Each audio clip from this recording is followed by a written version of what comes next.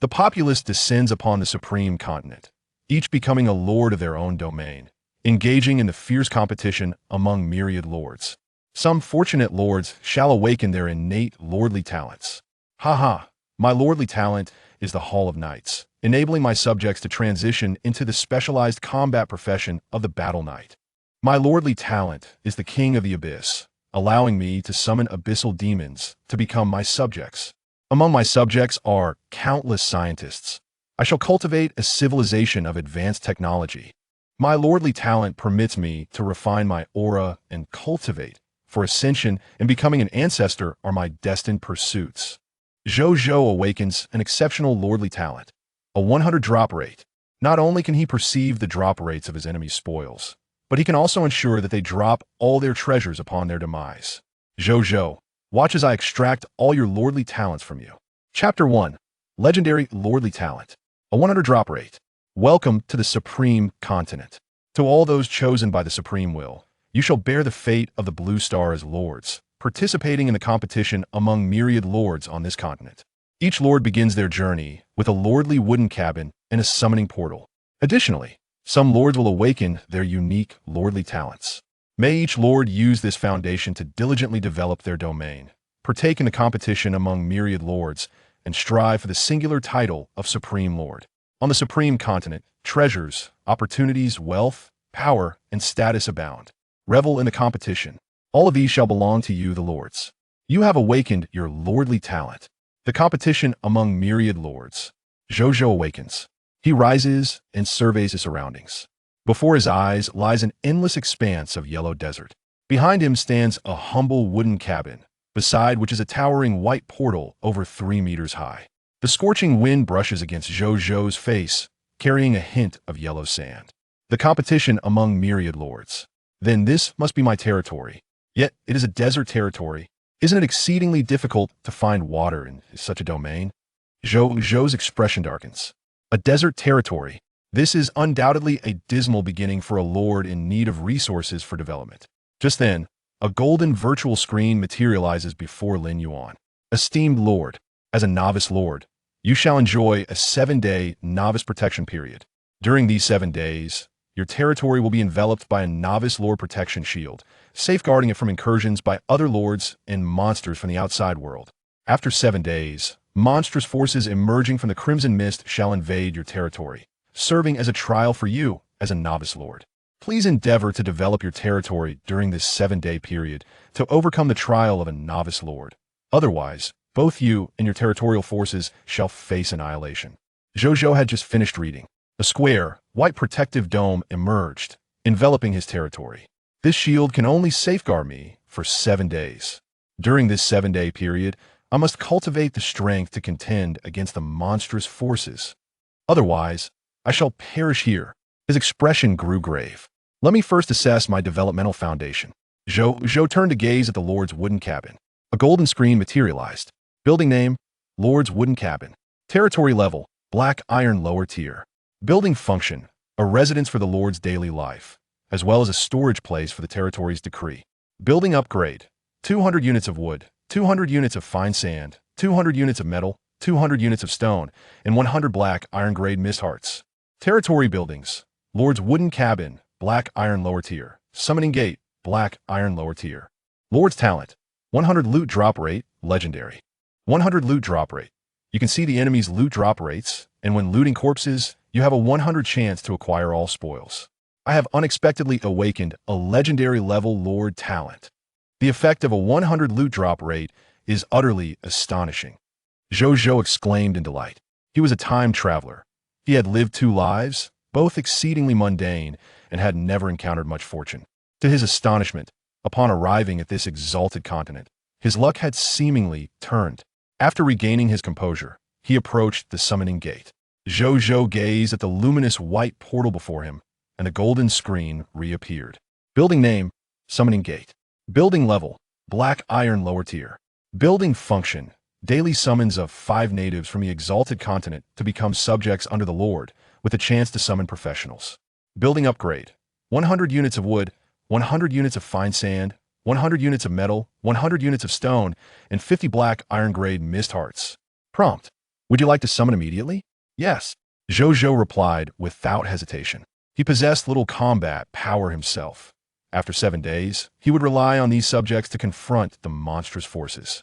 In the next moment, the summoning gate burst forth with an even brighter white light, and 5 individuals emerged from within. We have met the esteemed Lord.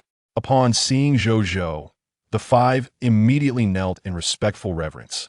Please rise, Zhou Zhou instructed. Thank you, esteemed Lord. The 5 stood up.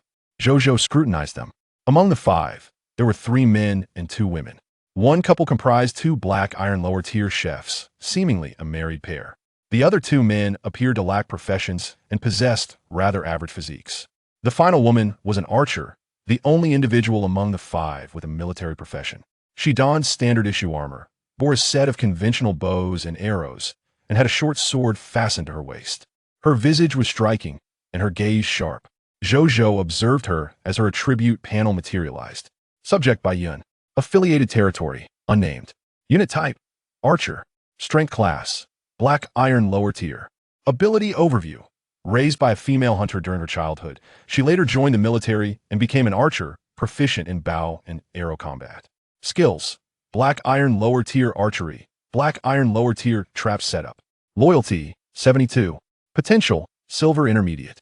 A military subject. Zhou Zhou nodded. This was the true combat power capable of confronting the mist creatures and other lords. I am Zhou Zhou. Welcome to my territory, everyone. However, since you have become my subjects and accepted my protection, you must obey my commands and serve me loyally. With monsters lurking in the vicinity, I trust you do not wish to face the external threats while contending with internal chaos. Are you willing? We are willing, the 5 responded eagerly. Zhou Zhou nodded. At that moment, a series of loud crashes echoed from a distance, accompanied by hissing sounds. The group's expressions changed. Let's go. We must investigate. With the novice lord's protective barrier in place, Zhou Zhou quickly regained his composure and led the 5 subjects toward the source of sound. Outside the protective dome, a lizard with yellow skin and blood mist-like eyes relentlessly rammed against the barrier, attempting to break through. Upon seeing Zhou Zhou and his companions, its eyes gleamed with a ferocious, bloodthirsty glint, and it roared at them. It's a creature from the Crimson Mist. Bai Yun's expression turned serious as she readied her bow and arrows for an attack. Zhou Zhou regarded the creature as its monster profile appeared. Monster name, Desert Mist Lizard. Strength class, black iron lower tier. Monster description, a creature from the sunlit desert, born amidst the crimson mist, inherently bloodthirsty, and fond of hunting all living beings that appear before it. Loot drop rate, 2 black iron grade mist hearts, drop rate, 100, 1 to 20 units of black iron lower tier desert mist lizard flesh, drop rate, 20 to 1, 1 kilogram water pouch, drop rate, 3, 1 unranked shield and sword soldier class change certificate, drop rate, 0.1. Chapter 2, the proof of class change for the sword and shield warrior. It turns out that the ground beneath my feet is called the Blazing Sun Desert.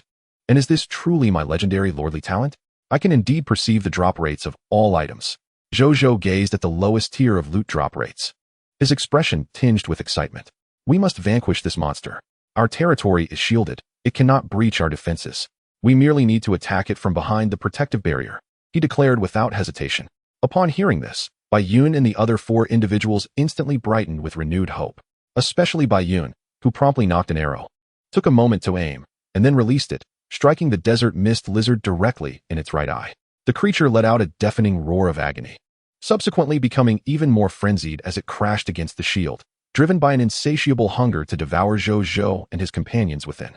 Observing this, Bai Yun began to unleash a flurry of arrows. The other 4, inspired by her boldness, picked up stones from the ground and hurled them at the desert mist lizard. After 3 to 4 minutes, as the creature attempted to flee, Bai Yun's arrow pierced its neck, resulting in a pitiful death cry. A notification of the kill appeared before Zhou Zhou. Your citizen Bai Yun has slain a black iron tier desert mist lizard, earning 1 promotion energy. Loot has been successfully gathered. Simultaneously, a gentle energy unexpectedly manifested at Zhou Zhou's heart, coursing through his limbs and enhancing his physical attributes. He also noticed he felt a tad more invigorated than before. Newbie Lord notification. Your territory gains promotion energy upon defeating enemies. 2/3 of this energy strengthens the Slayer, while 1/3 fortifies the Lord, augmenting their strength. Does this imply that we lords can grow stronger merely by lying in wait? This compels us to constantly venture forth and engage in battle, Zhou Zhou pondered. Lord, shall we retrieve the corpse of that mist creature? Bai Yun respectfully inquired. Zhou Zhou nodded in affirmation. Bai Yun, after surveying the area outside the shield for any threats, called upon the other four, and together they ventured out, lifting the corpse of the desert mist lizard and bringing it back to Zhou Zhou. Lord, please extract the loot. Otherwise, in 1 hour, this desert mist lizard's body will revert to mist and dissipate into the ether, only to be reborn at an unknown time, Bai Yun cautioned. Zhou Zhou was taken aback. Is that so? Can you all also collect the loot? He suddenly asked. Yes, but my luck has always been rather ordinary. During my military service, the best I ever received from such a desert mist lizard was, aside from the guaranteed drop of a mist heart, an additional 5 units of flesh. I have heard it can drop drinkable pure water, but I have never witnessed it myself, Bai Yun said, her confidence wavering toward the end. Zhou Zhou understood. The drop rate for a 1-kilogram water bag is merely 3, which is indeed quite low. However, for him, it is a different matter. Without wasting any more time, Zhou Zhou placed his hand upon the corpse of the desert mist lizard, feeling no need for concealment. This legendary talent would undoubtedly be utilized daily. One cannot hide forever. A golden prompt appeared. Would you like to extract the loot? Yes, Zhou Zhou thought resolutely. The next moment, a text notification emerged. Lord Talent notification. You have obtained 2 mist hearts, black iron tier, 20 units of desert mist lizard flesh, black iron lower tier, 1 kilogram water bag, and 1 proof of class change for sword and shield warrior, no tier. With a resounding clatter, the corpse of the desert mist lizard transformed into a multitude of loot that scattered across the ground, forming a small mountain of treasures. Water has emerged, and I see items I have never even heard of. What incredible fortune, my lord! Bai Yun exclaimed in astonishment. Zhou Zhou was equally thrilled. The spectacle of such a bountiful drop was utterly exhilarating. He composed himself, standing upright and addressing Bai Yun and the others. Convey all the loot to the entrance of my lord's wooden residence. Yes, the 5 responded, regaining their focus and promptly starting to transport the items. Zhou Zhou then picked up a book adorned with an illustration of a sword and shield warrior and began to read. Item notification, item name, proof of class change for sword and shield warrior. Item level, no tier. Item effect, a fundamental class change item. Upon use, one can become the foundational class of sword and shield warrior and receive corresponding standard equipment, along with 1 year of practical experience as a sword and shield warrior and initial strength at the black iron lower tier. Item description, proof of class change for foundational classes. Just 1 is sufficient to allow an ordinary person without strength to embark upon the extraordinary path of a class-based warrior. Zhou Zhou's eyes sparkled with excitement. What a marvelous item, truly worthy of being a drop with a probability of 0.01. After a moment of contemplation, he decided against using it himself. Firstly, he found little appeal in such a basic class.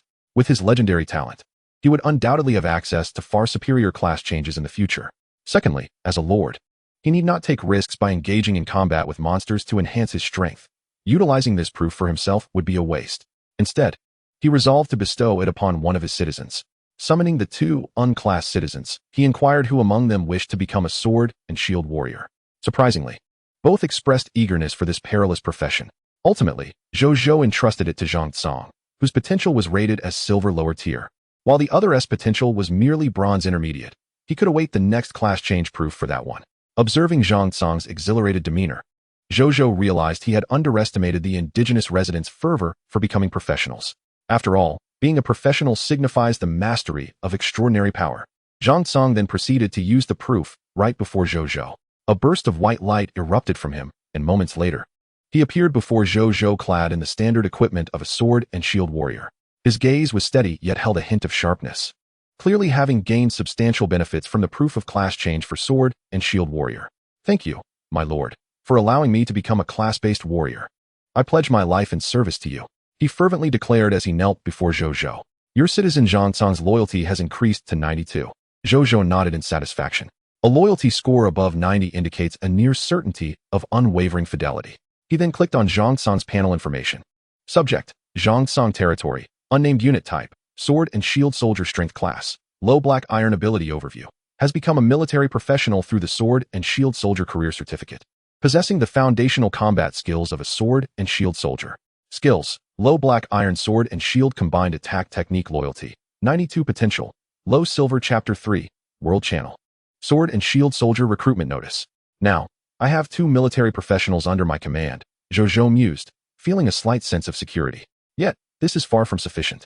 Zhang Tsong, along with Bai Yun, shall patrol the area within the territory's protective barrier, ensuring no fog monsters lurk nearby. Should any be found, you are to eliminate them and bring their remains to me. Remember, it is advisable to strike from within the safety of the barrier. If you are confident in your ability to avoid harm, you may attempt to venture outside the protective range to slay the monsters, but do not stray too far. Your safety is paramount, Zhou Zhou admonished. These two military professionals are his treasures. He would not wish for any misfortune to befall them. Yes, my lord. Zhang Tsong replied respectfully before departing to find Bai Yun and the others. At that moment, a series of 4 notification chimes suddenly resonated in Zhou Zhou's ears. Personal information of the Lord has been unlocked. The Blue Star Lord World channel has been unlocked. The Blue Star Lord Exchange has been unlocked. The Friends list has been unlocked. Zhou Zhou was taken aback and first accessed his personal information. Title: None Strength Class. Low Black Iron Territory Name.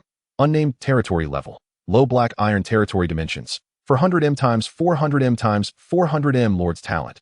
100 Drop Rate. Legendary. Territory Buildings. Lord's Cabin. Low Black Iron. Summoning Gate. Low Black Iron. Racial Talent. None Equipment. None Skills. None Fog Hearts. 2 Source Crystals. 0. After pondering briefly, Zhou Zhou decided to name his Lord title Lord of the Radiant Sun and his territory City of the Radiant Sun, as the land beneath his feet is the Radiant Sun Desert, and he felt no need to consider other names. He then opened the Blue Star Lord Exchange and Friends list. The Blue Star Lord Exchange serves as a marketplace for all lords to trade goods. However, since it has just opened, there are currently few items available, primarily basic materials such as stones, wood, and metal. His Friends list was equally barren. Observing this, Zhou Zhou opened the Blue Star Lord World channel. In the next instant, a virtual screen set against the backdrop of Blue Star materialized before him, displaying a torrent of messages from lords continuously refreshing within the channel. Brothers and sisters, have we truly crossed over? We have indeed crossed over. This is no dream. Just now, I slapped one of my summoned citizens, and the fool retaliated with a resounding slap of his own. My face still stings. Most newly summoned citizens have loyalty barely above passing. It's best to avoid actions that might diminish their loyalty. Haha, what is your Lord's talent? I possess the Diamond Level Lord Talent, Knight's Hall, which grants my territory a unique building that allows me to send citizens into it to become special combat professionals known as Battle Knights. Wow, Diamond Level Lord Talent. I only have a Black Iron Level Lord Talent that allows me to summon 3 additional citizens daily from the Summoning Gate. I'm not doing too shabby. I have a Bronze Level Lord Talent, Spirit Master S Post, which gives me a chance to recruit Spirit Master professionals passing through my territory. I have a Gold Level Lord Talent, Falcon Legion. My territory comes with a Falcon Barracks that can recruit a Special Operations Unit equipped with Blue Star technology. The disparity in Lord Talents across different levels is quite evident. Alas, I envy you all. I have not awakened any Lord Talent. Why can you all awaken talents while I cannot? This is unfair. The lifespan of the European Locust is extremely short. Have you ventured to fight the creatures of the Crimson Fog? I just sent my citizens to attack an Ironfang Foghound from behind the barrier, and despite their efforts, we only acquired 2 Fog Hearts and a unit of flesh. Do you have monsters over there? I have them here too. I have them too. And there are 7 or 8. And they can drop flesh? Why did I only receive 2 Fog Hearts? Zhou Zhou pondered for a while, reflecting on the words of these lords. From their discussions, it appeared that high-level lord talents were exceedingly rare.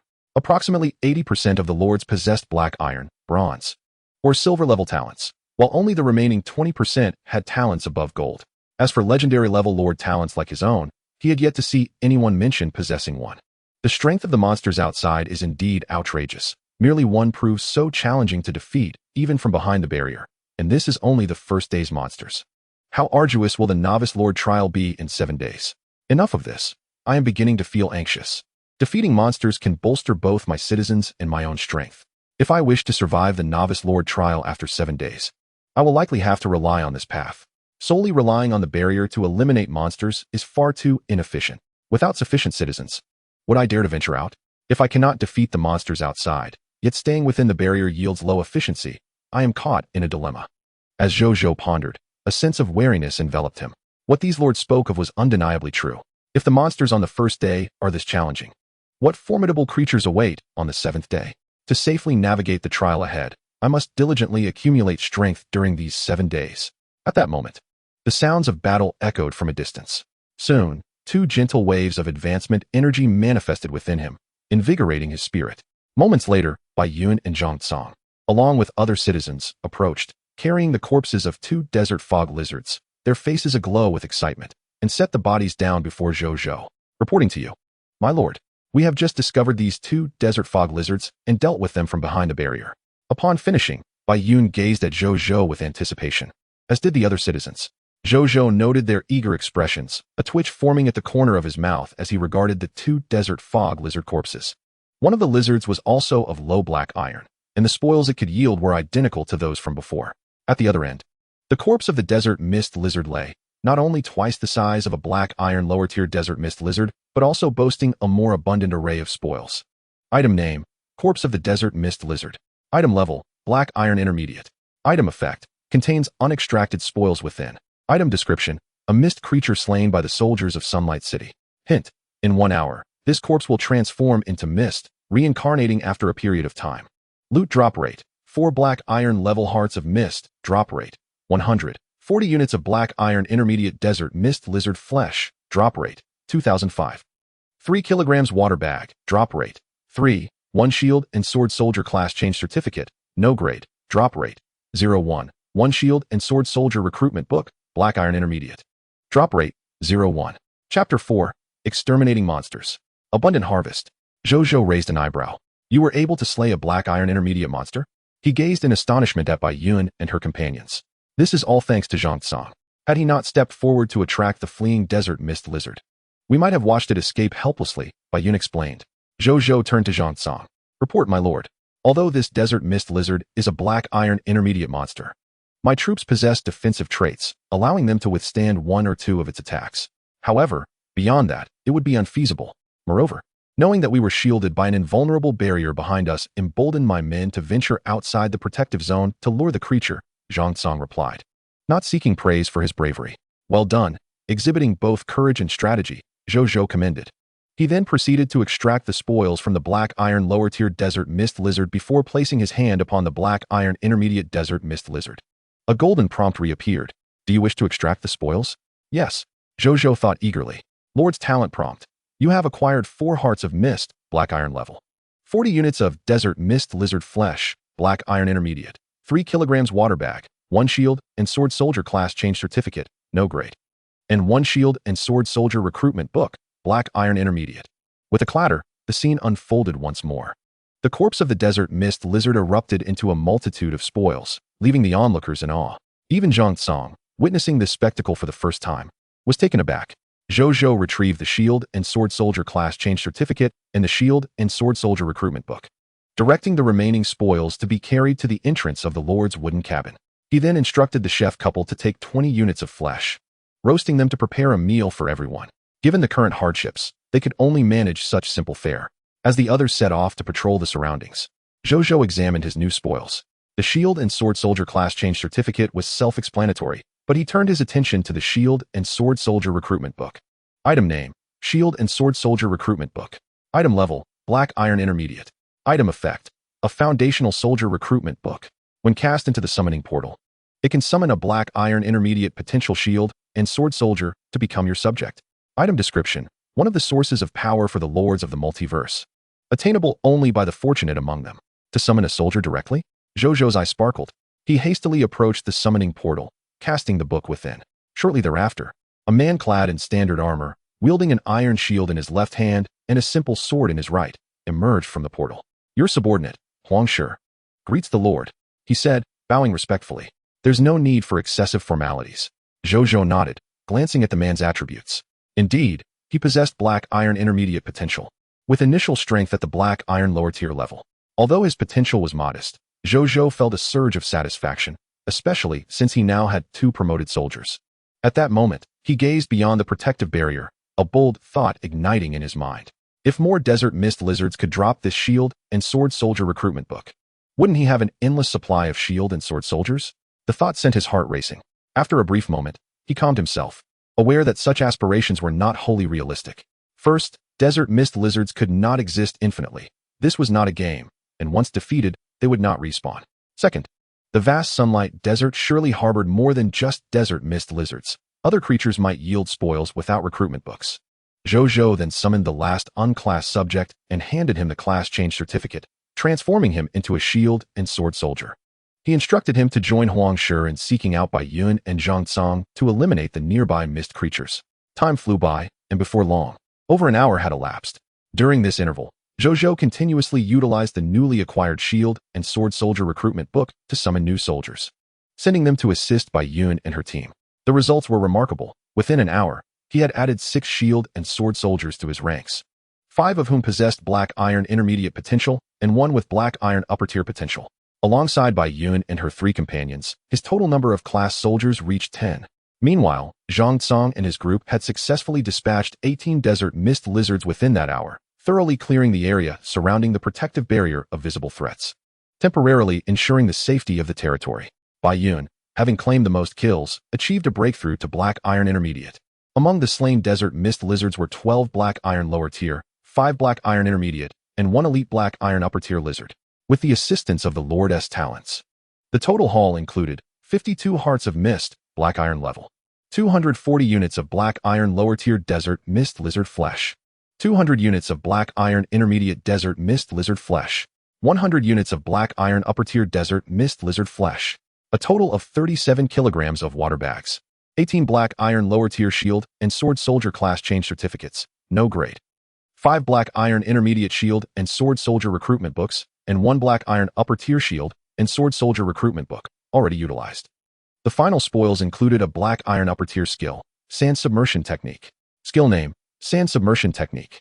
Skill quality, black iron upper tier. Skill description, the ability to manipulate the sands beneath one's feet, allowing for swift burrowing into the desert, serves various purposes such as rapid movement underground, concealment, and evasion. This skill book was a prize trophy dropped by an elite desert mist lizard. Zhou Zhou clapped his hands together, and a prompt appeared. Would you like to learn the skill sand burrowing technique? Yes, Zhou Zhou replied. In the next instant, the skill book transformed into countless golden rays, merging into his forehead. Zhou Zhou closed his eyes, and after a brief moment, he opened them again. He gazed at the ground beneath him, feeling an inexplicable sense of being able to control the sand and burrow into it. The territory I inhabit is a desert realm. This sand burrowing technique will undoubtedly be immensely useful to me. Zhou Zhou felt a profound satisfaction with his first skill.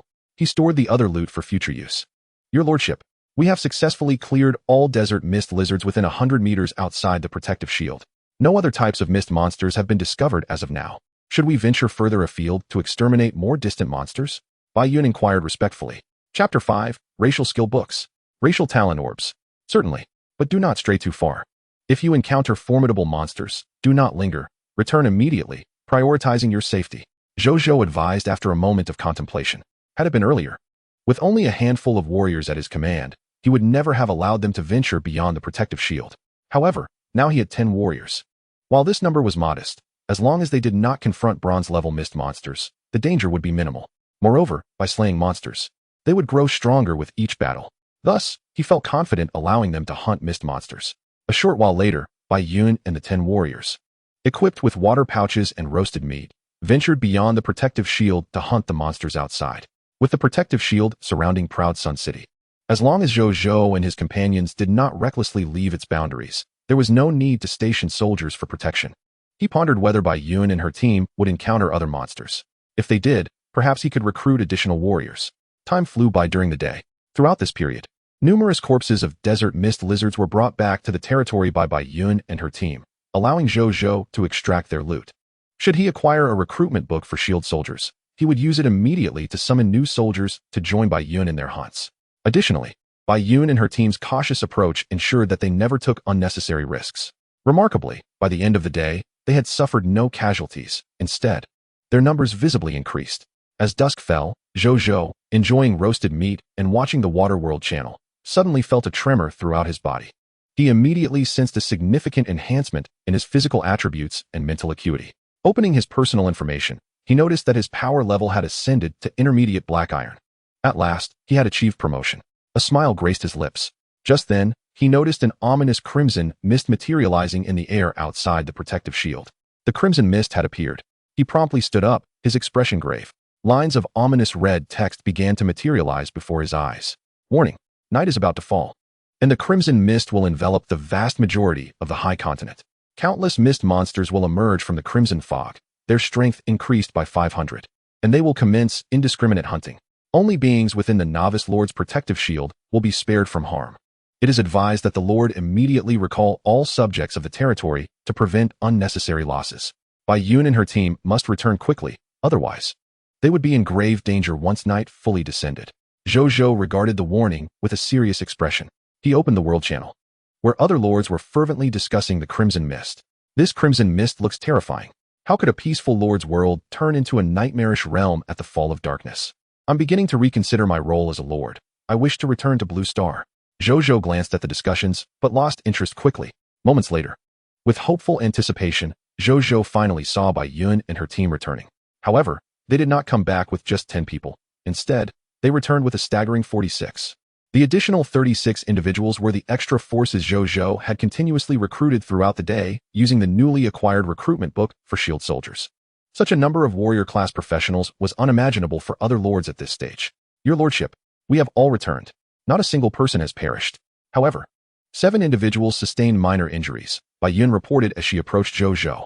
Take them to rest and recuperate, Zhou Zhou instructed. Yes, Bai Yun bowed and led the injured to find a place to rest, while also directing some soldiers skilled in erecting temporary tents to set up accommodations for the night. Zhou Zhou admired her efficient command.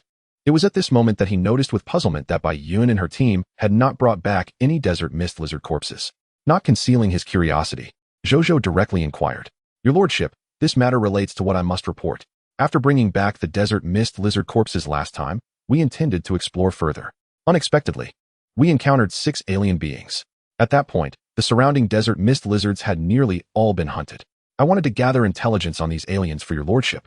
So we temporarily abandoned the search for more desert mist lizards, Bai Yun explained. Aliens? Zhou Zhou's heart skipped a beat. Could they be other lords from different realms? Or perhaps different types of mist monsters?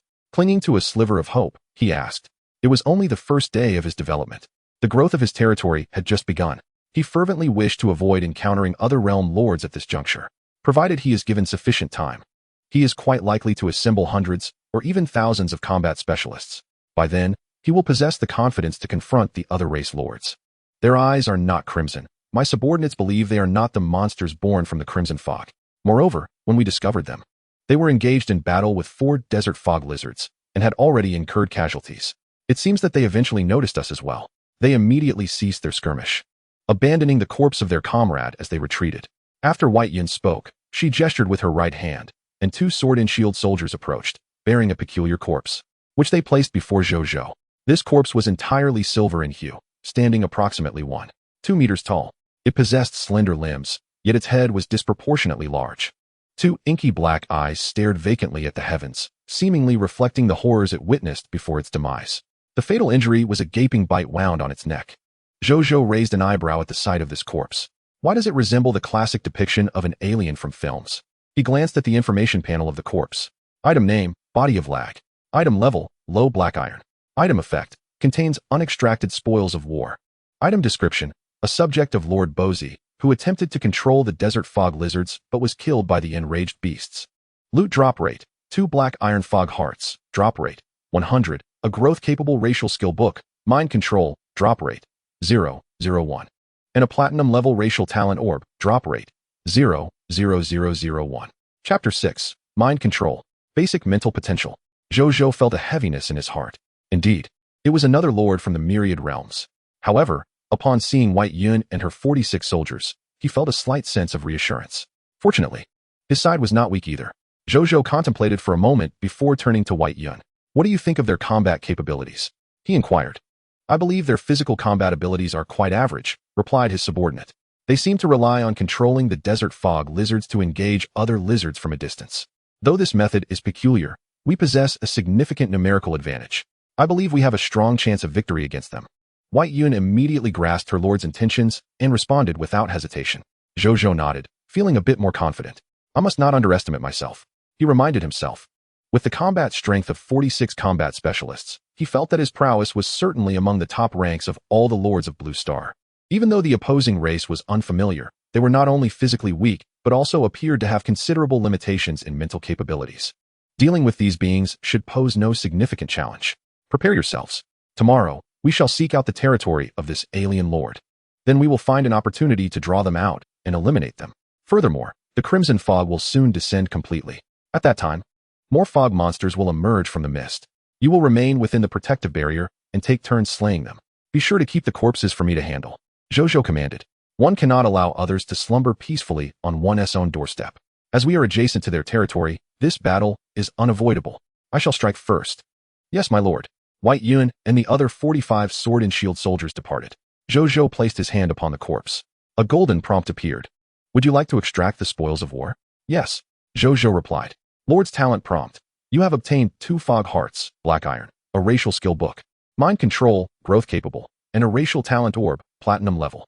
Zhou Zhou returned to the Lord's wooden house with these spoils. Upon entering the modest dwelling, aside from the simple furniture, his gaze fell upon a pristine rectangular stone tablet inscribed with the character for territory. Name, Territory Tablet. Associated Territory, Proud Sun City. Level, Low Black Iron. Durability, 1000. Description, the foundation of the Lord, containing the territory token. If the token is taken by any being other than the Lord, the territory is considered destroyed, and the token holder automatically loses their Lord status. Current Lord, Lord of Proud Sunday, Zhou Zhou had previously examined it, so he merely glanced at it before turning his attention to the spoils he had just acquired. First, he inspected the racial skill book that had a drop probability of 1 in a million. Skill name, Mind Control. Skill quality, Growth Capable. Skill description, harnesses mental power to invade the consciousness of other life forms, allowing for a brief period of enslavement. The level of the enslaved subject and the duration of enslavement depend on the strength of the user's mental power. This must be the method those other races employ to control the desert fog lizards, Zhou Zhou surmised. He then chose to learn it. Upon mastering the skill, he discovered a long-buried power within his mind. Previously imperceptible, he could now not only sense it, but also wield it to enslave others. So this is what growth capable means. If my mental strength is at the black iron level, I can control black iron level beings. If my mental strength is higher, then both the strength of the beings I can control and the duration of control will also increase. That is why it lacks a fixed rating, Zhou Zhou realized. He then turned his attention to the loot with a drop rate of 1 in a million, the platinum level racial talent orb. Treasure name, racial talent orb, basic mental potential. Treasure grade, platinum level.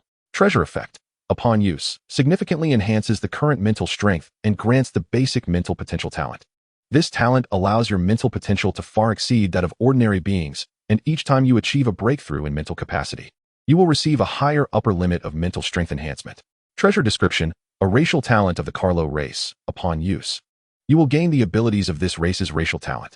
Note, the benefits from this talent's breakthroughs will persist until you reach the platinum level.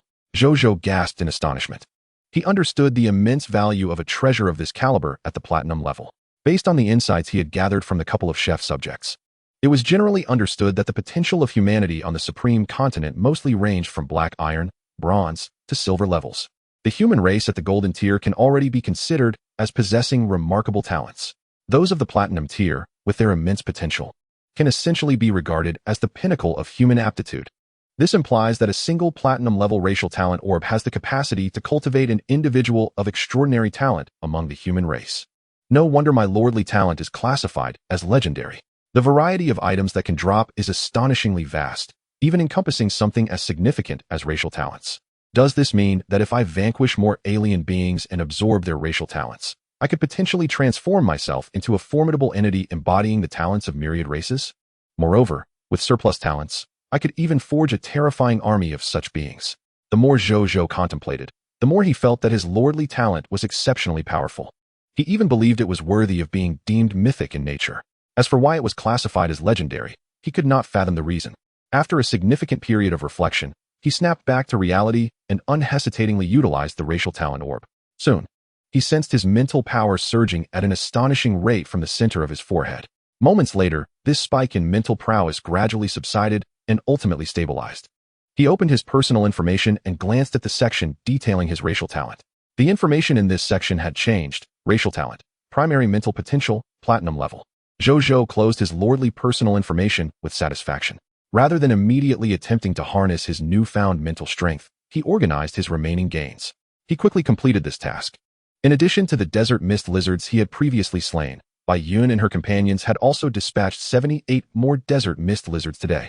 Among them, 42 were of the black iron lower tier, 35 were of the black iron intermediate tier, and 1 was of the black iron upper tier. They collectively yielded 35 black iron intermediate recruitment scrolls for sword and shield soldiers and 1 black iron upper recruitment scroll for sword and shield soldiers. These had already transformed into the 36 sword and shield soldiers following Bai Yun. Additionally, there were 78 proof of class transition for sword and shield soldiers, which currently held no utility due to the absence of unclassed commoners. Finally, there were 232 black iron level mist hearts, 340 units of desert mist lizard flesh, black iron lower, intermediate, and upper, 147 kilograms of water bladders, and a black iron upper sand submersion technique skill book. It seemed time to upgrade the territory. Zhou Zhou mused as he surveyed these resources. Chapter 7. Ranking first in views. 20,000 units of basic materials. Zhou Zhou first accessed the Blue Star Lord World channel. The World channel was as lively as ever, with numerous Lord's messages refreshing at a rapid pace. What on earth is the drop rate for these mist creatures? Is it truly so difficult to procure a piece of meat? A Lord well-versed in statistics had analyzed that the probability of monsters dropping flesh upon defeat ranges from 20 to 30%. Thus, defeating 5 monsters could yield a single unit of flesh. With some effort, we might still be able to feast. This probability is utterly disheartening. Mist creatures are hardly so easy to slay. How I long for the days of Blue Star games, where a single strike could deal 999 damage and equipment would drop freely. Oh, great lords, spare me a morsel. If not, even wild fruits and vegetables would suffice. If I don't find something to eat soon, my commoners may very well devour me. Speaking of which, I suddenly recalled the peculiar looks my 5 famished commoners had been casting in my direction. Oh no, brothers, flee. Being a lord is not worth it. Survival is paramount. I must not become a meal for my commoners. Gentlemen, could you spare a bite? I have enticing photographs to share in return. I refuse to believe it. Unless you let me see first. Zhou Zhou was taken aback. He opened the Blue Star Lord trading post, and, indeed, discovered that the availability of food for sale was scant. Even when a lord did list food, it would be snatched up in an instant by others. Presently, over 80 of the transactions in the trading post involved the sale of basic materials such as wood, metal, stone, and fine sand. Most of what they sought were food items. Meat, of course, is the most desirable. Wild fruits and vegetables would also do. Zhou Zhou's expression was peculiar. Due to his 100 drop rate, he had amassed nearly 3,000 units of desert mist lizard flesh today. Thus, he had never worried about food. In fact, he was more concerned about how to prevent the excess flesh from spoiling. He had not anticipated that other lords were suffering so greatly from a lack of food. With this thought, an audacious idea struck him. He initiated a trade request and began to set the trading parameters. Moments later, the setup was complete. Trade name, the Proud Sun Lord's Deal. Trade goods, 1,000 units of black iron lower tier desert mist lizard flesh. Trading requirement, 20 units of basic materials per 1 unit of black iron lower tier desert mist lizard flesh. Each lord may trade a maximum of 10 units of desert mist lizard flesh. Note, for any special treasures, feel free to contact me for a separate transaction. Current trade view ranking, 4, 212, 451, 514. At this early stage of lordly development, it is no wonder that flesh is so valuable while the prices of basic materials remain low. Once all lords have developed and food becomes more accessible, such a situation will cease to exist. I can fully exploit this opportunity to sell vast quantities of flesh at a premium, thereby acquiring substantial basic materials. This will also conveniently elevate the level of my structures. The more Zhou Zhou contemplated, the brighter his eyes became. As for why each lord could purchase only 10 units of flesh from him, it was a strategic consideration. He did not wish for the goods he sold to become the sustenance that empowered other lords, who might later turn against him.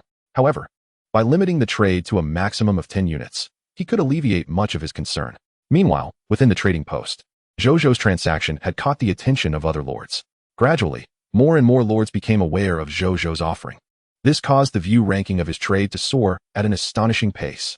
Current trade view ranking, 3, 554, 629, 999.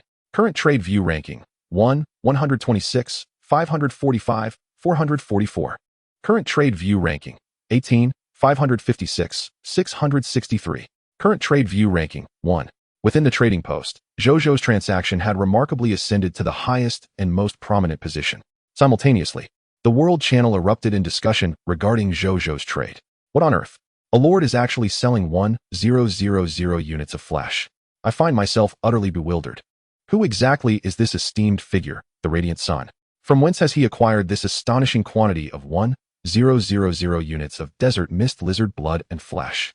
According to the assertions of that statistical luminary, this individual must have slain at least 5,000 000 lesser black iron desert mist lizards to amass such a substantial amount of tiered flesh. It is preposterous. What extraordinary lordly talent does this man possess? Does he command dragon soldiers?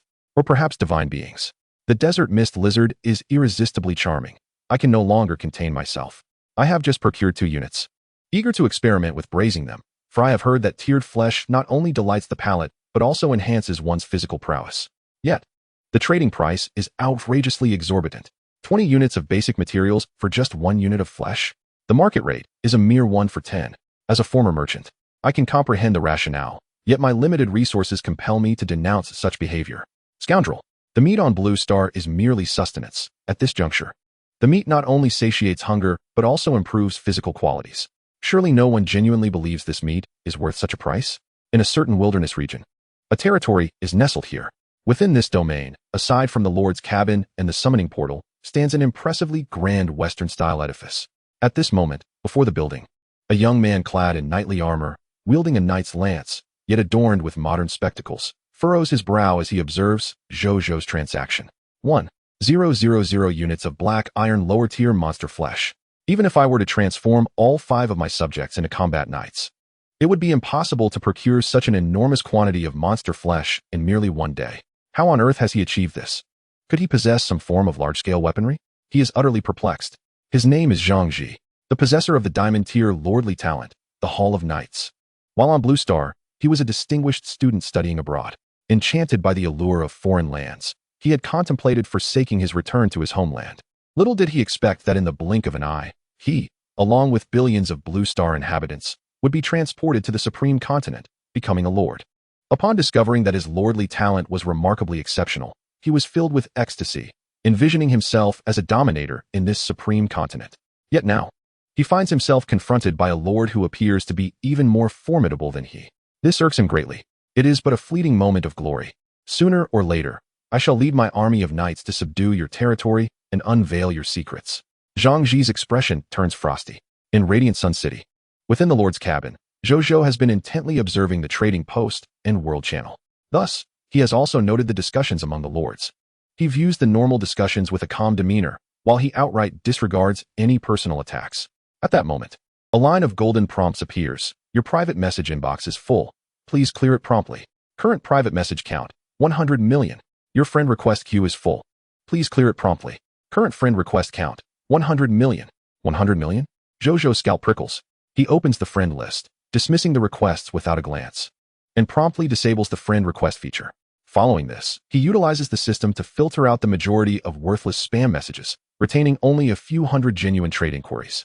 After completing this task, the background finally quiets down. He breathes a sigh of relief, then slowly begins to review the private messages.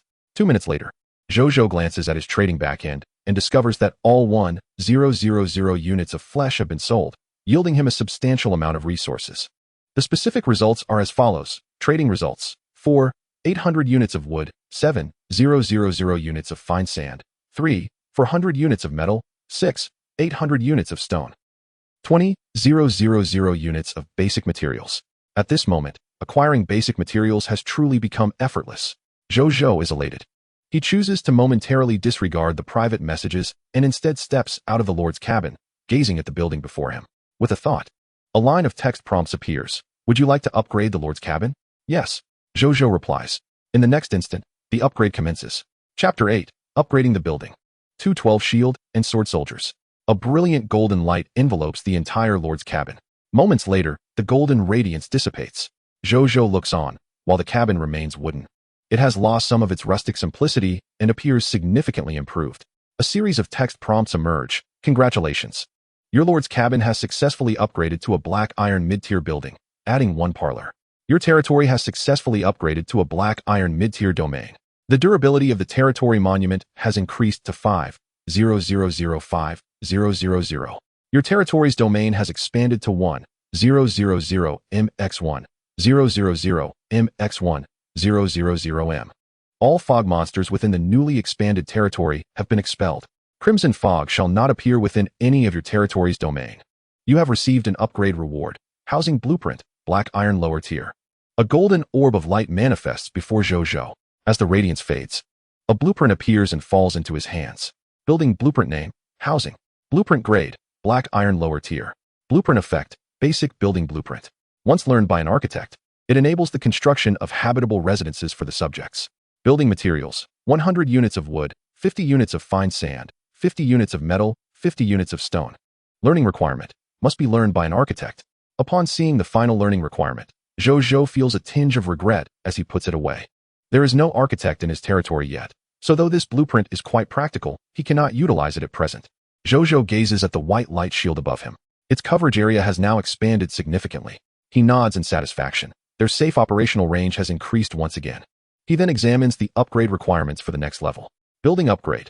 500 units of wood, 500 units of fine sand, 500 units of metal, 500 units of stone, 500 black iron mist hearts, and 1 black iron territory token. Zhou Zhou furrows his brow slightly. He has more than enough basic materials. However, he currently possesses only 196 black iron mist hearts, falling short by 304. As for the black iron territory token, that can only be obtained by conquering the territories of other lords. Now, he naturally did not have it. Shaking his head, he approached the summoning gate and upgraded it. Congratulations. Your summoning gate has successfully been elevated to a black iron intermediate structure. You can summon 3 subjects daily. Among the subjects you summon each day, one will certainly be a professional. The upgrade of the summoning gate did not result in significant changes. It merely flickered slightly before returning to tranquility. However, Zhou Zhou was quite pleased with this enhancement. This is excellent. Now I can summon 8 subjects daily, and one will definitely be a professional. I hope tomorrow brings me an architect. Otherwise, my soldiers will have to reside in makeshift tents every day, he mused with anticipation. He glanced at the upgrade requirements for the summoning gate, now elevated to black iron. Building upgrade. 300 units of wood, 300 units of fine sand, 300 units of metal, 300 units of stone, 300 black iron grade mist hearts, and the territory level must be elevated to black iron. The difficulty of subsequent upgrades for both the Lord's wooden house and the summoning gate had dramatically increased, prompting Zhou Zhou to ponder. Suddenly, he heard the familiar roars and collisions of the desert mist lizards in the distance. Recognizing the sound, he made his way toward the source. Soon, he arrived at the scene, witnessing 8 desert mist lizards fiercely colliding with the novice lord's protective barrier amidst the crimson mist. Unlike during the day, these desert mist lizards were now not only shrouded in crimson mist around their eyes, but were also enveloped by it entirely. Under the influence of the crimson mist, their sizes had increased considerably, making them appear as if they had emerged from the depths of hell. Zhou Zhou observed these creatures. 7 were black iron lower grade, and 1 was black iron intermediate. The drop rate of loot remained unchanged. No wonder the Supreme will advised us not to leave the novice lord's protective barrier at night. Under the crimson mist, the combat power of these monsters had surged, yet their drop rates had not improved at all. For most lord players, engaging them would be a strenuous and unrewarding endeavor. However, for me, it is an opportunity to acquire substantial loot, Zhou Zhou thought. Greetings, Lord. Within the barrier, 46 soldiers, including Bai Yun, stood resolutely against the 8 desert mist lizards. Upon seeing Zhou Zhou, they immediately expressed their respect. Do not mind me. Handle it yourselves, Zhou Zhou replied. Just then, he noticed that Bai Yun's arrows had dwindled to only 3, and they were clearly well used. Contemplating for a moment, Zhou Zhou opened the Blue Star Lord trading post and searched for arrows. After reviewing the results, he selected and purchased 100 iron-crafted arrows using 5 units of black iron lower-grade desert mist lizard blood. These arrows appeared standard and new, likely crafted not long ago by a lord with life profession subjects. Here, take these. Zhou Zhou handed the retrieved arrows to Bai Yun. Thank you, my lord. These arrows are precisely what we need. Bai Yun's eyes brightened as she promptly accepted the gift. She wisely refrained from asking further questions. Subsequently, Bai Yun and her comrades engaged the 8 desert mist lizards. The shield soldiers relentlessly swung their great swords against the creatures, while Bai Yun waited for the opportune moment to unleash deadly cold arrows. Soon, the first casualties among the desert mist lizards began to appear. Zhou Zhou observed for a while, his gaze ultimately resting upon the black iron intermediate desert mist lizard, the strongest among the 8. With a thought, his spiritual energy surged forth from his brow, instantly penetrating the brain of the desert mist lizard. Mind control. The creature immediately stiffened in place. Moments later, it emitted a low growl and turned to attack the other desert mist lizards. This spectacle left both sides momentarily astounded. Do not harm that desert mist lizard. It is now my enforcer. Zhou Zhou's voice echoed from behind Bai Yun and the others. Shocked, they exchanged glances, then became even more invigorated. Kill. With renewed morale, the 46 soldiers wielded their blades with greater vigor. Zhou Zhou sensed that his mental energy was still abundant. So his gaze shifted to another black iron lower-grade desert mist lizard. He activated mind control once more. Soon, this desert mist lizard also became his enforcer and immediately joined the assault on the remaining creatures. It seems that controlling one black iron intermediate beast alongside one black iron lower-grade beast is my limit. If I attempt to control another black iron lower-grade desert mist lizard, my mental energy might be completely drained, and I could very well faint, Zhou Zhou mused, gently massaging his slightly pained temples. After a brief period, under the coordinated assault, the remaining 6 desert mist lizards were vanquished. Lord, Bai Yun and her companions brought the 6 slain desert mist lizards' corpses before Zhou Zhou, gazing at him with awe and fervor, evidently impressed by his earlier display of power. Zhou Zhou regarded the prompt indicating the increase in loyalty with calm composure and began to extract the loot, subsequently continuing his search for other desert mist lizards to battle. Time flew by swiftly, and before long, an entire night had passed. As the first rays of sunlight appeared, the crimson mist dissipated at a visible pace, and most of the monsters born from the mist vanished along with it. Only a few mist creatures remained permanently on the supreme continent. The mist has finally cleared. Zhou Zhou stretched lazily. At that moment, Bai Yun approached briskly with all the soldiers standing before him. My lord, all the desert mist lizards surrounding the territory have been eradicated, Bai Yun reported respectfully. Zhou Zhou nodded, a smile gracing his face as he observed the troops behind Bai Yun. A total of 212 solemn-faced shield soldiers stood behind her. Among them, Bai Yun had advanced to Black Iron Intermediate, while 8 others, including Zhang Tsong, had also achieved Black Iron Intermediate status. This was the outcome of their night of combat. Everyone, let us dine and then rest for 6 hours. After 6 hours, we shall reconvene here. Following that, we shall march forth to assault the domain of the alien lord, he declared in a somber tone. Yes, the crowd thundered in unison, their voices resonating like a tempest. Chapter 9, 60,000 units of basic materials. Gold-level potential subjects.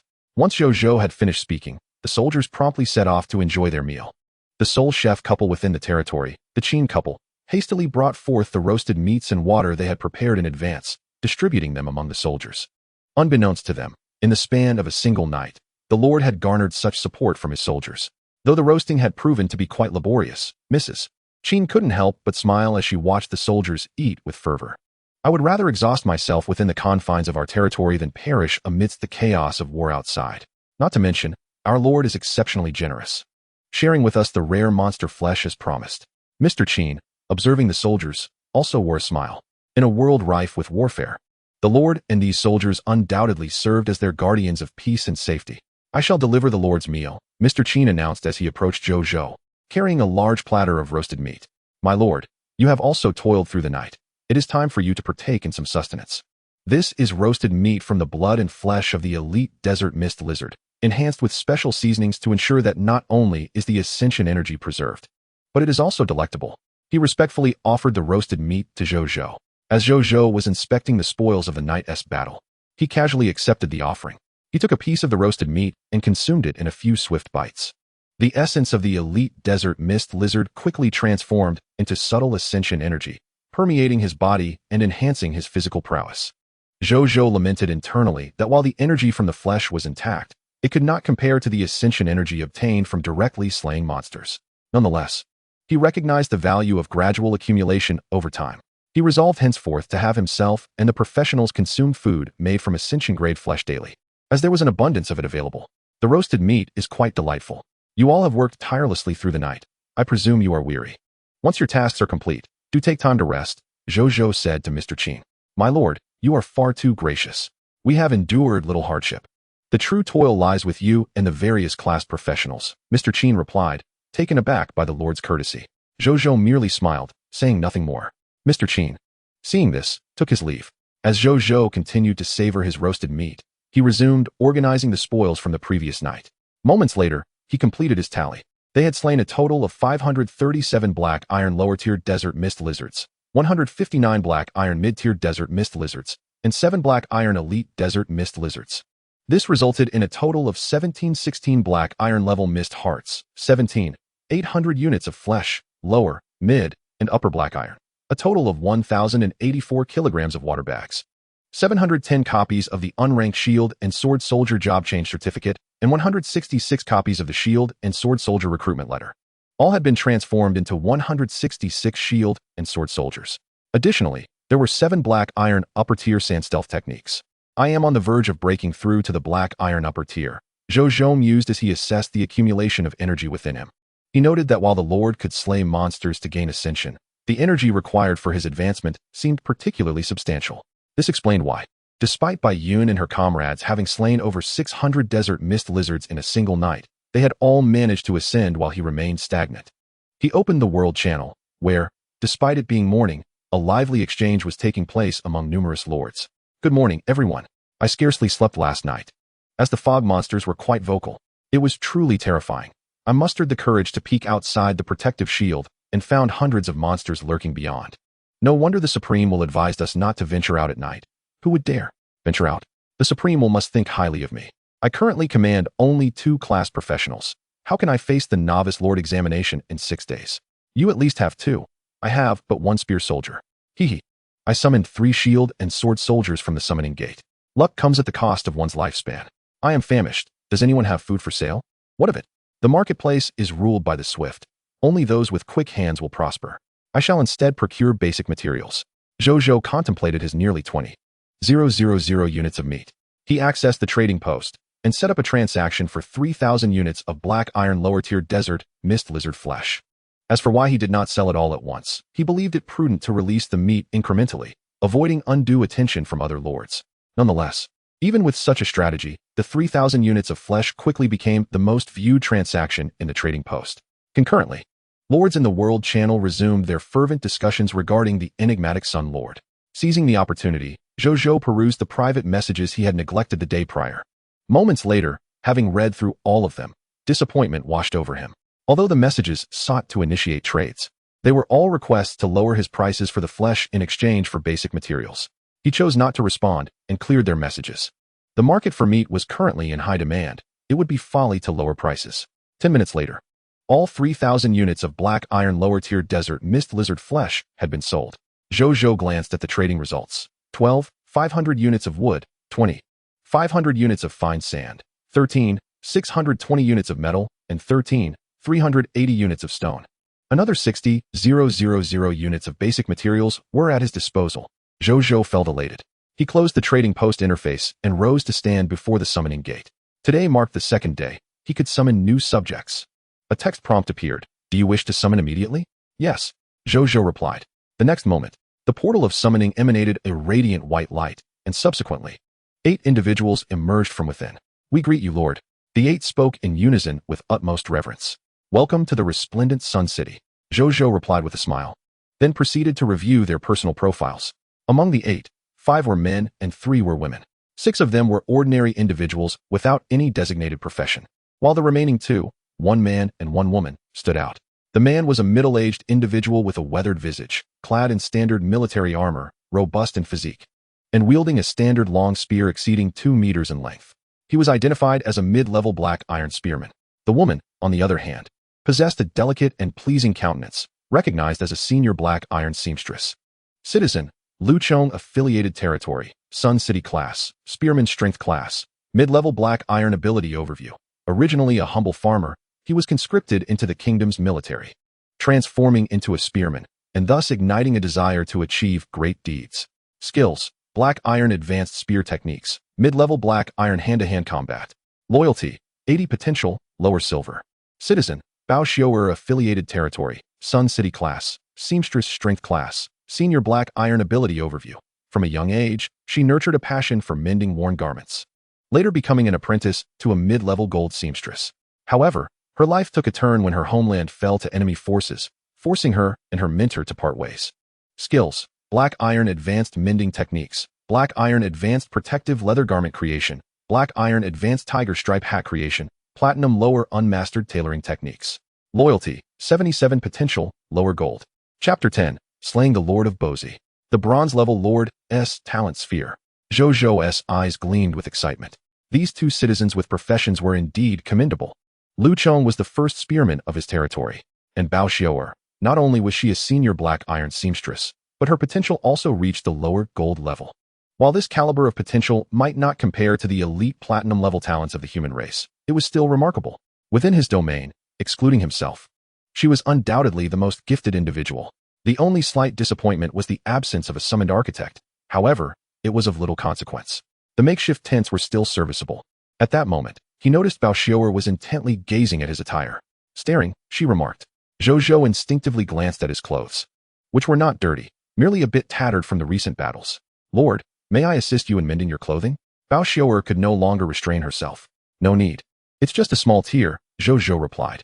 Staring, she reiterated. Fine, here you go, Zhou Zhou conceded, removing his shirt and handing it to her. Bao Xiaoer joyfully accepted the garment, daringly casting a glance at his abdominal muscles. She then turned and seated herself on a nearby stone, producing a sewing kit from her waist, and diligently began her repairs. Zhou Zhou, observing her, decided not to interfere. He instructed Lu Chong to seek out Bai Yun for her guidance, and subsequently assigned the remaining 4 men to become sword and shield soldiers.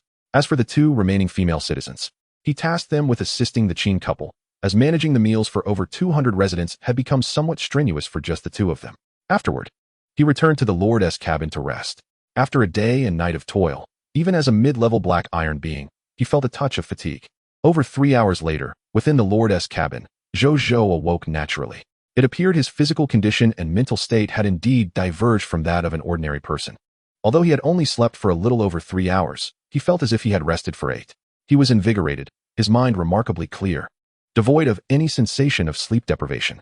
Dismissing further contemplation, he rose and exited the Lord's cabin, only to find a throng of soldiers gathered outside. They had all rested well, and were now engaged in casual conversation in small groups. Upon noticing the Lord's emergence, they promptly stood, regarding Zhou Zhou with expressions of respect. Bai Yun, who had been diligently polishing her bow and arrows nearby, quickly approached him. My lord, she addressed him with reverence. How is the rest and recovery going? There haven't been any unforeseen incidents, I trust? Zhou Zhou inquired. Reporting to you, my lord, we are fully rested and ready for combat. As for any incidents, nothing significant occurred, except that the new seamstress seems inexplicably fixated on the soldiers' standard equipment. Bai Yun hesitated before adding. Zhou Zhou contemplated the soldiers' somewhat damaged standard gear from their skirmish with the desert mist lizards. Do not concern yourself with her. She means no harm. Now that we are all rested, let us promptly organize the troops. Prepare to leave the territory and engage the alien lords. Zhou Zhou commanded solemnly. Will you also be joining, my lord? Their numbers are not overwhelming. We can handle it without you, Bai Yun hesitated. I must go, Zhou Zhou replied, shaking his head. He was acutely aware that remaining within the territory was the safest option, yet he had compelling reasons to participate. Moreover, with over 200 soldiers to safeguard him and a clear understanding of the enemy's racial abilities, the likelihood of encountering danger on this expedition was minimal. Understood, Bai Yun conceded, refraining from further persuasion. She trusted that the Lord had his own considerations. Soon afterward, Bao Xiaoer returned with the mended clothing and presented Zhou Zhou with 2 pieces of equipment. My lord, these garments are for you. They are my previous works and represent my heartfelt intentions. May you return triumphantly, Bao Xiaoer proclaimed with enthusiasm. Thank you, Zhou Zhou said, somewhat surprised as he accepted the offered equipment, which consisted of a blue leather jacket and a blue tiger-striped hat. He glanced at them, raising an eyebrow in intrigue. Equipment name, protective leather armor. Equipment grade, superior black iron. Equipment effect, reduces physical damage from black iron weapons to the wearer by 30%. Black iron weapons cannot penetrate the wearer's body. Description, donning this leather armor grants you remarkable resilience. Equipment name, tiger stripe hat. Equipment grade, superior black iron. Equipment effect, reduces spiritual and soul damage from black iron tier abilities by 30% when encountering black iron control abilities. There is a 30% chance of direct immunity to the corresponding effects. Description, a defensive gear crafted from the hide of the illusory mist tiger. Exceptionally effective against spiritual and soul-based abilities. The utility of these 2 pieces of equipment is indeed impressive, Zhou Zhou mused with a hint of surprise. He then refrained from further comments and led the group, along with the 2 controlled desert mist lizards, out of the scorching sun city. An hour later, they finally arrived at the territory of Lord Bozy. In the distance, within the square novice lord's protective barrier, the lord's wooden house and summoning portal were clearly visible, alongside a peculiar workshop-like structure adjacent to the wooden house. A member of the Carlo tribe sat in front of that building, basking in the sun on a chair, with 2 black iron intermediate desert mist lizards lounging beside it. It appeared to be the only Carlo present, as the others were likely out hunting. This must be the Lord Bozy spoken of by the Great Lord. If only they could lure him out of the novice lord's protective barrier and eliminate him. This territory would be as good as obliterated. But how could they entice him out to slay him? Behind a sand dune, Bai Yun crouched beside Zhou Zhou, furrowing her brow in contemplation, at a loss for a solution. "I have an idea we could try," Zhou Zhou suggested. Bai Yun was momentarily taken aback, and Zhou Zhou then whispered some thoughts in her ear. After he finished, he looked at her expectantly. Her cheeks flushed slightly as she replied with shining eyes. "I believe the Great Lord's method has a considerable chance of success. No wonder the Great Lord insisted on coming. This is indeed something only he could accomplish. Then let us proceed with the plan." Zhou Zhou nodded in agreement. Within Bozi City, Lord Bozi reveled in the sunlight. As a Carlo, it did not require sustenance, but only needed to bask in sufficient sunlight to meet its daily energy needs for movement and growth. "Once I summon more of my kin and control additional desert mist lizards, I shall immediately seek out that unfamiliar foreign lord's territory. I, the great legend of Lord Bozi, shall commence my conquest by vanquishing the first foreign lord." Bozi's heart burned with ambition as it recalled the foreign beings encountered yesterday. Suddenly, a series of loud thuds and a roar reached its ears. Bozi stood up, directing its gaze toward the source of the sound. It noticed a battered desert mist lizard, evidently having endured countless battles, repeatedly crashing against the protective barrier of its territory. Hadn't the nearby desert mist lizards been cleared out? Was this one a newcomer? Bozi was taken aback, but upon seeing the creature's injuries, a smile crept upon its lips. "What a foolish mist creature. How dare it approach my domain in such a state?" Our analysis was indeed correct. These mist creatures possess little intelligence. Calling upon its two enslaved desert mist lizards, it approached the protective barrier, still accompanied by a black iron intermediate lizard. "What a splendid opportunity, a heart of mist delivered to my doorstep," it mused. It then commanded the two desert mist lizards to leave the protective barrier and slay the injured kin. The three desert mist lizards engaged in combat, but soon Bozi observed the injured lizards suddenly turn and flee. Pursue. Having witnessed such occurrences many times over the previous day, Bozi unhesitatingly issued the command. The two desert mist lizards immediately gave chase, and Bozi followed, maintaining a distance to control them. It felt no concern for its safety, as the surrounding mist creatures had already been cleared by its subjects. At that moment, a cacophony of gravel colliding rang out behind it, and an intense sense of crisis surged within Bozi's mind. As it turned around, it spotted four foreign beings wielding blades and shields charging from behind. It let out a shriek, but in the next instant, a flurry of chaotic strikes descended upon it. Lord Bozi perished on the spot, eyes wide in disbelief as it gazed skyward, unable to fathom the abrupt end of its life.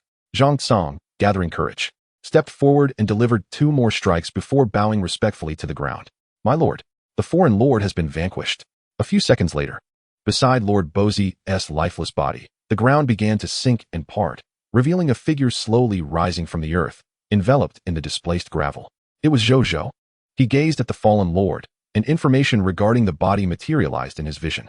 Item name, Lord Bozi's corpse. Item grade, black iron intermediate. Item effect, contains unclaimed spoils within.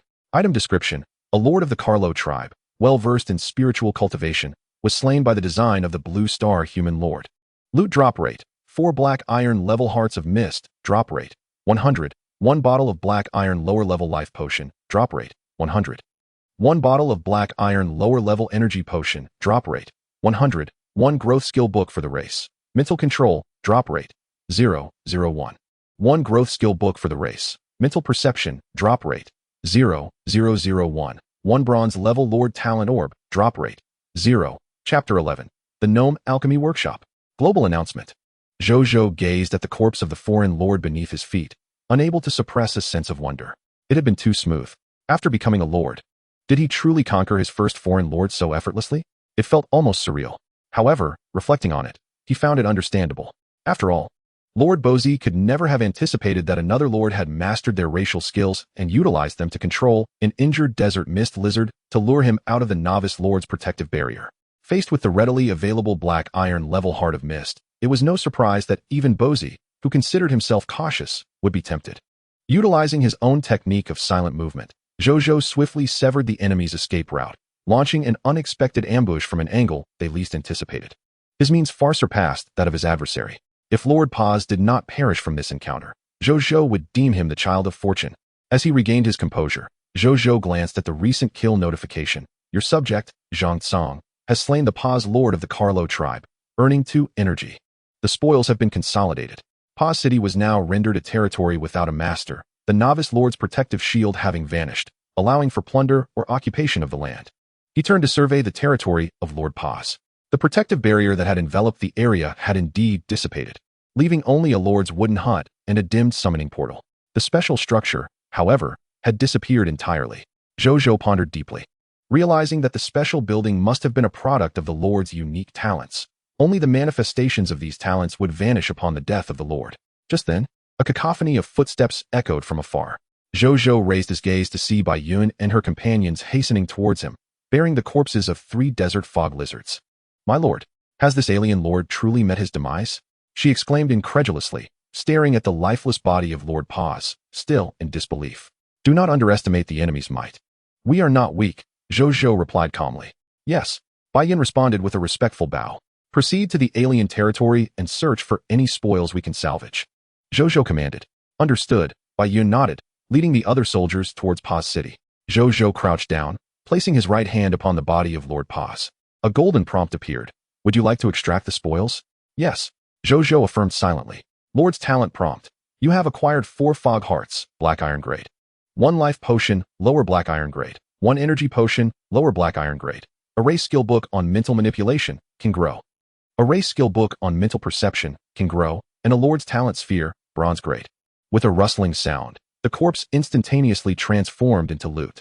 As for the fog hearts, Zhou Zhou picked up 1 bottle of pale red potion and 1 bottle of pale white potion. Potion name, life potion. Potion grade, lower black iron. Potion effect, upon consumption, it can heal physical wounds, with particularly significant efficacy against damage of black iron grade and below. The healing effect diminishes as the level of damage increases. Potion description, a fundamental life restoration potion, an essential companion for home, travel, and adventure. Potion name, energy potion. Potion grade, lower black iron. Potion effect, upon consumption, it restores the user's internal energy. Potion description, 1 bottle invigorates, 2 bottles banish fatigue, 3 bottles grant eternal youth. Oh yes. What a splendid find. Alas, only 2 bottles, Zhou Zhou lamented slightly. The mental manipulation skill needed no elaboration, but it was the mental perception skill that piqued his interest. Skill name, mental perception. Skill quality, can grow. Skill description, harnessing mental power to infiltrate the consciousness of other beings, allowing the user to perceive vague thoughts within another's mind. The level of perception depends on the strength of the user's mental power. This skill is indeed commendable. Zhou Zhou decided on the spot to learn it. He then turned his attention to the final item among the spoils, a luminous sphere radiating a bronze hue. Treasure name, Lord's Talent Sphere, Gnome Alchemical Workshop. Treasure grade, bronze. Treasure effect, upon absorption, the Lord will possess the bronze grade Lord's Talent, Gnome Alchemical Workshop. Treasure description, originally an item that could not be dropped. It has been forcibly released by some mysterious power. Zhou Zhou's eyes widened in astonishment. Can Lord Talents truly be dropped? He recalled that the drop rate for such an item was supposed to be 0. Is this truly possible? His perception of his own lordly talents shifted dramatically. A bold idea struck him. If bronze-grade Lord Talents could be dropped, then surely silver and gold-grade Lord Talents could as well, right? What about legendary Lord Talents? Even mythical Lord Talents, could they too be dropped? In that moment, Zhou Zhou found himself questioning the quality of his own lordly talent. Is this not a mythical grade lordly talent? After contemplating for quite some time, he resolved to cease his wild imaginings. He refrained from using the Lord's talent sphere immediately. It was prudent to wait until he returned to his territory. Subsequently, Zhou Zhou, clutching the acquired spoils, ventured into Paz City. The area had been entirely encircled by the sword and shield soldiers, who were bustling about, transporting vast quantities of basic materials. At that moment, Bai Yun emerged from the Lord's wooden hut. Upon spotting Zhou Zhou, she hastened towards him. "My lord, we have successfully retrieved all the spoils from this territory. After accounting, we found a total of 1,000 units of basic materials, including 500 units of stone, 300 units of wood, 100 units of metal, and 100 units of fine sand.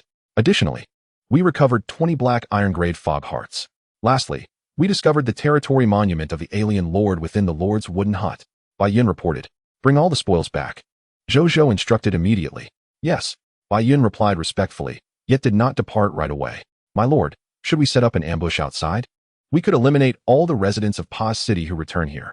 Those who ventured out hunting have likely learned of their territory's destruction and may be rushing back here. The Blazing Sun Desert is vast. Without a permanent residence, they will not survive long. They will not relinquish this place easily. You may arrange it, but prioritize safety." Zhou Zhou consented directly. "Understood," Bai Yun affirmed, then led her team to establish the ambush. Having been a hunter prior to joining the military, she was well versed in the art of setting traps and ambushes. After Bai Yun departed, Zhou Zhou continued to survey the area. The remaining shield-bearers stood guard nearby. Zhou Zhou summoned 5 shield-bearers to accompany him into the island lord's wooden cabin. Within the cabin, there was merely a bed, a table, and a chair, along with a white territorial monument, an emblematic arrangement typical of a black iron-level island lord's dwelling. Shatter that territorial monument. Zhou Zhou commanded. Yes, my lord. The 5 shield-bearers responded in unison. Subsequently, they drew their large blades and commenced a frenzied assault on the territorial monument. The monument's durability of 1,000 points diminished at an observable rate. Moments later, the monument was shattered. A plaque radiating a faint black iron glow hovered in the air. Zhou Zhou approached and placed his hand upon the territorial plaque. Do you wish to claim the territorial plaque? Yes, Zhou Zhou affirmed. No sooner had he spoken than the hovering plaque fell into his grasp as if it had lost its power.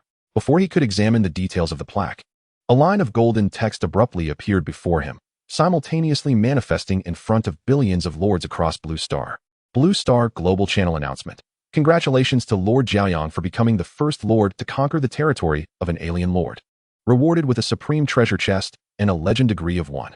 Blue Star Global Channel Announcement. Congratulations to Lord Jiaoyang.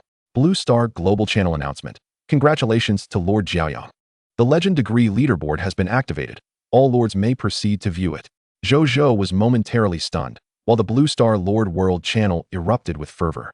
Lord Jiaoyang is extraordinary. He has become the first to conquer the territory of an alien lord? I had anticipated that the Night Lord with diamond-level talent would be first. I thought the Dragon Lady Lord would take that honor. Unlike me, I have always believed in Lord Jiaoyang's prowess. Achieving such a feat is hardly surprising. After all, he can exchange 4,000 units of monster flesh for basic materials. Indeed, Lord Jiaoyang had subtly demonstrated his strength long ago. It was merely our uncertainty that held us back. Now it's confirmed, he is a true giant. What a giant! Long live the giant of sun. On a vast plain, a towering black mountain loomed, adorned with large nests of various shapes, seemingly designed for some colossal creatures. In front of the black mountain stood a striking Western woman in a flowing white gown, with snow-white hair, tall stature, and exquisite features. Her name was Susanna Margaret, and her title was the Dragon Lady Lord. Once a renowned international film star on Blue Star, she skyrocketed to fame at the age of 21 by portraying the protagonist in the epic of the Dragon Lady, showcasing her exceptional acting skills. Upon arriving at the Supreme Continent, perhaps by mere coincidence, she awakened the epic-level Lord talent of Dragon Blood Queen. Not only did she inherit the bloodline of the subdragon race, but she could also summon a subdragon with dragon bloodline as her subordinate every 3 days. Utilizing the nest of subdragons behind her, the subdragons were born with the strength of a bronze-level entity, making them undeniably formidable. Consequently, in just 2 days, the monsters surrounding her territory had been eradicated by her summoned subdragons. She encountered other alien lords. However, due to their novice lord protection shield, she was unable to contend with them. Lord Jiaoyang, how did he manage to slay an alien lord? What is his lord talent? Could it be that he, like me, possesses the ability to summon non-human combatants? Are his troops elves, fairies, giants, or perhaps titans, demons? In Susanna's view, the swift resolution of an alien lord by Lord Jiaoyang indicated that he commanded non-human forces and had knowledge of how to evade the protective shield to eliminate lords. Otherwise, how could he achieve what she currently could not? Human troops? She was acutely aware of the frailty of human forces. Even stepping out of the protective shield was a tremendous challenge. How could one hope to assault an alien lord? Yet, she could never fathom that Lord Jiaoyang employed the very human troops she regarded with disdain, merely a slight numerical advantage. I must devise a means to eliminate an alien lord as well. Otherwise, all the glory will be claimed by this Lord Jiaoyang. Though Susanna was female, she harbored a fierce ambition for the position of Supreme Lord. In a cemetery, a sinister aura of death permeated the grounds. In the center of the cemetery, a grave held a pale young man named Zhang Han, known as the Undead Lord. His lord talent was the epic-level ability of Undead Resurrection, which enabled him to transform deceased beings into his undead servants regardless of their power levels, subject only to the limitation of mental strength. However, as a possessor of epic-level lord talent, his mental prowess was exceptionally formidable, tenfold that of an ordinary necromancer. Currently at the Black Iron Intermediate level, he could control 50 Black Iron lower-level undead or 10 Black Iron Intermediate-level undead. As his power escalated, so too would his capacity to command. At that moment, he gazed at the world channel, a peculiar smile gracing his lips. Lord Jiaoyang, intriguing. Strengthen yourselves. You better become even stronger. For one day, when my undead army descends upon the entire Supreme Continent, I shall find you lords woefully inadequate. One day, You shall all become members of my undead legion, and I shall ascend to that exalted throne." With that, Zhang Han's eyes ignited, transforming into two blazing emerald flames of the undead. Zhou Zhou, blissfully unaware, had indeed caught the attention of numerous highly gifted lords. Even if he were aware, he would likely not be intimidated. Instead, he might exclaim with excitement, "Just wait until I reveal all your lord talents." At this moment, he was gazing at the golden treasure chest that had materialized before him. Supreme Treasure Chest, a reward personally bestowed by the Supreme Will, which can only be unlocked by the Lord, granting them the opportunity to acquire their most coveted treasures. Is this the Supreme Treasure Chest? Zhou Zhou yearned to open it immediately to discover its contents. However, considering his current surroundings, he temporarily set aside that impulse. "In a while, you shall deliver this treasure chest to the front of my lord's wooden cabin," Zhou Zhou instructed the 5 shield bearers. "Yes, my lord," they responded respectfully. Zhou Zhou nodded in acknowledgement. He then accessed the legendary ranking board. A virtual golden list materialized before him. He glanced over it. NO1, Lord of the Blazing Sun, legendary score, 1. NO2, none. NO3, none. NO100, none. His name was the sole one inscribed upon the list. What significance does this legendary score hold? Zhou Zhou pondered curiously. No sooner had the thought escaped his lips than a line of golden text appeared. New Lord notification. The legendary score signifies the renown of the Lord within the Supreme Continent. A Lord with a legendary score is guaranteed to attract a talented being from the Supreme Continent the following day, and will also possess a higher probability of successfully recruiting talents thereafter. This legendary score is indeed promising. Zhou Zhou's eyes sparkled with excitement. He then turned his attention to the territory decree he had just acquired. Item name, Territory Decree. Item grade, Black Iron lower tier. Item effect, the proof of the Lord's identity and authority, usable for upgrading territory levels and certain special purposes. Item description, the Lord's most treasured possession. Just in time for upgrading the Lord's wooden cabin. Zhou Zhou stored it away. After a brief search within the cabin and finding no other valuables, he stepped outside. He surveyed his surroundings and approached the dimmed summoning portal. Summoning portal deactivated. A sense of regret washed over Zhou Zhou. It seemed that with the Lord's demise, all structures within the territory had lost their functionality. The Lord's wooden cabin was no exception, nor was the summoning portal. Thus, this territory holds little necessity for me to occupy, Zhou Zhou mused. Surely, I cannot station troops here merely for an empty dwelling? At that moment, he spotted Bai Yun approaching with a contingent of soldiers. "My lord, I have just led our troops to eliminate 5 returning members of the Carlo tribe. And we have captured one alive," Bai Yun reported respectfully. With a gesture of her right hand, 2 shield bearers brought forth a captive Carlo tribesman before Zhou Zhou. "My lord, how shall we deal with him?" Zhou Zhou remained silent as he regarded the alien, discerning that it possessed only black iron lower tier strength. A sudden gleam flickered in Zhou Zhou's eyes. Mental perception. The Carlo tribesman abruptly stiffened, gazing incredulously at Zhou Zhou before his eyes dimmed. Zhou Zhou closed his eyes. Moments later, he opened them again. "This is the last remaining citizen of Bozi City. Let us end its life," Zhou Zhou stated calmly.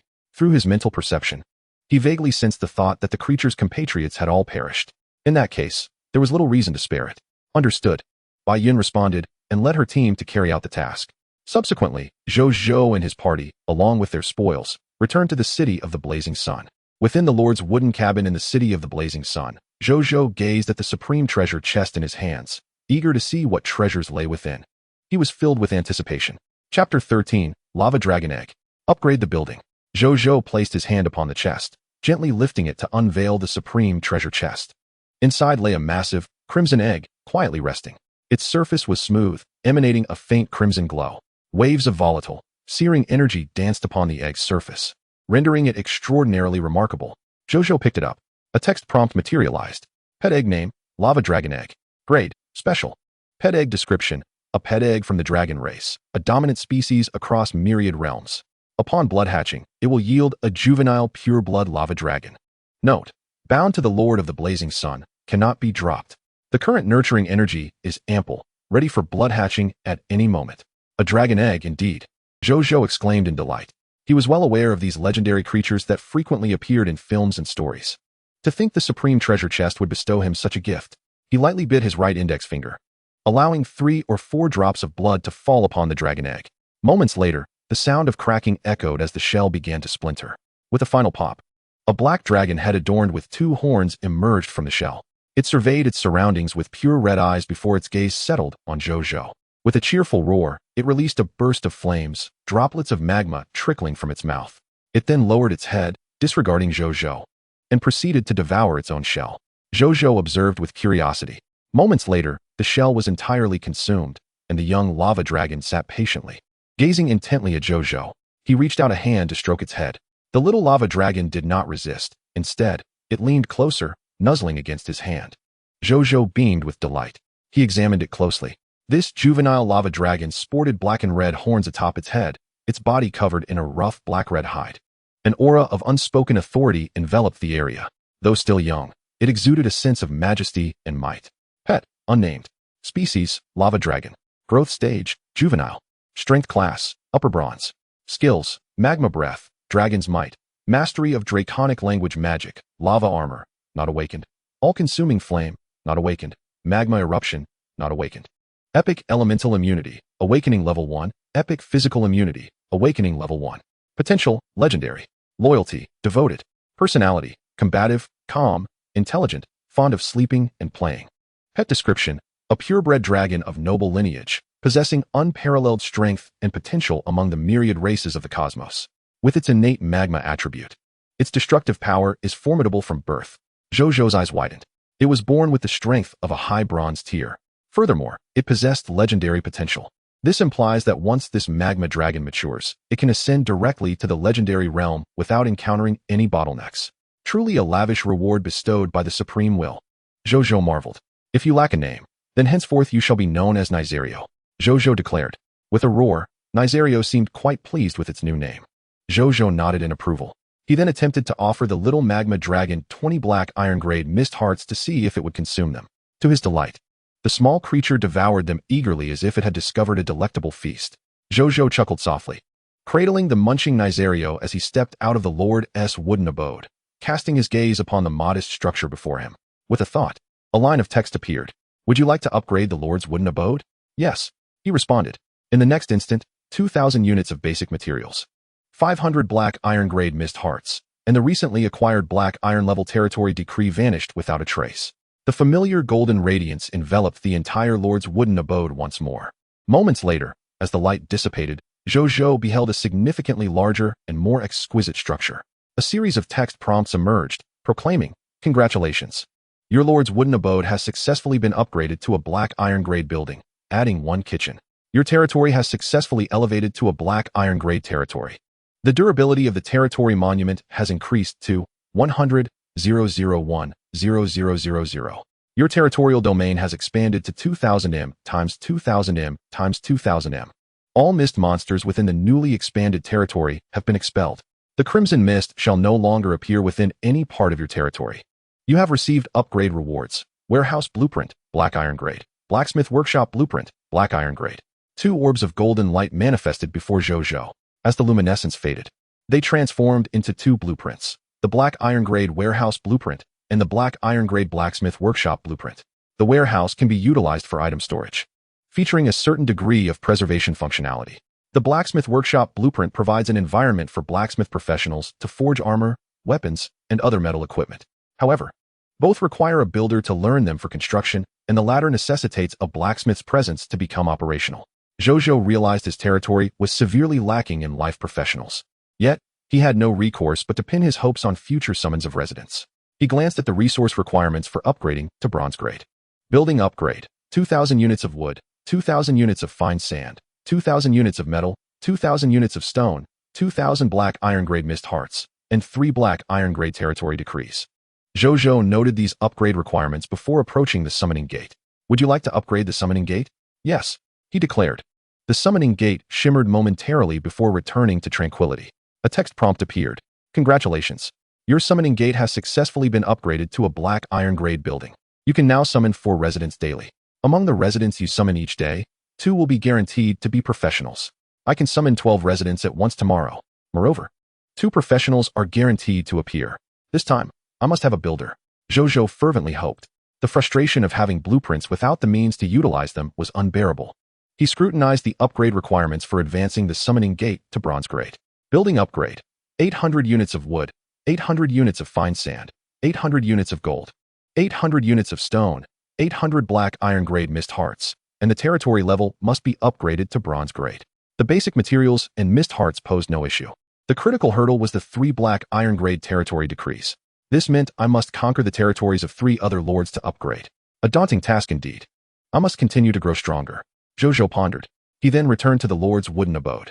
The current abode now boasted 3 rooms, a master bedroom, a living room, and a kitchen. If only it had a bathroom, it would be a fully functional little home.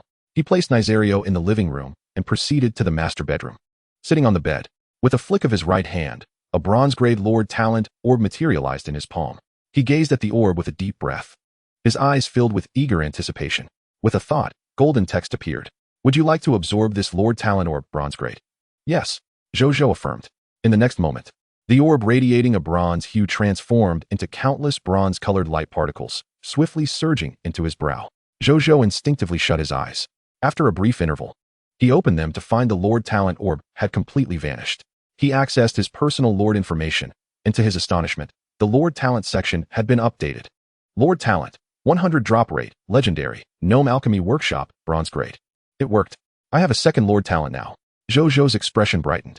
Just then, he suddenly heard a commotion outside, accompanied by uncertain voices. A wave of concern washed over him. Could something have gone awry?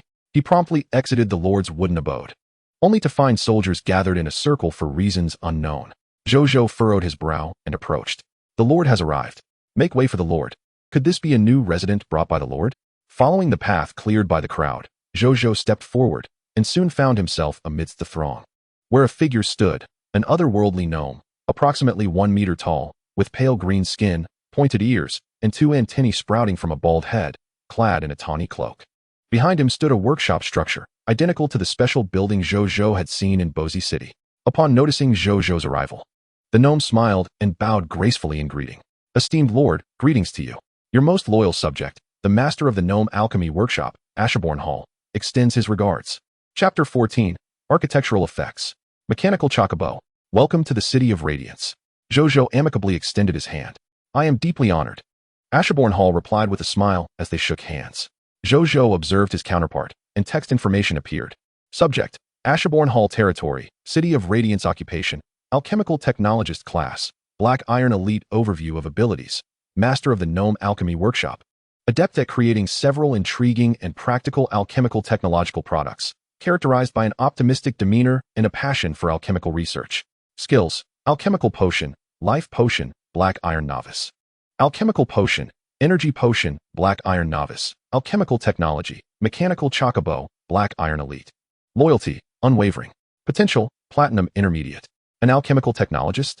Such a profession exists? Zhou Zhou marveled. He then turned his gaze towards the structure behind Ashaborn. Building name, Gnome Alchemy Workshop Building Level. Special Function 1. The Workshop Master, Ashaborn Hall, will sell various alchemical technological products. Should you have need, feel free to visit. Current available products, Life Potion, 3 vials. Energy Potion, 2 vials. Mechanical Chocobo, 1 unit. Function 2. The Lord and his forces will encounter mist monsters while hunting, which have a minuscule chance of dropping alchemical series items, including but not limited to alchemical potion recipes, blueprints for alchemical products, alchemical material packs, recruitment orders for alchemical technologists, and alchemical tools. Building upgrade. This structure is derived from the Lord's innate talent and is not subject to upgrade. Building description. Welcome to Ashaborn's little alchemical shop. Zhou Zhou raised an eyebrow. Indeed, the 2 potions seized from Lord Bozy originated from this Gnome Alchemy Workshop. Among the 2 functions of this workshop, the first does not seem particularly significant. He believed that elsewhere in the Supreme Continent, there would undoubtedly be other places selling the same or similar goods. However, the second function is where the true value of this bronze-level lordly talent lies, coupled with my 100 drop rate. This bronze-level talent might unleash effects far beyond those of an average bronze-level lord. Zhou Zhou's eyes sparkled with excitement. Just then, Ashaborn glanced around, somewhat taken aback. Our territory is indeed in the desert. That poses a bit of a challenge. Zhou Zhou was about to inquire about the nature of the challenge when Ashaborn smiled and said, But under your leadership, my lord, I believe there is hope for everything. Zhou Zhou replied, My lord, would you care to sit in the little shop? Ashaborn inquired. Zhou Zhou nodded. Subsequently, under the curious gazes of the onlookers, the 2, 1 human and 1 gnome, entered the alchemical technology workshop. Inside the workshop, Zhou Zhou observed the decor. The style here starkly contrasted with that of Blue Star. Elegant, ancient, and wise, these 3 styles seem to meld perfectly within this edifice. What exactly is the trouble you mentioned? Zhou Zhou asked directly, retracting his gaze. It's not a significant trouble. Merely a matter of raw materials. My lord, you must have noticed that the alchemical technological products in my workshop are rather limited. To expand production, I must procure more raw materials, such as blood source flowers and pure iron. Only then can I provide you with a greater array of alchemical products. Yet, given that your territory is a desert, where resources are scarce, it may be challenging to find these materials. However, there is no need for excessive concern. I believe the future will improve, Ashaborn cheerfully remarked. Zhou Zhou was speechless. Is that what you call a minor trouble? If there aren't enough raw materials to sustain you, once your stock runs out, won't your gnome alchemy workshop become merely decorative? Leave the matter of raw materials to me. Please write down everything you require, and I shall assist you in acquiring them. Thank you, my lord. Ashaborn bowed gracefully. He then produced a piece of parchment detailing the material needs and handed it directly to Zhou Zhou. By the way, how do you price your alchemical products? Zhou Zhou inquired as he accepted the list. I exist for my lord. How could I ask for payment from you? If you desire anything, I shall produce it without charge, regardless of quantity. However, should other subjects wish to purchase items from me, I will accept some mist hearts or other valuables in exchange. Provisions such as meat, pelts, clothing, or ores are all acceptable. After all, I must also ensure my own livelihood, Ashaborn explained. Zhou Zhou nodded. Show me your mechanical chocobo. He commanded. Please follow me, my lord, Ashaborn replied, rising to lead Zhou Zhou to another room. This chamber was filled with various tools, herbs, and vials, likely Ashaborn's workshop. Among these, the most conspicuous was a mechanical bird, towering over 3 meters in height, positioned prominently in the center of the room. This mechanical bird, crafted entirely from silvery gray pure iron, bore a resemblance to an ostrich while also evoking the image of a small dinosaur with a tail. Its back featured specially designed seating and footrests for riding, exuding both a cold mechanical beauty and a wild organic aesthetic. Alchemical technology product, mechanical chocobo grade, black iron elite product effect 1, powered by mist hearts. It possesses basic intelligence, capable of executing the rider's fundamental commands. With a normal speed of 40 km/h, easily traversing plains, wilderness, forests, and deserts. Product effect 2. Quick run mode allows the mechanical chocobo to accelerate by burning its internal mist hearts, entering an overload mode that boosts its speed to 100 km/h for 10 minutes. Afterward, it enters a cool-down phase, reducing its speed to 10 km/h, and will return to normal after 3 hours. Product description: a product of the fusion between gnome alchemy and goblin craftsmanship, embodying the wisdom of both. It is an affordable and practical means of transportation, cherished by adventurers and travelers alike. Zhou Zhou's eyes gleamed with delight. What a remarkable mode of transportation that can be utilized in the desert. He suddenly realized that this was a product he desperately needed at that moment. Previously, while they were searching for the location of Bozy City, they traversed the harsh desert terrain. The experience along the way was nothing short of dreadful. What should have been a journey of less than half an hour turned into a grueling trek of over an hour. The reason for this prolonged struggle was the challenging nature of the desert, which was not only difficult to navigate, but also incredibly exhausting. If all the soldiers under his command could be equipped with such a mechanical land bird, their mobility could be enhanced tenfold, if not more. A round trip might take no more than 10 minutes. At that point, they would no longer be hindered by the harsh desert environment. Unfortunately, his subordinate lamented the absence of spray paint.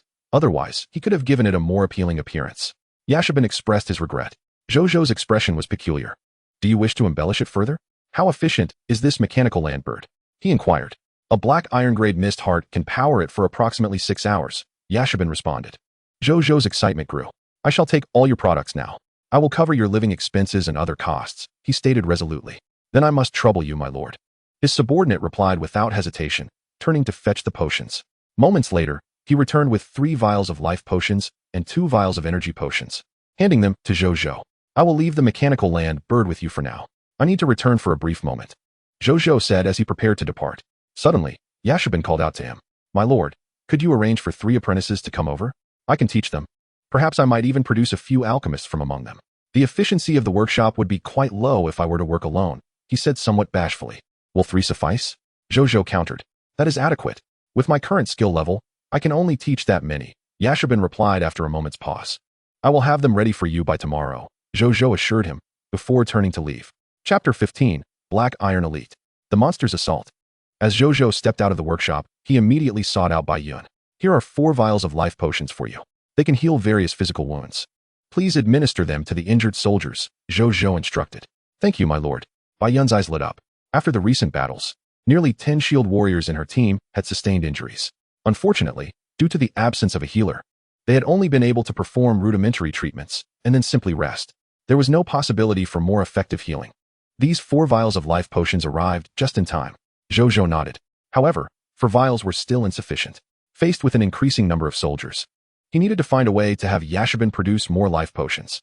My lord, I wish to lead the soldiers further afield to explore and clear the fog-covered monsters. Please grant your approval, Bai Yun requested. Go ahead, but be cautious on your journey, Zhou Zhou replied. Bai Yun nodded and then turned to depart. Zhou Zhou returned to the lord's wooden cabin. Inside, Zhou Zhou sat down on a chair, opened the marketplace, and began setting up transactions. He listed all the material requirements Yashabin had provided him. In truth, the list was not extensive, just 4 or 5 items. The primary demand was for blood source flowers and pure iron, which were significantly needed. In terms of trade, he decided to exchange for meat. For every 10 units of black iron-grade desert mist lizard blood meat, I shall trade for the raw materials required to manufacture black iron elite mechanical land birds. For every 3 units of black iron-grade desert mist lizard blood meat, I shall trade for the raw materials needed to produce black iron-grade life potions or black iron-grade energy potions. Currently, lords with a rating above 95 were focusing on combat professions, largely unaware of the needs of living professions. Not to mention, alchemical technology products were considered niche within the realm of living professions. Thus, raw materials were relatively inexpensive. Exchanging these basic meats would be more than sufficient. Consequently, Zhou Zhou allocated a generous 5,000 units specifically for trade. Afterward, he published this transaction. The name Lord of the Radiant Sun had already garnered considerable fame among the billions of lords across Blue Star. With Zhou Zhou's latest astonishing offer of 5,000 units of blood meat, his transaction views swiftly ascended to the top rank. The world channel buzzed with discussions about Zhou Zhou's latest trade. I am certain that the Radiant Sun Lord's territory talent is indeed a slaughterhouse for desert mist lizards. 5,000 units is simply outrageous. The desert mist lizard has truly met its match with the Radiant Sun Lord. I must have struck some extraordinary luck in my previous life. I hope the meat will be more delectable this time. Slurp. I believe I have seen blood source flowers while searching for water. As for pure iron, I recruited a black iron-grade blacksmith on my first day, and I noticed he possesses the skill to forge pure iron, which likely requires iron ore. There's a blacksmith upstairs. What a hidden gem. Not just any blacksmith. They require a plethora of tools, which can only be satisfied at a blacksmith's workshop. Otherwise, a solitary blacksmith would be unable to forge anything without proper tools. Brothers, I must take my leave. I am off to find flowers. I am going to mine. Meanwhile, Zhou Zhou received numerous private messages from other lords. After filtering through the system and discarding a plethora of irrelevant messages, he was left with only serious trade inquiries. He began to engage in transactions with these lords one by one. Half an hour later, Zhou Zhou furrowed his brow. While he had collected a fair amount of other materials, the quantity of blood source flowers received was still insufficient to craft 5 vials of life potions. Were the blood source flowers so scarce in the territories of the lords? After a moment, upon opening another lord's private message, Zhou Zhou was taken aback. Spirit Medicine Lord, Big Brother, I have 500 blood source flowers. Would you like some? Zhou Zhou stared incredulously at the message. He had previously accumulated fewer than 10 blood source flowers. Where had this lord acquired such a vast quantity? Without time to ponder further, he quickly typed a response. Lord of the Blazing Sun, let's proceed with a direct trade. Lord of the Healing Herbs, thank you, Big Brother. The Lord of the Healing Herbs initiated a trade. Do you agree? Zhou Zhou nodded and placed 500 units of low-grade black iron desert mist lizard flesh on the table. Moments later, 500 blood source flowers materialized before him. A smile spread across his face at the sight of so many blood source flowers. With this abundant supply, coupled with auxiliary herbs, Yashabin would be able to concoct 250 bottles of life potions. Just then, the Lord of the Healing Herbs sent another message. Lord of the Healing Herbs, Big Brother, can I trade with you again in the future? Lord of the Blazing Sun, certainly. Do you still possess blood source flowers? Lord of the Healing Herbs, not at the moment, but I will have some tomorrow. Lord of the Blazing Sun, I see. How old are you? Lord of the Healing Herbs, I am 10 years old. As she spoke, she sent a screenshot. In the image, a cute little girl, clutching a worn-out teddy bear, donned a primary school uniform, her expression somewhat anxious. Zhou Zhou was taken aback, then furrowed his brows. It was astonishing to see children involved in the contest of lords. Lord of the Blazing Sun, you need not address me with such formality. There's no need to be so cautious. Lord of the Healing Herbs. All right, Big Brother. Lord of the Blazing Sun. Very well, let's converse again later, and do take care. With that, Zhou Zhou refrained from further discussion. Several billion kilometers away, in a desolate plain, stood a solitary little territory. Inside the Lord's cabin, The recently traded linger beamed at the blood source flowers now before her. She could ensure her subjects would not go hungry. Moreover, she herself could finally eat to her heart's content. Big Brother Zhou Yang was truly a kind-hearted person. Those uncles and aunties in the global channel had claimed that Big Brother Zhou Yang was fearsome, but he was anything but. She joyfully lifted her teddy bear. Meanwhile, within Zhou Yang City, he mused that this linger likely possessed a special lordly talent for cultivating herbs. He did not dwell on it for long. Just as he prepared to take the blood source flowers to Yaxabin, he suddenly felt a warm energy manifest in his heart. This warmth swiftly coursed through his body, dramatically enhancing both his physical prowess and mental acuity. Zhou Zhou's spirit soared. He promptly opened his lord profile, and to his astonishment, his power level had risen to the rank of upper black iron. A smile blossomed on his face. Roar, hiss, roar. Suddenly, a cacophony of monstrous roars erupted from outside. My lord, a multitude of monsters has appeared outside. Qin Guang's panicked voice rang out. Chapter 16, The Crimson Lord. Alchemical Potion Formula. Zhou Zhou was taken aback. He stepped out of the lord's cabin and approached the protective barrier, where Bao Xiu'er was also present. Greetings, my lord, she exclaimed with a smile. After examining Zhou Zhou's attire and noting no signs of damage, she reluctantly shifted her gaze away. Zhou Zhou remained indifferent to her, focusing on the misty monsters outside. They were still desert mist lizards, but this time, there appeared to be a staggering 70 or 80 of them. They were angrily roaring at Zhou Zhou and the others within the territory, occasionally slamming against the protective barrier. It was not nighttime. Why had so many desert mist lizards suddenly appeared? With the novice lord's protective barrier in place, Zhou Zhou felt no anxiety, merely confusion. These misty creatures seemed to harbor a grudge. They must have come here with purpose. My lord, have your soldiers been slaying many of their kind recently? A familiar voice suddenly came from behind Zhou Zhou, stepping back to his side. It was Yaxabin Hall, the alchemy workshop master. Are you suggesting they have come seeking vengeance for their fallen brethren? Zhou Zhou inquired. It is likely more complex than that. My lord, you may have inadvertently provoked the Crimson Lord behind these desert mist lizards, Yaxabin replied. The Crimson Lord? What is that? Zhou Zhou asked, momentarily taken aback. My lord, have you noticed that the types of misty monsters you've encountered have been rather uniform? Yaxabin posed a question instead of responding directly. Zhou Zhou nodded. Not just uniform. I've only encountered desert mist lizards. Were it not for the discussions among lords on the World Channel, I would have nearly concluded this was a realm ruled solely by them. That is typical. In the Supreme Continent, most misty monsters are organized by species, claiming territories for their survival and living in clusters. They are not only bloodthirsty but also extremely exclusionary, so it is rare to find other monster species within their territories. Thus, my lord has only encountered desert mist lizards as you have not ventured beyond their designated area. Zhou Zhou suddenly understood. Yaxabin continued, once monsters gather, it is easy for a leader among them to emerge. These leader-level monsters are favored by the Crimson Lord, bestowed with formidable powers akin to that of a lord. Such a lord is known as the Crimson Lord. The so-called Crimson Lord is a supreme being that stands equal to the supreme will. These two supreme entities have been clashing on the Supreme Continent for tens of thousands of years, with the Supreme Will currently at a slight disadvantage. The arrival of the myriad world lords may very well alter the balance of power on the Supreme Continent. Zhou Zhou nodded, not dwelling on their matters further. They felt distant from his existence as an upper black iron lord. After pondering for a moment, he handed the 500 blood source flowers and the other materials he had just traded for to Yaxabin. Please endeavor to transform these materials into usable potions and mechanical chocobos. I will need them soon. Also, do ride out on your mechanical chocobo, Zhou Zhou instructed. Yes, my lord. Yaxabin bowed respectfully and turned to leave. My lord, what should we do now? Bao Xiu'er inquired. Wait, Zhou Zhou replied with a single word.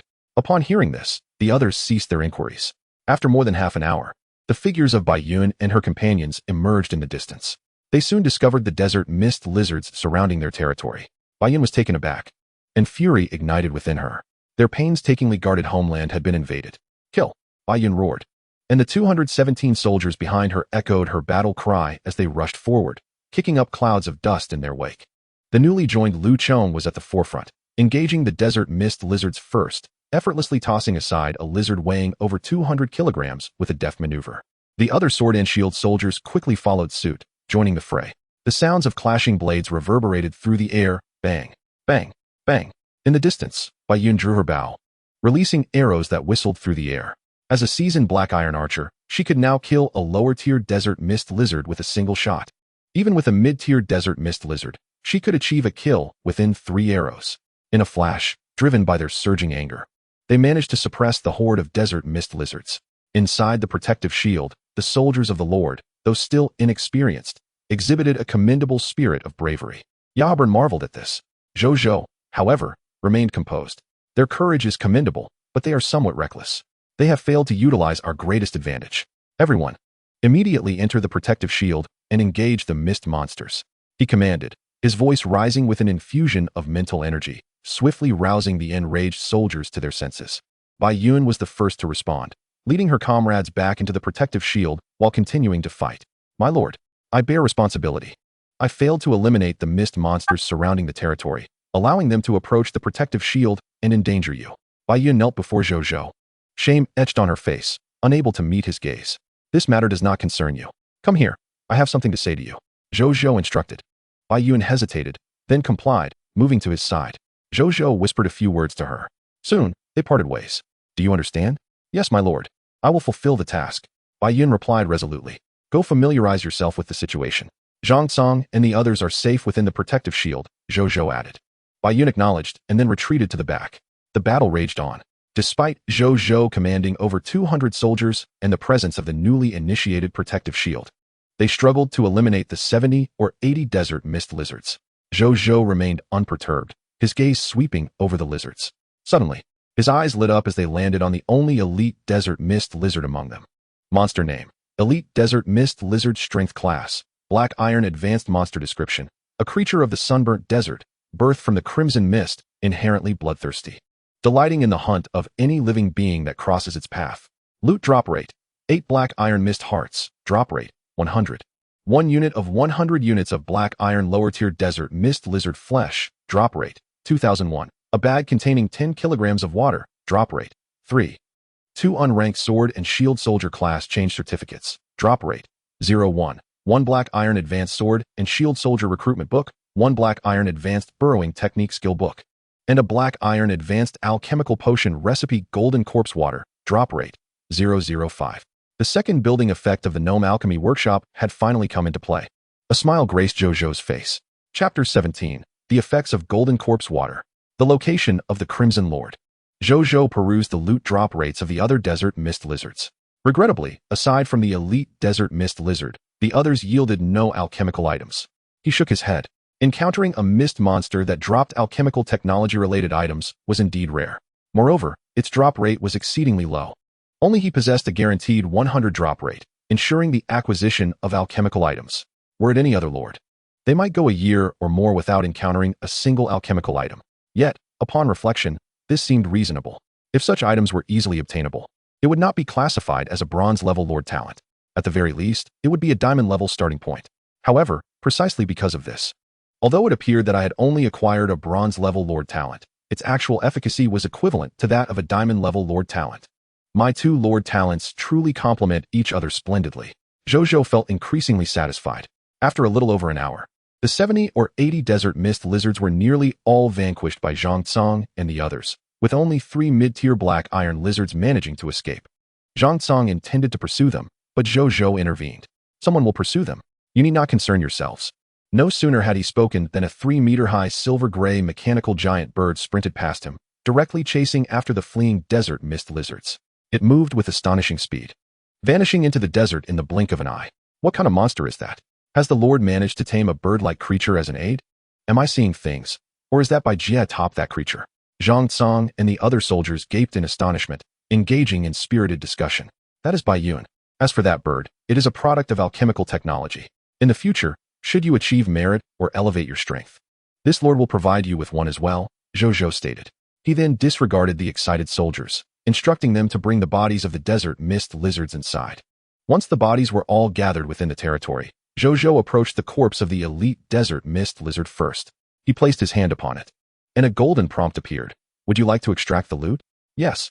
Zhou Zhou pondered within himself. In the next moment, a text prompt materialized before him. Lord's talent notification. You have acquired 8 mist hearts, black iron grade, 100 units of desert mist lizard flesh, black iron superior, 10 kilograms of water bladders, 2 copies of Sword and Shield Soldier Class Change Certificate, no grade, 1 copy of Sword and Shield Soldier Recruitment Book, 1 copy of Sand Submergence Technique Skill Book, Black Iron Superior, and 1 Alchemical Potion Recipe Golden Corpse Water, Black Iron Superior. With a clatter, The corpse of the elite desert mist lizard transformed into a plethora of spoils. Ignoring everything else, Zhou Zhou immediately grasped one of the black iron-colored books. Text prompt: alchemical potion recipe name, golden corpse water. Recipe quality, black iron superior. Recipe effect: upon use, one can master the method of concocting golden corpse water. Each drop of golden corpse water preserves a corpse for 72 hours without decay or dispersing into mist. Recipe materials: clotting grass, black iron superior material. Death water, black iron intermediate material. Gold powder, common material. Recipe description: commonly used to preserve valuable or specially identified corpses. Learning requirements: can only be learned by alchemists, alchemical technologists, physicians, and other herbalist-related professions. Zhou Zhou's anticipation waned. This recipe is useful, yet seemingly lacks significant value. At the very least, it spares me the trouble of staying up late to extract loot from corpses. With this thought, he felt a little better. The continuous need to deal with unextracted corpses was taxing. For a day or two, it was manageable. However, if this persisted, he feared he might lose his sanity. The golden corpse water would enable him to concentrate on extracting loot during the day, allowing him to rest normally at night. Subsequently, Zhou Zhou extracted all the loot from the other corpses. There remained a total of 80 corpses. Among them were 65 black iron lower desert mist lizards and 15 black iron intermediate desert mist lizards. Along with the other spoils from the elite desert mist lizard, he amassed a total of 198 black iron mist hearts, 2,000 units of desert mist lizard flesh, black iron lower, intermediate, superior, 120 kilograms of water, 82 copies of sword and shield soldier class change certificate, 16 copies of sword and shield soldier recruitment book, and 1 sand submergence technique skill book. Zhou Zhou first went to the summoning portal, using 16 copies of the sword and shield soldier recruitment book to summon 16 black iron lower sword and shield soldiers. He called Zhang Tsang over to integrate these 16 soldiers into the collective. Then, he proceeded to the Gnome Alchemy Workshop, where he found Ashurburn Hall concocting potions. "Greetings, Lord."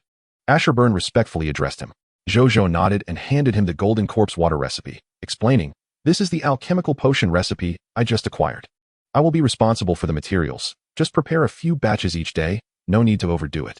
Ashurburn was astonished as he accepted the recipe, and upon recognizing it as the formula for golden corpse water, his surprise deepened. The recipe for golden corpse water.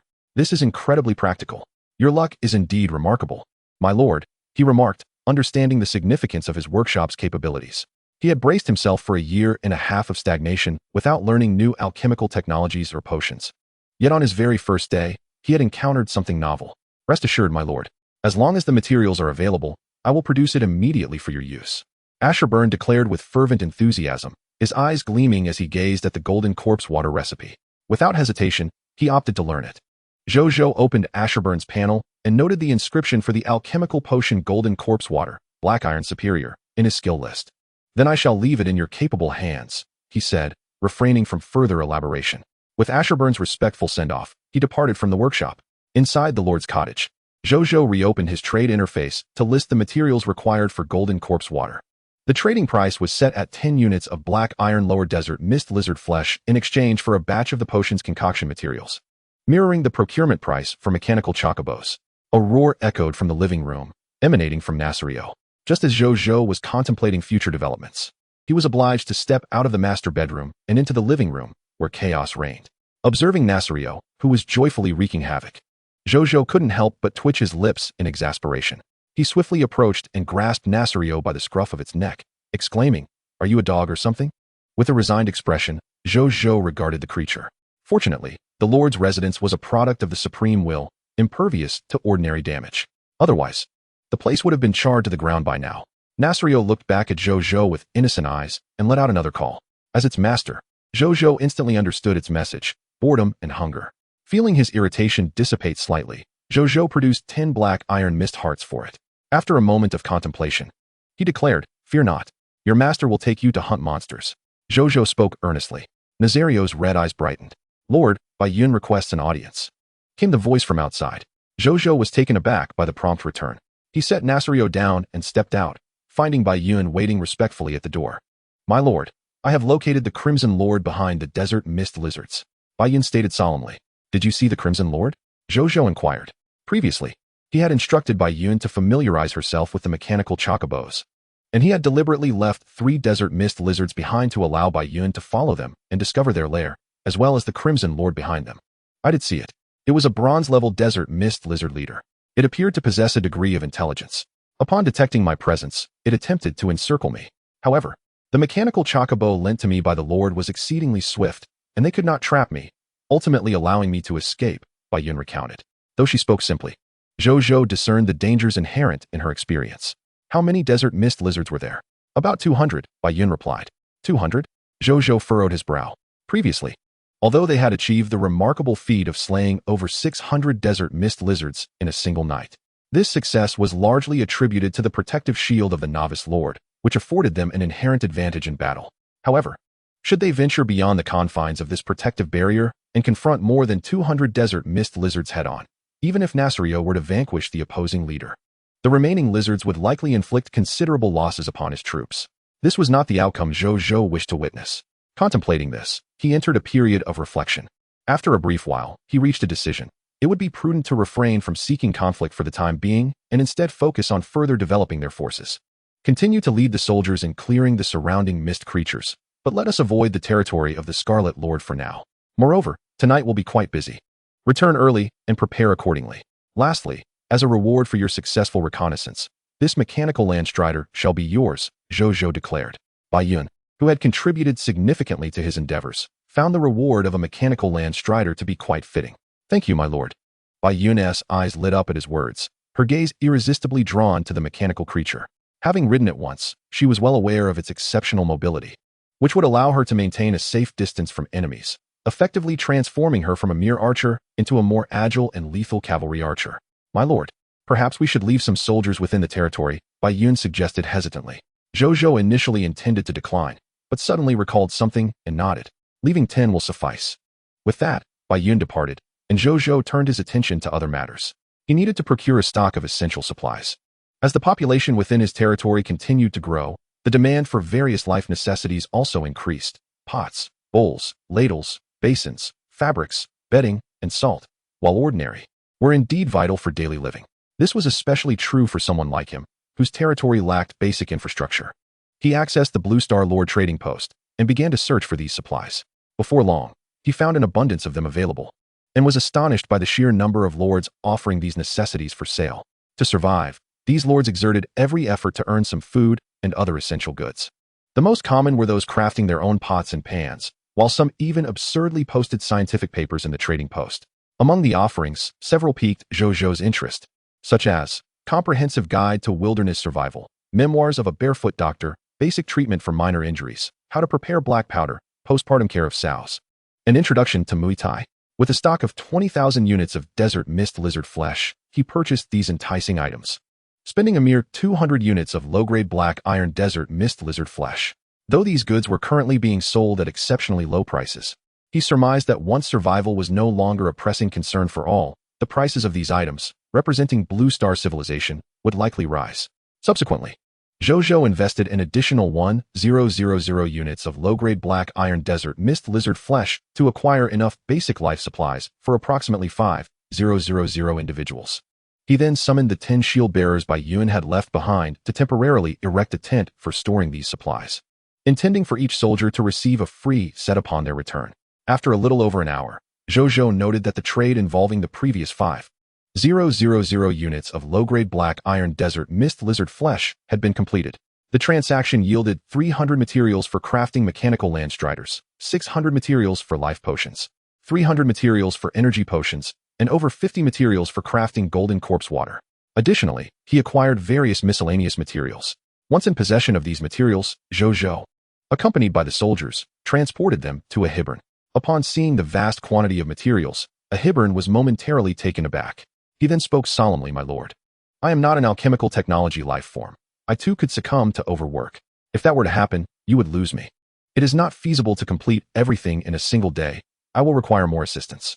You can only teach 3, correct? Some of the more labor-intensive tasks do not require instruction."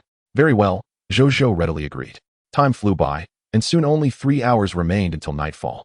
Bai Yun and her team returned, reporting no casualties among the soldiers, though 5 had sustained minor injuries. Fortunately, with access to life potions, their recovery was swift, and they would likely be fully healed by the following day. Over the course of the day, Bai Yun and her team returned 7 times, bringing back a total of 156 desert mist lizard corpses, 124 low-grade black iron lizards, 30 mid-grade black iron lizards, and 2 elite high-grade black iron lizards. They amassed 384 black iron mist hearts, 880 units of flesh, low, mid, and high black iron, and a total of 234 kilograms of water bags. Additionally, they obtained 158 unranked shield bearer promotion certificates and 34 shield bearer recruitment notices, all of which had been converted into 34 newly enlisted shield bearers. They also acquired 2 high-grade black iron sand stealth techniques. Regrettably, no alchemical items were found among the spoils. At this juncture, Zhou Zhou commanded a total of 262 shield bearers, 1 archer, and 1 spear wielder, with 12 soldiers having advanced to mid-grade black iron status. Yet, he deemed this still insufficient. Zhou Zhou resolved that he would require at least 400 professional soldiers under his command before daring to challenge the Desert Mist Lizard leader.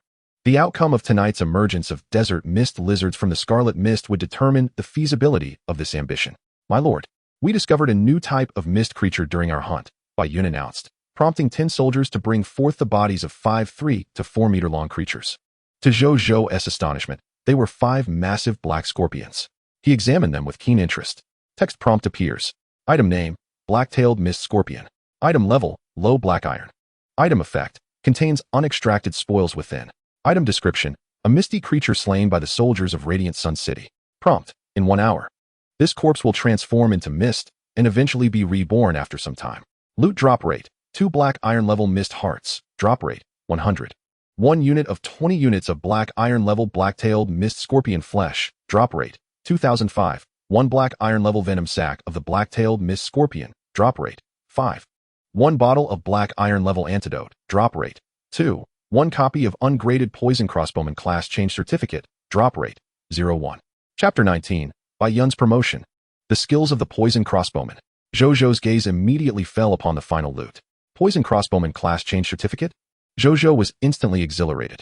A new troop type. Where did you discover these black-tailed mist scorpions? Zhou Zhou inquired of Bai Yun.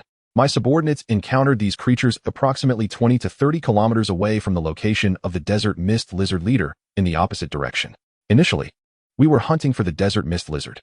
Suddenly, 2 black-tailed mist scorpions sprang from the ground, attempting to attack us. Fortunately, we were clad in standard military gear. The 2 black-tailed mist scorpions were unable to breach our armor's defenses and were subsequently overwhelmed and slain.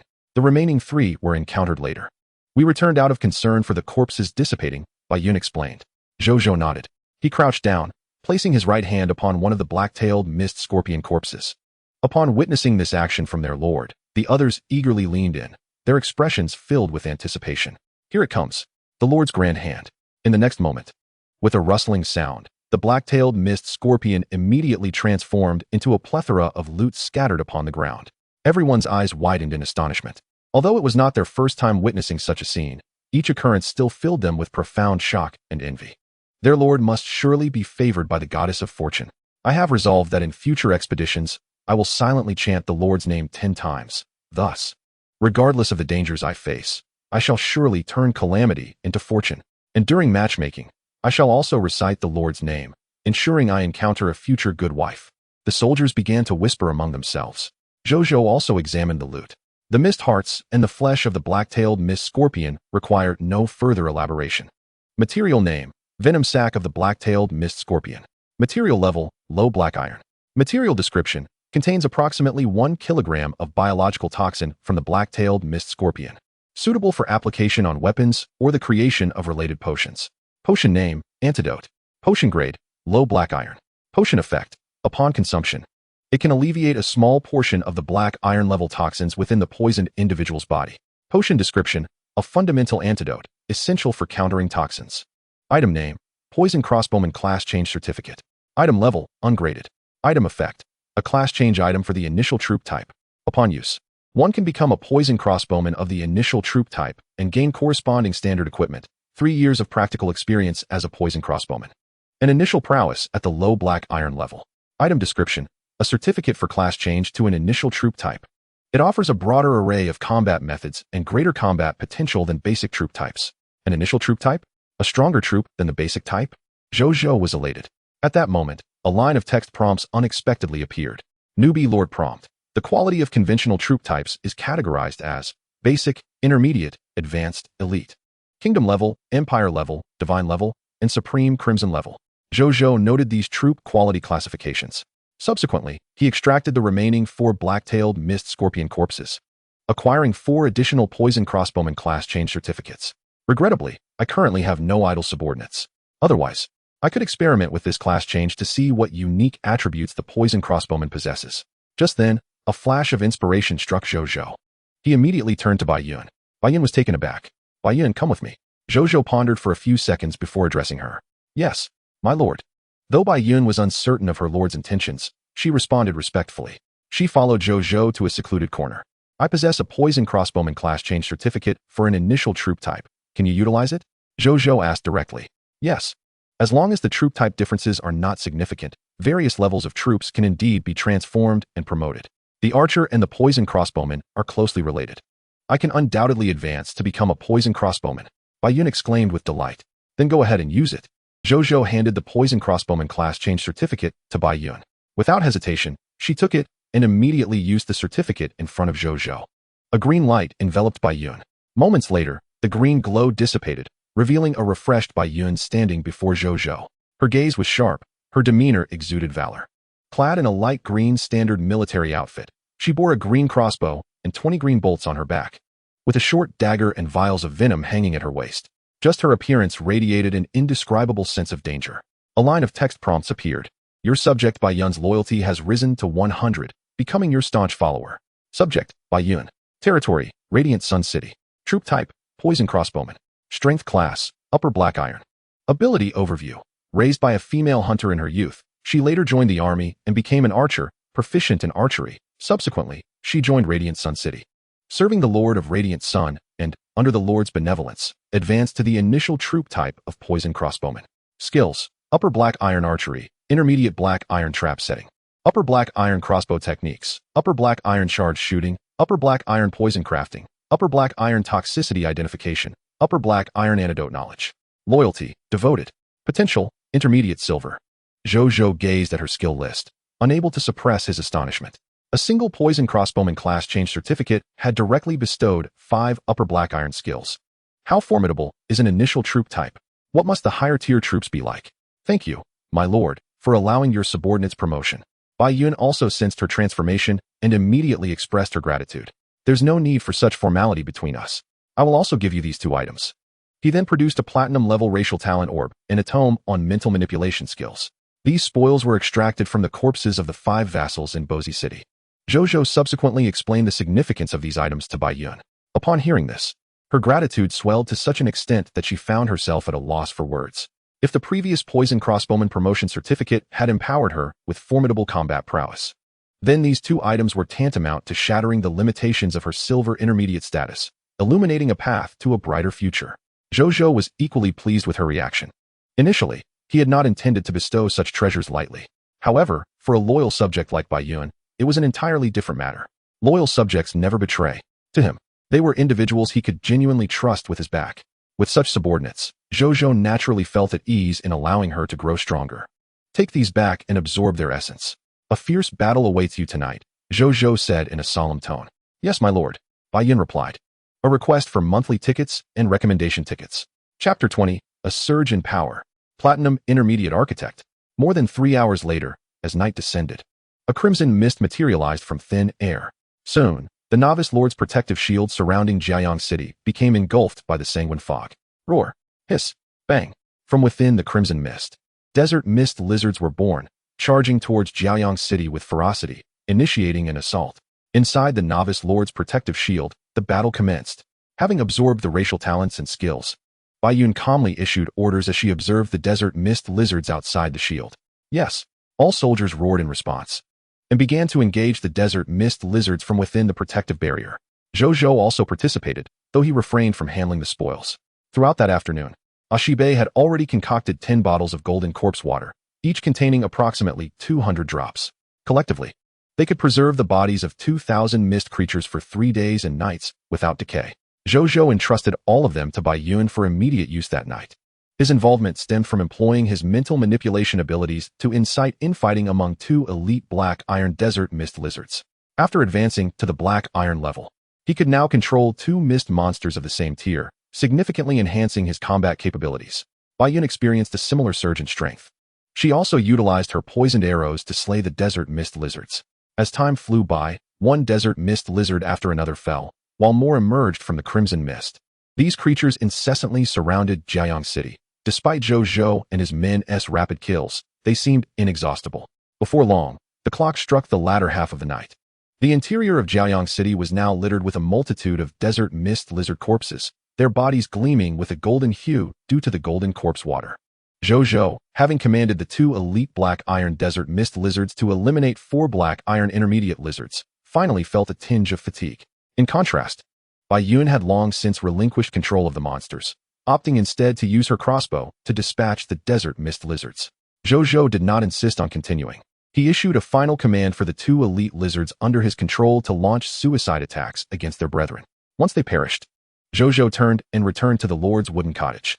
In the master bedroom, as soon as Zhou Zhou lay down, he fell asleep within 10 seconds. The following day, just as the sun began to rise, Zhou Zhou awoke in the master bedroom of the Lord's cottage. He felt invigorated, his eyes sparkling with vitality, devoid of any signs of the prior exhaustion that had nearly reached its limit. Upon rising, he promptly exited the Lord's cottage and found Bai Yun standing at the door, flanked by 263 soldiers. Among them, Bai Yun had already broken through to the bronze lower tier.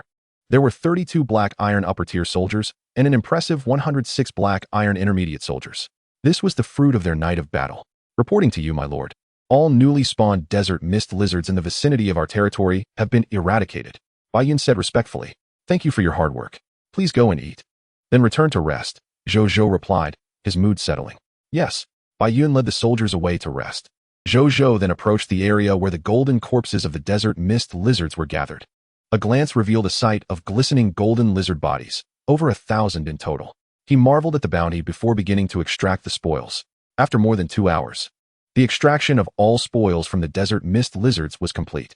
Relying on the strength of his 264 soldiers, they had successfully slain a staggering 1,246 desert mist lizards. Among them were 911 black iron lower tier lizards, 330 black iron intermediate lizards, and 5 elite black iron upper tier lizards. They amassed 3182 black iron grade mist hearts, 940 units of flesh and blood, black iron lower, middle, and upper grade, and a total of 1951 kilograms of water bags. Additionally, they secured 1251 ungraded sword and shield soldier promotion certificates and 335 sword and shield soldier recruitment letters, along with 5 black iron upper tier sand stealth techniques. What a bountiful harvest. A smile graced Zhou Zhou's face. He then approached the summoning gate and promptly cast all 335 sword and shield soldier recruitment letters into it. Before long, a series of black iron lower tier sword and shield soldiers emerged from the summoning gate, standing respectfully behind Zhou Zhou. In mere moments, all 335 soldiers had materialized. I now command a total of 599 soldiers, Zhou Zhou declared, his heart swelling with ambition as he gazed at his newly bolstered force. It is time to confront that Crimson Lord, he thought to himself, envisioning the might of his 599 soldiers. Moreover, accompanied by the formidable molten dragon, Narsario, they set forth to confront the forces of the Crimson Lord. Provided that no unforeseen events transpired, victory was assured on their end.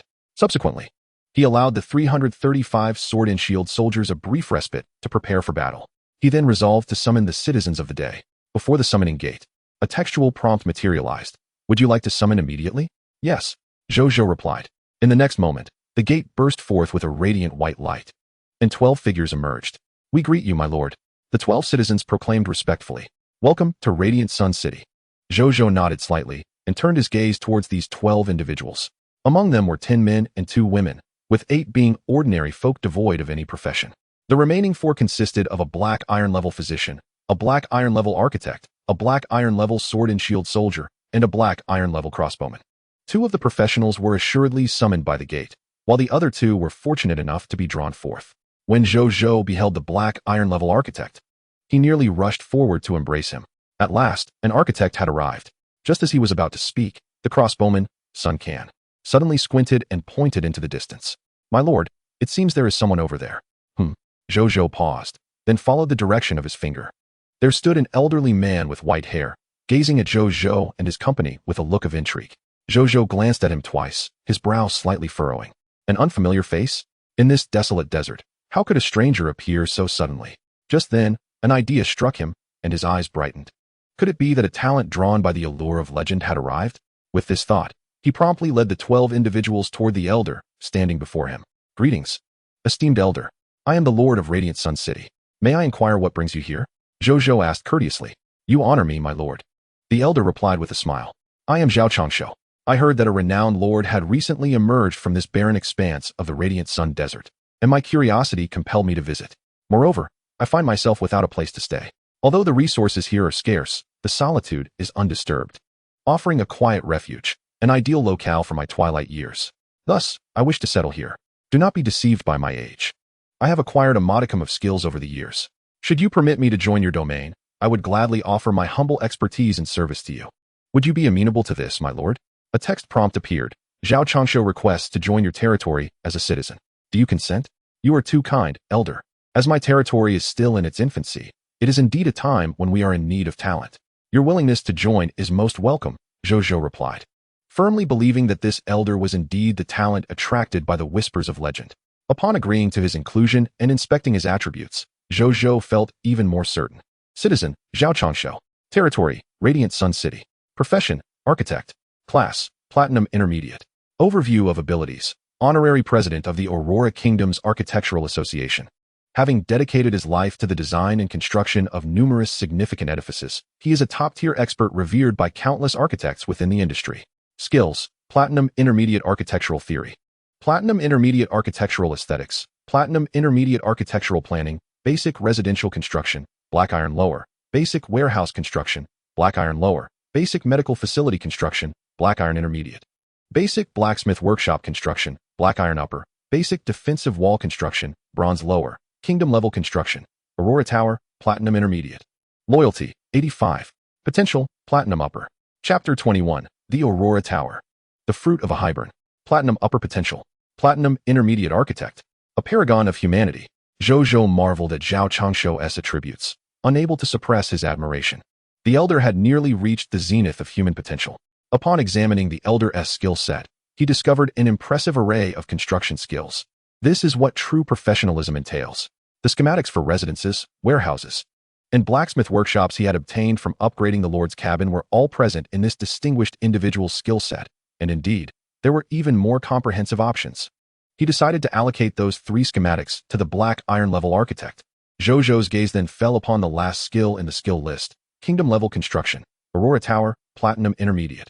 It was the only kingdom-level structure within the elder's repertoire. Curiosity piqued, he opened it. Building name, Aurora Tower. Building level, Platinum Intermediate. Function 1. The light energy storage device absorbs light elemental energy and stores it within the Aurora Tower's reserves, charging the Aurora Cannon with attack energy. Function 2. The Aurora Cannon's ray mode activates, continuously releasing light elemental energy to unleash a powerful auroral ray that sweeps away all enemies within range. Function 3. The Aurora Cannon's focal point mode releases all stored light elemental energy in an instant, targeting and eliminating enemies in a single strike, capable of dispatching any entity below the extraordinary level. Note, the range of the Aurora Tower is 100,000 meters. Building upgrade requirements: 50,000 units of wood, 50,000 units of fine sand, 100,000 units of metal, 100,000 units of stone, 100 units of Aurora crystals, and 50 mist hearts of platinum level. Building description: a racial structure of the Aurora people, the sole kingdom-level building of the Aurora Kingdom, playing an indelible role in the establishment and expansion of the Aurora Kingdom. Zhou Zhou's eyes widened. Capable of eliminating any enemy below the extraordinary level in a single blow? Such a powerful exclusive kingdom-level edifice. However, upon noticing the required materials, his brow furrowed slightly. Aurora crystals. He had never heard of such materials before. They were likely some form of advanced resource. I should inquire in the World Channel to see if any lords possess this material, Zhou Zhou pondered.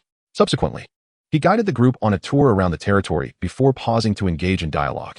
Primarily, it was Zhou Zhou who delineated the current state of affairs within the city of Jiaoyang, while the others attentively listened, interjecting with questions from time to time.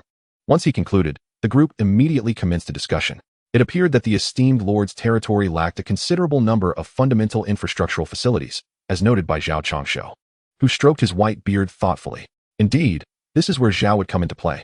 There is no need for concern regarding materials, as the territory is well stocked, Zhou Zhou remarked, indicating that he currently possessed over 70,000 units of basic materials and 664 pieces of black iron level mist hearts.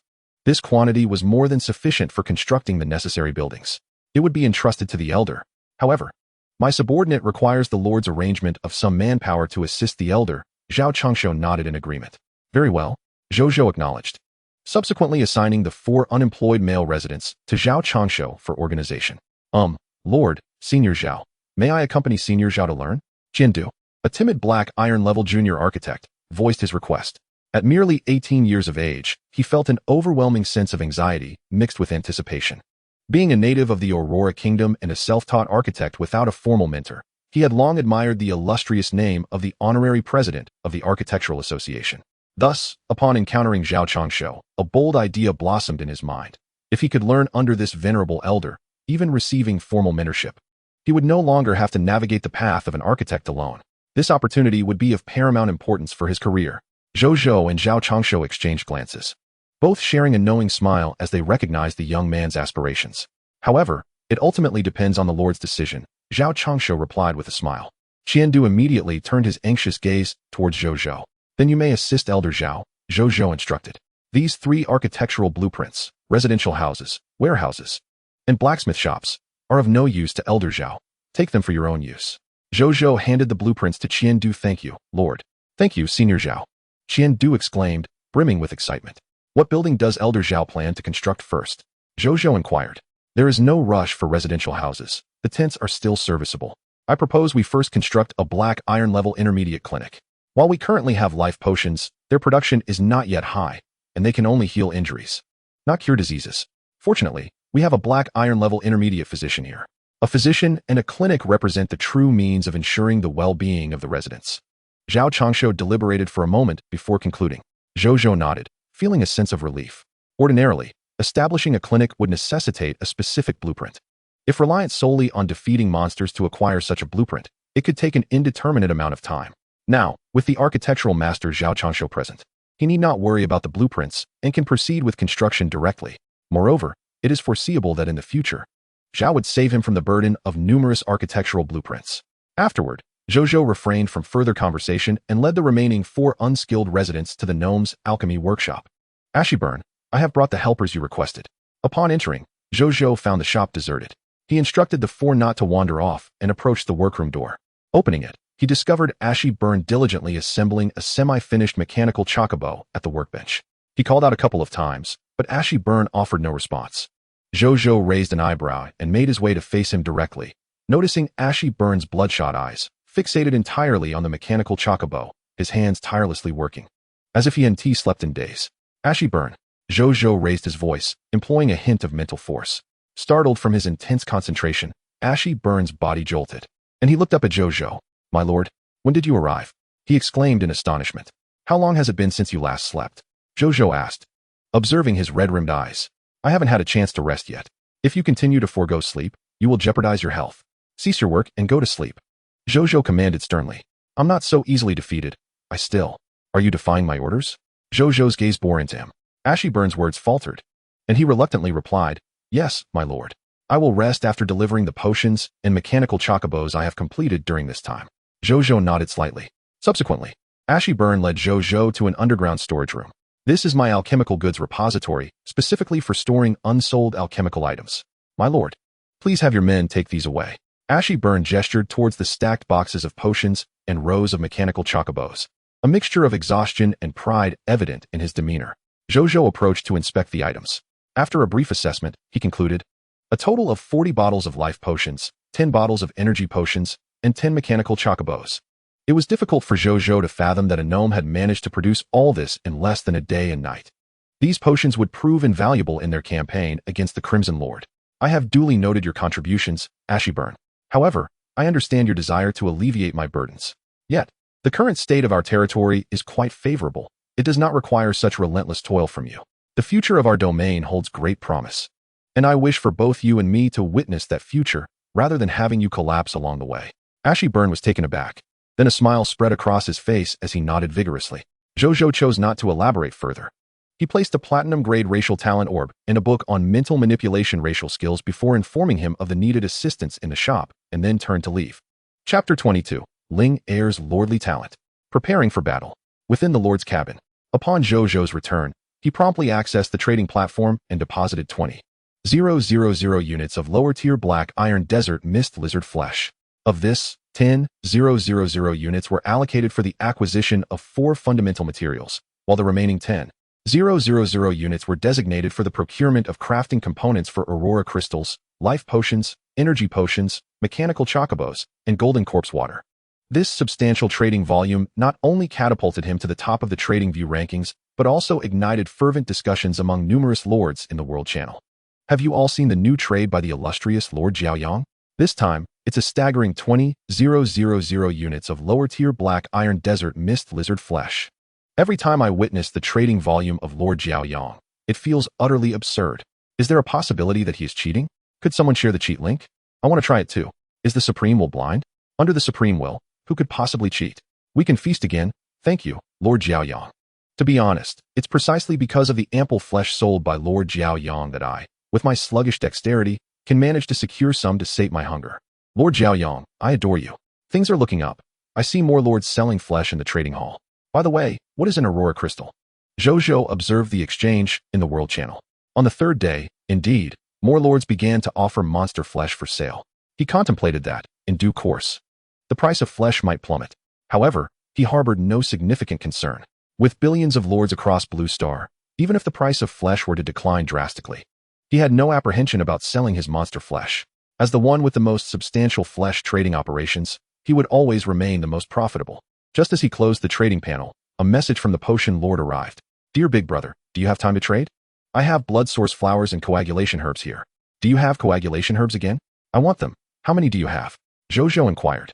800 blood source flowers and 200 coagulation herbs. Zhou Zhou responded, 00. He then ventured a question. May I ask if your lordly talent pertains to medicinal herbs? You need not answer. It does not affect our trade. It's fine, Big Brother. My lordly talent is indeed related to the cultivation of medicinal herbs. In the next moment, the other party sent a screenshot of her lordly talent. Zhou Zhou was momentarily taken aback, but could not suppress his curiosity and took a look. Lordly talent. Divine Herb Garden, Legendary Grade. Elemental Herb Garden. Your territory possesses a unique structure, the Divine Herb Garden. Medicinal herbs planted within this garden will automatically create an optimal growth environment around them, significantly reducing their growth time. The time reduction percentages for herbs of various qualities are as follows. Black Iron Grade, 999 growth time reduction. Bronze Grade, 899 growth time reduction. Silver Grade, 799 growth time reduction. Gold Grade, 699 growth time reduction. Platinum Grade, 199 growth time reduction. Legendary Grade, 199 growth time reduction. Zhou Zhou gaped in astonishment. The effects of this lordly talent were utterly outrageous. No wonder the potion lord could produce such an abundance of blood source flowers and coagulation herbs daily. It turned out she cultivated them herself. Moreover, this was the second legendary lordly talent he had encountered aside from his own. Truly impressive. It was worthy of its legendary status. Yet, when compared to his own lordly talent, Zhou Zhou still felt his was superior. After all, his 100 drop rate could extract the talents of other lords. In the future, he could aspire not just to legendary lordly talents, but perhaps even mythical ones. At that moment, a thought flickered in Zhou Zhou's mind. He pondered for a moment and typed, Your lordly talent is formidable. Henceforth, do not casually reveal it to others, lest it incite significant danger. I understand, Big Brother. However, I believe you are someone I can trust, which is why I shared my lordly talent with you. Regardless, in the future, do not easily disclose your lordly talent to anyone, even if you become very powerful. It must remain confidential, and I will not divulge it either. Thank you, Big Brother. I am very happy. Zhou Zhou responded. By the way, how many types of soldiers do you possess now? None at all. The citizens I summoned are all unclassed. Zhou Zhou was speechless. However, a thought crossed his mind. Would this rare possessor of a legendary lordly talent perish due to the lack of combatants during the novice lord trial in 4 days? He contemplated for a moment and typed, with yesterday's trade, you should have no shortage of flesh now. This time, I would like to exchange something different. He then sent a screenshot of the item information for the sword and shield soldier class change certificate. How about trading this? Millions of kilometers away, within the potion city. Ling Heir gazed at the information regarding the sword and shield soldier class change certificate, her adorable eyes widening in excitement. Though she was young, She was not foolish and understood that this class change certificate could completely alter her and her citizen's fate in the upcoming Novice Lord trial. After a moment's hesitation, she typed, "I really want it, but Big Brother Jiao Yang likely needs it too, right? Rest assured, I have plenty of these class change certificates." During this period, he had amassed a staggering total of 298 Knight and Shield Soldier class change certificates in his possession. He had no immediate use for them himself. It was entirely feasible to set aside a portion for trade. Moreover, now that Linger had established a vested interest with him, Zhou Zhou could not bear to see a child perish at the hands of the fog monsters in just 4 days. Thus, he proactively offered the Knight and Shield Soldier class change certificates as a bargaining chip. Subsequently, Zhou Zhou completed the trade with Linger, 800 blood source flowers and 200 coagulating herbs. He exchanged 50 certificates for every 20 herbs, culminating in a total of 50 Knight and Shield Soldier class change certificates for her. The transaction concluded with mutual satisfaction. After more than half an hour, within the trading post, Zhou Zhou's 20,000 units of black iron lower-tier desert fog lizard flesh had been entirely exchanged for the equivalent materials. This included a total of 44,000 units of timber, 36,000 units of fine sand, 40,000 units of metal, and 80,000 units of stone. Additionally, there were 560 sets of mechanical chocobo manufacturing materials, 850 crafting materials for life potions, 750 crafting materials for energy potions, and 100 crafting materials for the water of the dead. The acquisition of these materials had been remarkably effortless. Zhou Zhou surveyed the results of the trade, feeling a swell of satisfaction in his heart. The only regret was the absence of the Aurora Crystal. It seemed this item was indeed quite rare, as even the Lords of Blue Star, with their billions, had yet to procure any. 3 hours later, Bai Yun and her comrades concluded their rest. Zhou Zhou wasted no time and led all his soldiers, along with Nizalio and a black iron intermediate healer, toward the location of the Desert Fog Lizard Leader. Chapter 23. Does the Crimson Lord also possess lordly talents? After more than half an hour, a battalion of over 600 soldiers stood on the desert sands. Behind them were 9 mechanical chocobos, each tethered to 9 makeshift wooden carts. At the forefront of this group was a striking young man mounted upon a mechanical chocobo.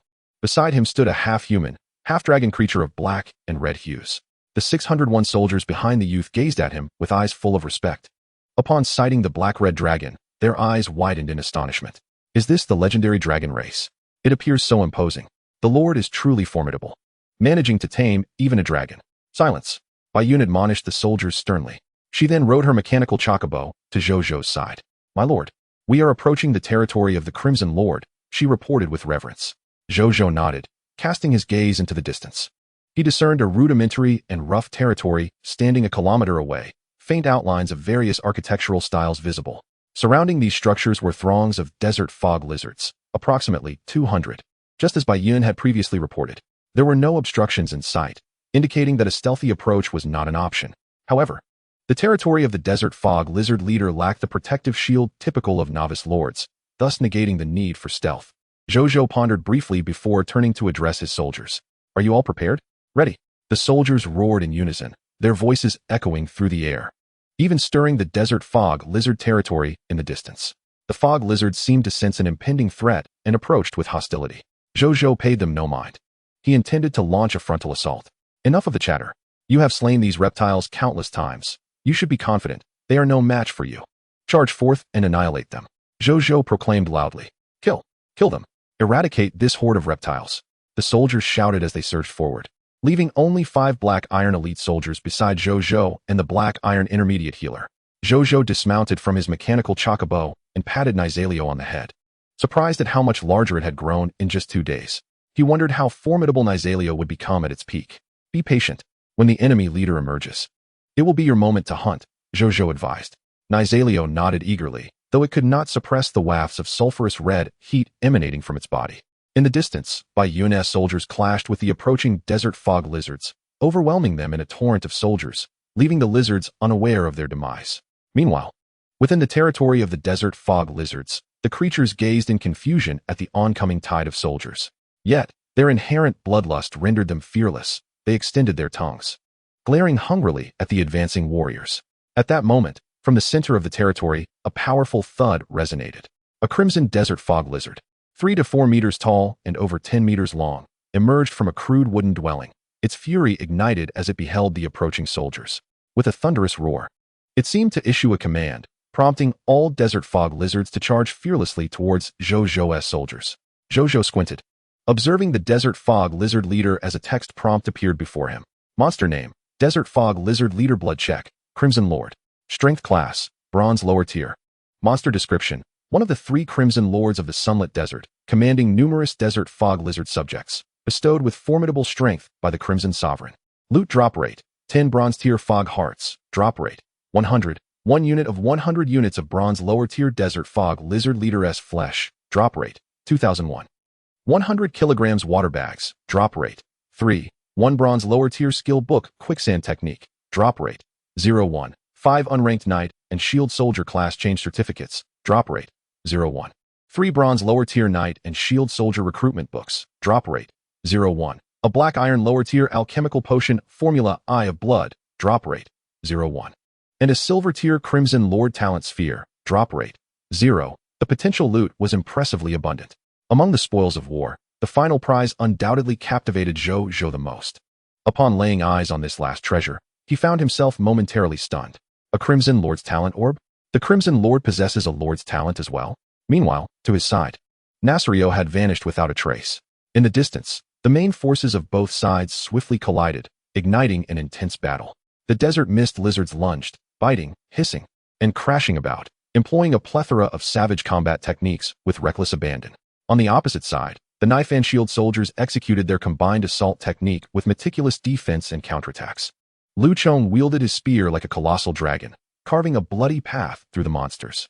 Crossbowmen stood not far away, drawing their bolts, each shot capable of inflicting grave wounds upon a desert mist lizard. Bai Yun shone the brightest among them, riding a mechanical chocobo, darting like the wind along the fringes of the battlefield. With the mobility of her steed, her precise crossbow skills, and formidable strength, she resembled a green reaper, harvesting the lives of the desert mist lizards. Even those fortunate enough to survive soon succumbed to the toxins in the bolts, collapsing to the ground, either poisoned or swiftly finished off by other soldiers. Roar, bang, crushed monsters, I shall slay you. Hiss. The cacophony of clashing weapons, the roars of monsters, curses, and impacts created a chaotic symphony. At that moment, the battlefield transformed into a bloody meat grinder. However, Zhou Zhou's side maintained the upper hand. They were more numerous and equipped with standardized gear, effectively defending against most of the claws and teeth of the desert mist lizards, only bearing the brunt of the impact from the monsters' charges. In the territory of the desert mist lizards, the leader narrowed its eyes, fixating on the throng of combatants. Suddenly, it stomped down upon the sand. A few hundred meters away, the soldiers engaged in fierce combat abruptly noticed the ground beneath them rapidly sinking, quickly forming a pit several meters deep. Unable to maintain their balance, many soldiers tumbled into the abyss, resulting in numerous injuries. The desert mist lizard leader raised its claw, intending to repeat its previous tactic. Just then, it felt a searing heat overhead. Looking up, it beheld a dragon of considerable size descending from the sky. Boom. An invisible and terrifying pressure emanated from the dragon, instantly enveloping the body and soul of the desert mist lizard leader. Dragon's might. In that instant, the desert mist lizard leader trembled uncontrollably, rendered incapable of fleeing. Terror filled its eyes, while excitement flickered in Nazario's gaze. It swooped down like a predator. This scene resembled a masterpiece of the world. Despite the stark size disparity, Nazario appeared as a hunter, while the massive desert mist lizard leader seemed no more than a defenseless rabbit. In the face of impending doom, it could do nothing but tremble. In the next moment, as the two parties drew near, Nazario abruptly hovered in midair. It opened its mouth, a faint red glow emanating from its throat. The next second, a torrent of searing magma breath erupted from its maw, engulfing the head of the desert mist lizard leader in an instant. 3 to 4 seconds later, accompanied by a resounding crash, the desert mist lizard leader collapsed helplessly to the ground, its head utterly consumed by the dragon's breath, leaving only droplets of magma trickling from its neck. Not far away, 2 lines of text materialized before Zhou Zhou's eyes. Your pet, Lava Dragon Nazario, has slain the desert mist lizard leader, Crimson Lord, earning 20 energy. Loot collection complete. The territory of the Crimson Lord is now unclaimed. You may plunder or occupy this land. In Chapter 24, Organizing the Spoils, a full channel announcement resounded once more. After Nazario vanquished the desert mist lizard leader, it seemed not yet satiated. It soared back into the sky, surveying the fierce battlefield below, and without hesitation, joined the fray, aiding the soldiers in dispatching the desert mist lizard monsters. With the addition of Nazario, a superior bronze dragon, and the knowledge of their leader's demise, the soldiers' morale surged, and they fought with renewed vigor. More than half an hour later, over 200 desert mist lizards lay slain. The scene was almost entirely strewn with their carcasses, albeit with a few scattered soldier remains. Upon seeing the fallen soldiers, Zhou Zhou's initial joy at defeating the Crimson Lord dimmed considerably. Zhang Qianjing, attend to the wounded soldiers. I have provided you with life potions. Use them generously when needed. Do not hesitate. If you require more, ask me. Zhou Zhou instructed the mid-level healer at his side. My lord, your mercy is commendable. Zhang Qianjing reverently bowed to Zhou Zhou before swiftly making his way toward the injured. My lord need not be too sorrowful. We have always been mortal enemies of these mist monsters and other lords. Even if we do not attack them, they will eventually come for us. The minor casualties we incur now are merely to avert greater losses, even annihilation, in the future. Please do not doubt yourself, my lord. Each of us soldiers fear not the battle and fully support your decisions. Bai Yun earnestly conveyed to Zhou Zhou, concerned that he might waver at the sight of some casualties. While her loyalty to her lord remained unwavering, she understood that a leader who shied away from war in a realm defined by conflict was akin to a lamb awaiting slaughter. She feared the day her lord might perish at the hands of other lords or mist monsters. Zhou Zhou remained silent, his gaze fixed on the battlefield. After a moment, his expression hardened with resolve. Only by growing stronger can we reduce casualties. He firmly concluded within himself. If in this battle he could muster 1,000,000 soldiers, each casting a stone, he could bury this territory of the Crimson Lord. I am still not strong enough. I need more soldiers, and even more Lord talents. He contemplated. Take me to see the corpse of the Crimson Lord, Zhou Zhou suddenly declared. Certainly. Bai Yun exhaled with relief, her face brightening once more with a smile. She then guided Zhou Zhou to the lifeless body of the desert mist lizard's leader. Roar. Nazario flew in front of Zhou Zhou, nuzzling his arm with his head, his eyes sparkling with anticipation. Praise me, praise me. My Nazario performed splendidly, Zhou Zhou lauded. Without Nazario's valiant effort in slaying the desert mist lizard leader and subsequently assisting the soldiers in dispatching the other desert mist lizards, the casualties they would have incurred in this battle would have been magnified tenfold, if not more. Thus, it is entirely fitting that Nazario takes the lead in credit for this victory. Zhou Zhou then placed his hand upon the corpse of the desert mist lizard leader. A golden prompt appeared. Would you like to extract the spoils? Yes, Zhou Zhou thought. Lord Talent prompt. You have obtained 10 mist hearts, bronze grade. 100 units of desert mist lizard leader's flesh, lower bronze grade. 100 kilograms of water pouches, 5 shield and sword soldier class transition certificates, unranked. 3 shield and sword soldier recruitment letters, lower bronze grade. 1 quicksand technique skill book, lower bronze grade. An alchemical potion recipe, Eye of Blood, lower black iron grade. And a crimson lord talent sphere, silver grade. With a thunderous crash, the enormous corpse of the desert mist lizard exploded, showering an abundance of loot that resembled a small mountain. Though Bai Yun had mentally prepared herself, she could not help but widen her eyes in astonishment. Nazario, on the other hand, drooled over the flesh and bronze-grade mist hearts. Zhou Zhou began to examine the spoils. First was the Quicksand Technique skill book. Skill name, Quicksand Technique. Skill quality, lower bronze. Skill description, an advanced skill of sand submersion. Manipulate the earth to transform a designated area into a pit of quicksand. The area and depth of the quicksand pit depend on the energy output of the user. Zhou Zhou learned it on the spot. This is a rare skill capable of altering terrain. He had witnessed its potency in the recent battle, while its effect might not be apparent in one-on-one confrontations. Deploying the quicksand technique on a battlefield teeming with combatants would undoubtedly yield devastating results. As he grows stronger, it would not be beyond the realm of possibility for him to engulf an entire city in quicksand with a mere wave of his hand. Next was the alchemical potion recipe, Eye of Blood. Alchemical potion recipe name, Eye of Blood. Recipe quality, lower black iron. Recipe effect, upon use. You will master the method of concocting the Eye of Blood. Applying the Eye of Blood to your eyelids allows you to observe blood-related creatures within your field of vision and enhances your sight. Recipe materials, blood eye flower, lower black iron material, blue ice leaf, lower black iron material, clover, ordinary material. Recipe summary. Any being with blood cannot hide from the Eye of Blood. Learning requirement. Can only be studied by alchemists, alchemical technicians, physicians, and other herbalist-related professions. Zhou Zhou pondered over the recipe. The Eye of Blood seems designed to counter stealth skills. Beyond that, he could not immediately conceive of any other uses. He decided to hand it over to Yaxabin for further study upon his return. Finally, Zhou Zhou's gaze fell upon an orb radiating a silver glow, tinged with a hint of crimson. Treasure name, Crimson Lord Talent Sphere, unknown. Treasure quality, silver grade. Treasure effect, After purification by the Supreme Will, the Lord may absorb it and receive an unknown silver-grade Lord talent. Treasure summary. Originally an item that could not drop as loot, it was forcibly released due to some mysterious power. Would you like to purify? Zhou Zhou hesitated to purify it immediately. Who knows what might occur during the process? It would be prudent to return to the territory first. Afterward, Zhou Zhou entered the Lord's wooden cabin, only to discover the territory monument. Remarkably, it was a black iron intermediate territory monument. Does the Crimson Lord also possess a territory monument? Zhou Zhou mused in astonishment. He summoned 5 shield and sword soldiers to begin demolishing the territory monument. It took them a quarter of an hour to shatter its impressive durability of 5,000, revealing the territory decree within. Zhou Zhou approached and placed his hand on the territory decree.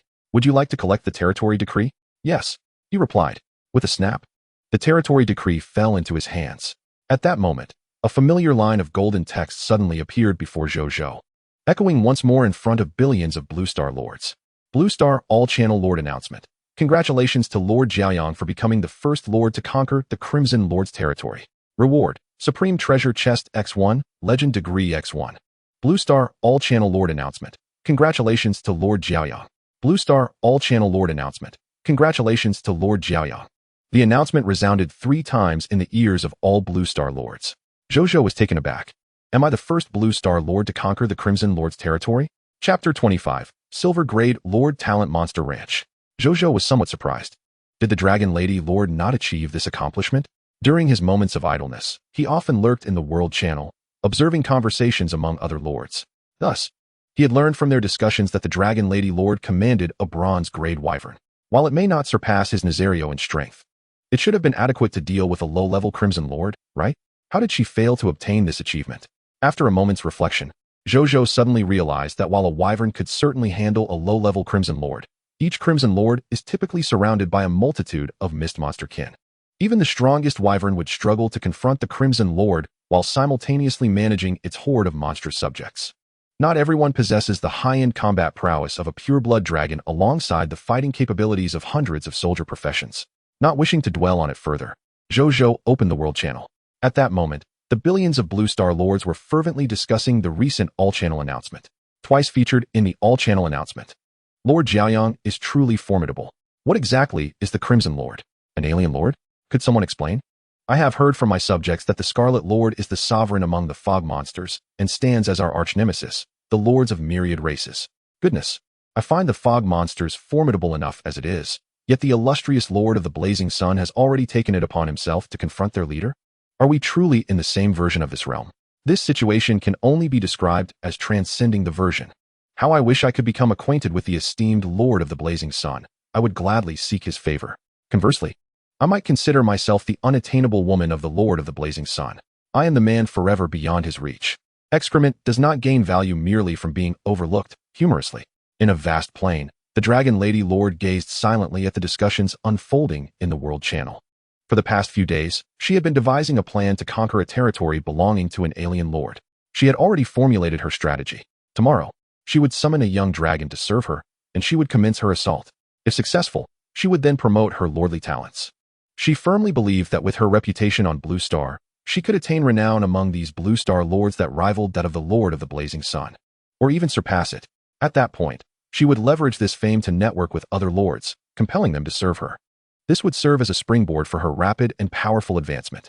Such a cycle would inevitably lead her to vie for the exalted position of Supreme Lord. However, she did not foresee that within just a day, the Lord of the Blazing Sun had conquered another territory belonging to the Scarlet Lord, once again gracing the All-Channel announcement. What could his lordly talent possibly be? Is he endowed with a legendary-level lordly talent? Or perhaps a mythic-level talent? Susanna Margaret found herself perplexed. Gradually, she composed herself. It is merely a fleeting advantage. There is no need for me to panic. I am the Dragon Blood Queen, ordained by the Supreme Will. Before long, I shall surely catch up to him and surpass him. In a cemetery, the undead Lord Zhang Han squinted slightly as he observed the chatter in the World Channel. He had been outpaced in seizing a territory belonging to the Scarlet Lord. His own territory also bordered that of the Scarlet Lord. Initially, he had planned to gradually weaken his opponent's strength while waiting to advance to the Bronze tier, where he could enslave Bronze-level undead and then formally launch an attack on the opponent's territory. Little did he expect that the first strike would be claimed by the Lord of the Blazing Sun. I must hasten my own development. Otherwise, All the benefits will be claimed by this Lord of the Blazing Sun. He pondered this. In the territory of the Desert Fog Lizard leader, Zhou Zhou closed the world channel with a smile. He then opened the legendary ranking board. He remained in first place, boasting a 2-point lead in legendary status. With no other lords occupying the subsequent ranks, he had also gained a bit more legendary status. Tomorrow he would be able to attract a talented individual to his service. Zhou Zhou felt a sense of anticipation. He then closed the legendary ranking board and gazed at the golden treasure chest that had materialized before him. Resisting the urge to open it, he instructed the 5 shield bearers nearby to transport it back to his territory and deliver it to the front of his lordly wooden cabin. After more than half an hour, Bai Yun approached to report, "My lord, the spoils from this battle have been organized. We have found a total of 3,000 units of stone, 1,500 units of wood, 500 units of metal, and 1,000 units of fine sand. Additionally, we discovered 357 black iron-level fog hearts and 6 bronze-level fog hearts. All have been loaded onto the makeshift wooden cart pulled by the mechanical landwalker for transport. Any overflow will be carried by the soldiers." Zhou Zhou replied. "The 9 makeshift wooden carts I brought today were purchased from a lord who claimed to be a carpenter at the trading post. The price was quite reasonable. Each cart required only 3 units of black iron grade meat to acquire." At that moment, Zhou Zhou had envisioned a plan to utilize the combination of mechanical landwalker carts to create a supply convoy. This would not only allow for the transport of greater quantities of resources and monster corpses, but also liberate the soldiers' combat capabilities. Thus, he had put the idea to the test, and the results appeared promising. "Indeed," Bai Yun nodded. "What is our casualty count?" Zhou Zhou inquired. "In this battle, we lost a total of 12 soldiers. Additionally, there are 22 seriously injured and 76 lightly wounded," Bai Yun reported. "Upon our return, allow these injured soldiers to refrain from combat for the time being and focus on recuperating. Once they regain their combat capabilities, they may return. Those who cannot resume fighting after recovery will be assigned lighter duties until they can manage their lives independently. The citizens who are entirely incapable of work will be taken care of by the Blazing Sun City for the rest of their lives," Zhou Zhou decreed. With his 100 recovery rate, supporting these injured soldiers would be a breeze. Moreover, as his strength grew, the effectiveness of his recovery rate would only increase, allowing him to support even more injured individuals. And once he acquired healing-related lordly talents, transforming these wounded souls back into healthy beings would be entirely feasible. Thus, he was filled with confidence. "Yes, thank you, my lord." Bai Yun gazed at Zhou Zhou with gratitude before attending to her duties. Soon after, jubilant cheers erupted from the distant soldiers. A smile appeared on Zhou Zhou's face. He stepped out of the lordly wooden cabin, gazing at the solitary structure, feeling somewhat puzzled. He recalled that when he first arrived, there seemed to be more than just one building here. Could it be that the Desert Fog Lizard leader's lordly talent also manifested as a unique building? Thus, upon its demise, the special building vanished? Zhou Zhou contemplated. He glanced around once more and shook his head. There were no remarkable resources here, nor was there any necessity for occupation. Moments later, the group organized their formation and spoils before returning to Blazing Sun City. Within Blazing Sun City, in the lordly wooden cabin, Zhou Zhou retrieved the Scarlet Lord's talent orb. "Shall I purify it?" "Purify," Zhou Zhou declared with anticipation. In the next moment, a golden light flashed across the surface of the Scarlet Lord's talent orb. Once the golden radiance faded, Zhou Zhou was astonished to find that the sanguine glow that once enveloped the orb had entirely vanished. And at this moment, its information has also undergone a transformation. Treasure name, Lord's Talent Orb, Monster Ranch. Treasure grade, Silver. Treasure effect, upon absorption, the Lord will possess a silver grade Lord's Talent Monster Ranch. Treasure description, the Lord's Talent Orb, purified by the Supreme Will, grants a silver grade lordly talent upon absorption. Chapter 26, The Monster Rancher Magoo. A monster ranch? What manner of lordly talent is this? Zhou Zhou pondered in confusion. He did not dwell on it for long and chose to use it immediately. Golden text prompts appeared. "Do you wish to absorb this Lord's Talent Orb, Silver Grade?" "Yes," Zhou Zhou declared. In the next moment, the Silver Grade Lord's Talent Orb transformed into a multitude of silver light points that surged into his brow.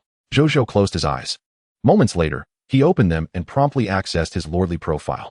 To his astonishment, the section detailing his lordly talents had once again been updated. Lordly talents, 100 drop rate, legendary, Gnome Alchemy Workshop, bronze, Monster Ranch, silver. A third lordly talent. Excellent. Zhou Zhou's spirit soared. He then opened the detailed information of this talent. Lordly talent, Monster Ranch, silver. Monster Ranch. Your territory possesses the means to establish the special structure known as the Monster Ranch. When you place a mist monster within the Monster Ranch, it will absorb the crimson mist at night, cultivating varying numbers of the same species of mist monsters by the following day. Upon reading this, Zhou Zhou immediately grasped the potential use of this lordly talent. Raising desert mist lizards. The territory of the desert mist lizard leader had been completely cleared by him. Consequently, the crimson mist at night would no longer give rise to desert mist lizards. As Zhao Changshou had stated, the two were inextricably linked. If one perished, so too would the other. With the Crimson Lord gone, the Crimson Mist would no longer spawn new desert mist lizards. He had previously been troubled about the future supply of blade and shield soldiers. But now, he could utilize the monster ranch to domesticate the desert mist lizards. Through daily hunts of the newly spawned desert mist lizards, he could reliably harvest water, flesh, mist hearts, and resources for blade and shield soldiers, as well as promotion energy. Such a thought was utterly perfect. My lord, I have something to report. Just then, a voice from outside the door interrupted. What is it? Zhou Zhou asked, taken aback. There is a stranger among us, a human who claims to be a monster rancher and one of your subjects. However, I have never seen him before. So I came to confirm his identity with you, my lord, Bai Yun explained. A monster rancher? Zhou Zhou's expression shifted. He stood and approached the door, opening it to find Bai Yun standing before him. Not far behind her stood a young man of ordinary appearance, robust in build, clad in a silver short shirt, with a silver whip hanging from his waist, giving him a somewhat fierce demeanor. Yet upon seeing Zhou Zhou, his expression transformed to one of utmost respect. Monster Rancher Magoo. Greetings, my lord. Zhou Zhou regarded him as personal information materialized. Subject, Magoo. Territory, Radiant Sun City. Living profession, Monster Rancher. Profession class, High Black Iron. Combat profession, Monster Priest. Strength class, High Black Iron. Overview of abilities, the Rancher of the Monster Ranch. Also a Monster Priest skilled in battling mist monsters. Proficient in communication, taming, and controlling mist monsters, with a chance to promote ordinary mist monsters to elite or even leader-level mist monsters. Skills, Special Structure, Monster Ranch. Mist Monster Communication, High Black Iron. Mist Monster Taming, High Black Iron. Mist Monster Control, High Black Iron. Mist Monster Berserk, High Black Iron. And Mist Monster Soothing, High Black Iron. Loyalty, Devoted. Potential, Diamond Level. Zhou Zhou's eyes brightened upon seeing the description of the man's abilities. A dual career talent. Not only could he construct a monster ranch, but he could also elevate ordinary mist monsters to elite and even leader levels. This was a talent capable of enhancing the spoils of battle. He regained his composure and said to Bai Yun, he is indeed one of our subjects. However, he has only recently joined, which is why you have not encountered him. Ah, I see, Bai Yun replied, turning to Magoo with an apologetic expression. I am sorry for misunderstanding you. It is of no consequence, Magoo replied with a slight smile. He then turned to Zhou Zhou. My lord, the monster ranch is ready. Would you like to take a look? Let us go. Bai Yun, you should join me, Zhou Zhou instructed. Yes, my lord, Bai Yun nodded. The three then stepped out of the protective barrier of the novice lord. After walking approximately 100 meters, they beheld a vast entrance to the ranch before them, marked by a wooden sign emblazoned with the words Monster Ranch. Building name, Monster Ranch. Building level, High Black Iron Special. Function 1. Capable of cultivating 300 black iron level mist monsters of the same species through the absorption of nightly crimson mist. Function 2. The Monster Ranch can upgrade alongside the territory, enhancing the rancher's abilities and the quantity of mist monsters that can be cultivated. Building range, 2000 m x 2000 m. Current cultivable mist monster species, not yet placed. Current daily cultivation capacity, 300 mist monsters. Building upgrades, upgrades alongside territory. Note, this building cannot cultivate dragon, titan, angel, elf, fairy, or demigod species due to their superior bloodlines. Building description, this is a place solely for the cultivation of monsters. Zhou Zhou marveled. This special building can even upgrade. Truly worthy of a silver-grade lordly talent. What does Monster Ranch mean? Bai Yun inquired, her expression one of confusion. Zhou Zhou contemplated for a moment before explaining the purpose of this structure to her. After listening, Bai Yun was left with a look of incredulity. After all the effort to nearly eradicate the desert mist lizards, my lord, why would you want to cultivate them again? Zhou Zhou then shared his thoughts on how the Monster Ranch could provide a stable source of spoils daily. Upon hearing this, Bai Yun finally understood. In this manner, the desert mist lizard can become our stable source of water, meat, weaponry, and defensive troops, as well as a source of mist hearts and promotion energy. It is indeed a multifaceted advantage. Thus, I am inclined to protect the desert mist lizard, and even to cultivate them. Currently, there may be only a handful of these creatures left in the entire Radiant Sun Desert. We cannot continue to hunt them. After you have rested, please capture 1 or 2 to bring back and place in the monster farm for breeding. From this point onward, as long as the desert mist lizards in the Radiant Sun Desert do not proliferate excessively, and do not initiate attacks against us, we should refrain from hunting them. Consider them as guardian creatures. Should they seek their own demise, however, then so be it. Zhou Zhou stated solemnly. Bai Yun replied, understood, my lord. She was about to leave, preparing to capture a couple of desert mist lizards. Zhou Zhou seemed to recall something. If you encounter a black-tailed mist scorpion, you may also capture one to bring back. Once the second monster farm is established, we can place the black-tailed mist scorpion there as well. However, we have never proactively attacked the black-tailed mist scorpions. Their numbers should still be considerable, right? Bai Yun inquired, puzzled. Let us secure them in advance. Zhou Zhou waved his hand dismissively. Bai Yun responded, Chapter 27, The Space Ring of the Sand Emperor. The concept of a reconnaissance team. Bai Yun departed. Zhou Zhou once again accessed the personal information of the Monster Valley to check the materials required for establishing a monster farm. Skill name, Special Building Monster Farm. Skill grade, Upper Black Iron Special. Skill description, a special building construction skill derived from the Silver Grade Lord Talent, Monster Farm, which allows the establishment of a dedicated facility for breeding monsters. Building materials, 3,000 units of wood, 3,000 units of fine sand, 3,000 units of metal, 3,000 units of stone, 1,000 black iron grade mist hearts, and 1 source crystal. Zhou Zhou furrowed his brow slightly. The other materials were manageable, but he had yet to encounter a source crystal. Nevertheless, he had long heard of this material. In his personal information, the source crystal was listed as a resource entry, indicating its significance to a lord. Monster Valley, do you know where to obtain source crystals? Zhou Zhou directly inquired. I am aware, my lord. The source of source crystals is exceedingly rare. Typically, only regional Crimson Lords and certain ordinary Crimson Lords can yield them. Occasionally, some special monsters may also drop source crystals. Monster Valley replied. A regional Crimson Lord? What is that? Zhou Zhou was taken aback. A regional Crimson Lord refers to a Crimson Lord who occupies an entire regional territory. Any unclaimed regional territory will have a regional Crimson Lord governing it. For instance, the Radiant Sun Desert, where you reside, is likely ruled by a regional Crimson Lord. Monster Valley elaborated. Zhou Zhou was momentarily stunned. Upon hearing this, he recalled that when he had previously viewed the profile of the Desert Mist Lizard leader, it indeed mentioned that it was one of the 3 major Crimson Lords of the Radiant Sun Desert. This meant that one of the other 2 Crimson Lords must be the regional Crimson Lord referred to by Monster Valley? Zhou Zhou pondered thoughtfully. After a moment, he returned to the inquiry. With your current capabilities, how many monster farms can you manage simultaneously? I can currently manage 3 upper black iron level monster farms. Monster Valley answered respectfully.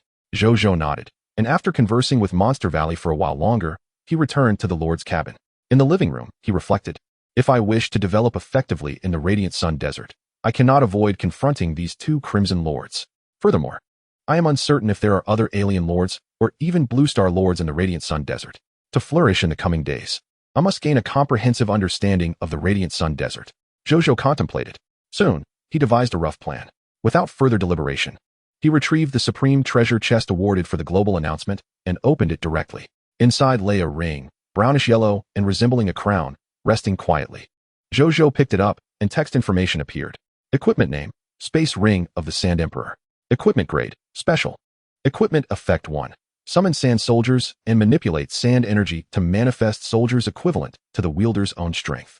Sand soldiers possess unparalleled loyalty, formidable combat prowess, and basic intelligence, capable of executing simple commands from the ring's owner. Possible soldier types, spearmen, archers, shield bearers, crossbowmen, cavalry, and bladesmen. Equipment effect 2, 500 cubic meters of storage space. Description: once the storage ring of the Sand Emperor, it ultimately fell beneath the sun in a futile attempt to usurp the sun's power. Note: currently bound to the Radiant Sun Lord. Zhou Zhou's eyes brightened. This equipment is splendid.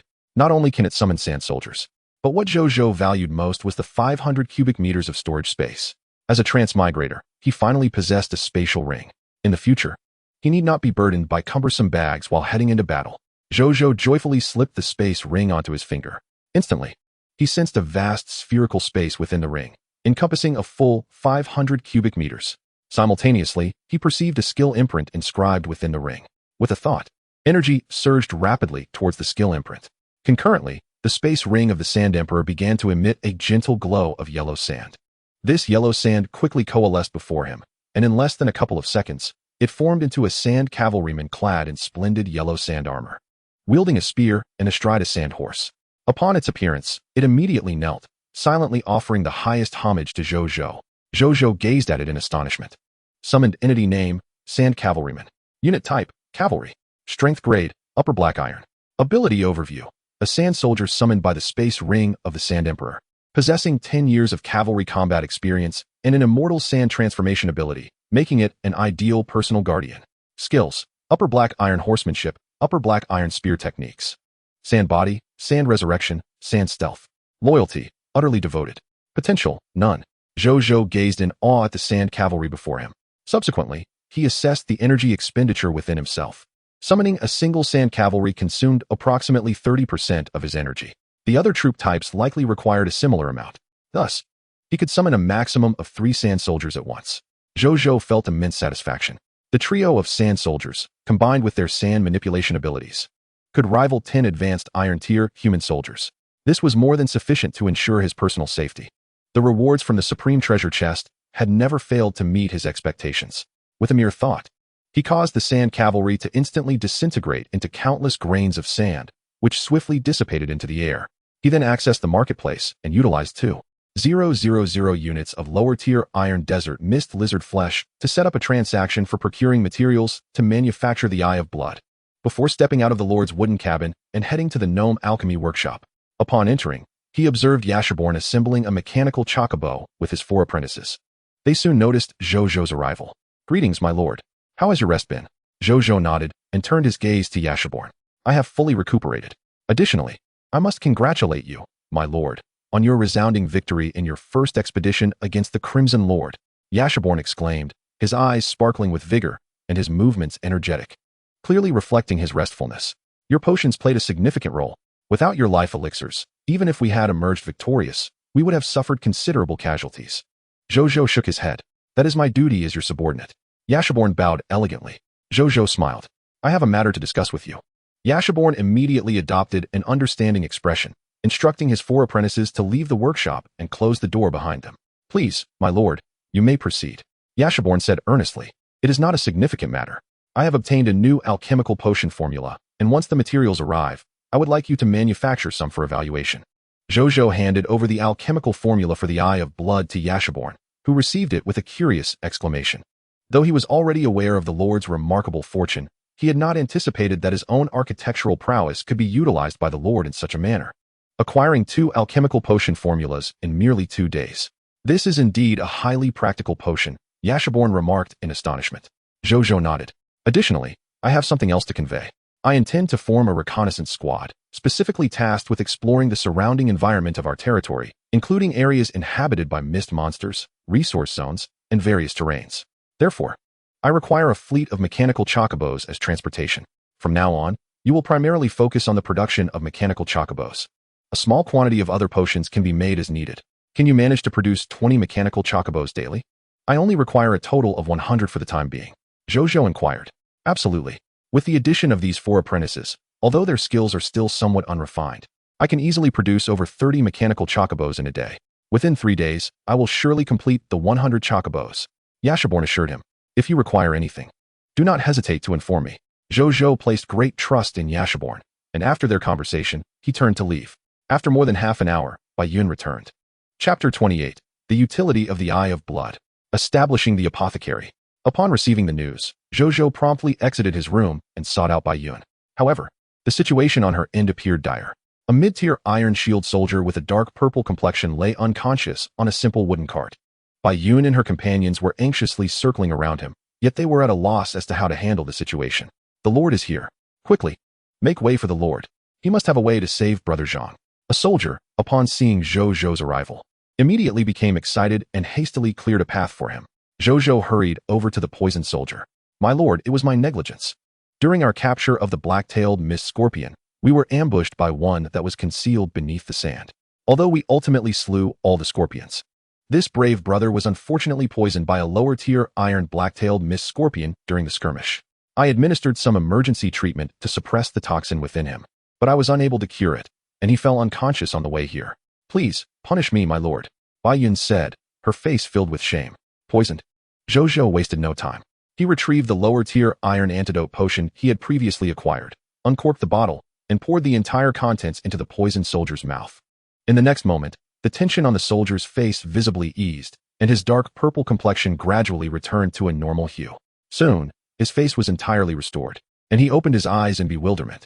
Zhou Zhou, witnessing this, opened the soldier's personal information and found that his condition had returned to normal. All is well. He has awakened. The Lord is indeed the Lord. I knew the Lord would have a solution. The soldiers exclaimed in delight. Bai Yun breathed a sigh of relief upon seeing this scene, but her gaze toward Zhou Zhou became even more hesitant. There was no point in blaming herself. It was merely the unpredictable attack method of the black-tailed mist scorpion. It is entirely normal for you to have fallen victim, Zhou Zhou said, shaking his head at Bai Yun's demeanor. You must exercise caution in the future. The black-tailed mist scorpion is adept at underground ambushes, making it challenging for us to detect them in advance, Bai Yun replied, feeling powerless. Detect in advance. How she wished for that. Zhou Zhou furrowed his brow slightly. Bai Yun was not wrong. However, if he were to shy away from the territory of the black-tailed mist scorpions solely for that reason, he could not bring himself to do so. In the future, as he expanded his territory, avoiding the realms inhabited by the black-tailed mist scorpions was simply not an option. Moreover, the potency of the scorpion's toxin was unexpectedly formidable. A single lower-tier iron black-tailed mist scorpion had nearly claimed the life of a mid-tier iron shield soldier. Just then, an idea struck Zhou Zhou. Follow me, he instructed. Bai Yun paused for a moment before nodding in agreement. The two then made their way to the gnome alchemy workshop, where they found Yashaborn. Can the blood eye perceive the hidden mist monsters underground? Zhou Zhou inquired directly. Bai Yun was momentarily taken aback, but her eyes soon sparkled with intrigue. As long as the mist monsters are not concealed deeper than 10 meters underground, the blood eye can certainly detect them, replied Yashaborn. That won't be the case. The black-tailed mist scorpions do not hide that deep. If they were to emerge from 10 meters down, it would take them some time, and the commotion would be too great. Bai Yun exclaimed excitedly. I estimate they should be lurking at a depth of around 3 to 5 meters. That poses no problem at all, Yashaborn affirmed with a smile. Afterward, he turned to the workbench, retrieved 3 vials of crimson potions, and returned to Zhou Zhou and the others. Having just mastered the crafting method of the blood eye, I couldn't resist brewing 3 vials. This potion is quite simple to concoct. I can produce about 10 vials in an hour. If you, my lord, and Miss Bai feel it necessary, you may use them right away. Should you require more, I can always brew additional ones, Yashaborn chuckled. Thank you for your efforts, Bai Yun expressed her gratitude. You are too kind, Miss Bai. It is all in service to my lord, Yashaborn replied with a smile. Bai Yun gazed intently at Zhou Zhou, who, scratching his nose, said nothing as he accepted the blood eye potions and led her out of the gnome alchemy workshop. Do you wish to avenge your poison brother? Zhou Zhou asked directly upon their exit. Wherever the Lord commands, I shall follow, Bai Yun replied respectfully. It's nothing. I too have thoughts of launching an offensive against the black-tailed mist scorpions. However, before we proceed, we must first ascertain their range of activity and their exact numbers. There is an old saying in my homeland, know thyself and know thy enemy, and you shall not fear the outcome of 100 battles, Zhou Zhou stated. I understand. Bai Yun replied, now composed. Zhou Zhou nodded and proceeded to inform her of his plans to form a reconnaissance unit. Currently, there are 9 idle mechanical striders in the territory. Please select 9 nimble-minded soldiers to learn how to pilot the mechanical striders. They can then venture out to gather intelligence on the black-tailed mist scorpions. Once we have a clear understanding of the enemy and are confident in our ability to defeat them, I can lead you to eradicate this group of scorpions immediately. Zhou Zhou spoke earnestly. Yes, my lord. I shall find suitable individuals right away. Bai Yun exclaimed, her excitement palpable. She then left with the 3 vials of blood eye potions Zhou Zhou had given her. Zhou Zhou watched her depart, feeling no concern. With the blood eye in their possession, even the monsters hiding underground would be unable to evade their scrutiny. Coupled with the swift mechanical striders, it would be difficult for Bai Yun and her team to encounter danger unless they recklessly collided with the monsters. He pondered whether there was a crimson lord behind the black-tailed mist scorpions. My lord, I have something to report. Zhao Changshu approached at that moment. No need for formality. Zhao, speak plainly, Zhou Zhou replied courteously, holding great respect for the elder, particularly one of his caliber. The principles of courtesy must not be neglected. Zhao Changshu seemed to emphasize. My lord, the medical clinic has been completed. I am also supervising the construction of the warehouse, which should be finished by tonight. As for the residential buildings, I have entrusted that task to Qian Du. He has fully grasped the architectural plans you provided and has already constructed 2 residences. The remaining buildings should pose no issues for him, Zhao Changshu reported. Zhou Zhou's eyes gleamed with excitement. The medical clinic is complete. A medical facility is vital for maintaining the loyalty of our citizens. Moreover, its significance for the wounded soldiers cannot be overstated. It will greatly reduce their casualties. The two then arrived at the newly constructed medical clinic. It was a modest structure, merely a two-story white building, adorned with a fluttering medical flag. Zhou Zhou surveyed it as a text prompt appeared. Building name, Medical Clinic Territory Level, Intermediate Black Iron Building Function, a fundamental structure for the territory. Once staffed by a physician, it can research, sell potions, and treat patients, thereby slightly enhancing citizen loyalty. Note 1. This building can be upgraded with higher quality blueprints, requiring corresponding materials. Note 2. The efficacy of potion research, patient treatment, and economic benefits from potion sales, as well as the degree of increased citizen loyalty, depend on the clinic's level and the professional level of the physician in residence. Building description. Better to have a dust-covered medicine cabinet than to wish for a world without patients. Since our territory currently houses the highest-level physician, Zhang Qianjing, who is an intermediate black iron physician, I established this clinic accordingly. Once Physician Zhang's professional level increases, or if a higher-level physician arrives in the territory, I will upgrade this building or directly construct a higher-level medical facility.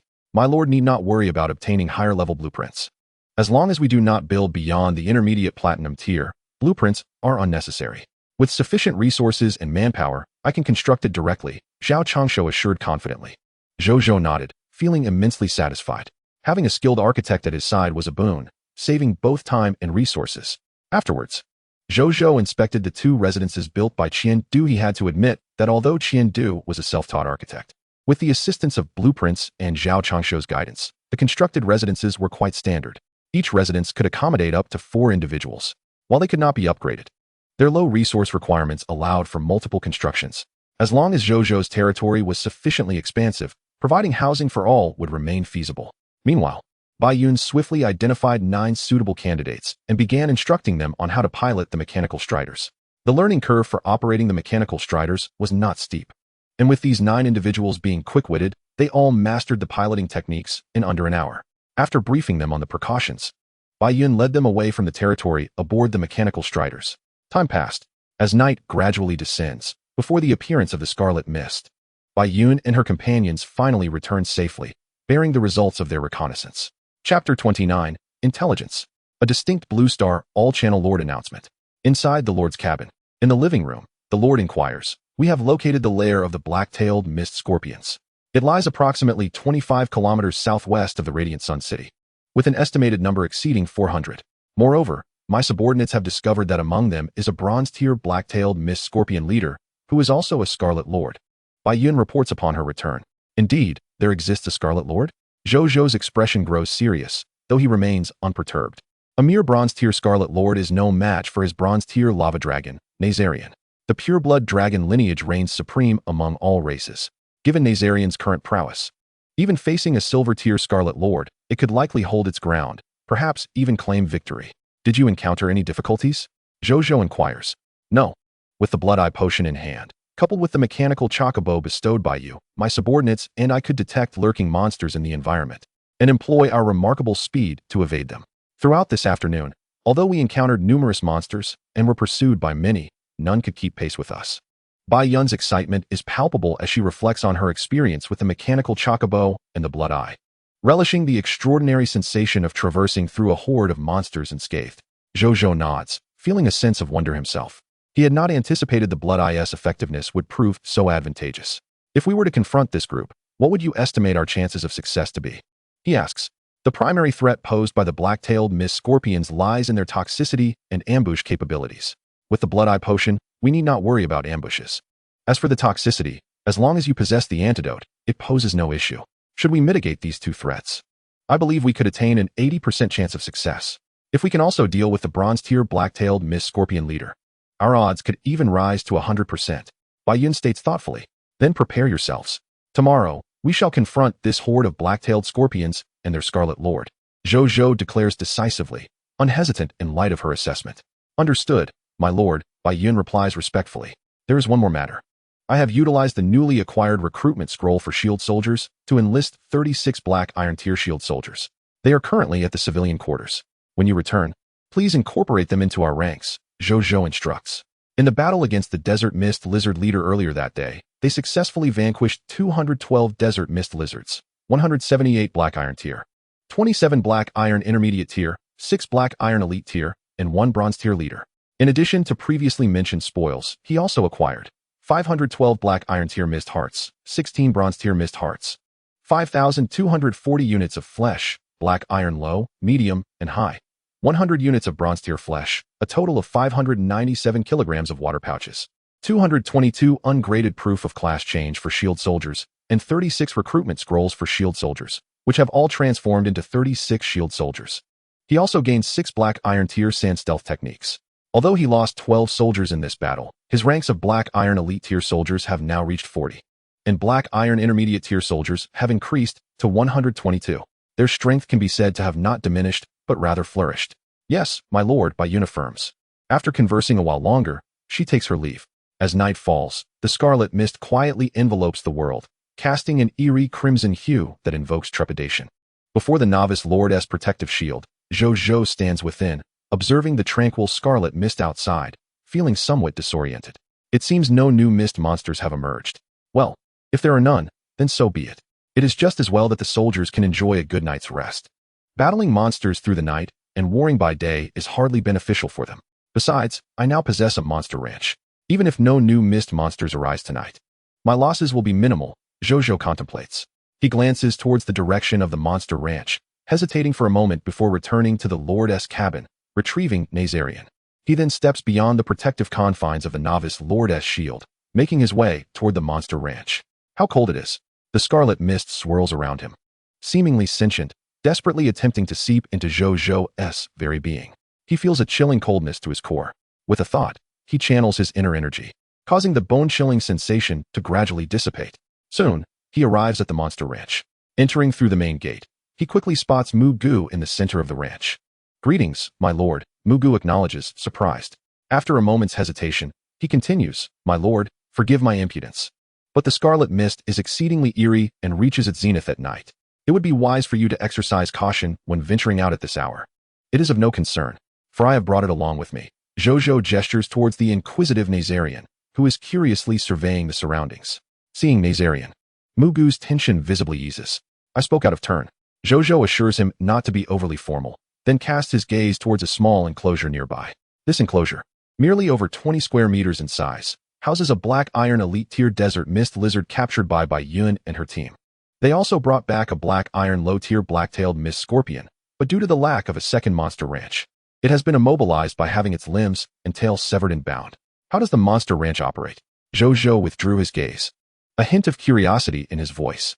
"My lord, perhaps you might wait a moment. Soon enough, you shall understand," Mu Gu chuckled. Zhou Zhou nodded in agreement. Moments later, in a fit of boredom, Zhou Zhou suddenly beheld a crimson mist descending from the heavens, plunging directly into the body of the black iron-tiered desert fog lizard elite. The creature trembled, and with a shake of its lower body, a streak of scarlet light burst forth, swiftly landing outside the small enclosure into the larger one, transforming into a black iron-tiered desert fog lizard. It glanced around in confusion before it began to crawl about aimlessly. Soon, it noticed Zhou Zhou and Mu Gu. The desert fog lizard let out a mighty roar and charged aggressively towards them. Just as Zhou Zhou intended to exert mental control over it, Mu Gu darted forward with remarkable speed, gently stroking its head. Instantly, the desert fog lizard fell silent. Zhou Zhou, possessing a primary mental potential talent, sensed that Mu Gu had seemingly released a comforting mental energy. Is this the unique ability of a monster rancher? Zhou Zhou mused in astonishment. In the subsequent hour, over 100 black iron-tiered desert fog lizards were cultivated, though they were merely ordinary creatures of that rank. Given such a rate of birth, the monster ranch could undoubtedly produce more than 1,000 desert fog lizards in a single night. Can this place accommodate them all? Zhou Zhou inquired. Indeed, it cannot. Therefore, my subordinates will incite them to fight amongst themselves, leading to mutual consumption. This method not only reduces their numbers, but also gives rise to elite monsters, chief monsters, or even lord-tier fog creatures among them. However, these will not be Crimson Lords, but rather monsters of lordly power without the status of a Crimson Lord, Mu Gu explained. Zhou Zhou nodded in realization. So this is how high-tier monsters are born. Why can't we generate a Crimson Lord? He asked. Because, my lord, your monster ranch stems from your lordly talent, sheltered by the Supreme Will. Thus, the Supreme Will not permit the encroachment of a Crimson Lord here. Without the arrival of the Crimson Lord, it is naturally impossible to birth one in this place, Mu Gu replied. Zhou Zhou felt a twinge of regret upon hearing this. If only they could artificially create a Crimson Lord, the advantages would be immense. Afterward, he did not linger, taking Nizalio back to the City of Radiance. The following day, Zhou Zhou awoke groggily, only to find Nizaleo licking his face. "Away with you," he said, shoving a mouthful of black iron-tiered fog hearts towards it to send it away. He wished to continue sleeping, but soon realized slumber eluded him. Instead, he remained in bed, opening the world channel to observe. To his surprise, he found a plethora of comments from lords flooding the channel. At the very top, a striking crimson announcement caught his eye. Global announcement for all lords of Blue Star. Only 3 days remain until the novice lord trial. All lords are urged to develop diligently in this time. Failure to do so will result in annihilation by fog monsters. Note, lords who pass this trial will receive rewards. The more exemplary the performance, the richer the rewards. The most outstanding lord will receive a supreme reward personally bestowed by the supreme will. Seize this opportunity. The current countdown stood at 95 hours, 32 minutes, and 46 seconds. Zhou Zhou raised an eyebrow. Chapter 30, Summoning Subjects. Cartographer. As Zhou Zhou pondered, he observed the lord's reactions to this global announcement. "I thought the novice lord trial was merely a straightforward test, never realizing there would be rewards," exclaimed one. "With my golden tier lord talent, I shall undoubtedly stand out in this trial," proclaimed another. "The Sun Lord, Dragon Lady Lord, Azura Lord, and Undead Lord have yet to speak. What merit does a mere golden tier lord have to boast?" questioned a third. "I have no intention of competing with those freaks. With my golden tier talent, I can certainly scrape by with the scraps they overlook, right? Though lacking in lordly talent, I too wish to strive for success. The supreme reward is mine for the taking," declared another. "My Falcon Brigade is ready for the trial at any moment. I have summoned only 6 class professionals in the past 4 days. Do you think I can pass this novice lord trial?" For those who feel they cannot succeed, it may be wise to seek an alternative path. If all else fails, relinquish your lordship and join a local faction as an ordinary citizen. Life is paramount. Wouldn't you agree? One brother noted, "I'm tempted. It seems there's indeed a local faction near my territory. A bunch of cowards. A true man should seize this trial as an opportunity. The trial hasn't even begun, and some already contemplate retreat. Not everyone possesses the heart to contend for supremacy." Exactly. Who aspires to be a lord? I was dragged into this against my will. Be it dragon or worm, this novice lord trial will reveal all. The World Channel showcased a spectrum of human emotions. Some were eager, some indecisive, and others already contemplating retreat. Yet, the majority of lords brimmed with ambition and anticipation for the novice lord trial. Zhou Zhou was no exception. "I possess a legendary lord talent.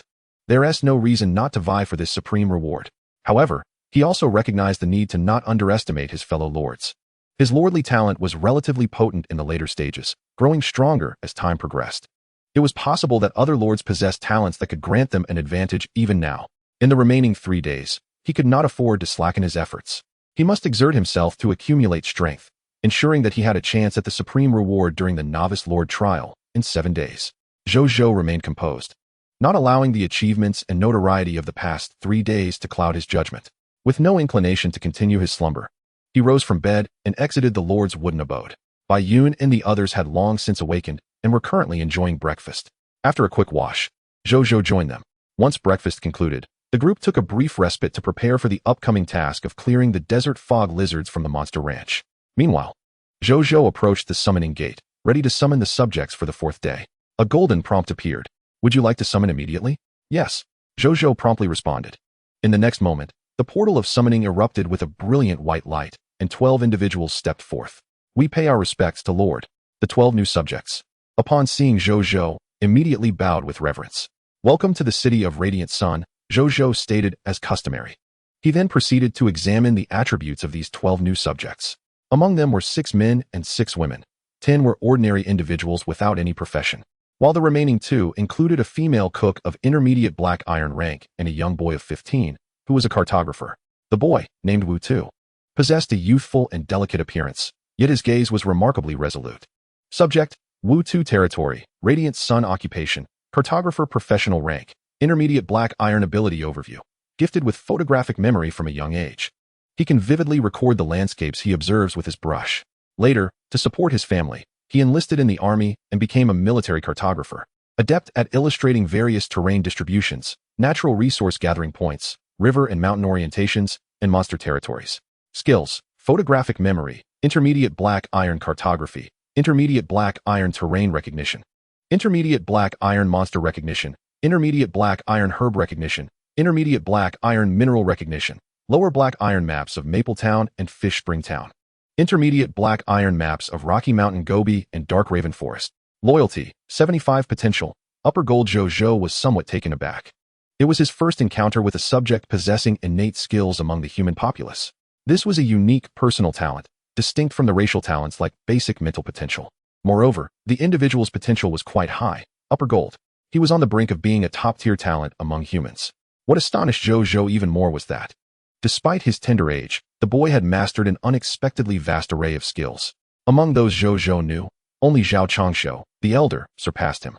Suppressing his astonishment, Zhou Zhou began to allocate tasks among these individuals.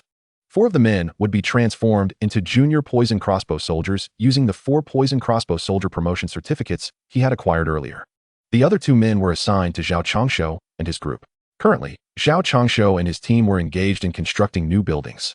Yet they faced a severe shortage of manpower. The elderly Zhao often had to labor alongside them, mixing mud for walls. Although the soldiers could assist during their downtime, their primary duty remained hunting monsters, making it impractical for them to dedicate all their time to construction. Thus, assigning dedicated workers to Zhao Changshou and Qian Du was essential. As for the remaining 4 female subjects, Zhou Zhou assigned them, along with the intermediate black iron female cook, to assist the Qin couple in the kitchen. With over 600 individuals in their territory now, relying solely on the Qin couple for meals was insufficient. Having additional help would undoubtedly be beneficial. Finally, Zhou Zhou turned his gaze towards Wu Tuesday. Being a mere child, Wu Tu quickly appeared anxious under Zhou Zhou's scrutiny. Fear not, I mean you no harm. Zhou Zhou reassured him. In a moment, you shall visit the gnome alchemy workshop and seek out the workshop master, awaken, to request a mechanical chocobo. Once you acquire it, familiarize yourself with its operation. Once you have mastered the driving method, you will accompany my reconnaissance team to explore the surrounding areas of our territory and create corresponding maps for me. This task is of great importance. Can you manage it? After a brief contemplation, Wu Tu confidently replied, I can. My duties in the military involved similar tasks, and I am quite familiar with them. Excellent. I appreciate your confidence. If you perform to my satisfaction, I shall entrust you with a significant responsibility, making you the vice captain of my reconnaissance team. What do you say? Zhou Zhou stated earnestly. Wu Tu had joined the military out of necessity, and Zhou Zhou believed he was not a naive child. Thus, he wished to offer the boy an opportunity. After all, it was merely the vice captain position, and the captain and other soldiers would supervise him to prevent any missteps. Upon hearing Zhou Zhou's words, Wu Tu's eyes sparkled with excitement. Due to his youth, he had seldom earned the trust of soldiers, regardless of how much knowledge and skill he had acquired in the military. To his surprise, this lord extended such immediate trust towards him. This lord is unlike the others, he thought to himself. He nodded vigorously. I will become the vice captain for sure. The lord chuckled and ruffled his hair before turning to leave. Chapter 31. The Bounty from the Monster Ranch. A surge in military might. Your subject Wu Tu's loyalty has increased to 87. As Zhou Zhou walked along the path, he suddenly noticed this notification. He paused momentarily and then smiled faintly. Half an hour later, after the soldiers had completed their rest, Zhou Zhou gathered everyone together, including Nizalio, and they set off towards the Monster Ranch. Before the Monster Ranch, everyone was astonished. Incredible. Is this the same Monster Ranch I saw yesterday? I see elite desert mist lizards. So many elite desert mist lizards. The soldiers gaped in disbelief at the transformed Monster Ranch. In merely one night, it had undergone a remarkable metamorphosis. Unlike the desolate sight they had witnessed the day before, the ranch was now teeming with desert mist lizards of all sizes, both ordinary and elite. What amazed them most was that these creatures exhibited none of their usual ferocity. The desert mist lizards either crawled leisurely or sprawled lazily, resembling domesticated livestock. This ranch master is truly remarkable. He has managed to tame them so thoroughly. Bayun exclaimed in astonishment. Zhou Zhou was equally surprised, though he had mentally prepared himself, so his demeanor remained unchanged. My lord. The ranch master emerged from the ranch respectfully. How was the yield last night? Zhou Zhou inquired. The yield was quite satisfactory, the ranch master responded. The subordinate has left behind a total of 500 desert mist lizards, comprising 256 black iron lower tier, 220 black iron mid tier, and 24 elite black iron upper tier desert mist lizards. Regrettably, the monster ranch has yet to reach the bronze level. Otherwise, I could have produced leader tier or even lord tier desert mist lizards. Upon hearing this, Zhou Zhou's eyes sparkled with excitement. These are not merely 500 desert mist lizards in his view. They clearly represent 520 shield and sword soldier class change certificates and 244 shield and sword soldier recruitment letters. He paid little heed to Mu Gu's subsequent words, as an upgrade was inevitable in due course. Mu Gu, release them batch by batch, and by Yun, you lead the soldiers to eliminate them one by one. Zhou Zhou commanded. Yes. Both Mu Gu and Bai Yun replied in unison. My lord, today marks the inaugural day of the Monster Ranch, a momentous occasion. Shall you not select the first batch of desert mist lizards to meet their demise? Mu Gu inquired. Very well. Zhou Zhou pondered briefly and nodded. He approached the ranch fence, gazing at the 500 desert mist lizards. After a moment's contemplation, he chose 10 of them, languidly sprawled on the ground. The immobility of these 10 desert mist lizards must stem from their melancholia, having witnessed the demise of too many of their kind. The Lord has decided to put an end to their suffering. Let us summon them forth to be slain. Zhou Zhou declared. Desert mist lizard? I simply overindulged and do not wish to move. The Lord's reasoning is sound. Mu Gu nodded earnestly and then walked to the entrance of the monster ranch. Opening the door and using his abilities as the ranch master to summon the 10 desert mist lizards, Bai Yun turned to the soldiers behind her. Is there anyone on the brink of a breakthrough? Step forward and eliminate these desert mist lizards. Do not think of taking advantage of the chaos. I am well aware of your strength levels. She addressed the crowd. In a flurry, over 50 individuals stepped forward. After exchanging glances, they charged towards the 10 desert mist lizards, dispatching them in under 10 seconds. Soon, one soldier beamed with joy. Commander Bai, I have broken through. I am now a black iron mid-tier shield and sword soldier. The others looked at him with envy. Return to the ranks. Bai Yun smiled and nodded. The soldier grinned foolishly and turned back to rejoin the group. For the next hour, the process was repeated as they systematically eradicated the desert mist lizards within the ranch. Zhou Zhou remained occupied as well, directing the collection of the lizards' carcasses while he extracted the spoils of war. After more than an hour, all 500 desert mist lizards had been eliminated. The results were remarkable. 16 individuals broke through to black iron mid-tier, 3 ascended to black iron upper tier, and the earliest followers, Zhang Tsong and another subject, even advanced to bronze lower tier. Furthermore, Zhou Zhou amassed the spoils from the 500 desert mist lizards, 520 shield and sword soldier class change certificates, and 244 shield and sword soldier recruitment letters were now his. Additionally, he acquired 1584 black iron grade mist hearts, 320 units of flesh and blood, black iron lower, mid, and upper, and a total of 1,156 kilograms of water bags, along with 24 books of black iron upper tier sand stealth technique. Zhou Zhou instructed Bai Yun to summon all black iron upper tier and bronze lower tier soldiers, then retrieved 44 copies of sand stealth technique from his spatial ring, distributing one to each of the 44 individuals. These are the black iron upper tier skills of sand stealth technique, a reward for your ascension in strength. Rest assured, as you continue to rise to even greater heights and achieve further merits, this Lord will not neglect you. Moreover, shortly we shall venture to confront the Crimson Lord's forces where the black-tailed scorpions reside. You shall find this sand stealth technique quite useful, Zhou Zhou stated. Thank you, my lord, for your generous gifts. The crowd exclaimed with palpable excitement. In the Supreme Continent, due to the exceedingly low monster drop rates, skill books are treasures coveted by the vast majority of practitioners. Even kingdom-level forces strictly regulate the distribution of skill books. The phrase "a skill is worth its weight in gold" is entirely accurate. They could hardly believe that their lord was so magnanimous as to bestow skill books upon them. In that moment, their loyalty to Zhou Zhou intensified. He noted the increase in their loyalty but chose to remain silent. Subsequently, he led everyone back to Jiayang City and stood before the summoning gate, casting all 244 shield and sword soldier recruitment letters into it.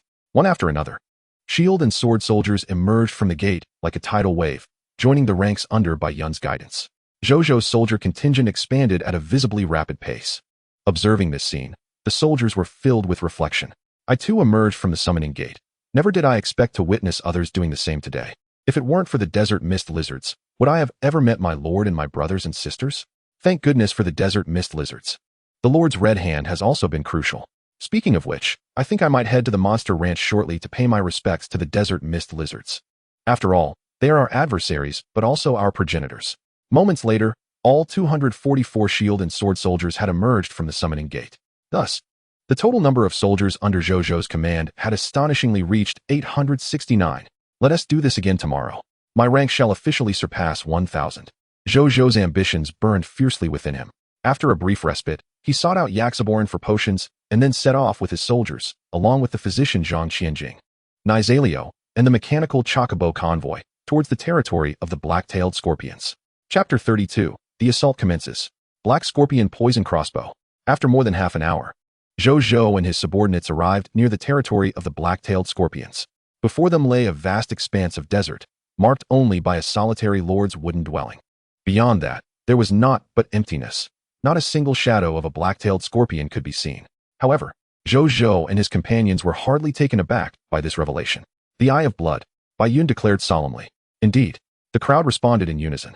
Subsequently, a total of 50 vials of blood eye potions were passed around and utilized by 869 soldiers, each pouring a small amount of the potion and applying it to their eyelids. Once every soldier had applied the potion, 5 vials remained unused. Zhou Zhou also took a vial of the blood eye potion, poured out 1/20th of its contents, and evenly applied it to his eyelids.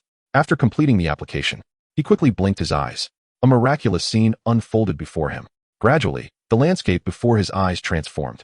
Groups of red blood energy, resembling the shape of black-tailed mist scorpions hidden beneath the desert, began to materialize in his vision. They were densely clustered beneath the sands, surrounding the Lord's wooden cabin, numbering over 400. Zhou Zhou narrowed his eyes slightly. Prepare to attack, he commanded after a moment's observation. Yes, my lord, Bai Yin responded respectfully. She then advanced with 4 poison crossbowmen and an archer, drawing their bows in unison, aiming at the 6 nearest underground black-tailed mist scorpions. Fire! With Bai Yin's command, 6 arrows were released simultaneously. Whoosh, whoosh, whoosh, whoosh, whoosh, whoosh. The bows twanged like thunder. 5 poison crossbow bolts and 1 iron arrow shot forth like lightning, reaching their targets in the blink of an eye, piercing directly into the ground. The next moment, a notification of kills appeared. Your subject Bai Yun has slain a black iron intermediate black-tailed mist scorpion, gaining 2 energy. Loot accumulation complete. Your subject Zhao Anmin has slain a black iron lower-level black-tailed mist scorpion, gaining 1 energy. Loot accumulation complete. Your subject Zhang Zuching has slain a black iron lower-level black-tailed mist scorpion, gaining 1 energy. Loot accumulation complete. Amid the 6 anguished cries, 3 of the targeted black-tailed mist scorpions fell dead instantly, while the remaining 3 sustained injuries. Thud, thud, thud, thud, thud, thud. As the black-tailed mist scorpions realized their cover had been compromised, they emerged from the ground, scuttling towards Zhou Zhou and his comrades on their 8 agile legs. However, many black-tailed mist scorpions remained underground, advancing at a slower pace, preparing for a surprise attack. Kill! With a furious roar, all soldiers surged forth, charging at the swarm of black-tailed mist scorpions. The poison crossbowmen and archers took their positions, drawing their bows to eliminate the approaching black-tailed mist scorpions from a distance. Stay vigilant for those underground black-tailed mist scorpions. If any soldier gets ensnared by them, soldiers skilled in the sand submergence technique, remember to utilize your skills to assist. Bai Yin called out loudly. She then mounted a mechanical land bird and began to maneuver around the battlefield's perimeter. Leveraging the long-range attack advantage of the poison crossbowmen and the speed of the mechanical bird to methodically eliminate the black-tailed mist scorpions. Meanwhile, at the rear of the battlefield, Zhou Zhou, through the Eye of Blood, suddenly noticed 3 elite black-tailed mist scorpions of black iron rank swiftly approaching his position from underground. Nasrio was eager to engage.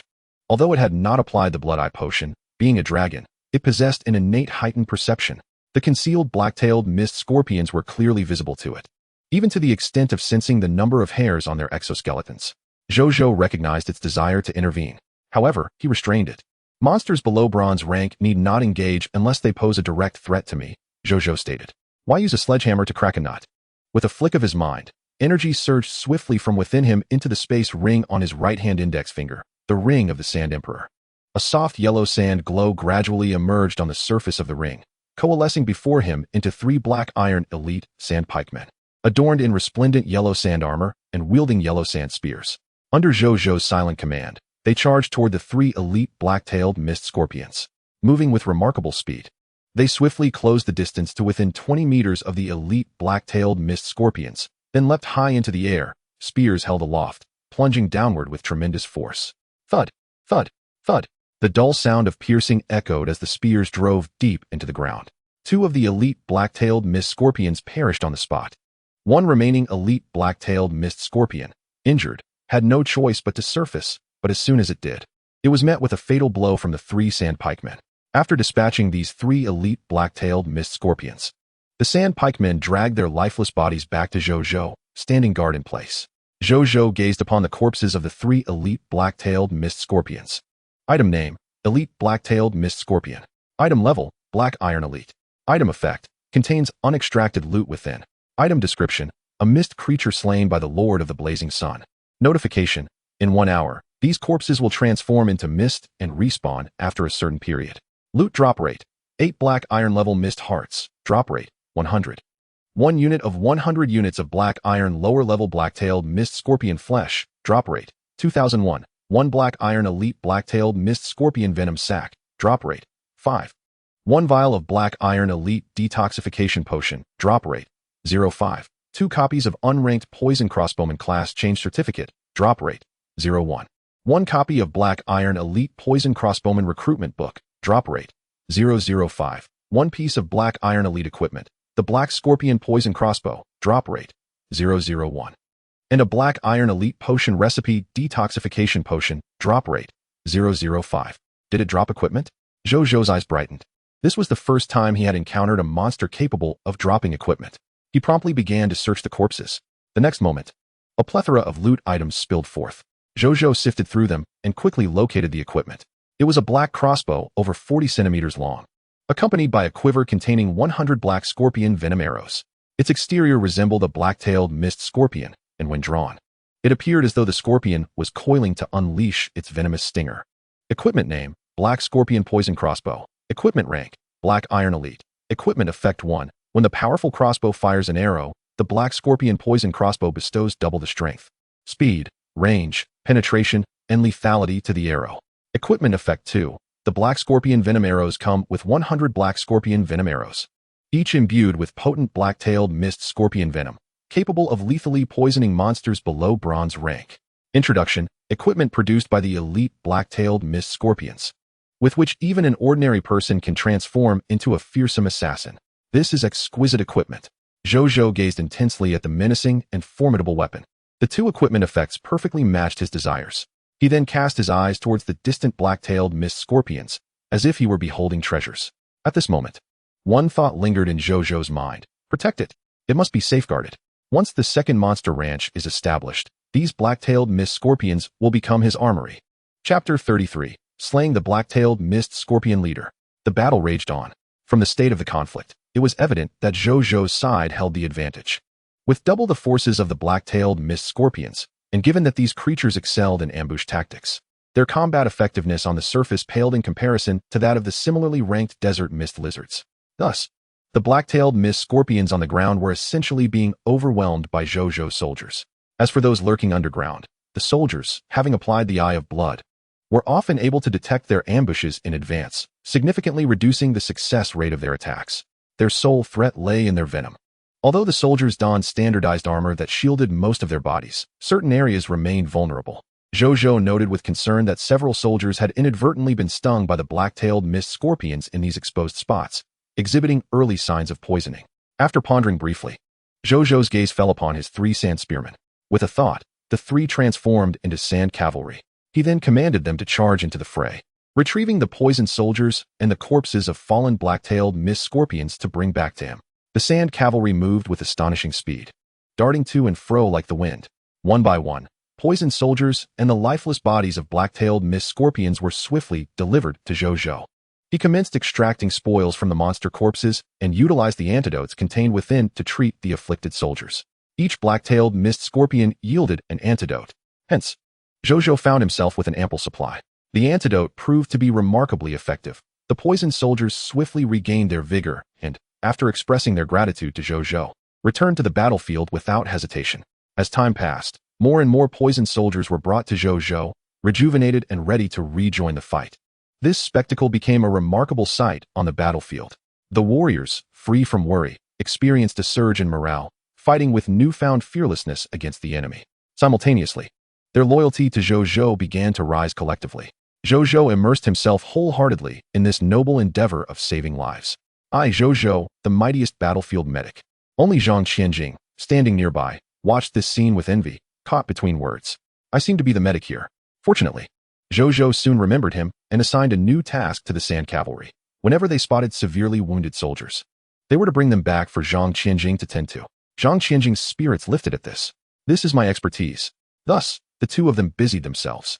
Through their combined efforts, the number of injured soldiers on the battlefield began to visibly diminish, while the count of slain black-tailed mist scorpions increased at an equally noticeable rate. After more than half an hour, over 400 black-tailed mist scorpions lay dead. The soldiers believed victory was imminent. Just then, an unexpected occurrence transpired. The ground suddenly trembled. A massive mound of earth erupted from the desert, charging towards the soldiers with the speed of a bulldozer. The soldiers were thrown down, left in disarray, and many sustained varying degrees of injuries. Boom! The earth cracked open. A colossal shadow leapt from beneath the surface, crashing onto the desert floor with a thunderous roar. It was a gigantic black-tailed mist scorpion, standing 5 to 6 meters tall and over 10 meters long. Its crimson eyes surveyed the soldiers as though they were mere lambs awaiting slaughter. Not far away, Zhou Zhou also beheld the monstrous creature, his expression tinged with apprehension. Logically, such a large black-tailed mist scorpion should have been detectable by the eye of blood, yet he had not seen its silhouette within his field of vision. What could be the reason for this? He scrutinized the creature as text information materialized before him. Monster name: Black-tailed mist scorpion leader Black Spike, Crimson Lord. Strength level: Upper Bronze. Monster description: one of the 3 Crimson Lords of the Blazing Sun Desert, commanding numerous black-tailed mist scorpion subjects. It prefers to dwell beneath the sands, evading the searing sunlight and excelling in ambush tactics against other beings. Loot drop rate: 40 bronze level mist hearts, drop rate 100, 2 source crystals, drop rate 100. 1 unit of 500 units of bronze level black-tailed mist scorpion leader's flesh, drop rate 20005. 1 bronze level black-tailed mist scorpion leader's venom sac, drop rate 5. 1 vial of bronze level blood cleansing pill, drop rate 05. 1 bronze level skill book deathly state, drop rate 01. 20 non-ranked poison sniper job transfer certificates, drop rate 01. 10 bronze level poison sniper recruitment books, drop rate 01. 1 piece of bronze level equipment black scorpion king crossbow, drop rate 001. 1 bronze level potion recipe blood cleansing pill, drop rate 005. 8 pieces of black iron level lord talent crystal fragments, drop rate 0. Beside Zhou Zhou, Nasario emitted an excited cry. This time, Zhou Zhou did not intervene. He allowed it to soar forth. Nasario quickly ascended directly above the gigantic black-tailed mist scorpion. With a mighty roar, it unleashed a youthful yet immensely authoritative dragon's might. The suppression from its top-tier dragon lineage rendered the black-tailed mist scorpion leader paralyzed with fear, unable to move. Nazario's crimson dragon eyes locked onto it. Suddenly, it opened its jaws, and a faint red glow began to coalesce within. In the next moment, a torrent of searing magma breath erupted forth, hurtling directly towards the black-tailed mist scorpion leader. In that instant, the creature finally broke free from the dragon's influence, frantically burrowing into the sand, vanishing into the earth at an alarming speed. Yet, no matter how swiftly it fled, the magma breath still melted a quarter of its body, inflicting grievous injury upon it. Nazario was filled with exhilaration. It was the first time it had encountered a creature capable of escaping its fearsome dragon might. Just as it was about to pursue, it suddenly froze in place. Zhou Zhou narrowed his eyes slightly. Through the vision of its blood eye, the black-tailed fog scorpion leader, after burrowing into the ground, had its blood aura abruptly vanish as if it had disappeared into thin air. It seemed capable of concealing its own blood aura and even other information that could reveal its location, Zhou Zhou speculated. Meanwhile, Nazario had landed on the ground. It surveyed the terrain beneath its feet, observing for a moment but finding no traces of its adversary. Yet, its powerful senses indicated that the creature had not fled far, but rather lay hidden beneath the gravel nearby. Zhou Zhou, sharing a mental connection with Nazario, grasped this information as well. After a moment's contemplation, he ordered 3 sand cavalry to protect him, then entered the battlefield. Using his mental control to command 2 elite black-tailed fog scorpions to delve underground in search of their former leader, Zhou Zhou closed his eyes, shifting his perspective to that of the 2 black-tailed fog scorpions. Moments later, through their eyes, he spotted a massive black-tailed fog scorpion leader lying in ambush within the gravel. A quarter of its body had vanished from sight, while the remainder remained motionless, its scent and vital signs entirely resembling that of a lifeless entity. It spotted the 2 elite black-tailed fog scorpions, and after a brief glance, quietly relayed a message, "Shill." The 2 black-tailed fog scorpions exchanged glances, stealthily approaching beneath it, aiming at a vulnerable part, and with their stingers, struck fiercely. Nazario was still on the surface, searching for the black-tailed fog scorpion leader's position. It planned to create a tunnel with its magma breath upon locating it, melting the creature within the gravel. After all, it had been entrusted with high hopes by its master. It could not afford to disappoint. At that moment, a resounding boom. The black-tailed fog scorpion, with only 3/4 of its body remaining, suddenly leaped from the ground, soaring over 10 meters high, emitting a cry of unknown meaning. Nazario gazed at it in delight, opening its mouth once more to unleash a torrent of magma breath. engulfing it in a searing crimson inferno. Not far away, a kill notification appeared before Zhou Zhou. Your pet, the magma dragon Nizario, has slain the black-tailed fog scorpion leader, Crimson Lord, Black Spike, earning 80 energy. Loot has been successfully condensed. The territory of this Crimson Lord is now unclaimed. You may plunder or occupy the territory. Chapter 34. The astonishing effects of the Lord's talent crystals. Upon witnessing the black-tailed fog scorpion leader engulfed in Nizario's magma breath, Zhou Zhou's heart skipped a beat. He hurriedly instructed Nizario to spare the creature's body and not incinerate it entirely. Understanding its master's intent, Nizario promptly ceased its fiery assault. With a thunderous thud, the now charred black-tailed fog scorpion leader's corpse fell heavily onto the desert, causing the ground to tremble slightly. Nizario glanced at it briefly before losing interest and took to the skies to aid the soldiers against the remaining black-tailed fog scorpions.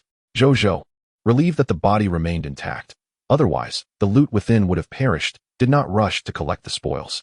Instead, he remained in place, awaiting the conclusion of the battle. With Nizario's assistance, the remaining 100-plus black-tailed fog scorpions were eradicated in less than a quarter of an hour. The battlefield fell silent for a moment before the soldiers erupted in cheers. Zhou Zhou and Zhang Qianjing joined the soldiers, administering antidotes and healing to those afflicted by poison and injury. Once the soldiers' condition stabilized, Zhou Zhou approached the charred corpse of the black-tailed fog scorpion leader. A mouth-watering aroma wafted towards him, prompting Zhou Zhou to decide to feast on this creature's flesh tonight. After checking its temperature and confirming it was suitable, he placed his hand upon its body. A golden prompt appeared. Would you like to extract the loot? Yes, Zhou Zhou thought. The next moment, a text notification emerged. Lord Talent Notification. You have acquired 40 fog hearts, bronze level, 500 units of black-tailed fog scorpion flesh, bronze superior. 1 black-tailed fog scorpion leader's venom sac, bronze superior. 1 vial of blood cleansing pills, bronze superior. 1 skill book, Deathly Silence, bronze superior. 20 poison crossbowman class change certificates, no grade. 10 poison crossbowman recruitment letters, bronze superior. 1 black scorpion king crossbow, bronze superior. 1 potion recipe blood cleansing pills, bronze superior. 2 source crystals, and 8 Lord Talent crystal fragments, black iron level. With a resounding clatter, the soldiers around him wore expressions of envy. Their gazes towards Zhou Zhou filled with increased admiration. Zhou Zhou, accustomed to such scenes, maintained a calm demeanor as he began to inspect the spoils. The bronze-level fog hearts, the flesh of the black-tailed fog scorpion leader, the venom sac, and the poison crossbowman class change certificates required no elaboration. The poison crossbowman recruitment letter functions similarly to the sword and shield soldier recruitment letter, allowing for the summoning of military profession units.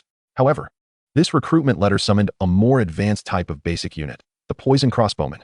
Next was the bronze superior skill book, Deathly Silence. Skill name, Deathly Silence. Skill quality, bronze superior. Skill description, maximally conceals one's scent, sight, sound, breathing, mental activity, blood aura fluctuations, energy aura, and all traces that could potentially reveal oneself, rendering the user akin to a corpse, entering a state of deathly silence, thereby diminishing the likelihood of being detected by other living beings. Zhou Zhou raised an eyebrow. No wonder this creature vanished from sight the moment it burrowed into the desert. Not even his blood I could detect it. It was the effect of this deathly silence. A remarkable find. Zhou Zhou learned it on the spot. With a 100 drop rate, he was destined to acquire countless treasures and lord talents. As he progressed toward the later stages of the lord's competition, the more treasures and lord talents he possessed, the more powerful he would become. Thus, this life-preserving skill was precisely what he needed as a lord striving to develop cautiously in the early stages. After mastering it, he turned his attention to the next piece of loot, the potion recipe for the blood cleansing pills and the vial containing 20 blood cleansing pills. Potion recipe name, blood cleansing pills. Recipe quality, bronze superior. Formula effects. Upon usage, one can master the crafting method of the blood cleansing pill. This pill can alleviate most toxins below silver grade. It also provides a degree of relief and control over certain blood infection toxins of silver level. Formula ingredients. Qingling flower, bronze superior material. Zai grass, bronze intermediate material. Black sea cucumber, bronze intermediate material. Coagulation grass, black iron superior material. Formula summary. A primary antidote. It is capable of curing and providing significant relief against the majority of lower-grade toxins below silver level. Learning requirements. This knowledge is to be acquired solely by practitioners in herbalist-related professions such as doctors, herbalists, pharmacists, and alchemical practitioners. This is presumably an advanced antidote. Zhou Zhou recalled the advanced antidote formula he previously obtained from the elite black-tailed mist scorpion. Its effects were comparable to those of the blood-cleansing pill. Yet their levels of detoxification differed. The black iron superior antidote could only cure most toxins of black iron grade, while the blood-cleansing pill could neutralize the vast majority of toxins below silver grade. Undoubtedly, the blood-cleansing pill boasts a broader healing range. However, its production costs are also significantly higher. The decision rests on Zhou Zhou's inclinations. He refrained from dwelling on it further and continued to examine the next prize. Equipment name, Black Scorpion King Crossbow. Equipment grade, Bronze Superior. Equipment effect 1. When the King Crossbow releases its bolts, the Black Scorpion King arrows will imbue the projectiles with quintupled strength, speed, range, penetration, and lethality. Additionally, carrying the potent venom of the black-tailed mist scorpion at the Bronze Superior level, capable of slaying ordinary monsters of silver tier or below. Equipment effect 2. The silent arrow allows the user to conceal all distinctive traits upon firing, launching a soundless arrow that brings death to the adversary. Description: a rare piece of equipment dropped by the black-tailed mist scorpion leader, the Black Stinger, coveted by those wielding crossbows at the bronze tier. What splendid equipment! Zhou Zhou's eyes sparkled. The first effect essentially provides an infinite supply of venomous bolts of bronze superior quality. The second effect even includes a built-in silent skill. Each effect is exceptional. This could be given to Bai Yun, he mused. Though he personally coveted the equipment, as a lord, he neither needed to engage in battle himself, nor was he an archer type. Keeping it would only allow the equipment to gather dust. It would be far better to bestow it upon Bai Yun, allowing it to serve a greater purpose and enabling her to assist him more effectively. He then turned his gaze to a source crystal he had encountered for the first time. This was a golden hexagonal crystal, approximately the size of a thumb, radiating a gentle warmth when held. Item name: Source Crystal. Item level: Special item effect. One of the essential resources for territory advancement. It can only be dropped by certain Crimson Lords and special mist creatures. Item description: an invaluable and indispensable resource for lords seeking to elevate their territories. Must it be required for territory advancement? Zhou Zhou was somewhat astonished, valuing this resource even more. He carefully stored it in his spatial ring and then turned to the last piece of loot. 8 square crystals glowing with a black iron hue.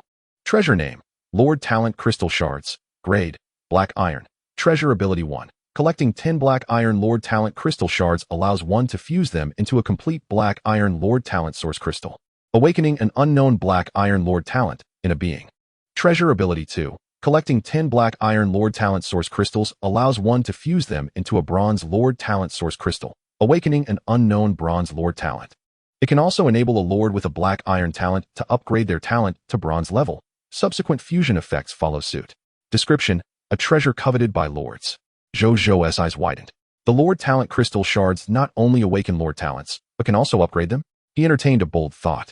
If he were to acquire 1 billion Black Iron Lord Talent Crystal Shards, could he not directly fuse them into a mythical Lord Talent Source Crystal? Then, if he utilized it himself, wouldn't his legendary Lord Talent evolve into a mythical one? Wait a moment. Zhou Zhou suddenly realized. If I possess a mythical Lord Talent Source Crystal, why would I need to upgrade my 100 drop rate? Would it not be far more delightful to awaken an entirely new mythical Lord Talent? After contemplating for a while, Zhou Zhou returned to his senses. He gazed at the 8 Black Iron Lord Talent Crystal Shards in his hand and sighed. 1 billion. How incredibly distant. The competition among the myriad lords has concluded. Perhaps he might never accumulate such wealth. It is best not to think too far ahead. With billions of lords on Blue Star, many have yet to awaken their Lord Talents. Could it be that they have not formed a complete Lord Talent crystal within them, thus failing to awaken? This notion struck Zhou Zhou as increasingly plausible. After this, he ceased his musings. He summoned 5 sword and shield soldiers and entered the Lord's cabin. After a thorough inspection yielded no valuable items, they proceeded to the territory monument. Zhou Zhou glanced at the monument and discovered that its level was, astonishingly, that of a Black Iron Superior Territory Monument. Shatter it, Zhou Zhou commanded. The 5 sword and shield soldiers promptly obeyed, advancing to swing their blades relentlessly. With a durability of 10,000, it took them half an hour of relentless hacking to finally break the monument, revealing the territory decree within. Zhou Zhou stepped forward and placed his hand upon the decree. Would you like to collect the territory decree? Yes, Zhou Zhou replied. In the next moment, the Black Iron Superior Territory Decree fell limply into his hands. Zhou Zhou regarded the decree with a smile gracing his face. He now possessed 2 territory decrees.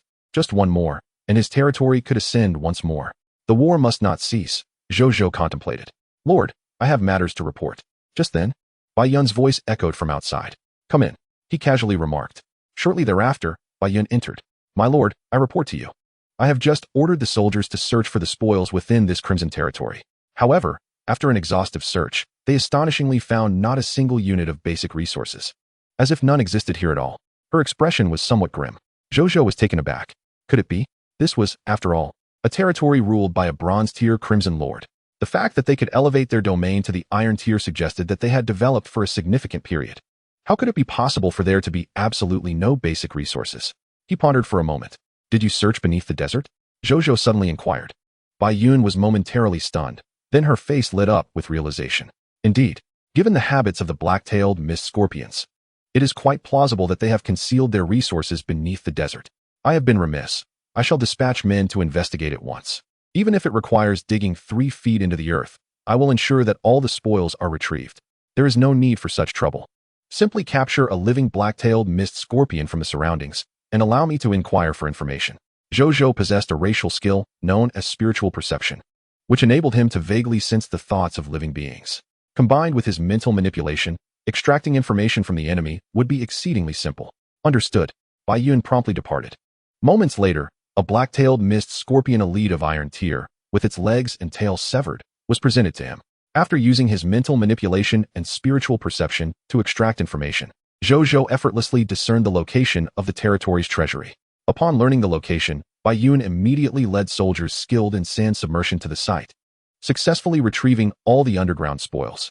They acquired a total of 2,000 units of wood, 1,500 units of stone, 800 units of fine sand, 500 units of metal, 156 black iron tier mist hearts, and 25 bronze tier mist hearts. Additionally, they discovered a blueprint for a bronze intermediate medical pavilion. However, this blueprint held little value for Zhou Zhou. With Zhao Changshou, a platinum intermediate architect, at his disposal, he had little concern for standard blueprints below the platinum intermediate level. Nonetheless, it could serve as a reward for Qiandu when he ascended to a bronze intermediate architect.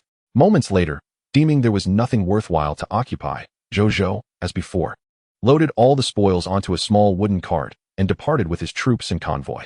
2 hours later, within the Lord's cabin, Zhou Zhou was meticulously reviewing the gains and losses from this battle. In this engagement, they had slain a total of 465 black-tailed mist scorpions. Among them were 1 bronze-tier black-tailed mist scorpion leader, the Crimson Lord, 2 bronze intermediate black-tailed mist scorpion elites, 5 bronze lower-tier black-tailed mist scorpion elites, 29 iron upper-tier black-tailed mist scorpion elites, 118 iron intermediate black-tailed mist scorpions, and 310 iron lower-tier black-tailed mist scorpions. Remarkably, only 3 soldiers from Zhou Zhou's side perished. 12 were severely injured, and 56 sustained minor injuries. The casualty ratio was alarmingly high. The reasons for such a high casualty rate were manifold. Firstly, their forces were double that of the black-tailed mist scorpions. Secondly, the Eye of Blood prevented successful ambushes by the scorpions, significantly reducing personnel losses. Thirdly, Zhou Zhou and Zhang Qianjing constantly healed and detoxified on the battlefield, further minimizing casualties. Lastly, Nasrio had effectively neutralized nearly all of the enemy's high-tier combat power. The black-tailed mist scorpion leader and its accompanying bronze-tier black-tailed mist scorpions were largely dealt with by Nasrio. The remaining foes were eliminated by Bai Yun and her 3 bronze lower-tier soldiers. In this battle, after extracting the spoils, Zhou Zhou was pleasantly surprised by a substantial haul. This included 83 bronze-tier mist hearts, 1324 iron-tier mist hearts, 13,820 units of flesh, iron lower, intermediate, and upper, 150 units of bronze lower-tier flesh, 100 units of bronze intermediate flesh, 500 units of bronze upper-tier flesh, and 465 venom sacs from black-tailed mist scorpions, both iron and bronze tiers. He also obtained 389 bottles of detoxification potions, iron lower, intermediate, and upper, 8 bottles of blood cleansing pills, bronze lower, intermediate, and upper, 540 certificates for the class change to poison crossbowmen, and 175 recruitment scrolls for poison crossbowmen. Furthermore, he acquired 29 black iron upper-tier poison crossbows, 5 bronze lower-tier poison crossbows, and 2 bronze intermediate poison crossbows, along with 7 potion recipes for blood cleansing pills, 5 for bronze lower-tier and 2 for bronze intermediate. Zhou Zhou stored all these spoils within the spatial ring of the Sand Emperor, then exited the Lord's cabin and approached the summoning gate, discarding all 175 recruitment scrolls for poison crossbowmen into it. In the next moment, a contingent of poison crossbowmen emerged from the summoning gate, bowing respectfully to Zhou Zhou before silently forming ranks behind him. Moments later, no new poison crossbowmen emerged from the summoning gate. And a total of 175 had already assembled before Zhou Zhou. The number of soldiers under my command has officially surpassed 1,000. To be precise, there are now 1,041 combat professionals. A smile graced Zhou Zhou's face. Chapter 36, Material Acquisition. Linger's Opportunity. Zhou Zhou was quite satisfied with the gains from this expedition against the Crimson Lord. Although he did not acquire a new lordly talent, he was not disappointed by the fragments of lordly talent crystallization he obtained. Subsequently, Zhou Zhou opened the trading post to examine the current market trends. After a moment, a frown crossed his brow. An increasing number of lords had begun to sell black iron lower-tier flesh, and its price had started to decline. It seemed that as time passed, more and more lords were becoming self-sufficient, even able to sell surplus flesh in the trading post. Zhou Zhou murmured to himself. After contemplating for a while, he began to set up a trade. This time, the content of the trade differed significantly from previous ones. He was offering a substantial 30,000 units of flesh. This included 15,000 units of black iron lower-tier desert mist lizard flesh and 5,000 units of black iron lower-tier black-tailed mist scorpion flesh. The remaining 10,000 units of flesh were from black iron intermediate desert mist lizard. At this stage, although many lords were selling black iron lower-tier flesh, there were very few offering black iron intermediate flesh. Moreover, no lords were selling flesh from black iron upper-tier monsters. After all, the higher the tier of flesh, the more promotion energy it contained. It was seldom that one could afford to waste it unless one had an excess that could not be consumed or stored for an extended period.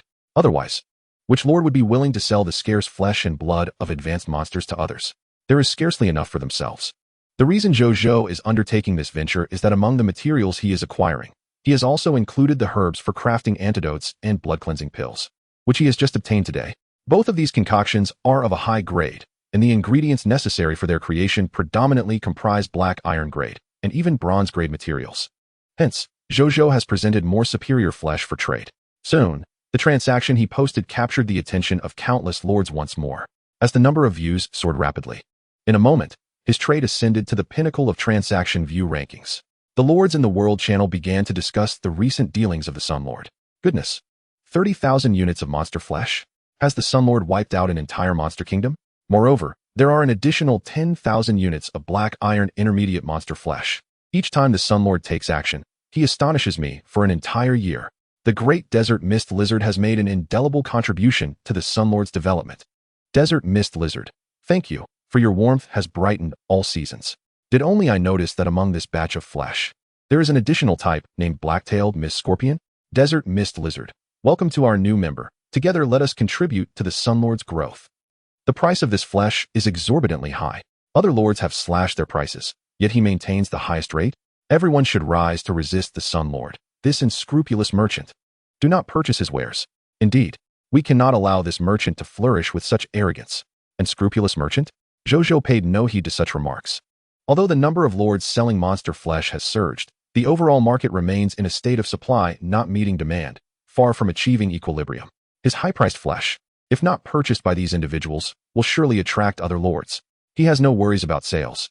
In truth, he could acquire these materials using the Shield and Sword Soldier class transition certificate, but he is loath to do so. Thus, he intends to hold on to them for now. What if one day he suddenly acquires a substantial population? At that time, these Shield and Sword Soldier class transition certificates could swiftly convert into real military strength. Suddenly, he noticed some distinct news on the World Channel. A few lords were discussing the Dragon Lady Lord. They mentioned that this morning, the Dragon Lady Lord used the live broadcast feature of the World Channel to showcase the entire process of conquering a territory belonging to an alien lord, which left all the lords awestruck. Simultaneously, this act significantly amplified the fame of the opposing lord. Furthermore, this incident served as a warning to all lords. The Novice Lord Protection Shield is not invincible. If a lord ventures forth seeking danger, no matter how robust the Novice Lord Protection Shield, it will ultimately prove ineffective. Zhou Zhou was somewhat astonished by the Dragon Lady Lord's actions, but that was the extent of his reaction. He had already conquered 3 territories himself. The feats of the Dragon Lady Lord, while commendable in the eyes of others, seemed merely adequate to him. Nevertheless, the epic-level lord talent she possessed certainly warranted his attention. Meanwhile, billions of kilometers away, in the city of spiritual drugs, Linger, who was tending to the divine herb garden, was left dumbfounded by the new trade posted by the Sun Lord. She had just purchased some herbs for creating blood eyes yesterday. intending to supply her big brother Sunlord with a continuous stream of materials for crafting blood eyes from now on. Little did she expect that just a day later, her big brother Sunlord was already in need of new materials. Linger pondered for a moment, then suddenly broke into a smile. Her big brother Sunlord had grown stronger again. She promptly opened the trading post and began to acquire seeds for the herbs needed to create antidotes and blood-cleansing pills. As long as she had seeds, combined with the capabilities of her divine herb garden, a continuous supply of mature herbs would no longer be a dream. She aimed to become her big brother Sunlord's exclusive supplier of herbs. Not out of a desire to monopolize, she understood nothing of such concepts. She merely wished to grow closer to this big brother who was willing to converse with her. Subsequently, she opened the message board for the Sunlord, hesitantly sending him a message. Spiritual Drug Lord, big brother, are you there? After a short while, a message came in. Sunlord, yes, I am here. Have the herbs matured again? Spiritual Drug Lord, yes, yes. This time, I have prepared 1,000 units of herbs for life potions, 300 units for energy potions, and 300 units for blood eye potions for you, big brother Sunlord. Sunlord, I will take them all. Let us discuss the price. Spiritual Drug Lord, can we exchange 10 units of herb materials for 1 shield and sword soldier class transition certificate? Sunlord, that works. Not merely acceptable. This price was akin to a bargain. Zhou Zhou initially did not wish to take advantage of a child. However, upon considering the extraordinary effectiveness of her divine herb garden, he suddenly found himself amenable to such a price. Nonetheless, he silently resolved that he would assist Linger whenever possible, extending kindness in response to her goodwill. At that moment, he suddenly recalled something and quickly typed a message to her. Sunlord, all your subjects in your territory have transitioned to shield and sword soldiers, correct? Spiritual Drug Lord, yes. Yes. Now, my subjects are brave enough to venture out during the day, even engaging monsters in direct combat. Thank you, big brother. Sunlord, if I were to give you another shield and sword soldier class transition certificate, you would have no use for it, would you? Perhaps I could exchange it for something else instead? If it were anyone else, Zhou Zhou would surely not bother with such inquiries. Why should he concern himself with whether they could utilize it? However, since Linger was willingly trading herbs at a bargain price, Zhou Zhou felt inclined to reciprocate her goodwill with genuine concern. Yet, what followed from the Spiritual Drug Lord left Zhou Zhou utterly astonished. Spiritual Drug Lord, that will not be the case. Near my territory, there is an indigenous force called Green Valley City, and every day, refugees come to me. Yesterday, there were 8, and today, 14. They all wish to become my subjects.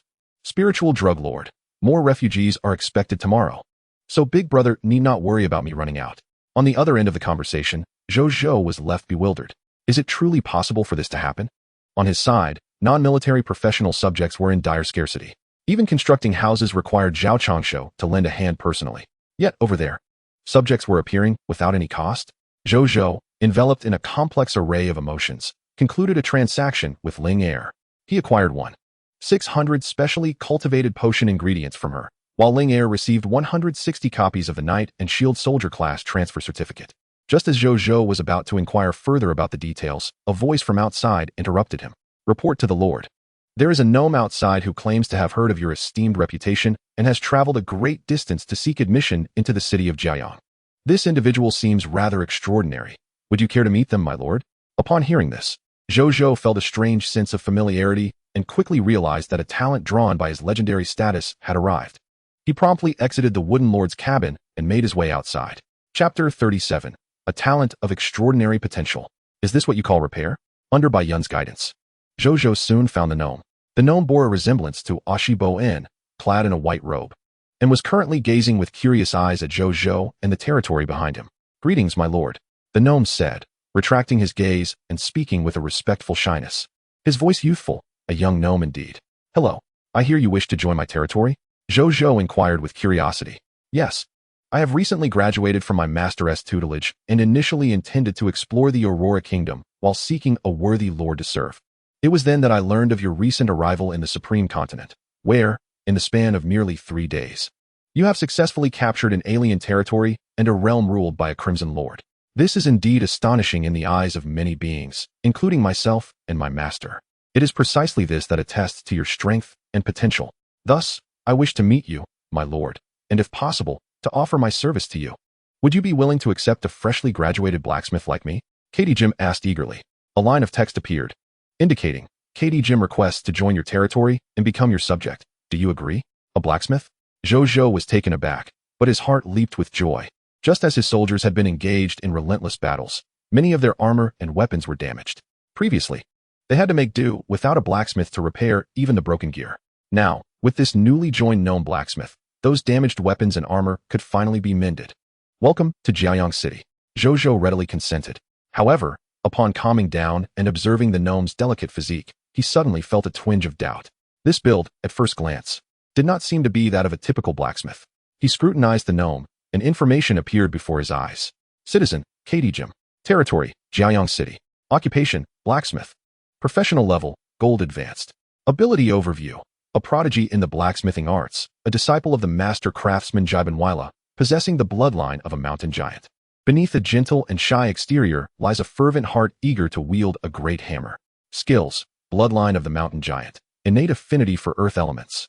Mastery of the 36 techniques of Jiban blacksmithing, not fully mastered. Gold advanced equipment repair techniques. Gold advanced equipment engraving techniques. Gold advanced military aesthetics theory, pure iron forging techniques. Steel forging techniques. Equipment manufacturing for archer standard gear, gold advanced. Equipment manufacturing for crossbowman standard gear, gold advanced. Equipment manufacturing for cavalry standard gear, gold advanced. Equipment manufacturing for knight and shield soldier standard gear, gold advanced. Equipment manufacturing for spear soldier standard gear, gold advanced. Equipment manufacturing for saber soldier standard gear, gold advanced. Equipment manufacturing for gunner standard gear, gold advanced. Loyalty, 88. Potential, extraordinary intermediate. Zhou Zhou was elated. He had not anticipated that this young gnome, despite having a professional level only at gold advanced, which paled in comparison to the previous Xiaochangshu, would possess an astonishing potential at the extraordinary intermediate level. This was a future extraordinary blacksmith. Moreover, the gnome's skill set thoroughly impressed Zhou Zhou. All were skills related to standard equipment forging. For any lord, having a blacksmith with such an extensive repertoire of standard equipment crafting skills is undoubtedly invaluable. Furthermore, the gnome had his own unique talents and bloodline. No wonder he was drawn by legendary allure. My lord, do we have a blacksmith shop within our territory? Jim inquired curiously. Not at the moment.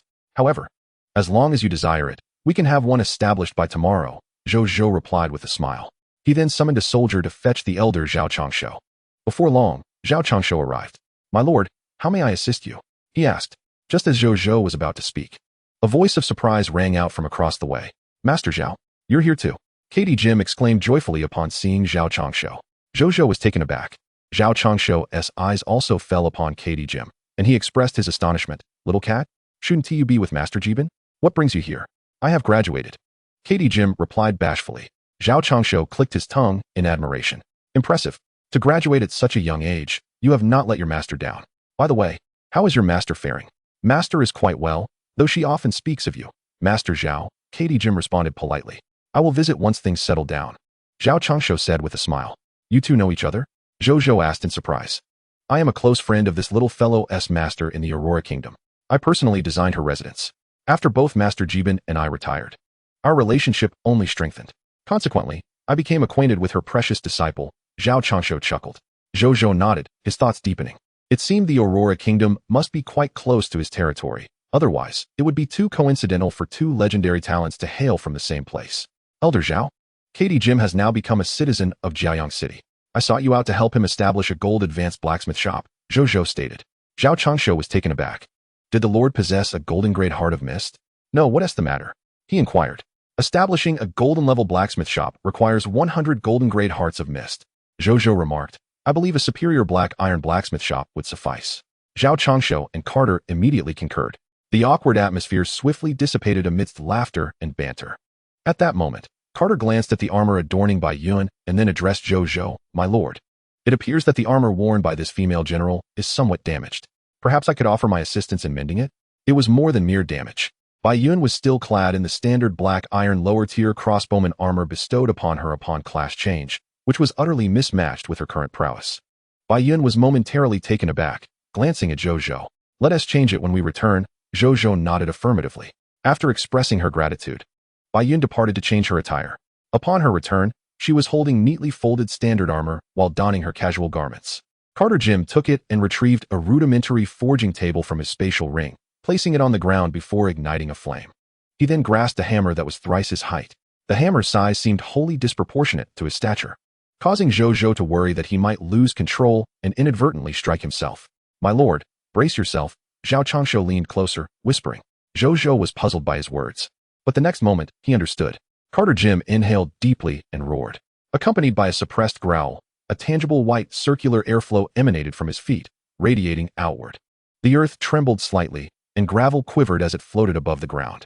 In the astonished gaze of Zhou Zhou and Bai Yun, Carter Jim's physique began to enlarge at a visible pace. Before long, he had grown to a towering height of 5 or 6 meters, his entire form rippling with muscles. The white robe he had previously worn now resembled a mere scarf wrapped around his neck. The nearly 2-meter-long hammer appeared as trivial as a stick in his grasp. Zhou Zhou and Bai Yun remained stiff for several seconds. Carter Jim commenced forging. The thunderous clanging of his hammer echoed like the sound of sandalwood splitting mountains, quickly reverberating throughout the entire territory, drawing the attention of nearly everyone. Even Yibin from the Gnome Alchemy Workshop, seldom seen outside, emerged to witness this giant crafting armor. During the forging process, he occasionally tossed in several ores, incorporating them into the armor. Moments later, it was complete. Due to the repairs being made on the original armor and the time constraints, the enhancement of the equipment's effects could not reach its full potential. "I hope you do not mind," Carter said apologetically as he handed the cooled armor to Bai Yun. "We are already immensely grateful for the repairs," Bai Yun replied, accepting it with thanks. Zhou Zhou also looked over. Equipment name: Standard Armor of the Crossbowman. Enhanced version. Equipment rank: Superior Bronze Equipment effect. The standard armor for the crossbowman class can withstand an impact of 30 from external sources and effectively prevent piercing attacks. After being repaired and enhanced by the craftsman, it can slightly resist damage from lower-tier silver sources. Description: The standard armor of the crossbowman class has been reforged by an exceptional blacksmith, enhancing its defensive capabilities. Zhou Zhou and Bai Yun's mouths dropped slightly open as they turned to the bashful Carter Jim. Goodness! It has directly transformed from lower-tier black iron standard equipment to enhanced superior bronze standard equipment. You dare call this mere repairs? Chapter 38. 50 Mechanical Land Birds. The Second Monster Ranch. Your blacksmithing skills are indeed ready for the field. Perhaps in a few years, you will rival your teacher. Zhao Changshu chuckled while stroking his beard. It's merely basic operations. I still have much to learn compared to my teacher, Carter Jim humbly replied. Zhao Changshu refrained from further comment. Given that Jabinvala was a master blacksmith of extraordinary rank, it was clear that Carter still had a long way to go. Zhou Zhou, now regaining his focus, gazed at Carter Jim with eyes gleaming like a treasure hunter. From now on, the equipment upgrades and repairs in our territory will be entrusted to you. Currently, our soldiers are adorned in the most basic lower-tier black iron standard equipment, and many of them are no longer compatible with their strength. We desperately need someone of your caliber to assist them. Zhou Zhou clapped Carter Jim on the shoulder, adopting an expression of solemn responsibility. I will do my utmost. Carter Jim vowed earnestly. Being a young man with a mastery of military blacksmithing skills, despite his shy demeanor, he harbored a desire to create greatness alongside a wise lord. This was one of the reasons for his journey of experience. How many sets of standard equipment can you upgrade in a day? No need to upgrade too high. Just up to lower-tier bronze, Zhou Zhou inquired. If it's no higher than lower-tier bronze, that's quite simple. I can upgrade around 50 sets a day. Carter Jim replied. Zhou Zhou gasped in astonishment. 50 sets in a day. That efficiency was astonishing. However, recalling the earlier sight of Carter transforming into a mountain giant, Zhou Zhou could comprehend it to some extent. Subsequently, Zhou Zhou requested a list of the ore materials required for upgrading equipment. Carter Jim promptly recited the information. There were only 2 types of materials: pure iron and refined steel. The crafting of lower-tier standard equipment primarily relied on the skill of the blacksmith and the repetitive hammering process, requiring no complex or varieties. In response to Zhou Zhou's confusion, Carter Jim explained. Zhou Zhou nodded and then directly opened the trading post, offering 10,000 units of lower-tier black iron desert mist lizard flesh in exchange for these 2 types of ore materials. He set the price at 5 units of pure iron or 10 units of refined steel for every 1 unit of lower-tier black iron desert mist lizard flesh. This price was still quite steep. However, there were simply too many lords in Blue Star, and he was not worried about acquiring the materials. At that moment, he noticed a Yibin nearby, wearing an expression of existential doubt. What are you looking at? Zhou Zhou asked, instructing Zhao Changshu to arrange accommodations for Carter Jim before approaching a Yibin and patting him on the shoulder. My lord, he is also a gnome? Yahaborn gazed into the distance at the distant Carter Jim, unable to suppress his curiosity. Is that a gnome with the bloodline of a mountain giant? Zhou Zhou inquired. Indeed. It is astonishing to learn that gnomes possess the lineage of mountain giants, Yahaborn remarked, momentarily taken aback, before expressing a sense of balance restored within him. Zhou Zhou, too, felt a wave of sentiment. What could possibly be the thoughts of a mountain giant? Just then, Zhou Zhou offered, by the way, can you make use of this? He handed over the formulas for the detox potion and the blood cleansing pill to Yahaborn. Yahaborn examined the pristine potion recipes with a sense of familiarity. After a brief glance, he shook his head in regret. I apologize, my lord. My primary responsibility lies as an alchemical technologist, and my capacity to create alchemical potions has reached its limits. Such formulas are tailored for bona fide apothecaries, and I find myself unable to grasp them. Zhou Zhou paused, realizing that Yahaborn's loyalty to him was unwavering, leaving no room for deceit. Thus, it was evident that he truly could not learn these recipes, rather than merely offering excuses. With this understanding, Zhou Zhou reluctantly retracted the formulas, feeling no significant sense of loss. Now that he possessed source crystals, he could easily construct a second monster ranch to cultivate black-tailed mist scorpions. Since Yahaborn was unable to concoct the detox potion and blood cleansing pill, he could simply procure them through the monster ranch. This approach would not only simplify the process, but also eliminate the need to acquire the necessary herbs from the trading post. My lord, I have just completed 50 mechanical chocobos. Would you like to take a look? Yahaborn suggested. Let us go. Zhou Zhou replied eagerly. The mechanical chocobos played a pivotal role in his grand plans. Moments later, the duo arrived at the alchemical storage room, where a total of 50 mechanical chocobos were neatly arranged, transforming the space into a veritable armory. Well done. Zhou Zhou couldn't help but commend Yahaborn. Serving the Lord is an unshakable duty, Yahaborn responded with grace. Zhou Zhou nodded with a smile. He then instructed Bai Yun to summon individuals to take the 50 mechanical chocobos outside, designating 10 of them specifically for transporting spoils, while the remaining 40 would join the reconnaissance team to gather intelligence about the surrounding territory. Bai Yun had already prepared for this and quickly sought out 40 agile-minded soldiers to join the reconnaissance team, allowing them to familiarize themselves with the mechanical chocobos immediately. After a little over an hour, all soldiers had mastered the operation of the mechanical chocobos. Zhou Zhou then directed them, under Bai Yun's leadership, to venture outside the territory to explore the surrounding environment. Among them was the cartographer Wu Tu, whom they had recruited that morning. My lord, I will surely become the vice captain, Wu Tu shouted to Zhou Zhou in the distance before departing. Zhou Zhou was momentarily taken aback, but then smiled and nodded. Once they had moved away, Zhou Zhou sought out Zhang Tsong, the first citizen to follow him and the territory's foremost sword and shield warrior, who had now attained a lower bronze level of strength. Zhou Zhou instructed him to leave behind 100 soldiers while leading the remaining 890 to cleanse the remnants of the fog monsters surrounding the territory. Zhang Tsong accepted the command and set off. After more than half an hour, in the Lord's cabin, Zhou Zhou, who had been submerged in the world channel, suddenly discovered that the 2 previously posted transactions had been entirely fulfilled. He had acquired a total of 60,000 units of stone, 50,000 units of wood, 110,000 units of fine sand, and 80,000 units of metal. Additionally, there were 600 crafting materials for mechanical chocobos, 2,000 for life potions, 800 for energy potions, 600 for golden corpse water, and 200 for blood eyes. Furthermore, he had obtained 36,000 units of pure iron and 28,000 units of refined steel, alongside 500 crafting materials for the detox potion and 250 for the blood cleansing pill. In addition, he acquired various scattered materials, perfectly utilizing all 40,000 units of flesh. He now had just under 20,000 units of flesh remaining.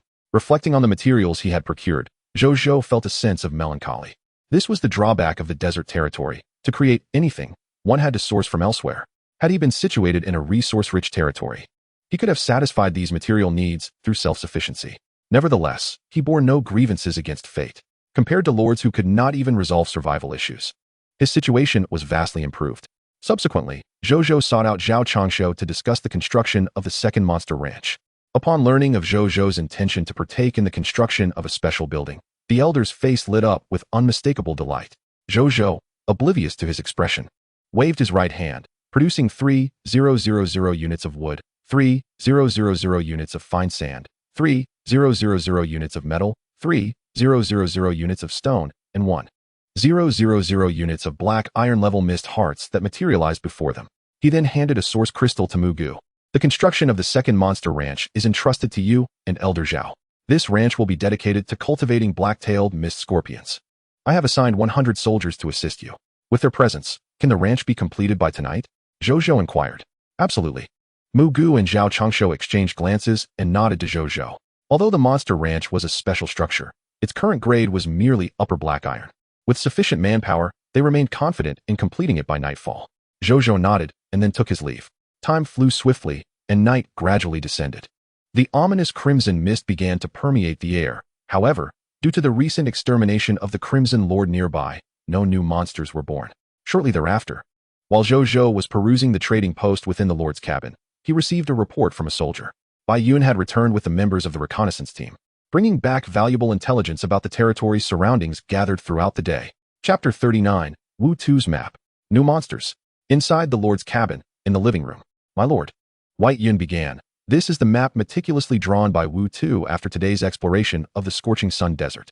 It is a comprehensive map of the entire region. With that, she glanced over at Wu Tu, whose demeanor reflected a hint of trepidation. Upon hearing White Yun's words, he promptly approached and presented the map with both hands to Zhou Zhou. As Zhou Zhou accepted the document, he immediately began to examine it. To his astonishment, as soon as his eyes fell upon it, an item notification materialized before him.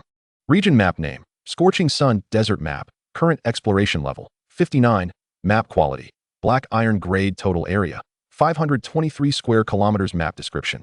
This map delineates the general topography of the Scorching Sun Desert and pertinent information, including the area size, geographical scale, desert terrain distribution, the extent and location of our territory, coverage of desert vegetation resource points, scattered monster activity zones, the territory of the Crimson Lord, and the territories of other lords. The emergence of an item notification was indeed remarkable. Was it a recognition from the Supreme Will? Zhou Zhou was taken aback, and he studied the map with renewed focus. It was a brownish-yellow parchment measuring 1 meter in length and half a meter in width, depicting an irregular, elongated desert landscape. The representation was not only strikingly lifelike, but also featured numerous vivid markers. For instance, the location of Scorching Sun City was denoted by a small sun emblem. Additionally, the ruins of the desert fog lizard and the black-tailed mist scorpion, both territories Zhou Zhou had conquered, were illustrated with simple representations of the respective creatures. In the lower left corner of the map, Zhou Zhou spotted a precise scale, along with various markers indicating desert vegetation, quicksand, and scattered monsters. Furthermore, he noticed 2 prominent red markers. One indicated a territory belonging to an unknown human lord, located approximately 30 kilometers northeast of Scorching Sun City, annotated with a note stating, preliminary assessment suggests no more than 50 inhabitants. The other marked the territory of a Crimson Lord, specifically identified as the region-level Sandman Lord, situated roughly 35 kilometers east of Scorching Sun City, with an initial assessment indicating around 1,000 Sandman mist monsters. Zhou Zhou marveled at the map. Fear often emanates from the unknown. Previously, he had little understanding of the overall environment of the Scorching Sun Desert. Thus, despite commanding over 1,000 soldiers, he subconsciously felt a lingering danger in his surroundings. This drove him to approach confrontations with utmost caution, determined to avoid any missteps. However, the wealth of information presented on this map immediately instilled a sense of reassurance within him. He even entertained the notion of conquering the entirety of the Scorching Sun Desert. After all, it seemed plausible to subdue the remaining 2 lord territories. This exemplified the significance of intelligence. Without the insights provided by this map, he might have contemplated such ambitions, but never with the same confidence. Zhou Zhou could not help but glance at Wu Tuesday. What a remarkable talent. This map is excellently crafted. I am quite fond of it, he remarked. Upon hearing this, Wu Tu's anxious expression transformed into one of delight. From this day forth, you shall be appointed as the vice captain of your scouting team. Furthermore, your mechanical land bird shall now be entirely yours, Zhou Zhou added. Wu Tu was momentarily stunned. Had he truly received such substantial rewards for merely completing a task for the first time?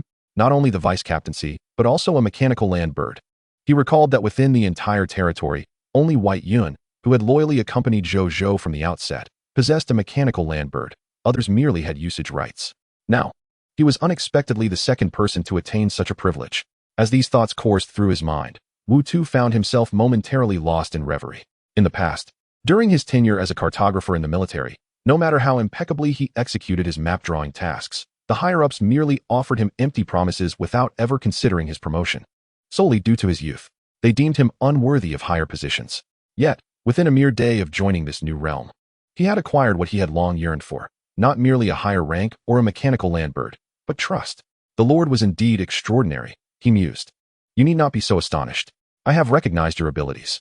Since you meet the required standards, I shall naturally bestow upon you commensurate rewards and positions to facilitate the exercise of your skills. However, even as vice captain, I advise you to heed the opinions of others when faced with challenges. Trust in your teammates. While they may not match your expertise in map-making, they possess much knowledge from which you can learn. Do not let me down, Zhou Zhou said with a smile. Thank you, my lord. I shall not disappoint you, Wu Tu replied, his face flushed with excitement. I will continue to strive for excellence. You may yet have the opportunity for the captaincy. Zhou Zhou chuckled. Now, let us discuss the particulars of those two territories in detail. Wu Tu nodded eagerly, and White Yin stepped forward, respectfully stating, my lord.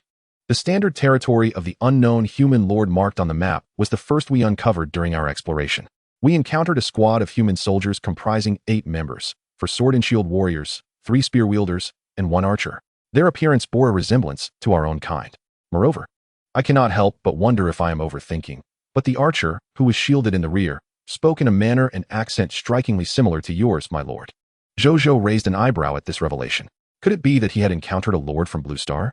He chose to remain silent and continued to listen to White Yun's account.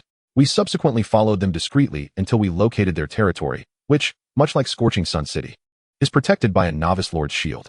The subordinate refrained from acting impulsively, allowing Wu to mark the location and observing for a period before continuing the exploration into the distance. Subsequently, we discovered the territory of a regional lord, the Sand Lord, and laid eyes upon the Crimson Lord himself. This formidable creature was a silver-tier regional Crimson Lord, commanding approximately 1,000 sand subjects. Given the strength of the opposing force, my subordinate prudently chose not to approach recklessly. Instead, he eliminated a solitary sand monster nearby and brought its carcass back. The body of the sand monster now lay at the entrance. Bai Yun stated, let us take a look. Zhou Zhou immediately rose to his feet, with Bai Yun and her companions expressing no objections. The 3 of them exited the room, and Zhou Zhou quickly beheld the sand monster's corpse. Upon his first glance, Zhou Zhou was taken aback, for he realized that the corpse bore a striking resemblance to the sand soldiers summoned through the Sand Emperor's spatial ring, albeit lacking the standard equipment and weaponry of the soldiers. Monster name, Sandman. Power level, Black Iron Tier. Monster description, a creature of the Scorching Sun Desert, born from the Crimson Mist. Once a subject of the Sand Emperor, it was transformed into a subordinate of the Crimson Lord following the fall of the Sand Emperor. Loot drop rate, 4 Black Iron level Mist Hearts, drop rate, 100. 1 kilogram Black Iron level Sand Crystal, drop rate, 10. 1 Black Iron level Sandification Skill Book, drop rate, 5. 1 Black Iron level Summon Sandman Skill Book, drop rate, 2. Chapter 40. Construction Material, Sand Crystal. Zhou Zhou's arrangement. The fact that it was once a subject of the Sand Emperor surprised Zhou Zhou as he gazed at the sand monster's corpse. He glanced at the Sand Emperor's spatial ring on his right hand, pondering the unexpected connection he shared with this Sand Emperor. However, upon examining the loot drop rates from the sand monster, he discovered something significant. These sand soldier monsters did not drop any class transfer certificates or recruitment scrolls. It appeared my previous conjecture was indeed correct. Not all monsters yield items related to their class. With that thought, Zhou Zhou ceased to dwell further and placed his hand upon the corpse. A golden prompt materialized. Would you like to extract the loot? Yes, Zhou Zhou affirmed inwardly. In the next moment, a notification regarding the Lord's talent appeared. You have acquired 4 Mist Hearts, Black Iron level, 1 kilogram Sand Crystal, Black Iron level, 1 Sandification Skill Book, Black Iron lower level, and 1 Summon Sandman Skill Book, Black Iron lower level. A cascade of loot erupted forth. However, in comparison to the treasures dropped by the Desert Mist Lizard and the Black-tailed Mist Scorpion, the Sandman's loot was somewhat meager.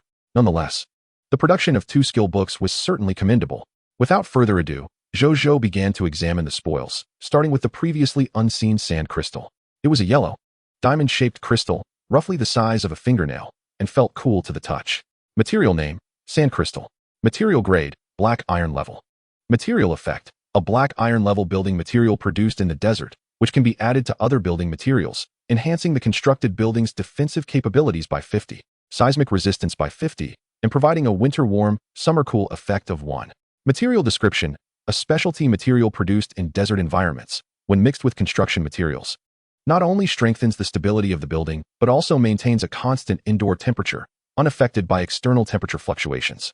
The moment Zhou Zhou laid eyes upon this material, an idea struck him. He must protect the Sand People. For no other reason. Even the skill books seemed trivial compared to this remarkably effective building material. He would be willing to exclusively create a monster ranch for the Sand People. It was imperative. The temperature fluctuations between day and night in the desert were extreme, soaring above 0 during the day and plunging below 0 at night. To live well in such an environment, this sand crystal, capable of ensuring a comfortable indoor climate, was of utmost importance to them. As for notions of cruelty, he had no such concept. Although the term man was part of the Sand People's name, they were essentially mere elemental creatures of sand, conjured from the crimson mist. To put it bluntly, they were but a mass of vapor. Referring to them as sandmen was merely due to their resemblance to humans in having 4 limbs. Thus, Zhou Zhou felt no remorse for vanquishing a mere wisp of mist. However, he was left with only one source crystal and could not afford to squander it. After all, he might need it to upgrade his territory in the future. Once he acquired more source crystals, he could consider constructing the Sand People's monster ranch. Zhou Zhou thought, storing the sand crystal away before turning his attention to the next item. Skill name, sandification. Skill quality, black iron lower level. Skill description, sandifies a part of the body for 1 second, granting immunity to black iron tier physical damage. After 1 second, the sandified body part will revert to its original state. Nodding after reading the details, Zhou Zhou acknowledged the potential of rendering a portion of his body invulnerable for a second. It certainly seemed like a commendable skill, though it was a pity that the immunity was limited to physical damage of the black iron tier, which felt somewhat lacking. Nevertheless, it was merely a black iron lower level skill. Zhou Zhou could not expect too much. He proceeded to learn it, and then shifted his gaze to the next skill. Skill name, Summon Sandman. Skill quality, black iron lower level. Skill description, a summoning skill that manipulates sand elements to conjure a sandman of the black iron lower level. Fully obedient to the caster's commands and possessing basic intelligence to fight on their behalf. Zhou Zhou shook his head, feeling a tinge of regret. The black iron lower level skills indeed had modest effects. The skill could only summon a single sandman, while his ring could summon higher tier sand soldiers. Moreover, as long as his mental strength was sufficient, he could summon an unlimited number of sand soldiers. The disparity between the two was evident. Nevertheless, Zhou Zhou still chose to learn it. After all, having more skills was never a burden. It was always advantageous to possess additional abilities.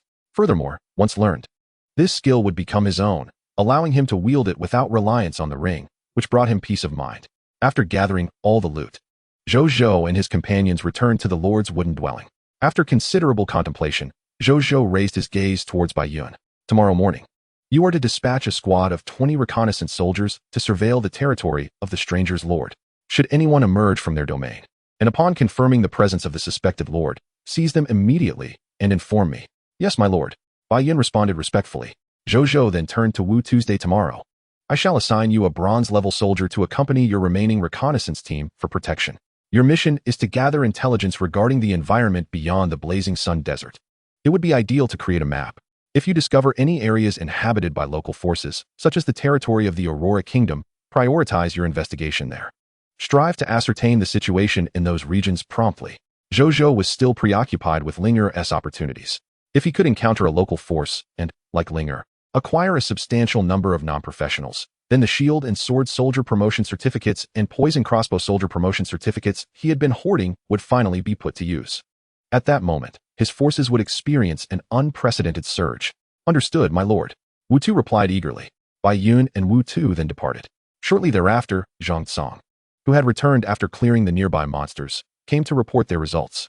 Throughout the day, they had vanquished 132 desert mist lizards and 66 black-tailed mist scorpions. These monsters were scattered across the expanse of the Blazing Sun Desert. Thus, even with over 800 of them searching for a considerable time, they could only find so many. Upon hearing this, Zhou Zhou handed Zhang Tsong the map Wu Tu had just given him. Make a copy of this map and return it to me. Tomorrow, based on the monster distribution on it, locate and eliminate them all. The Blazing Sun Desert should harbor no other monsters. Only those we cultivate ourselves will suffice, Zhou Zhou declared. Yes, my lord, Zhang Tsong exclaimed, clutching the map as if it were a treasure. With this map in hand, they would no longer need to search for monsters aimlessly. Subsequently, Zhou Zhou accompanied Zhang Tsong to collect the spoils. After more than half an hour, the spoils were fully retrieved.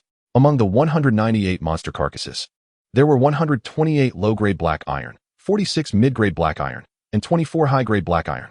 After extracting the spoils, they acquired a total of 632 black iron soul cores, 6,800 units of flesh, black iron low, mid, and high, 299 kilograms of water bags, 66 venom sacs from black-tailed mist scorpions, black iron low, mid, and high, and 66 bottles of antidote, black iron low, mid, and high.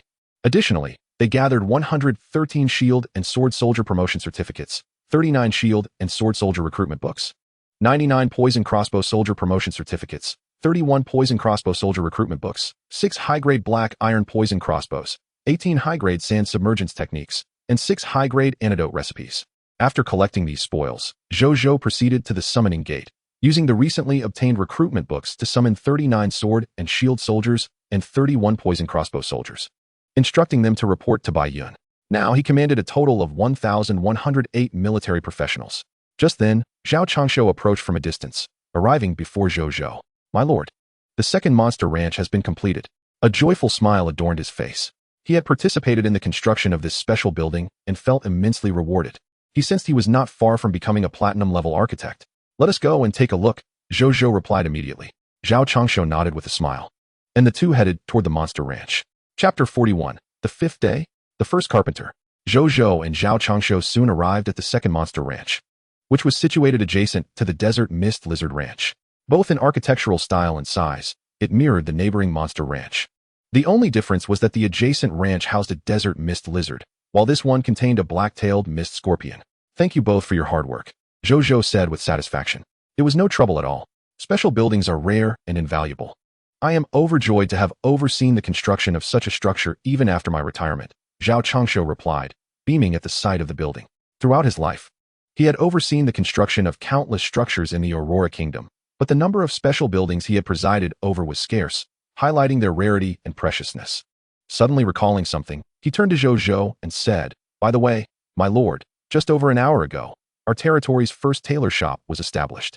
Zhou Zhou's eyes brightened, and he immediately thought of Bao Xiuer's face. He realized he had been quite busy lately and had not seen her much. However, he had heard that she had been diligently mending clothes for the soldiers, often so occupied that she was scarcely seen unless she appeared voluntarily. "Let's go take a look," Zhou Zhou suggested. "Yes, my lord," Zhao Changshu responded respectfully. Moments later, at the tailor shop's entrance, Zhou Zhou peered inside. The shop had been tidied up thoroughly. Not far away, under a candlelight, Bao Xiuer was intently repairing a garment. Her originally delicate and attractive face appeared even more enchanting in the candlelight. He opened her attribute panel and discovered that Bao Xiuer had advanced from a high-grade black iron tailor to a low-grade bronze tailor. Zhou Zhou was not at all surprised. Her innate talent was exceptional, and her diligence warranted such an elevation in her vocational level. He had intended to greet her, but, noticing her focused demeanor, quietly abandoned that thought. "Let us return," Zhou Zhou said. "Aren't we going into chat? She often mentions you, my lord." "Whenever I see her," Zhao Changshu replied, stroking his beard with a smile. "What does she say about me?" Zhou Zhou inquired curiously. "Why hasn't the lord's clothing worn out yet?" Zhou Zhou expressed his bewilderment. "Could you not focus on my shortcomings for once?"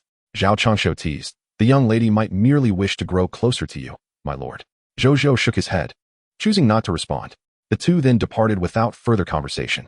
As they walked, Zhou Zhou suddenly turned to glance at the tailor's shop, where the candlelight flickered warmly, bringing a sense of tranquility to his heart.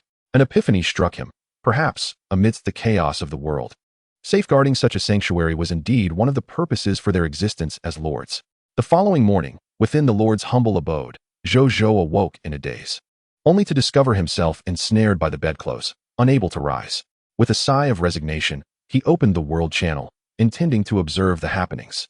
His gaze was immediately drawn to the blood-red countdown at the top of the channel. Current countdown, 73 hours, 26 minutes, and 25 seconds. It was already the fifth day. How swiftly time passed. After today, merely 2 days remained until the novice lord's trial would commence. Zhou Zhou felt a wave of anxiety wash over him as he perused the discussions among the lords, who were also voicing their concerns regarding the impending trial. Alas, only a little over 2 days left until the novice lord's trial. "I am so anxious. What should I do? Are you as anxious as I am?" "I currently command only 10 soldiers, the strongest of whom is merely a black iron intermediate spear wielder. How enviable that you have 10 soldiers. Envy level 1. Envy level 2. Envy level 10,086. At least you have soldiers. The citizens I summoned from the portal are either unclassed or possess worthless life skills. Not a single combat class has emerged among them. For the past 5 days, I have not dared to step outside the novice lord's protective barrier, relying solely on food traded from life skill products to survive. Not a single combat class. Your luck truly is unparalleled. Life skills may prove useful later on, but they hold little value in the early stages. I am already considering relinquishing my territory. A friend who has abandoned their territory informed me that if one surrenders their lordship for over a day, they automatically become an adventurer, gaining the same powers as a classed individual, but unlike a lord, they must personally slay monsters to enhance their strength. That sounds somewhat appealing. I'm feeling tempted. You all should become adventurers. I will certainly pass the novice lord's trial. Adventurer? Zhou Zhou raised an eyebrow. So it is indeed possible to renounce the lord's identity and automatically transform into an adventurer. That sounds rather promising. At least I need not worry about the novice lord's trial. He surmised that a significant number of lords would likely opt to relinquish their titles. As for himself, possessing mastery over 3 lordly talents, his future appeared bright, and thus, he had no intention of giving up his lordship. No longer inclined to linger in bed, he resolved to rise, emerging from the lord's wooden cabin to summon today's citizens. Promptly summon? Yes, Zhou Zhou affirmed. In the next moment, the summoning portal erupted in radiant white light, and 12 figures emerged. We have met the Lord, the 12 proclaimed in unison, their voices filled with reverence. Greetings to you all. From this day forth, you shall be the citizens of Sunlit City, Zhou Zhou declared, surveying the 12 newcomers. Among them were 10 men and 2 women. 9 were unclassed citizens, while 3 possessed professions. One was a middle-aged man, a black iron intermediate blacksmith. Another was a younger man in his 20s, a black iron lower-level carpenter, marking the first carpenter in his territory. The last was a black iron upper-level physician, an elderly woman with graying hair. Zhou Zhou examined the panel information for the black iron lower-level carpenter. Citizen, Zhu Yingluan. Territory, Sunlit City. Life skill, carpenter. Class, black iron lower level. Overview. Hailing from the Canal Village in the Aurora Kingdom, he has inherited the craft of carpentry from his elders since childhood. He is meticulous and patient, capable of crafting simple, common furniture and household items, and yearns for a life beyond his village. Skills, carpentry for simple furniture, black iron lower level. Carpentry for simple farming tools, black iron lower level. Carpentry for small wooden carts, black iron lower level. Carpentry for water wheels, black iron intermediate, not fully mastered. Loyalty, 75. Potential, black iron upper level. Zhou Zhou nodded, feeling a sense of satisfaction. Though the potential was modest, the carpenter's skills were remarkably practical, especially for crafting furniture and small carts, which were currently needed in the newly built residences. His supply transport team also required small carts. With this young man in his ranks, he would no longer need to purchase these items at the trading post. As for the remaining 9 individuals, Zhou Zhou contemplated before deciding against assigning them as combat class professionals. Instead, he allocated them all to Zhao Changshu to bolster the workforce for constructing houses, expediting the building process. Presently, only 6 new residences existed within his territory, yet the population had already exceeded 1,000. It was evident that Zhao Changshu and his team were in dire need of assistance. Regarding soldiers, having 10 more or 10 less made little difference. It was wiser to leave them with Zhao Changshu. After arranging everything, he set out with Nizalio towards the monster ranch. Chapter 42, Bronze Lower Level. Nizalio breaks through. Upon arriving at the monster ranch, Zhou Zhou was welcomed by Mugu. After surveying the area, he discovered that both monster ranches were now teeming with desert mist lizards and black-tailed mist scorpions. My lord, during the night, I successfully cultivated 500 desert mist lizards and 500 black-tailed mist scorpions across these 2 ranches. Among them, there are 244 black iron lower-level desert mist lizards, 235 black iron intermediate desert mist lizards, and 21 black iron upper-level elite desert mist lizards.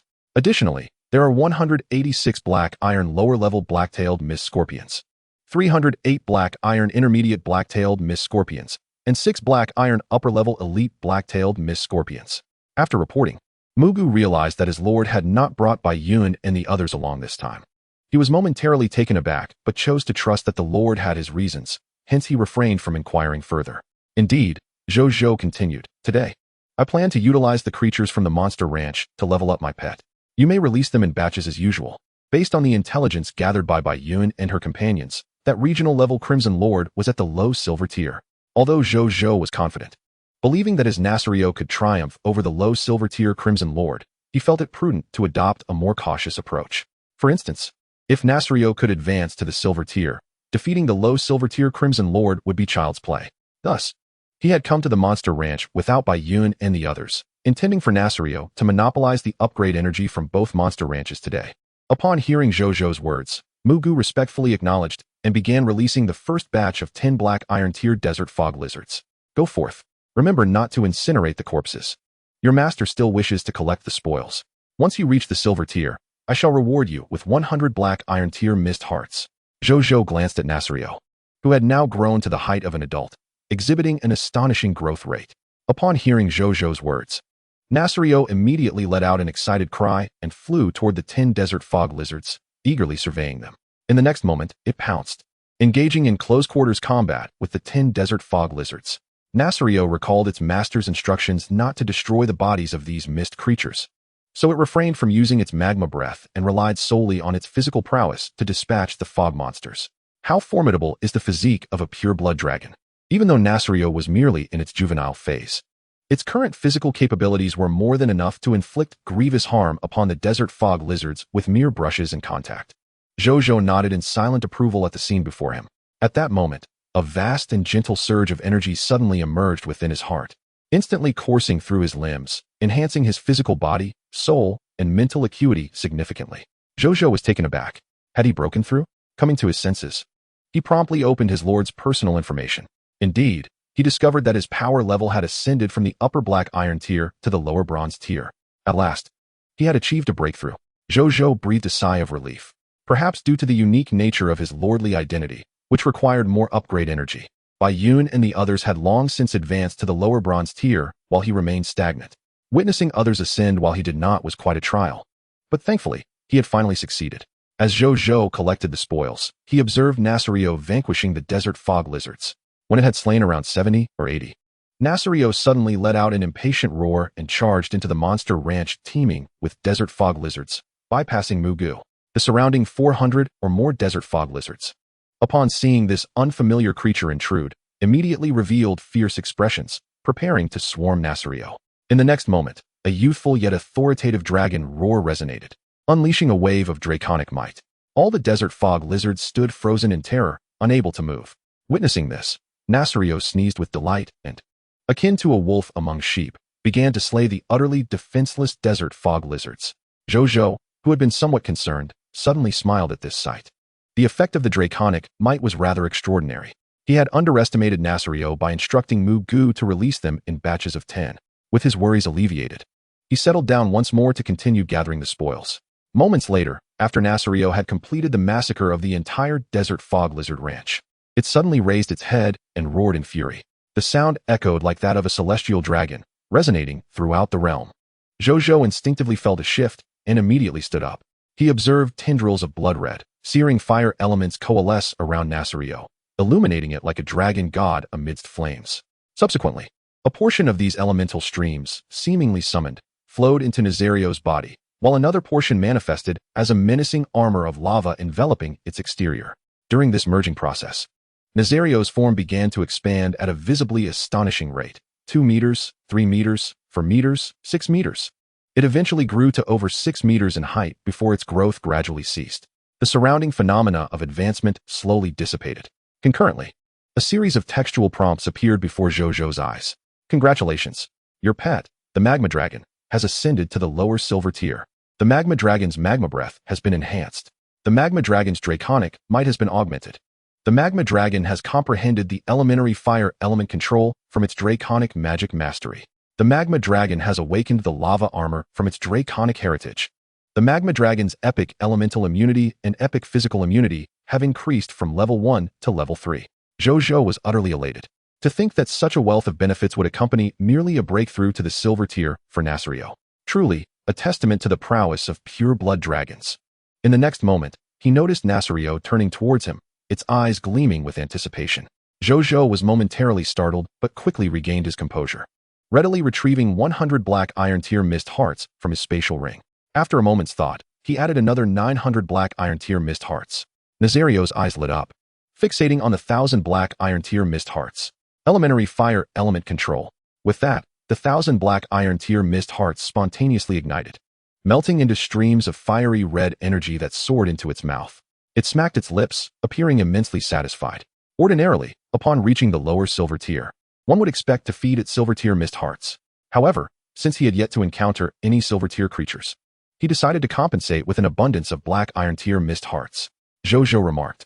Nasrio, exhibiting a human-like nod of understanding, promptly took to the skies, heading towards the territory of the black-tailed mist scorpion. Roar. It gazed down upon the monstrous creatures before unleashing a low growl. The overwhelming aura of its silver-scaled draconic might instantly envelop the entirety of the monster ranch. A considerable portion of the 500 black-tailed mist scorpions succumbed to its oppressive presence, collapsing in a stupor. The remaining scorpions, even more absurdly, ceased to function altogether, lying motionless upon the ground. Goodness! Zhou Zhou clicked his tongue. Is this the essence of a pure-blood dragon after its breakthrough? Chapter 43. The hidden task of the lower platinum level. After Nizario ascended to the lower silver level, its efficiency in dispatching the black-tailed mist scorpions became noticeably swifter. In less than a moment, all 500 scorpions had been vanquished beneath its talons. It then soared to Zhou Zhou's side, regarding him with a face full of pride. Well done, Zhou Zhou praised, instinctively wishing to embrace the creature as he had done in the past. However, upon observing its towering height of over 6 meters, he reluctantly abandoned the thought. No wonder people often say that children lose their charm as they grow up. In the ensuing hours, Zhou Zhou began to extract the spoils from these fog-dwelling monsters. During this time, Bai Yun led 20 reconnaissance soldiers away from Radiant Sun City to surveil the territory of the unfamiliar human lord. Wu Tu, accompanied by the remaining 30 reconnaissance soldiers and a bronze-level shield-bearer, ventured to gather intelligence on the surrounding environments of the Radiant Sun Desert. Under Zhou Zhou's orders, Zhang Cong retained 100 soldiers to assist Zhao Changshu in constructing residential buildings, carpentry shops, warehouses, and other structures. Subsequently, he took the remaining 900 soldiers, following the map of the Radiant Sun Desert recorded the previous day, to systematically eliminate the scattered monsters within its confines. Everything proceeded in an orderly fashion. Over an hour later, the corpses of 1,000 monsters had been thoroughly looted. A total of 245 black iron-grade mist hearts were obtained. 20 units of flesh, black iron lower, middle, upper. 159 kilograms of water bags. 500 venom sacs from the black-tailed mist scorpions. Black iron lower, middle, upper. 500 bottles of antidotes. Black iron lower, middle, upper. 521 copies of the Shield Bearer Advancement Certificate. 256 copies of the Shield Bearer Recruitment Letter. 506 copies of the Poison Crossbowman Advancement Certificate. 314 copies of the Poison Crossbowman Recruitment Letter. 21 black iron upper-grade sand submergence techniques. 6 black iron upper-grade black scorpion poison crossbows. 6 recipes for black iron upper-grade antidotes. Gazing upon these spoils, Zhou Zhou felt a profound sense of satisfaction. A steady daily income is indeed a comfort.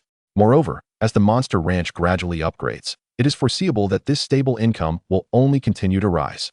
Zhou Zhou then approached the summoning portal, carrying 256 copies of the Shield Bearer Recruitment Letter and 314 copies of the Poison Crossbowman Recruitment Letter, casting them all into the portal. In the next moment, a multitude of shield bearers and poison crossbowmen emerged, respectfully bowing to Zhou Zhou before silently positioning themselves behind him in formation. Moments later, a total of 570 soldiers stood orderly behind Zhou Zhou. He turned to face these 570 individuals, feeling a mix of emotions. In truth, the Monster Ranch, as a silver-level lord talent, should not yield such extraordinary results. Other lords, even if they possessed this talent, would merely gain a dedicated training ground for their faction or a means to attempt to produce specific loot. Beyond that, its utility would be rather limited. Yet, his 100 drop rate had elevated this otherwise ordinary silver-level lord talent to a level akin to that of a diamond-grade lord's capabilities. It must be said, his legendary lord talent is quite versatile. Shaking off these thoughts, Zhou Zhou contemplated whether to launch an offensive against the Sandman Lord. His current total of soldiers had reached 678. With the addition of the now lower silver-level Nizario, if they were to initiate an attack, it is highly probable they could defeat the regional-level Scarlet Lord's forces. Afterward, he could eliminate the enemy, suspected to be a human lord, thereby securing full control over the entirety of the Radiant Sun Desert. The allure of such power was undeniably tantalizing for Zhou Zhou. Yet, after a brief moment of reflection, he chose to temper this ambition for the time being. A steadier approach was warranted.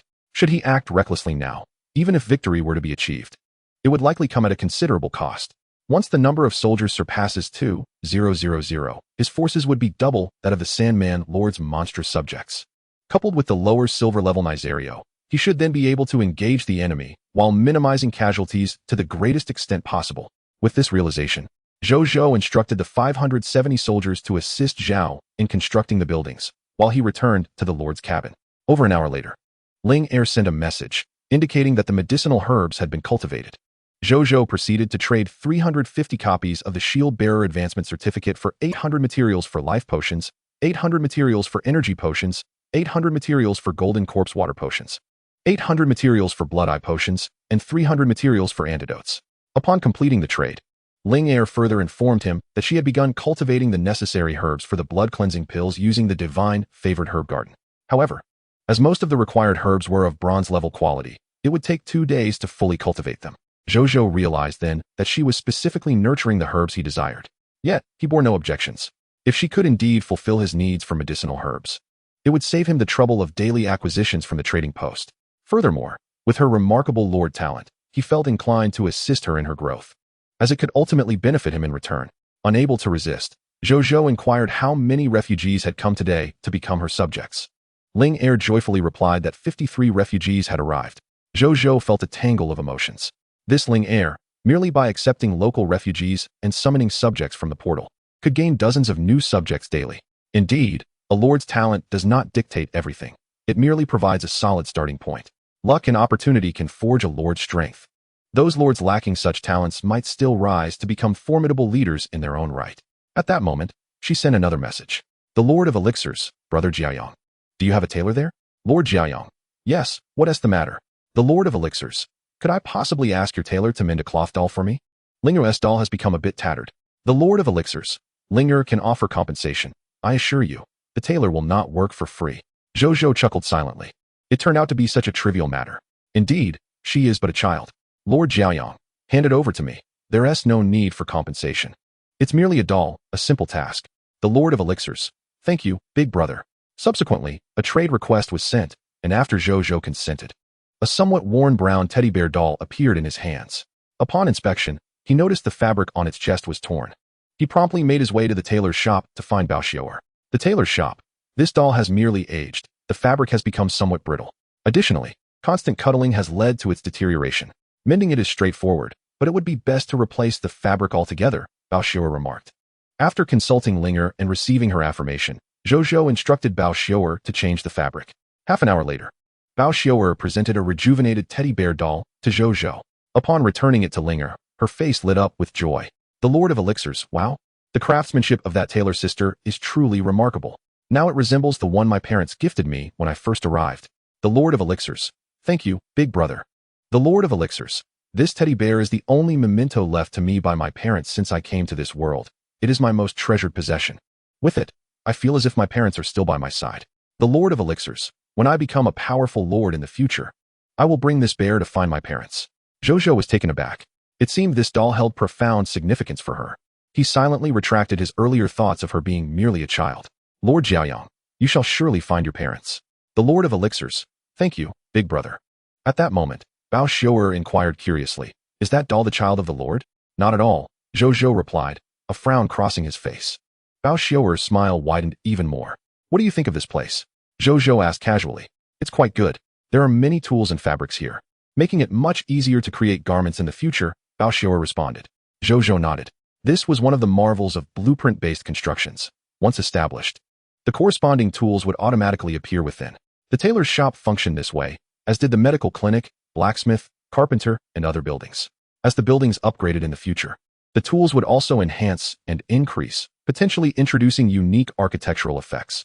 In contrast, self-built structures without blueprints were akin to empty houses, requiring the purchase of all tools and lacking any architectural benefits. This illustrated the distinction between self-constructed buildings and blueprint-based constructions. I wish my teacher were here. She would surely love this place. I wonder how she is faring now, Bao Xiaoer mused, reminiscing about her teacher. Suddenly, she turned to Zhou Zhou, hesitated, and said, My lord, if we travel to Yichuan town in the future, may I bring my teacher here? She is a platinum-tier tailor, far more skilled than I. As soon as she finished speaking, a quest interface appeared before Zhou Zhou's eyes.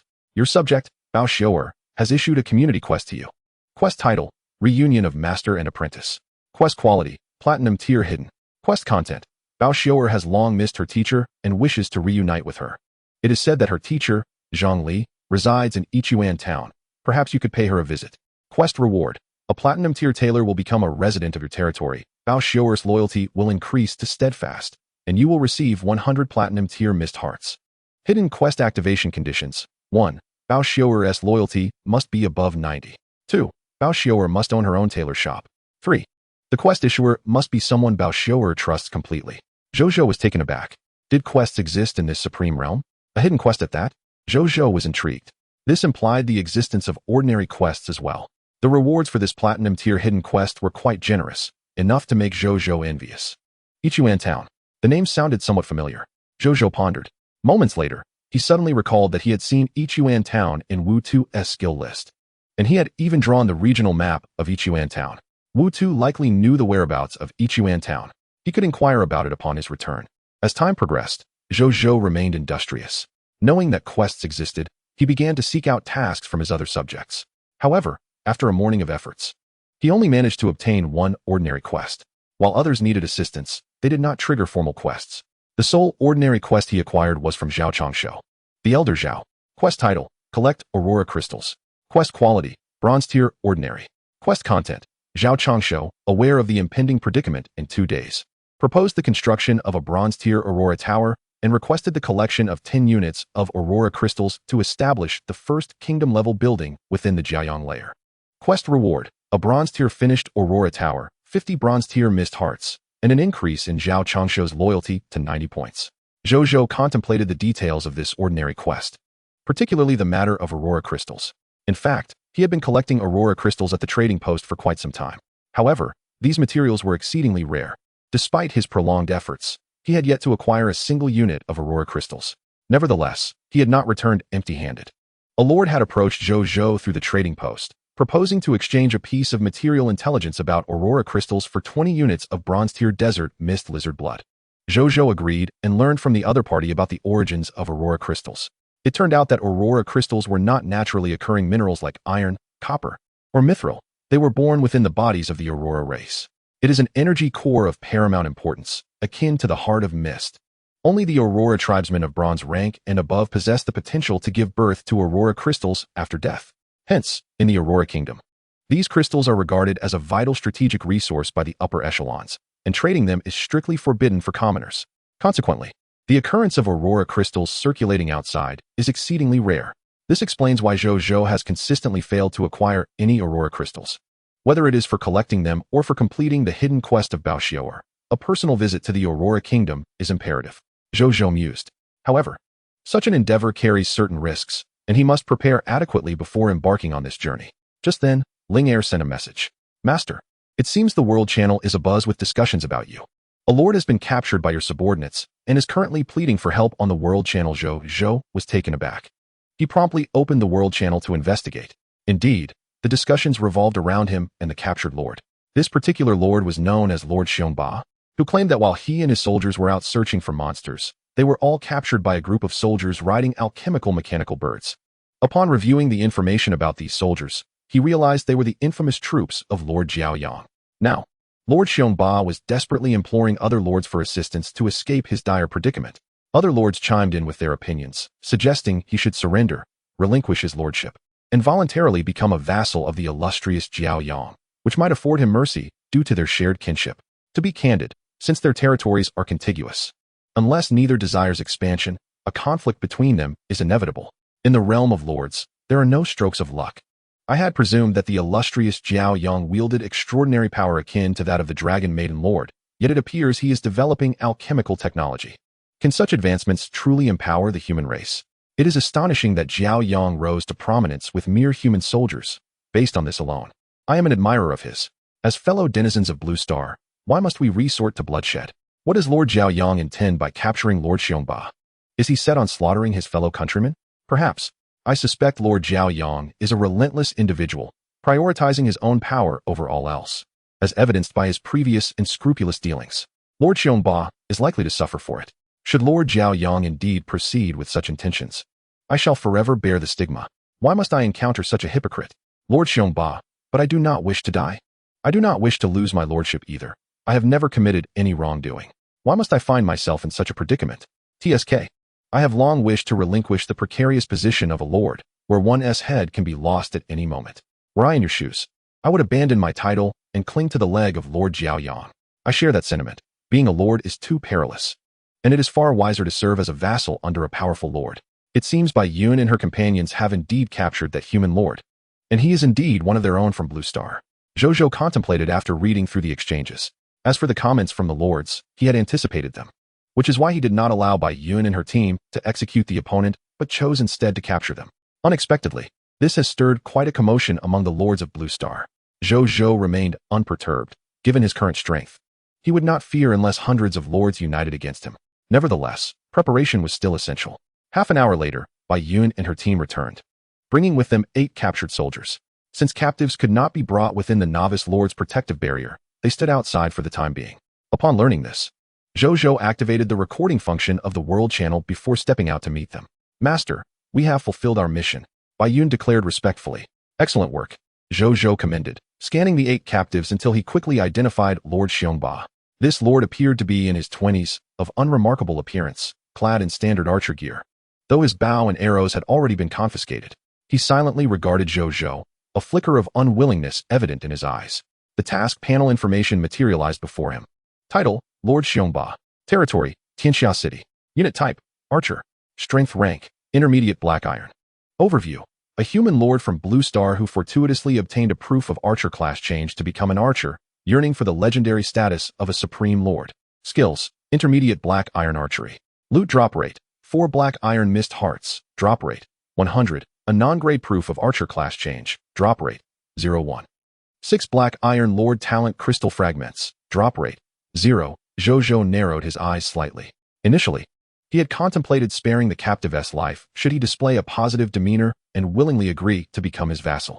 However, upon observing the aspiration for the legendary Supreme Lord within the opponent's profile, coupled with his statements on the World Channel, Zhou Zhou suddenly realized that the individual might not readily relinquish his lordship to become his subject. After a moment of contemplation, Zhou Zhou quickly formulated a plan. Chapter 45. The True Face of Lord Xiongba. A Personal Strike. Zhaoyang, we are both compatriots hailing from Blue Star. Might you spare me? I assure you I shall never provoke you henceforth. Zheng Huaiba, otherwise known as Lord Xiongba, stammered, suppressing his humiliation. Our territories are both situated within the Zhaoyang Desert. If we continue to develop in this manner, a territorial clash is inevitable, and war shall come to pass. How can I spare you? Zhou Zhou replied coolly. I can relinquish my territory, abandon my lordship, and become your vassal. Would that suffice? Upon hearing Zhou Zhou's words, Zheng Huaiba grew frantic, exclaiming hastily. Zhou Zhou regarded him intently. Not everyone is permitted to join my territory.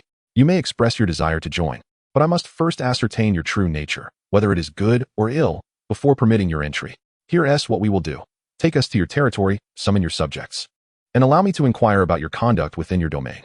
Should they satisfy me, I shall allow you to join my territory and grant you protection. However, if your performance is average or, worse yet, poor, count yourself fortunate, he remarked mildly. His territory had no need for bad seeds. Should the other party truly be a good person, Zhou Zhou would not mind letting him off the hook. After all, he was curious to witness how a lord transformed into an adventurer. A flicker of panic crossed Zheng Huaiba's eyes, yet he ultimately gritted his teeth and nodded. Half an hour later, outside Tianxia City, Zhou Zhou gazed at the sparse ordinary buildings within the novice lord's protective barrier, before instructing Zheng Huaiba to summon the people. Although Zheng Huaiba yearned to dash back to his own territory, the prickling sensation at his back warned him that if he dared to flee, his demise would surely come swifter than his escape. He thus stood 50 meters away from the novice lord's protective barrier, calling out loudly for all the citizens to emerge. Moments later, 18 citizens stepped out from Tianxia City, their faces marred with fear as they gazed at the mechanical chocobos and their former lord, Xiongba. They appeared frail, pallid, and trembling, embodying the visage of malnutrition. Your lord has been captured by me, and he aspires to become a citizen under my domain of Jiayang City. However, my citizens are not to be chosen by just anyone. Now, inform me of your lord Xiongba's conduct. What good deeds has he performed? What misdeeds has he committed? These will determine whether he becomes my citizen or a prisoner. Do not dare to lie. I possess means to ascertain the truth of your words. Should you choose to deceive, beware. We shall show no mercy in battle. Zhou Zhou's gaze was fiercely fixed upon the citizens, when his eyes swept over a timid little girl of 6 or 7. The ferocity in his gaze softened just a fraction. Yes, do speak. I usually treat you well, do I not? Xiongba smirked, casting a flattering glance at the 18 citizens. As he spoke, a sudden glint of malice flickered in his eyes, only to vanish in an instant. Nevertheless, the 18 citizens trembled slightly at this sight. My lord is indeed very good to us. A middle-aged man stepped forward to ingratiate himself. My lord has no misdeeds. He is dearly beloved by us. A woman also chimed in. Please, allow our lord to become your citizen, another urged. Yes, my lord. In an instant, over a dozen citizens clamored in agreement.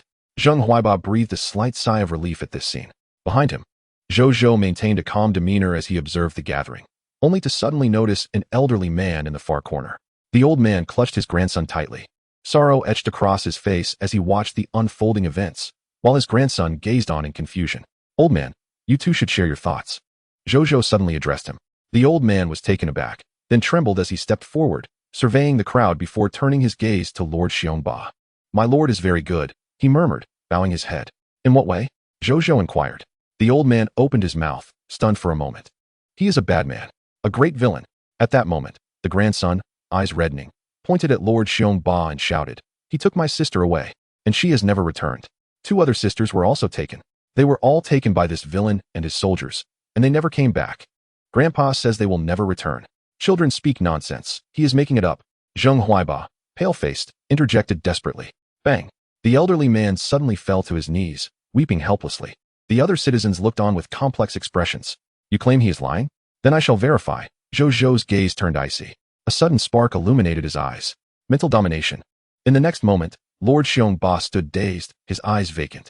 "I ask you, is what the child said true? What has become of those 3 women?" Zhou Zhou's voice was frigid. "It is true. The 3 girls have been killed," Zheng Huaiba responded vacantly. Upon hearing this, the 7 soldiers behind Zhou Zhou turned pale. "I will kill you." The old man, now crazed with grief, lunged at Zheng Huaiba, striking him with wild abandon. When he had exhausted his strength, Zhou Zhou had him restrained, then asked, "Who else conspired with you in your wrongdoing?" Zheng Huaiba raised his hand, pointing at the 7 soldiers behind Zhou Zhou. The soldiers, witnessing this, immediately knelt, their faces ashen. "Please spare our lives, my lord. We are willing to serve you until death. My lord, do not kill me. I can assist you in slaying the mist monsters. I am invaluable." The 7 pleaded from the ground. "Eliminate these scoundrels," Zhou Zhou ordered coldly. "Yes."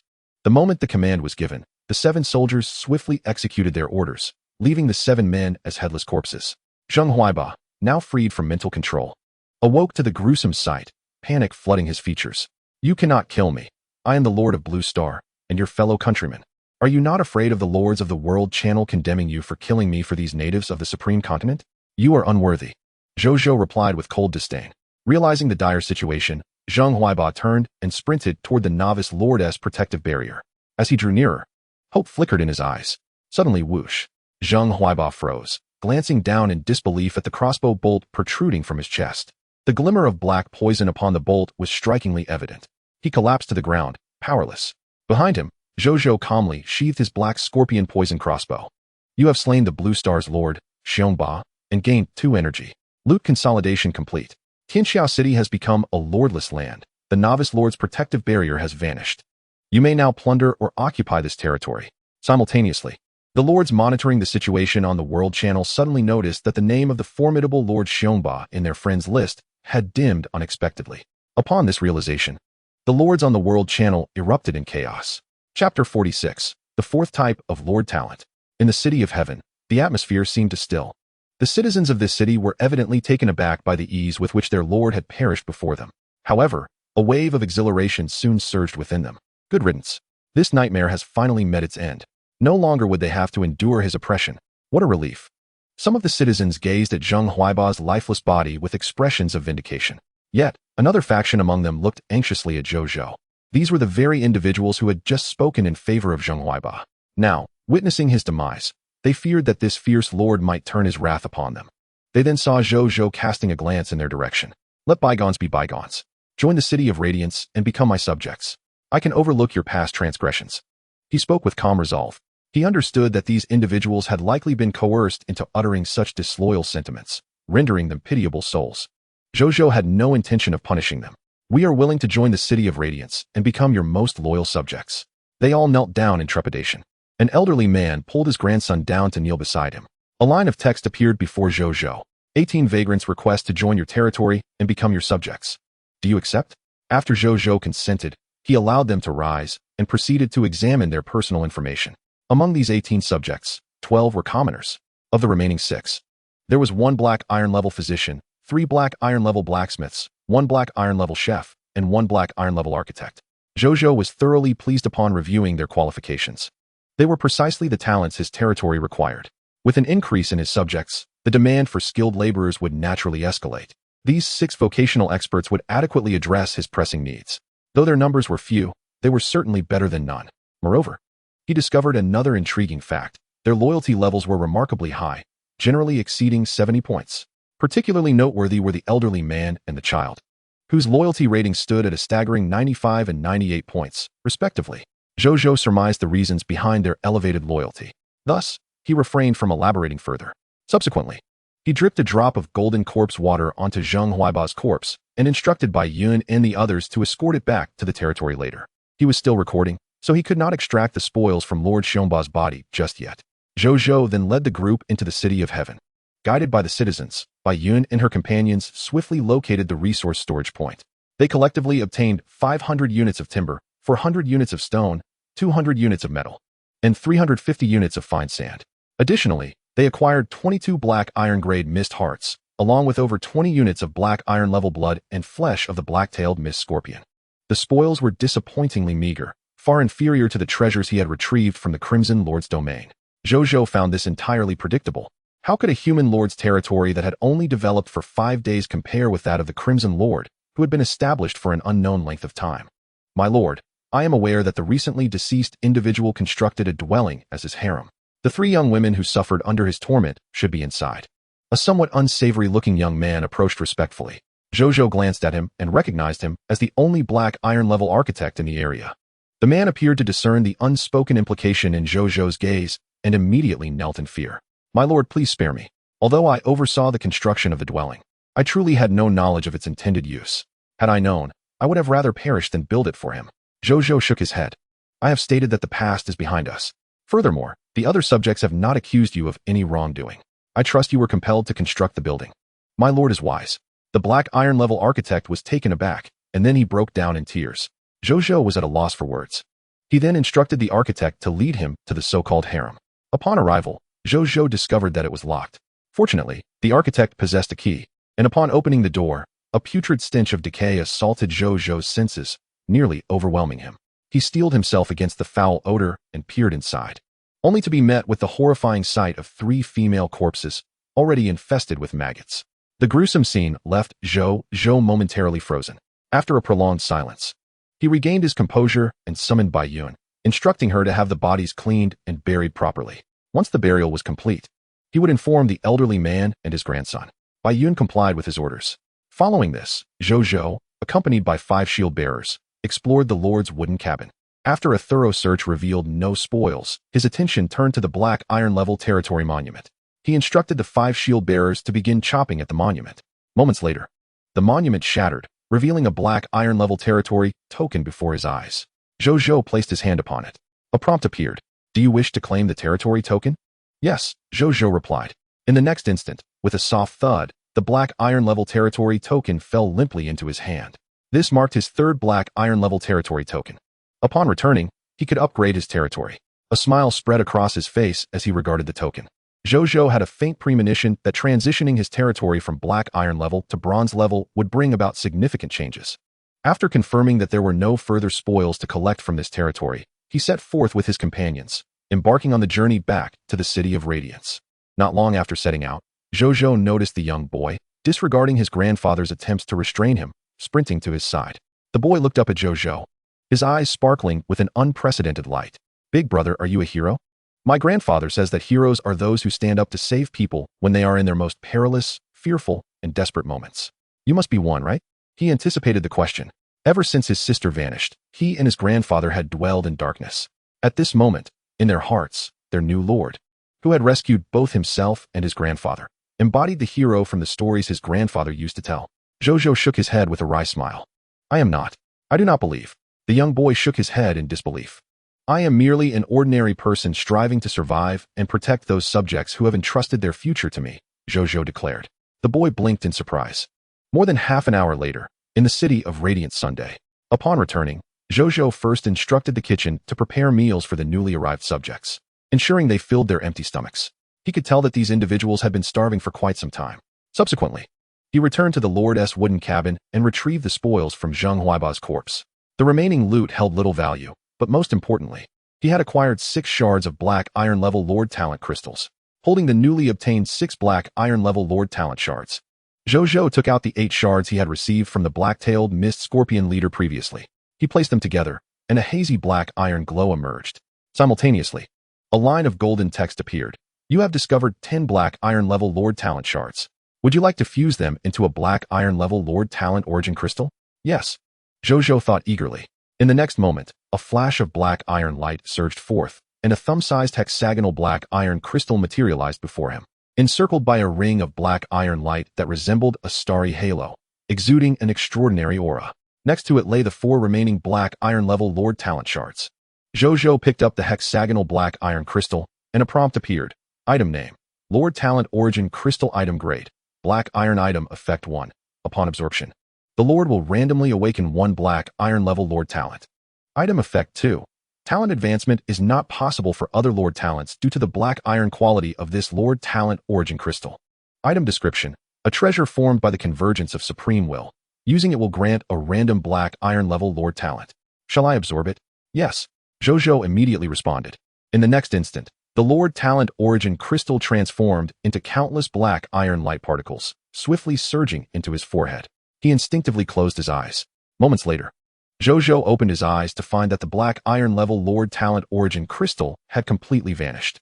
A joyful expression crossed his face as he felt an inexplicable sense of having acquired a remarkable ability. He quickly accessed his personal Lord information, and to his astonishment, the Lord Talent section had undergone yet another update. Lord Talent: 100 drop rate, legendary, Gnome Alchemy Workshop, bronze, Monster Ranch, silver, subversion, black iron. Subversion? Zhou Zhou regarded this Lord Talent with curiosity. Chapter 47, Lord Talent Subversion. Preparing to upgrade the territory, Zhou Zhou opened the detailed information of this Lord Talent. Lord Talent: Subversion, black iron, subversion, a Lord exclusive talent. When engaging in direct combat with an enemy Lord, you may activate the Subversion talent to convert 2 enemy units from the opposing Lord's faction into your loyal subordinates. Talent Hint 1. The minimum number of enemies you can subvert is 1 unit, and the maximum is 10,000 units, with a minimum loyalty of 80 points for subverted enemies. Talent Hint 2. Currently, you can subvert enemy factions up to the Gold Tier Lord faction. This limit can grow. Talent Hint 3. This talent can only be activated once per day. Zhou Zhou raised an eyebrow, surprised by the nature of this skill. Furthermore, it was the first time he had encountered a Lord Talent with so many hints. He quickly thought of its first target, the regional Crimson Lord faction, the Sandman Lord. As Zhou Zhou's greatest adversary at present, it would be a pity not to employ the subversion on them. However, before that, he opened the World Channel to see what the Lords were discussing. He surmised that news of the demise of the Tyrant Lord must have spread among many Lords by now. Indeed, upon opening the World Channel, the primary topic of conversation was the Radiant Sun Lord's slaying of the Tyrant Lord.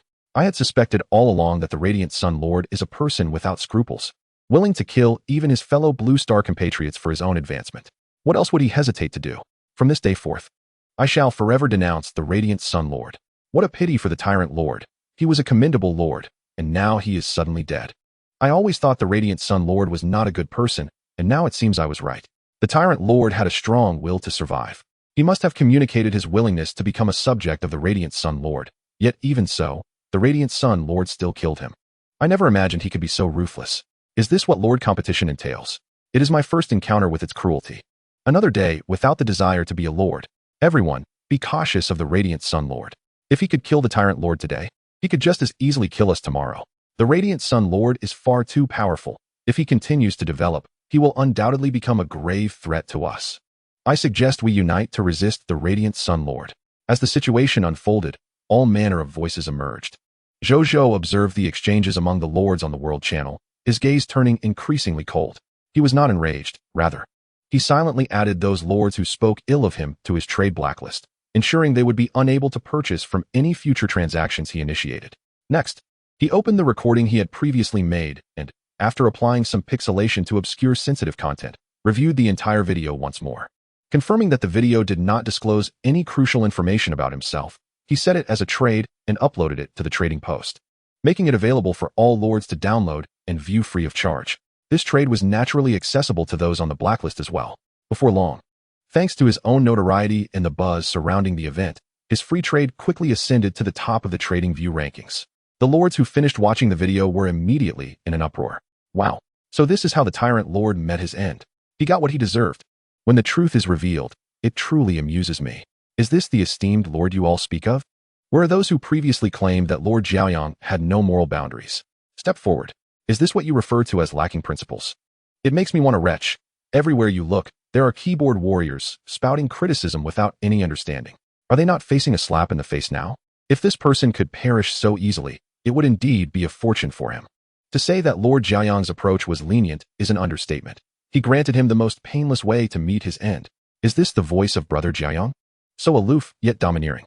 Sisters, I adore him so much. I share your sentiments. That child spoke the truth. Lord Jiayang is undeniably a hero. Once the video emerged, the narrative surrounding the Lord shifted dramatically. Those who had previously criticized Lord Jiayang's actions fell silent, thinking that by remaining mute they could evade repercussions. Yet, unbeknownst to them, they had already been inscribed on Zhou Zhou's blacklist. Soon, they would discover that they could no longer procure the goods offered by Lord Jiayang. Meanwhile, other lords in the World Channel began to revel in their misfortune, simultaneously extolling Lord Jiayang for his righteousness. Zhou Zhou observed all this with an unperturbed heart. It seems that certain matters remain unchanged, even across different realms. In the territory of the Dragon Lady Lord, before the Along's nest, she gazed at the unfolding drama in the World Channel, her expression a mix of astonishment. She had initially believed that Lord Jiayang would tarnish his reputation due to his mishandling of the situation, allowing her the opportunity to surpass him and become the most renowned and esteemed Lord of Blue Star. To her surprise, with a mere video, he garnered the admiration of billions of Blue Star lords. A crisis of reputation had, astonishingly, transformed into an opportunity in his hands. What a deft maneuver. She felt both envy and jealousy.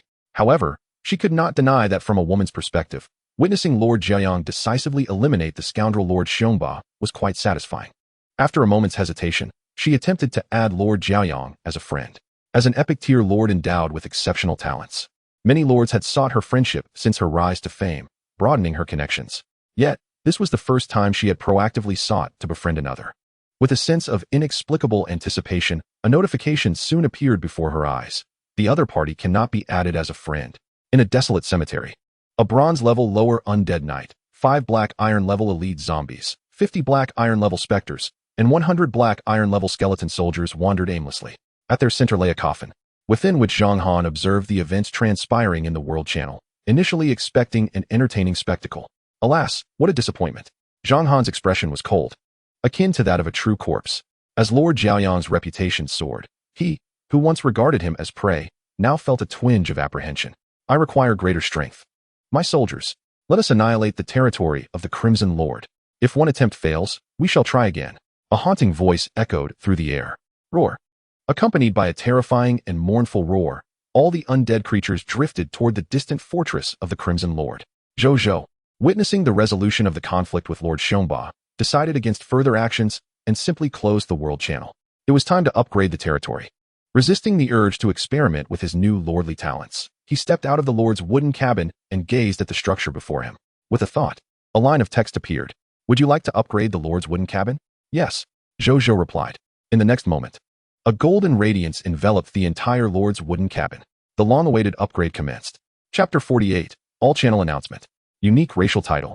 Moments later, the golden light dissipated, revealing that the Lord's wooden cabin had grown significantly larger and more exquisite, now featuring a small courtyard surrounded by stone walls. A series of text prompts appeared. Congratulations. Your Lord's wooden cabin has successfully upgraded to a bronze-level lower building, evolving into a Lord's courtyard, adding 1 courtyard. Your territory has successfully upgraded to a bronze-level lower territory. The durability of your territory monument has increased to 20,000. Your territorial domain has expanded to 5,000 m times 5,000 m times 3,000 m. All fog monsters within the newly expanded territorial domain have been expelled. Crimson fog will not appear within any of your territorial domains. You have received an upgrade reward. Wall blueprint, bronze level lower. Lord talent prompt. The upper limit of enemy lord forces you can subvert has increased to platinum level lower. Lord talent prompt. Your monster ranch can now be upgraded. Before Zhou Zhou could fully comprehend the situation, 3 rows of familiar golden text prompts suddenly appeared before him, as well as before billions of Blue Star lords. Blue Star All-Channel Lord Announcement.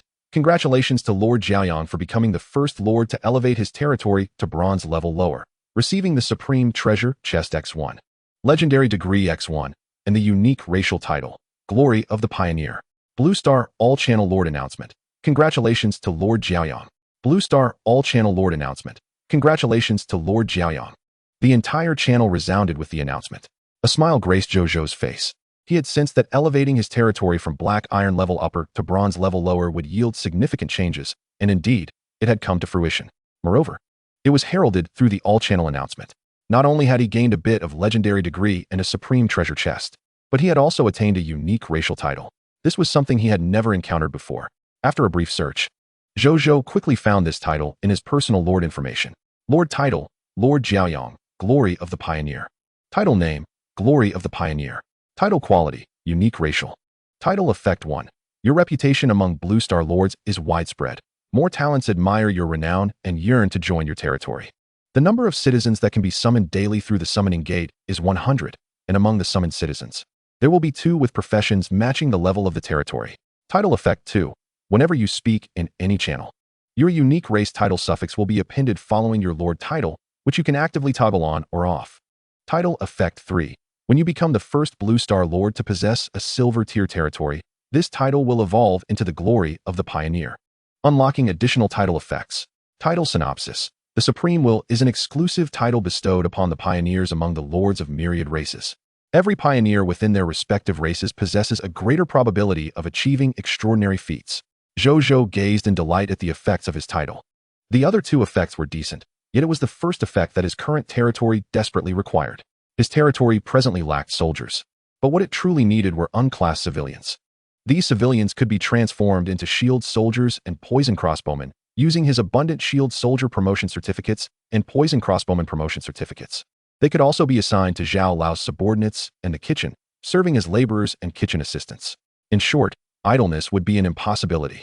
Furthermore, among the daily summoned civilians, there would be 2 professional talents corresponding to the territory's level. This meant that with his territory currently at the bronze tier, he could summon 2 bronze tier professionals the following day. Once his territory ascends to a mythical level in the future, he could summon 2 mythical level talents daily. The potential for growth was simply astonishing. As for title effect 2, Zhou Zhou pondered over its description and opened the World Channel. The World Channel was abuzz with discussions regarding his recent announcement to all lords. Goodness gracious, what a spectacle. This was the 3rd time, wasn't it? It felt as though the leaderboard for legendary status was akin to that of the illustrious Xiaoyang's domain. Be confident, let go of those feelings. Xiaoyang will forever be a legend. I wish to see Xiaoyang open a supreme treasure chest. 1. If only it could transform into a golden shovel crown. Then I could grant Xiaoyang an additional population slot, with its Sundara expression. Zhitian, the man who defies destiny. Lord Xiaoyang, Glory of the Pioneer. What do I see? By heavens, the true Lord Xiaoyang. Cling to the thigh, transform into leg hair. Brother Xiaoyang, I adore you. Is this the unique title of the race? Or is it a golden legend? How dazzling. This title is truly magnificent. I am envious. Woo-woo. I too desire a unique race title. I never anticipated that Xiaoyang's first utterance would manifest in such a manner. Brothers, I have a bold idea. Zhou Zhou was left speechless. He had merely intended to test the performance of this unique race title in the World Channel. To his surprise, he was greeted with such a remarkable declaration upon opening the channel. He shook his head, his gaze drifting to his own unique race title. The words Glory of the Pioneer shimmered in gold, exuding an air of nobility. Even amidst the myriad statements of lords in the World Channel, it stood out brilliantly. The more he looked, the more pleased he became, even more so than when he first learned of its effects. After all, strength is fleeting, but charm is everlasting. This title would evolve in the future. He could only wonder what it would become. Zhou Zhou felt a sense of anticipation. He then turned his attention to the blueprint for upgrading the territory's walls. Building blueprint name, walls. Blueprint tier, bronze tier. Blueprint effect, primary construction blueprint. Upon learning it, an architect can master the construction method for bronze tier defensive walls to protect the territory. Building materials.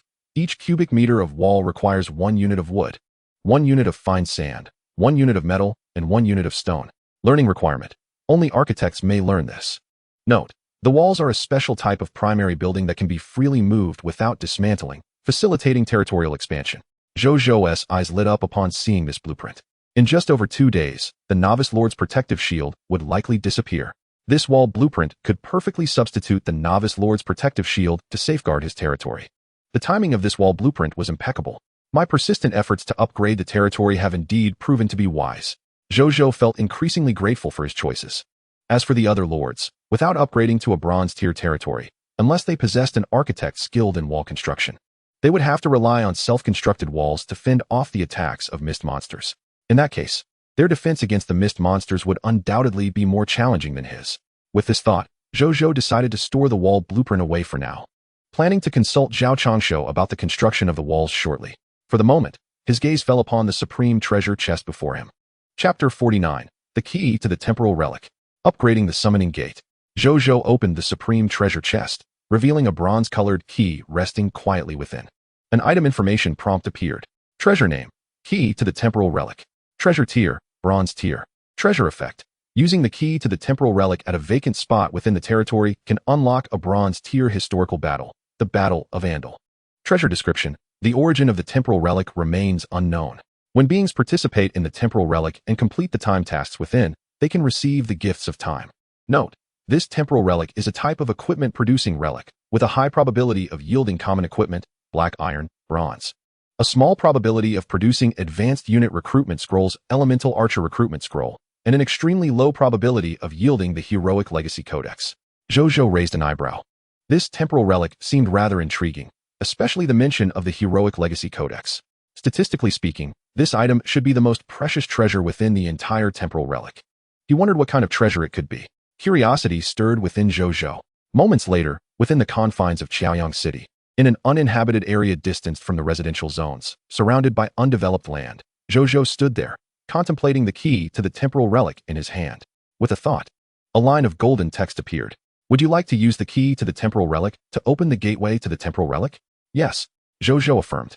In the next moment, before him, the bronze-hued key to the time relic suddenly shattered into countless shimmering motes, coalescing before his eyes into a grand bronze door. Towering 5 meters high and 2 meters wide, Zhou Zhou gazed at it in astonishment. The door's information materialized. Time relic name. The Defense of Andal Grade. Bronze description. On September 16, 10505 of the Supreme Era, nearly 1,000 crimson monstrosities launched a surprise assault on the outlying town of Andal, situated within the Elven Empire. Although the battle culminated in the town's fall, the valiant stand of 13 Elven elemental archers inflicted grievous losses upon the enemy, evoking profound lamentations from the high echelons of the Elven Empire over their sacrifice. Note 1. This time relic resets automatically each day, granting a new opportunity for entry. Note 2. You may bring a maximum of 100 subjects into this time relic. Note 3. Death within the time relic does not result in true demise, but rather induces a state of weakness for 24 hours. Zhou Zhou contemplated entering after Zhang Tsang, and the others returned in the evening. After all, there was no real danger of death. Even in the event of failure, it would be of little consequence. At worst, he could bring along a silver tier Nasrio. He found it hard to believe that a pure-blood dragon of silver tier could not contend with a mere bronze-level time relic. Subsequently, he returned to the Lord's courtyard to inspect the requirements for upgrading it to the next level. Building upgrade requirements. Wood, 5,000 units. Fine sand, 5,000 units. Metal, 5,000 units. Stone, 5,000 units. 100 bronze-level mist hearts. 1 source crystal. 1 bronze-level territory. Token. Zhou Zhou raised an eyebrow. The materials needed for this upgrade were considerable. The basic materials alone amounted to 20,000 units. Moreover, he required a source crystal, which was manageable as he possessed it. However, he currently lacked the 100 bronze-level mist hearts and the bronze-level territory token. To procure 100 bronze-level mist hearts and a bronze-level territory token, he would need to vanquish more Crimson Lords, he mused. Among the myriad of lords, few would possess such items at this juncture. Only those Crimson Lords who had thrived in the Supreme Continent for an extended period could potentially provide these upgrade materials. Not dwelling further on this matter, Zhou Zhou did not hasten to upgrade the summoning gate. Instead, he entered the Lord's courtyard, where the expansive land was well tended, and a pathway of azure bricks led from the door to the courtyard gate. This space could be utilized to grow fruits and vegetables or to cultivate ornamental flora. Zhou Zhou surveyed the courtyard with great satisfaction before departing for the summoning gate. Shall I upgrade the summoning gate? He inquired. Indeed, he declared. The summoning gate glimmered momentarily before settling into tranquility. A text prompt appeared. Congratulations. Your summoning gate has successfully upgraded to a bronze lower-tier building. You may summon 10 subjects daily, among whom 3 will surely be professionals. Notification.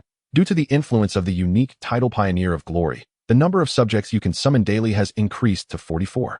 Among them, 5 will be professionals, and 2 of these professionals will have a job level corresponding to your territory level. Excellent, Zhou Zhou exclaimed, nodding in satisfaction. This represents a significant enhancement. He then examined the upgrade requirements for elevating the summoning gate to a bronze intermediate level.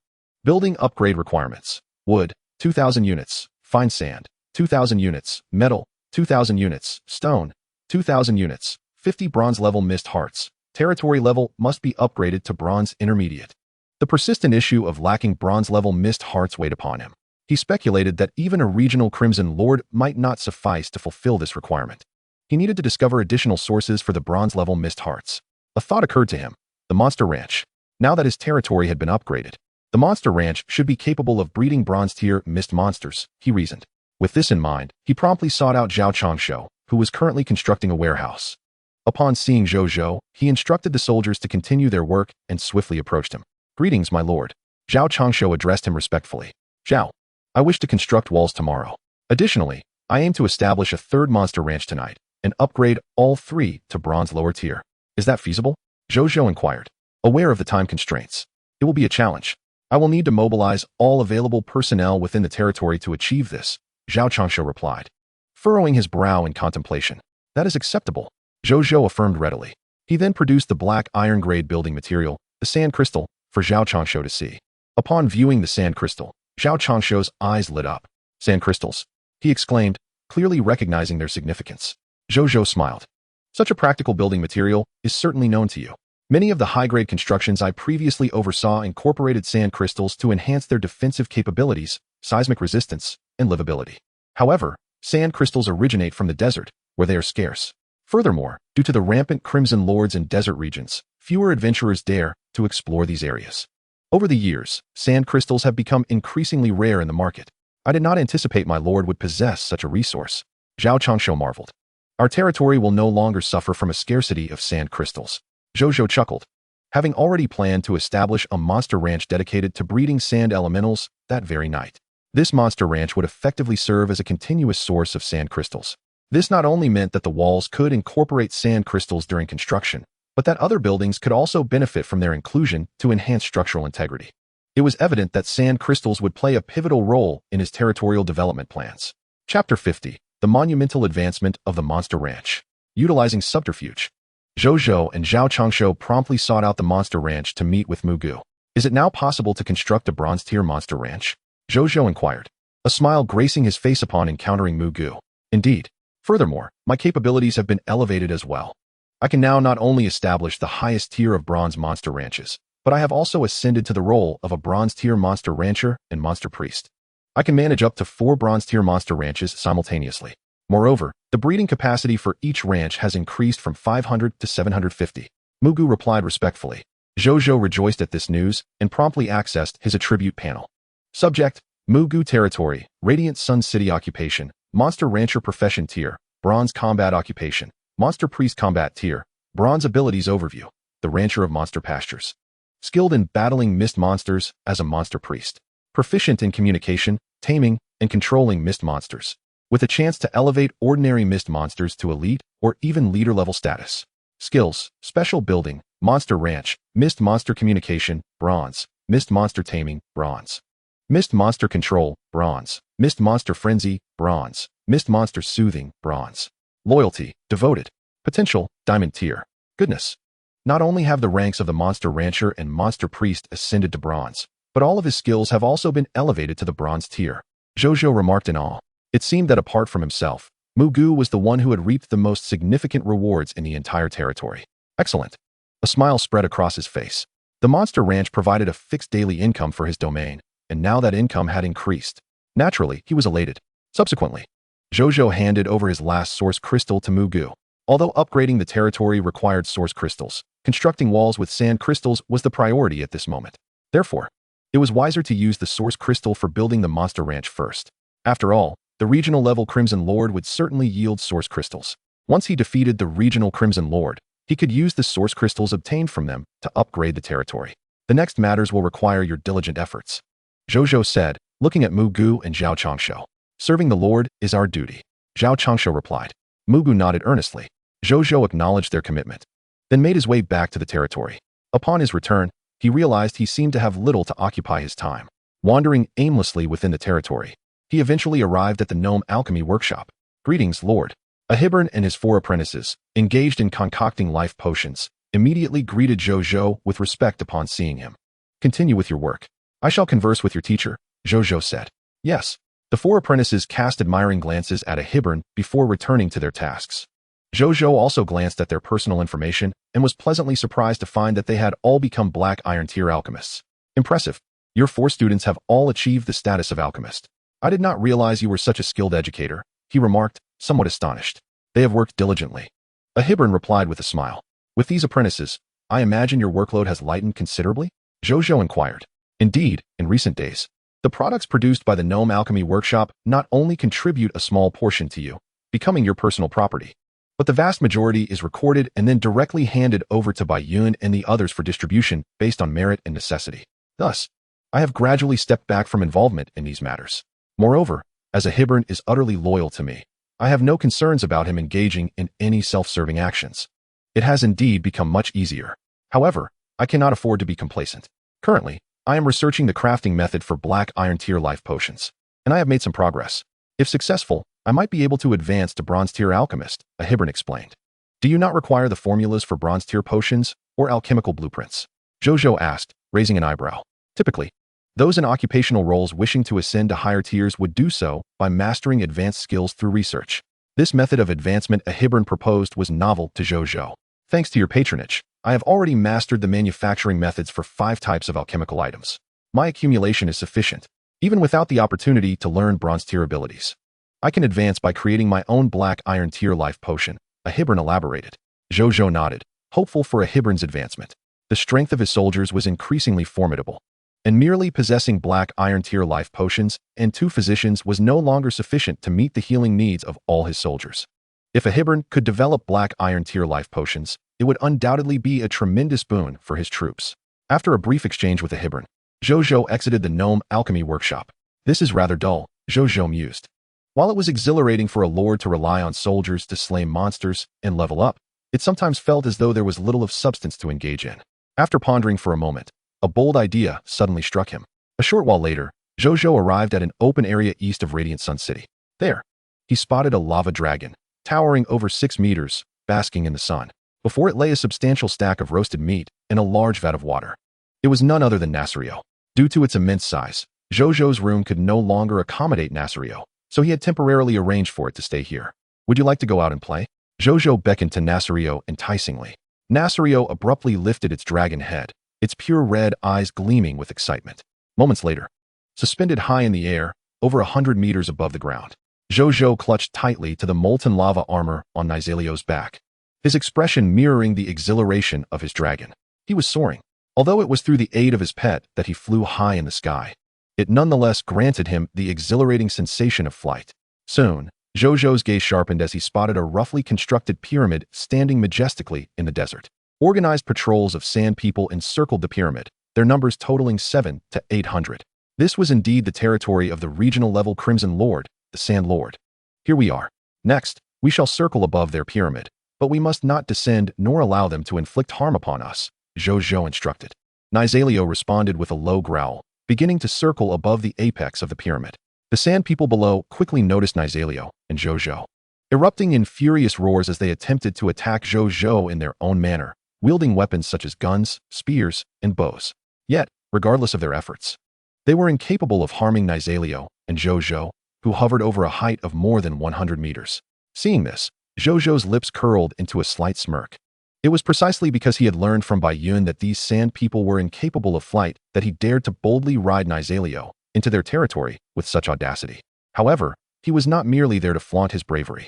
The primary reason for this audacious venture was his intention to utilize a newly acquired lordly talent, insurrection. This talent could only be activated once per day and could not be accumulated. If he failed to use it today, it would be a waste. Zhou Zhou certainly did not wish to engage in such a shameful act of squandering. Let us strike them with a vengeance, Zhou Zhou declared solemnly. Nasalio responded with an excited roar, unleashing its draconic majesty. Simultaneously, it opened its mouth, and a faint red glow emanated from its throat. In the next moment, a torrent of searing magma breath erupted forth, cascading downwards to envelop the very summit of the pyramid. The magma breath rapidly melted away much of the pyramid, its descent observable to the naked eye. Within the pyramid, several elegantly adorned sand people looked up in shock and fury through the newly formed aperture above, glaring at Zhou Zhou and Nasalio. Zhou Zhou erupted into hearty laughter before extending his right hand, palm directed towards them. Lordly talent, insurrection. Activate. Boom.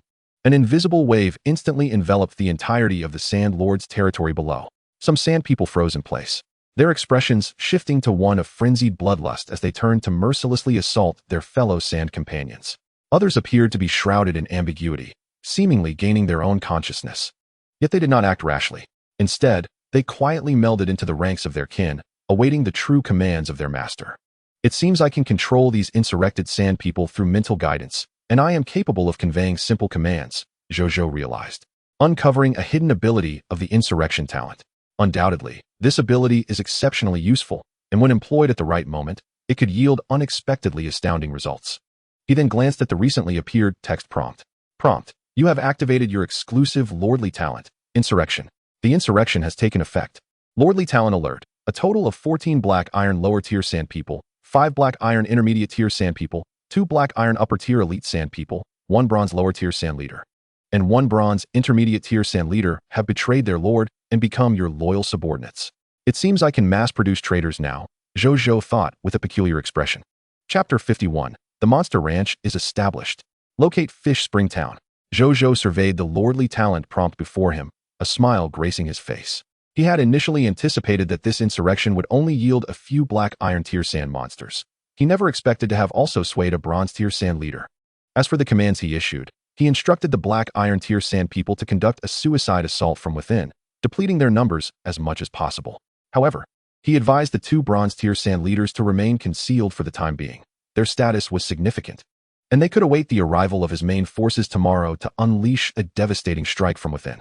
Zhou Zhou then ceased lingering and commanded Nizalio to return to Sun City. During their return journey, Zhou Zhou contemplated further on the insurrection talent. This indeed seemed to be the correct approach to utilizing the insurrection ability. When faced with formidable foes, one could simply come by each day to instigate an insurrection. If this were to accumulate, it might eventually lead to an internal betrayal of the opposing forces, leaving only their leader as a solitary target. Zhou Zhou mused mischievously. Time swiftly passed. Nightfall descended, and the crimson mist began to unfurl across the heavens. While feeding Nizalio the black iron tier heart of mist, Zhou Zhou suddenly noticed Zhao Changshu approaching from a distance. My lord, we have fulfilled your expectations. The 3rd monster ranch has been established, and all 3 monster ranches have been upgraded to bronze lower tier. Zhao Changshu proclaimed respectfully upon reaching Zhou Zhou. Let us go and take a look, Zhou Zhou replied, his eyes alight with excitement. Moments later, the 2 arrived at the monster ranches. There stood 3 monster ranches, each one significantly larger than before, boasting an area increased by 1.5 times. Not only was the coverage area greater, but its architectural style also bore a more ancient and rugged charm. Mugu had long awaited Zhou Zhou's arrival and approached him immediately. Report, my lord. All 3 monster ranches have been fully constructed and upgraded. The total consumption was 28,000 units of basic materials, 1,000 black iron tier hearts of mist, and 1 source crystal. Mugu reported with reverence. Zhou Zhou nodded. He currently possessed nearly 280,000 units of basic materials. As for the black iron tier hearts of mist, he had acquired over 3,000 merely from clearing the monster ranch earlier that day. This expenditure was hardly significant. Tomorrow, harvesting the sand crystals could commence.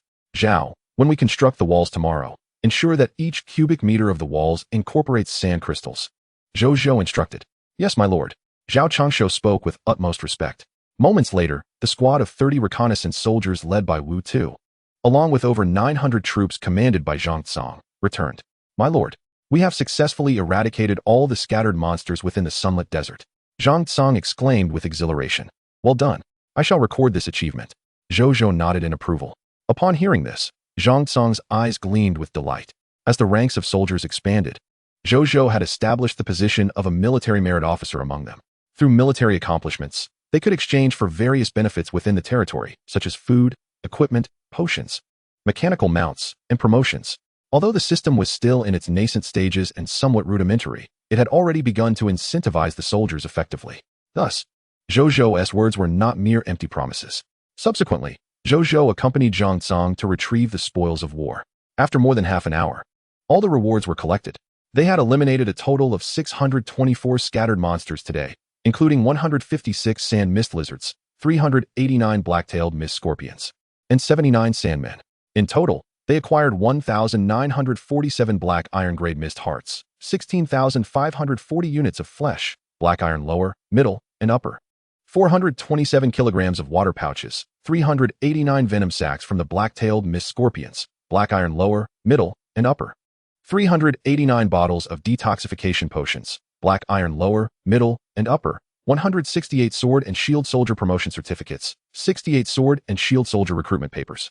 414 poison crossbow soldier promotion certificates, 137 poison crossbow soldier recruitment papers, 12 black iron upper grade sand transformation skill books, 25 black iron upper grade black scorpion poison crossbows, 25 black iron upper grade detoxification potion formulas, 145 kilograms of sand crystals, and 79 skill books for sand transformation and summon sandmen.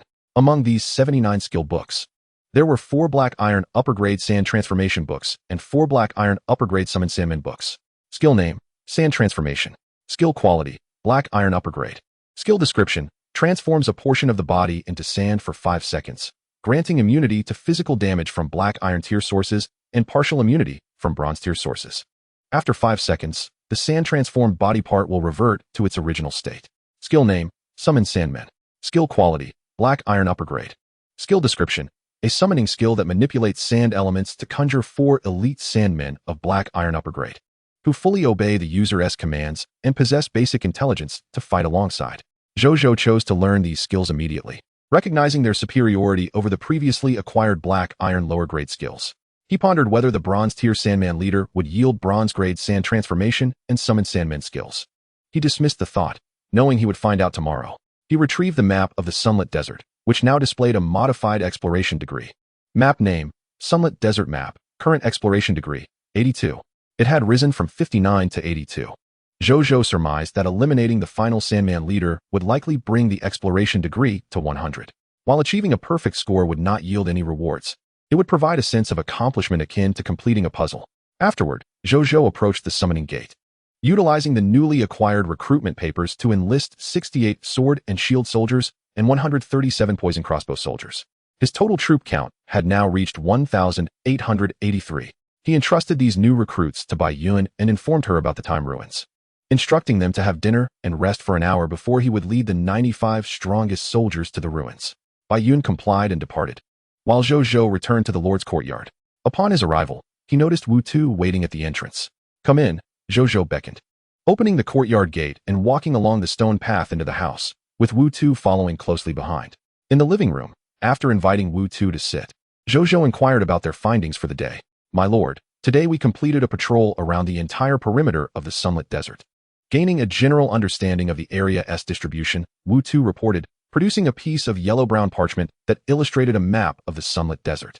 Unlike the map Zhou Zhou had received the previous night, this one revealed 3 additional areas with distinct outlines: the desolate Black Iron Tier Gobi to the north, the Black Iron Tier Thorny Dunes to the east, and the Bronze Tier Fish Spring Town to the southwest. Zhou Zhou's gaze fell upon the map of Fish Spring Town, and his brow arched in surprise. What a stroke of luck! Fish Spring Town is right next to the Sunlit Desert, making it an effortless acquisition. Chapter 52. Entering the Time Ruins. Time Quest. Wu Tu, prior to joining me, were you also a subject of the Aurora Kingdom? Zhou Zhou pondered for a moment before posing the question.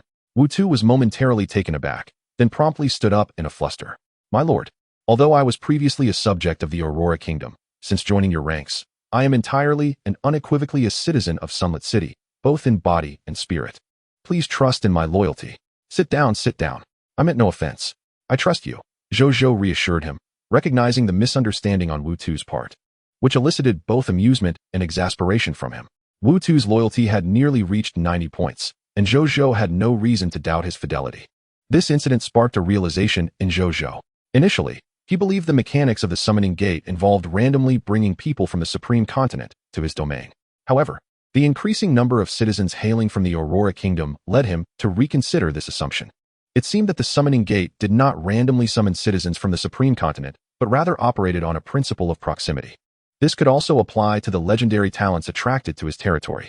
Given that his domain was adjacent to the Aurora Kingdom, it was not surprising that both the summoned citizens and the renowned talents were predominantly from there.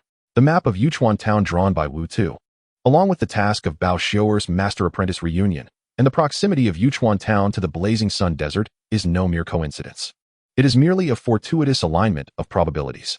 Upon hearing Zhou Zhou's words, Wu Tu finally breathed a sigh of relief. Do you currently possess the map of Yuchuan Town? Zhou Zhou inquired. Indeed. However, it was crafted by my subordinate in the past, and there may be some discrepancies now. If necessary, I can venture to Yuchuan Town tomorrow to redraw the map. It should not take long. Just a morning will suffice, Wu Tu replied, retrieving a prepared map to present to Zhou Zhou. Zhou Zhou accepted it and began to examine the contents. Map title, Yuchuan Town Map, current exploration level, 2. Map quality, bronze tier. Total area, 1,011 square kilometers. Map description, this map delineates the general topography of Yuchuan Town and relevant cartographic information, including area size, geographical scale, terrain distribution, town boundaries and locations, commercial streets, residential districts, military camps, scattered monster activity zones, and the territory and location of the Crimson Lord. Truly a bronze tier region. The total area is twice that of the Blazing Sun Desert. Zhou Zhou exclaimed. Are you acquainted with the seamstress Zhongli? She is likely in Yuchuan Town. After a cursory glance at the map, he turned to Wu Tu and asked, Zhongli. She is indeed Bao Xiaoer's mentor and the objective of the Platinum Tier hidden task concerning the Master-Apprentice reunion. Wu Tu responded. I seem to recall. There is a renowned shop, the Shuo Foam Tailoring Store, in Yuchuan Town.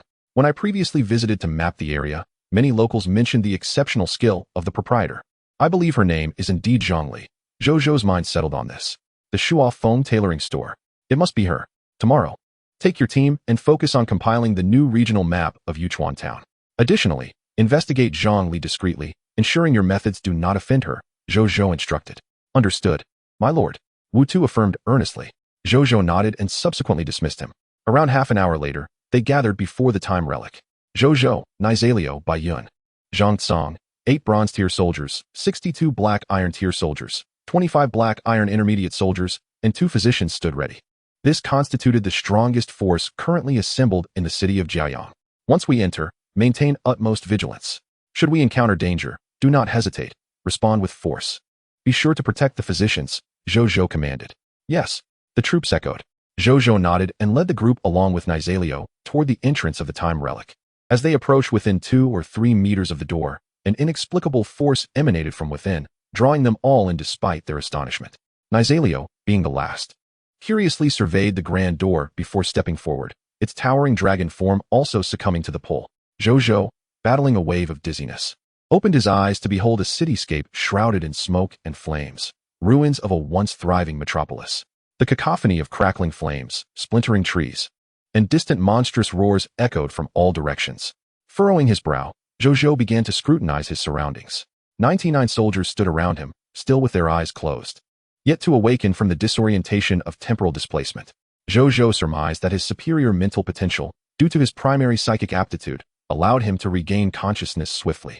They found themselves atop a 4-story building, uniquely constructed entirely from intertwining vines and trees, now blackened and scorched by fire. Remarkably, despite the devastation, the structure had not yet collapsed. Zhou Zhou marveled at its resilience. Just then, Nizalio appeared before him, its massive form precariously balanced atop the fragile edifice.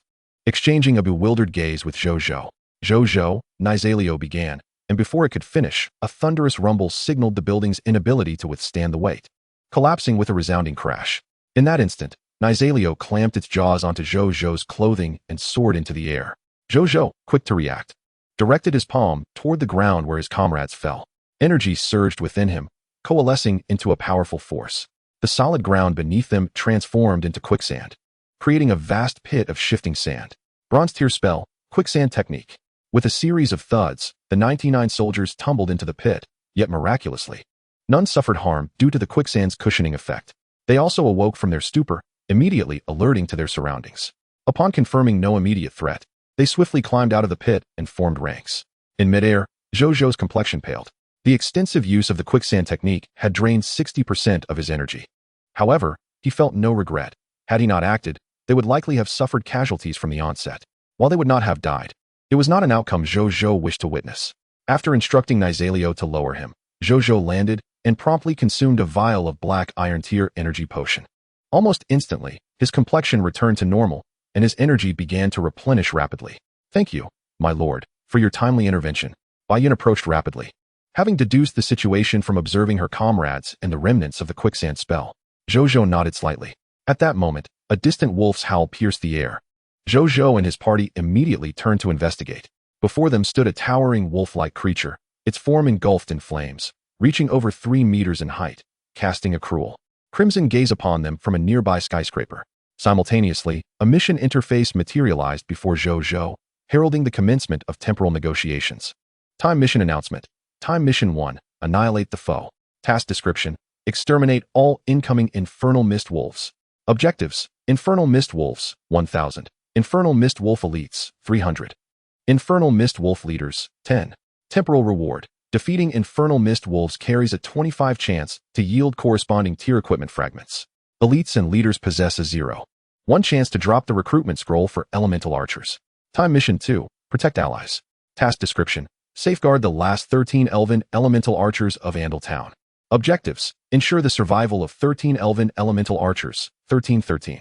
Temporal reward. For every elven elemental archer protected until the temporal ruins reset, one can recruit an equally ranked elven elemental archer in reality.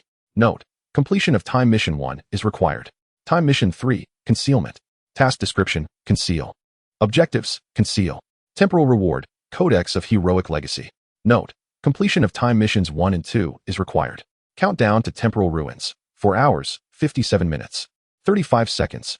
Chapter 53, The Infernal Mist Wolf Set. Set characteristics. To vanquish over 1,000 infernal mist wolves within 5 hours, Zhou Zhou maintained a calm demeanor, his mind untroubled. With Nizalio, the silver-blooded pure dragon, by their side, the allotted time was more than sufficient to deal with these monsters. Meanwhile, the infernal mist wolf nearby soon succumbed to the crossbow bolts of 3 venomous archers. They hastened over, retrieving its carcass and presenting it before Zhou Zhou.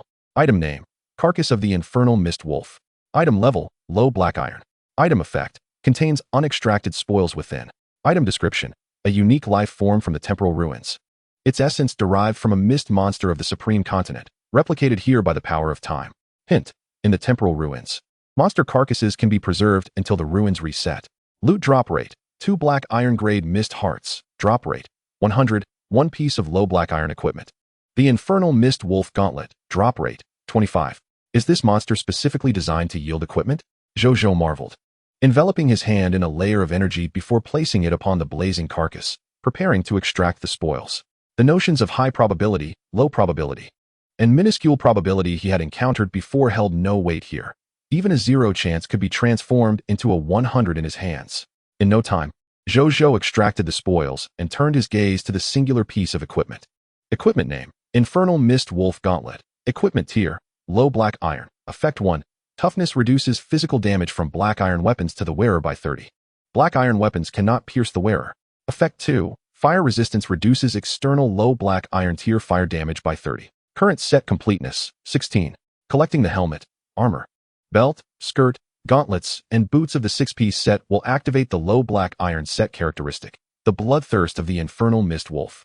Description: not for slaughtering out of cruelty, but to be cruel for the sake of slaughter. Zhou Zhou raised an eyebrow, intrigued by the existence of a set with special characteristics.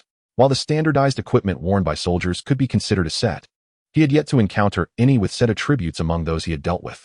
Without further contemplation, he stored the spoils and conveyed the details of time missions 1 and 2 to Bai Yun and the others.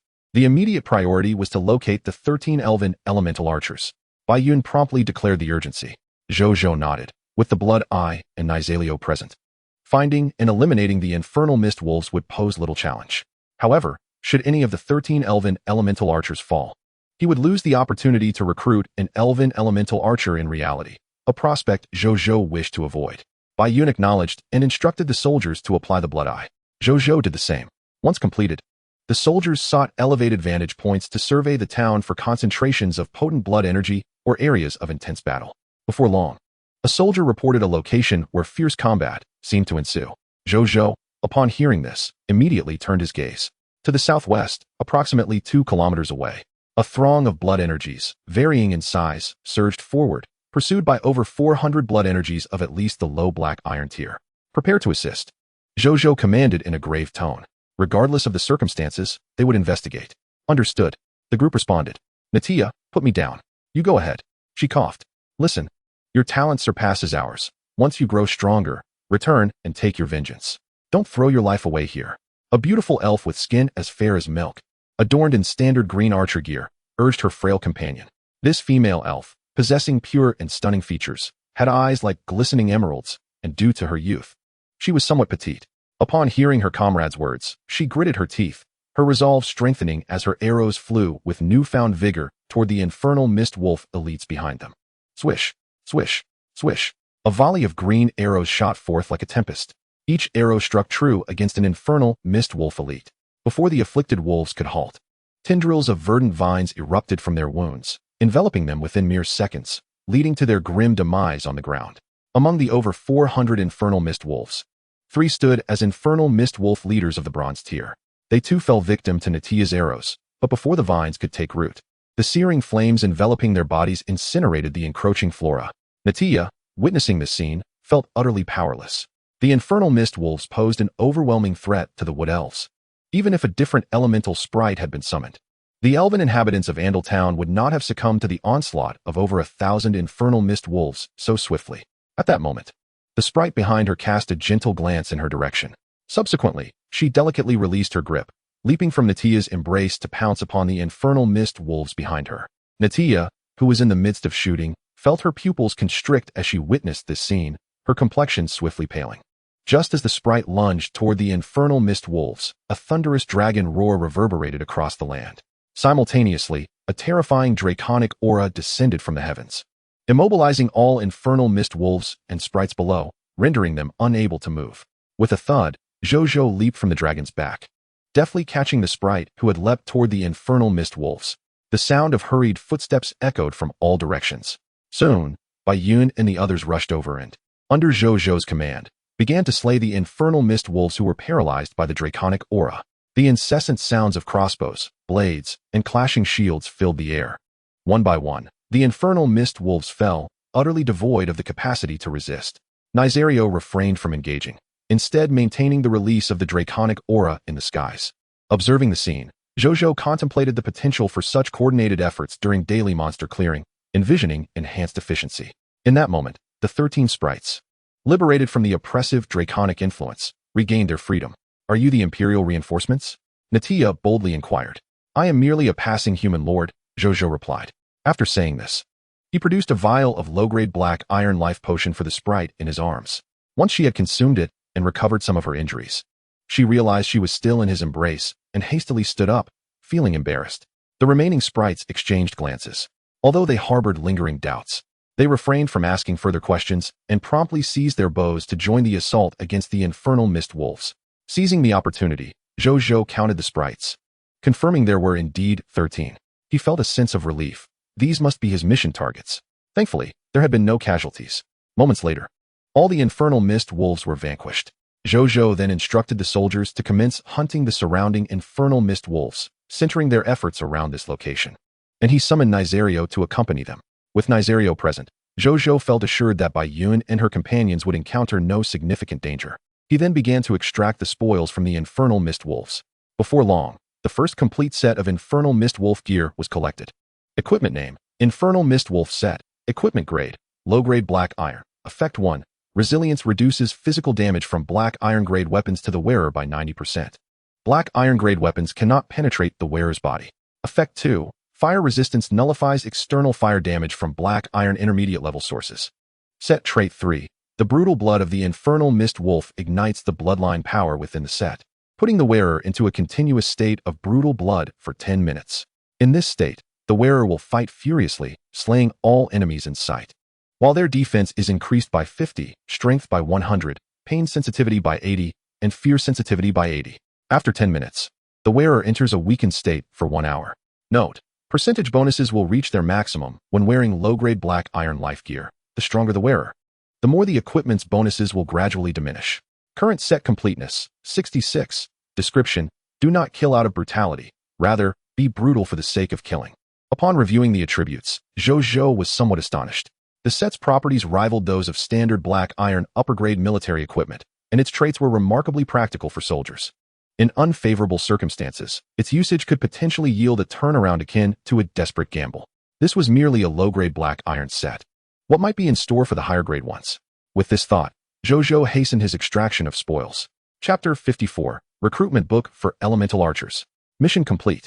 A quarter of an hour later, under the gaze of the 13 sprites, who looked upon him as if he were the favored child of a supreme will. Zhou Zhou had extracted spoils from all 400 infernal mist wolves. Among the low-grade black iron infernal mist wolves, in addition to dropping set pieces, they also yielded 4 black iron mist hearts and 1 black iron intermediate level recruitment book for elemental archers. The black iron upper grade infernal mist wolves provided an additional 8 black iron mist hearts and 1 black iron upper grade recruitment book for elemental archers. The bronze lower grade infernal mist wolf leaders dropped 2 bronze mist hearts and 2 bronze lower grade recruitment books for elemental archers. In total, these monsters numbered 432. Among them, there were 184 black iron intermediate infernal mist wolves, 245 elite black iron upper grade infernal mist wolves, and 3 bronze lower grade infernal mist wolf leaders. Overall, he obtained 726 black iron mist hearts, 6 bronze mist hearts, 25 sets of black iron intermediate infernal mist wolf gear, 34 sets of black iron upper grade infernal mist wolf gear, 78 duplicate set pieces, and finally, 251 copies of the recruitment book for elemental archers. Zhou Zhou first examined the black iron upper grade infernal mist wolf gear. He discovered that, although merely a black iron upper grade set, it could initially withstand physical damage from bronze intermediate level sources. Additionally, it could ignore fire damage from black iron upper grade sources. The set's trait attributes had also received a significant boost. The brutal blood of the infernal mist wolf ignited the bloodline power within the set, placing the wearer into a continuous state of brutal blood for 25 minutes. In this state, the wearer would fight with reckless abandon, slaying every enemy in sight. While their defense increased to 150, strength to 300, pain sensitivity to 90, and fear sensitivity to 90. After 25 minutes, the wearer would enter a weakened state for an additional 25 minutes. Note: percentage bonuses will reach their maximum when wearing black iron upper grade life gear. The stronger the wearer, the more the equipment's bonuses will gradually diminish. The attribute enhancement had tripled, and both the duration and cooldown had significantly decreased. Zhou Zhou was quite pleased. If such a set were donned by melee soldiers, he could easily forge a fearsome legion unafraid of death. If worn by ranged soldiers, it would greatly amplify their long-range lethality. Subsequently, Zhou Zhou picked up a recruitment book for elemental archers dropped by the infernal mist wolf leader. Item name: recruitment book for elemental archers. Item level: bronze lower grade. Item effect: advanced unit recruitment scroll. By casting it into the summoning gate, one may summon an elemental archer of bronze tier potential to become your subject. Item description: a specialty derived from a temporal relic, capable of recruiting a remarkably proficient advanced archer unit. This temporal relic may also be treated similarly to a monster ranch. Once daily resets occur, let Narsario and the soldiers enter to farm equipment and the elemental archer recruitment scroll. Zhou Zhou contemplated. He then gazed into the distance, whereby Yun and her companions were systematically eliminating the Inferno Mist Wolves throughout Andal Town, gradually expanding their range. It is believed that in no time, the entirety of Andal Town will be rid of these infernal beasts. As for the 2 physicians he had brought along, they were currently tending to the 13 elves. With the situation stabilizing, Zhou Zhou opened the quest interface and examined the hidden task at the bottom. Hidden task. Is there no further prompt? Zhou Zhou furrowed his brow. May I inquire, esteemed human lord? A female voice chimed in nearby. Zhou Zhou turned to see the elven maiden he had recently rescued, accompanied by another elf named Natia. Having witnessed her extraordinary archery skills, Zhou Zhou had a vivid impression of her. Upon meeting Zhou Zhou's gaze, the elven maiden's porcelain-like complexion flushed slightly. Yet she summoned the courage to bow and say, "Thank you, noble lord, for your assistance. I am Eve. May I have the honor of knowing your name? Our guardian squad shall forever remember your kindness, and we will petition the Empire for some form of reward to express our gratitude for you and your subordinate salvation of Andal Town. My lord title is the Lord of the Radiant Sun. As for assisting you, it was merely a trifling effort," Zhou Zhou replied with a smile. "In the face of the Crimson Mist creature's invasion, we shall always be trustworthy comrades. As for rewards, please feel free to disregard them." Zhou Zhou did not anticipate any imperial rewards. The name Temporal Relic suggested that the world they inhabited was likely a replication of a past era, akin to a dungeon. These elves had probably long perished in the annals of true history. Naturally, he did not expect them to contact the Elven Empire or repay his life-saving grace. However, upon hearing his words, Eve was momentarily taken aback before hastily responding. "It is a tradition of our Elven Empire to be generous towards friends and benefactors. Please, you must accept our recompense." Her expression was solemn and reverent, evidently placing great importance on this so-called imperial tradition. Zhou Zhou was momentarily taken aback, but eventually nodded in resignation. He had yet to receive any task prompts regarding a reward, clearly indicating that no recompense would materialize. What are your plans next, esteemed human lord? Natia inquired curiously. First, we shall eradicate all invading inferno mist wolves, then protect you until you are entirely safe. At that point, we shall likely depart from this place, Zhou Zhou explained. Will you not stay? Allow us to extend our hospitality to you, Eve implored. Unable to contain her curiosity. We have other matters to attend to. Are there any other survivors among you? Zhou Zhou inquired, shaking his head. None remain. Aside from us. All the elven subjects of Andal Town have perished, Eve replied, her and Natia's expressions dimming with sorrow. It's all my fault. If only I had led the team to cleanse the encroaching mist creatures a bit later, perhaps when the Inferno Mist Wolves arrived, we would still be in the town, able to confront them alongside the residents. Natia lamented, her tears cascading down like raindrops. Do not blame yourself. The daily schedule for eliminating mist creatures is mandated by the Empire. We cannot choose our timing, Eve consoled her. Yet Natia continued to weep. Zhou Zhou observed the scene with calm composure. An hour later, while engaging in idle conversation with the elves, Zhou Zhou suddenly noticed a line of prompts appear before him. Prompt. Temporal Task 1. Elimination of hostiles completed. Prompt. Temporal Task 2. Protection of allies completed. The gifts of time have been bestowed. Within your domain's summoning gate. 13 elven elemental archers have been prepared and may be summoned at your convenience upon returning to the Supreme Continent. Zhou Zhou was taken aback. After careful consideration, he deduced that the successful resolution of all the Inferno Mist Wolves by Yun and her team led the Temporal Relic to conclude that there were no remaining threats to the 13 elves, thereby marking the completion of Temporal Task 2. This was indeed an unexpected delight. He had assumed he would need to safeguard them until the very end. After a brief wait, Zhou Zhou and his companions observed Yun leading all the soldiers back. A procession of carts laden with the corpses of the Inferno Mist Wolves trailing behind. They had seemingly sourced water to extinguish the flames enveloping the beasts' bodies, allowing them to transport all the remains back. And what of Narsario? Zhou Zhou inquired, noticing the absence of the creature. Prince Narsario seems to have uncovered something peculiar. After assisting us in eliminating all the Inferno Mist Wolves, he flew off alone, Yun respectfully replied. Zhou Zhou paused, curiosity piqued, but did not dwell on it. Instead, commencing the extraction of loot from the corpses. 15 minutes later, while extracting from the 356th corpse, a sudden notification appeared before him. Your pet, the lava dragon Narsario, has slain the Inferno Mist Wolf Lord, Crimson Lord, Madman, gaining 800 energy. Loot extraction complete. Prompt. Temporal Task 3. Counterattack, Hidden Task, completed. The gifts of time have been bestowed. Heroic Legacy Codex has been materialized into your spatial equipment. Zhou Zhou. He appeared somewhat bewildered. While he was still grappling with the situation at hand, his pet had effortlessly completed the hidden task. Chapter 55. Heroic Legacy Codex. Diamond Tier Crimson Lord Talent Sphere. Zhou Zhou could not help but open the task interface. Directly gazing at the Time Quest 3. Time Quest 3. The counterattack completed. Task content. Initiate the final counterattack, eliminating the Hidden Flame Demon Wolf Lord, the Madman, to avenge the deceased residents of Andor Town. Task objective. Flame Demon Wolf Lord. The Madman, 11. Gift of Time. Heroic Legacy Codex, distributed. Reminder. This task is a hidden one, unique in nature. Upon completion, the related task content and objectives will vanish from the time ruins. Zhou Zhou clicked his tongue in surprise. This task truly required no effort to accomplish. Subsequently, he rummaged through his spatial ring and quickly located the time gift, the Heroic Legacy Codex. It was a hefty, purple tome, adorned with the image of an elf engulfed in flames. Zhou Zhou cast a glance at it, then couldn't help but look toward Naisha, who stood beside Eve. How strikingly similar she appeared to this wooden elf. Was it mere coincidence? He dismissed the thought and scrutinized the tome further. Treasure information appeared. Item name. Heroic Legacy Codex. Grade. Extraordinary Upper Tier. Treasure ability. Upon use, grants the heroic legacy of the blood fire arrow spirit, Naisha. Description. In the torrential downpour of blood and fire, behold the endless terror wrought by the blood fire arrow spirit, Naisha. Beginner Lord's reminder. Heroes transcend conventional troop types, embodying a higher echelon of life forms.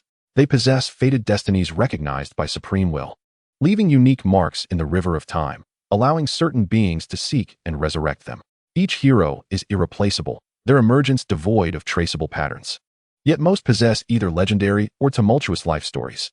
Among the myriad races, high-ranked species do not necessarily give rise to heroes more readily. Low-ranked species may also boast multiple heroes, who stand as true treasures of their kin, worthy of being sung of by countless beings and epics. Heroes are truly formidable. Zhou Zhou was taken aback. He then glanced once more at Naisha. Naisha, sensing Zhou Zhou's unreserved gaze, shyly turned her head away. This reaction deepened Zhou Zhou's confusion. Something felt off. He recalled Naisha's tearful visage moments ago, resembling an undeveloped child. How could someone like her possibly ascend to heroism? If there was any likelihood of her becoming a hero, it was likely due to her innate talent and combat prowess. This was something he gleaned during their earlier conversation with the elves.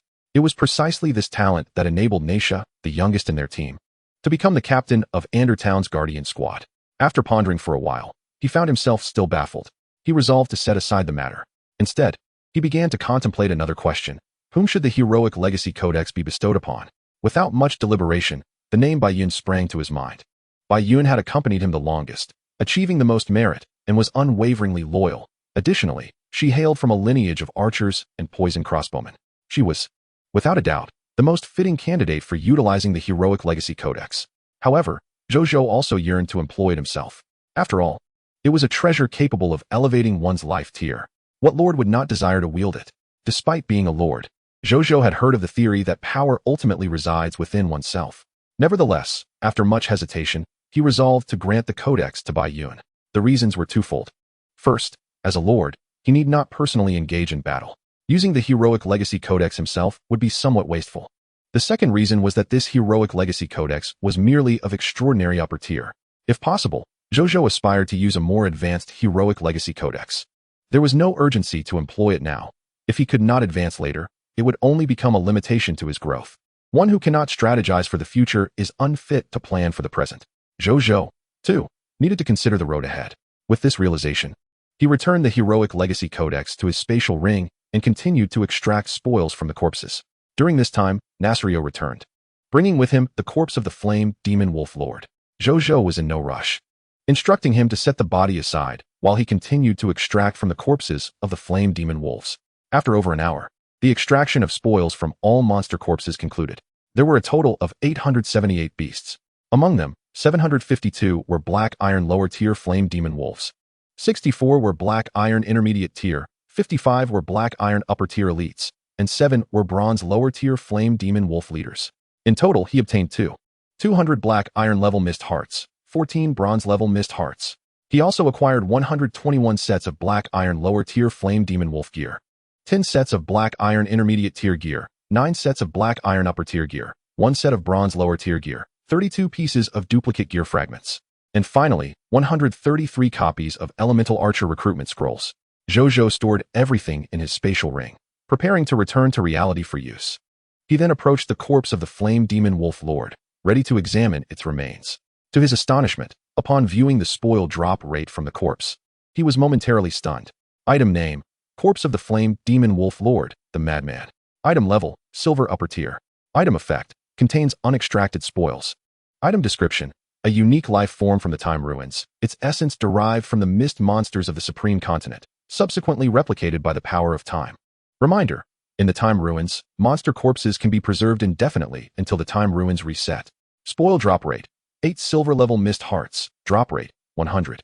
8 source crystals, drop rate 100. A set of silver upper tier flame demon wolf king's wrath gear, drop rate 25.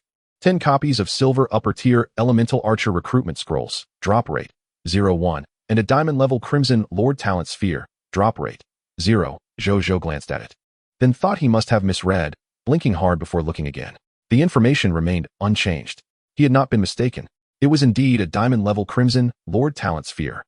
Upon confirmation, Zhou Zhou's body trembled with excitement. A diamond level lord talent. Although it paled in comparison to his legendary level lord talent, it was still not as formidable as the epic level lord talents of the Dragon Lady and the Undead Lord. However, among the billions of lords on Blue Star, those possessing diamond tier lordly talents are revered and sought after by countless others, earning them the title of Big Shot. Until now, the talents I had acquired were merely of black iron, bronze, or silver caliber. To my astonishment, the first advanced lordly talent I obtained did not come from the corpse of a crimson lord in the present world, but rather from the remnants of time. Zhou Zhou felt as if he were dreaming. In comparison to the diamond tier lordly talent, the feat of Narsalio, with his silver lower tier strength, slaying a silver upper tier crimson lord seemed rather unremarkable. Zhou Zhou quickly regained his composure and began to extract the spoils. A golden prompt appeared. Would you like to extract the loot? Yes, he replied immediately. In the next moment, a text prompt emerged. Lord Talent notification. You have acquired 8 Mist Hearts, Silver tier. 8 Source Crystals, 1 set of the Infernal Wolf King's Fury set, Silver upper tier. 10 copies of the Elemental Archer Recruitment Scroll, Silver upper tier. And 1 Crimson Lord Talent Sphere, Diamond tier. Chapter 56, Diamond tier Lordly Talent, a nation at peace. The spoils were all revealed in a splendid cascade. The Silver tier Mist Hearts, Source Crystals, and Elemental Archer Recruitment Scrolls were self-evident in their value. Zhou Zhou first turned his attention to the Infernal Wolf King's Fury set. Equipment name, Infernal Wolf King's Fury set. Equipment tier, Silver upper. Equipment effect 1, reduces physical damage from Silver tier weapons and some Gold tier weapons to the wearer by 90%. Gold tier and lower tier weapons cannot pierce the wearer's body. Equipment effect 2, fire resistance negates fire damage from external sources of Gold lower tier and below. Set trait 3, the Infernal Wolf King's Fury activates the bloodline power within the set, placing the wearer into a state of Infernal Wolf King's Fury for 30 minutes. In this state, the wearer enters a state of extreme calmness in battle. While in the Infernal Wolf King's Fury state, defense, strength, speed, and neural response each increase to 300, while pain and fear sensations are reduced to 100. This state can be reactivated after a cooldown of 30 minutes. Notification, percentage bonuses will reach their maximum value when worn by a Silver upper tier life form. As the wearer's strength increases, the equipment's bonuses will gradually diminish. Current set completeness, 66. Description, you have angered me. Zhou Zhou raised an eyebrow. This Infernal Wolf King's Fury set not only significantly enhances attributes, but also allows for the complete disregard of fear and pain sensations, with no adverse effects following its use.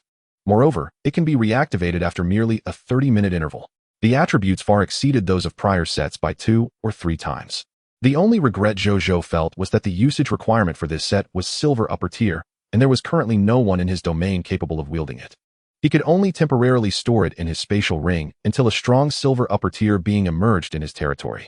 Next, Zhou Zhou turned his gaze to the final piece of loot, the Diamond tier Crimson Lord Talent Sphere. After reviewing its information, it was clear that purification was necessary to uncover the nature of the lordly talent contained within. Zhou Zhou glanced at the 13 elves behind him, deliberating for a moment before deciding not to purify it in their presence, although it was likely that they would not recognize each other upon their next meeting. Perhaps even having changed forms, he preferred to exercise caution. We must depart, he informed Narsha and the others. So soon? The 13 wood elves were taken aback. We have important matters to attend to.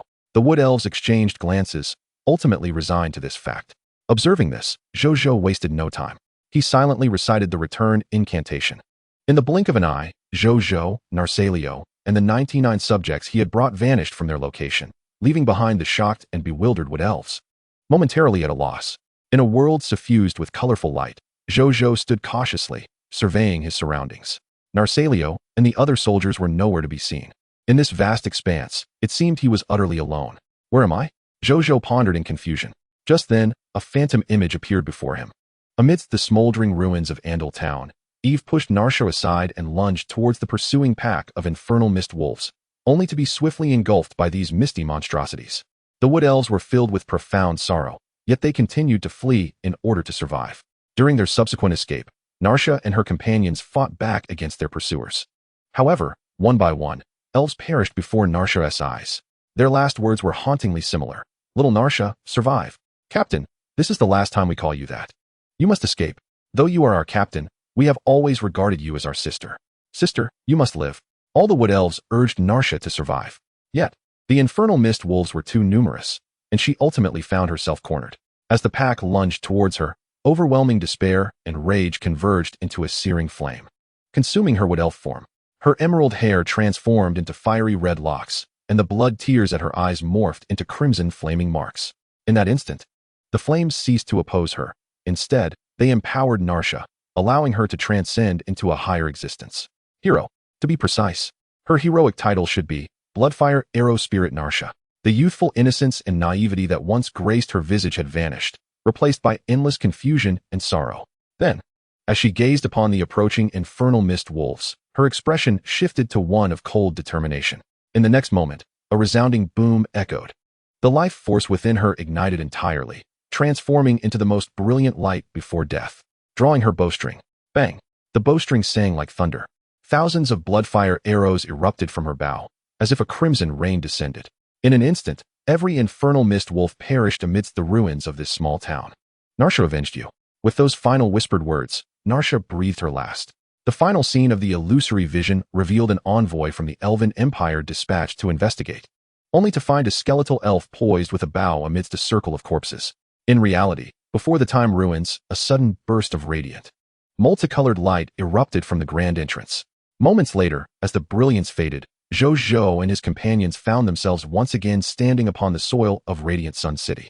At that moment, Zhou Zhou, as the Lord, felt as though he were still ensnared in a dream, the haunting images he had just witnessed indelibly etched into his memory. The surrounding soldiers, recognizing their lord had not issued any commands, dared not make a move. After a brief interlude, Zhou Zhou regained his composure. "Did you catch any glimpse of what transpired?" he inquired of Bai Yun beside him. "Nothing," Bai Yun replied, her expression one of bewilderment. Zhou Zhou then posed the same question to the other soldiers, and to Nazaleo. They too claimed to have seen nothing, having been immediately transported away. Zhou Zhou fell into contemplation.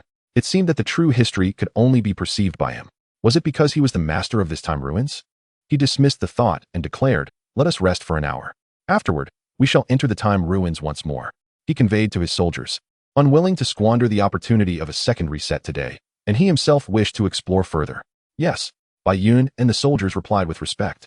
Zhou Zhou nodded, opting not to summon his elven elemental archers for the moment, and instead returned to his lordly estate. In the parlor, Zhou Zhou sat in contemplation, still pondering the surreal scenes he had witnessed within the time ruins. That must have been the true history. The heroic legacy codex indeed belonged to Natia, revealing that she had undergone such trials to ascend to heroism. Zhou Zhou sighed, reflecting on how such dramatic life changes could catalyze rapid growth in a person. Shaking his head, he chose not to dwell further on it. He then retrieved the Diamond Tier Crimson Lord Talent Sphere. With a mere thought, a line of text appeared before him. "Purification required?" "Yes," he responded eagerly. In the next instant, a golden light flickered and vanished from the Crimson Lord Talent Sphere. Once the golden radiance dissipated, the sanguine glow that enveloped the sphere had completely vanished. Simultaneously, its information underwent a transformation. Item name, Lord Talent Sphere, National Stability. Item grade, Diamond. Item effect. Upon absorption, the Lord will acquire the Diamond Tier Lord Talent National Stability. Item description, a Lord Talent Sphere purified by the Supreme Will. Absorption grants a Diamond Tier Lord Talent. National Stability? Zhou Zhou mused. It resembles the Lord Talents related to the cultural ethos of territories that are often discussed on the World Channel. The territorial ethos talents constituted a significant category among the myriad of Lord Talents. He had observed many lords on the World Channel boasting about possessing such talents. For instance, there were talents that enhanced the combat prowess of citizens, like valiant warriors, ones that increased the prosperity of the populace, such as frugal households, and those that facilitated easier transitions for residents into commerce, like wealthy merchants. Without further deliberation, he proceeded to utilize it. The text prompt reappeared. "Would you like to absorb this Lord Talent Sphere, Diamond Grade?" "Yes," Zhou Zhou affirmed. In the next moment, the Diamond Tier Lord Talent Sphere transformed into a multitude of diamond-colored motes, surging into his brow.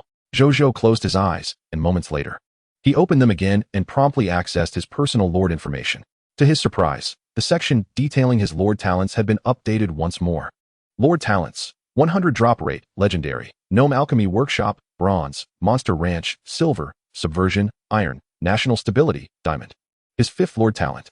A smile graced Zhou Zhou's face as he immediately opened the detailed information of this talent. Lord Talent, National Stability, Diamond. National Stability, a territorial ethos Lord Talent. Your territory is secure and peaceful. The lives of your citizens are stable and content, and all residents are exceedingly satisfied with their current existence, holding you in immense reverence and affection. Your citizens will possess a base loyalty value, which will gradually increase with the passage of time spent living in the territory. Specific Talent Effect 1. Your citizens' base loyalty value is 71 points. Specific Talent Effect 2. Citizens with loyalty values between 71 and 80 points will see their loyalty increase by 1 point for each day spent in your territory. Specific Talent Effect 3. Citizens with loyalty values between 81 and 90 points will see their loyalty increase by 1 point for every 3 days spent in your territory. Specific Talent Effect 4. When the number of citizens with loyalty values of 90 points or above reaches 1,000, your territory will gain a stellar reputation, and many beings will come to learn that your territory is one of national stability, slightly increasing the likelihood of outsiders seeking refuge. Current count, 151,000. After reviewing the information, only one thought lingered in Zhou Zhou's mind. What an extraordinary Lord talent. Chapter 57. 290 soldiers. Re-entering the time ruins. A look of astonishment filled Zhou Zhou's eyes. Ordinarily, the loyalty of citizens is a trait that must be nurtured through the gradual management and improvement of the territory by the Lord. High citizen loyalty not only ensures tranquility within the territory, but also significantly reduces crime rates among the populace, while obedient citizens can aid in the development of the territory. Moreover, it greatly increases the chances of triggering quests or even hidden ones. Conversely, low citizen loyalty can precipitate a cascade of misfortunes. Just the disobedience of the populace can stifle many industries within the territory. Soldiers may refuse to heed the Lord's commands in assaults against surrounding monsters, and in severe cases, citizens might even rebel against their lord or conspire to harm him. Zhou Zhou had heard similar tales while perusing the World Channel. Some lords, driven by base desires, had sought to exploit the women of their territories, only to find their loyalty plummeting upon the revelation of such misconduct. The following day, friends of the offending lord noted that his name had dimmed in their friend list. With the novice lord's protective shield in place, the lord is virtually impervious to demise in the absence of a food crisis. Thus, only one possibility remains. The individual met their end at the hands of the subjects within their territory. This is the consequence of diminished loyalty. However, the lord's unique talent, peaceful prosperity, can significantly enhance loyalty, potentially elevating it to an impressive 90 points. Such a level of loyalty is remarkably high. Subjects exhibiting this degree of allegiance are akin to fervent loyalists. Unless faced with extraordinary circumstances, betrayal is highly improbable. Compared to this effect, the slight increase in the likelihood of outsiders seeking refuge here seems rather inconspicuous. Nevertheless, Zhou Zhou calculated that with nearly 2,000 subjects currently residing in his territory, most boasting loyalty scores between 70 and 80 points, it would take no more than 40 days to transform his domain into a haven of peace and prosperity in the eyes of outsiders. Zhou Zhou mused. A little over a month is neither excessively long nor too short. He is in no rush and can afford to wait. Subsequently, Zhou Zhou rose, preparing to recruit elemental archers and the 13 elven elemental archers. Meanwhile, just as Zhou Zhou acquired the diamond tier lord talent of peaceful prosperity, the soldiers and subjects in the city of Radiant Sun suddenly felt a profound hope for the future, despite the city being in its rudimentary stages of development. With such a robust cadre of soldiers, whose numbers visibly increased each day, living here felt reassuring. Their lord is benevolent, generously providing high-quality resources like monster flesh daily, allowing them to feast to their heart's content. Such luxury was unheard of in the Aurora Kingdom. Indeed, our lord is the finest ruler on the supreme continent. Although the surroundings are still modest and the territory is arid, the future promises to transform it into the most prosperous and renowned domain across the land. Even the dragons willingly become pets to our lord. What could possibly be beyond reach? Today, I even glimpsed a wood elf, a citizen of the Elven Empire, who showed utmost respect to our lord. The wood elves are stunning. I shall surely wed one in the future. The subjects buzzed with excitement, their faces aglow with smiles. As Zhou Zhou stepped out from the lord's courtyard, he beheld this lively scene. He paused momentarily, then realized the effects of peaceful prosperity were beginning to manifest. Observing their joyful expressions, a smile crept onto his face as well. Perhaps this diamond tier lord talent may not yield immediate results, but in the long run, it will undeniably have a profound impact on both the subjects and the territory. Not dwelling on this further, Zhou Zhou approached the summoning portal and cast in 394 copies of the Elemental Archer recruitment scroll. Soon, the first Elemental Archer emerged, clad in fiery red standard armor, equipped with a matching bow and quiver, and a crimson short sword at his waist. Ethereal flames swirled around him, and any ordinary person who drew near would feel a gentle warmth and an inexplicable sense of power. Zhou Zhou accessed his personal information. Subject, Zhaolon Territory, Radiant Sun City Unit Type, Elemental Archer, Fire, Strength Class, Black Iron Lower Tier Ability Overview. Acquired an Elemental Archer Job Transfer Certificate during childhood while hunting with elders. Subsequently became an Elemental Archer, underwent specialized training, and participated in 23 minor battles, amassing considerable combat experience. Skills, Gold Upper Level Flame Meditation, Black Iron Lower Level Fire Element Manipulation, Black Iron Lower Level Elemental Archery, Fire, Black Iron Lower Level Charge Shot, Black Iron Lower Level Triple Shot, Black Iron Lower Level Flame Arrow, Black Iron Middle Level Double Flame Arrow, not fully mastered. Loyalty, 71 Potential, Silver Upper Tier. Zhou Zhou was astonished. He recalled that when Bai Yun was promoted from Black Iron Upper Tier to Junior Tier Poison Crossbowman, her skill set contained only 5 professional skills. At that time, Zhou Zhou was already quite impressed. Now, this advanced unit elemental archer named Zhao Lan, despite being merely Black Iron lower tier, possessed a remarkable 7 professional skills. Upon reaching Black Iron upper tier, he would undoubtedly acquire even more. Advanced units truly stand out, Zhou Zhou reflected. In the ensuing moments, more elemental archers emerged from the summoning portal. After a quarter of an hour, 394 elemental archers stood before Zhou Zhou, observing their uniform fire element armor. Zhou Zhou fell into contemplation. Why were all the elemental archers he recruited of the fire element? Could it be that the recruitment scrolls he utilized were all derived from the fire demon fogwolves? After much deliberation, this explanation seemed the only plausible one. Zhou Zhou felt no disappointment. Fire element elemental archers were indeed commendable. Their destructive power was indisputable. Zhou Zhou then proceeded to summon the 13 elven elemental archers. "We greet our lord," the 13 elven archers respectfully proclaimed. Zhou Zhou nodded in acknowledgement. He observed them closely and noted that these 13 elven elemental archers bore a striking resemblance to the wood elves he had encountered in the Time Ruins.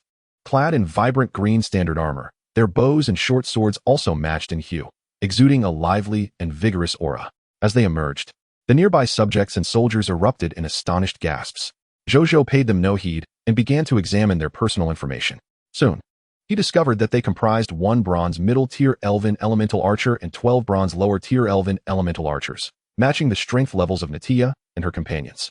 Moreover, their potential ranged from the minimum of bronze lower tier to an impressive diamond middle tier for the strongest among them.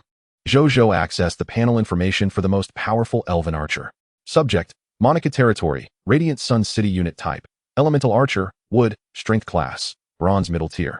Overview of abilities: a centurion of the 12th Elemental Legion of the Elven Empire, possessing 5 years of combat experience and an extensive repertoire of elemental archery skills. Capable of maximizing advantages on the battlefield with remarkable finesse. Bloodline: Wood Elf Lineage. Skills: Intermediate level Tree of Life Meditation, Intermediate level Bronze Elemental Manipulation, Wood, Intermediate level Bronze Archery, Wood. Intermediate level Bronze Charged Shot, Intermediate level Bronze 5-Shot Burst, Intermediate level Bronze Poison Blood Arrow, Intermediate level Bronze Silent Archery, Intermediate level Bronze Vine Strangling Arrow, Intermediate level Bronze Agility, Intermediate level Bronze Invisibility. Loyalty: 72. Potential: Diamond level. Observing the potential of others alongside a unique bloodline attribute, Zhou Zhou fell into a momentary silence. In comparison to the human race, the elves indeed possess a markedly superior potential. However, Zhou Zhou remained undeterred, bolstered by a 100 critical hit rate. He held firm confidence in his ability to forge a legion of human soldiers that transcends all other beings across the myriad realms. The current number of soldiers under his command had officially surpassed 2,000, precisely amounting to 290. Suddenly, Zhou Zhou realized that his troop count had achieved yet another significant milestone. Moments later, he distributed the 200 sets of infernal fogwolf armor obtained from the Time Ruins to the 97 soldiers who accompanied him there, reserving the remainder as future military commendation rewards. After an hour had passed, Zhou Zhou, accompanied by Nizario and his soldiers, re-entered the Time Ruins. Chapter 58, Equipment Trading. Zhou Zhou's Anticipation. Upon entering the Time Ruins, Zhou Zhou found himself once again at the same initial position. However, prior to their entry, they had alerted Nizario to this circumstance, thereby avoiding the previous mishap. Wasting no time, they made their way directly to the location where Natia and her companions were situated. On Nizario's dragon's back, Zhou Zhou opened the quest interface. As anticipated, only 2 tasks were available this time. The third hidden quest had not emerged. It seemed unlikely that the infernal Fogwolf Lord would make an appearance again. Zhou Zhou mused with a tinge of regret. If the infernal Fogwolf Lord could respawn daily, it would be a remarkable boon. He pondered what would transpire should 2 identical lordly talents collide. The ensuing events unfolded precisely as they had previously. They rescued the 13 elves and commenced the eradication of the surrounding infernal fogwolves. Natia, once more overwhelmed with sorrow for her inability to protect the residents of Ander Town during her absence, began to weep. Eve consoled her from the side. Observing this scene, Zhou Zhou spoke up. Natia. Natia replied, her eyes wide with surprise as she wiped away her tears. Eve too seemed momentarily taken aback. You have performed admirably. There is no need for excessive self-reproach, Zhou Zhou reassured her. But I failed to save a single resident of Ander Town, Natia lamented, tears brimming in her eyes. Zhou Zhou approached her, gently wiping away her tears. Simultaneously, a vivid memory surfaced in his mind, the image of the true Natia as she ascended to heroism. with blood tears transforming into fiery sigils at the corners of her eyes. No more tears. Here, I have ensured the safety of all, Zhou Zhou declared. Natya stared at him in astonishment. Her small face suddenly flushed, a hint of warmth emanating from her head. Laughter and teasing voices echoed from behind her, intensifying the warmth above her. Zhou Zhou swiftly withdrew his hand, chuckling softly without further elaboration, and resumed his task of extracting the spoils of war. During this time, Nizario ventured once more to the location of the infernal Fogwolf Lord, only to return dejected. Upon learning that the lordly beast had indeed vanished, Zhou Zhou merely sighed in disappointment at the missed opportunity and continued with the extraction process. Furthermore, Bai Yun, during the skirmish, finally ascended to the intermediate bronze level. Besides Bai Yun, 5 other lower bronze soldiers, including Zhang Tsong, were on the verge of a breakthrough. It was likely they would successfully advance after clearing the creature farm's monsters by the following morning. After over an hour, all spoils had been successfully extracted. In total, they amassed 926 black iron level fog hearts, 20 bronze level fog hearts, 121 sets of black iron level infernal fog wolf armor, 35 sets of intermediate black iron infernal fog wolf armor, 43 sets of superior black iron infernal fog wolf armor, 1 set of lower bronze infernal fog wolf armor, and 110 duplicate armor pieces. Zhou Zhou surveyed the spoils with satisfaction. The Time Ruins automatically reset its entry count daily, and thus these gains would become a steady source of income. If a common lord possessed this Time Ruins, they would not accrue nearly as much daily bounty. Yet, Zhou Zhou's 100 critical hit rate meant that a single entry yielded rewards equivalent to what other lords would garner after entering the Time Ruins 100 times. Regrettably, the infernal fog wolves could not be taken outside, otherwise he would certainly have utilized the creature farm to safeguard them. Zhou Zhou mused with a tinge of regret. Subsequently, he bid farewell to the elves and, accompanied by Nizario and Bai Yun, departed the Time Ruins with all the spoils in tow. In Radiant Sun City, upon his emergence, Zhou Zhou approached the summoning gate, using the 384 elemental archer recruitment scrolls to summon 384 lower black iron elemental archers, followed by summoning 13 elemental archers from the elven race. His total number of soldiers now reached an impressive 687. By tomorrow, after clearing the creature farm, his troop count should swell to 3,000. At that point, facing the Sandman Lord and his over 1,000 monstrous subjects should pose no significant challenge. Zhou Zhou reflected on this, then reconsidered his earlier intentions and decided to distribute all 301 sets of infernal fogwolf equipment, initially reserved as military commendations, among his soldiers. Officially, it was a loan to the troops. Once they received military accolades in the future, the commendation points required for the armor would be deducted from what the soldiers earned later. Zhou Zhou's underlying strategy was to utilize the infernal fogwolf armor to minimize potential casualties during the upcoming assault on the Sandman Lord. Confronting a regional-level Crimson Lord's forces was not a time for frugality. Zhou Zhou's decision swiftly ignited cheers among the soldiers. The acquisition of superior equipment signified enhanced combat effectiveness and improved survival capabilities, much to the delight of the troops. Soon, Zhou Zhou was greeted with a plethora of notifications indicating an increase in loyalty. Perhaps within less than 40 days, my territory would gain a reputation for peace and prosperity, he mused. After receiving 400 sets of replaced black iron standard equipment for lower-tier soldiers, Zhou Zhou accessed the trading platform and initiated a transaction.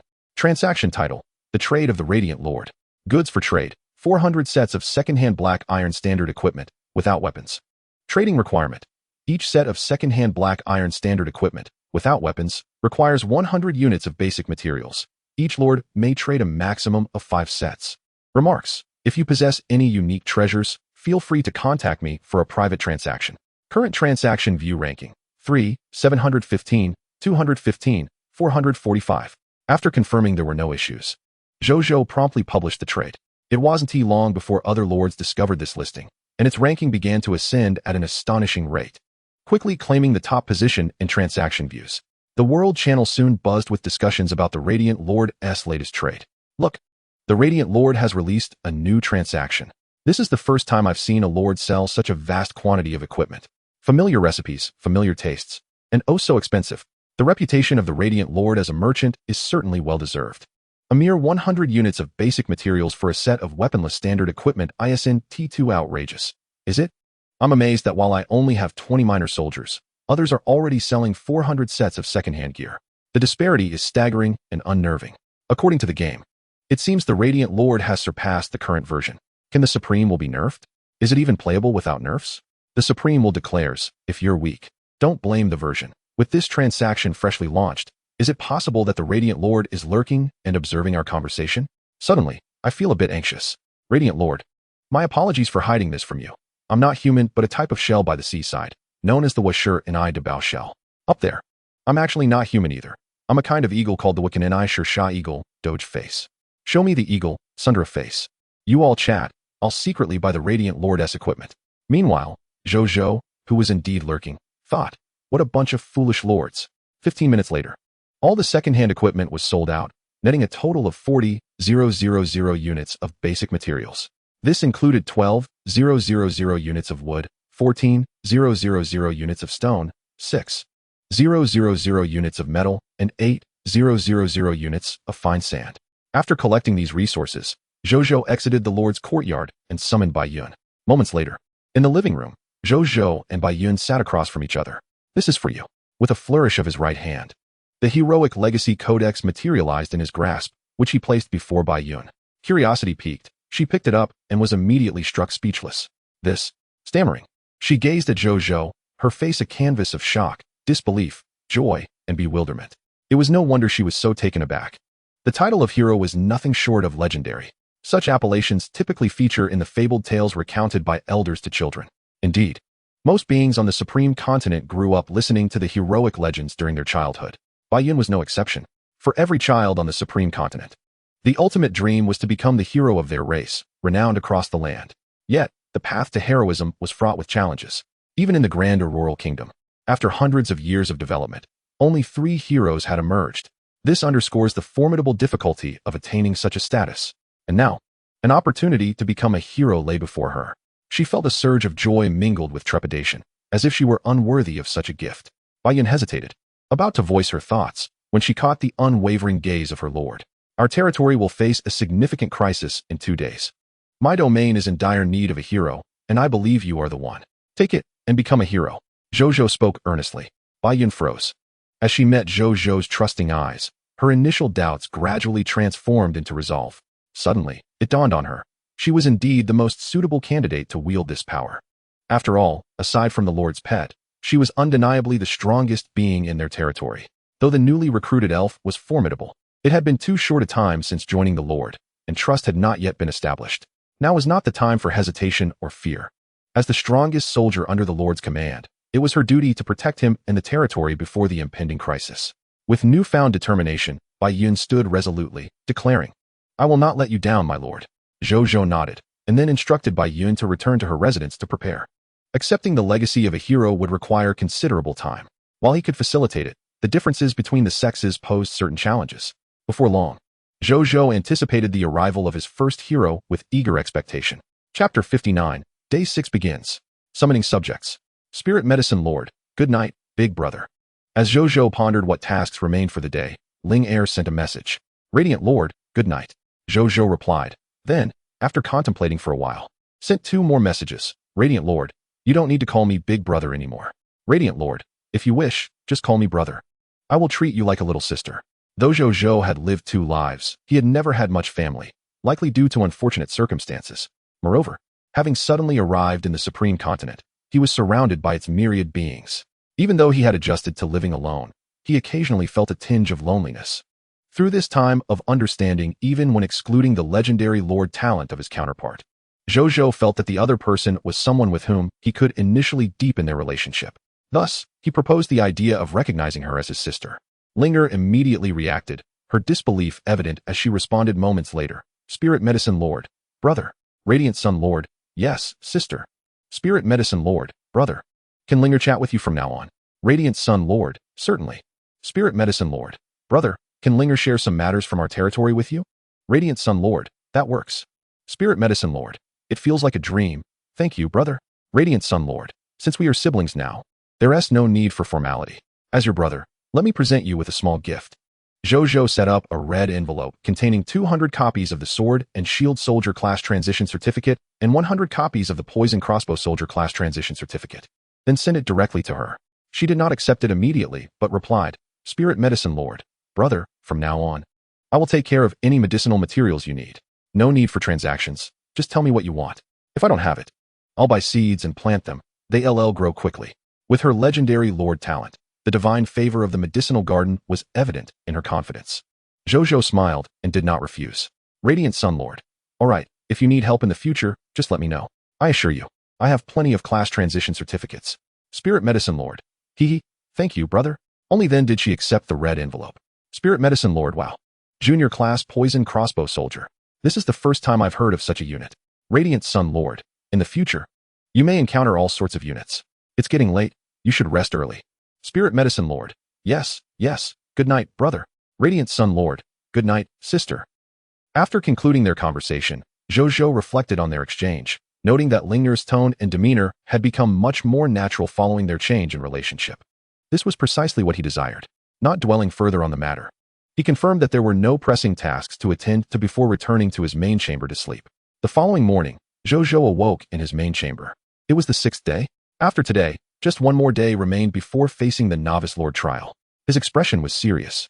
Although he believed his strength had surpassed that of most lords, he still felt uneasy until he faced the challenge directly. He opened the World Channel. A glaring crimson countdown loomed at the top of the World Channel. Current countdown, 47 hours, 38 minutes, 11 seconds. Time slipped away second by second. And the lords below were abuzz with discussion. This countdown feels like a death knell. Let us not speak of anything else. Let us make the most of these last 2 days to develop our territories. Develop? What can be accomplished in just 2 days? Brothers, I'm tempted to give up. I'm just going to throw in the towel. Dear Blue Star family, this is my last message here. I can't bear it any longer. I'm about to abandon my lord status and transition to an adventurer to join a local force. There's a human gathering place called Wind Whisper Valley nearby. Perhaps we shall meet again someday. Being an adventurer isn't necessarily worse than being a lord. It can enhance strength, albeit requiring one to personally slay fog monsters. The risks are greater, but who has to say we won't encounter top lords again when we ascend to godhood? Enough talk. I'm already envisioning myself as a top adventurer, sharing tea with the likes of Radiant Sun Lord and Dragon Lady Lord. I'll hold on a bit longer. Can any esteemed lord suggest what can still be accomplished in these final 2 days?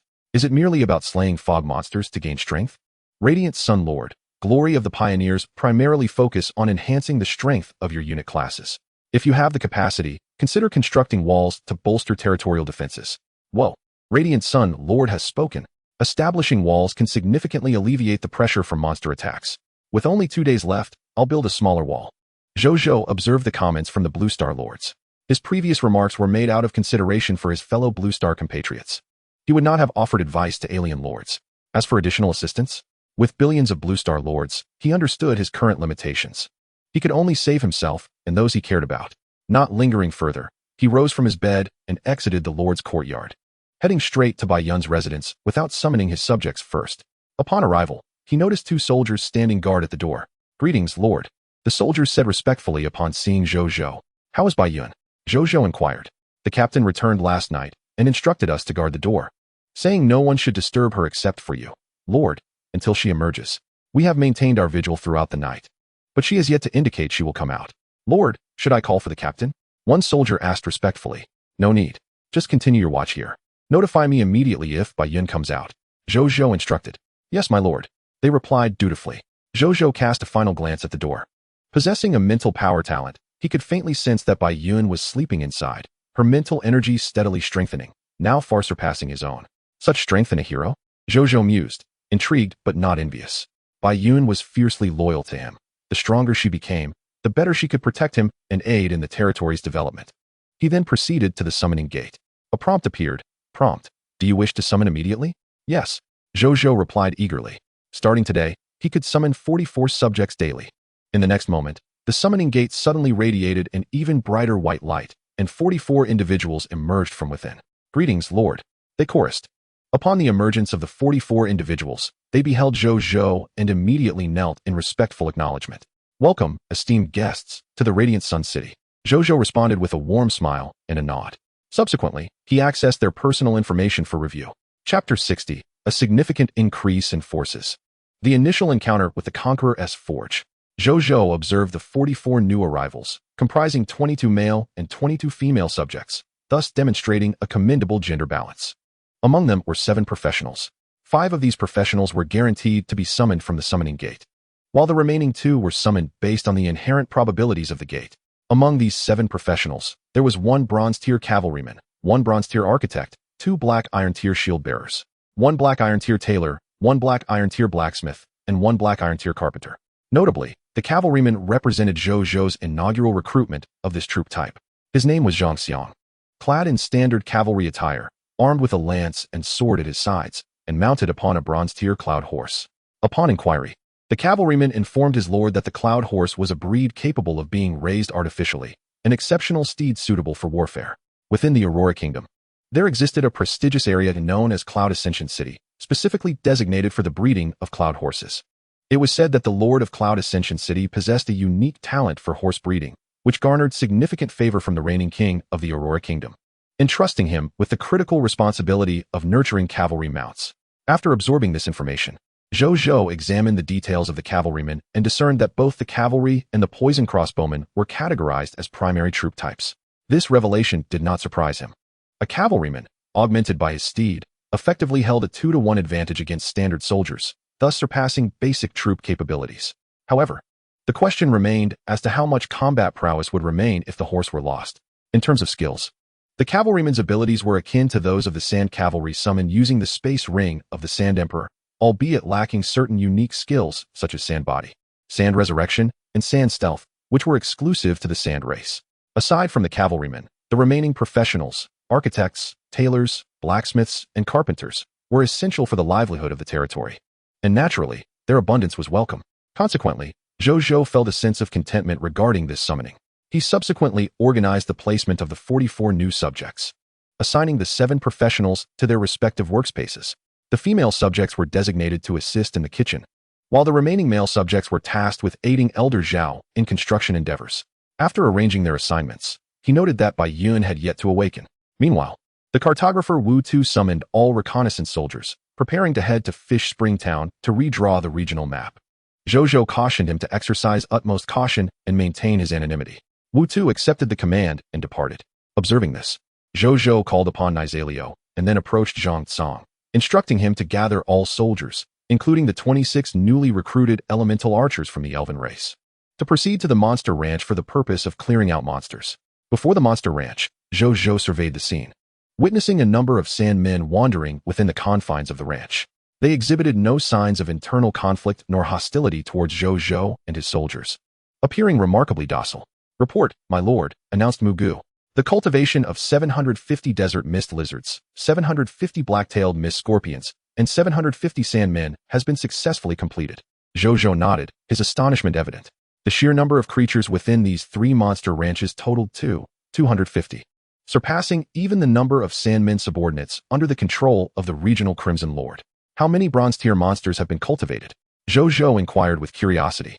"A total of 11 bronze-tier desert mist lizard leaders, 18 bronze-tier black-tailed mist scorpion leaders, and 13 bronze-tier sandmen leaders have been cultivated," Mugu replied. Zhou Zhou nodded, feeling a sense of satisfaction. From this day forth, his monster ranch would provide him with products of bronze-tier quality. "Commence," he commanded. He then turned his gaze towards Nizalio, who, sensing Zhou Zhou's intent, unfurled its dragon wings.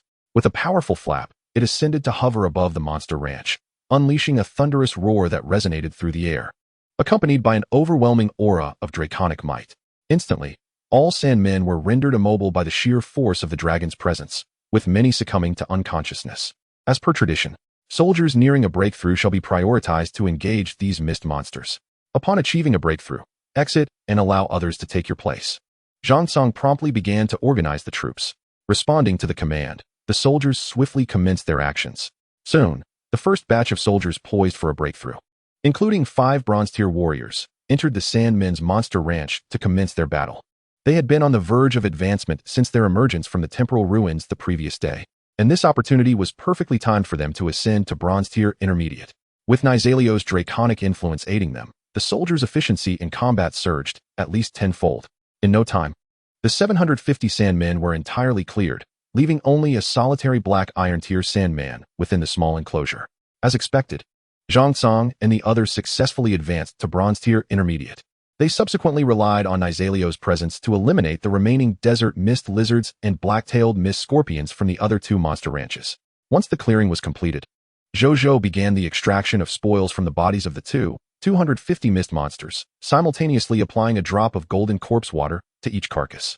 The process consumed over 3 hours, during which he meticulously gathered the loot from the more than 2,000 mist monsters. The haul included monster flesh, water pouches, skill books for sand stealth, sand trap, sandification, and summon sandman, along with the poison sacks of black-tailed mist scorpions, antidotes, antidote recipes, blood cleansing pills, blood cleansing pill recipes, and the black scorpion poison crossbow, yielding an abundant bounty.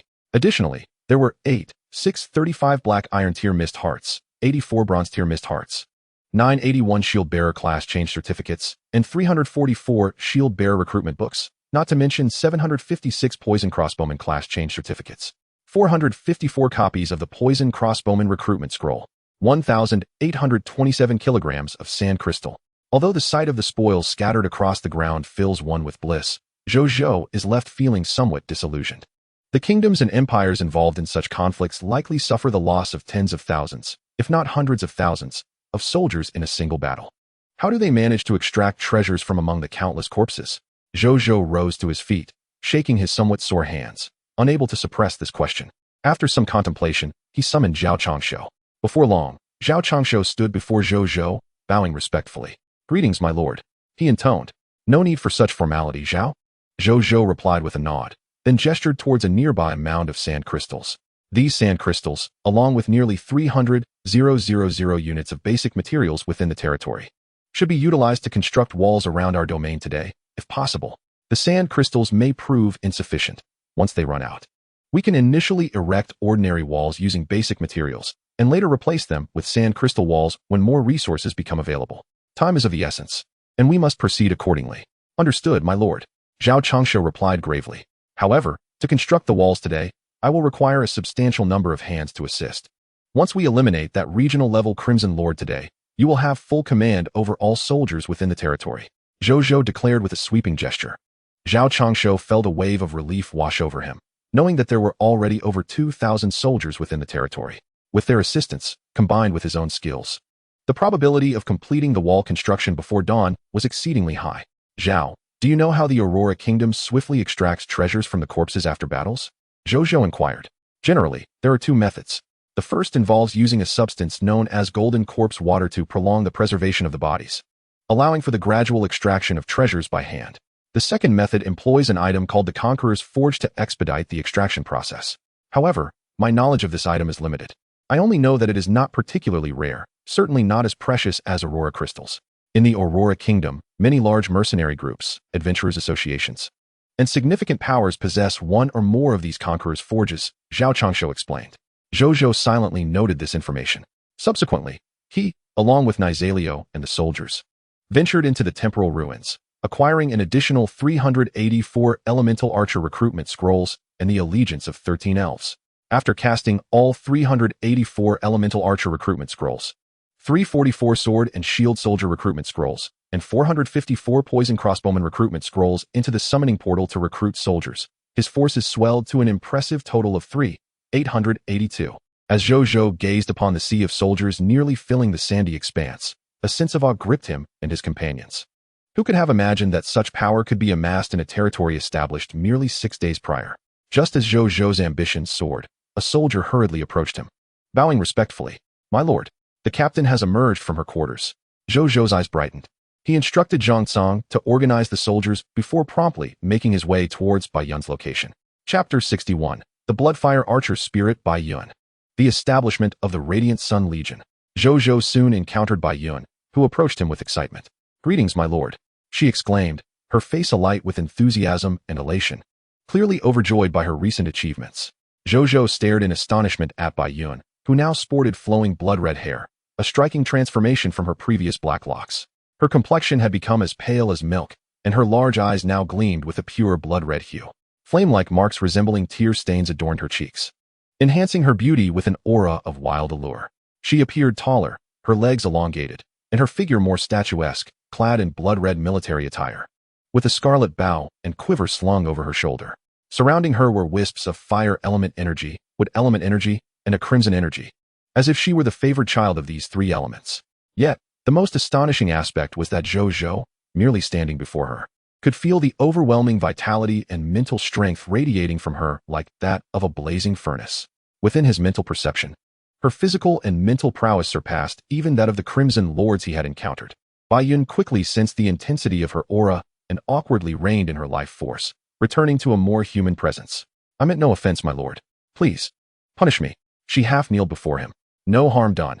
I understand it was unintentional. Zhou Zhou reassured her, helping her to her feet before curiously examining her attribute information. Citizen, Bai Yun Hero Unit. Hero title, Bloodfire Archer Spirit. Status, Epic Level Heroic Fate Status. Affiliated Territory, Radiant Sun City. Strength Class, Bronze Intermediate. Ability Overview. A hero possessing both human and wood elf bloodlines, imbued with immense energy, adept in elemental archery, a formidable presence on the battlefield that instills terror in enemies. Bloodline, Human Bloodline, 86, Wood Elf Bloodline, 14. Skills, Heroic Skill, Bloodfire Arrow Rain, Heroic Skill, Morale Stabilization, Extraordinary Intermediate Life Tree Meditation, Bronze Intermediate Wood Element Control, Bronze Intermediate Fire Element Control, Bronze Intermediate Blood Element Control, Bronze Intermediate Elemental Archery, Wood, Fire, Blood, Bronze Intermediate Fire Vine Arrow, Bronze Intermediate Charge Shot, Bronze Intermediate 5-Shot Burst, Bronze Intermediate Poison Blood Arrow, Bronze Intermediate Silent Archery, Bronze Intermediate Agility, Bronze Intermediate Invisibility, Bronze Intermediate Crossbow Archery, Bronze Lower Level Poison Crafting, Bronze Lower Level Toxin Identification, Bronze Lower Level Detox Knowledge. Loyalty, 100. Potential, Epic Upper Level. Hero Biography. Bestowed by the Human Lord of the Radiant Sun. She has inherited the legacy of the Bloodfire Archer Spirit, becoming the second generation of the Bloodfire Archer Spirit. Heroic Personal Legend Level 1, Elven Reputation 10,000. Supreme Continent Prestige 5. Zhou Zhou's mouth fell agape. This attribute panel was indeed extravagant, especially the skill section, where the abundance of skills had prompted the appearance of ellipses. However, what piqued Zhou Zhou's curiosity the most was the status column. He clicked on it, revealing specific details. Epic Hero Destiny Status, a fate recognized by the Supreme Will. Having left its own mark upon the river of time, capable of being resurrected by certain beings who seek that mark. Destiny Status Enhancement. Physical Strength 2000, Soul Strength 2000. Life Will Strength 500. Zhou Zhou gasped in astonishment. The physical strength, soul strength, and that elusive life will had all increased 20-fold. No wonder he felt such an extraordinary surge of vitality and mental fortitude. Such an existence could easily face 100 foes on the battlefield, or even 1,000. Only beings of this caliber could truly be deemed heroes. The more he pondered, the more he could appreciate Bai Yun's formidable power. He felt a swell of joy within. The greater Bai Yun became, the more secure the development of his city, Sunshine City, would be. After resting for an hour to fully grasp the newfound powers, he declared, "In 1 hour, we shall embark on a quest to vanquish the area-level Crimson Lord." "Yes, my lord," Bai Yun responded respectfully. An hour later, outside Sunshine City, a staggering 885 soldiers had gathered, arrayed in neat formations. At the forefront stood Zhou Zhou, unmistakably the lord of the realm. Beside him lay Nizario, prostrate on the ground. Not far ahead were Bai Yun and Zhang Tsong, gazing at him with a mixture of reverence and fervor. Behind them stood a battalion of over 3,000 soldiers, comprising 202 poison crossbowmen, 478 sword and shield soldiers, 162 elemental archers, 39 elven elemental archers, along with 1 cavalryman and 1 spearman. They were impeccably equipped, some clad in the infernal demon mist wolf armor, while others donned newly forged standard gear crafted by the blacksmiths of Carter Kim, tailored to suit their prowess. Further back were 100 mechanical chocobos and a convoy of simple wooden carts for transporting spoils of war. Zhou Zhou surveyed them with immense pride. Undoubtedly, they were the pinnacle of his current strength. He was confident that in the future, he could expand this army 10-fold, 100-fold, or even more. However, before that, he had an important decision to make. Shortly, I shall lead you all to the Sand Lord to eradicate the last remnants of the Crimson Lord's influence within the Sunshine Desert. Now, I must make a significant announcement. I am preparing to merge you into a cohesive military formation. This legion shall be named the Sunshine Legion. It represents the very first legion of our Sunshine City. And you shall be the inaugural soldiers to join the Sunshine Legion. Bai Yun, Bloodfire Rocket Spirit. Zhou Zhou turned to her. At your service. Bai Yun replied with utmost respect. You have accompanied me the longest, possess the greatest strength, and are the first hero of this territory. I hereby appoint you as the inaugural commander of the Sunshine Legion. I accept the command. Bai Yun declared resolutely. Zhang Tsong, At your service. You, as the foremost sword and shield soldier of Sunshine City, and the strongest among them, I appoint you as the vice commander of the Sunshine Legion. I accept the command. Zhang Tsang replied, his expression steady yet tinged with excitement. The specifics of the subordinate structure can be attained through military merit. And at this moment, a military achievement lies before us. It undoubtedly belongs to the Sunshine Legion. Heed my command. Let us set forth to vanquish the Sand Lord. Yes, the soldiers responded in unison, their voices thunderous. Within Sunshine City, the residents engaged in various trades and those without occupations were equally stirred by the spectacle. Meanwhile, 1 billion kilometers away in the Elven Empire, in the capital city of Alandros, within the Imperial Palace, astrologer Mort spoke. Are you saying that a lord from another world has inherited our Bloodfire Rocket Spirit's heroic legacy? Seated upon the throne was an elven queen, resplendently adorned in a magnificent gown, her demeanor tranquil as she regarded Mort, who was clad in the uniform of a starry astrologer. She was the sovereign of the Elven Empire, the primordial Elven Empress, Elishar. Absolutely, Your Majesty. Each hero is a treasure of the Empire and a primary force in our struggle against other empires and the Crimson Lords. Moreover, Natia's heroic legacy rightfully belongs to our Elven Empire. We cannot allow it to be lost. Mort asserted. Have you calculated the whereabouts of this lord? Elishar inquired. I have indeed. Although the location is somewhat distant, we can reach it with some effort in a short span, Mort replied. Elishar fell silent, seemingly deep in thought. Just as Mort had stated, each hero was a valuable asset to the Empire. Despite presiding over the vast Elven Empire, she had only a little over 100 Elven heroes at her disposal, many of whom held relatively low status. Thus, she placed great importance on the emergence of new Elven heroes. The palace fell into a hush, and Mort ceased speaking. After a moment, Elishar remarked, For now, let us not concern ourselves with that lord. With the Supreme Pact in place, we cannot recklessly engage with the lordly forces below the imperial level. Do not entertain thoughts of challenging the authority of the Supreme Will. However, keep an eye on that lordly power. If his faction fails in the competition among the myriad lords, we shall retrieve the inheritor of the Bloodfire Rocket Spirit. Elishar concluded, and Mort opened her mouth as if to say something, but ultimately remained silent. Following this, Elishar dismissed the astrologer. In the vast imperial palace, only Elishar remained. She rose to her feet, gracefully waving her right hand. Before her, a crystalline coffin materialized. As Elishar gazed upon it, she beheld a being lying within, the Bloodfire Spirit, Natia. Her skin was fair and tender, and a faint breath indicated she was in a state akin to life. Yet, for reasons unknown, she had yet to awaken. Was it mere coincidence? The Time Seeker had recently discovered your fateful mark. Your heroic legacy had simultaneously manifested in the world. This was fortuitous. Perhaps, before long, my Elven Empire would boast 2 Bloodfire spirits. Elishar caressed the crystal coffin, softly murmuring as she gazed at Natia's visage. In her heart, she acknowledged that while Natia's heir was worthy of attention, they were not of paramount importance. The true Bloodfire spirit, Natia, was poised for resurrection. How could her successor possibly rival the original Bloodfire spirit? As for the lord possessing the heir of the Bloodfire spirit, Elishar surmised that it would not be long before they perished in the tumult of the myriad lords vying for supremacy. At that time, both Bloodfire spirits would naturally fall into her grasp. Chapter 62. Heroic skill stabilizes morale. A second insurrection.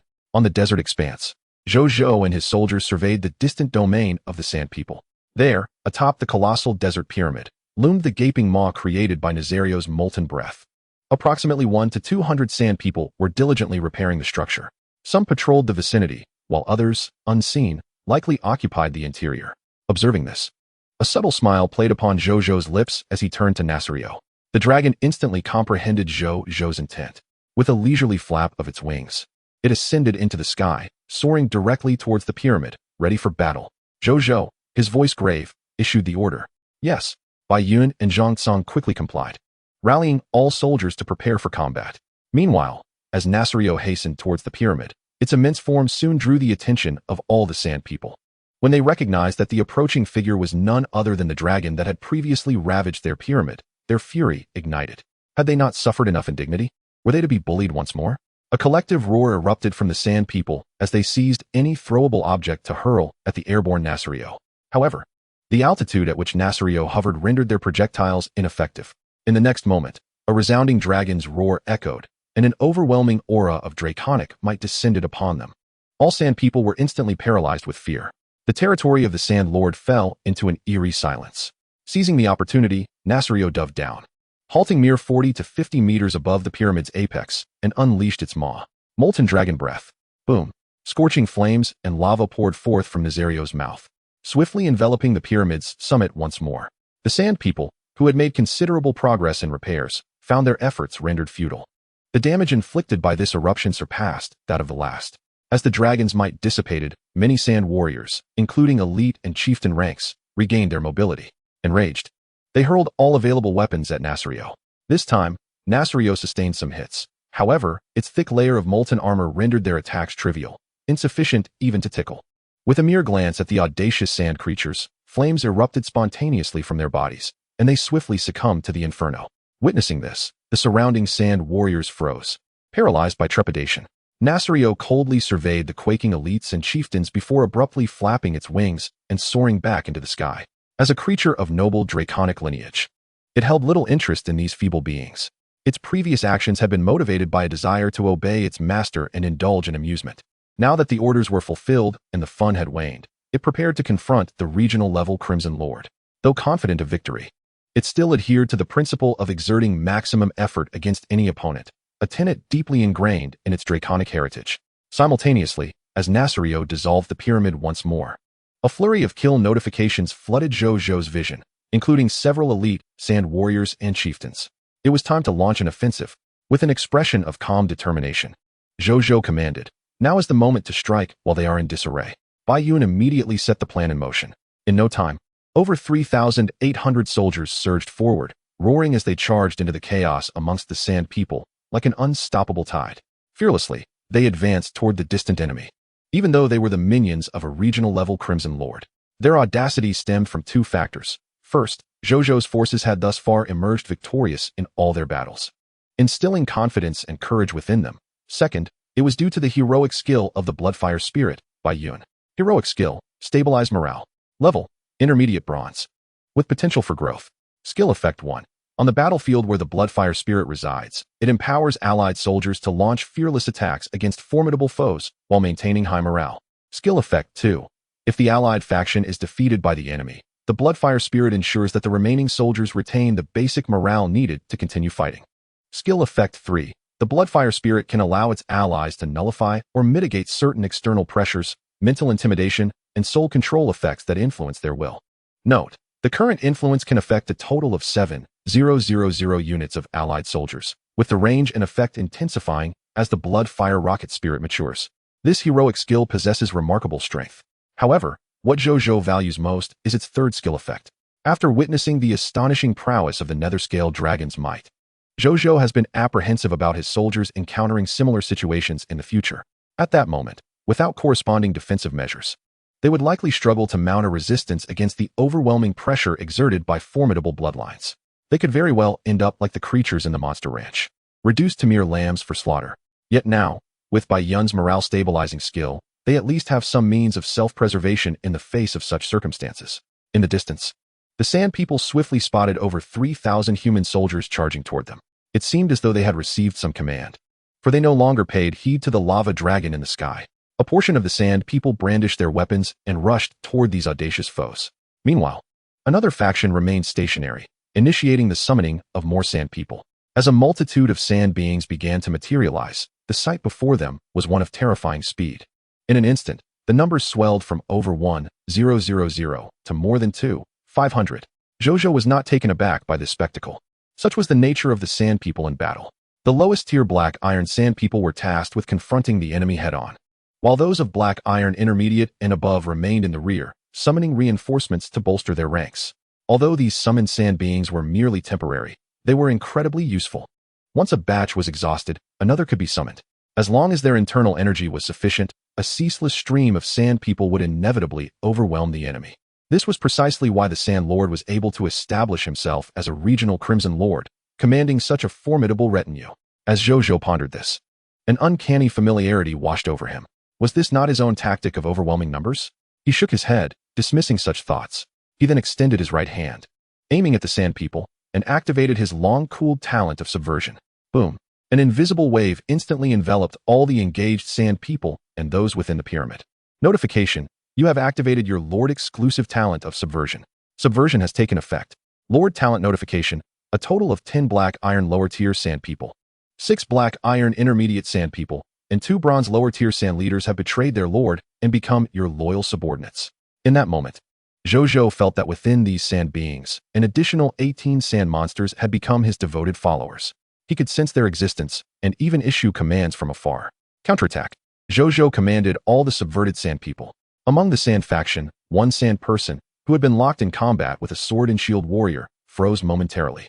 Then, it turned and struck its fellow sand companion beside it with its blade. The bewildered companion stared back in shock. The opposing sword and shield warrior was equally perplexed. What was happening? Was that a misstrike? The angle of that swing was a bit excessive. Behind the sand ranks, 2 bronze lower-tier sand leaders, who had just summoned sand beings, suddenly trembled. Their eyes clearing considerably, they exchanged knowing glances, instantly grasping the unspoken understanding in each other's gaze. Confirming their suspicions, they silently averted their eyes and began to direct the summoned sand beings to stealthily ambush their fellow sand companions who were still in the process of summoning. Chaos ensued. Thus began the tumult. Chapter 63. Heroic Skill, Blood Fire Meteor. The Sand Lord appears. Zhou Zhou observed the somewhat disordered scene behind the sand ranks and mused thoughtfully.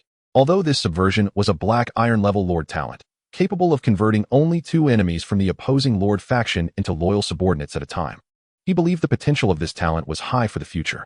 After all, it operated on a percentage basis for subversion. If he could utilize lord talent fragments to elevate its level, it would not be inconceivable for him to command an entire enemy contingent to surrender with a mere wave of his hand in future confrontations. To aspire to collect 1 billion black iron-level lord talent fragments to elevate his 100 drop rate to mythical level might prove to be a daunting task. Even after the lord wars of various races concluded, hoarding a vast number of fragments without utilizing them would be tantamount to squandering them. It would be far more advantageous to employ the collected lord talent fragments to enhance his other lord talents, particularly those with growth potential. This would also serve to strengthen his territorial power, which in turn would unveil more secrets of the Supreme Continent. Perhaps he could discover alternative methods to upgrade his 100 drop rate lord talent in due course.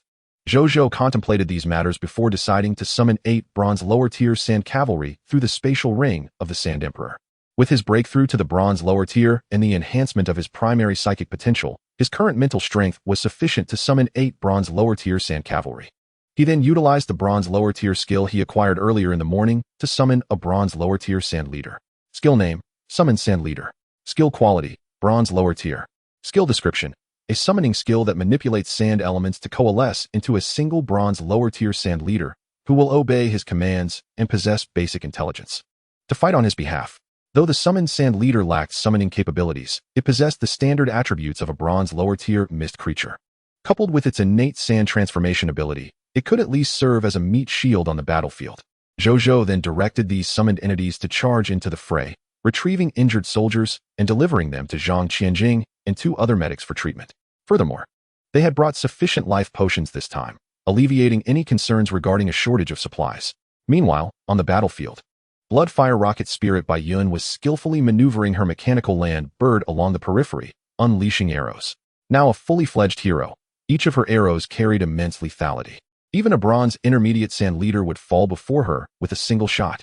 As she observed the sand monsters summoning a multitude of sand beings, a cold glint flickered in her eyes. Bai Yun abruptly halted her mechanical land bird.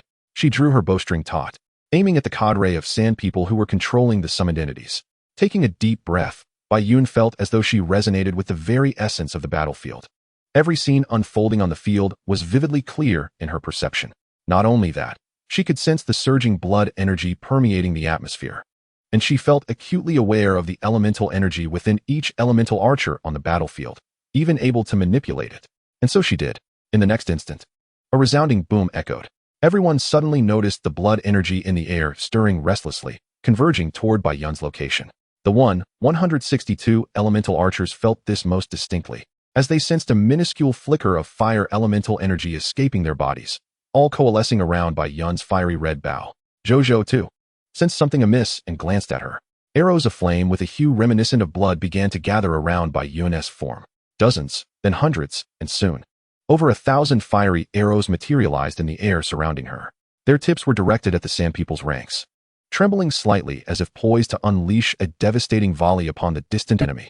This was the heroic technique, Bloodfire Arrow Rain. Heroic technique, Bloodfire Arrow Rain. Level, unranked. Skill effect. The bloodfire arrows enable her to expand her perception across the entire battlefield, comprehending every dynamic at play. Simultaneously, she can channel the blood elemental energy present in the battlefield and the fire elemental energy within all elemental archers, amassing them around herself to form a monumental barrage of bloodfire arrows, capable of striking down distant foes. At that moment, it appeared the Sand People received some command, abandoning their immediate adversaries and charging furiously toward Bai Yun. Stop them. Don't let them disrupt the commander. Zhang Tsong, embroiled in the fierce combat, bellowed as he issued commands. He was the first to rush forward. Go. Bai Yun disregarded the Sand People rushing at her, her gaze as tranquil as an ancient mountain. In the next moment, she released the bowstring. It was as though she had been liberated. Whoosh, whoosh, whoosh. Thousands of bloodfire arrows erupted forth in an instant, accompanied by the explosive sound of air being cleaved. They streaked across the sky like a crimson meteor shower, descending upon the Sand People's rear in the blink of an eye. Boom, boom, boom. Each bloodfire arrow that landed among the Sand People erupted violently, obliterating those within a 4 to 5 meter radius, leaving behind a scorched expanse of burning sand. The barrage of over 1,000 bloodfire arrows transformed the Sand People's rear into a blazing inferno. This singular volley of bloodfire arrow rain annihilated 600 to 700 sand monsters, effectively decimating more than half of the Sand People's ranks. Zhang Tsong and his comrades, who were obstructing the sand monsters, suddenly witnessed the bodies of those Sand People stiffen before collapsing into countless grains of sand scattered upon the ground. The soldiers of the Sun City on the battlefield also beheld many summoned sand entities disintegrating into sand. Their burden was instantly alleviated. With a soft gasp, Bai Yun returned her bow to her back, breathing heavily, her complexion slightly pale. She sensed the elemental energy within her dwindling to about half. Furthermore, her mental fortitude was nearing depletion, and the blood energy within her body had significantly diminished. Maintaining her composure, she realized that such a strategic heroic technique as bloodfire arrow rain could only be unleashed once in a short span, even for someone of her heroic stature. To unleash it again, she would require a complete recovery. Nearby, Zhou Zhou observed this scene and nodded slightly. This was the essence of a hero. Bai Yun's stance had evoked an uncanny illusion reminiscent of witnessing Natia's final arrow. Just then, a sand person clad in ancient golden noble attire, wielding a golden staff and wearing a golden mask, emerged from the pyramid. Standing over 3 meters tall, he appeared quite imposing. Upon his emergence, he glanced at Nefarious above before fixing his gaze on Zhou Zhou. Zhou Zhou met his gaze. Monster information, monster name, Sand Lord Simon, Crimson Lord. Strength class, low silver. Monster description, the most powerful Crimson Lord of the Sun Desert, commanding the entire expanse of the Sun Desert, with numerous Sand People subjects under his command, adept at summoning. In life, he was of the same lineage as the Sand Emperor. Loot drop rate, 10 silver grade mist hearts, drop rate, 100, 5 source crystals, drop rate, 100. 300 kilograms black iron grade sand crystals, drop rate, 20. 1 low silver grade equipment, Sand Lord's staff, drop rate, 10. 1 low silver grade skill book sandification, drop rate, 5. 1 low silver grade skill book summon Sand Lord, drop rate, 2. 1 low silver grade alchemist recruitment book, drop rate, 1. 6 black iron grade Lord talent crystal fragments, drop rate, 0. Chapter 64, Defeating the Sand Lord. The items of the Sand Emperor. Eliminated. Zhou Zhou commanded calmly. Roar. Nefarious, sharing a mental link with Zhou Zhou, responded to his command with a thunderous dragon roar, exuding its dragon might and immobilizing the opponent. It then dove down, unleashing a torrent of magma dragon breath directly at the foe. The Sand Lord Simon's pupils constricted slightly. He forcefully slammed his staff against the ground. Bang! In the next instant, the searing torrent of magma dragon breath engulfed the motionless figure beneath it. Zhou Zhou smiled at this spectacle, but the next moment, his eyes narrowed as an unsettling realization struck him. Why was there no prompt indicating a kill? Meanwhile, Nefarious detected something unusual. It looked into the distance to see a figure sprinting away. It was none other than Sand Lord Simon. Attempting to escape, Zhou Zhou raised an eyebrow, intrigued as this was the first time he encountered a fleeing lord. Without needing a reminder, Nefarious pursued after him. Bai Yun also activated the overload mode of her mechanical land bird, speeding swiftly in pursuit. The dragon and the human quickly closed the distance on the Sand Lord, who had now become aware of his pursuers. His expression shifted slightly as he began to chant an incantation, striking the ground twice with his staff. In an instant, 2 Sand Lord minions, possessing strength beneath the silver tier, materialized. One lunged towards Bai Yun, while the other thrust itself into the air with a powerful leap, soaring several dozen meters high, and aimed a punch at Nizario. Nizario's dragon eyes glinted coldly. It opened its maw and devoured the approaching Sand Lord whole, only to chew it for a moment before disdainfully spitting it out. Bai Yun, witnessing the advancing Sand Lord, remained undaunted. Despite being merely at the intermediate bronze tier and having recently expended considerable energy. Although her opponent was a summoned creature, it was undeniably a genuine silver tier entity. Yet, bolstered by the epic hero's destiny, the disparity between them was negligible at that moment. Bai Yun did not even reduce the speed of her mechanical chocobo. Instead, she drew her bow, conjuring a fire vine arrow imbued with fire and wood elements. With a swift whoosh, the fire vine arrow shot forth, striking the summoned creature with pinpoint accuracy. Not only did it force the creature back several steps, but numerous fiery tendrils erupted from the point of impact, ensnaring it tightly. Without hesitation, Bai Yun loosed her bow 4 more times, unleashing a barrage of fire vine arrows that obliterated the creature's form. A cold snort escaped her lips as she continued her pursuit of the Sand Lord. At that moment, Nizario opened its maw once more and unleashed a torrent of molten dragon breath, aimed directly at the fleeing Sand Lord. The Sand Lord's expression turned to alarm as it struck its staff 6 times, summoning 6 more silver-tier Sand Lord minions to shield itself from the impending assault.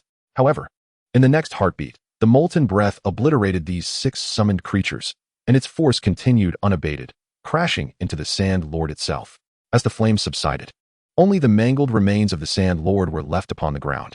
Truly, it was no wonder that the pet of the esteemed lord was a legendary dragon. Bai Yun paused, gazing at the scene with a sense of reflection. While she believed she could have defeated the Sand Lord at her peak, she acknowledged that delivering such a decisive blow as Nizario did was beyond her capabilities.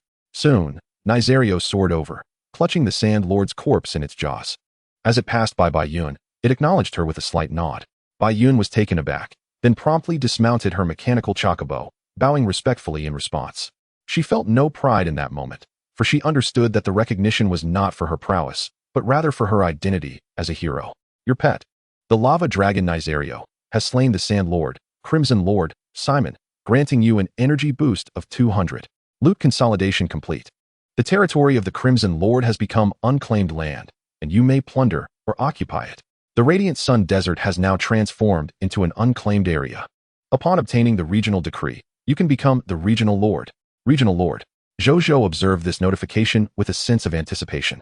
Shortly thereafter, he witnessed Nizario approach, dropping the corpse before flying off to assist other soldiers in dealing with the remaining sand creatures. Zhou Zhou wasted no time and began extracting the loot. A golden prompt appeared. Would you like to extract the loot? Yes, Zhou Zhou affirmed internally. In the next moment, a text prompt materialized. Lord Talent prompt. You have acquired 10 mist hearts, silver tier, 5 source crystals, 300 kilograms of sand crystals, black iron tier, 1 Sand Lord staff, silver tier. 1 skill book sandification, silver tier, 1 skill book summon Sand Lord, silver tier, 1 alchemist recruitment book, silver tier, and 6 Lord Talent crystal fragments, black iron tier. A cacophony of excitement erupted. Zhang Qianjing and others, who were tending to the wounded nearby, couldn't help but cast envious glances before returning their focus to their work. Zhou Zhou began to examine the spoils. The mist hearts, source crystals, and sand crystals required no further discussion. His gaze fell upon the golden staff. This staff, over 3 meters in length, magically resized to about 2 meters upon his grasp, perfectly balanced in weight, a marvel indeed. Crafted entirely of gold, it bore an intricately carved statue of a Sand Lord's head, adorned with a crown, at its pinnacle. Equipment prompt appeared. Equipment name, Sand Lord Staff. Equipment tier, Silver tier. Equipment effect 1. The bloodline glory of the Sand Nobility reduces energy consumption when using sand element related skills. Note, when using Silver tier and below skills, energy consumption can be reduced by up to 50. The reduction decreases as skill strength increases. Equipment effect 2. The escape route of the Sand Nobility allows the user to swap positions with summoned Sand Lord minions. Zhou Zhou marveled. This was the first time he had encountered an escape-capable piece of equipment. Alas, it was silver tier, which he could not yet utilize. Just then, a new prompt appeared before him. Special prompt. This equipment contains fragments of the glory staff of the Sand Emperor. Seek out other fragments to reforge the glory staff of the Sand Emperor, legendary tier. Where on earth will I find those? Zhou Zhou mused quietly upon seeing the prompt. The Supreme Continent is vast and lacking further hints. Searching for a mere fragment felt akin to finding a needle in a haystack. Yet, he was taken aback to discover that he had stumbled upon another remnant of the Sand Emperor following the space ring. Who exactly was this Sand Emperor? His curiosity deepened. However, he did not dwell on it for long. He stowed the staff into his space ring and shifted his focus to the remaining loot. Skill name, Sandification. Skill quality, Silver tier. Skill description, transforms a portion of the body into sand for 1 second, becoming immune to physical damage of Silver tier and below after 1 second. The sandified part will revert to its original state. Skill name, Summon Sand Lord. Skill quality, Silver tier. Skill description, a summoning skill that manipulates sand elements to conjure a Sand Lord of Silver tier that obeys the user's commands and possesses basic intelligence to fight on their behalf. All were Silver tier items, which Zhou Zhou could not yet learn, so he temporarily placed them into his space ring to study later. Subsequently, Zhou Zhou turned his gaze toward the tome titled Recruitment of Alchemists. Without a moment's hesitation, he deduced that it must be a unique product of the Gnome Alchemy Workshop. Item name, Recruitment of Alchemists. Item level, Lower Silver. Item effect, a recruitment book for life professionals. By casting it into the summoning portal, one can recruit a lower Silver tier alchemist to become your vassal. Item description, a special item crafted under the influence of the Gnome Alchemy Workshop. It allows for the immediate addition of a lower Silver tier alchemist to your Gnome Alchemy Workshop. Zhou Zhou perused the text several times, confirming that he had not misread. Indeed, it was a means to recruit a lower Silver tier alchemist, rather than one with merely lower Black Iron tier potential. He felt a mixture of confusion and elation. This time, a Hibern would have company. With a smile, Zhou Zhou stowed the book away and turned his attention to the final prize, 6 Black Iron tier Lord Talent crystal shards. His eyes sparkled with excitement. Currently, he possessed 4 Black Iron tier Lord Talent crystal shards, and with these additional 6, he would soon be able to merge them into another Black Iron tier Lord Talent source crystal upon his return. Alternatively, he could save them up to eventually obtain a Bronze tier Lord Talent. Chapter 65, Area Token, a new Black Iron tier Lord Talent. With the Sandman Lord vanquished, the remaining Sandmen fought like headless flies, and before long, under the combined efforts of Nizario, Bai Yun, and the soldiers, they were all eradicated. Soon after, a Bronze tier Sandman leader and a Bronze tier mid-level Sandman leader approached him and, to the astonishment of the onlookers, knelt before Zhou Zhou on one knee, intoning a language he could not comprehend. Observing them, Zhou Zhou recalled that he had employed seduction twice, resulting in the loyalty of 24 Sandmen. Now, only these 2 remained. Upon utilizing his mental perception abilities, he discerned that they were expressing their unwavering loyalty to their lord. Zhou Zhou instructed them to accompany the Proud Sun Legion back to the territory. A moment later, Bai Yun approached him. My lord, we have thoroughly explored the interior of the pyramid. This structure appears to serve as the base for this group of Sandmen. It is divided into various sections, including living quarters, noble quarters, a resource storage room, and the Lord's area. In the Lord's area, we discovered the territory monument. Additionally, upon locating their resource storage room, we found a total of 10,000 units of wood, 150,000 units of stone, 6,000 units of fine sand, and 8,000 units of metal. We also uncovered 584 Black Iron tier mist hearts, 56 Bronze tier mist hearts, and 2 Silver tier mist hearts. Finally, we found a design blueprint for this pyramid. After speaking, Bai Yun produced a thick stack of parchment and handed it to Zhou Zhou. Upon receiving it, he raised an eyebrow, noting that no textual prompts appeared. He flipped through the stack of drawings, yet still found no information. It seemed to be a hand-drawn blueprint for a self-constructed building. The pyramid had not been erected from a blueprint, but was instead constructed by the Sandmen based on their memories. Zhou Zhou expressed his astonishment. When he first encountered the pyramid, he had found it somewhat peculiar, for it appeared rather crude from a blueprint perspective. Now, he understood that it was indeed a self-constructed edifice. Perhaps they are reminiscing about their former civilization, he mused. Bai Yun inquired, did you locate their territory monument? Zhou Zhou nodded and then asked, where is it? It is situated in the Lord's area, Bai Yun replied respectfully. Upon hearing this, Zhou Zhou immediately requested Bai Yun to lead him there. They traversed the battlefield and soon entered the pyramid, which was surrounded by soldiers. Upon stepping inside, Zhou Zhou was struck by the spaciousness and coolness of the interior, which was also quite bright, as rows of torches lined the pathways, illuminating the entire structure. In the flickering torchlight, ancient murals representing Sandman civilization adorned the walls, frequently depicting a towering Sandman figure, obscured in features. Receiving the adulation of countless Sandmen, an image identical to the statue atop the Sandman staff, Zhou Zhou speculated that this might be the Sand Emperor. Once the Novice Lord trial concluded, this place could serve as a barracks. Zhou Zhou suddenly had an epiphany. Such a large pyramid, coupled with a pleasant environment, could easily accommodate around 10,000 soldiers. It was a perfect solution to the housing shortage within the territory, allowing soldiers to reside here temporarily. After a brief while, they arrived at the Lord's area.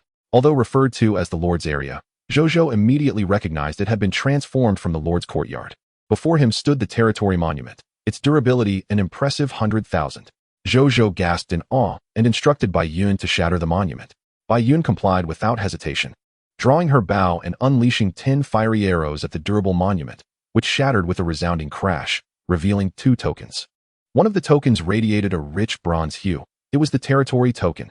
The other token, slightly larger and emanating a faint black iron glow, bore the character for area on its front, while its reverse was inscribed with Proud Sun Desert. Zhou Zhou first picked up the territory token and discovered it was a bronze-tier territory token, perfectly suited for upgrading his territory. A smile graced his face as he then examined the other token. The text prompt materialized. Treasure name, area token. Area name, Proud Sun Desert. Area grade, black iron. Area size, approximately 523 square kilometers. Treasure description, the area token of the Proud Sun Desert. The lord who possesses this token and integrates it into the territory monument will become the regional lord of the Proud Sun Desert and receive an exclusive area treasure chest. Upon my return, I shall integrate it into my territory monument, thereby gaining complete dominion over the entirety of the Proud Sun Desert. Zhou Zhou contemplated. More than half an hour later, all the sandmen's bodies were drenched in the golden corpse water and were loaded into the convoy alongside the spoils of war, returning to the city of Radiant Sun with the Radiant Sun Legion. As they arrived back in Radiant Sun City, they beheld Zhao Changshu directing the construction of walls. We have seen the Lord. Upon spotting Zhou Zhou and the others, the crowd immediately paid their respects. My lord, have we achieved victory? Zhao Changshu inquired with a smile. The others, upon hearing this, brightened and eagerly gazed at him. It was undeniable that the Radiant Sun Legion would not have faced defeat in their inaugural battle. I shall have a public notice board erected within the territory to announce this news. From this day forth, the Radiant Desert shall belong to our Radiant Sun City. Additionally, I will ensure a map of the Radiant Desert is affixed to the notice board. Henceforth, our range of activities shall no longer be confined to the city of Radiant Sun, Zhou Zhou declared with a smile. The crowd erupted in cheers. Although Radiant Sun City was safe, remaining within its confines day after day would eventually stir a desire to venture beyond. Truly, our Lord is remarkable. To confront a regional-level Crimson Lord and claim victory so decisively. The citizens regarded Zhou Zhou with admiration. Zhou Zhou glanced at the continuous notifications of loyalty increases appearing before him, deep in thought. It seemed that by performing more deeds that inspired trust and reverence among the citizens, he could hasten the illustrious reputation of the territory, peace, and prosperity. Following this, Zhou Zhou proceeded to extract the spoils from the bodies of the Sandmen. After more than an hour, the extraction was completed. In this battle, aside from the Sandman Lord from whom spoils had already been claimed, they had eradicated a total of 125 Sandman monsters. This included 652 low-tier black iron Sandmen, 313 mid-tier black iron Sandmen, 121 elite high-tier black iron Sandmen, 27 low-tier bronze Sandmen leaders, 9 mid-tier bronze Sandmen leaders, and 3 high-tier bronze Sandmen leaders. The higher-tier Sandman monsters yielded little variation in spoils. However, the quantities of mist hearts and sand crystals increased significantly.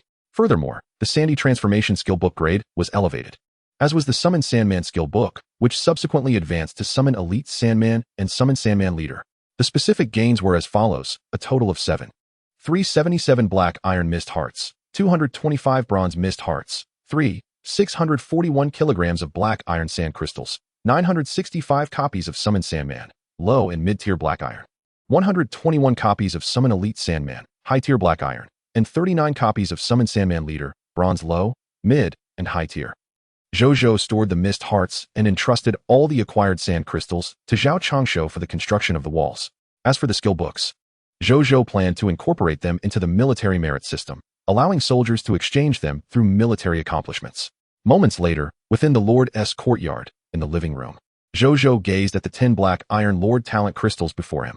Should he merge them to acquire another black iron Lord talent? Or should he save them for future upgrades? He hesitated for a moment. After a brief contemplation, Zhou Zhou could not resist merging them. There was no denying that the last act of subversion had brought him immense surprise. What if this time he obtained an exceptional black iron Lord talent? That would be quite the boon. However, as he absorbed the newly merged black iron Lord talent essence crystal and examined its details, his expression grew somewhat intricate. Lord talent, 100 drop rate, legendary, Gnome Alchemy Workshop, bronze, Monster Ranch, silver, subversion, black iron, return to city, black iron. Lord talent, return to city, black iron. Subversion, regardless of your location, after chanting the designated command for 5 seconds. You will instantly return to your territory and restore 50 of your physical condition within the next 10 seconds. Lord Talent Prompt. This talent can only be activated once daily. Zhou Zhou mused. Return to the spring water, is it? Chapter 66. Upgrading Buildings. Blue Star All-Channel Announcement. Zhou Zhou contemplated this Lord Talent with a complex expression. It was indeed useful, especially in dire situations where escape seemed impossible. This talent could be viewed as a lifesaver. Yet, given Zhou Zhou's current strength and cautious nature, unless he were to foolishly provoke powers far beyond his capability and find himself ensnared by foes, he would seldom find occasion to utilize this Lord Talent. Ultimately, Zhou Zhou assessed it with a balanced perspective. It was useful, but its application might be limited. He resolved to save the Lord Talent crystal fragments for upgrading other Lord Talents instead. Better to excel in a singular talent than to increase their number indiscriminately, he thought. Subsequently, he designated the command phrase for the Return to City talent as Return to City. Simple and memorable. Moreover, it would facilitate swift execution in times of danger. He refrained from testing it immediately, planning instead to visit Fish Spring Town once Wu Tu returned. Should anything unforeseen occur in Fish Spring Town, this single use of Return to City would provide him with a safeguard. Afterward, Zhou Zhou exited the Lord's courtyard, gazing at the structure before him, prepared to initiate the upgrade. With a thought, a line of text appeared. Do you wish to upgrade the Lord's courtyard? Yes, he replied. In the next moment, 20,000 units of basic materials, 100 bronze mist hearts, 1 source crystal, and the recently acquired bronze high-tier territory token vanished in an instant. Boom. A cascade of golden light enveloped the entire Lord's wooden house. Moments later, as the golden radiance dissipated, Zhou Zhou beheld that the area of the Lord's courtyard had expanded once more, and the interior was adorned with even greater elegance. A series of text prompts appeared. Congratulations. Your Lord's courtyard has been successfully upgraded to a bronze mid-tier building, adding 1 restroom. Your territory has successfully been elevated to a bronze mid-tier territory. The durability of the territory monument has increased to 5,000,000. Your territorial expanse has expanded to 10,000 mx 10,000 mx 3,000 m. All fog monsters within the newly added territorial range have been expelled. Crimson fog will not appear in any part of your territory. You have received an upgrade reward, Medical Pavilion Blueprint, Bronze Intermediate. Lord Talent Hint. The upper limit of enemy Lord factions you can subvert has been elevated to Bronze Intermediate. Lord Talent Hint. Your monster ranch is eligible for an upgrade. A restroom. Zhou Zhou's eyes lit up. He immediately dashed into the house and quickly located the restroom. Although somewhat compact, this restroom boasted a flushing toilet, a shower, a wash basin, toilet paper, toothpaste, and a toothbrush. It had all the necessary facilities and sanitary items, which moved Zhou Zhou deeply. At long last, he bid farewell to the pit latrine. Moments later, he reluctantly emerged from the restroom. As for the newly acquired Bronze Intermediate Medical Pavilion Blueprint, while other lords might find it appealing, it held little allure for Zhou Zhou. Given his acquaintance with the versatile blueprint expert, Zhao Lao. Subsequently, he glanced at the materials required for upgrading the Lord's courtyard from Bronze Intermediate to Bronze Advanced. Building upgrade. 20,000 units of wood, 20,000 units of fine sand, 20,000 units of metal, 20,000 units of stone, 500 pieces of bronze-level mist hearts, 3 source crystals, and 2 bronze-level territory decrees. Zhou Zhou contemplated the list of construction materials thoughtfully. The basic materials and source crystals posed no issue. As for the 500 bronze-level mist hearts, with the presence of the monster ranch, he could gather them with some effort. The most elusive components were the 2 bronze-level territory decrees. Currently, the scorching sun desert harbored no scarlet lords or myriad lords from whom he could procure these decrees. He needed to devise a strategy to acquire bronze-level territory decrees from other regions. Zhou Zhou mused. He paused his thoughts and approached the summoning gate to initiate an upgrade.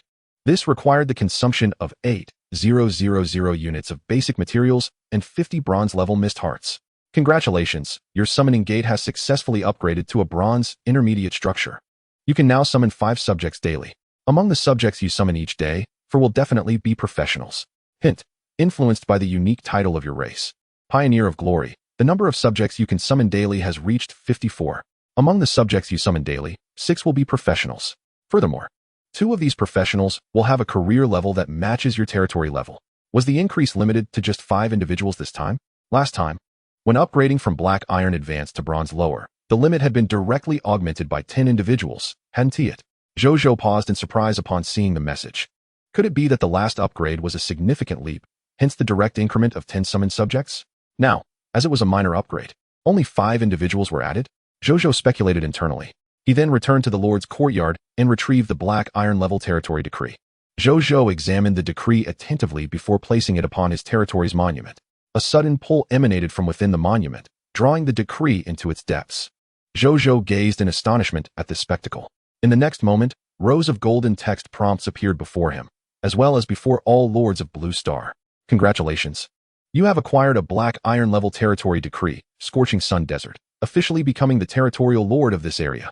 A new section for regional territories has been unlocked in your personal lord information.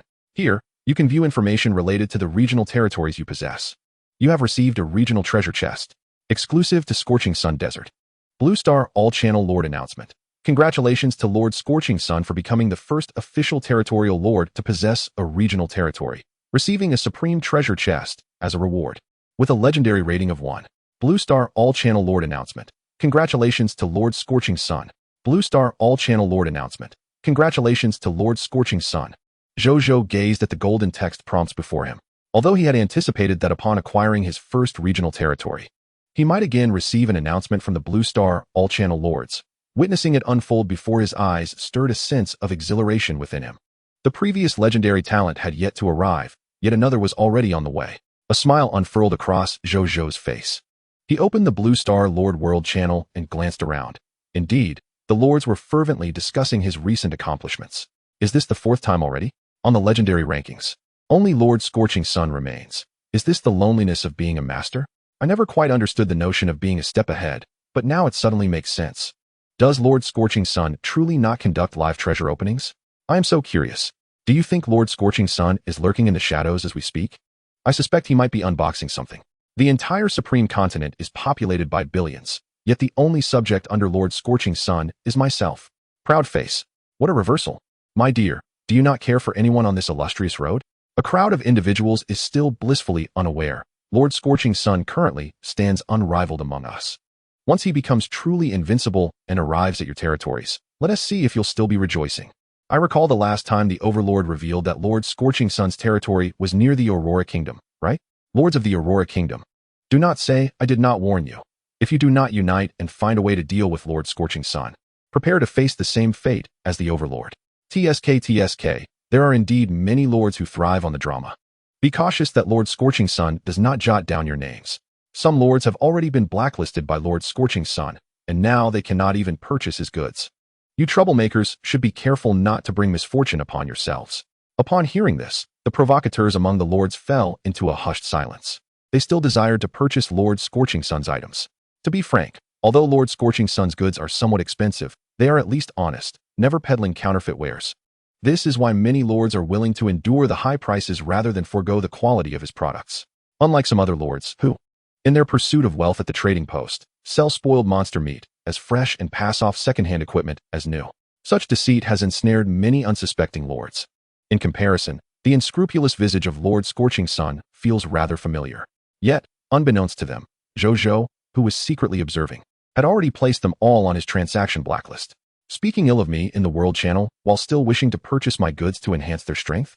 Zhou Zhou declared, not a chance. Chapter 67, Regional Treasure Chest. The Void Mask. On a plain, before the nest of the Along. After watching the discussion on the World Channel, Susanna lowered her gaze to a rough map spread out on the table before her. Behind her, over 30 human vassals were diligently constructing buildings. Not far in front of her, 2 draconic spine dragons frolicked playfully, while a bone-winged dragon soared gracefully through the sky. The cacophony caused by the 3 colossal creatures prompted the human vassals to glance back nervously at them from time to time. Astonishingly, a complete territory had been seized. I must seize the moment. Fortunately, my draconic nest has also been upgraded. I can now summon a draconic creature every 2 days. Once I command 5 such creatures, I should be able to challenge that region-level Crimson Lord. At that time, I too shall ascend to the status of a regional lord. Susanna mused. Although the 4th full-channel announcement from the Radiant Lord made her feel somewhat outpaced, the upgrade of her draconic nest rekindled her hope of surpassing her rival. In her heart, she envisioned a future where her draconic nest would fully mature, enabling her to amass a legion of thousands of draconic creatures. When that day comes, what would it matter how formidable the human soldiers under the Radiant Lord might be? they would inevitably fall before her. After all, the potential of human soldiers is far too limited. How could they possibly compare to those of draconic lineage? In a wild rainforest, accompanied by a monstrous scream, a bronze-tier blood python was violently slammed to the ground, reduced to a pulpy mass. How weak! Accompanied by a tone of disdain, the instigator lounged on a nearby rock, casually tossing a severed tail into his mouth, utterly unfazed by the sanguine flavor, consuming the flesh without hesitation. Towering over 3 meters, his body was a mass of taut muscle, bare-chested, with the hide of some beast wrapped around his waist.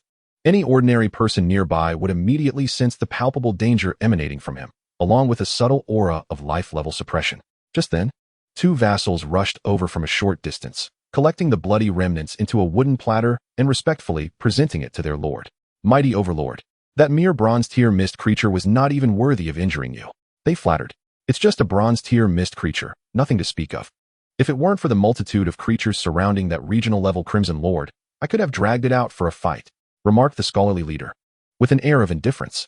To outsiders, his name might evoke a smile, suggesting that his family wished for him to excel academically. Yet, he harbored different aspirations. He believed his name was a portent of his ambition to emulate the legendary Xiang Yu. He idolized him. Thus, he had never been one for studies, venturing out of his home at an early age to brawl with ruffians. Gradually, he carved out a reputation for himself, amassing a group of followers and self-proclaiming the title of Overlord. Little did he know that just as he basked in his achievements, the world underwent a cataclysm, and he found himself here, elevated to the status of a lord. In his bewilderment, he discovered the awakening of his lordly talent, which was remarkably powerful. Lordly talent, devouring demon body, legendary. Devouring demon body. You possess the devouring demon body, allowing you to consume and digest the flesh and blood of all living beings. During the digestion process, the energy within the flesh will enhance your physical attributes, with a certain probability of acquiring the bloodline abilities of the creature consumed. This legendary lordly talent was indeed formidable. Utilizing it, he had not only ascended to his current bronze-tier strength, but also gained the confidence to challenge a silver-tier regional-level Crimson Lord. He opened the world channel and saw the lords discussing the Radiant Lord. Radiant Lord, we shall meet one day, he declared, his fierce gaze deep and resolute. Zhou Zhou, unaware that another lord with a legendary lordly talent had set his sights on him, was presently focused on a golden supreme treasure chest and a black iron chest radiating a dark gleam before him. This iron chest was the exclusive regional treasure of the Radiant Desert.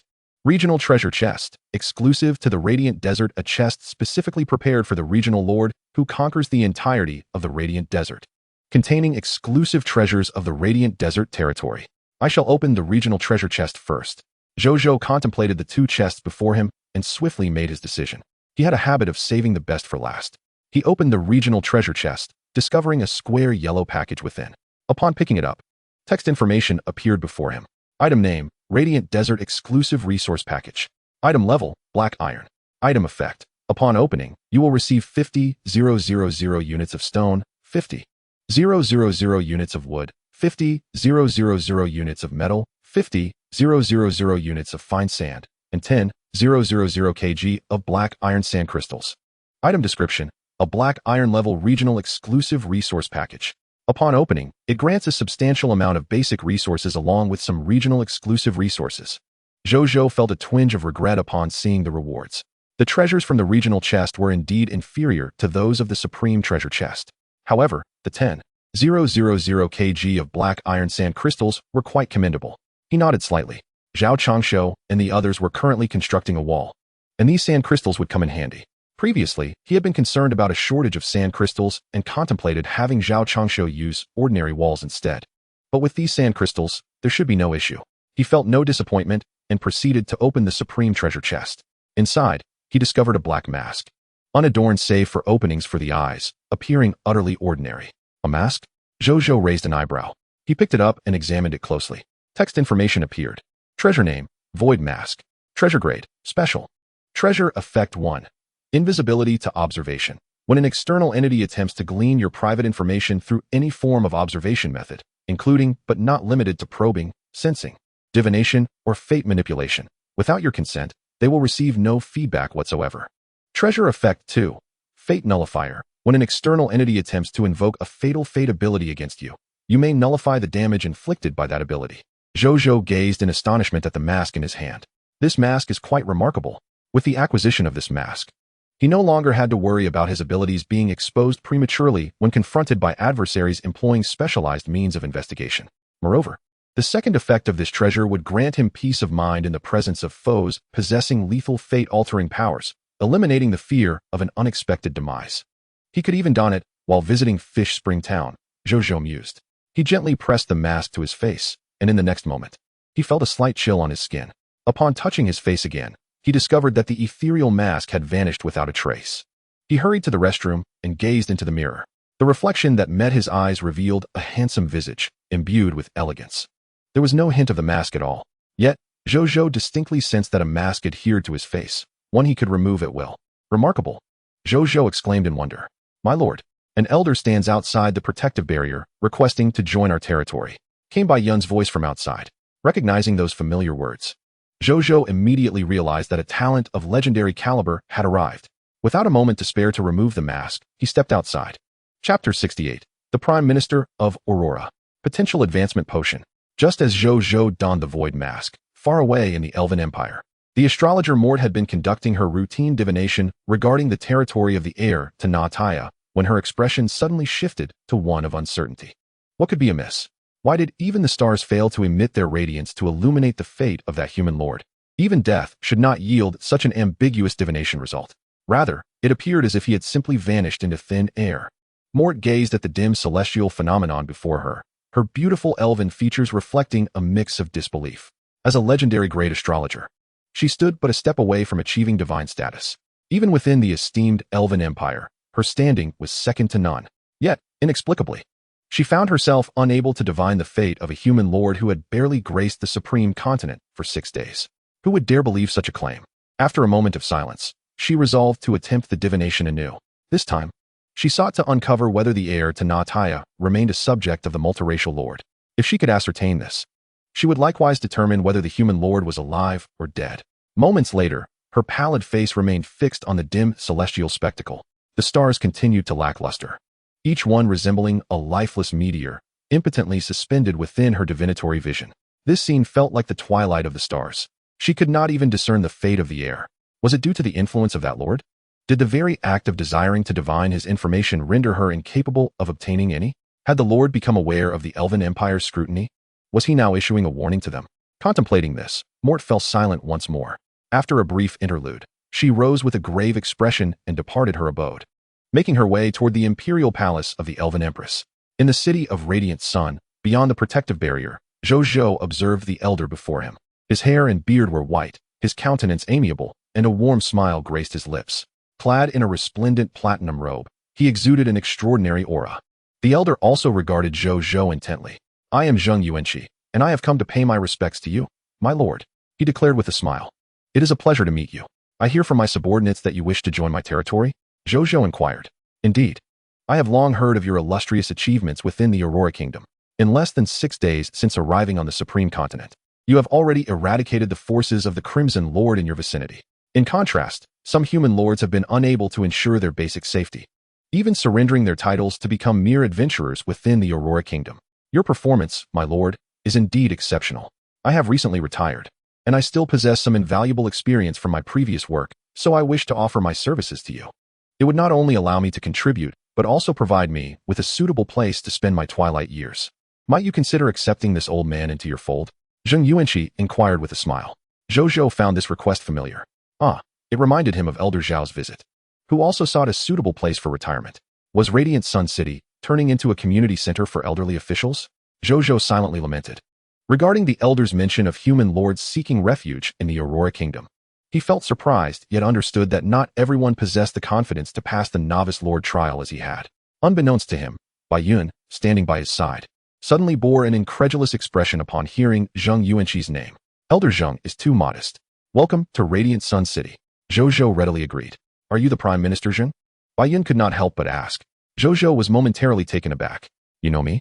Zheng Yuanqi is one of the 3 Prime Ministers of the Aurora Kingdom, assisting the king in managing nearly all affairs of the kingdom. Who does not recognize your name? Bai Yun replied, suppressing her excitement. That is all in the past. I am now but a retired man. Zheng Yuanqi chuckled. Bai Yun nodded, and then turned to Zhou Zhou to discuss the esteemed Prime Minister's reputation. Noting that Zheng Yuanqi was well regarded among the populace of the Aurora Kingdom and that the king relied heavily on this venerable minister, Zhou Zhou listened attentively, astonished to discover that this legendary talent was none other than one of the former prime ministers of the Aurora Kingdom. As the two conversed, Zheng Yuanqi continued to observe Bai Yun. The more he looked, the more he felt something was amiss. "Are you a hero?" he suddenly inquired, hesitating. Bai Yun was taken aback, but then nodded. Upon hearing the words, Zheng Yuanqi was immediately taken aback. Could it be that a hero had emerged in a territory established for less than 6 days? He fell into silence, contemplating why the Aurora Kingdom had taken centuries to produce merely 3 heroes. Once he regained his composure, he promptly clasped his hands in a gesture of respect and spoke courteously. Bai Yun, witnessing the former dignitary's polite demeanor towards her, felt somewhat flustered. She glanced at Zhou Zhou, who seemed to be gazing at the air in front of Zheng Yuanqi. Citizen, Zheng Yuanqi. Territory, City of Radiant Sunday Unit Type, Cavalry. Strength Tier, Silver Superior. Ability Overview. One of the former prime ministers of the Aurora Kingdom, highly trusted by the Aurora King. He had military experience in his youth and later ascended from a local minor official to the position of prime minister. Skills, Diamond Superior Administrative Management, Diamond Superior Financial Management, Diamond Superior Military and Political Management, Diamond Superior Philosophical Theory, Diamond Superior Discerning Loyalty and Treachery, Diamond Superior Pacifying the People, Diamond Superior Rallying Against the Enemy, Diamond Superior Boosting Morale, Diamond Intermediate Oration, Diamond Intermediate Persuasion, Diamond Lower Level Strategic Planning, Diamond Lower Level Motivation, Diamond Lower Level Debate, Platinum Superior Court Combat. Loyalty, 88. Potential, Extraordinary Superior. Zhou Zhou gazed at the impressive array of diamond tier skills, utterly astounded. He opened the subsequent ellipsis, revealing over 200 additional skills, apart from 4 or 5 cavalry-specific skills. The rest pertain to the management of local and national affairs. Absurd. Is this what a prime minister is like? Absolutely fascinating. Zhou Zhou could not help but look towards Zheng Yuanqi. After a moment of contemplation, he solemnly grasped the latter's hands and declared, "Elder Zheng, I would like to appoint you as the vice mayor of Radiant Sun City, to assist me in managing both minor and major affairs within the city. Would you be willing?" Given that the individual before him was a person of legendary caliber with a loyalty score of 88, Zhou Zhou felt entirely at ease in trusting such an important responsibility to him. "As you command," Zheng Yuanqi responded, having been prepared for this moment, bowing gracefully. It seemed that Elder Zheng was not the least bit surprised. Zhou Zhou regarded his demeanor with mild astonishment. "I possess a certain understanding of my own abilities," Zheng Yuanqi remarked with a cheerful smile. Zhou Zhou nodded in satisfaction. This must be the confidence of true talent. He looked at Zheng Yuanqi, reflecting on the experiences of the past 6 days, and felt a sense of relief wash over him. Throughout these 6 days, he had been involved in nearly every aspect of the territory's governance.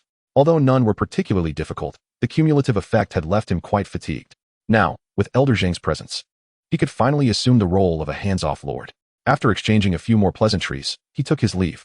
Zhou Zhou approached the summoning portal, retrieving the alchemist recruitment book and casting it into the portal. Shortly thereafter, a green-skinned gnome emerged. "Greetings, Lord. I am Pijarina, at your service." She bowed slightly, her voice gentle, garbed in a feminine green robe, clearly a female gnome. "And you as well," Zhou Zhou replied with a smile, subsequently accessing her panel information. "Citizen, Pijarina.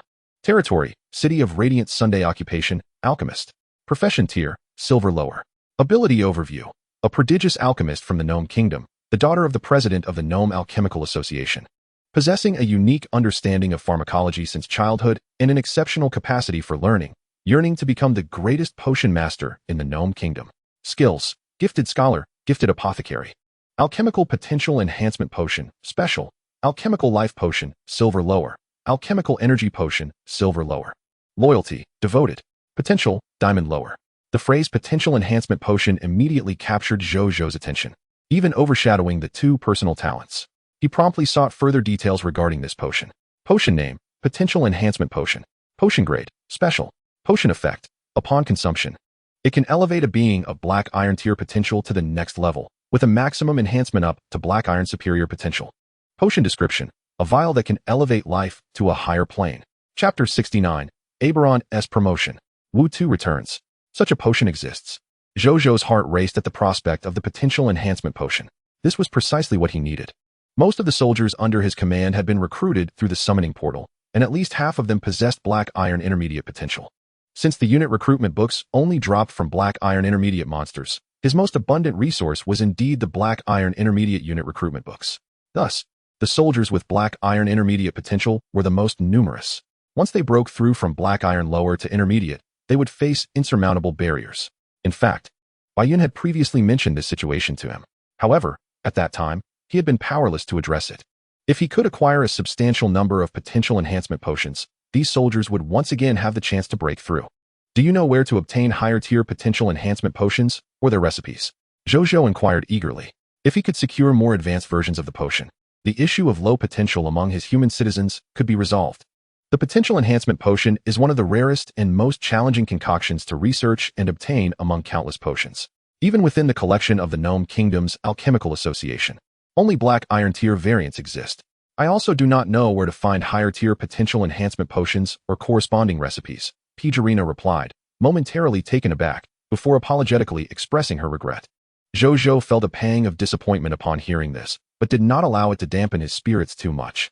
His gnome alchemical workshop could potentially yield related alchemical items from monsters. Perhaps one day, it might directly drop the recipe for the potential enhancement potion.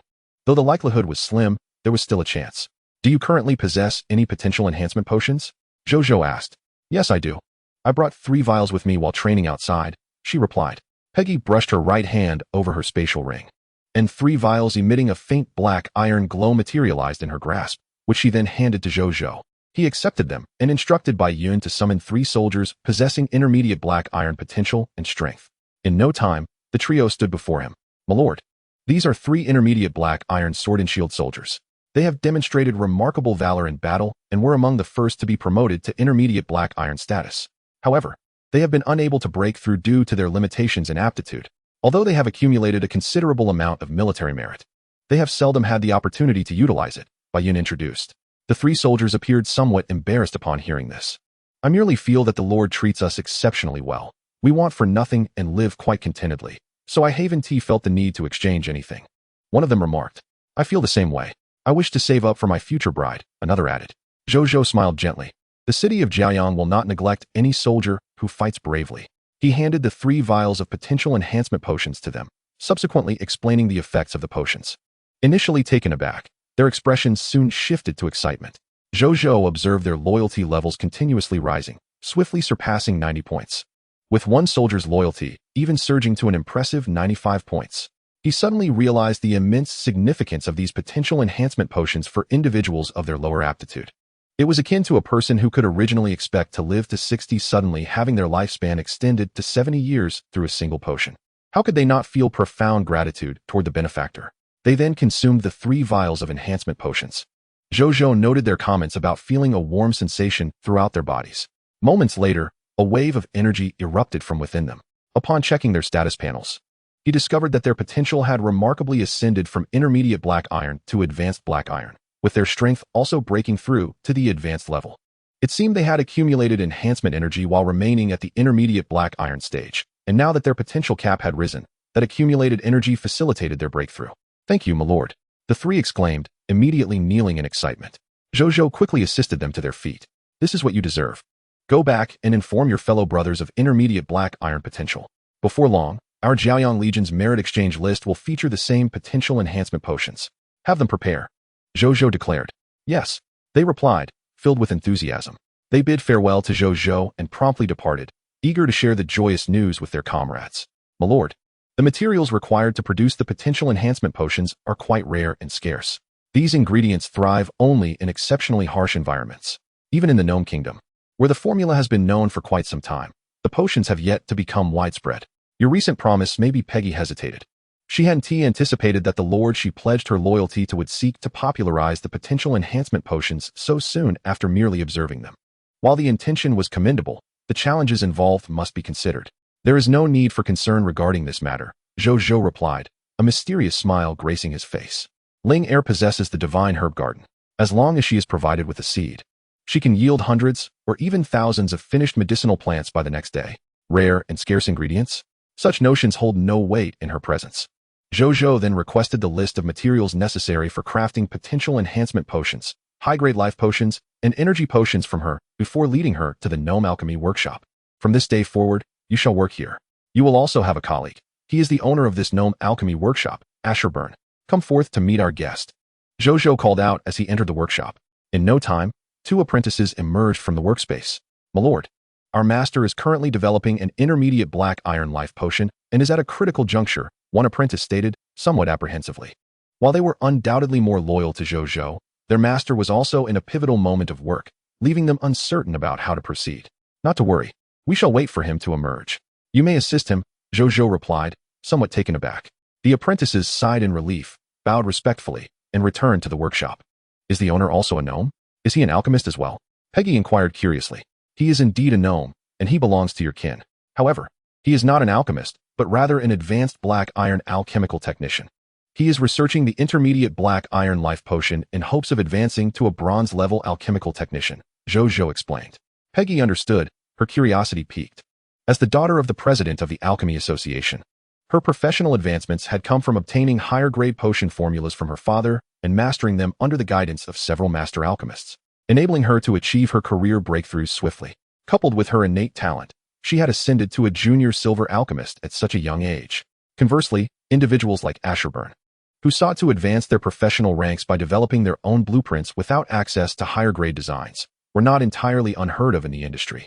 Though such instances were rare and the challenges they faced were significantly greater than those encountered during standard career advancements. However, the rewards were equally substantial. Those who broke through in such a manner often possessed a solid foundation, making future advancements easier. Furthermore, once they received specialized training, the growth rate of these self-taught prodigies could be astonishing. Peggy was aware that a few master alchemists in the association had followed a similar path. With these thoughts in mind, she found herself suddenly intrigued by Ashburn. By the way, here are the potion blueprints for you. Consider them a greeting gift. You may study them, but do not expend your energy on crafting these two potions. Focus solely on producing life potions, energy potions, and potential enhancement potions. I shall also send some of my subjects to serve as your apprentices or assistants, thereby enhancing the efficiency of potion production. Furthermore, should I acquire new potion schematics in the future, I will entrust them to you for your study. Zhou Zhou handed the antidote and blood-cleansing pill formulas to Peggy. With the presence of the black-tailed mist scorpions in the monster ranch, there will be a substantial daily yield of both antidotes and blood-cleansing pills. Thus, Zhou Zhou merely regarded the provision of these formulas to Peggy as a simple token of their meeting. Thank you, my lord. Peggy exclaimed with palpable delight as she accepted them. It wasn't long before Ashburn emerged from the workshop. Although his expression bore the marks of fatigue, his eyes sparkled with remarkable brightness, and a smile danced upon his lips as he held a vial of red potion. My lord, I have successfully developed the black iron intermediate life potion, Ashburn declared with excitement. I am now a bronze-level alchemist. Congratulations. Zhou Zhou nodded, then proceeded to introduce Peggy, who stood beside him. Allow me to introduce you. This is Peggy Orlina, who has just joined the City of Radiance and will be your colleague. She is also a silver-level alchemist. From this day forth, you need not concern yourselves with the production of life potions and energy potions. You may leave that to her. Ashburn's expression turned somewhat bewildered. I have labored diligently to develop the black iron intermediate life potion, intending it to benefit the territory. And now you say it is no longer required? He seemed a bit disheartened, his gaze finally landing on Peggy's face. After a moment of silence, he turned and returned to the workshop. Zhou Zhou and Peggy exchanged puzzled glances. Does the boss not like me? Peggy wondered aloud. I am uncertain, Zhou Zhou replied, equally perplexed. Ashburn does not seem the type to be so rude. 10 seconds later, the workshop door swung open unexpectedly. Ashburn, now impeccably clean and clad in a fresh outfit, elegantly bowed to Peggy Orlina. Beautiful Lady Peggy, welcome to the Gnome Alchemy Workshop. Should you require anything, please do not hesitate to ask. As a gentleman, I shall endeavor to fulfill your needs. Peggy Orlina, Zhou Zhou. A moment later, Zhou Zhou departed from the Gnome Alchemy Workshop and returned to the Lord's courtyard. He promptly contacted Ling Er, instructing her to gather the necessary materials for extensive cultivation, particularly those related to potential promotion potions. Ling Er agreed without hesitation. Before long, a soldier suddenly arrived with news. Wu Tu had just returned with a reconnaissance team and sought an audience with the Lord. Upon hearing this, Zhou Zhou immediately summoned him. Chapter 70. The Lord of Fish Spring Town. Departure. In the living room, Zhou Zhou examined the map brought back by Wu Tu's day. This map was a newly redrawn version of Fish Spring Town. Most of the information on the map bore little difference from the original, save for a few sections that had undergone minor alterations. Additionally, Wu Tu had meticulously marked the location of Zhang Li's Frostwind tailoring shop, along with 2 territories belonging to the multi-race lord and 3 territories belonging to the Crimson Lords. Zhou Zhou glanced at the Frostwind tailoring shop, then shifted his gaze to the 5 territories of the lords. The map revealed the following information. Multi-race Lord Vampire Lord's territory level, Black Iron Advanced. Multi-race Lord Goathead Lord's territory level, Black Iron Intermediate. Crimson Lord Sandstorm Leader Whistler's territory level, Bronze Lower. Crimson Lord Water Ghost Lord Ansie's territory level, Bronze Intermediate. Crimson Lord Purple Scaled Fierce Fish Leader Zippo's territory level, Bronze Intermediate. Additionally, there were special notes detailing the strength of these multi-race lords and crimson lords, including the number of their subjects and the distribution of their strength. Goodness. It is no wonder Fish Spring Town is regarded as a bronze-level region. All 3 territories of the Crimson Lords are indeed bronze level. Zhou Zhou marveled. The moment a Crimson Lord with a Black Iron territory were to emerge, Fish Spring Town would dispatch troops to eliminate them immediately. Only these 3 bronze-level territories had long established themselves here, having attained silver-level strength, with their monster subjects also exhibiting considerable power. The military of Fish Spring Town believed that an impulsive assault might weaken their own forces, potentially endangering them against other Crimson Lords, which explained their current state of peaceful coexistence. However, this peace was merely a facade, as small conflicts persisted despite the absence of major confrontations. How did you come by this information? Zhou Zhou inquired, curiosity piqued. Actually, it was purchased by me. There are many organizations in Fish Spring Town that sell intelligence. Moreover, this information is not particularly rare or secretive. Hence, I was able to acquire it quite easily using the Heart of Mist, Wu Tu explained with a hint of embarrassment. Well done. In the future, while you are out mapping, you can also collect local intelligence as a side task. All expenses incurred will be covered by the City of Radiance. Should you require additional personnel or supplies, feel free to apply directly without needing my approval. With the addition of a vice mayor to our territory, you may refer to him as Old Zhang for your requests. Yes, my lord, Wu Tu replied, excitement evident in his voice. He felt honored to be entrusted with such responsibilities, the sensation of being relied upon filling him with determination. Zhou Zhou continued to scrutinize the map. For the time being, he would refrain from attacking these lords. The novice lord's trial was imminent. First, he would head to Fish Spring Town, collect 10 Aurora crystals, and fulfill Zhao Changshuo's commission to obtain the bronze-level finished Aurora Tower. Zhou Zhou contemplated for a moment before addressing Wu Tuesday. Now that the map of Fish Spring Town has been completed, I have a new task for you. You are to take your reconnaissance team and map the desolate wasteland and thorny sand dunes surrounding the Radiant Desert, both of which are Black Iron level regions. I shall grant you 3 days to accomplish this. Can you manage it? Leave it to me, my lord. In 2 Black Iron level regions. My subordinate assured that the complete mapping would be accomplished within 2 days. Wu Tu promptly agreed. Zhou Zhou nodded in response. After exchanging a few more words, Zhou Zhou dismissed Wu Tuesday. Once Wu Tu had departed, Zhou Zhou gazed at the map of Ichuan Town and suddenly recalled something. Retrieving the map of the Blazing Sun Desert. To his delight, the exploration level on this map had surged from 59 to a perfect 100. Zhou Zhou, who harbored a slight tendency toward obsessive compulsiveness, felt a profound sense of satisfaction upon seeing this figure. He then began to contemplate the forthcoming developments. Having fully occupied the Blazing Sun Desert, it was now time to expand into the surrounding territories. Behind Ichuan Town lies the Aurora Kingdom, which is currently beyond his reach. However, the desolate wasteland and thorny dunes, both Black Iron level regions, could be worth a try. He only needed to wait for Wu Tu's maps to arrive. With that, he could directly wage war on these 2 Black Iron level regions. Zhou Zhou mused. Afterward, he stowed away the map and exited the Lord's courtyard. Utilizing the exclusive resource package of the Blazing Sun Desert, which yielded 200,000 units of basic resources and 10,000 kg of sand crystal. He then entrusted these resources to Zhao Changshuo for the construction of walls. Subsequently, he sought out Zheng Yuanqi to inquire about any precautions he should take before heading to Ichuan Town. There wasn't much to be concerned about. The Aurora Kingdom is quite amicable toward the lords of the myriad races, so there was little need to worry about unforeseen events. However, some shady local factions do warrant caution, as their members do not care for the lord's status. They will act recklessly if there is profit to be gained. Zheng Yuanqi advised. Zhou Zhou nodded in understanding. He then asked how he might acquire Aurora crystals, mentioning his intention to construct an Aurora Tower within his territory. To build the Aurora Tower? That is simple. I shall pen a letter to the mayor of Ichuan Town, and if you send someone with it, they will naturally present the Aurora crystals upon reading it. Zheng Yuanqi said with a smile. This is indeed feasible? Zhou Zhou exclaimed in surprise. The mayor of Ichuan Town is Zhang Boan. This lad is my student. He could have served alongside me in the court, but he detests the treacherous schemes of the palace and ultimately chose to become a small-town mayor. defending against the incursions of the Tan Kingdom. The Tan Kingdom? Oh, the Lord has recently arrived and may not be aware. The Tan Kingdom is a crimson realm populated by fog monsters. Its power is not inferior to that of the Aurora Kingdom. Moreover, it has been a persistent adversary of the Aurora Kingdom for centuries. The enmity between the two nations runs deep, and with the Supreme Will and the Crimson Lord being inherently opposed, this grudge will only continue unless one nation is annihilated. As such, the Lord must also guard against the Tan Kingdom. Its territory is not far from here, adjacent to the Aurora Kingdom, and as the Lord's territory expands, it will inevitably collide with theirs.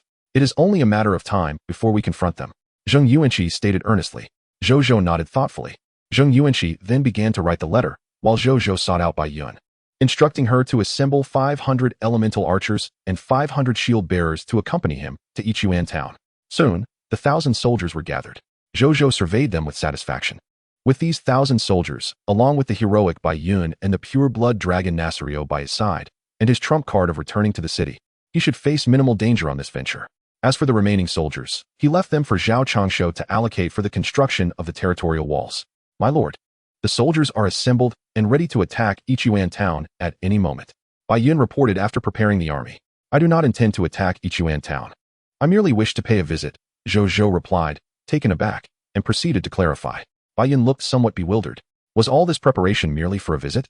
She felt a mix of confusion and disappointment.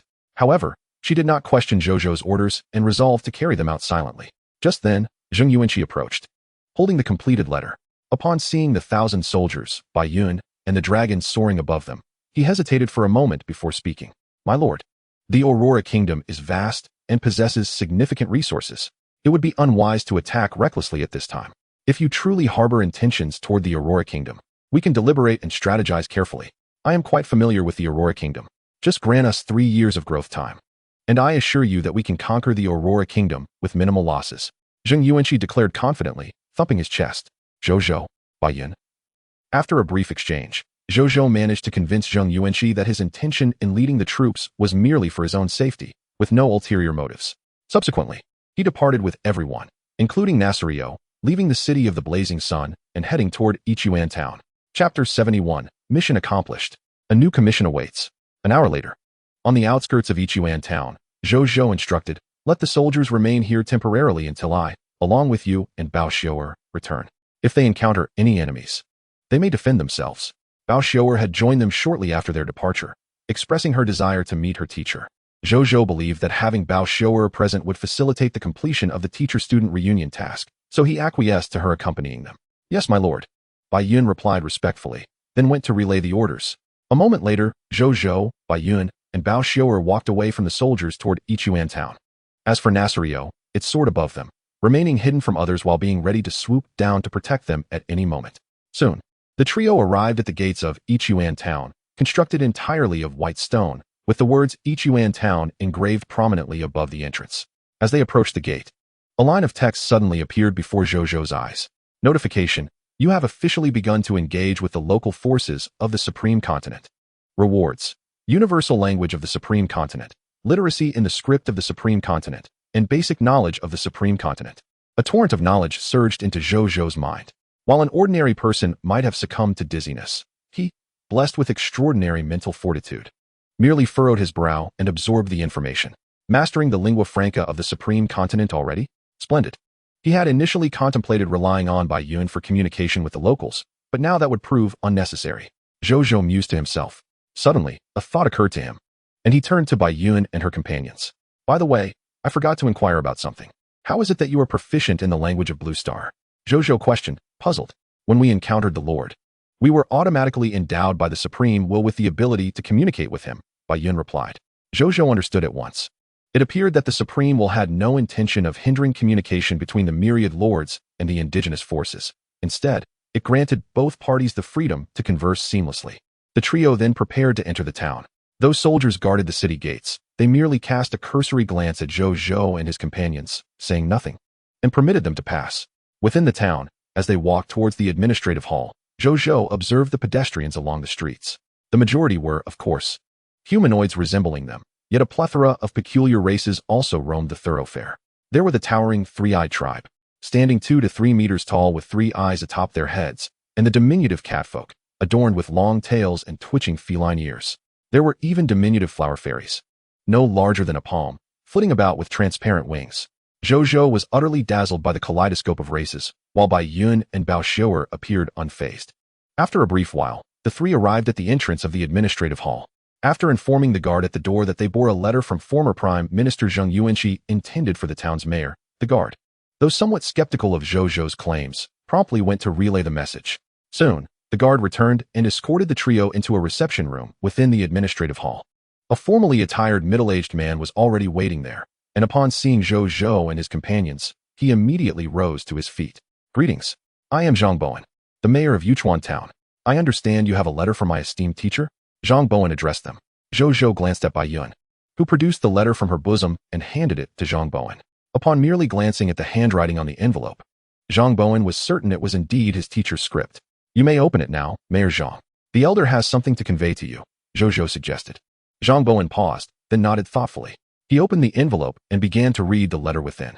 Before long, he had finished. Zhang Bowen's eyes widened in astonishment as he turned to Zhou Zhou. "You are the recently renowned Lord of the Radiant Sun? I cannot believe my teacher has taken service under you." His tone instinctively grew more deferential. This was a remarkable individual who had, in the span of merely 6 days, established a regional territory from nothing. Not only had he heard of Zhou Zhou's exploits, but the Lord of the Radiant Sun's reputation had also spread significantly throughout the entire Aurora Kingdom. "Indeed, that is I," Zhou Zhou replied with an unperturbed expression, though internally he felt a measure of surprise. He had not anticipated that his reputation had grown to such heights. The 4 points of fame he had garnered were not mere embellishments. "I have long admired your esteemed name. Welcome to Yuchuan Town," Zhang Bowen greeted warmly. "I have also wished to visit here for quite some time," Zhou Zhou replied with a smile. The two engaged in further conversation, with Zhou Zhou primarily inquiring about the Conqueror's Forge and how to increase the population of his territory, while Zhang Bowen was curious about Zheng Yuanqi's current status and the development of Radiant Sun City. After a lengthy and fruitful discussion, the two had grown more familiar in their exchanges. Subsequently, Zhang Bowen summoned a servant to bring forth the Aurora Crystals. "Although I am the mayor of Yuchuan Town, the Aurora Crystals are strategic resources of the kingdom, and I have limited authority to allocate them. I hope these 50 bronze-level Aurora Crystals will temporarily satisfy the Lord of the Radiant Sun's needs," Zhang Bowen said apologetically, gesturing to the tray held by the attendant, which bore the 50 white Aurora Crystals. "That will suffice. Quite sufficient," Zhou Zhou replied with a smile, feeling pleasantly surprised. His initial aim had merely been to acquire 10 Aurora Crystals, yet the mayor had generously bestowed upon him 50 instead. This man is indeed capable and amiable. Just as he accepted the 50 bronze-level Aurora Crystals, a prompt appeared before him. Notification. Quest completed. Collect Aurora Crystals. 1 bronze-level Aurora Tower. 50 bronze-level Hearts of Mist have been issued. Zhao Changshuo's loyalty has increased to 90 points. A smile crept across Zhou Zhou's lips as he pondered, then suddenly said, "In due time, how about I assist you in dealing with the Crimson Lord in your region? Would that be acceptable?" "The Crimson Lords here are not weaker than the regional Crimson Lords of the Radiant Desert," Zhang Bowen responded, astonished. "It is worth a try?" Zhou Zhou replied with a grin. He had already entertained the notion of addressing those 3 Crimson Lords, and now it presented an opportunity to repay a favor. "Then I shall rely on you, Lord of the Radiant Sun. Once you successfully eliminate those 3 Crimson Lords, I will certainly commend you to the kingdom." Zhang Bowen thought to himself, somewhat skeptical. However, given Zhou Zhou's assertion, he felt it unwise to press further. Meanwhile, as Zhang Bowen concluded his statement, Zhou Zhou was greeted by a new quest interface. "The mayor of Yuchuan Town has issued you a quest. Quest title, Eliminate the Crimson Lords. Quest quality, Ordinary, lower gold. Quest content, Eliminate the forces of the Crimson Lords that have taken root near Yuchuan Town, bringing peace to the town. Quest rewards, 300 gold-level Hearts of Mist. The allegiance of 200 citizens of Yuchuan Town, 10 gold-level Aurora Crystals, an increase in reputation for the Aurora Kingdom, improved favor with the King of the Aurora Kingdom, and the unlocking of Aurora Crystal trading rights." Upon seeing this quest, Zhou Zhou felt a wave of satisfaction. 1 task and 3 rewards. This was indeed a lucrative venture. Chapter 72. Zhang Li's Request. Journey to the Lord's Market. Afterward, Zhou Zhou and Zhang Bowen engaged in conversation for a while before departing. Once they had left, Zhang Bowen gazed in the direction of their exit, unable to suppress a look of astonishment. "A hero. That female attendant is undoubtedly a hero. In just 6 days since arriving at our supreme continent, has she already achieved this level of development? No wonder this proud Sun Lord has been able to conquer a regional territory. Remarkable. Teacher, The ministers within the palace have claimed that your age has rendered you decrepit and incapable of holding the position of prime minister, which is why you have retired. They have all misjudged you. You remain as wise and perceptive as ever. I must cultivate a good relationship with this lord in the future."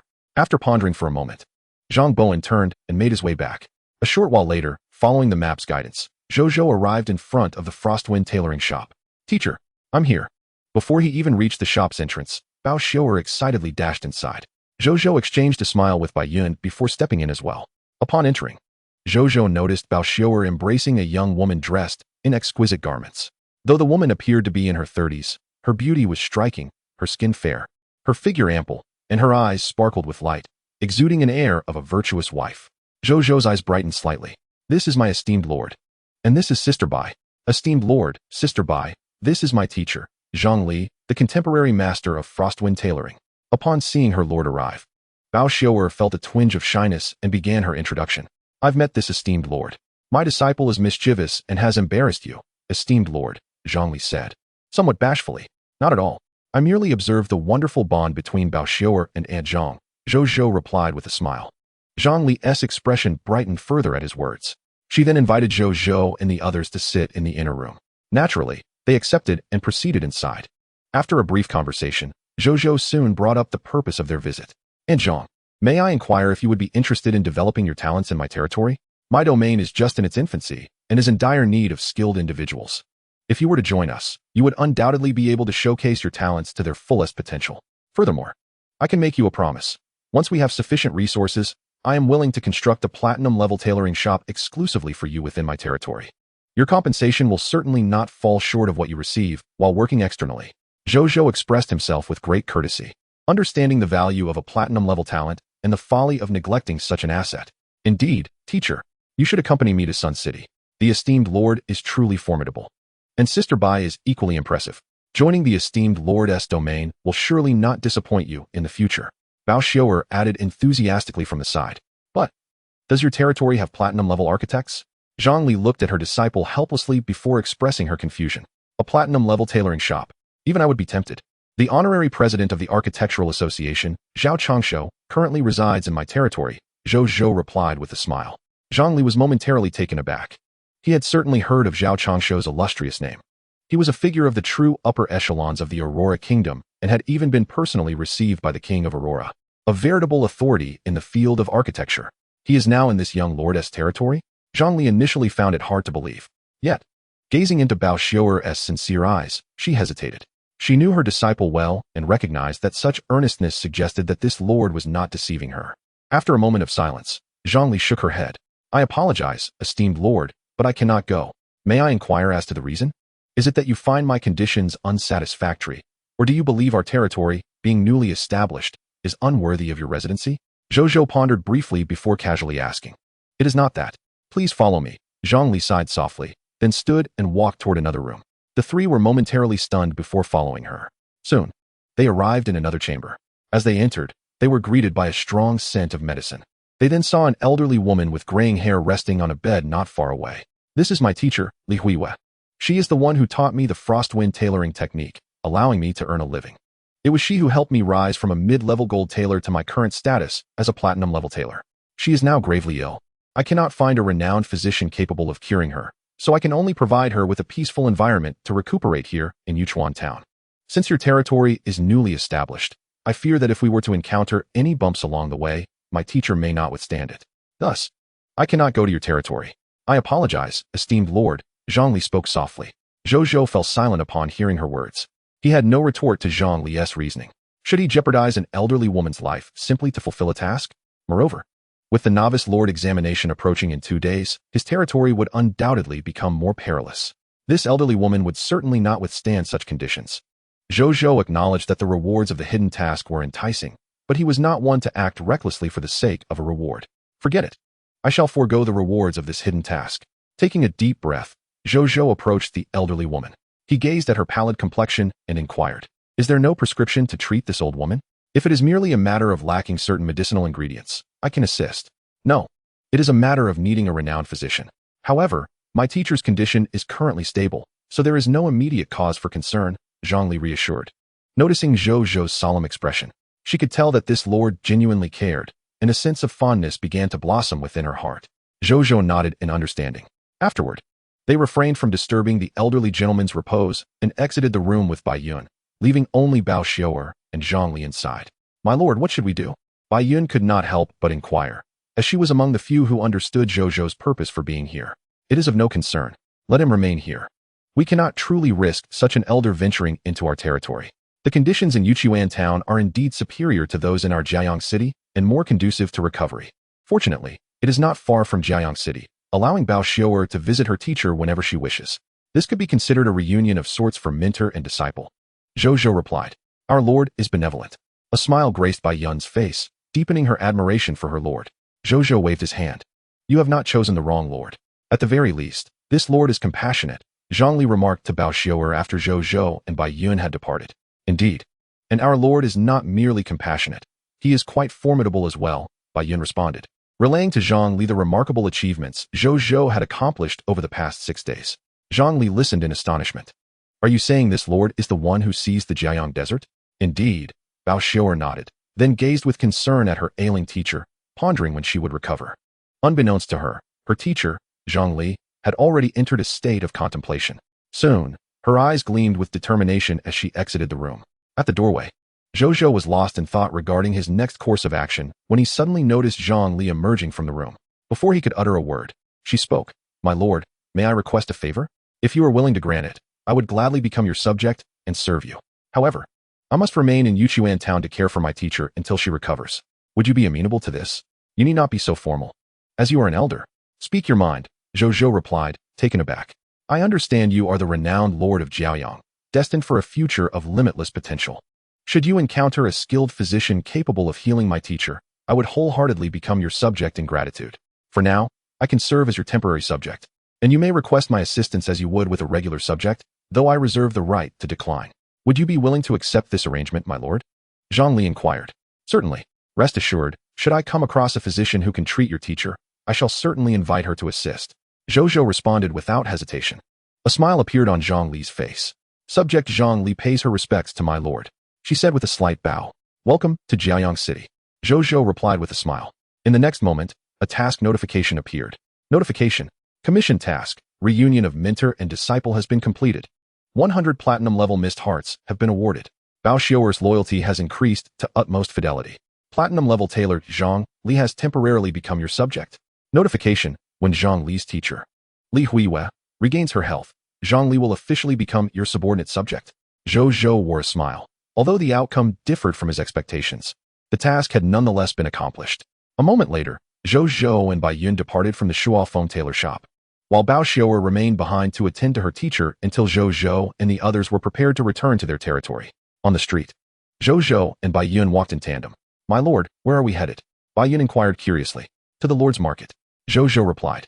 Chapter 73. The Conqueror's Forge. The fortunate profession? In the Lord's Market, Zhou Zhou surveyed the scene before him. The streets were lined with an array of stalls, primarily operated by humans, alongside a variety of other races. According to Zhang Boan, the goods sold here were largely those required by lords, with many merchants being either lords themselves or emissaries sent by lords to sell territorial goods. Additionally, members of various factions mingled here, selling their wares while forging connections with the lords. He had mentioned that the items I sought were most likely to be found here. I hope to encounter them, Zhou Zhou mused. Through his discussions with Zhang Boan, he learned that the lords of the Supreme Continent were not solely those summoned by the Supreme Will, nor were they exclusively the Crimson Lords under the command of the Crimson Sovereign. If a native being were to defeat a Crimson Lord and obtain their Lord's token, they too would receive the blessings of the Supreme Will, not only becoming a Lord, but also having the chance to awaken lordly talents. The beings under the Supreme Will had been in conflict with the Crimson Lords for years, resulting in countless lords emerging from such struggles. Factions of kingdom level and above even specialized in hunting Crimson Lords to acquire their tokens, then bestowing those tokens upon officials to awaken their lordly identities, thereby soaring to prominence. Like the Lord of Yunting City, who had achieved lordship and awakened the equestrian lord talent by defeating a Crimson Lord. Meanwhile, Zhang Boan, the town mayor, had received his lord's token through the grace of the Aurora Kingdom and awakened his lordly talent. His talent was named Fishwater Lake, a black iron level lordly talent that allowed his territory to possess a lake called Fishwater Lake, which automatically produced a batch of juvenile fish daily that thrived within it. Moreover, The fish raised in Fishwater Lake grew larger and tasted more delectable than those raised elsewhere. This transformed the once arid town near the desert into a rare locale for bountiful fish production, yielding substantial annual income and ensuring a prosperous life for its subjects. Without further deliberation, Zhou Zhou and Bai Yun entered the Lord's Market, embarking on a quest to locate a seller of the Conqueror's Forge while also seeking other valuable items to procure. After inquiring at 3 peculiar stalls, Zhou Zhou approached a middle-aged man. The individual before him donned a leather hat, clad in worn armor, and bore a great sword upon his back. His face was etched with the marks of time and hardship, embodying the demeanor of a seasoned adventurer. Beside him stood a youth, seemingly new to the trade, crouching and glancing about with a curiosity that betrayed his inexperience. "Is it true that you possess a Conqueror's Furnace?" Zhou Zhou inquired, casting a glance at the wares displayed at the stall. Most items appeared to be second-hand non-military armor, weapons, and various potions, none of which piqued his interest. "You seek a Conqueror's Furnace?" The vendor lifted his head, astonished by Zhou Zhou's inquiry. Such items are seldom purchased, typically sought after only by large combat-oriented organizations. "Do you have one?" Zhou Zhou pressed. "Indeed. 1 bronze-level Conqueror's Furnace, requiring 20 bronze-level fog hearts. By placing a single fog heart within the furnace each hour, it can operate continuously for 1 hour, capable of extracting loot from up to 1,000 corpses if one acts swiftly. Since you are a new customer, I shall offer you a discount. 16 bronze-level fog hearts it shall be. Do frequent my humble establishment, Haruz." A smile graced his face. How exorbitant! Is there truly someone who sells such a contraption merely for the sake of convenience? What sort of household would entertain such an expense? The young man beside Zhou Zhou remarked, his eyes widening in disbelief. Upon noticing Bai Yun beside Zhou Zhou, his gaze brightened, yet he quickly averted his eyes. Zhou Zhou discreetly regarded him. Their prior conversation had been conducted in the universal tongue of the Supreme Continent, while this youth conversed in the language of Blue Star. Could it be a fellow countryman? Zhou Zhou mused silently. "What are you muttering about?" Haruz inquired, playfully chiding the youth. "My apologies, esteemed guest." The newcomer is merely fascinated by everything around him, he added with a smile directed at Zhou Zhou. "No matter. Is there any room for further negotiation?" Zhou Zhou asked, shaking his head. "Alas, I cannot lower the price further. This is, after all, a bronze-level alchemical device. The alchemists within the association can only produce 5 or 6 each month. If I were to reduce the cost, I would be unable to meet my obligations," Haruz replied, shaking his head. "Alchemist?" Zhou Zhou's interest was piqued, yet he refrained from further haggling. "I possess few bronze-level fog hearts. May I substitute them with black iron-level fog hearts?" "Certainly. 10 black iron-level fog hearts can be exchanged for 1 bronze-level fog heart. I shall require 3. "Not a problem. My friend, accompany me to the Adventurers Association to retrieve them. I lack the space for 3 Conqueror's Furnaces in my humble establishment." Haruz's eyes gleamed with excitement at Zhou Zhou's words. "Are you both affiliated with the Adventurers Association?" Zhou Zhou casually inquired. "Indeed, we are. This lad joined merely 2 days ago. Prior to this, he was a lord. But he has chosen to relinquish that title to become an adventurer. Can you believe it? Others dream of being lords while he willingly gives it up. According to him, many share his sentiment. Squandering the gifts of the supreme will, Haruz lamented with a look of incredulity. Let them be lords if they wish.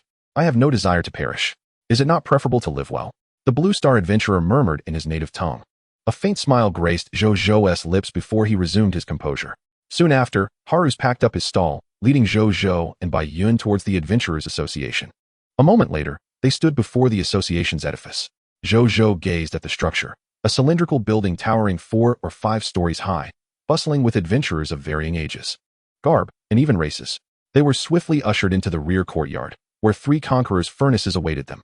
These were imposing furnaces, each standing 5 or 6 meters tall, painted a vivid red. A ladder leaned against one side, and below it ran a conveyor belt designated for the delivery of loot. Zhou Zhou observed intently as a text prompt materialized before him. Alchemical technology product, Conqueror's Furnace. Grade, bronze level.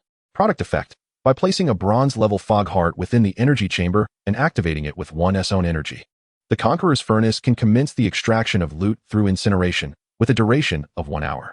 Product description, an alchemical product originating from the Gnomish Kingdom. Highly practical for processing substantial quantities of monster corpses. Zhou Zhou's eyes sparkled with realization. Could it be that my 100 drop rate could also be realized through this Conqueror's Furnace? At that moment, a middle-aged man stood beside the furnace. Following Haruz's introduction, Zhou Zhou and Bai Yun learned that he was the alchemist responsible for crafting the Conqueror's Furnaces. "Esteemed guest, might you be interested in our Lucky Seeker employment service?" he inquired with a smile. Lucky Seeker Employment Service? Zhou Zhou echoed, taken aback. Indeed. As you may know, the drop rate of fog monsters on the Supreme Continent is exceedingly low. Only fog hearts and certain special items are guaranteed loot. However, there are beings endowed with extraordinary luck. Hence, those with a plethora of monster corpses often seek out these fortunate souls to extract loot, hoping to enhance their returns. Over time, this has evolved into a formal profession known as Lucky Seekers, the alchemist expounded. Zhou Zhou's expression turned peculiar. What a revelation. This can actually be a profession? To what extent do your Lucky Seekers possess luck? Ah, that brings us to the topic of Miles, the favored child of our goddess of fortune. He is the luckiest individual in our Adventurers Association, having once extracted 4 Shield Warrior class change certificates from the corpses of 100 desert fog lizards. He set the record for lucky finds among our ranks. I dare say you have not heard of extracting Shield Warrior class change certificates from desert fog lizards, have you? It is quite extraordinary. If not for the records maintained by our association, we would scarcely believe it ourselves. Would you like to make an appointment? Miles is currently available, and having him oversee the Conqueror's Furnace would undoubtedly yield remarkable returns for you. The alchemist's eyes gleamed with anticipation as he regarded Zhou Zhou. Zhou Zhou replied, "Isn't the Shield Warrior class change certificate a guaranteed drop? Do I truly require the favor of the fortunate?" Zhou Zhou pondered internally, yet his demeanor remained unchanged. He declined the other's goodwill and subsequently handed over 480 black iron-grade mist hearts to procure 3 bronze-tier Conqueror furnaces. Presently, he possessed a staggering total of 231 black iron-grade mist hearts. Spending 480 of them to acquire the 3 Conqueror furnaces was, without a doubt, more than sufficient. He then inquired if the other party was willing to sell the alchemical blueprints for manufacturing Conqueror furnaces. Regrettably, the individual regarded these blueprints as a treasured skill, refusing to part with them regardless of persuasion. Zhou Zhou, recognizing the futility of persistence, decided to let it be. Opportunities would arise in due time. They left the 3 Conqueror furnaces temporarily at the Adventurers Guild, stating they would retrieve them once he summoned assistance. Haruz and his companions readily agreed, even offering complimentary transportation, which Zhou Zhou politely declined. Shortly thereafter, Zhou Zhou and Bai Yun departed the Adventurers Guild and returned to the Lord's Market. After a brief while, they arrived at a bustling slave market known as Kant. Zhou Zhou surveyed the lively scene before him, filled with anticipation regarding whether the remaining Shield and Sword Soldier class change certificates and Poison Archer class change certificates could be transformed into tangible combat power. Hinging on their acquisitions at the slave market, the two of them proceeded inside. Chapter 74, Over 3,000 Slaves. The nation is at peace. Within Kant's slave market, Zhou Zhou and Bai Yun navigated through throngs of people. Slave owners vociferously advertised their wares along the pathways, while behind them, a multitude of apathetic slaves languished in iron cages. The majority were human, with a smattering of other races. Although Zhou Zhou had mentally prepared himself for this sight, the reality before him gradually dimmed the excitement on his face. "My lord, do you lack slaves in your territory?" Bai Yun inquired, noticing the change in his expression. "Indeed, there are none in my homeland. Where do these slaves originate?" Zhou Zhou replied, "These slaves are predominantly the result of warfare. When certain lords are defeated, if their conquerors show no interest in their subjects, they are sold here. Additionally, some slaves have lost their ability to live and work due to war and, in a desperate bid for survival, have sold themselves. Otherwise, they face starvation or death at the hands of the mist beasts," Bai Yun explained. Zhou Zhou nodded in understanding. Moments later, the two sought out the largest slave owner in the market, a man named Kant. Towering at over 2 meters, Kant sported a bald head and had a skin tone reminiscent of purple sweet potatoes, his appearance decidedly menacing. "I hear you seek me out for a significant transaction?" He scrutinized Zhou Zhou. Upon noticing Bai Yun, his eyes gleamed, captivated by her presence. "Humph." Bai Yun sensed his gaze and issued a cold snort. Kant awkwardly chuckled. "My apologies. It's my first time encountering a human with elven blood. I couldn't help but stare." "Best keep your eyes in check," Zhou Zhou replied coolly. Kant narrowed his eyes slightly, then nodded with a smile. "What kind of slaves do you require?" "Human slaves, preferably in their prime, with no occupations," Zhou Zhou specified. "Very well. While I may not have other types of slaves, we possess a plentiful supply of unoccupied human slaves, and they are the most economical choice. Specifically, the unoccupied human slaves are categorized into 2 types. The first consists of those trained by specialized slave trainers. They understand how to serve their masters and have a slave contract etched within them, guaranteeing absolute loyalty to you, their buyer, should they dare to resist. We provide you with a controller to ensure their lives can be extinguished at your discretion. The training costs for these slaves are quite high. Thus their price is slightly elevated. 1 slave costs 1 bronze-grade mist heart. The second category includes untrained slaves who lack knowledge on how to serve their masters and bear no slave contract. To make them obedient, you must personally take them home and train them, which makes them significantly cheaper. 4 black iron grade mist hearts per slave. Kunt elaborated. Zhou Zhou frowned slightly, not due to the cost being exorbitant, but rather because it seemed too inexpensive. 4 black iron grade mist hearts for a slave? A black iron intermediate mist beast drops a mist heart that could be exchanged for a slave. Life is indeed cheap in chaotic times, he reflected grimly. Show me the second category of slaves. After a moment of silence, Zhou Zhou spoke up. Very well. Please follow me. Kunt nodded and led the way, with Zhou Zhou and Bai Yun following closely behind. Shortly thereafter, they arrived at a spacious open warehouse. Upon entering, they were greeted by a foul odor of excrement. As they looked around, they beheld thousands of iron cages of various sizes, each containing human slaves with vacant expressions trapped within. They neither struggled nor expressed any desire to escape, resembling mere shells of human beings. Upon their arrival, besides a few who displayed flickers of longing, the rest remained entirely unresponsive. Rest assured, they are not ill. We simply feed them once every 3 days to prevent their escape, which is why they appear so listless. Kun explained with a smile. How many human slaves do you have? Zhou Zhou suddenly inquired, gazing at the captives. A total of 152 individuals. How many would you like? Kun responded. I'll take them all, Zhou Zhou declared. What? Kun thought he misheard. I said, I will take them all, Zhou Zhou reiterated. Kun's eyes widened in disbelief, followed by a surge of ecstatic joy on his face. I'll handle the paperwork immediately. I'll have them bathe and provide a hearty meal, and then you can take them away. However, you will need to pay a deposit of 5,000 black iron grade mist hearts up front. Without further ado, Zhou Zhou waved his hand, and 5,000 black iron grade mist hearts materialized on the ground, forming a small mountain. Quint's eyes widened, immediately fixating on the spatial ring adorning Zhou Zhou's finger, a fleeting glimmer of greed flashing in his gaze. Zhou Zhou noticed his attention but chose to dismiss it. Although he wished to keep his possession of spatial equipment concealed, the sheer quantity of mist hearts made it impossible to retrieve them without revealing the ring. However, even if his secret were to be uncovered, he felt no trepidation with Bai Yun and Nasrio by his side. Esteemed guest, please proceed to the lounge to rest. Once I have prepared these slaves, I shall summon you to escort them. Quint bowed his head respectfully. Zhou Zhou nodded, allowing himself to be guided to the lounge. After their departure, Quint's expression shifted, his eyes flickering with uncertainty. Moments later, he cast a sidelong glance at a robust male slave in the distance and discreetly made a slashing gesture across his throat.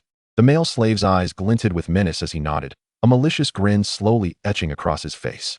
More than half an hour later, an open square became the site of a spectacle, with countless onlookers gathered as 152 slaves congregated in the area. Who is this, purchasing such a multitude of slaves at once? It appears they are unbound by contracts. Bold indeed, to acquire such slaves. One must tread carefully lest they endanger their own life.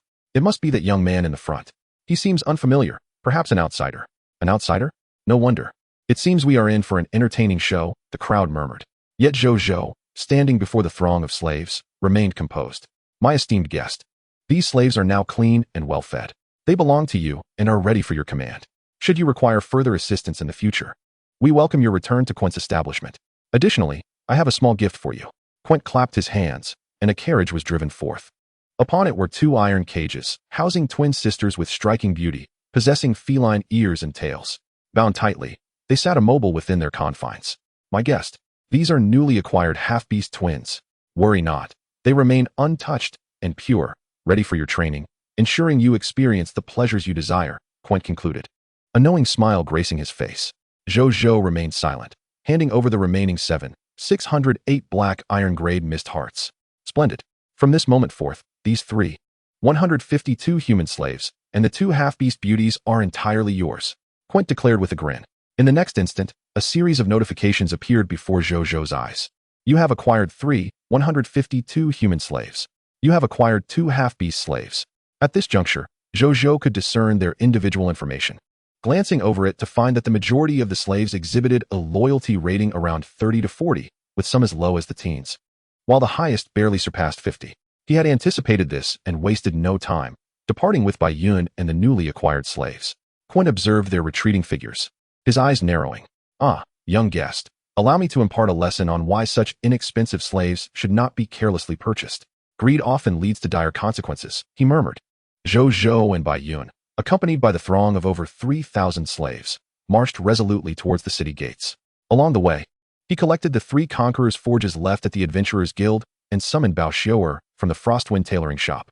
Before long, they emerged from the city gates and traveled a kilometer or so away, nearing the location of his 1,000 soldiers. Zhou Zhou halted and turned to face the assembly of over 3,000 slaves. Ladies and gentlemen, allow me to reintroduce myself. I am Zhou Zhou, a lord by title, known as the Radiant Sunlord. Before we return to my territory, I require your verbal consent to join my domain and become my subjects. I promise you one thing. Upon your acceptance, I shall free you from your enslaved status, allowing you to reside in Radiant Sun City as proper citizens, free from the discrimination of your past. Zhou Zhou's gaze swept over the crowd. Upon hearing his words, a surge of excitement washed over most of them. The prospect of shedding their slave status and regaining their rights as citizens was a boon any slave would eagerly embrace, especially under the renowned lord of Radiant Sun City. Even those who had been trapped within the slave market had heard whispers of his reputation. I wish to become a citizen of Radiant Sun City. So do I. I wish to join Radiant Sun City and be your most loyal subject. The crowd erupted in fervent declarations. Huge brother, what should we do? I never imagined this fellow was the Radiant Sunlord. Should we join his territory? Among the slaves, a group exchanged furtive glances, their expressions shifting as they conspired in hushed tones. Let's agree to it for now. It won't hurt us. When the boss arrives, we can eliminate this brat. And there will be no more Radiant Sunlord. The brawny man who had exchanged signals with Quent sneered. Indeed. Huge brother. Others echoed, finding no issue with the plan. They too voiced their willingness to become citizens of Radiant Sun City. Zhou Zhou watched as the notifications for requests to become citizens of Radiant Sun City continued to appear before him. Once the count reached 154, he silently affirmed their acceptance. The next moment, a notification appeared. Notification: 152 human subjects and 2 half-beast subjects have become your citizens. Lord Talent notification: national stability is now in effect, enhancing citizen loyalty. Lord Talent notification: loyalty of 152 human citizens raised to 71 points. Loyalty of 2 half-beast citizens raised to 71 points. Zhou Zhou beheld the final prompt, a smile involuntarily gracing his countenance. What emboldened him to seize such an opportunity? To procure these untrained slaves? It was his awareness of the unparalleled lordly talent, national prosperity, and peace. Even those with the lowest loyalty, even those harboring malicious intent, would, upon becoming his subjects, instantaneously transform into loyal adherents. While their loyalty might not be unwavering, a score of 71 indicated they had crossed the threshold of allegiance, rendering thoughts of betrayal virtually obsolete. Welcome to the Radiant Sun City. From this moment forth, I declare that you are no longer slaves, but the official subjects of my Radiant Sun City. Henceforth, you shall live honorably within my domain, free from discrimination. Now, let us return home together. Zhou Zhou proclaimed with a smile. Yes. The crowd responded in unison, their voices infused with hope for the future. Bai Yun, standing nearby, observed this scene. Sensing that her lord radiated a luminous aura.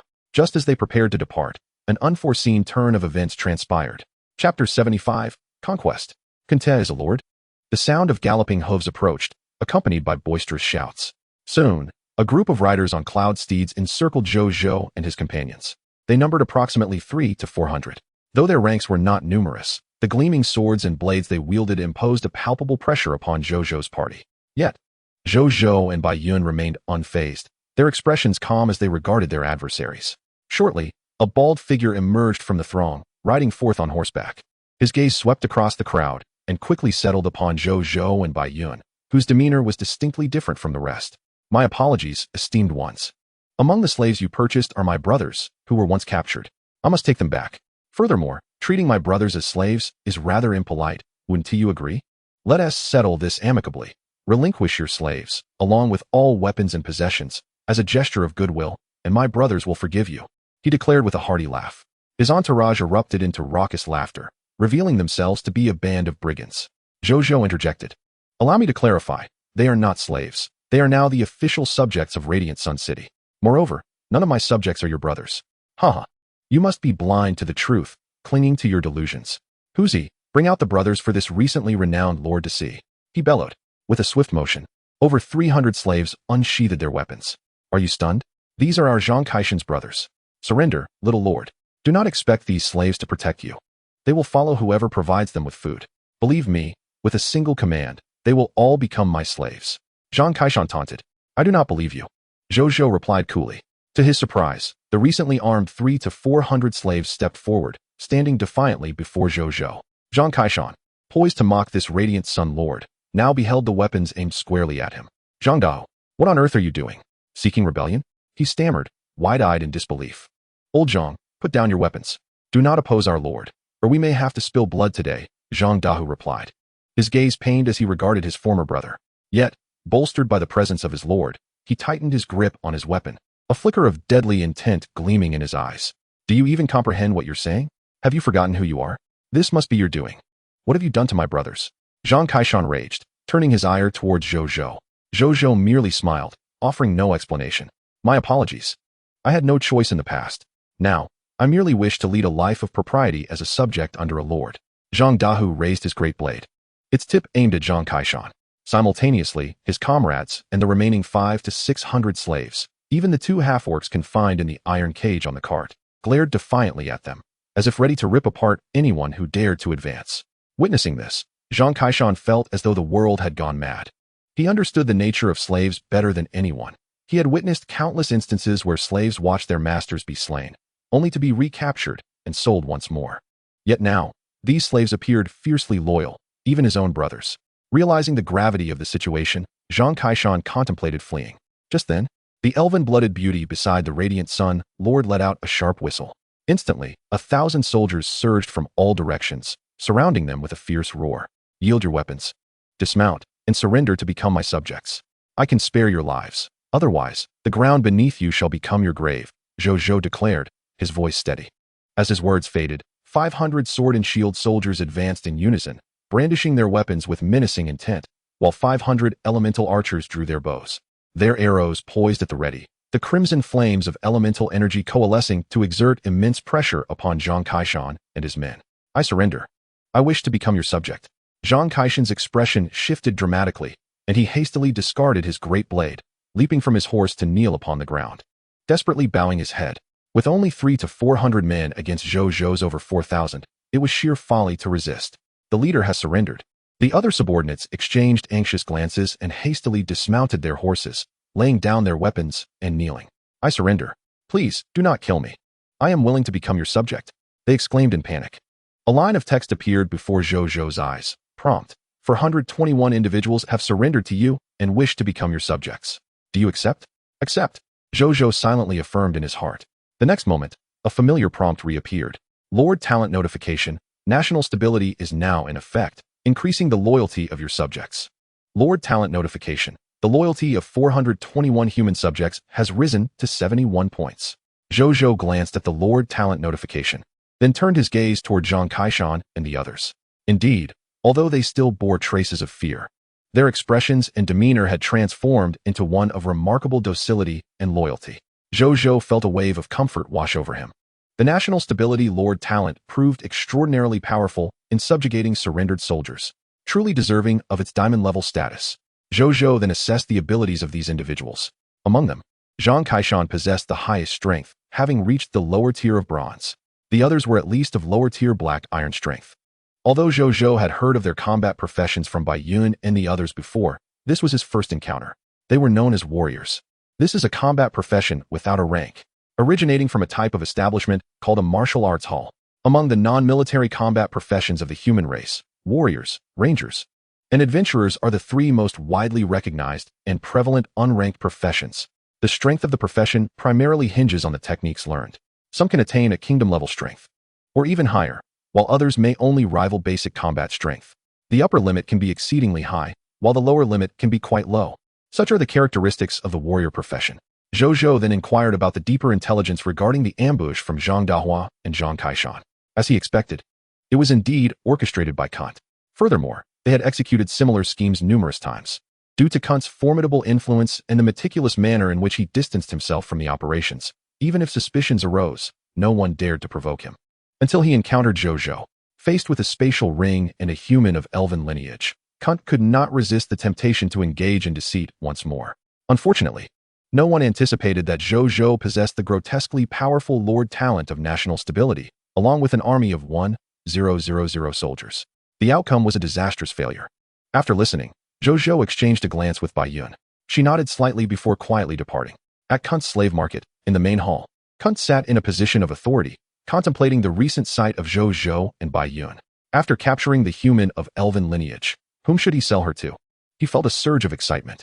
He dared not sell a pureblood elf due to the Elven Empire's strict zero-tolerance policy on such matters. He certainly did not wish to be hunted by that vast empire. However, a human with elven ancestry commanded a high market price. Many nobles were eager to pay handsomely for such an acquisition. Perhaps through this opportunity, I can forge connections with influential figures, he mused, allowing his imagination to wander.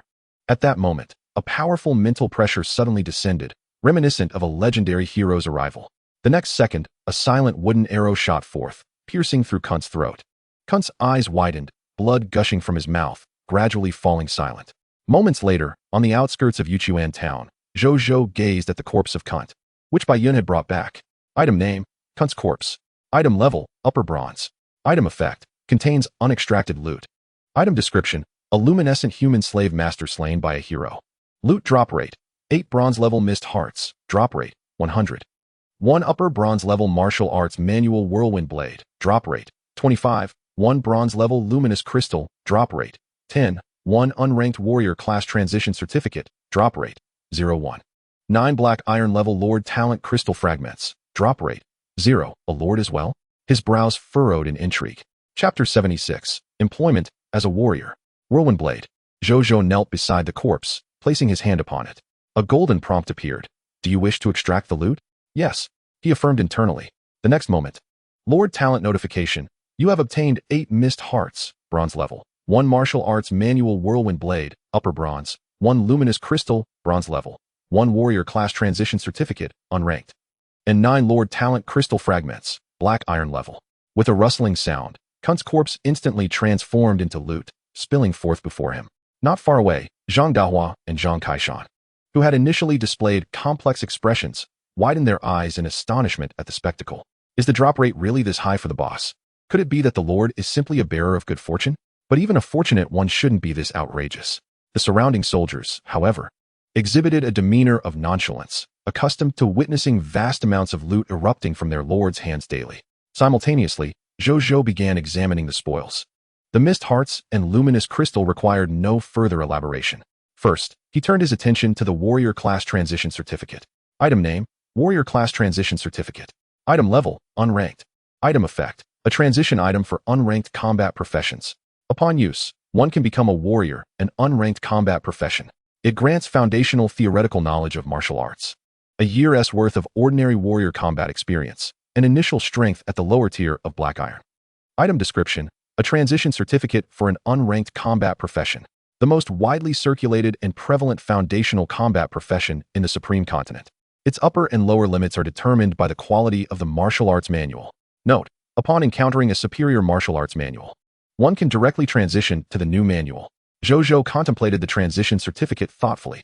With his 100 drop rate, he had always aspired to pursue a combat profession with an exceedingly high upper limit. And now, this warrior profession appears quite intriguing, although it is an unranked combat profession. However, its upper limit is determined by the quality of the martial arts manual. A manual of exceptional quality can elevate a martial artist's combat profession to rival that of kingdom level or even higher professions. I possess a 100 critical hit rate. Acquiring advanced martial arts manuals in the future will undoubtedly be a trivial matter. It is entirely possible for me to enhance the potential and power of this profession to the level of a divine kingdom profession, or even to that of an exalted class. Moreover, the novice lord's trial is about to commence. I cannot afford to wait for higher-tier professions. Before the protective barrier of the novice lord dissipates, I must fortify myself with greater strength for self-preservation. Thus, I shall become a martial artist. Zhou Zhou resolved in his heart. He did not use the manual immediately. Instead, he cast his gaze upon the martial arts manual. Martial Arts Manual, Whirlwind Blade. Manual Quality, Upper Bronze. Training Effect 1, Whirlwind Blade Master. When wielding bladed weapons with full force, your attack speed can be increased to 5 strikes per second.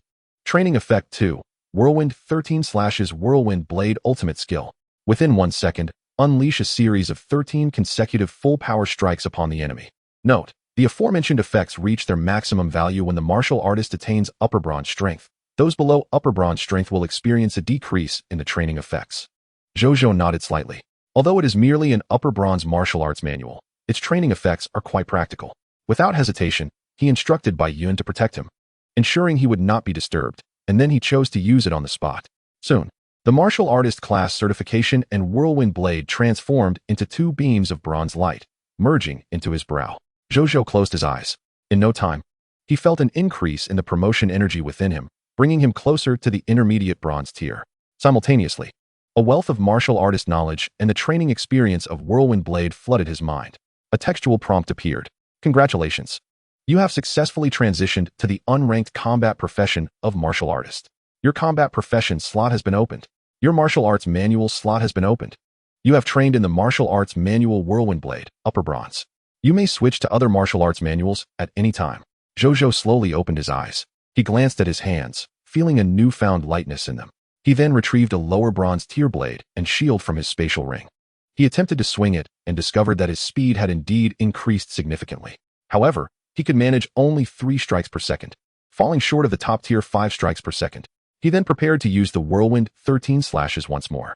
Zhou Zhou focused intently on the air ahead.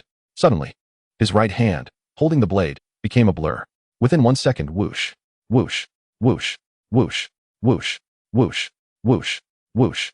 A total of 8 blade lights flashed through the air, accompanied by piercing whistling sounds. Excellent.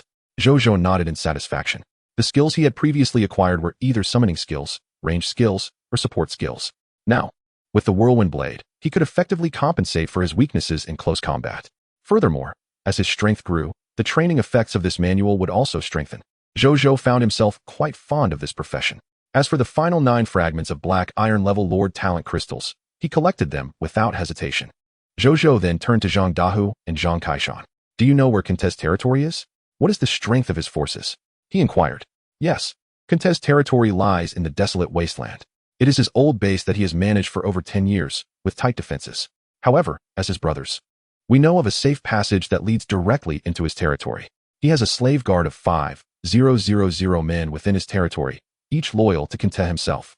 Trained by slave trainers, their combat abilities now rival those of basic combat professionals of the same level, Zhang Kaishan replied promptly. Zhou Zhou pondered thoughtfully before addressing Zhang Kaishan. If I were to send you and Zhang Dao back and provide you with some soldiers, could you take over Kentez's slave organization? If I have your lordship's soldiers, I am entirely confident. Zhang Kaishan declared with determination. Very well, then let us return to the city first, Zhou Zhou nodded. He subsequently led all the soldiers and citizens back to Sunshine City. After more than an hour, they all returned safely to Sunshine City. Upon their arrival, the grand procession of citizens immediately caused a stir among the inhabitants of Sunshine City. My lord, have you raided Fish Spring Town? Zheng Yuanqi exclaimed, staring at the additional 500 citizens in astonishment. Fish Spring Town is under the jurisdiction of your disciple. Even if I wished to raid, I would not choose Fish Spring Town, Zhou Zhou explained with a smile. He then recounted the events of his journey, eliciting a slight nod of understanding from Zheng Yuanqi. Zheng Lao, please make arrangements for these 573 new citizens. Those who are to assist in construction should do so, and those who are to become apprentices by the side of life professionals should do that. In short, let us expedite their integration into the identity of Sunshine City citizens. Zhou Zhou instructed. To his surprise, Zheng Yuanqi's expression turned serious. My lord, please forgive me for the potential offense of my next words. With their addition, our territory's population has exceeded 7,000. Such a number surpasses the population capacity that our infrastructure can support. We can accommodate this influx today, but we must not add any more new citizens in the near future, to say nothing of other issues. Our territory's water supply is nearing its limit in meeting the daily needs of the citizens. Additionally, I have discovered several issues within the territory that need to be addressed. When you have time, my lord, we must discuss solutions. Understood, Zhou Zhou responded, taken aback, and nodded earnestly. Zheng Yuanqi bowed respectfully and proceeded to arrange accommodations for the new populace. My lord, what shall we do about the 2 catgirl sisters? Should we arrange for them to serve the daily needs of your lordship? Bai Yun approached, pointing at the catgirl sisters who had just emerged from their iron cage. A hint of a smile graced her visage as she spoke. For the time being, there's no need. I can manage on my own.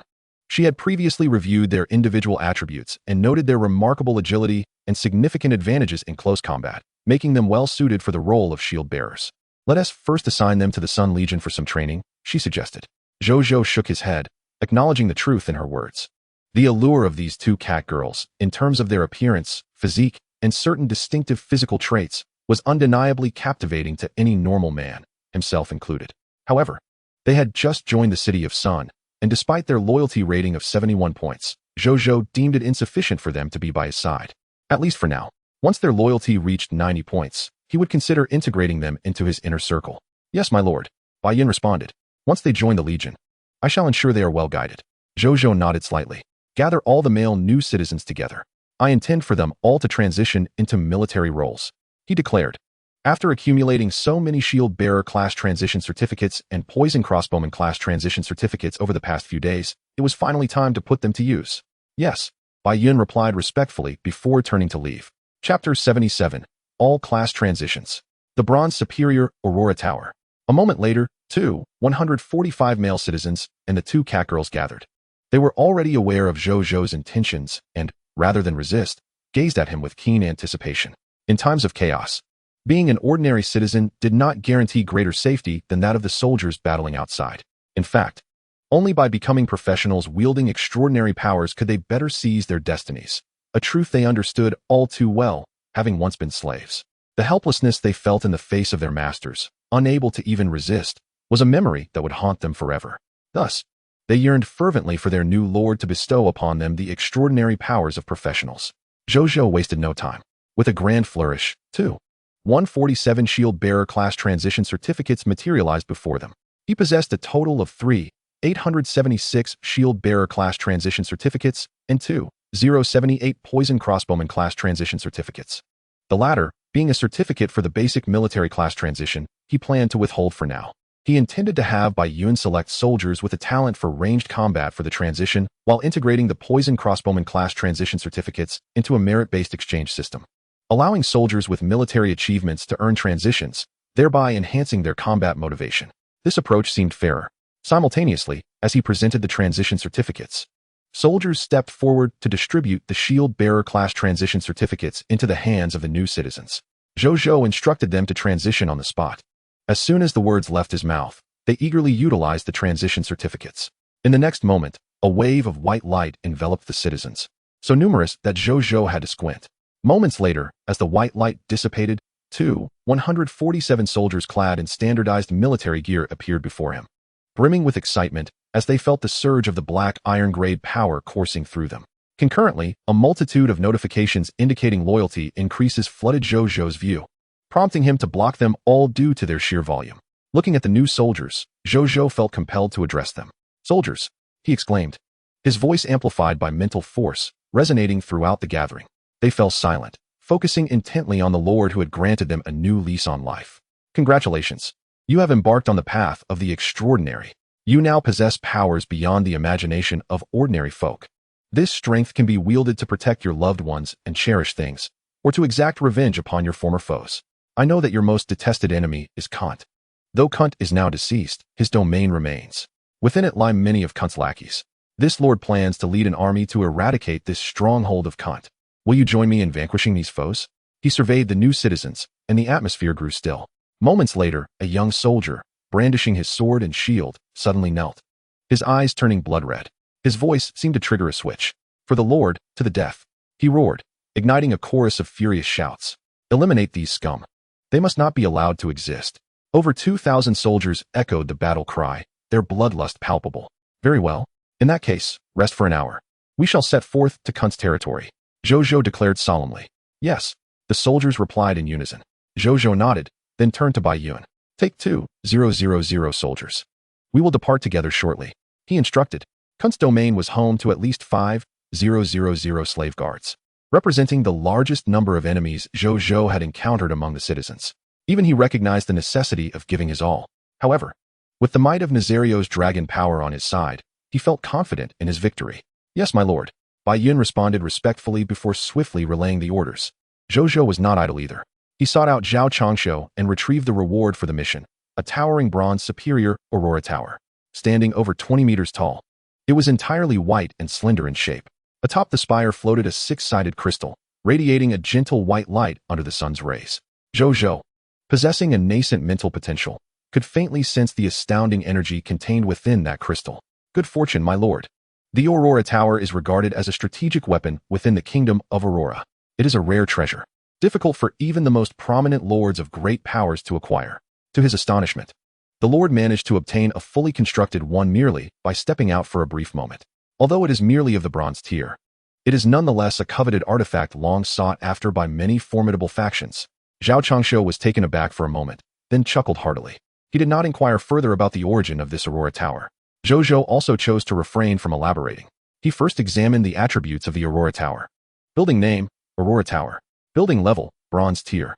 Function 1, energy storage device. Absorbs light elements and stores them within the Aurora Tower's energy reserve. Collecting attack energy for the Aurora Cannon. Current light energy reserve stands at 100. Function 2, Aurora Cannon Ray Mode. Activates the Aurora Cannon, consuming 1 unit of light element energy from the reserve per second, unleashing a powerful penetrating Aurora Ray that sweeps away all enemies within its range. Function 3, Aurora Cannon Apex Mode. Activates the Aurora Cannon, instantly releasing all light element energy stored in the reserve, concentrating it to eliminate enemies in a single strike. Capable of vanquishing any entity below the gold tier. Note, the range of the Aurora Tower extends to 10,000 meters. Building upgrade requirements: 2,000 units of wood, 2,000 units of fine sand, 4,000 units of metal, 100,000 units of stone, 10 silver tier Aurora crystals, and 10 silver tier hearts of mist. Building description: a racial edifice of the Aurora people and the sole kingdom level structure of the Aurora Kingdom.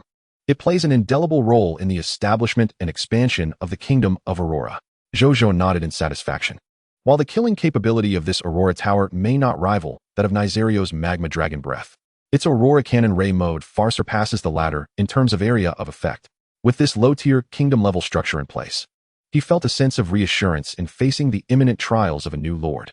Subsequently, he handed over 51 bronze-tier Aurora crystals to Zhao Changshu. With such an abundance of Aurora crystals, constructing a mid-tier Aurora Tower was indeed feasible. Zhao Changshu gazed at the crystals, somewhat astonished. His initial request had merely been to build a lower-tier Aurora Tower. Besides the Aurora Tower, I have another matter to entrust to you, old Zhao, Zhou Zhou stated. Please speak freely, my lord. It is our duty to alleviate your burdens. There is no need for such formalities. Zhao Changshu waved his hand dismissively.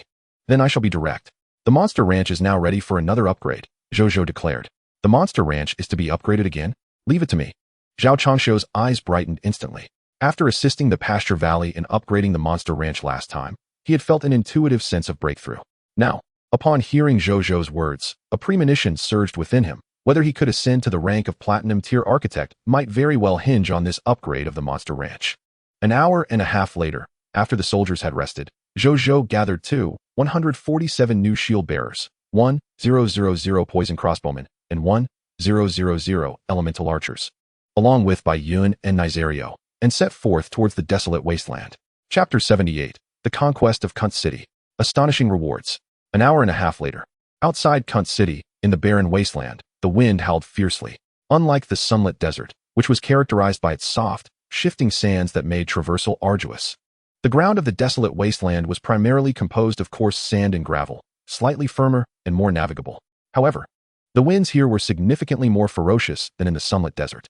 The gusts, laden with grit, could easily inflict wounds upon one's skin. Even if this place were to be occupied, who would want it? Zhou Zhou mused as he surveyed the desolate surroundings. A glance revealed nothing but howling winds and sand. Not a trace of greenery could be seen. He shook his head, his gaze falling upon the distant Kunt City, where an imposing gray-black wall towered over 20 meters high. The sheer height of this wall imparted an unyielding sense of fortitude. From the outside, he could merely glimpse the edges of the buildings within. Goodness! How affluent they must be to construct such a towering wall. If I were to order my soldiers to mount a direct assault on the city wall, without Nizario's assistance, I would estimate that at least half of my troops would suffer casualties before we could breach it, Zhou Zhou remarked, clicking his tongue. Where is the safe passage you mentioned? He inquired, turning to Zhang Kaishan. My lord, please follow me. Zhang Kaishan responded respectfully, leading the way away from Kunt City. Zhou Zhou signaled for the soldiers to follow and trail behind him. Soon, at the base of a towering rock mountain, Zhang Kaishan stood before it. He gazed at the stone mountain and suddenly swung down his large blade. 13 slashes of the wild wind. Swish, swish, swish, swish, swish, swish, swish, swish.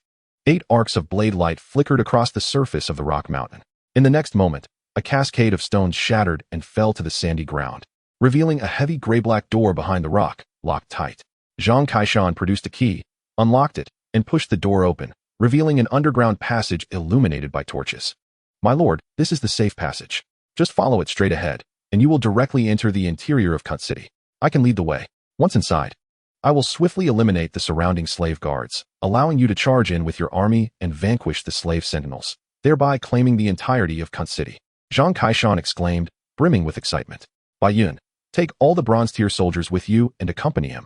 Upon entering Kunt City, your first priority must be to eliminate all surrounding enemies, ensuring safe passage for the subsequent soldiers. I will have Nizario coordinate with you. Zhou Zhou instructed, nodding in agreement. He harbored little interest in subjugating the slaves within Kunt City. The slaves, having undergone rigorous indoctrination under the slave trainers, were utterly brainwashed, proving more loyal than mere loyalty itself. If he had any opportunities for persuasion left, he might consider attempting to recruit some of them. However, without such opportunities, it was far better to eliminate them all to prevent future troubles. Understood, Bai Yun replied respectfully. Subsequently, she summoned Zhang Tsang and 5 other intermediate bronze soldiers, along with 19 lower bronze soldiers, to accompany her into the tunnel. Once they entered, Zhou Zhou lifted his gaze towards the sky. The ominous black-red figure above seemed to have received a command. After issuing a thunderous roar, it descended from the heavens and crashed into the heart of Kunt City with a resounding boom. Fiery flames erupted, magma spewed forth, and the air was filled with terror and anguished cries. Moments later, a fiery arrow shot skyward, exploding in midair and transforming into a dazzling array of sparks. All soldiers, immediately enter the underground passage. Zhou Zhou commanded in a deep voice upon seeing Bai Yun's prompt. Yes, my lord, the soldiers responded, promptly forming ranks and entering the underground passage. After a brief interval, as Zhou Zhou emerged into Kunt City through the tunnel, he beheld a chaotic scene where soldiers were engaged in fierce combat with members of the slave guard clad in rudimentary armor. Blood splattered, and the earth was stained crimson, creating an exceedingly gruesome spectacle. Fortunately, with the aid of Nizario's draconic might, Zhou Zhou's soldiers were decisively overpowering the enemy. The slave guards were unable to exhibit much strength and were easily dispatched by the soldiers.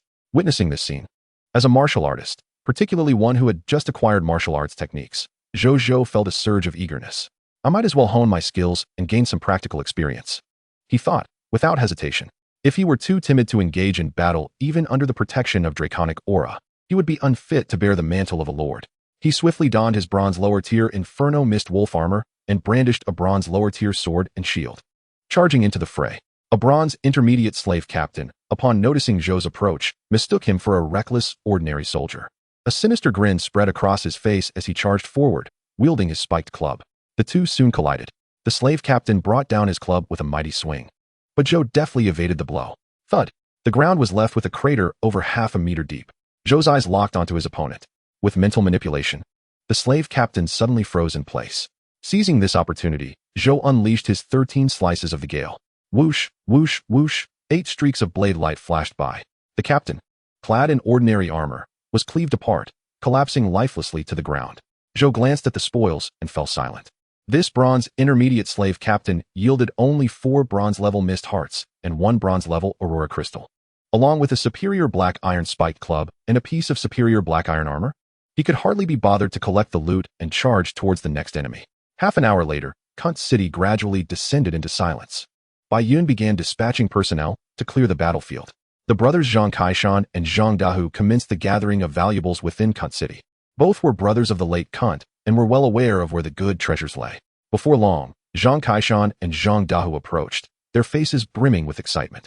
My lord, all the spoils here have been organized. We have discovered 250,000 units of stone, 150,000 units of wood, 180,000 units of metal, and 160,000 units of fine sand. A total of 84,654 superior black iron mist hearts, 521 bronze level mist hearts, 101 silver level mist hearts, and 5 gold level mist hearts.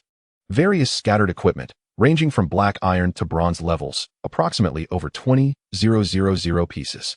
1 blueprint for a bronze upper-tier martial arts hall. 1 blueprint for a bronze upper-tier kitchen. 3 blueprints for bronze intermediate carpentry shops. 5 blueprints for bronze lower-tier blacksmith shops.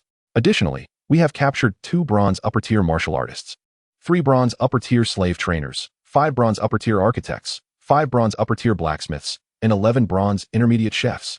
Furthermore, there are 112 individuals of black iron level engaged in various life professions. This is the entirety of the spoils within Kunt City. Additionally, at Ichuan Town, there remains a portion of mist hearts and many slaves. My subordinates can bring them over at any time. Zhang Kaishan declared fervently and respectfully. He and Zhang Dahu could hardly fathom that their lord commanded a dragon as a subordinate. When the dragon appeared before them, all the new recruits, including themselves, were left in awe. Is this the true power of our lord? We have indeed chosen the right leader, he thought with gratitude. Upon hearing the report, Zhou Zhou was equally astonished. The spoils were exceedingly abundant, just in terms of the mist hearts. The yield far surpassed what he had previously acquired from the conquest of the Scarlet Lord. Moreover, the true rewards extended beyond these. The numerous structures and the towering walls within Kunt City constituted a significant fortune. This was the advantage of seizing a territory inhabited by local beings. Zhou Zhou couldn't help but reminisce about his experience of conquering the Scarlet Lord's domain, feeling a pang of nostalgia. The territories of the Scarlet Lord lacked such ready-made structures and the wealth of spoils. The last time he had conquered the Sand People's territory, he had been elated by a single inhabitable pyramid. In stark contrast, Kunt City's complete architectural facilities were incomparable. Take me to the territory monument, Zhou Zhou said, snapping back to the present. Yes, my lord. The two replied respectfully, leading the way as Zhou followed closely behind.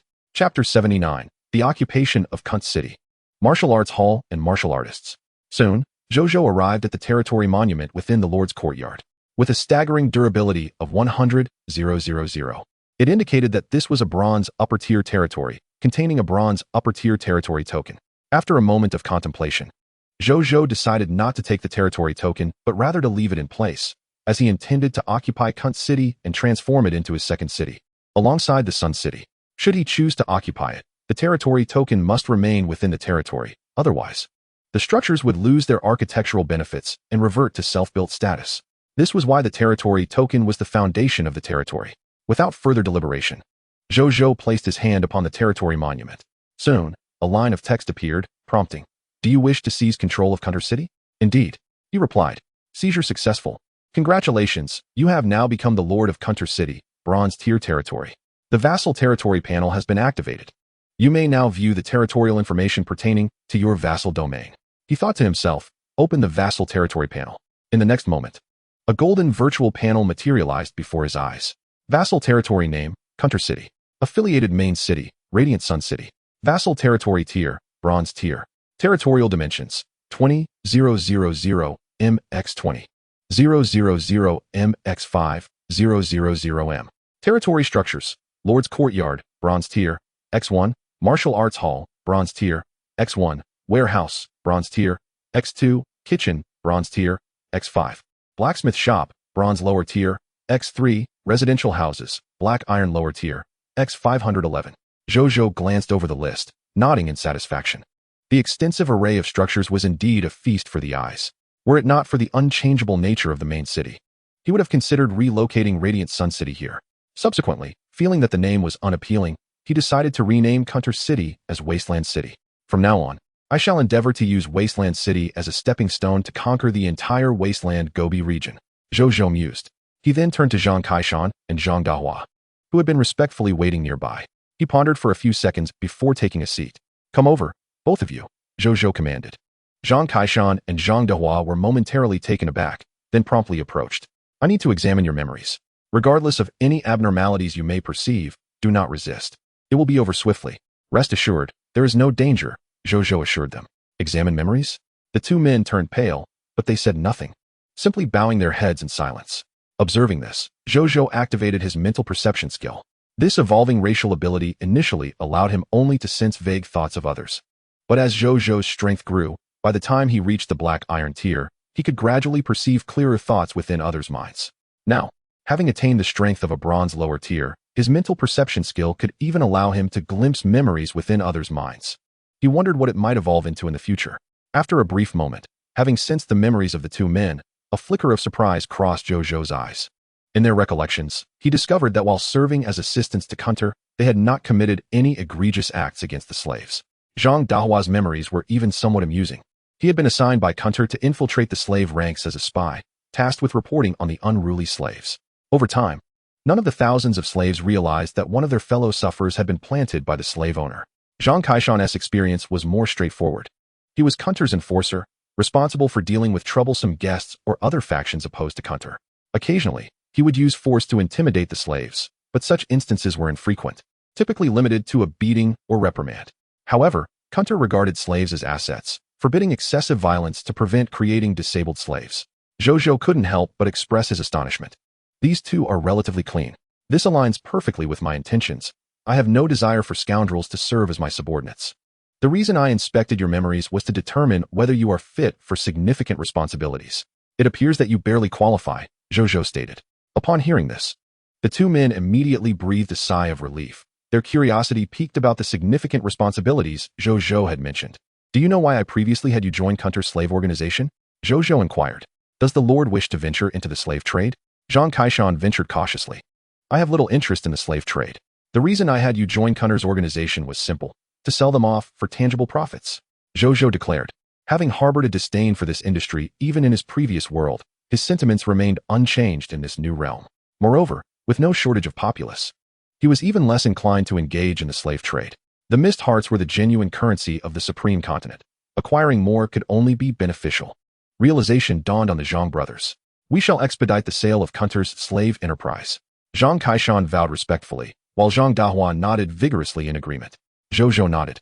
Once the Kunter enterprise is liquidated, I intend to entrust the management of this city to you too, as you are most familiar with it. However, I will not be relocating the populace here for the time being. I will leave you with 1,000 new soldiers to maintain this vacant city. In due course, I shall launch an assault on the Red Lord's forces in the wasteland Gobi. By then, the soldiers I bring will temporarily reside in this city. Entrusting them with the defense of this empty city was a reluctant decision. Radiant Sun City was currently in a phase of rapid development, and most of the subjects had their own work there, making it impossible for them to relocate. Additionally, as Zhou Zhou frequently led troops into battle, he could not afford to dispatch too many soldiers from such a distance. Otherwise, the daily logistics of moving troops between the two territories would squander a significant amount of development time, something Zhou Zhou wished to avoid. Thus, he had no choice but to leave these two to guard the empty city for now, planning to relocate excess citizens here once Radiant Sun City became overcrowded. We shall not disappoint the Lord's expectations. Even if it costs us our lives, we will ensure the safety of the Lord's city, exclaimed the Zhang brothers, kneeling in excitement upon hearing Zhou Zhou's words. They had never dreamed that, as two newcomers who had just joined Radiant Sun City, they would be entrusted with such a monumental responsibility as city lords. What immense trust this represented. Take good care of this city. Do not abuse the power in your hands. If I catch even a whisper of treachery, you shall never see me again, Zhou Zhou proclaimed with a calm demeanor. As long as the nation thrives and the people live in peace, the loyalty of both of you will inevitably grow. Thus, I have no apprehensions that you might betray me due to the vastness of the realm. Indeed, my lord, the two responded promptly, silently vowing to themselves to be exemplary vassals, ensuring they would not disappoint their lord. Observing their resolve, Zhou Zhou did not linger any longer and turned to exit the lord's courtyard. A moment later, he found himself before the Whirlwind Martial Arts Hall. This must be the only bronze-level martial arts academy within the desolate city. The whirlwind blade wielded by Kunte and Zhang Kaishan must have been taught by the masters of this hall. Zhou Zhou mused as he gazed at the azure structure before him. At that moment, a middle-aged man with a small mustache emerged, burdened with luggage. Upon seeing Zhou Zhou, he cautiously inquired, "And you are?" "I am the Lord of the Radiant Sun. Are you the master of this martial arts hall?" Zhou Zhou queried. "Greetings, my lord. I am Li Si, the master and director of the Whirlwind Martial Arts Hall." Li Si replied respectfully upon hearing Zhou Zhou's title. Zhou Zhou nodded slightly. "You are preparing to relocate to Radiant Sun City, correct?" he asked. "Indeed, my lord," Li Si affirmed. "Do not worry about your life there. Once you arrive, I shall ensure that a new martial arts hall is constructed for you. Radiant Sun City will not neglect any of its citizens. However, from that point onward, the martial training of the citizens will rest in the hands of you martial masters, so do take care," Zhou Zhou instructed. "My lord is too kind. I shall certainly do my utmost." Li Si responded with utmost reverence. Zhou Zhou nodded again, then examined the details of the martial arts hall structure. Building name: Martial Arts Hall. Territory level: Bronze level. Function: a specialized venue for martial artists to study martial arts secrets and engage in training. It contains martial training rooms, where training yields a martial comprehension of 2, a training efficiency of 20, and an additional 20 for promotion energy. Building upgrade requirements: 1,000 units of wood, 1,000 units of fine sand, 1,000 units of metal, 1,000 units of stone, 20 pieces of silver-level mist hearts, and 1 blueprint for a silver-level martial arts hall. Zhou Zhou nodded in satisfaction. This martial arts hall truly lives up to its reputation as a training ground for warriors. The effects of the building are indeed impressive. I shall construct one upon my return, he thought. At that moment, a voice called out from a distance, "My lord." It was Bai Yun, who quickly approached Zhou Zhou. "My lord, the battlefield has been cleared. We have collected a total of 124 enemy corpses, and they have all been treated with golden corpse water. Shall we transport these bodies back to Radiant Sun City?" Bai Yun inquired. "There's no need. Let us handle them here." Zhou Zhou contemplated briefly before responding. Transporting over 5,000 corpses would be a monumental waste of time. Moreover, the 3 Conqueror furnaces are currently within my spatial ring. It is the perfect opportunity to observe their effects. Chapter 8. The Sand Crystal City Wall. A new equipment transaction. Within the desolate city, in an open area, 214 golden corpses lay upon the ground, surrounded by soldiers from Radiant Sun City. Before these corpses stood Zhou Zhou. With a wave of his right hand, 3 towering crimson Conqueror furnaces, each 5 to 6 meters tall, materialized beside him. Indeed, 3 bronze-level Conqueror furnaces. Zhou Zhou approached the first Conqueror furnace, opened its energy slot, and placed a bronze-level mist heart within. He then closed the energy slot and placed his hand upon the activation button. Waves of energy surged through his hand and into the button. With a hum, the Conqueror furnace trembled slightly. Zhou Zhou immediately sensed a torrent of searing energy emanating from within. Following suit, he activated the remaining 2 Conqueror furnaces. Upon witnessing this, Bai Yun promptly instructed the soldiers to hoist the corpses and ascend the ladders to the Conqueror furnaces, where they proceeded to toss the bodies inside. Zhou Zhou observed the first corpse being thrown in, a black iron-level slave guard. Its potential spoils included 4 black iron-level mist hearts and a black iron-level cleaver. As it was cast into the furnace, a resounding roar echoed, reminiscent of a steam engine, with wisps of steam rising from the furnace. Soon, on the conveyor belt below, 4 black iron-level mist hearts and a black iron-level cleaver were the first items to emerge. Witnessing this spectacle, Zhou Zhou, despite having anticipated it, felt a surge of exhilaration. The 100 drop rate from his abilities could indeed be replicated through the Conqueror furnace. He quickly grasped the significance of this revelation. On the bright side, he would no longer need to act as a mere extractor of spoils. He would have ample time to indulge in leisure activities. However, on the darker side, should others gain access to the Conqueror furnace powered by his energy, they would acquire the opportunity for a 100 drop rate within the hour.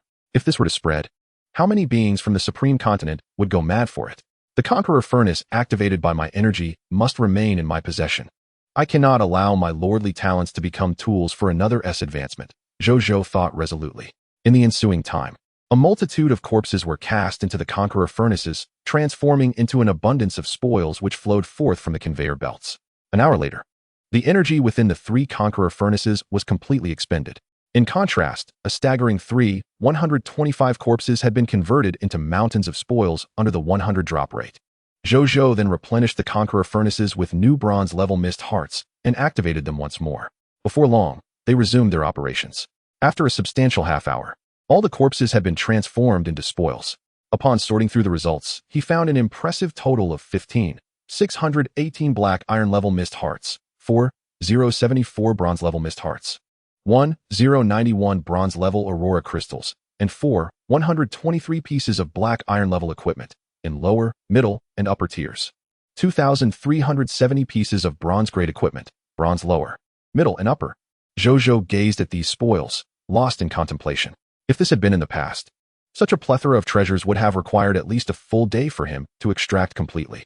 However, with the advent of the Conqueror's Forge, he accomplished the task in less than 2 hours. The expenditure was certainly worthwhile. Zhou Zhou felt a deep sense of satisfaction. Subsequently, he secured all the spoils and allocated 1,000 new recruits to Zhang Kaishan and his brothers for the defense of the desolate city. He also left behind 5,000 black iron-grade mist hearts and 1,000 bronze-grade mist hearts to cover the daily expenses of their over 1,000 personnel. Finally, Zhou Zhou, accompanied by Bai Yun, returned to Jiaoyang City with the remaining soldiers and life professionals. Time flew swiftly. The sky gradually dimmed, and the crimson mist began to manifest in the air. Just as Zhou Zhou and his companions were nearing Jiaoyang City, Bai Yun suddenly exclaimed, "My lord, look!" She pointed excitedly at the distant Jiaoyang City. Zhou Zhou was taken aback. He glanced over and immediately widened his eyes in astonishment. Before him stood a gray-white city wall, towering at a height of 25 meters and stretching 1,000 meters in length, encircling Jiaoyang City. It formed an impregnable barrier around the territory of Jiaoyang City, extending a full kilometer. The bronze upper-grade Aurora Tower loomed majestically to the upper left of the wall, with a hexagonal crystal atop it slowly rotating, emitting a gentle white glow. It seemed to convey a warning to any adversaries daring to approach. They would face the retribution of the aurora. As they drew closer, a notification promptly appeared before Zhou Zhou's eyes. Building name, Sand Crystal City Wall Building Level. Bronze upper grade defense range of the wall, 1000 mx1. 000 m. Total cubic meters of the wall, 100,000 cubic meters. 12, 276 cubic meters of sand crystal type wall, 87, 724 cubic meters of ordinary wall. Defensive facilities, 1 Aurora Tower, bronze upper grade. 4 watchtowers, unranked. 12 corner arrow towers, unranked. 1 pure iron city gate. Building function, basic defensive structure of the territory. Designed to repel external invasions. Upon the incorporation of black iron grade materials, it mutated into a sand crystal wall with a defensive power of 50, seismic resistance of 50, and a climate control effect of 1. Building upgrade requires all ordinary walls to be replaced with sand crystal walls before further upgrades can be undertaken. Building description: the initial walls of Jiayang City, though constructed robustly, have yet to withstand the assault of external enemies. The more Zhou Zhou observed, the more content he felt. This was precisely the dream wall he had envisioned. My lord has returned. At that moment, a familiar voice echoed from nearby. Zhou Zhou turned to find Zhao Changshu approaching. "Greetings, my lord," he said respectfully. "There is no need for such formality, Zhao. Today, you are the true hero. With this sand crystal wall in place, I can finally rest easy," Zhou Zhou replied earnestly. "It is not solely my merit. I merely offered some guidance. The real labor was performed by the soldiers and the citizens who assisted in constructing the wall," Zhao Changshu countered, shaking his head. "Rest assured, Zhao. I have already instructed the military merit officers to record the contributions of each individual over the past few days. Your efforts and those of the others will not go unrecognized," Zhou Zhou assured him, nodding. Hearing this, a smile finally graced Zhao Changshu's face. In truth, this wall was merely in its preliminary phase, with ample room for enhancement. Firstly, regarding the sand crystal wall, only a little over 10% of the wall consists of sand crystal. The remainder is ordinary walls. Once more sand crystal is procured, the other ordinary walls can be reforged into sand crystal walls. Secondly, concerning the wall's thickness, it currently measures only 1 meter. There is still opportunity to thicken it further tomorrow. Lastly, in terms of defensive facilities, 1 Aurora Tower is somewhat insufficient. However, my subordinates are in the process of constructing a 2nd Aurora Tower, which should be completed by tomorrow. My lord, I must inform you that this sand crystal wall has consumed all the sand crystal and 400,000 units of basic materials. The remaining basic materials are running low. To continue fortifying the wall, a substantial supply of sand crystal and basic materials will be necessary, Zhao Changshu stated. Zhou Zhou was not surprised by this revelation. He had anticipated the resource expenditure for constructing the wall. The outcome was precisely what he had calculated. Leave this matter to me. Coincidentally, we have returned with a batch of basic materials and a quantity of aurora crystals. Zhao, feel free to utilize them as needed. As for the sand crystal, we shall see what the monster pasture yields tomorrow, Zhou Zhou declared. Zhao Changshu nodded. Without further ado, Zhou Zhou produced the basic materials and sand crystal. Handing them over to Zhao, he then accessed the trading platform, set up a transaction, and listed over 29,000 pieces of black iron grade and bronze grade equipment obtained from the desolate city. These items, worn by slaves, were inferior in efficacy compared to the standard equipment of their respective tiers. Now that Zhou Zhou's standards had risen considerably, he found these items unworthy of his attention and preferred to sell them for a substantial amount of basic materials instead. Before long, numerous lords discovered Zhou Zhou's recently posted transaction. The sheer quantity of over 29,000 pieces of equipment left every lord who beheld it utterly astounded. Moments later, this transaction skyrocketed to the top position in terms of trading viewership. Simultaneously, the world channel erupted with discussions among lords regarding this transaction. Chapter 81. Tens of millions of units of basic materials. You call this a simple statement? Goodness, what am I seeing? Over 29,000 pieces of equipment. I checked the dictionary of the Jiayang Lord, and it contained no other words, just the absurdly excessive phrase outrageous to the extreme on every page. Jiayang Lord. Forever a deity. Ever since I learned about the Jiayang Lord, I can only play rock, paper, scissors with scissors, for Jiayang is my fist cloth. Sunder a face. Unbelievable. Why is it that every time a topic related to the Jiayang Lord appears on the World Channel, such outrageous lords emerge? What has become of this World Channel? Speaking of unbelievable, only I am the normal one. Sunder a face, woohoo. Recently, I have been troubled by how to equip my subjects before the Novice Lord trial, and the gear from the Radiant Sun Elder has arrived just in time. I wish to arm my populace. Alas, I have been blacklisted by the Radiant Sun Elder, and I can only gaze at these armaments, unable to purchase them. The terror of the Radiant Sun Elder's blacklist is indeed formidable. Over 29,000 pieces of equipment, seemingly not crafted by him, must surely be spoils of war, prompting me to ponder the extent of the Radiant Sun Elder's prowess. Judging by the sheer quantity of gear, it suggests a battle of thousands must have transpired to yield such loot. I dare to speculate that the Radiant Sun Lord possesses an army of over 1,000 soldiers. 1,000? Is that true? Gazing at the 30 subjects in my domain, I cannot help but smile a humble, impoverished smile. Meanwhile, the Dragon Lady Lord, the Undead Lord, the Overlord, and other top-tier lords, whether concealed or revealed, have all taken note of Zhou Zhou's recent equipment transaction. Their disbelief is palpable. Yet, upon beholding the authentic 29,000 pieces of gear, they are compelled to acknowledge one undeniable fact. The Radiant Sun Lord has grown even stronger. This realization stirs a sense of urgency within them. However, as endowed top-tier lords, they quickly recalibrate their mindsets, understanding that urgency serves no purpose. The better choice lies in diligently developing their own domains. In their hearts, they all firmly believe that as long as the position of the Supreme Lord remains unclaimed, the outcome is still uncertain. On the other side, Zhou Zhou has set the prices for these 29,000 pieces of equipment as follows. Each black iron grade piece ranges from 40 to 200 units of basic materials, while each bronze grade piece spans from 400 to 2,000 units of basic materials. This pricing is a full 50 above market value. Yet, with billions of lords in the market, Zhou Zhou remains unperturbed about selling his gear. Indeed, after merely half an hour, all equipment was sold out. This occurred even with Zhou Zhou imposing a limit on the quantity of equipment each lord could purchase. He reviewed the transaction results, approximately 3.5 million units of wood, about 2.9 million units of fine sand, around 3.1 million units of metal, and roughly 2.6 million units of stone. A smile spread across Zhou Zhou's face. Over 12.1 million units of basic materials. If other lords were to witness such a transaction, they would surely be left in awe. With this abundance of basic materials, while the Sand Crystal City wall may be unattainable, there are no restrictions on constructing ordinary walls.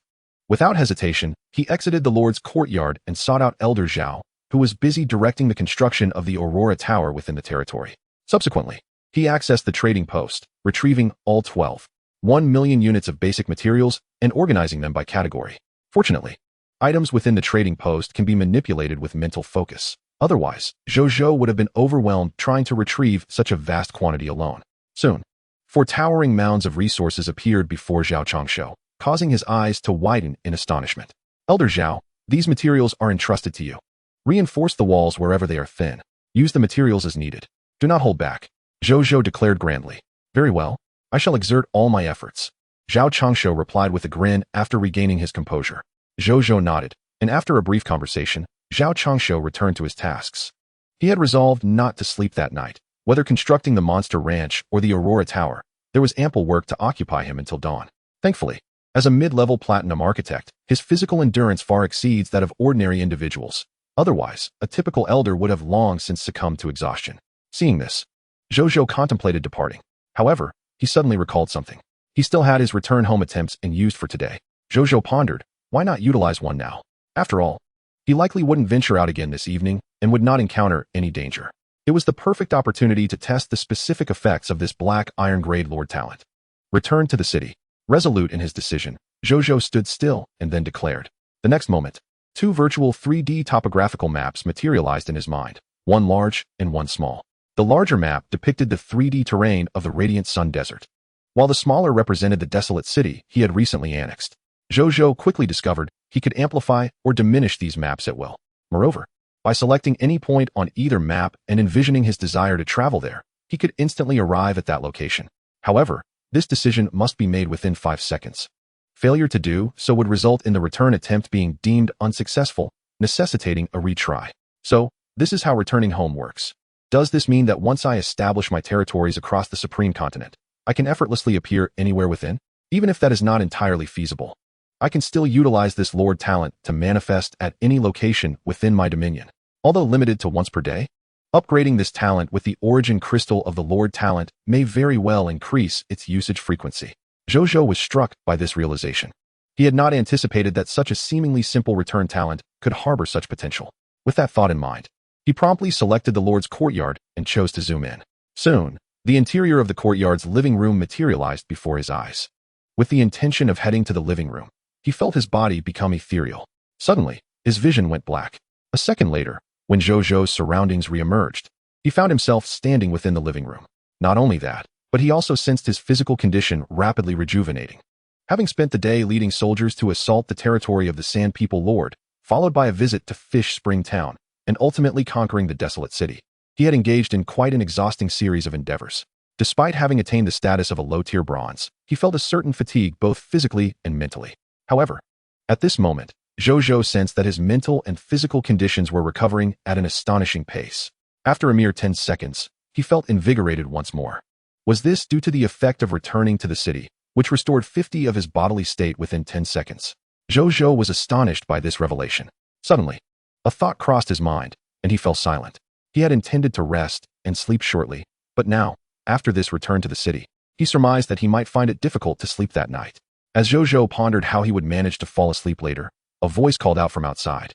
"My lord, Zheng Yuanqi requests an audience." Zhou Zhou was taken aback, then rose to his feet and exited the lord's courtyard to usher the elder Zheng into the sitting room. "Please, have a seat, elder Zheng. What brings you here at such a late hour?" he inquired, puzzled.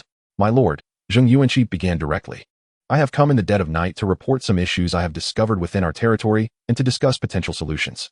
Upon taking a seat, he proceeded to outline his concerns. "Ah, so that is the matter at hand," Zhou Zhou replied, nodding in understanding. "Please, do share your thoughts succinctly." "Firstly, there is the issue of the military merit exchange system. Although the system has been established within the Radiant Sun Legion, it remains rather rudimentary, with many details requiring refinement. This is a minor issue that I can address. Secondly, we must consider the contribution exchange system for civilian residents versus non-professionals. Now that the soldiers have their military merit exchange system, it would be prudent to establish a corresponding contribution point system for civilian residents, allowing them to earn points for their contributions to the territory and exchange them for necessary items. This would benefit both the residents and the territory. This is not merely my personal opinion. Most empires and major factions implement both systems concurrently, barring a few exceptions. If you agree, my lord, I am well versed in this area and can design a contribution point system. Of course I agree. I would appreciate your assistance in this matter, Elder Zheng, Zhou Zhou replied. Your graciousness is appreciated, my lord. It is my duty, Zheng responded humbly. The fourth issue is that while many individuals have begun to take on specific roles within Radiant Sun City, they currently lack clear official titles and a structured hierarchy. A well-defined official system is an indispensable component of territorial development and must be perfected. I am familiar with this as well and can assist in designing an official hierarchy for Radiant Sun City. The fifth concern pertains to the gender ratio within the city. We currently have nearly 7,000 residents, and the male-to-female ratio has reached an astonishing 7-to-1. This is decidedly unhealthy. To put it in your own words, my lord, the yang energy is excessively strong. In the future, as the territory expands and can accommodate new populations, it would be advisable to attract more female residents. Zhou Zhou nodded. That is a simple matter. The easiest way to gain population during warfare is to be mindful of this. Seeing Zhou Zhou's agreement, Zheng Yuanqi continued. The sixth issue is the scarcity of buildings in the territory. However, this is a minor concern. I am acquainted with Zhao Changshu. He is quite reliable. With his assistance and that of other residents, we can eventually replenish our infrastructure, though it may be challenging for now. The seventh issue revolves around the variety of food available. Over half an hour later, Zhou Zhou found himself deep in thought as he listened to Zheng Yuanqi, who was still elaborating on the matters at hand. You call this a succinct discussion? After another half hour, Zheng Yuanqi concluded his observations regarding the establishment of territorial laws. Having identified the 23rd area requiring improvement, he stroked his beard, still looking somewhat unsatisfied. Zhou Zhou, feeling somewhat numb, nodded in response. Despite Zheng's lengthy discourse, he could not deny that the issues raised were indeed pressing concerns within his territory. He felt a pang of headache at the thought of how many problems awaited resolution. My lord, there is no need for concern. Our Radiant Sun City has been established for too short a time and is developing at an accelerated pace. In such circumstances, these issues are bound to arise.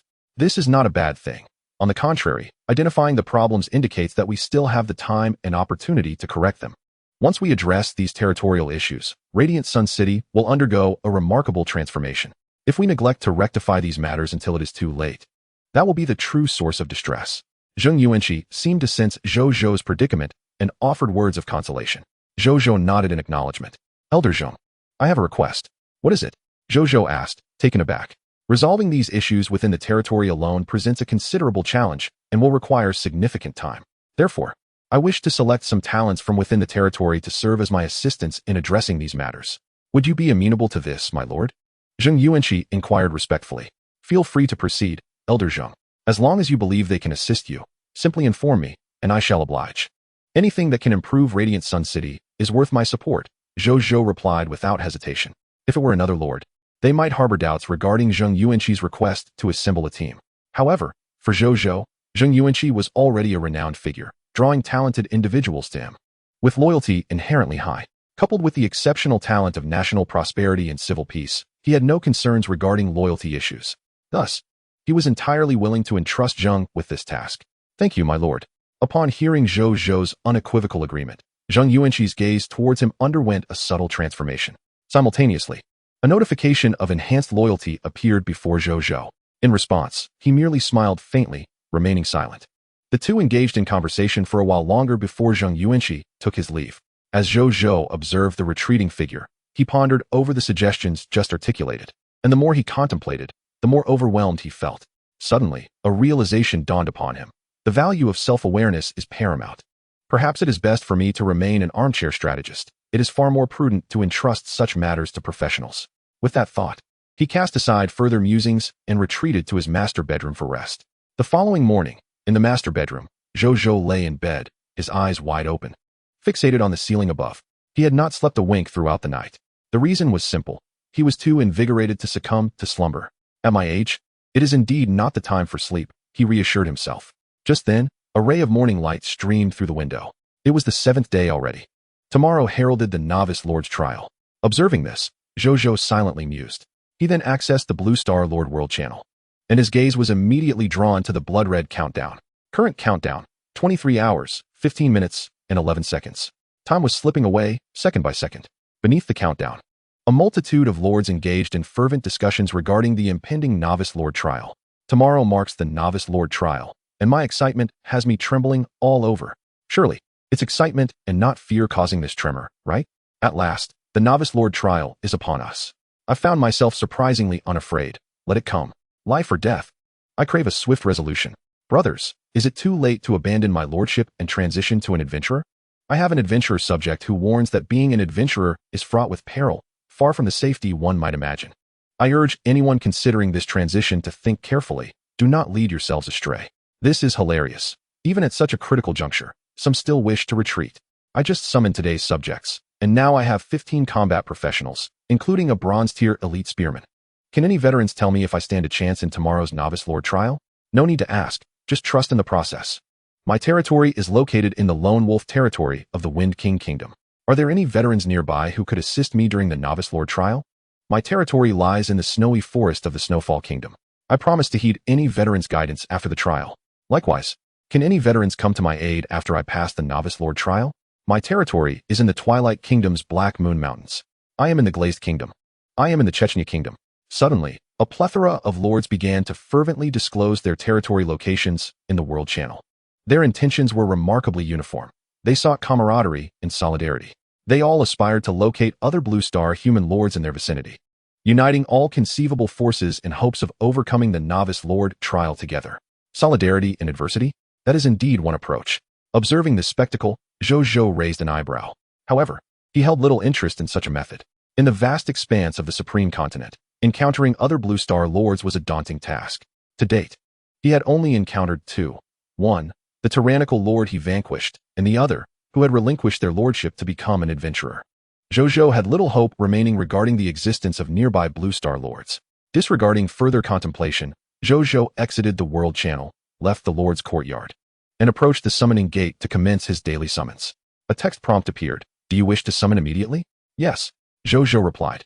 The summoning gate had now reached the bronze intermediate level, allowing him to summon 54 new subjects daily, including a guaranteed 6 professionals. He was filled with anticipation. In the next moment, the summoning gate erupted in a brilliant white light, and 54 subjects emerged from within. We have met the esteemed Lord, they declared in unison. Bowing respectfully, welcome to the city of Radiant Sun, Zhou Zhou greeted with a smile, nodding in acknowledgement. He then proceeded to examine their individual profiles. Moments later, He had finished his review. Among the 54, there were 34 male subjects and 20 female subjects, including 1 bronze intermediate archer and 1 bronze intermediate carpenter, alongside 1 bronze lower-level physician, 2 bronze lower-level sword and shield soldiers, 2 black iron upper-level tailors, and 1 black iron lower-level blacksmith. This is quite acceptable, he thought. He instructed these 54 individuals to seek Zheng Yuanqi for the allocation of their respective roles. Lord, my subordinates have successfully completed the construction upgrade of the monster ranch. At that moment, Zhao Changshu approached briskly, his demeanor a mix of reverence and excitement. Zhou Zhou, upon hearing this, was about to suggest a visit to the monster ranch when he noticed the unmistakable joy on Zhao Changshu's face. Instantly, he recalled something and opened Zhao Changshu's attribute panel. To his astonishment, he saw that Zhao Changshu's architect level had notably risen from Platinum Intermediate to Platinum Advanced. Elder Zhao, you have been promoted? Zhou Zhou exclaimed in delight. Zhao Changshu nodded with a smile. I was fortunate enough to advance. The Monster Ranch truly deserves its reputation as a special building. Thanks to it, I have finally attained the rank of Platinum Advanced Architect. I never imagined that in the Aurora Kingdom. It would take me over a decade to achieve this, yet here, in just a few days under your leadership, I have succeeded. My judgment has proven correct. In my lifetime, I can reach the limits of my potential. I have no regrets. Zhao Changshu reflected with deep emotion. He then turned to Zhou Zhou, stating, in the future, should you come across any Platinum Advanced Architectural blueprints, feel free to entrust them to me, for I am now capable of studying such blueprints. Excellent. Zhou Zhou replied. Zhou Zhou nodded. He could discern a hint of imperceptible melancholy interwoven with the joy radiating from old Zhao's countenance. While reaching the pinnacle of one's potential is indeed commendable, it simultaneously signifies the cessation of any further advancement for that individual. Is it not a lamentable circumstance? Zhou Zhou refrained from voicing his thoughts. After extending his congratulations, he accompanied old Zhao to the Monster Ranch. At the entrance of the Monster Ranch, the ever-respectful Mu Gu, who had been awaiting their arrival, hastened towards Zhou Zhou upon recognizing him. Greetings, esteemed lord, he proclaimed with reverence. Zhou Zhou nodded in acknowledgement before accessing Mu Gu's attribute panel. Citizen Mu Gu. Territory, Radiant Sun City. Occupation, Monster Rancher. Profession rank, Intermediate Bronze. Combat profession, Monster Priest. Combat rank, Intermediate Bronze. Abilities overview. As before. Skills, Special Structure, Monster Ranch, Intermediate Bronze. Fog Monster Communication, Intermediate Bronze. Fog Monster Breeding, Intermediate Bronze. Fog Monster Manipulation, Intermediate Bronze. Fog Monster Frenzy, Intermediate Bronze. Fog Monster Soothing, Intermediate Bronze. Loyalty, Unwavering. Potential, Upper Diamond. Zhou Zhou nodded with satisfaction, tinged with a modicum of envy. Such an ability, which evolves in tandem with the elevation of territory level, is undeniably less burdensome than his own responsibilities as a lord. To what extent has your ability progressed? Zhou Zhou inquired, shifting his focus. Reporting to you, my lord. After ascending to the rank of Intermediate Bronze Monster Rancher and Monster Priest, I am now capable of simultaneously managing 5 Intermediate Bronze Monster Ranches. Furthermore, the breeding capacity of each ranch has increased from 750 to 1,000 monsters. Additionally, the strength of the fog monsters that can be bred has risen from lower bronze to intermediate bronze. Just yesterday, I, along with old Zhao and our soldiers, successfully upgraded the previous 3 monster ranches to intermediate bronze status. We have also constructed an additional intermediate bronze monster ranch, which currently remains unoccupied, reserved for future use. The total expenditure amounted to 60,000 units of basic materials, 600 bronze fog hearts, and 1 source crystal. Mu Gu reported with utmost respect. Zhou Zhou nodded. Aside from the source crystal, the other resource expenditures and fog hearts no longer posed a concern for him. He then gazed upon the 4 newly established monster ranches, which had expanded in size by more than a third compared to their previous intermediate bronze counterparts. Their architectural style appeared even more archaic and rugged. The surfaces of their enclosures subtly bore the effigies of unknown monsters. Among the 3 ranches, 1,000 desert fog lizards, 1,000 black-tailed fog scorpions, and 1,000 sandmen had already been bred. The last ranch, newly constructed, remained empty as it awaited the arrival of new monsters. Zhou Zhou felt a sense of gratification. His daily income had increased. Subsequently, Zhao Changshu expressed a desire to continue the construction of the Aurora Tower. Zhou Zhou promptly intervened. Old Zhao? You have not slept for a day and a night. You must rest. His concern was sincere. My age means I rarely sleep, Zhao Changshu replied. Moreover, having just achieved a breakthrough, my vitality is at its peak. If you insist on me resting, I will find it impossible to sleep. It would be better for me to expend this energy. Once I've finished, I can rest more effectively. Zhao Changshu resolutely declined. Zhou Zhou attempted to persuade him several more times, yet the elderly man remained steadfast. Ultimately, he could only watch as Zhao Changshu made his way toward the construction of the Aurora Tower, feeling an inexplicable guilt. The man had come to his territory for a peaceful retirement, yet these past 2 days, he had been busier than anyone else within the domain. Zhou Zhou then instructed his men to find Bai Yun, requesting that she bring all the soldiers to the monster ranch to deal with the 3,000 monsters. Moments later, at the front of the monster ranch, Zhou Zhou stood alongside Bai Yun, with Nizario lounging nearby. Before them stood 4,970 soldiers. Including the 1,000 soldiers stationed in the desolate city, Zhou Zhou now commanded a total of 5,970 soldiers. Gazing at them invigorated Zhou Zhou's ambition. They then commenced the extermination of the monsters, adhering to the established protocol. Nizario unleashed his dragon might first, intimidating the 3,000 beasts. Bai Yun organized the soldiers into 3 teams, each tasked with hunting the desert fog lizards, black-tailed fog scorpions, and sandmen from the 3 ranches. This time, she did not prioritize those soldiers who believed they could achieve breakthroughs, as most had already completed their advancements through hunting monsters over the past few days. Now, the soldiers merely required the accumulation of energy for promotion, rendering such a rule unnecessary. Efficiency in extermination took precedence.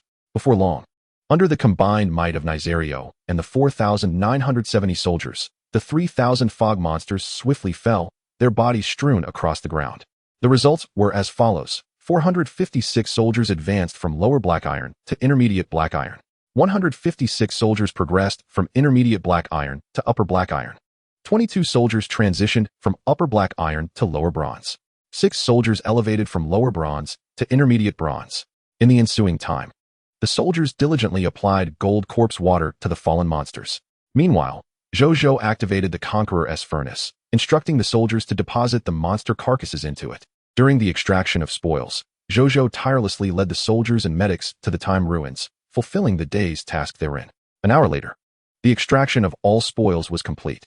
From the monster ranch, an abundance of monster blood, flesh, water pouches, potions, weapons, monster materials, various skill books, and potion formulas had been yielded.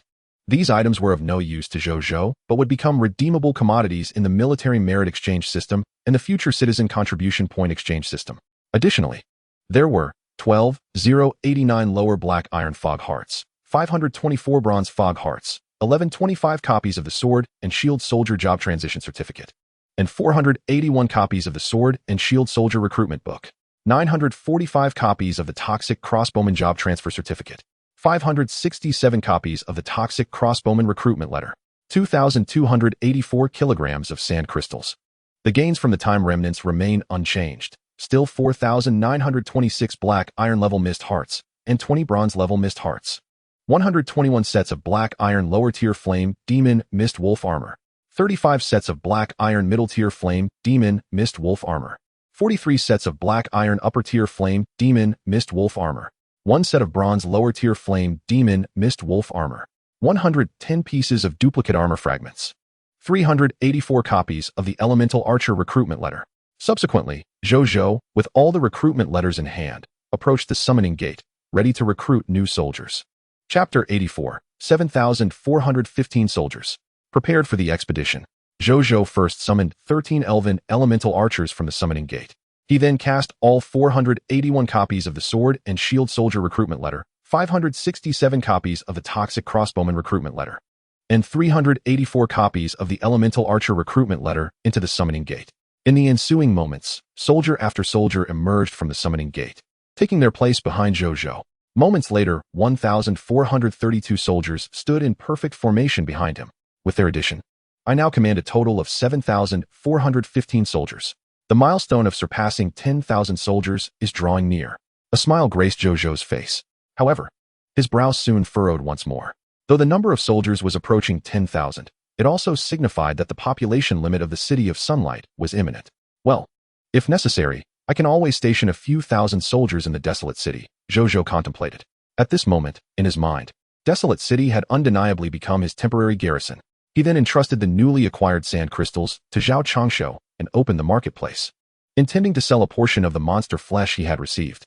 Yet, upon glancing at the current prices of monster flesh in the marketplace, his brow slightly furrowed. he discovered that the price of monster flesh had plummeted to a mere 8 units of basic materials for a piece of black iron lower-tier monster flesh. This was a stark contrast to the time when he could sell the lowest grade of black iron lower-tier monster flesh for 20 units of basic materials. He perused the listings of other lords selling monster flesh in the marketplace and found that the prices were all quite similar. Additionally, the number of lords selling monster flesh had significantly increased. It seemed that most lords had developed the capability to secure food independently. The days of commanding high prices for the lowest tier of monster flesh were now a thing of the past. Zhou Zhou felt a pang of nostalgia. However, he did not dwell on it too long. He had anticipated today's scenario since the first time he sold monster flesh, so he was not taken aback. Fortunately, in the early days, he had amassed a considerable amount of basic materials through the sale of monster flesh, and thus he did not feel at a loss. Rather, he regarded his past self as quite astute in business and adept at seizing opportunities.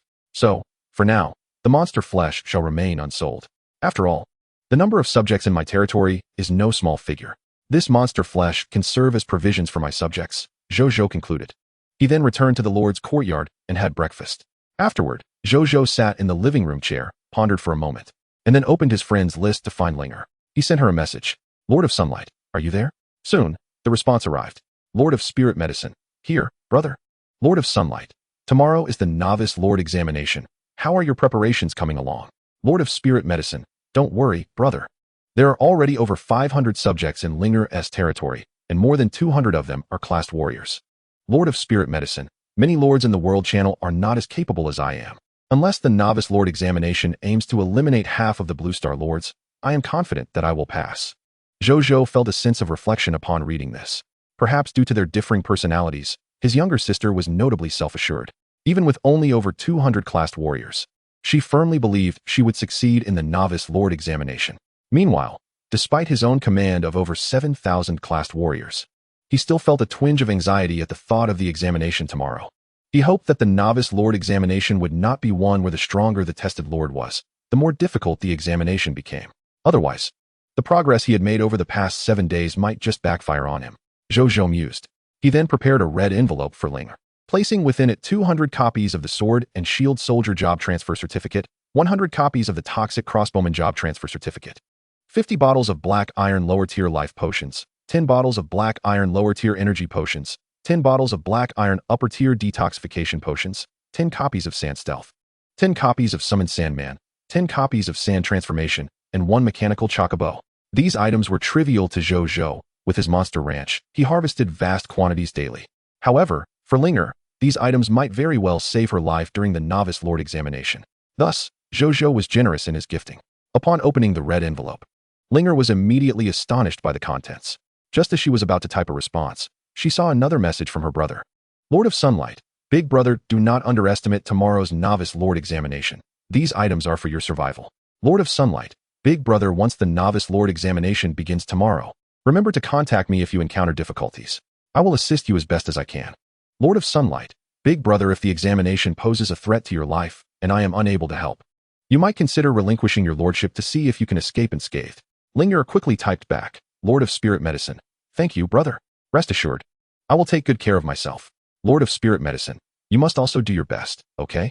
Lord of Spirit Medicine, now, the vast majority of lords believe you are the #1 lord in Blue Star. I think so too. Lord of Spirit Medicine, Linger believes that you will surely excel in the Novice Lord examination and receive the highest rewards from the Supreme Will. Lord of Sunlight, big brother in Blue Star, the lords are full of hidden talents. Who can truly excel and gain the favor of the Supreme Will remains uncertain until the final moment. However, I will do my utmost. Lord of Spirit Medicine, yes, yes. Subsequently, she dispatched 1,000 portions of life elixir materials, 1,000 portions of energy elixir materials, 1,000 portions of golden corpse water materials, 1,000 portions of blood eye materials, 1,000 portions of detoxification elixir materials, and 1,000 portions of blood cleansing pill materials to Zhou Zhou. Following this, she typed, Spirit Medicine Lord, brother, among the materials you sent me last time, there are 2 types that belong to the category of rare and special materials, which will require 2 days to cultivate before I can deliver them to you tomorrow morning. Upon reading this message, Zhou Zhou immediately realized she was referring to the materials needed to create the potential advancement potion. It was astonishing that even Linger's Divine Garden required 2 days for cultivation. How outrageous, Zhou Zhou mused. He replied, assuring her that it was perfectly fine and that he could wait until tomorrow. The two then engaged in a brief conversation before parting ways. Afterward, Zhou Zhou exited the Lord's courtyard and instructed Bai Yun to prepare all the soldiers, as they were soon to head to Fish Spring Town to eliminate the 3 Crimson Lords residing there. Today marked the final day, before the novice Lord's trial commenced. He needed to seize every opportunity to augment his strength. He pondered how many Lord Talent crystal fragments, or perhaps even a complete Lord Talent, he might acquire from the 3 Crimson Lords in Fish Spring Town. With these thoughts in mind, an air of anticipation for the day's battle enveloped him. Chapter 85. Followers of the Wild Sand. Basic troop type, Simple Blade Soldiers. More than 2 hours later, in the vicinity of Fish Spring Town, in the territory of the Wild Sand leader, the Howler, Zhou Zhou and Bai Yun gazed toward the nearby Crimson Domain, where humanoid monsters clad in standard troop armor and wielding simple blades patrolled the area. Zhou Zhou focused on one particular humanoid monster, and a monster prompt appeared. Monster name, Mistwalker Wild Sand Follower. Strength class, Lower Black Iron. Monster description, subjects of the Wild Sand leader, birthed from the Crimson Mist. Once fervent followers of the Wild Sand cult, they were exterminated by the cult's Wild Sand Legion after following the leader in heresy, only to be transformed into mist monsters upon death by the Crimson Mist. Loot drop rate, 2 Black Iron Mist Hearts, drop rate, 100. 1 Black Iron Lower Class Skill Book, Summon Wild Sand, drop rate, 5. 1 Non-Rank Simple Blade Soldier Job Certification, drop rate, 0, 1. Simple Blade Soldier? Zhou Zhou recalled that this was a fundamental troop type. While diving in the World Channel, he had heard other lords mention this troop type. It was an offensive, basic troop type, distinct from the more versatile sword and shield soldiers. The Simple Blade Soldier wielded a weapon known as the Simple Blade, a heavy sword requiring 2 hands to wield effectively for maximum impact, granting them superior lethality compared to sword and shield soldiers, albeit at the cost of weaker defensive capabilities. Among the various troop types of the human race, the primary representatives of basic troops included spear soldiers, simple blade soldiers, sword and shield soldiers, crossbowmen, and archers. Each of these 5 basic troop types possessed their own strengths and weaknesses. Among them, simple blade soldiers and spear soldiers were the main melee offensive troop types. It was essential to safeguard these Wild Sand followers within a monster farm. A smile graced Zhou Zhou's face as he realized that his first encounter with a Crimson Lord had yielded such a delightful surprise. Henceforth, he would be able to augment the troop types within his domain with yet another basic type. He then turned his gaze to the loot drop rates of the other Wild Sand followers and discovered that their drop rates mirrored those of the Desert Mist Lizards and Black-tailed Mist Scorpions. Starting from the Lower Black Iron Wild Sand followers, they would begin to drop the Lower Black Iron Simple Blade Soldier Recruitment Scroll, with the quantity of Simple Blade Soldier job certifications also increasing. By the time he faced the elite bronze-level Wild Sand followers, they would drop even more Simple Blade Soldier job certifications, Simple Blade Soldier recruitment scrolls, and higher-tier Summon Wild Sand skill books. As for the Wild Sand leader, the Howler, it had yet to make an appearance, leaving Zhou Zhou uncertain about what it might drop. He glanced toward the heart of the territory, where a lord's courtyard stood. The wind howled, swirling with yellow sand around the courtyard. Beyond a certain range from the courtyard, the tempestuous winds subsided, creating an almost surreal dichotomy between the chaos of the sandstorm and the tranquility beyond. The Crimson Lord must be within there, Zhou Zhou surmised. Fish Spring Town contained 3 Crimson Lord territories. The reason he chose to lead his troops to the domain of the Wild Sand leader, the Howler, first was that it was the only bronze lower-level Crimson Lord territory among the 3. It was wise to tackle the softer target first. The remaining 2 bronze intermediate-level Crimson Lord territories could be dealt with later. This was also his first encounter with humanoid monsters within the Crimson Lord faction. According to the map information provided by Wu Tu, the Wild Sand leader, the Howler, commanded over 200 Wild Sand followers. And he himself was a silver lower-level leader-class mist monster, comparable to the strength of the Sandman Lord's territory. However, he was no longer the same as before. Just yesterday, when he attacked the Sandman Lord, he had only 800 soldiers. Today he was fully capable of effortlessly vanquishing these monsters. With that thought, Zhou Zhou turned to look behind him, where a formidable force of 415 soldiers stood ready. A glance revealed an overwhelming sea of troops. Among them were 770 poison crossbowmen, 45 sword and shield soldiers, 546 elemental archers, and 52 elf elemental archers, as well as 1 spear soldier and 1 cavalryman. Their eyes gleamed with ferocity, poised to charge forth and wreak havoc. In addition, there was 1 bronze lower-level Sandman leader and 1 bronze intermediate-level Sandman leader, both of whom Zhou Zhou had successfully swayed to his side. He had brought them along for this expedition. Without further ado, He issued the command for all to launch an assault. As the first cry of battle echoed among the soldiers, they surged forward en masse. The sword and shield soldiers formed an impenetrable wall, charging relentlessly toward the wild sand followers, while the poison crossbowmen and elemental archers followed closely behind, taking aim at the enemies and releasing their arrows. Accompanied by a symphony of bowstrings snapping, the air was filled with the sound of arrows whizzing through the air. A rain of arrows, composed of venomous crossbow bolts, strangling vine arrows, and fiery projectiles, cascaded in 3 vivid colors, mercilessly bombarding the frenzied sand worshippers. In an instant, a third of the humanoid monstrosities fell beneath this deluge of arrows. Shielded by the barrage, the frontline infantry appeared even more formidable, cutting through the throngs of sand worshippers, who, despite their human-like appearance, showed no mercy. To them, these were merely grotesque entities conjured from a swirling crimson mist. Their delusion in treating these abominations as kin was a folly born of madness, even if they were indeed of the same race. Any enemy of their esteemed lord would be met with swift execution. Compassion for foes on the battlefield equated to the utmost cruelty to oneself. They would not commit such a grave error. In the rear of the battlefield, Zhou Zhou and the healers surveyed the unfolding situation, smiles gracing their lips. A complete and utter rout.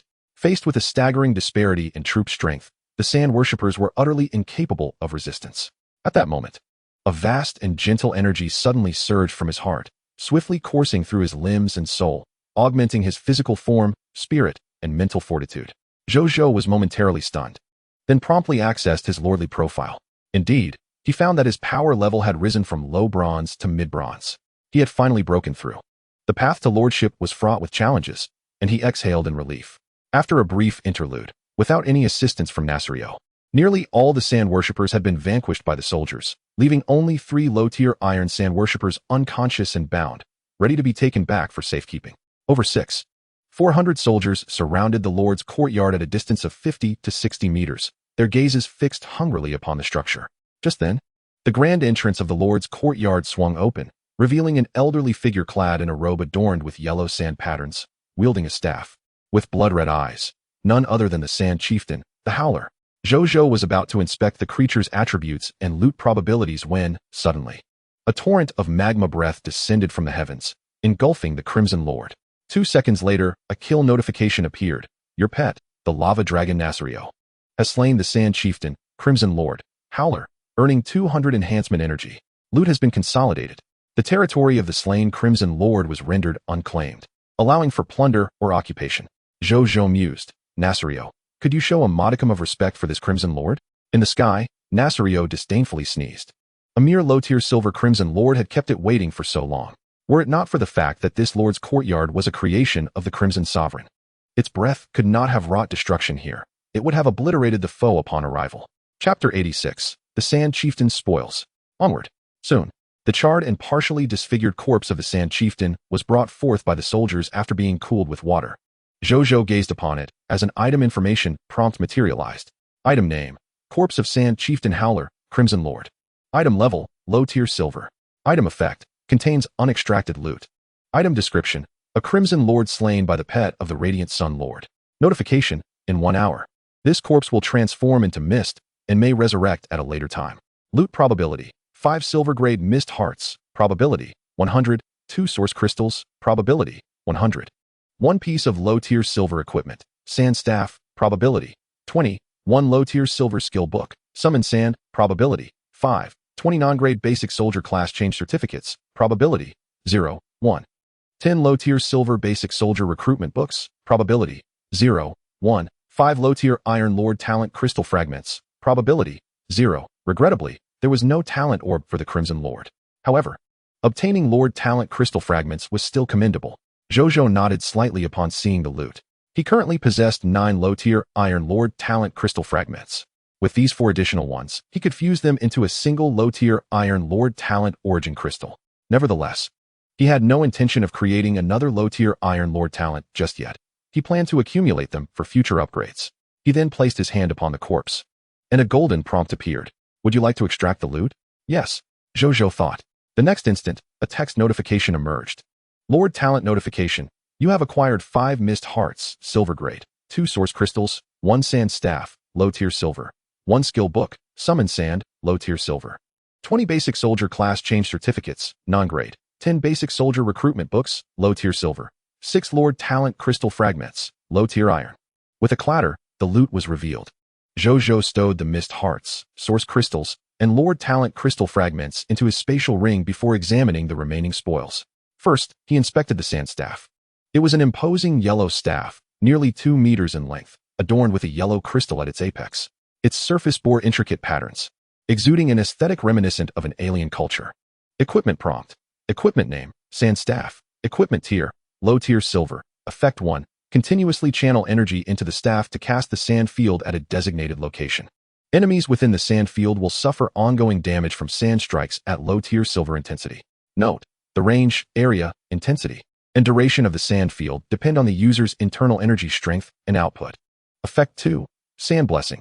Repeated use of the sand field can enhance the user's internal energy strength and purity.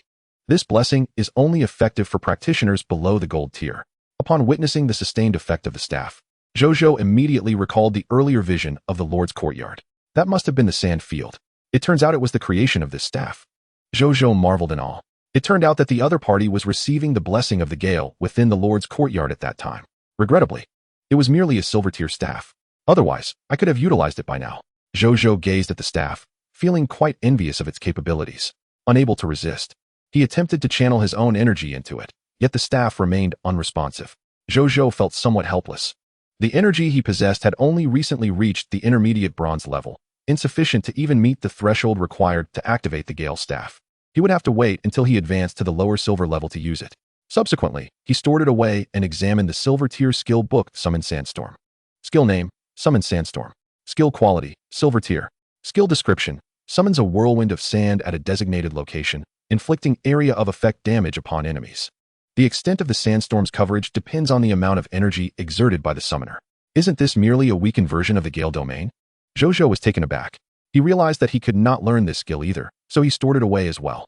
Finally, Zhou Zhou turned his attention to the last items: Basic Infantry Promotion Certificate and Basic Infantry Recruitment Scroll. Item name, Basic Infantry Promotion Certificate. Item level, no grade. Item effect, a promotion item for basic infantry.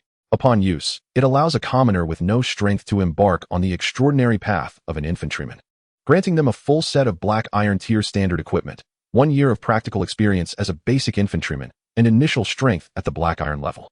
Item description, a basic infantry promotion certificate. Just one is enough to enable an ordinary person devoid of power to step into the realm of military professionals. Item name, Basic Infantry Recruitment Scroll. Item level, silver tier. Item effect, a recruitment scroll for basic infantry. When cast into the summoning portal, it can summon a black iron tier infantryman with silver tier potential to become your subject. Item description, one of the sources of military strength for lords across the realms. Only the fortunate among them can acquire it. Zhou Zhou nodded slightly. There was hardly any difference from the sword and shield soldier. He then entered the lord's courtyard, where he had by Yun break the territorial monument, retrieving a bronze tier territorial token from within. Once he obtained 2 bronze tier territorial tokens, his territory could be upgraded. Zhou Zhou contemplated.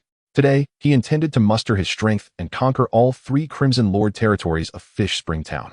If all went as planned, he should be able to upgrade his territory before the day concluded, as he allowed his soldiers to take turns resting and maintaining vigilance in the surroundings. He took out 2 Conqueror's furnaces and began extracting the spoils from over 200 Sandstorm followers. Half an hour later, all the spoils had been extracted. In total, he acquired 154 black iron tier mist hearts, 318 bronze tier mist hearts, 990 copies of basic infantry promotion certificate, 752 copies of basic infantry recruitment scroll, and 260 copies of Summon Sandstorm, black iron and bronze tier. From this collection of over 1,000 skill books, Zhou Zhou selected a bronze intermediate Summon Sandstorm to learn, successfully mastering the skill. Beyond these gains, while Bai Yun and the others were clearing the battlefield, they discovered in the warehouse of this Crimson Territory 150,000 units of wood, 10,000 units of stone, 8,000 units of fine sand, and 10,000 units of metal. Additionally, there were 1,084 black iron tier mist hearts and 88 bronze tier mist hearts. After confirming that there were no further spoils left to collect from this Crimson Territory, Zhou Zhou led his well-rested soldiers towards the Crimson Lord territory of the purple-scaled fierce fish leader, Zipa. Chapter 87. The Purple-Scaled Fierce Fish. The Lava Fusion Lake. Half an hour later, on a rocky cliff, Zhou Zhou stood gazing at the nearby territory of the purple-scaled fierce fish leader, Purple Scale Lake, recalling its origins. Purple Scale Lake was not a natural lake of Fish Spring Town, but rather an artificial one. It was said that years ago Zhang Bowen, through his black iron tier lord talent, the Fishwater Lake, had made Fish Spring Town prosperous. Some subjects speculated that the fish produced in the Fishwater Lake were exceptionally large and succulent due to the unique qualities of the lake's water. Thus, some sought to purchase water from Zhang Bowen to create artificial lakes for fish farming. At that time, buoyed by the success of the Fishwater Lake, Zhang Bowen, recognizing the subjects' desire for wealth, readily agreed to their request, even offering assistance in establishing the artificial lakes.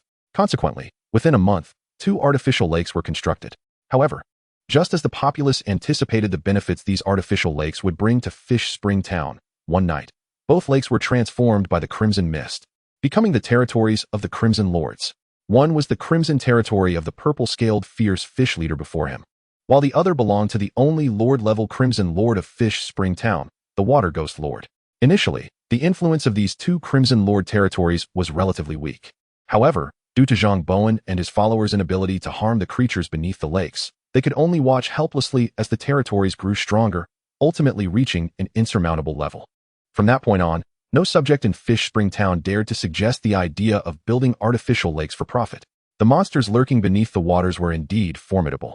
Even my soldiers would struggle to eradicate the purple-scaled fierce fish without underwater combat capabilities. Yet, I have Nizario. Zhou Zhou looked toward Nizario soaring in the sky, relaying his command. With a mighty roar, Nizario plunged toward the tranquil surface of Purple Scale Lake. As it approached about 50 to 60 meters above the lake, Nizario suddenly halted, gazing coldly at the lake while flapping its wings, hovering directly above it. The winds generated by its wings rippled across the lake's surface, causing numerous waves. One by one, the purple-scaled fierce fish, with their violet scales and crimson eyes, emerged from the depths, trembling in fear at the sight of Nizario. Though Nizario had yet to unleash its draconic might, its sheer size and the innate aura of its bloodline were enough to instill profound terror in these purple-scaled fierce fish. Seizing the opportunity, Zhou Zhou chose the weakest-looking purple-scaled fierce fish to examine its monster information. Monster name, Purple-scaled fierce fish. Strength level, black iron tier. Monster introduction. The creature of Zilin Lake, born amidst the crimson mists, was originally an unremarkable purple-scaled fish. However, under the transformation wrought by the scarlet fog, it has morphed into a ferocious, man-eating aquatic monstrosity. Loot drop rates. 2 black iron level mist hearts. Drop rate, 100. 1 unit of 20 units of delectable fish meat from the black iron level purple-scaled fierce fish. Drop rate, 201. 1 skill book of no rank mastery of swimming. And 1 black iron level skill book water gun technique. Drop rate, 1. Upon observing the loot, Zhou Zhou examined the drop rates of other levels of purple-scaled fierce fish and noted that the loot from the higher tier variants did not exhibit significant changes. The quantity of delectable fish meat increased, and the skill level of water gun technique was also enhanced. Realizing this, Zhou Zhou abandoned the idea of protecting it. Although it was his first encounter with a creature bearing the prefix of delectable, signifying that even the Supreme will recognize its deliciousness, he resolved instead to establish a monster ranch. This ranch must house a creature of considerable value. Moreover, since Fish Spring Town also offered similar fish meat, likely of comparable flavor, Zhou Zhou found himself losing interest. Meanwhile, Nizario gazed down at the purple-scaled fierce fish. Suddenly, it opened its mouth, and a crimson light began to coalesce within its throat. In the next instant, a searing, scarlet dragon's breath erupted forth, shooting directly into Zilin Lake. Hissus. The once tranquil surface of the lake was instantly enveloped in a thick plume of steam from the boiling magma. Simultaneously, a flurry of kill notifications appeared before Zhou Zhou's eyes. Your pet, the lava dragon Nizario, has slain a black iron-level purple-scaled fierce fish, gaining 2 energy. Loot has been consolidated. Your pet, the lava dragon Nizario, has slain an elite black iron-level purple-scaled fierce fish, gaining 8 energy. Loot has been consolidated. Your pet, the lava dragon Nizario, has slain a bronze-level purple-scaled fierce fish leader, gaining 20 energy. Loot has been consolidated. In the blink of an eye, notifications of dozens of slain purple-scaled fierce fish flooded Zhou Zhou's vision, while Nizalio's torrent of dragon's breath showed no signs of abating. It seemed as if it possessed an inexhaustible supply of magma breath, relentlessly incinerating the purple-scaled lake, a place regarded with trepidation by the townsfolk of Fish Spring. As time passed, the population of purple-scaled fierce fish in Zilin Lake began to dwindle at an astonishing pace. Even the lake's depth was visibly diminishing. Observing the surface, One could see bubbles continually forming and bursting, a testament to the water's extreme temperature. Some purple-scaled fierce fish, having yet to be harmed by the magma breath, perished instead in the scalding waters. A delightful aroma of fish wafted from Xilin Lake, quickly reaching Zhou Zhou and his companions. How fragrant! It's making my mouth water. This isn't merely the slaughter of mist monsters. It resembles a grand fish feast. The soldiers murmured in awe. They were witnessing such a spectacular and unfathomable scene for the first time. Though they were aware of their lord's pet's formidable prowess, they were still astonished by the lava dragon's destructive capability. Zhou Zhou felt a wave of sentiment wash over him. The pure-blooded dragon lineage was indeed astonishingly powerful. Presently, Nizaleo was capable of such devastation. One could only imagine what it might accomplish upon fully maturing. This was merely a juvenile pureblood dragon. On the Supreme Continent, there might exist dragon lords. Should they have the ability, like him, to summon pureblood dragons as their subjects through a summoning portal? Zhou Zhou felt a chill run down his spine. The notion of such primordial beings, inherently positioned atop the myriad races, was indeed overwhelming. Contemplating the prospect of facing such terrifying entities in the future, Zhou Zhou resolved to exercise greater caution. While he had achieved considerable success among the lords of Blue Star, some even deeming him the foremost lord of the human race, he recognized his relative frailty in the presence of genuinely powerful factions. He needed to strengthen himself. Chapter 88. Golden Level Crimson Lord Talent Orb. Golden Level Lord Talent Crystal Shard. Zhou Zhou silently observed the scene of Nizaleo rampaging through Xilin Lake. After 7 days of development, although he still harbored some anxieties about the Novice Lord trial, he felt a flicker of pride when comparing his progress to that of other Blue Star Lords. Yet, in this moment, all traces of pride evaporated. Before the truly formidable lords of myriad races, he had no claim to arrogance, at least not at present. If a dragon lord were to stand before him now, it would likely take merely 4 or 5 pure-blood dragons to obliterate the accomplishments he had come to take pride in over the past 7 days. Half a minute later, as Nizaleo had incinerated 400 or 500 purple-scaled fierce fish, the purple-scaled fierce fish leader, hidden beneath the lake and reluctant to confront Nizaleo, could no longer endure. If it continued to hide, the tranquil lake would soon transform into a molten expanse. Boom! A purple-scaled fierce fish, measuring over 10 meters in length, suddenly leaped from the depths, revealing itself as the leader, Zipa. The moment it breached the water's surface, it opened its mouth wide, unleashing a torrent of water, thick as a barrel, directed at Nizaleo. Noticing its movement, Nizaleo merely cast a disinterested glance at the water jet. Beginner fire element control. Whoosh! A blazing wall of flames materialized in the air. Upon colliding with the fiery barrier, the water jet merely rippled the surface before silently evaporating into steam. Subsequently, Nizaleo's head turned slightly, and the magma breath it expelled surged toward the crimson leader. Upon witnessing this, the purple-scaled fierce fish leader was filled with dread and attempted to flee. It dove back into the water, exerting all its strength to swim towards the depths of the lake, quickly reaching the bottom. But that was not the end. It plunged headlong into the lakebed's soil, seeking refuge beneath the earth. In the next moment, the searing breath of the magma dragon incinerated a submerged passageway measuring approximately 40 to 50 meters within the lake, enveloping it in a fiery haze. In the midst of this molten fury, the fearsome leader of the purple-scaled fish, known as Purple Bubble, perished instantaneously. An enticing aroma of fish wafted from its remains, causing those on the shore to involuntarily swallow in anticipation. Simultaneously, a notification of the kill manifested before Zhou Zhou's eyes. Your pet, the magma dragon Nethario, has slain the purple-scaled fish leader, Purple Bubble, Crimson Lord. Energy gained. 400. Loot has been condensed. The territory of this Crimson Lord has become unclaimed. You may plunder or occupy this land. After a brief moment, having confirmed the complete annihilation of all purple-scaled fish, Nethario contentedly ceased its fiery assault. The once vibrant purple-scale lake was now devoid of a single drop of water, all having evaporated into steam under the intense heat. Only the charred remains of 1,900 purple-scaled fish lay scattered across the lakebed, exuding a tantalizing aroma of roasted fish. Subsequently, to facilitate the retrieval of the purple-scaled fish carcasses by the soldiers, Nethario employed a rudimentary fire elemental control, siphoning the residual heat from the areas it had scorched. The soldiers then leapt into the lakebed, hauling the fish remains to the surface, where they extracted the spoils using 3 Conqueror-S furnaces. After more than half an hour, all 1,900 purple-scaled fish had been successfully collected. This included 1287 black iron-grade purple-scaled fish and purple-scaled fish elites, 612 bronze-grade purple-scaled fish leaders, and 1 silver-grade lower purple-scaled fish leader. The total haul consisted of 4,690 black iron grade mist hearts, 1924 bronze grade mist hearts, 2 silver grade mist hearts, 51,140 units of black iron grade delicious fish meat, 20,740 units of bronze grade delicious fish meat, and 2,000 pounds of silver grade delicious fish meat. Additionally, 1,900 ungraded skill books on swimming mastery and 1,900 skill books on water gun technique, including black iron grade, bronze grade, and 1 silver grade version. Zhou Zhou selected 1 ungraded swimming mastery and 1 bronze intermediate water gun technique. Skill name, swimming mastery skill quality, ungraded skill description. Upon learning, you will be able to swim freely like a fish, significantly enhancing your lung capacity. You can dive to a maximum depth of 300 meters and hold your breath for at least 30 minutes underwater. Skill name, water gun technique skill quality, bronze intermediate skill description. Focus your mind to guide and condense water elemental energy in your mouth, forming a water gun with bronze level destructive and penetrating power to attack enemies. After reviewing the skill descriptions, Zhou Zhou did not hesitate to learn them. Having been a poor swimmer on Blue Star, he would no longer fear the danger of falling into water and would simultaneously acquire this essential skill. As for the diving and breath-holding capabilities, if brought back to Blue Star, they would easily shatter world records.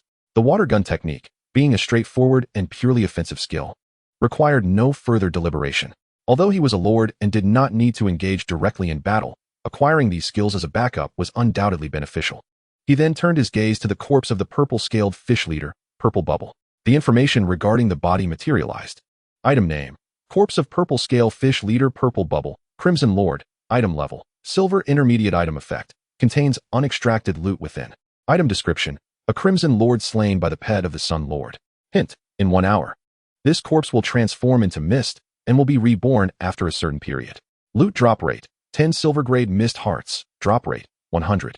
200 units of silver intermediate purple-scaled fish flesh. Drop rate, 2005. 1 silver intermediate skill book water gun technique. Drop rate, 5. 1 golden grade Crimson Lord talent orb. Drop rate, 0. 3 golden grade Lord talent crystal fragments. Drop rate, 0. Zhou Zhou's eyes sparkled with excitement. A golden grade Lord talent orb. This creature actually possessed a golden grade Crimson Lord talent. Furthermore, there were 3 golden grade Lord talent crystal fragments. Was it possible for them to coexist? Realizing this, he immediately placed his hand upon the corpse to extract the loot. Soon, a plethora of treasures emerged. Other than the usual spoils, Zhou Zhou's gaze was drawn directly to the orb radiating a golden halo, within which pulsed a crimson sphere. Treasure name, unknown Crimson Lord talent orb treasure grade, golden treasure effect. After purification by the Supreme Will, the Lord may absorb it and gain an unknown golden grade Lord talent. Treasure description, originally an item that could not drop, it was forcibly released due to some mysterious power. Shall it be purified? Zhou Zhou naturally opted not to purify it. After all, he was currently in the open, where safety could not be guaranteed. He could wait until he returned to his territory to purify it. Resisting the urge to purify it immediately, he stored it in his spatial ring. Next, he examined the golden grade Lord talent crystal fragments he had encountered for the first time.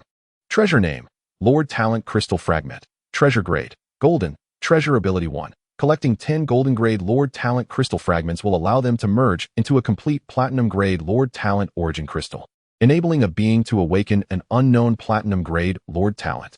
Treasure ability 2. Collecting 10 golden grade Lord talent crystal fragments will allow them to merge into a complete platinum grade Lord talent origin crystal, allowing a Lord with a golden grade talent to upgrade their talent to a platinum grade. Subsequent merging effects will follow suit.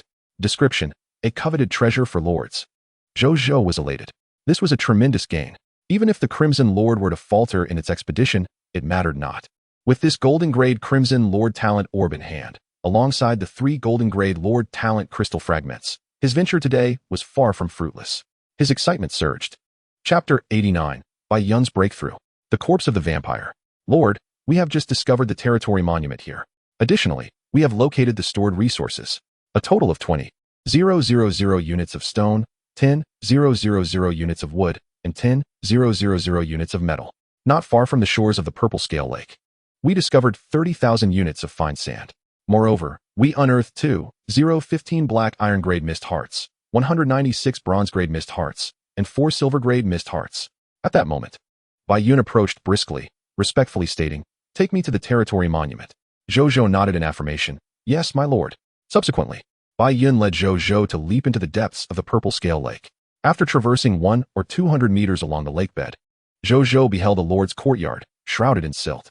Upon entering the courtyard, a territory monument, entwined with aquatic vegetation, stood resolutely before them. "Shatter it," Zhou Zhou commanded. "Yes," Bai Yun replied, promptly drawing her bow and unleashing a flurry of 10 fiery vine arrows at the monument, shattering it to reveal a bronze intermediate territory token within. Zhou Zhou stepped forward to retrieve the token, knowing that upon returning, he could upgrade the territory. A smile graced his face, and he decided to allow the entire army a half-hour respite before setting out again. Just then, he noticed the soldiers discussing the enticing aroma of the purple scale fish. Charred and cooked. Their words were laced with nostalgia. Zhou Zhou's heart stirred at the sight, since they were to rest anyway. And considering the formidable water ghost Lord NS awaited them, it would be prudent to ensure the soldiers were well-fed and invigorated before engaging in battle. With this thought, he promptly produced 10,000 units of exquisite black iron-grade fish meat and 5,000 units of delectable bronze-grade fish meat. He then summoned Zhang Tsang, instructing him to gather a group of soldiers to distribute the fish to their comrades, ensuring they were well-fed and hydrated before the impending confrontation. He had no worries regarding cooking utensils. Having taken over 400 soldiers into battle, Zhou Zhou was meticulous enough to ensure that supplies were accounted for. Thus, cooking implements were brought along, and even the first pair of chefs in the territory, the Qin couple, accompanied them. Upon hearing this, Zhang Tsang's eyes lit up. They had been captivated by the tantalizing aroma of the fish when Nasrio vanquished the purple scale fish. Initially, they believed they would only savor such flavors after the battle.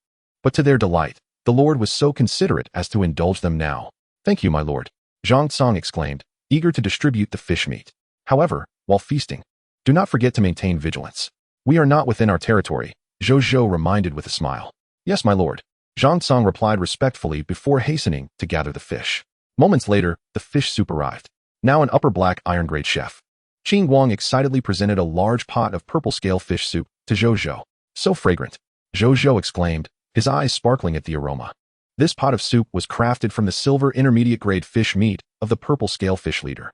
Though he had yet to taste it, the scent alone was enough to awaken his appetite, stirring energy within him.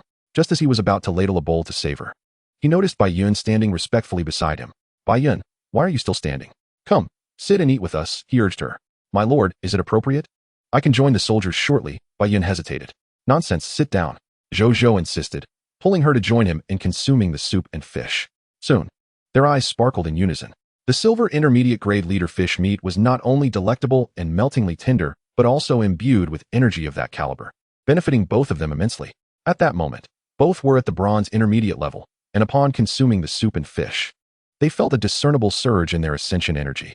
Bai Yun maintained a semblance of restraint, though her eating pace quickened noticeably. Zhou Zhou, however, was unperturbed by any notions of a lord's decorum, indulging heartily in the soup and fish, embodying the essence of ravenous consumption. Before long, the contents of the large pot diminished at an astonishing rate. Qin Guang watched this scene with a smile before turning to attend to other matters. Shortly thereafter, he returned with 2 more large pots of fish soup and meat, along with 50 skewers of grilled fish, all crafted from the exquisite meat of the silver intermediate-grade purple scale fish leader. The two found themselves reveling even more in the feast. After devouring the 5th large pot of fish soup and meat, Zhou Zhou, patting his now swollen belly, wore a contented smile. He observed his surroundings. The soldiers were enthusiastically enjoying the blood and flesh of the purple scale fish, each face reflecting sheer satisfaction.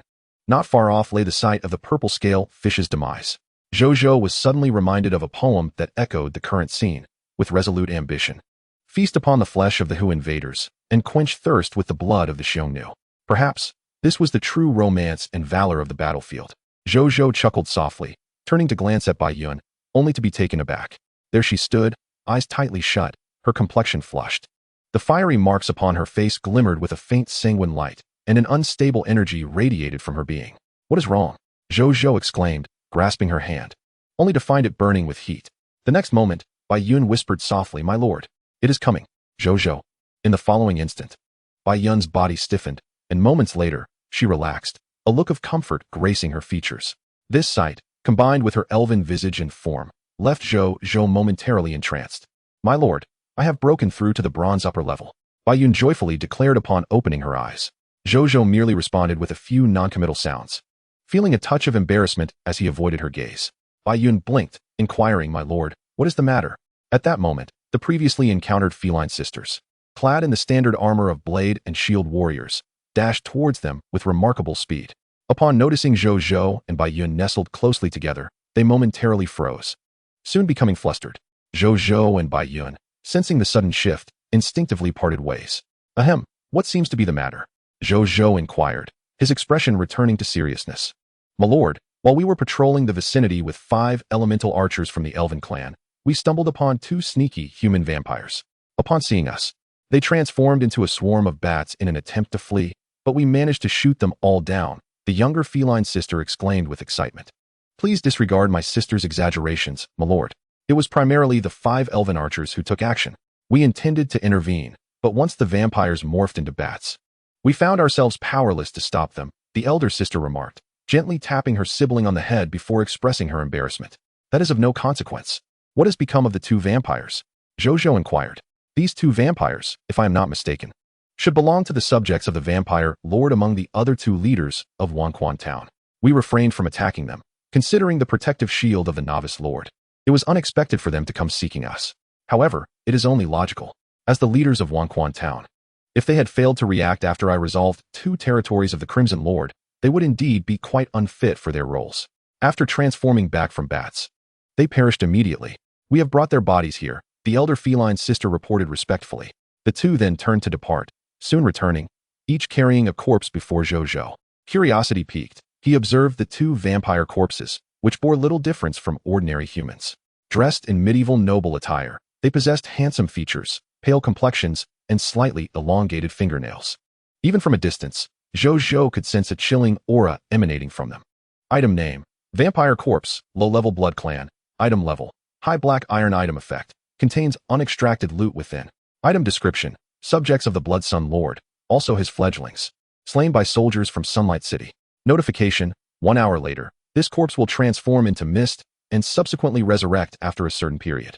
Loot drop rate: 8 black iron mist hearts. Drop rate: 100. 1 low-level vampire bloodline, gold tier. 1 gold tier racial skill book, bloodbat form. Drop rate: 0.01.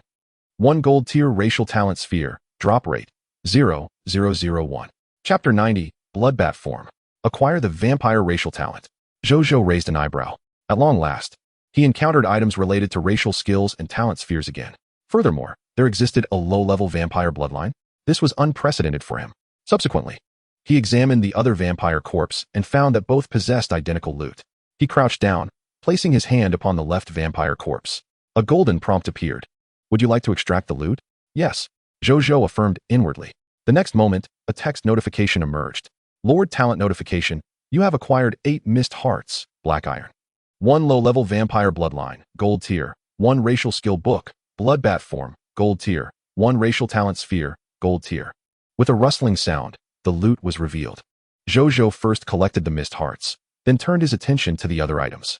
The low-level vampire bloodline appeared as a pulsating crimson heart.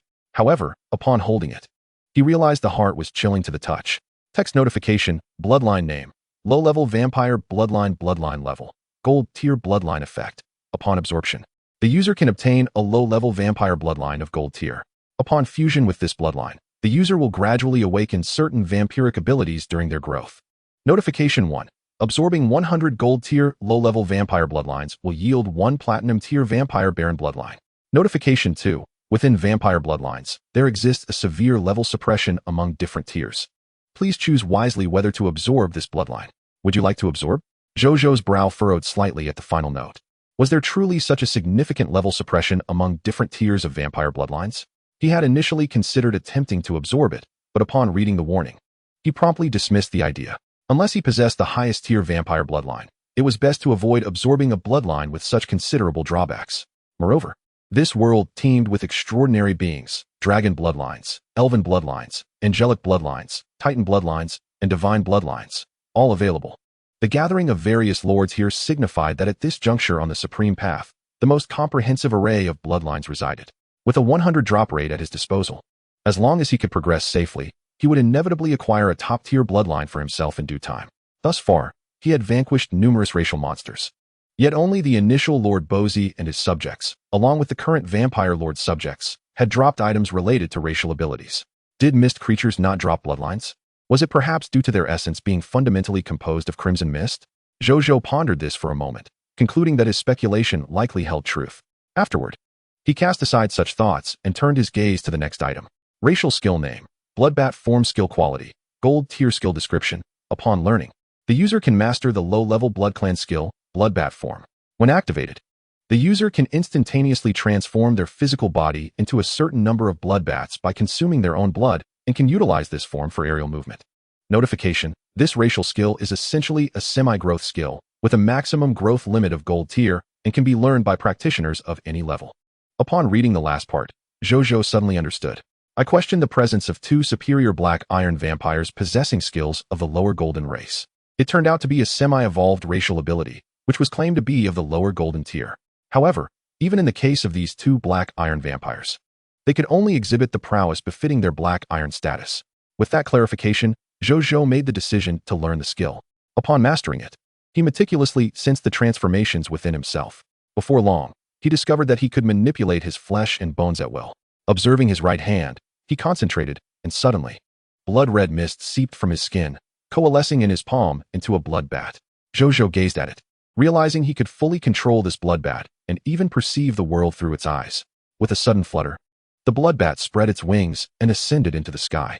Zhou Zhou watched it silently, while simultaneously observing the purple-scaled lake from its unique perspective. This view provided an experience far removed from his usual perception. Although the blood bat's vision was limited, it could still discern some details, complemented by a visual effect akin to the eye of blood, allowing it to keenly detect blood-imbued beings within its field of vision. Additionally, it could utilize echolocation to simulate the surrounding terrain in its mind. With these three observational abilities, the bloodbat possessed an exceptional grasp of its environment. Zhou Zhou immediately contemplated its potential as a reconnaissance tool when in a safe setting. The cost of manifesting this blood bat was merely a fraction of his own blood. He sensed that by expending approximately 1/5 of his blood, he could transform his entire being into 20 blood bats, commanding each to take flight. Among these, only one would carry his soul, and this particular blood bat was of paramount importance. In the event of an overwhelmingly powerful adversary, he could escape in this blood bat form. As long as the soul-bearing bat survived, he could reconstitute his body and evade death. What an impressive life-preserving skill! Zhou Zhou marveled. And this was merely the form of a lower-tier blood bat. If it were the blood bat form of a vampire baron or an even higher bloodline, their blood bats would not only be stronger, but would also exhibit additional transformations. He refrained from attempting to convert his entire being into the blood bat form at this moment. Although the consumption of 1/5 of his blood would not pose a significant danger for him as a mid-tier bronze, it would still render him vulnerable. With more intense battles on the horizon, Zhou Zhou preferred not to weaken himself at this juncture. He resolved to practice the complete bloodbat form in a safe environment later. Now, he had mastered this blood-related skill without the lineage of a lower-tier blood race. If he were to possess such a lineage, his bloodbat form would undoubtedly be more formidable. Zhou Zhou pondered. Nevertheless, he would not merge with a bloodline that could present such significant drawbacks merely for a skill. He then shifted his focus back to the racial talent orb. Treasure name: Racial Talent Orb, Blood Pool. Treasure grade: Lower Golden. Treasure effect: upon usage, you will acquire the racial talent of the lower blood race, Blood Pool. You will be able to store more blood within your body, and with each enhancement of your power, your blood storage capacity will increase. Moreover, when casting blood element-related skills, you will receive a certain degree of effect amplification. Treasure description: a racial talent of the vampire clan. Upon utilization, you will gain the capabilities of this race's innate talent. Note: the breakthrough benefits of this talent will persist until you ascend to the lower golden tier. Zhou Zhou raised an eyebrow. This racial talent was quite impressive. In the future, when he utilized the bloodbat form, he could employ the stored reserve blood to execute blood-related skills.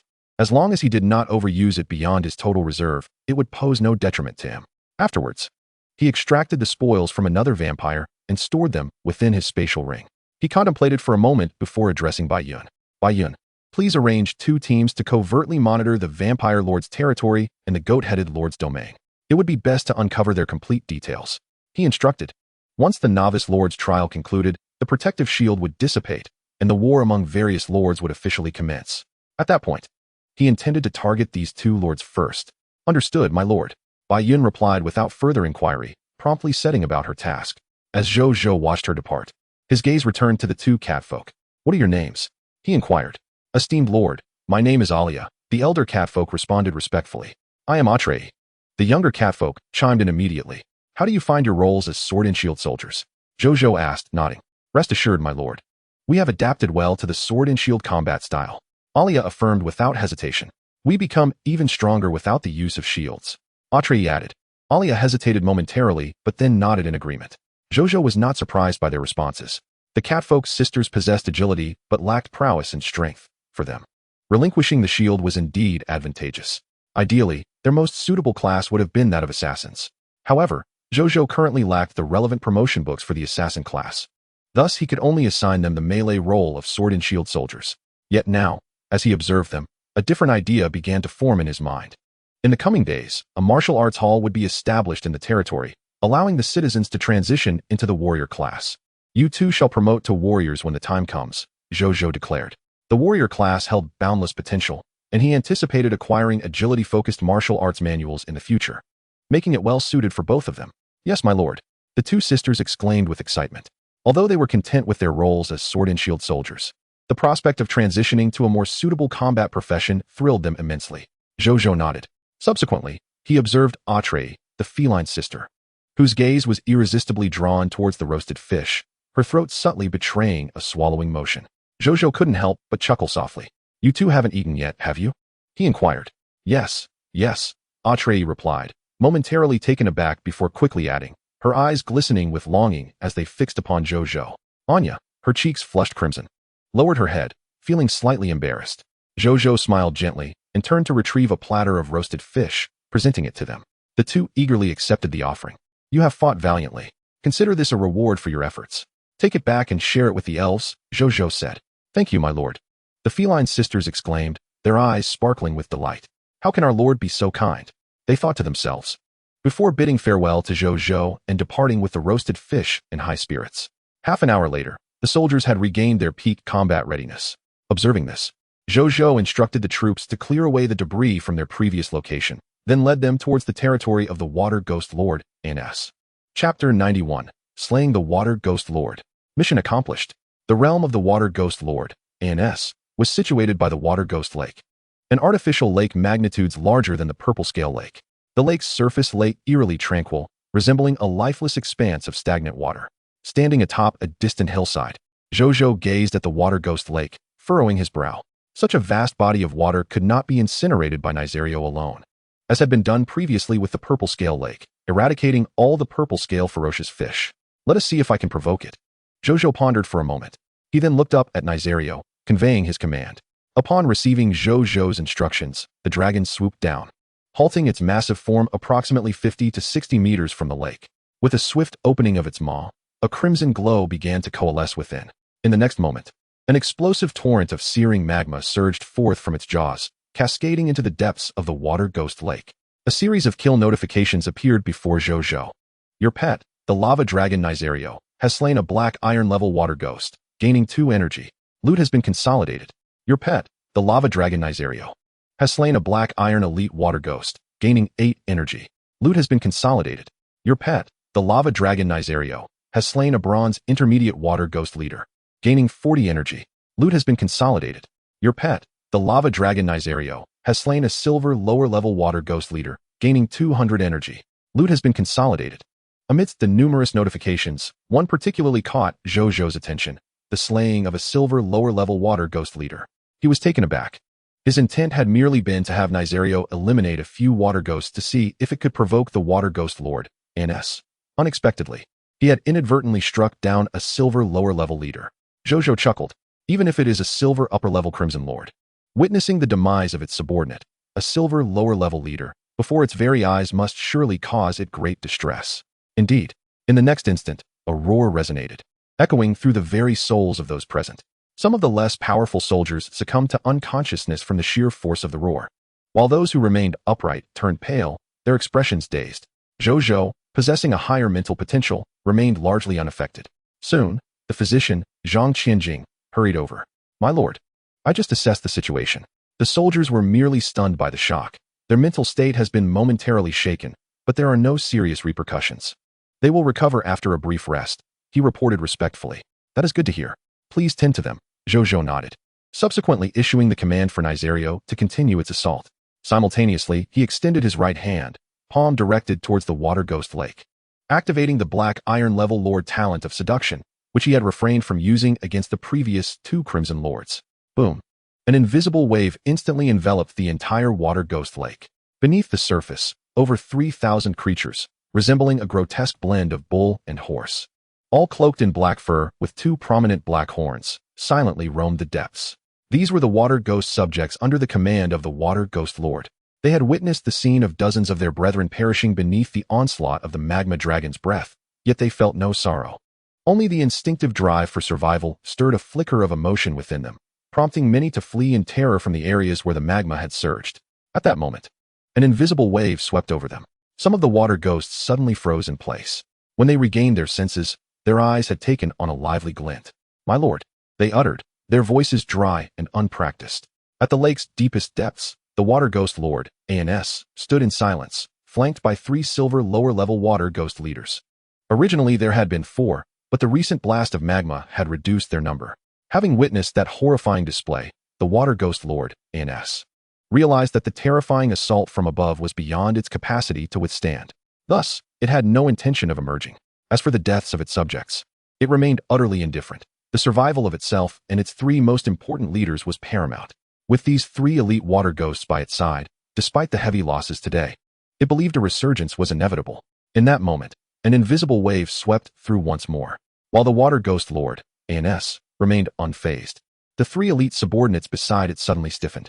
They exchanged glances, each comprehending the identity of the other. In that instant, they are not merely elite water ghosts. They are also masterful traders. As they cast their gaze upon the water ghost lord, ANS, their expressions no longer reflected the reverence of yore. However, they refrained from acting impulsively. Instead, they silently conveyed messages to Zhou Zhou, informing their esteemed lord of the location of the water ghost lord. On the shore, Zhou Zhou observed the notification before him. Notification: you have activated your lord exclusive talent, seduction. Seduction has taken effect. Lord talent notification: a total of 21 low-ranking black iron water ghosts, 15 intermediate black iron water ghosts, 12 elite upper black iron water ghosts, 10 low-ranking bronze water ghost leaders, 6 intermediate bronze water ghost leaders, and 3 low-ranking silver water ghost leaders have betrayed their lord and become your loyal subordinates. Zhou Zhou stared blankly at the lord talent notification, scarcely believing his own eyes. What extraordinary luck was this? First, he had inadvertently slain a low-ranking silver water ghost leader, and now he had seduced 3 opposing low-ranking silver water ghost leaders? Upon receiving the messages relayed by these 3, Zhou Zhou realized that the water ghost lord was now surrounded by these traitors. Heaven has descended, Zhou Zhou exclaimed in astonishment, suddenly feeling a twinge of sympathy for the water ghost lord. Such misfortune was truly unfortunate. Without hesitation, he disclosed the location of water ghost lord ANS to Nizario. Upon learning the coordinates, Nizario immediately redirected his dragon's breath attack towards the location of water ghost lord ANS. Beneath the lake, when ANS noticed the magma dragon breath abruptly changing direction and hurtling towards him, he froze momentarily before hastily summoning his 3 loyal companions to flee rapidly. The 3 water ghost companions, while urging their lord to escape in their native tongue, feigned unwavering loyalty, all the while relaying their latest positions to Zhou Zhou. Consequently, the water ghost lord was driven to despair. How was it that this attack seemed to follow him wherever he went? Was the creature above the lake truly that formidable? Even at such depths, he could still sense his whereabouts. Soon, in yet another attempt to evade the magma dragon breath assault, water ghost lord ANS found himself engulfed by the fiery onslaught. The soul-piercing screams echoed in the minds of every soldier on the shore. It took over 10 seconds for the agonizing cries to gradually subside. A kill notification appeared. Your pet, the magma dragon Nizario, has slain water ghost lord ANS, Crimson Lord, earning 800 energy. Loot has been successfully condensed. The territory of this Crimson Lord has become unclaimed land. You may plunder or occupy this territory. Notification: commission task: elimination of the Crimson Lord has been completed. Commission task reward: 300 golden grade mist hearts, 10 golden grade aurora crystals have been awarded. Notification 1: tomorrow, 200 citizens from Fish Spring Town will pledge allegiance to your territory. Notification 2: your reputation within the Aurora Kingdom has received a significant boost. You will have a greater chance of successfully recruiting talents from the Aurora Kingdom. Notification 3: the King of the Aurora Kingdom will soon hear of your achievements, increasing his favorability towards you, and will grant you access to trade in Aurora crystals. Chapter 92: The Spoils of Water Ghost Lord ANS. Upon witnessing the task completion notification, Zhou Zhou's lips curled into a smile.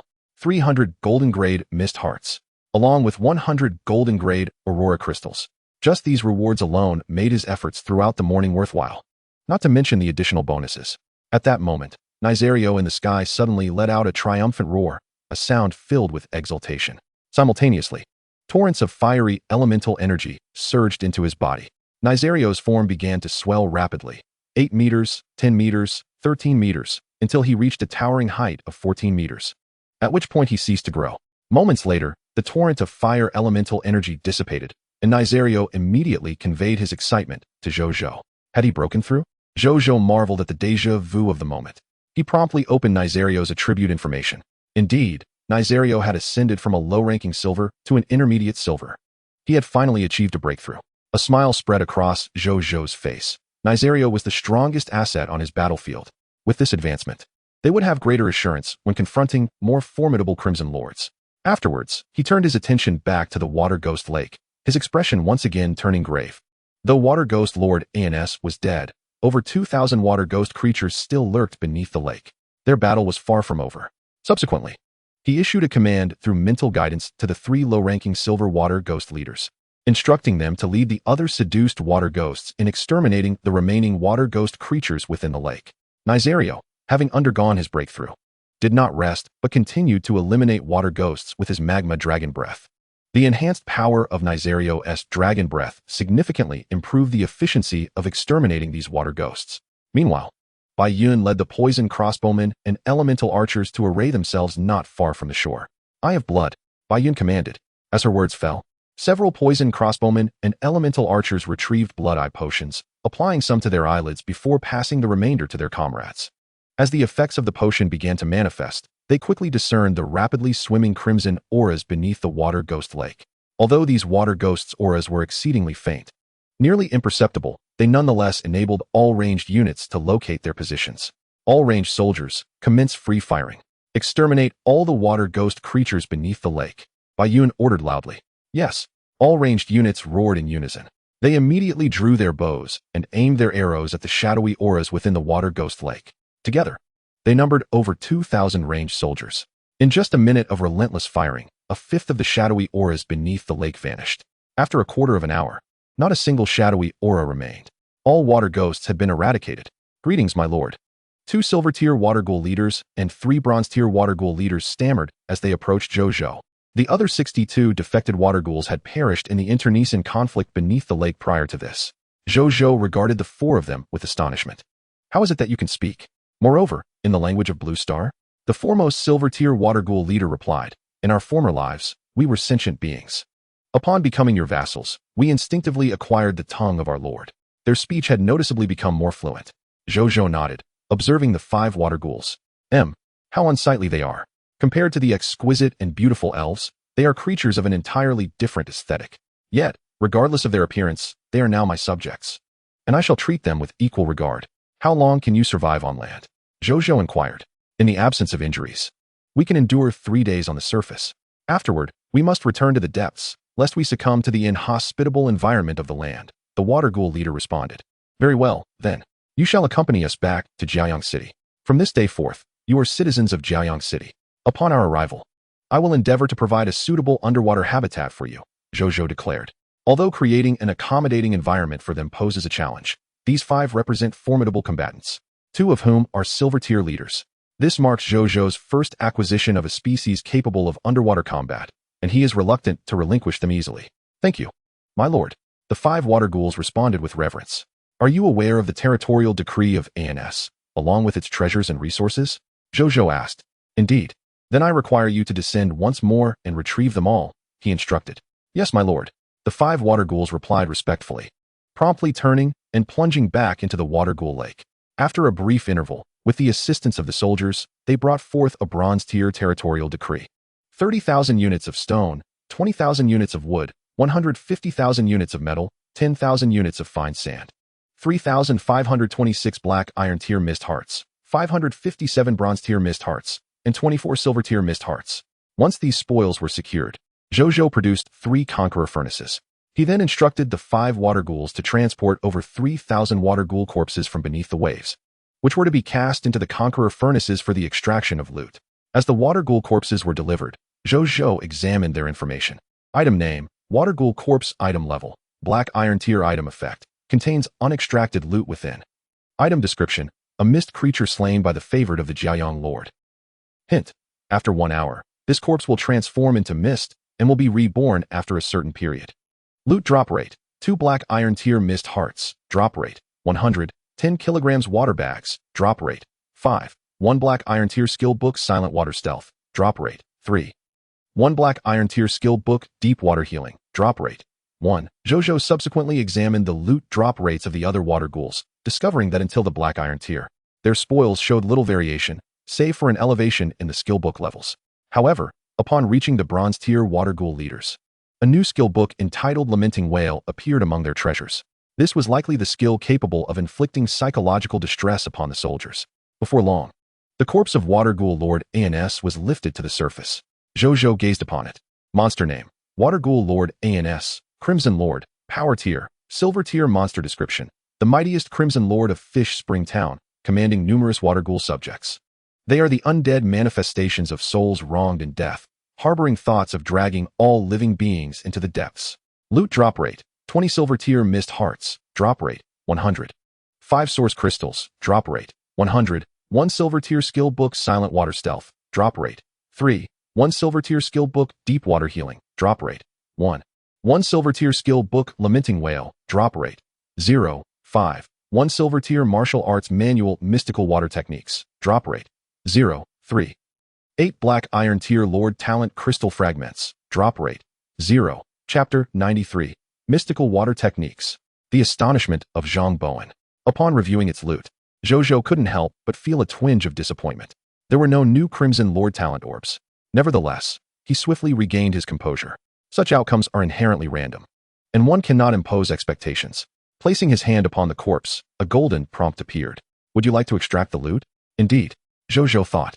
In the next moment, a text prompt materialized. Lord talent prompt. You have acquired 20 mist hearts, silver tier, 5 source crystals, for 1,000 kilograms water bags, 1 skill book silent water stealth, silver tier. 1 skill book deep water healing, silver tier. 1 skill book Lamenting Whale, silver tier. 1 martial arts manual mystical water techniques, silver tier. 8 Lord talent crystal fragments, black iron tier. A cascade of loot erupted forth. Among them, the most abundant were the 4,000 kilograms water bags. This marked Zhou Zhou's first encounter with a Crimson Lord yielding such a vast quantity of water. He then gathered the mist hearts and source crystals, instructing the soldiers to load the water bags onto the mechanical transport convoy. He then turned his attention to the forthcoming acquisitions. First, the skill books. Skill name, silent water stealth skill quality, silver tier skill description, you can glide silently beneath the waves, remaining undetectable to silver tier and below beings within the water by their senses. Skill name, deep water healing skill quality, silver tier skill description, when injured, you may submerge, absorbing elemental energy from the water to heal your wounds.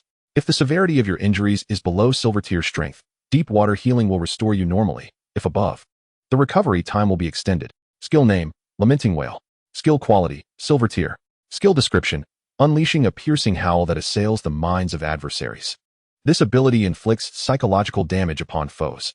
It possesses a slight probability of directly stunning enemies below the silver rank, while significantly increasing the likelihood of instilling a state of mental disarray, thereby greatly diminishing their combat capabilities for a brief period.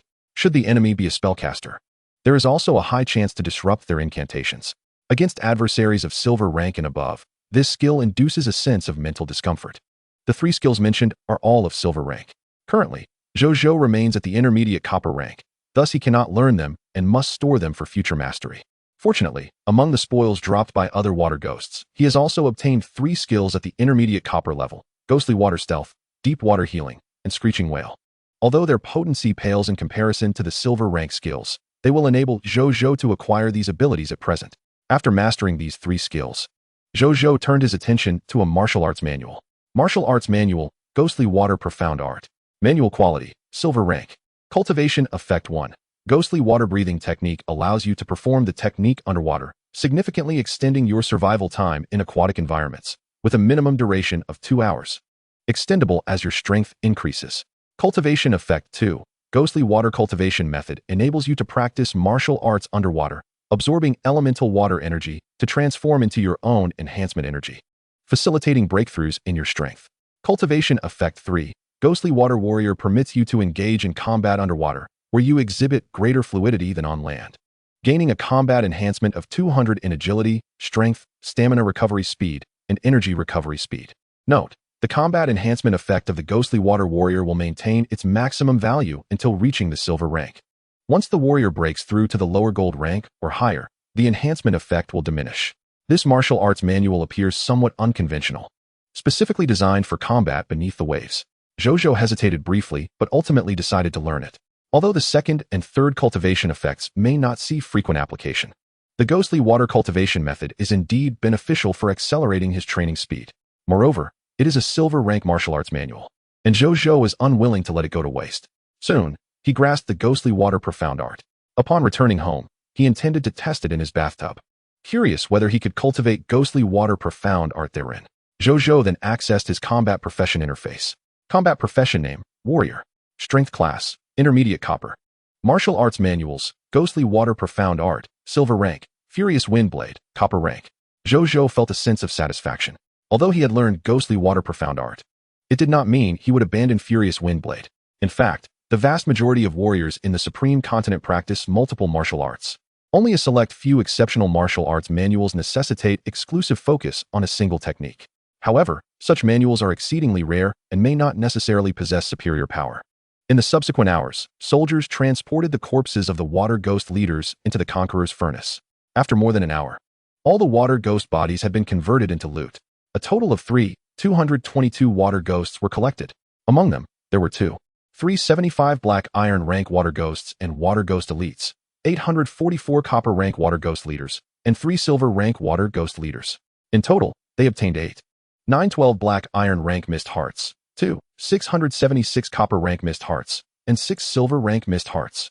Additionally, there were 360 kilograms of water bags, 222 copies of ghostly water stealth, black iron, copper, silver rank, 222 copies of deep water healing, black iron, copper, silver rank, 847 copies of screeching whale, copper, silver rank. This constituted all the gains. All the Crimson Lords of Fish Spring Town had been dealt with. Next, it was time to seek out Zhang Bjorn. Zhou Zhou mused. Meanwhile, in Fish Spring Town's administrative hall, in the mayor's office, Zhang Bjorn sat at his desk, which was cluttered with a multitude of documents awaiting his attention. Yet, his gaze frequently wandered to the door, indicating that his mind was elsewhere. Just then, a series of knocks echoed from the door. "Come in," Zhang Bjorn promptly replied. The door swung open, and a young man with a pair of small mustaches hurried in. "Mayor, we have the latest intelligence," he exclaimed. "Just after Lord Jiao Yang departed with his troops, our men visited Purple Scale Lake and found it scorched and desiccated. All the purple scale fiend fish have vanished, leaving only a pile of cleaned fish bones behind." The young man spoke with excitement. Zhang Bjorn stared at him, momentarily stunned. "So soon? Both Crimson Lords have been vanquished?" he murmured. "Indeed. Lord Jiao Yang is undoubtedly one of the most renowned top lords within our Aurora Kingdom. In just 7 days, his strength has surged to such heights. If given another year or so, I believe he could challenge a Crimson Kingdom." The young man chuckled. "That's an exaggeration. Challenging a Crimson Kingdom is a stretch. Do you think he can eliminate the Water Ghost Lord?" After a brief moment of shock, Zhang Bjorn regained his composure and inquired. "It should not pose much of a problem," the young man replied. Zhang Bjorn nodded. "Prepare a feast. I suspect our great hero will be arriving shortly. We must ensure he recognizes our esteem for him," Zhang Bjorn declared suddenly. "Yes, Mayor. I will go prepare at once." The young man promptly exited. Zhang Bjorn continued to ponder the man's recent words. "Teacher, is this the lord you hold in such esteem?"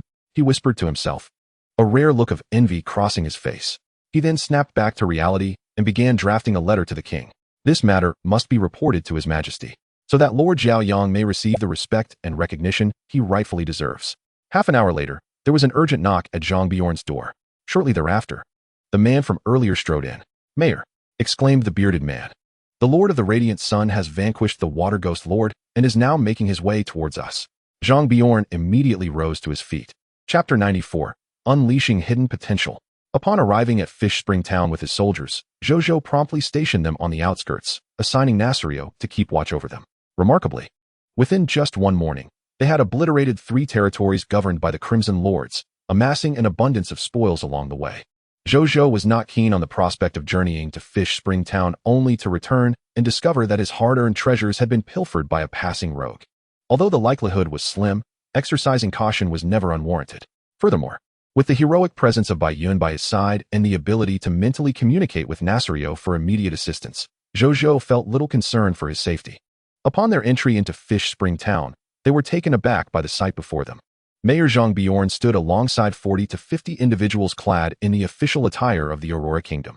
As they spotted Zhou Zhou and Bai Yun approaching, their eyes lit up, and they greeted them with beaming smiles. Congratulations on your triumphant return, Lord of the Radiant Sun. From now on, we shall no longer live in fear of the monstrous subjects of those 3 Crimson Lords. Zhang Bjorn exclaimed, grasping Zhou Zhou's hand with palpable joy. This is all thanks to you, Lord of the Radiant Sun. It is truly admirable that someone so young has achieved such greatness. Are you not weary? Perhaps you would like to rest first? The officials of Fish Spring Town chimed in with enthusiasm. Mayor Zhang, there is no need for such formalities. The eradication of those 3 Crimson Lords was merely a prior agreement we had. I simply fulfilled my promise, Zhou Zhou replied modestly, feeling overwhelmed by their warmth as he subtly retreated a step. You are far too humble, Lord of the Radiant Sun, Zhang Bjorn remarked, his fondness for Zhou Zhou growing even stronger. He then led Zhou Zhou to a banquet. Zhou Zhou, unable to decline, accompanied Bai Yun to dine at the largest tavern in Fish Spring Town. After indulging in a hearty meal, Zhang Bjorn smiled. I have already pinned a commendation for you, Lord of the Radiant Sun. Soon, His Majesty the King will be made aware of your prowess. The others cast envious glances at Zhou Zhou, knowing well that he was soon to become a favored individual in the eyes of the king, a figure of immense significance within the entire Aurora Kingdom. They resolved to cultivate a favorable relationship with this future luminary of the Aurora Kingdom once the banquet concluded. After more than half an hour, the banquet came to a close. Zhang Bjorn expressed a desire for Zhou Zhou to remain longer, but Zhou Zhou politely declined. Mayor Zhang, my soldiers await me outside the town, and there is an important matter I must attend to tomorrow. I need to prepare adequately today, so I cannot linger here for too long. Let us gather again another day, Zhou Zhou stated. Very well, Zhang Bjorn replied regretfully. He was aware, through various channels, that tomorrow was a significant day for the lords of myriad races, so he refrained from pressing further. I wish you good fortune, Zhang Bjorn offered. Thank you. Zhou Zhou nodded. He then took his leave of the other officials of Fish Spring Town, departing alongside Bai Yun. The officials, unable to forge a closer bond with Zhou Zhou, could only watch as they left. Over an hour later, in Radiant Sun City, Zhou Zhou had just returned and, before even entering the city, spotted Zhao Changshu directing the subjects in the construction of the Aurora Tower. Zhao Changshu noticed Zhou Zhou and his eyes brightened. He hurriedly approached Zhou Zhou. My lord, you have finally returned. May I borrow some soldiers to assist in constructing the walls? He inquired eagerly, omitting any question of victory or defeat. What was there to ask? In the hearts of the citizens of Radiant Sun City, their lord was an invincible warrior. After all, had their lord ever returned from battle with tidings of defeat? He always came back victorious. Seeing the relaxed smiles on the faces of those around him only solidified Zhao Changshu's conviction. Certainly, but the soldiers must first rest before they commence wall construction. Zhou Zhou replied. Of course. Zhao Changshu nodded, departing with evident delight. Whether it was due to the soldiers' assistance in building the walls or the return of their victorious lord remained uncertain. Zhou Zhou did not immediately enter Radiant Sun City, but instead sent for the 3 subdued Black Iron Lesser Sandstorm cultists to be brought to the monster pasture, where he entrusted them to Mu Gu. This 4th monster pasture will cultivate these creatures, Zhou Zhou instructed, gesturing towards the Sandstorm cultists. Understood, my lord. Mu Gu replied respectfully. Zhou Zhou nodded, aware that the novice lord's trial was imminent. A considerable number of foes might soon assault them. The sand crystal walls of Radiant Sun City could not offer protection to this location. Should circumstances become dire, he advised Mu Gu to abandon the 4 monster pastures, bringing some creatures within the city walls to ensure his safety. Even if the monster pastures are destroyed during the novice lord's trial, do not be concerned. Once the trial concludes, I can easily expend some resources to rebuild them, Zhou Zhou reassured. The 4 mid-level bronze monster pastures were vast, and thus the sand crystal walls of Radiant Sun City could not encompass them all. In Zhou Zhou's mind, should danger arise here tomorrow, sacrificing the 4 monster pastures was a small price to pay. For someone as financially robust as Zhou Zhou, the resources required for reconstruction were negligible. However, for Mu Gu, the stakes were much higher. He could not guarantee that if he were to perish during the novice lord's trial, he would be resurrected. Moreover, his silver-tier lord talent monster pasture could potentially be rendered obsolete due to Mu Gu's demise, an outcome Zhou Zhou wished to avoid at all costs. Thus, The safety of the pastoral valley is of paramount importance to him. Rest assured, my lord, he said, I am not only a monster rancher, but also a monster priest. Within the confines of the ranch, I can command all the mist monsters at my disposal. Should danger arise, I possess sufficient means of self-preservation. If the situation becomes dire, I will retreat to the city automatically.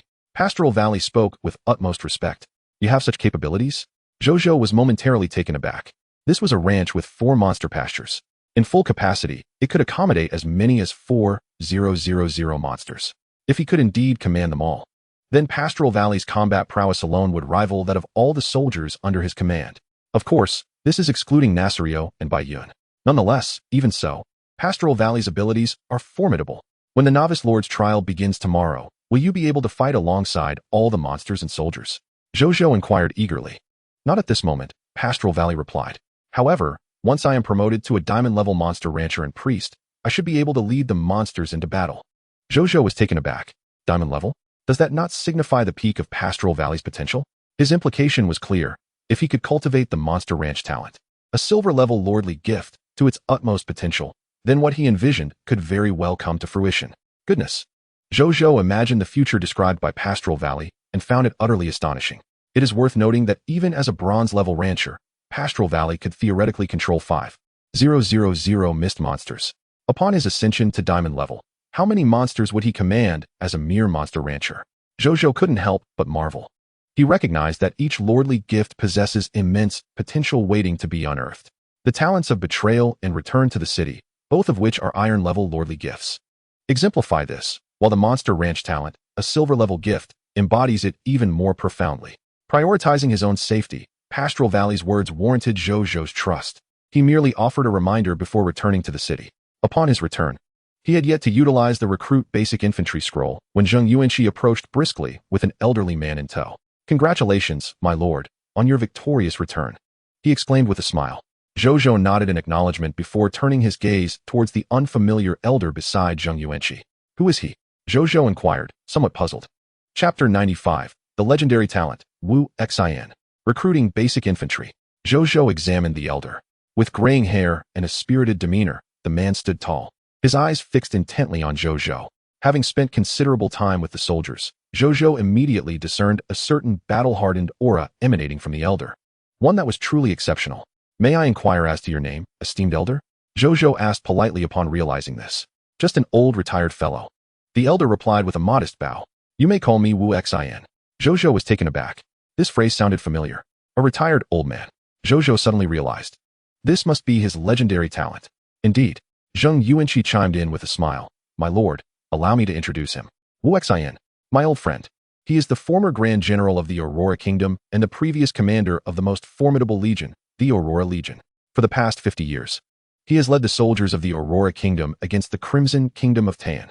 In terms of military theory and practical capability, if he were to rank second in the Aurora Kingdom, no one would dare claim the top spot. Had it not been for his advancing age and the need to step aside for younger talent, the position of Grand General would undoubtedly still be his. Zheng Yuanqi spoke with unwavering confidence. Wu Xin, upon hearing this, said nothing. Zhou Zhou looked at the 2 elderly men before him. Goodness. One was a former Prime Minister of the Aurora Kingdom, and the other was a former Grand General. The Aurora Kingdom, oh the Aurora Kingdom. You are swiftly becoming my repository of legendary talents, Zhou Zhou thought to himself. Welcome, Elder Wu, to the City of Radiance, Zhou Zhou said, regaining his composure. I have long heard of your esteemed reputation, and I have wished to meet you for quite some time. It seems my wish has finally come true. Wu Xin nodded with a smile. You flatter me, my lord, he replied. Zhou Zhou then opened Wu Xin's attribute panel. Citizen, Wu Xin. Territory, City of Radiance.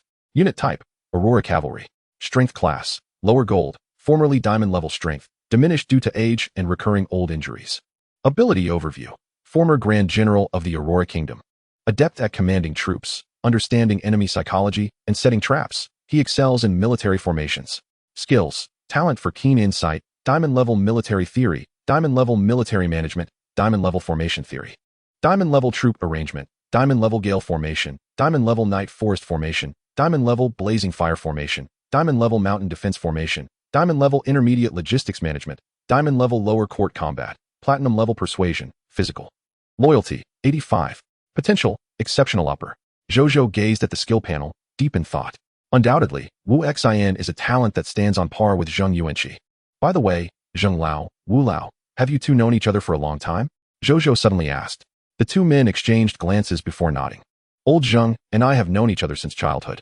When we enlisted, we both joined the army together, later being assigned to the same cavalry regiment, forging a bond of brotherhood in arms.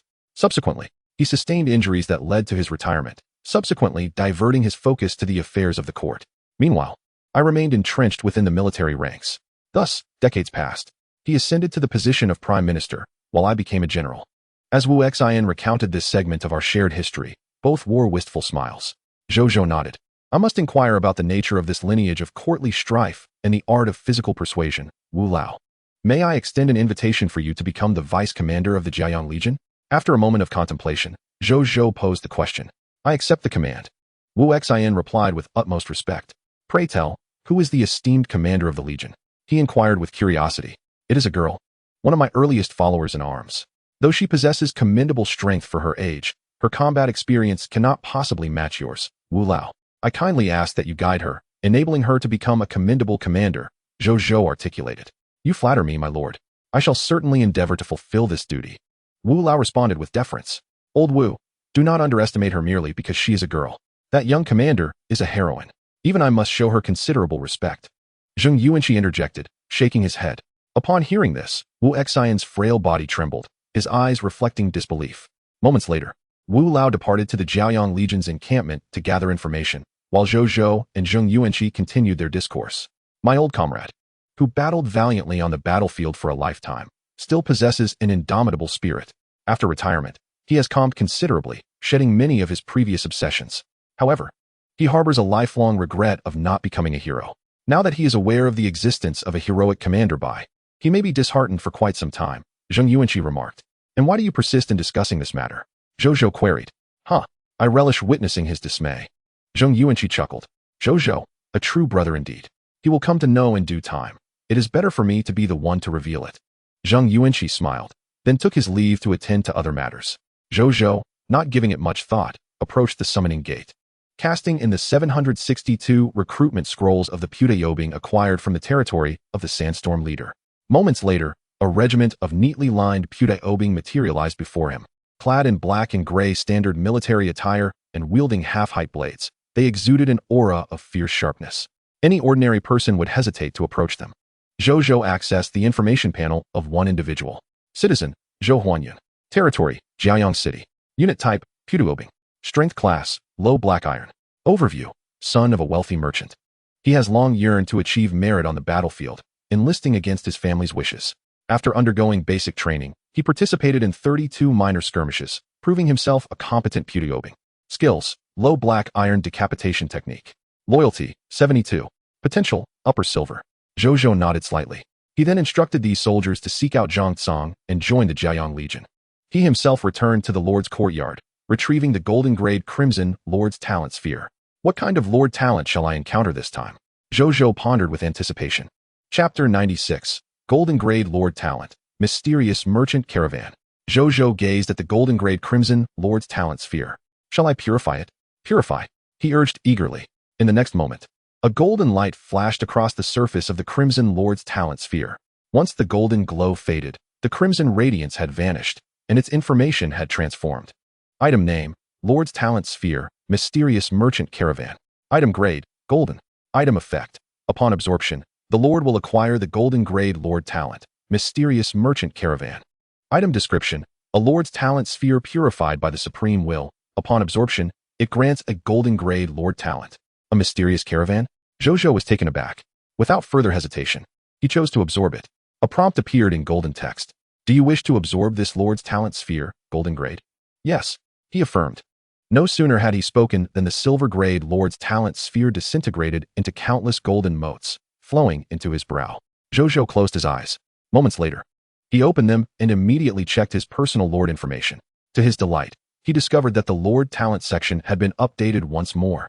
Lord Talents, 100 drop rate, Legendary, Gnome Alchemy Workshop, Bronze, Monster Ranch, Silver, Subversion, Black Iron, National Prosperity, Diamond, Return Home, Black Iron, Mysterious Merchant Caravan, Golden. The 7th Lord Talent. A smile graced Zhou Zhou's face. He then opened the detailed information for this talent. Lord Talent, Mysterious Merchant Caravan, Golden. Mysterious Merchant Caravan. Your territory boasts a caravan blessed by the supreme will. You may dispatch them to procure resources required by your domain or sell goods produced by your citizens. Supreme Blessing, Mysterious Trade, to your citizens. The Mysterious Merchant Caravan appears to be an ordinary trading caravan aiding your territory. However, to outsiders, it remains an enigmatic entity whose true purpose and allegiance are forever shrouded in mystery. Supreme Blessing, Unlimited Passage Rights. Kingdom level. The Mysterious Merchant Caravan may engage in commercial transactions within any kingdom level or below territorial domain. Even in closed-off areas that deny entry to outsiders, the caravan possesses the authority to enter and conduct business therein. Zhou Zhou contemplated thoughtfully. This unlimited passage right, kingdom level, likely constitutes the most significant value of this Lord Talent. In such a vast expanse as the Supreme Continent, there are surely hidden forces that dwell in places unknown to the populace, which may be unwelcoming to outsiders. Within their domains, rare treasures or resources could very well exist. Treasures inaccessible to ordinary forces. However, the enigmatic merchant caravan, endowed with the privilege of unrestricted passage, can enter this realm and acquire its treasures and resources. In stark contrast, the advantages of this mysterious caravan become evidently clear. Yet, how could I possibly know of such clandestine forces? Zhou Zhou fell into a pensive silence. It appears that I must seek information regarding such matters in the future to identify locations that, while reluctant to permit outsiders, harbor unique resources within. Only then can the benefits of this unrestricted passage be fully realized. A sudden knock echoed at the door. My lord, a merchant caravan has unexpectedly arrived at the city gates, expressing a desire to meet you. They wish to join your domain and engage in long-term trade. Came Zheng Yuanqi's voice. They certainly arrived swiftly, Zhou Zhou thought. This must be his mysterious caravan. He rose to his feet, approached the door, and upon seeing Zheng Yuanqi, instructed him to attend to other matters, assuring him that he would investigate. Once Zheng Yuanqi departed, Zhou Zhou made his way towards the city gates. There, he found a group of plainly dressed merchants gathered around several horse-drawn carriages, engaging in conversation with Zhao Changshu and others. Their exchange appeared quite amicable, punctuated by laughter. Upon Zhou Zhou's arrival, their gazes met instantly. We pay our respects to you, my lord. Zhao Changshu and the others greeted respectfully. The merchants promptly dismounted from their carriages and bowed in deference to Zhou Zhou. After acknowledging their greetings, Zhou Zhou's attention shifted towards the merchants. There were a total of 23 individuals accompanied by 13 laden carriages. At first glance, they seemed like ordinary merchants. However, the awe and evasiveness reflected in their eyes as they regarded him led Zhou Zhou to briefly question whether they were indeed his mysterious caravan. Yet, upon examining the information of their leader, he felt a wave of certainty wash over him. Vassal, Zheng Fugui Territory, Jiaoyang City Occupation, Mysterious Merchant, Special, Strength Rank. Intermediate Bronze Overview of Abilities. Leader of the Mysterious Caravan, loyal to the Lord of Jiaoyang. Adept in trade and bargaining. All beings aware of the caravan's existence regard him with respect and reverence. Skills, innate familiarity, gifted in commerce, intermediate bronze commercial trade. Intermediate bronze bargaining, intermediate bronze eloquence, intermediate bronze mental arithmetic, exclusive skill, caravan teleportation, exclusive skill, protection of the mysterious caravan. Loyalty, unwavering potential. Superior gold. Zhou Zhou glanced at the others and found that they too were devoted mysterious merchants. A smile flickered across Zhou Zhou's lips, only to vanish swiftly. He instructed Zhao Changshu and the others to withdraw. After a moment's hesitation, they complied, yet remained nearby, intent on safeguarding Zhou Zhou.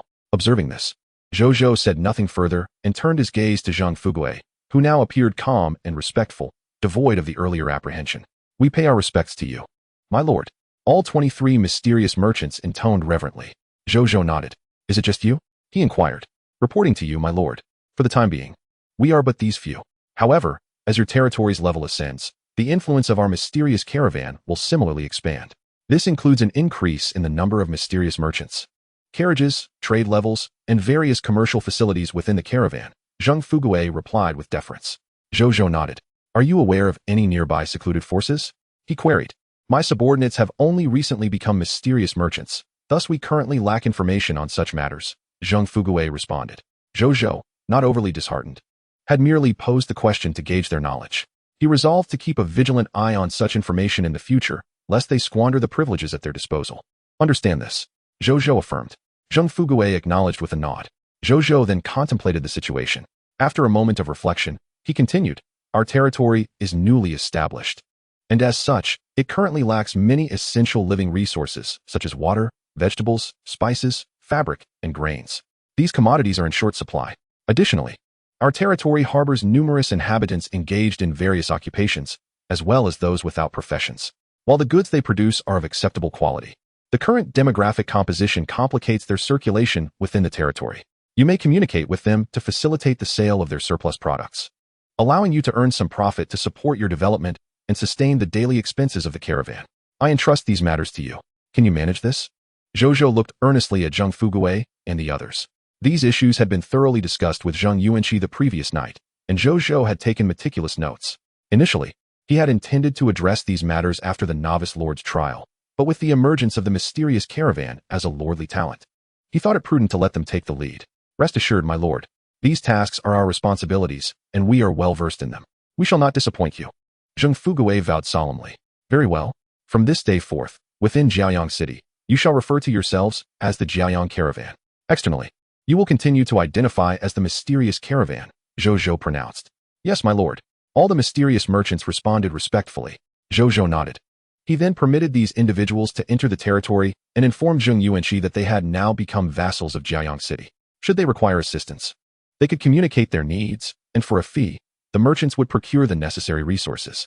In the absence of payment, they could temporarily offer other goods as collateral, including their own crafted products or even basic resources gathered. They could also utilize the Jiaoyang caravan to sell their goods externally. The announcement sparked immense excitement among all the inhabitants of Jiaoyang City, particularly the living professionals, of whom there were now over 100. They possess an abundance of long-stored goods that have failed to find a market. The Lord, too, has little need for these items. Previously, they were quite troubled regarding the fate of these products. However, with the arrival of the prideful Sun merchant caravan, these accumulated goods can finally be sold, transforming them into tangible profits. The non-professionals among the populace are equally delighted. While they may not be capable of crafting goods of professional quality, they can still produce some modest everyday items, which they can sell through the caravan to supplement their household income. Before long, as more and more residents become aware of this development, they eagerly emerge from their homes, exuberantly seeking out Zheng Fugui and his caravan in hopes of earning a bit of misty heart. Zheng Fugui is already so busy that he scarcely has a moment to rest. Zhou Zhou observes them and notices that each resident wears a smile more radiant than ever before, as if filled with newfound hope for the future. Witnessing this scene, he can feel that the city of prideful Sun is more vibrant than it has ever been. This is the allure of commerce. Soon, the Lord will no longer need to single-handedly sustain the entire city, for the residents can now support themselves. Zheng Yuanqi approaches with a cheerful demeanor. Zhou Zhou nods. Over the past 7 days, the residents have been subsisting on the monster meat acquired from a 100 drop rate, as well as water obtained from desert mist lizards. Although these provisions are adequate, relying on them exclusively is not ideal. Now that a mysterious caravan has arrived, there is no longer a need for such an imbalanced development. The Lord must have realized that prideful Sun will need more of its own merchant caravans moving forward. This will ensure a better quality of life for the residents and a healthier growth for the territory. Ideally, they should establish a commercial city to welcome guests from all directions. In doing so, both the working class and residents seeking to sell goods to supplement their incomes will have a secure venue for trade. If they could also establish several safe trade routes, allowing the residents of the territory to venture beyond prideful Sun for commerce, it would greatly benefit commercial development and increase territorial tax revenue. Zheng Yuanqi states. Zhou Zhou ponders. Zheng's words are indeed profound. The caravan can be entrusted to Zheng Yuanqi to assemble. As for the commercial city, Zhou Zhou immediately thinks of the desolate city. That location is fully equipped with infrastructure and is relatively close to Fish Spring Town, making it perfectly suited for the establishment of a commercial city. Regarding the trade routes, once the novice lord's assessment concludes, he can consult Zhang Bowen. Given the rapport between Zheng Yuanqi and Zhang Bowen, establishing an official trade route between Desolate City and Fish Spring Town should pose no issue. He shares his thoughts with Zheng Yuanqi, who readily agrees. Leave this matter to me. It has been too long since I last saw my disciple. Zheng Yuanqi chuckles. Zhou Zhou nods. He then returns to the Lord's courtyard, preparing to upgrade the estate. Chapter 97. Upgrading Buildings. Troop Status. Zhou Zhou stands before the Lord's courtyard, and a line of text prompts appears. Would you like to upgrade the Lord's courtyard? Yes, he replies. In the next moment, 80,000 units of basic materials, 500 pieces of bronze-level Misty Heart, 3 source crystals, and 2 bronze-level territory tokens vanish in an instant. Boom. A golden radiance suddenly envelopes the entire Lord's wooden house. Moments later, the golden light dissipates. Zhou Zhou looks on, witnessing the expansion of the courtyard's area and the newfound elegance of the estate, which has indeed become more spacious. A series of text prompts appear. Congratulations. Your lord's courtyard has successfully been upgraded to a bronze superior building, adding 1 study. Your territory has been successfully upgraded to a bronze superior territory. The durability of the territory monument has increased to 100, 000, 100, 000. Your territory has expanded to 15. 000 mx 15, 000 mx 3, 000 m. All mist monsters within the newly expanded territory have been expelled. Crimson mist will not appear within any of your territorial boundaries. You have received upgrade rewards. Carpenter Workshop Blueprint, Bronze Superior. General Store Blueprint, Bronze Superior. Lord Talent Prompt. The maximum number of enemy Lord factions you can subvert has increased to Platinum level. Lord Talent Prompt. Your monster ranch can be upgraded. Lord Talent Prompt. Your mysterious caravan faction has been enhanced. Zhou Zhou gazes at the upgrade prompts, nodding with satisfaction. His joy increases upon seeing the last 3 Lord Talent prompts. As for the 2 Bronze Superior blueprints awarded for the upgrade, he is not particularly concerned. After all, Old Zhao is proficient in such matters. Initially, when he arrived in Prideful Sun from the Summoning Gate, he was merely a black iron lower-level architect. Recently, he has heard that Old Zhao has been working closely with him, and his architectural rank has now risen to Bronze Intermediate. If he can master these 2 Bronze Superior blueprints, he might well advance to a Bronze Superior architect. He then examines the materials required to upgrade the Lord's courtyard to Silver lower level. 50, 000 units of wood, 50, 000 units of fine sand, 50, 000 units of metal, 50, 000 units of stone, 1, 000 bronze level misty hearts, 6 source crystals, and 3 bronze level territory tokens. Zhou Zhou's eyes light up at the sight of these upgrade requirements. This time, the demands are not overly challenging. He is not lacking in basic materials. He currently possesses over 11, 000 bronze level misty hearts. The requirement of 2, 000 bronze level misty hearts poses no difficulty for him. He also has 16 source crystals in hand. This meets the requirement as well. Only the bronze level territory tokens remain unmet. At present, he possesses 1 bronze intermediate territory token. If he can gather 2 more bronze level territory tokens, he will be able to upgrade his territory to silver lower level. At that point, the upgrade to a silver lower level territory will likely trigger a full channel announcement. The glory of the pioneer shall ascend to the glory of the pioneer. Zhou Zhou mused, a flicker of anticipation igniting within him. 2 bronze level territory tokens were not beyond his reach in the present circumstances. Once Wu Tu completed the mapping of the desolate Gobi and thorny sand dunes, he could lead the Radiant Sun Legion to these 2 black iron level regions, vanquishing all the Scarlet Lords therein to acquire the territory tokens. He could scarcely believe that 2 black iron level regions would not yield 2 bronze level territory tokens. Putting such distant thoughts aside, he resolved to first conquer tomorrow's Novice Lord trial. With that, Zhou Zhou approached the Summoning Gate, investing 20, 000 units of basic materials and 100 bronze level mist hearts to upgrade it. Congratulations! Your Summoning Gate has successfully been upgraded to a bronze superior structure. You can now summon 6 subjects daily. Among those summoned, you are guaranteed to receive 5 professionals. A notification appeared, due to the unique racial title, Glory of the Pioneer. The number of subjects you can summon daily has reached 66. Among them, 7 will be professionals. And 2 of those professionals will possess a job level equivalent to your territory level. Zhou Zhou nodded slightly. While the upgrade of the Summoning Gate brought him joy, it no longer thrilled him as it once had. After all, he was not particularly in need of population at present. He then glanced at the requirements for further upgrading the Summoning Gate. Building upgrade. 8,000 units of wood, 8,000 units of fine sand, 8,000 units of metal, 8,000 units of stone, 800 bronze level mist hearts, and the territory level must be elevated to silver lower tier. He thought to himself, I have more than enough materials. Once I upgrade the Lord's courtyard, my Summoning Gate can be immediately enhanced. Subsequently, he summoned Mu Gu and Zheng Fugui to inquire about the lordly talents following the territory upgrade. Mu Gu, upon the territory's elevation, had seen his own power rise to Bronze Superior, and all his skills had advanced from Bronze Intermediate to Bronze Superior. He was now capable of managing 6 monster ranches simultaneously. Once these monster ranches were upgraded to Bronze Superior, the capacity for breeding monsters would increase from 1,000 to 1,250 for each ranch, and the strength of the bred monsters would also rise from Bronze Intermediate to Bronze Superior. Upon hearing this, Zhou Zhou commanded him to take a contingent of soldiers to upgrade the existing 4 bronze intermediate monster ranches to bronze superior before tomorrow morning. This way, Mu Gu would wield control over 5,000 mist monsters, significantly bolstering his security. Should all 5,000 mist monsters perish in battle, he could scavenge the field for spoils, thereby enhancing his own forces without requiring the soldiers to engage. Mu Gu accepted the orders with immediate compliance. As for Zheng Fugui's mysterious merchant caravan, it had also welcomed 5 new members and 5 bronze superior cargo wagons. Their skills had all likewise progressed from bronze intermediate to bronze superior. After absorbing the details of these 2 lordly talent enhancements, Zhou Zhou allowed them to return to their tasks. Not long after their departure, a voice called from outside. "My lord, Bai Yun requests an audience." Hearing this, Zhou Zhou permitted her entry. "My lord, I am here to report on today's 3 battles and the status of soldier promotions," Bai Yun stated respectfully. "Speak," Zhou Zhou replied with a nod. "In today's 3 battles, we obliterated 3 Scarlet Lord territories and vanquished over 6,000 mist monsters.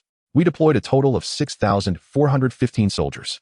Across these 3 engagements, we suffered 45 fatalities, 121 severe injuries, and 354 light injuries.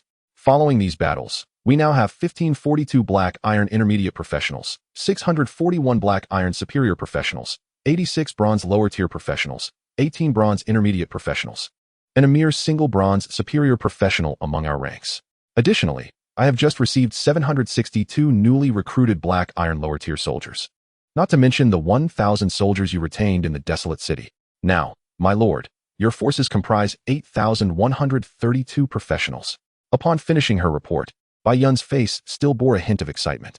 Zhou Zhou smiled back, reflecting on the astounding growth of 8,132 professionals within just 7 days. Such rapid development would surely leave many lords across the world channel in awe. Chapter 98. The Era of Lord Alliances. The Overlord Lords and the Military-Industrial Lords. Zhou Zhou and Bai Yun conversed a while longer before he sent her off to rest and prepare for tomorrow's Novice Lord trial. Once she departed, Zhou Zhou found himself alone in the chamber. "I have prepared all that I can. Now it rests upon the morrow's trial," he contemplated silently. In this moment, he felt neither anxiety nor trepidation, but rather a profound calm and a flicker of anticipation. He opened the world channel, intending merely to observe the activities of other lords. However, after just a glance, his brow furrowed in interest. "Dragon Lady Lord, the Dragon Blood Alliance is officially established as of today. We welcome Blue Star Lords from the Dragon Crown Kingdom region and neighboring territories to join the Dragon Blood Alliance. Dragon Lady Lord, all Blue Star Lords who join the Dragon Blood Alliance will be afforded its protection and may seek aid from me and other Alliance members in times of peril.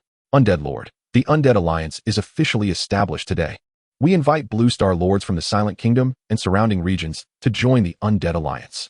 Overlord Lord, the Overlord Society is officially established today. Lords wishing to join must submit a fresh monster corpse as a membership fee, and those who join the Overlord Society shall receive my protection henceforth. Night Lord, the Night Council is officially established today. We welcome Blue Star Lords from the Glimmering Kingdom and neighboring regions to join. Each Lord joining the Council will receive 10 slots for the promotion of Battle Knights. Those who make notable contributions may earn additional slots for Battle Knight promotions. Military Industrial Lord, the Blue Star Military Industrial Alliance is officially established today. We welcome all Blue Star Lords to join. After practitioners of the military industrial sector, technology industry, and related fields join the Blue Star Military Alliance, they will receive corresponding benefits based on their capabilities. I wish to join the Dragon Blood Alliance to meet my goddess. I am her devoted fan. Great Overlord, I have submitted my application. I have already sent you the monster flesh. Military Merit Lord, I have formerly worked as a weapons development engineer for the Huafeng Military Industrial Group in Blue Star. What benefits await me in your ranks?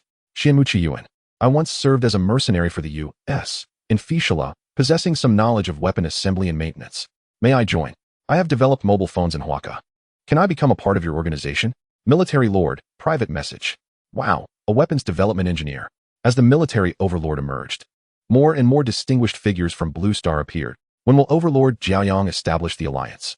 I wish to be the first to join. In the future, there will be an increasing number of Lord alliances. The days when Overlord Jiaoyang reigned supreme are long gone. Indeed, the era of Overlord Jiaoyang has passed. Now is the time for the Union of Lords. One person cannot accomplish anything. What relevance does the era of Lords have to us? Let us ponder how to survive tomorrow's Novice Lord trial. Precisely, it's merely the grandeur of the great figures, we lesser lords must rely on ourselves. I currently command only a couple dozen soldier class practitioners, the strongest among them being merely low-tier bronze. I wonder if I can survive till tomorrow. I am slightly better than the person above, yet not by much. The novice lord trial is tomorrow. Who can save me? I do not wish to perish. If I do not grow stronger before the countdown ends tomorrow morning, I shall relinquish my lord title and become an adventurer. The person above, take me with you. There is some reluctance, yet no alternative, alas. Who would have thought that what was initially a bonding among weak lords would transform into a splendid opportunity for powerful lords to establish their own alliances? Zhou Zhou was somewhat astonished. The establishment of the Dragon Blood Alliance by the Dragon Lady Lord did not surprise him in the least. This Western superstar has exhibited a tremendous desire for recognition on the world channel from the very beginning, coupled with her early revelation of her epic lord talent. She is now the second most renowned lord, following only herself, on the world channel. Her intent to win people's hearts has long been evident. Thus, the establishment of the Dragon Blood Alliance today was likely anticipated by many lords on the world channel. The subsequent formation of alliances by others, leading to a plethora of various lord alliances emerging among the lords of Blue Star, was something Zhou Zhou had not foreseen. What astonished Zhou Zhou the most, however, was the appearance of two lords. The first was the overlord Ba Wang. According to his observations on the world channel, Ba Wang publicly disclosed today the fact that he possesses a legendary lord talent. He is the first to announce such a legendary talent on the world channel. Although he did not specify the nature of his lord talent, the mere revelation of possessing a legendary lord talent instantly catapulted his fame, now rivaling that of the Dragon Lady Lord, and only second to Zhou Zhou himself. Zhou Zhou immediately began to regard him with great importance. As a fellow possessor of legendary lord talent, he is acutely aware of the terrifying nature of such a level of talent. It is no exaggeration to say that each legendary lord talent could serve as a protagonist's golden finger within the networks of Blue Star. With precedents like his own 100 drop rate and Ling Air's divine scroll pharmacy, Zhou Zhou would certainly not underestimate Ba Wang's legendary lord talent. As for the second lord, it is the military lord. He is currently the only renowned lord without a lord talent. His sudden rise to fame stemmed from a transaction he announced this morning, a homemade submachine gun transaction. He has listed 10 self-made submachine guns for sale. It is said that these were crafted in collaboration with the blacksmiths within his territory, with the primary manufacturer being the military lord himself. Although other Blue Star lords claim that this submachine gun is the easiest to manufacture and has the lowest production cost in the history of Blue Star firearms, the fact that he managed to produce these within just 7 days alongside a few low-tier blacksmiths is a testament to his skill. Furthermore, the military lord himself stated, he is not limited to crafting this particular firearm. He is capable of manufacturing a multitude of firearms and weaponry, even delving into some advanced weaponry in Blue Star. These 10 submachine guns are merely a prelude. His intention in releasing this transaction is to attract more like-minded individuals to join him. He seeks to enlist more military talents to revive the military technology of Blue Star on the Supreme Continent. In doing so, he can ensure his own safety while also gaining the strength to confront other lords and partake in the competition among the myriad lords. This military lord is indeed a person of considerable capability. Zhou Zhou expressed his admiration. If he truly realizes his ambition of reinstating Blue Star's military technology on the Supreme Continent, even crafting weapons of nuclear-level destruction, then his prowess would certainly rival that of legendary lord talents. The competition among lords is indeed escalating. The stronger the adversaries become, the more formidable they are. And this is merely the 7th day. How intense will the competition become in the future? Zhou Zhou pondered. He also noted the remarks from others expressing concern about tomorrow's novice lord trial. Today is the final day, perfect for selling another wave of goods. This time, he decided to sell something particularly special, to avoid the world channel lords claiming that he could only sell monster flesh and weaponry. With that thought, Zhou Zhou promptly opened the trading post. Chapter 99, The Auction. Zhou Zhou gazed at the trading post, not setting the trading content immediately, but instead activating the auction feature. Through the auction function, as long as the goods he sells are sufficiently desirable, he can sell his auctioned items at a premium, thus reaping greater profits. He then began to prepare the auction items, which included 1,000 copies of Sandification, Black Iron Tier, Low, Medium, High. 1,000 copies of Summon Sandman, Black Iron Tier, Low, Medium. 500 copies of Summon Sandman Elite, Black Iron Tier, Upper. 500 copies of Sand Subterfuge, Black Iron Tier, Upper. 500 copies of Summon Raging Sand, Black Iron Tier, Low, Medium, High. 500 Black Scorpion Poison Crossbows, Black Iron Tier, Upper. 20 Detoxification Potion Recipes, Black Iron Tier, Upper. Upon setting everything in place, he paused, gazing at the auction items before him, and nodded slightly. These auction items possessed two distinguishing traits. Firstly, the quantity in his possession was substantial, and they held little immediate utility, as the soldiers would be unable to exchange them in the short term. Secondly, these goods could be produced daily at the monster ranch. Even if they were sold out, they could be replenished after some time. In contrast, skills such as swimming mastery, water gun technique, and ghostly water stealth, once utilized, would diminish in number. Until Zhou Zhou acquired alternative items to replace them, he had no intention of parting with these skills. He was then about to proceed to the next step when he reconsidered, adding 1,000 copies each of Shield and Sword Soldier Class Change Certificate, Poison Crossbow Soldier Class Change Certificate, and Simple Blade Soldier Class Change Certificate. It's time to sell these, Zhou Zhou mused. In times past, when he was in need of more populace, he would never have considered selling these class change certificates. After all, he had plans to bring in non-occupational citizens to join Radiant Sun City and then utilize these certificates to mass-produce military professionals. However, his territory's population had now reached its carrying capacity, and the soldiers recruited daily through the recruitment books were already sufficient for him to manage for a while. In this context, the three types of class change certificates appeared somewhat superfluous. Therefore, it would be prudent to sell off a portion of them. Currently, low-tier monster meat was no longer profitable in the marketplace, while high-tier monster meat was insufficient for both himself and his soldiers. Henceforth, he would utilize class change certificates to replace monster meat and sell them to other lords. Given the low drop rate of these items, raising the selling price slightly shouldn't be unreasonable, Zhou Zhou pondered. He then set a starting bid price and auction duration for each item, ultimately establishing a hidden auction content that would remain undisclosed until the auction commenced 2 hours later. After finalizing the auction details, he published the announcement, noting that only 1 hour, 59 minutes, and 59 seconds remained until the auction's commencement. Time trickled away, and he opened the world channel. Contemplating his message before beginning to type, Lord of Radiant Sun, Pioneer's Glory in 2 hours, I shall be hosting an online auction at the trading post, featuring a plethora of valuable goods designed to enhance each of your chances in the Novice Lord trials. Lord of Radiant Sun, Pioneer's Glory. Once the auction concludes, do not hasten to depart. I will also be presenting 10 lucky bidders with 10 surprise gifts. Anyone who participates in the auction and secures any item will be eligible. Lord of Radiant Sun, Pioneer's Glory. Lastly, I wish all Lords success in the Novice Lord trials tomorrow. May you not only pass, but also survive. Lord of Radiant Sun, Pioneer's Glory. Off to dive now. See you in 2 hours. After sending his message, although it was quickly buried beneath a flood of other posts, many lords still managed to see it. Word spread rapidly among them. And with the auction news from the trading post, an increasing number of lords became aware of Zhou Zhou's auction. The world channel buzzed with excitement. This is the first time seeing the great Lord of Radiant Sun write so much. I must screenshot this moment. I'm not just repeatedly reading the Lord's messages. Am I? Sunder a face. Every refresh brought forth a new comment. I'm clinging onto the great Lord of Radiant Sun's leg. I've heard about the auction. Why are all the items hidden? Isn't that tantalizing? Can you reveal what the surprise gifts are? Great Lord, the Dragon Lady has formed the Dragon Blood Alliance. When will you establish one? Can I reserve a spot as a member of the Lord Alliance founded by the great Lord of Radiant Sun? Whoa, an auction? I've been blacklisted. Can I still participate? What do you think upstairs? Fortunately, I don't usually engage in keyboard warrior antics on the world channel. 2 hours left. This is going to be a long wait. I smell a merchantess scheme. Zhou Zhou glanced over the comments, but chose not to linger. With his reputation, 2 hours was ample time for the news of his auction to circulate among the other lords. He shut off the world channel, contemplating what tasks remained. He nearly forgot to test ghostly water technique. Zhou Zhou quickly recalled this task and approached the bathtub, filling it with warm water. Stripping off his clothes, he began to channel ghostly water technique as he stepped into the tub. Soon, he was fully submerged. Without ghostly water technique, please do not attempt this. Initially, he felt uncomfortable, instinctively wanting to hold his breath and surface for air.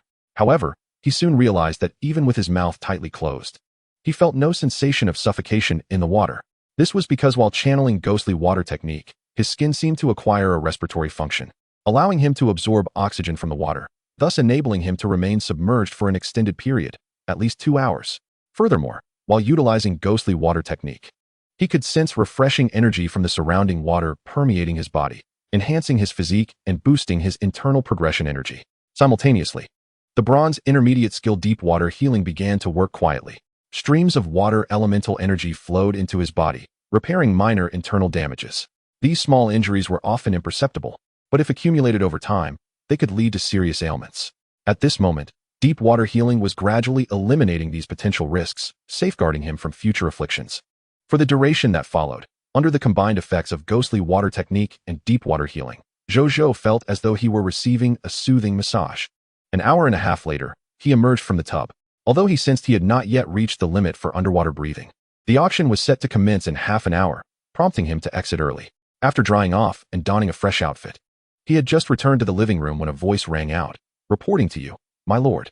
Zhang Kaishan and Zhang Dahu request an audience. Voices of the two men echoed from outside. Zhou Zhou was momentarily taken aback, then permitted them to enter. We report to you, esteemed lord. We have successfully sold all of Kunte's assets. Zhang Kaishan and Zhang Dao greeted Zhou Zhou respectfully before promptly delivering their news. Chapter 100. The Grand Assembly of the Lord of Blue Star. Astonishing auction revenues. Such rapidity? How did the sales fare? Zhou Zhou inquired, a hint of surprise in his tone. We have sold Kunte's slave supply routes, his clientele, foreign slaves, and other permanent establishments to various slave traders. Additionally, we liquidated some of the properties in Ichuan town and the wealth from other locations. In total, we exchanged everything for 20 golden grade mist hearts. Zhang Kaishan reported with deference. Furthermore, as per your instructions, we have annulled the slave registrations of all human slaves, dissolved their contracts, and set them free. However, over 2,000 slaves were either unwilling to leave or had nowhere to go. In accordance with your wishes, we brought them back to Desolate City, granting them citizenship there. They are now quite content. Zhang Kaishan said respectfully. He then solemnly produced a small cloth bag from his bosom and placed it before Zhou Zhou. Zhou Zhou opened it to reveal 20 golden grade mist hearts within. He nodded slightly, acknowledging that these tasks were indeed what he had instructed them before leaving Desolate City. It appeared that these two had performed commendably, especially in terms of efficiency. They had managed to sell Kunte's organization in merely a day, a feat not easily accomplished. Well done. Are there any talents among those 2,000? Zhou Zhou queried. There are over 50 individuals of black iron and bronze grades among the living professionals. Zhang Kaishan replied respectfully. Zhou Zhou nodded in response. For now, let them remain in Desolate City. In due course, it will prove beneficial for your domain. For now, focus on managing that place well. Opportunities for them to showcase their talents will arise. Zhang Kaishan and Zhang Dahu exchanged excited glances. Will they be given significant roles? Indeed, my lord. The two replied with reverence. Zhou Zhou then pondered a pressing concern. Will tomorrow's novice lord examination have any repercussions for Desolate City, this subordinate territory? He mused, furrowing his brow. At that moment, a line of golden text suddenly appeared before his eyes. Novice Lord Special Notice. The Novice Lord examination only pertains to the initial territory of the Lord. Upon reading this, Zhou Zhou breathed a sigh of relief. That is reassuring. If the examination were to encompass both of my territories, I would be unable to manage my forces effectively. As it stood, with the examination targeting only Radiant Sun City, he felt significantly less apprehensive. He could simply remain in Radiant Sun City and await the examination. Following this, Zhou Zhou discussed various future arrangements for Desolate City with the two men before bidding them farewell. As for the 1,000 soldiers stationed in Desolate City, he had no intention of recalling them. He was well prepared for the Novice Lord examination. Even if he were to bring back those 1,000 soldiers, their contribution would be minimal. It was far better for them to remain in Desolate City, safeguarding his subordinate territory. A little over a quarter of an hour later, Zhou Zhou accessed the trading platform and discovered that the auction was set to commence in just over a minute. A minute later, the auction began. Simultaneously, all Blue Star Lords interested in the auction received a prompt. Would you like to participate in Lord Radiant Sun's auction? Yes, no. The majority of Blue Star Lords selected yes, and soon they entered a virtual auction room. 3 minutes remaining until the auction officially begins. Please be patient. In the upper right corner of the auction room interface, the number of participants online was rapidly increasing. Online participants, 545, 411, 154. Online participants, 854, 865, 245. Online participants, 275, 413, 001. Online participants, 515, 727, 541.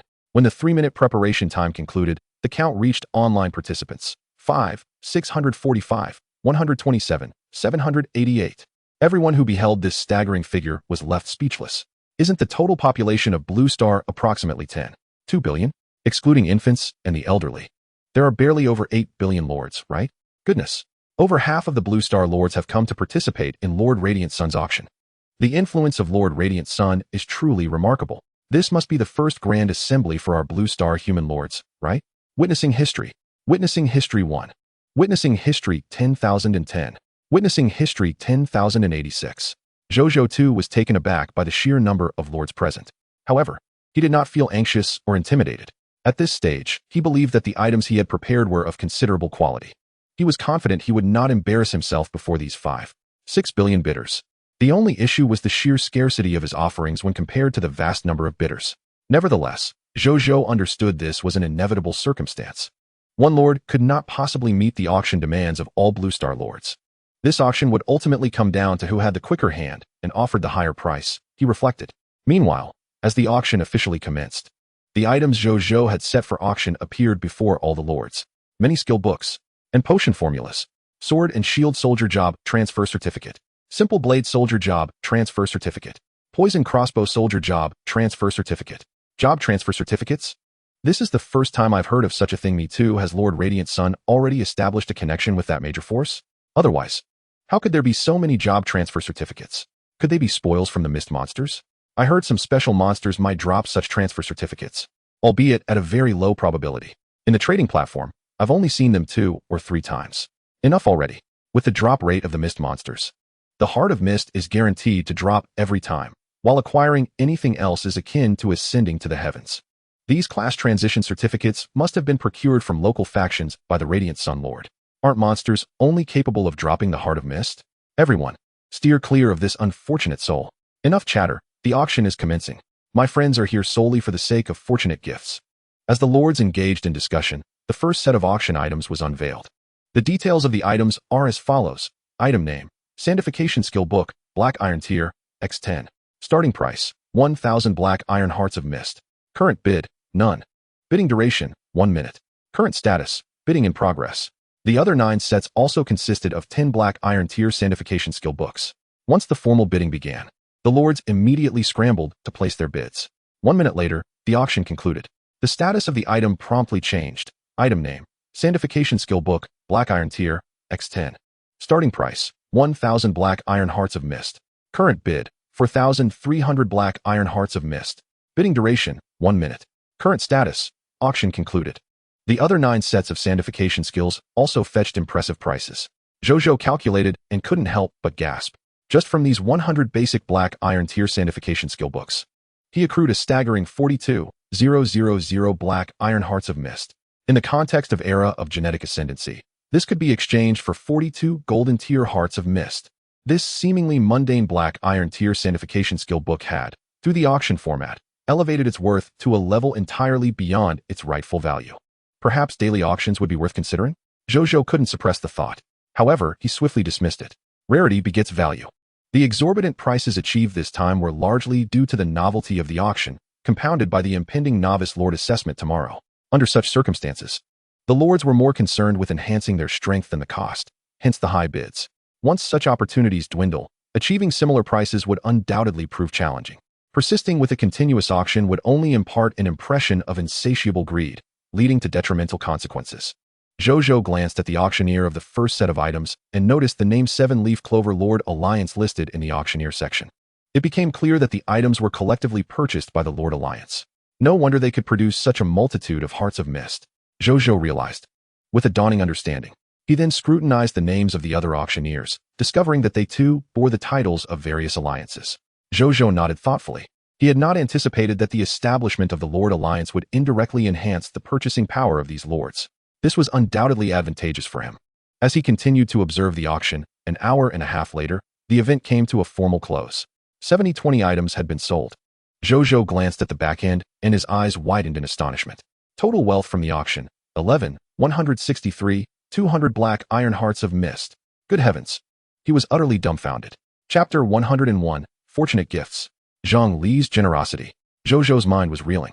If all these Black Iron Hearts of Mist were converted into higher tier ones, it would suffice to exchange for 1116 Platinum Tier Hearts of Mist.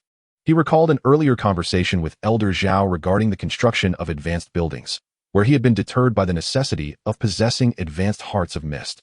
Now, with such an abundance of hearts, he could feasibly construct several platinum-level residential buildings. Zhou Zhou couldn't help but open the auction records.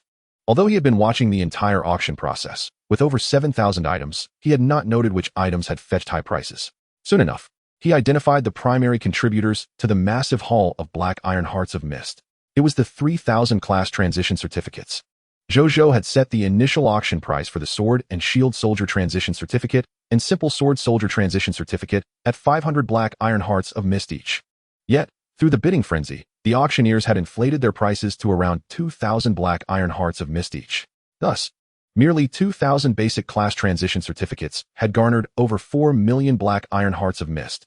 Meanwhile, the Poison Crossbow Soldier Transition Certificate, being a primary ranged class, had an initial auction price of 1,000 Black Iron Hearts of Mist. After a bidding frenzy, it soared to 4,000 Black Iron Hearts of Mist each.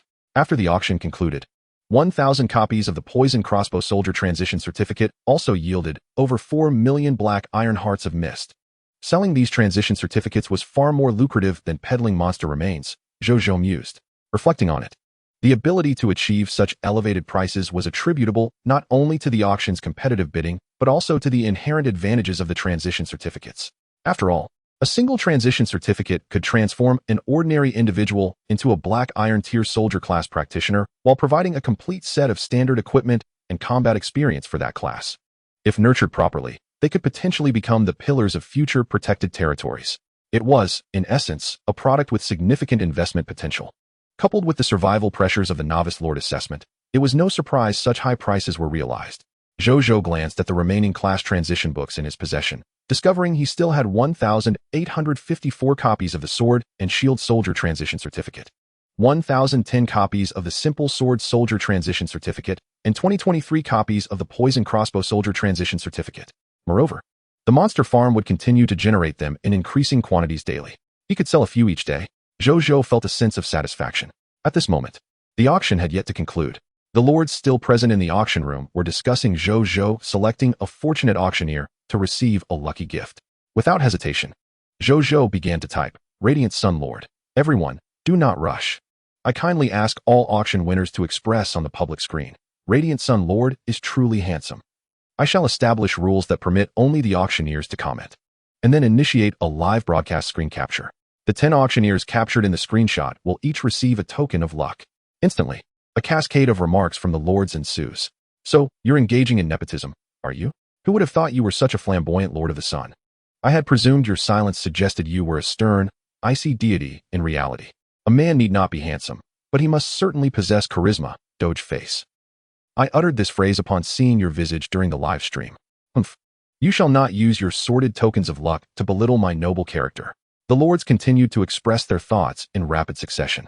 Zhou Zhou, unfazed, displayed no inclination to alter his stance. I am inherently handsome, you know, Lord of the Sun. After 10 seconds of initiating the live broadcast, I shall commence the screen capture. Upon finishing his statement, he promptly activated the live streaming function. However, the screen was not directed at him. Rather, it focused on the comment section. 10 seconds later, Lord of the Sun, the screen capture has begun. As soon as the words left his lips, a flurry of remarks from the lords appeared, refreshing at an astonishing pace. Lord of the Sun is truly handsome. Lord of the Sun is truly handsome. Lord of the Sun is truly handsome. Lord of the Sun is truly handsome. After 10 seconds, the screen capture was successfully completed. Zhou Zhou glanced at the titles of the lords, raising an eyebrow upon noticing that the Dragon Lady Lord was among them. She decided to attend my auction as well? Zhou Zhou chuckled softly, not overly concerned.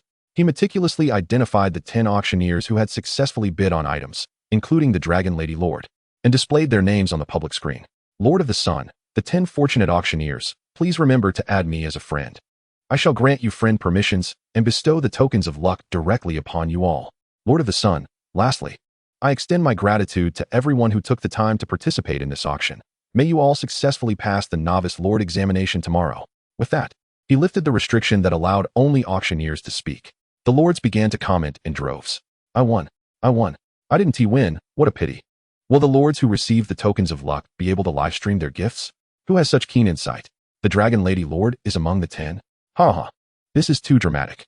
It's hard to say this isn't a conspiracy, Doge face. Oh, Lord of the Sun, please feel free to use gifts to belittle me in the future. To the one above, what about your noble character? Abandoned. Who needs character when gifts smell so sweet? Doge face. 10 minutes later, the auction room automatically closed. The auction, with over 5 billion lords participating, officially came to a close. Simultaneously, the 10 auctioneers added Zhou Zhou as a friend. True to his word, Zhou Zhou sent them 10 tokens of luck. Each token contained a complete set of all auction items, albeit with only one of each item. He also included a mechanical chocobo, black iron superior. This was not on the auction list, serving as a delightful surprise Zhou Zhou had prepared. At that moment, the Dragon Lady Lord sent him a message. Dragon Lady Lord, adding you as a friend was quite a challenge. Lord of the Sun, others faced the same difficulty in adding you, laughs. The Dragon Lady Lord had nothing to retort.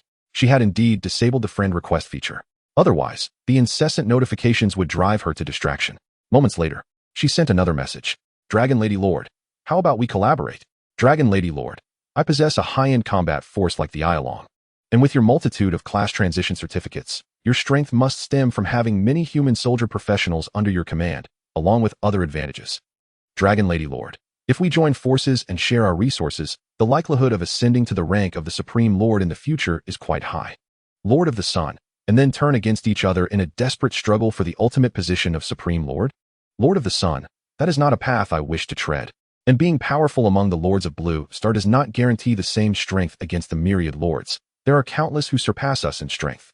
Even if we truly allied, the chances of nearing the Supreme Lord status remain slim.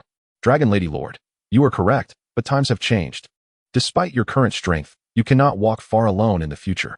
Lord of the Sun, my abilities are limited, and I struggle to collaborate with others. I lack the capacity, as you do, to manage an entire alliance. My focus lies solely in the relentless development of my own territory. The Dragon Lady Lord ceased her discourse. Moments later, her name quietly vanished from Zhou Zhou's friend list. When paths diverge, collaboration becomes impossible.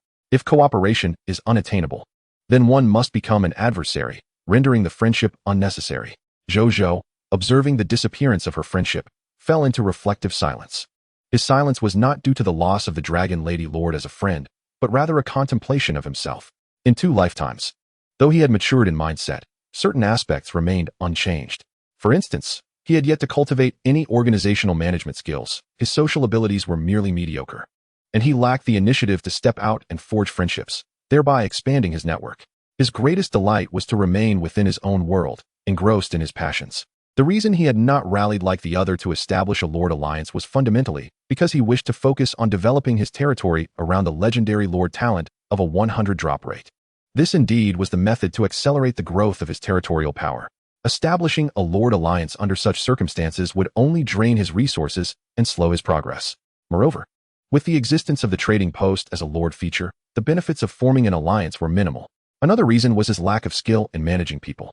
Should he gather a multitude of lords around him, the likely outcome would be that his territory would falter while other lords would voice their grievances against him. This would harm both himself and others. Rather than that, it was far better to diligently manage his own domain. As Zhou Zhou pondered this, he suddenly realized that his mindset was somewhat askew. It's all right. I am now a lord of a territory. In the future, there will be ample opportunities to hone my management skills. By the time I have garnered sufficient management experience, forming a Lord Alliance will not be too late. Zhou Zhou mused. Though he may not be an impeccable lord, he strives diligently to approach the ideal of one. Once his mindset was restored, Zhou Zhou contemplated for a moment, then opened Ling Heir's friend list, sending a red envelope containing a set of fortunate gifts. He subsequently sent her a message. Prideful Sun Lord, while the profession of military units is undeniably significant, the personal strength of the Lord should not be underestimated. Otherwise, an assassin could easily take your head amidst a sea of soldiers, rendering them useless in your defense. Prideful Sun Lord, you have learned these skills for unforeseen circumstances. Prideful Sun Lord. Of course, the primary reason for this gesture is simply that your brother is in a good mood, hence this red envelope. In the realm of Ling Yao, Ling Heir gazed at the red envelope sent by her elder brother, her expression somewhat bewildered. Was it merely a gift born from his good spirits? She replied with a simple thank you, brother, and then opened the world channel. Ling Yao Lord, what is it like to have a brother who sends red envelopes simply out of joy?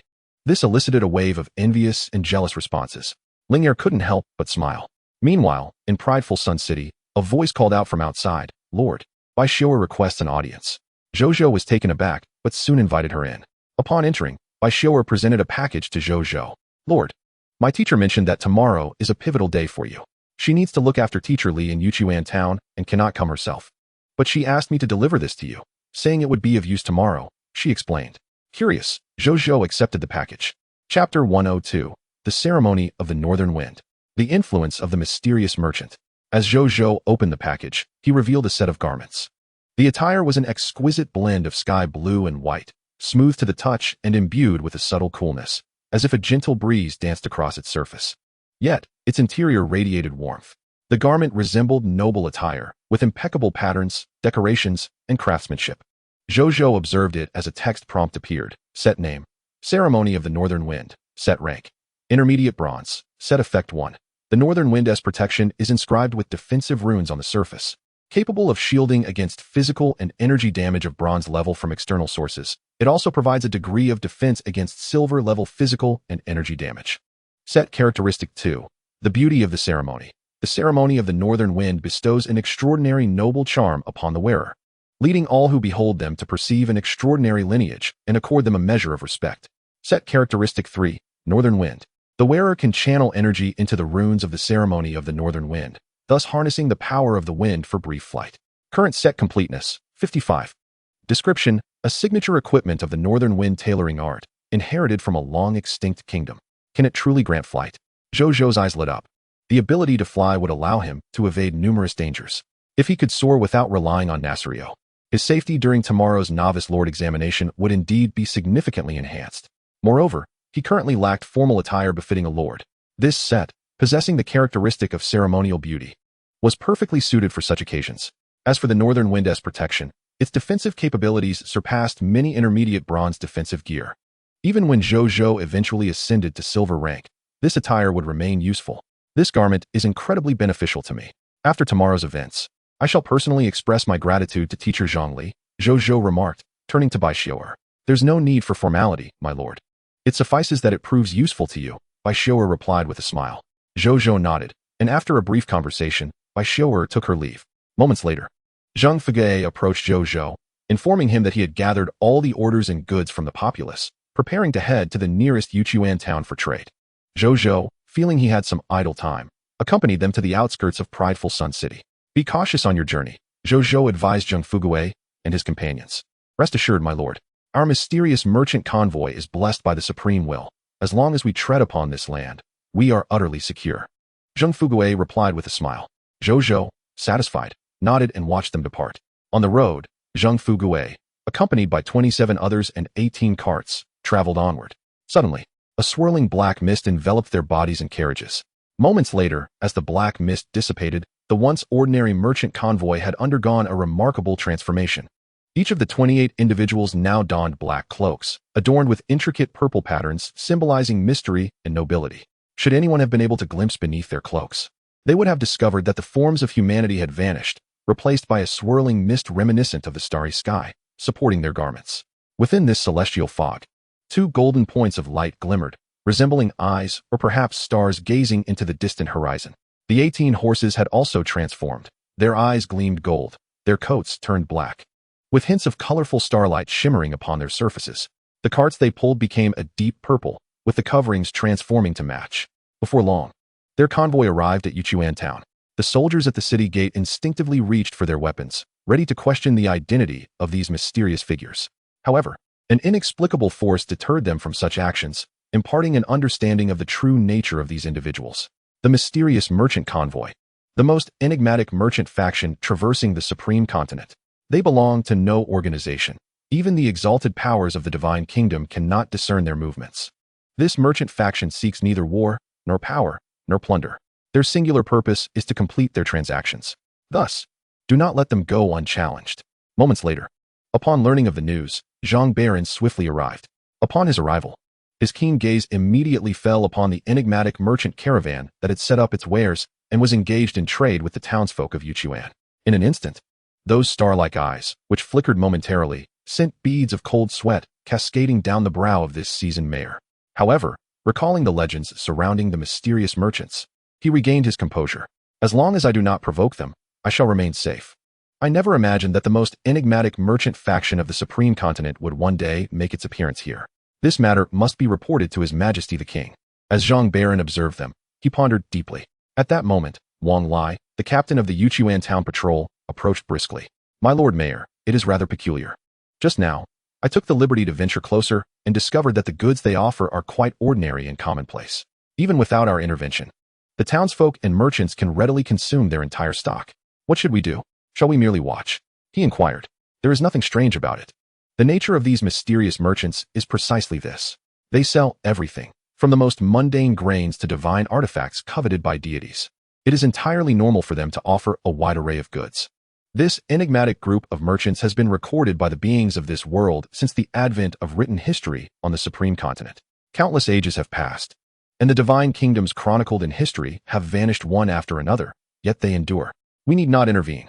Once they have sold their wares or realize that there is nothing of value to trade here, they will depart on their own accord. Do not provoke them. Under no circumstances provoke them. Otherwise, should any repercussions arise, do not blame me for not forewarning you, Zhang Baron emphasized with grave caution. Understood, Wang Lai replied, drenched in cold sweat from the mayor's warning. Subsequently, they remained in place, curiously observing this mysterious caravan, an entity that has inspired countless legends over the ages, one that an ordinary person might encounter only once in a lifetime. Now presented with the opportunity, they were eager to take a closer look, ensuring they would have tales to boast about in the future. Meanwhile, the news of the mysterious merchant's appearance in Yuchuan town began to spread with astonishing speed throughout the surrounding areas. Chapter 103. New changes in the city walls. Zhou Zhou's confidence. In the elven empire of Alansros, within the imperial palace, the news of the mysterious merchants appearing near the territory of a human lord reached the ears of the original elven empress, Elishar. Upon hearing the report from the astrologer, Molt, her beautiful brow furrowed slightly. Mysterious merchants.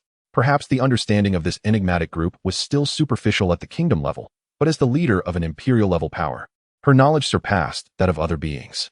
She recalled vividly that long ago, a divine kingdom known as the Moon's Hunt sought to acquire a fragment of a primary artifact sold by these mysterious merchants. However, due to insufficient capital, their greed led them to resort to outright theft. Ultimately, not only did they fail in their attempt, but the mysterious merchants emerged unscathed. On that very day, a lifeless, colossal star descended from the heavens, obliterating the Moon's Hunt divine kingdom. The true deity of the Moon's Hunt perished within their own realm. Shortly thereafter, their divine kingdom-level power dissipated into nothingness. Since then, no faction has dared to take action against the mysterious merchants. This group has become one of the most infamous taboos across the entire Supreme Continent. However, the beings of the Supreme Continent have also discerned the temperament of these merchants. As long as they are not provoked, the merchants show no inclination to act against other factions. They seem to exist solely for the purpose of trade. What do they sell? Elishar inquired. Mostly common goods, Molt replied. Then let us not concern ourselves with them. By the way, what of the human lord who possesses the second-generation Bloodfire spirit? Elishar asked. He is thriving. Among his fellow lords, he is likely one of the strongest. Tomorrow marks the new lord's trial arranged by the Supreme Will. As long as he does not court disaster himself, he should find the trial manageable, Molt respectfully responded. Continue to have the elves there monitor them. When the day comes that his lordship's power crumbles, secure the second-generation Bloodfire spirit and bring her back, Elishar stated coolly. Since the veil of the void obscured Zhou Zhou's information, rendering divination methods ineffective, she had expended considerable resources to send some elves skilled in intelligence work near Radiant Sun City.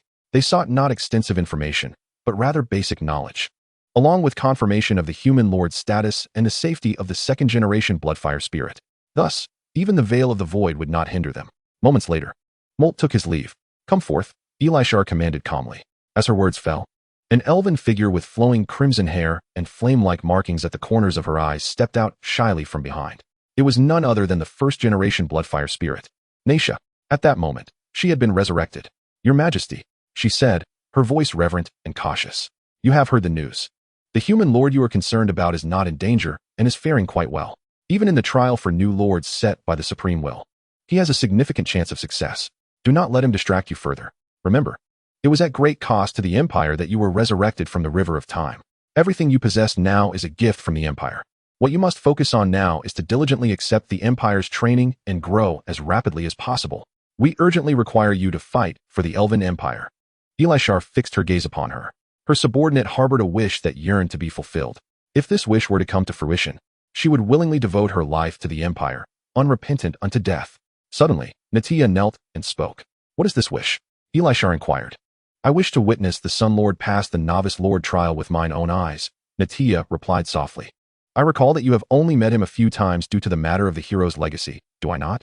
You have just been resurrected today. Why is it that your first concern is not for your inheritor, but rather for that human lord? Elishar furrowed her brows. Natia fell into a brief silence. Moments later, she spoke, Before my resurrection, my fateful mark drifted endlessly through the river of time. It was only through the time relic that I was able to appear before the Sun Lord. At that time, I possessed only the memories of my final moments. There, I experienced the repeated downfall of Andal Town. It was due to the Sun Lord that he wiped away my tears and assured me that I had done well, having rescued all the members of the Guardian Squad. Every time I entered the time relic, he would comfort me in such a manner. Thus, I merely wished to see him in the realm of reality. That is all, Natia concluded. The Elven Empress Elishar remained silent upon hearing this. After a moment, she replied, "Remember your words." "Thank you, Your Majesty." Natia's expression brightened with joy. In the Aurora Kingdom, within the royal palace, in a study, the current king, Li Yuanxian, perused the memorials in his hand.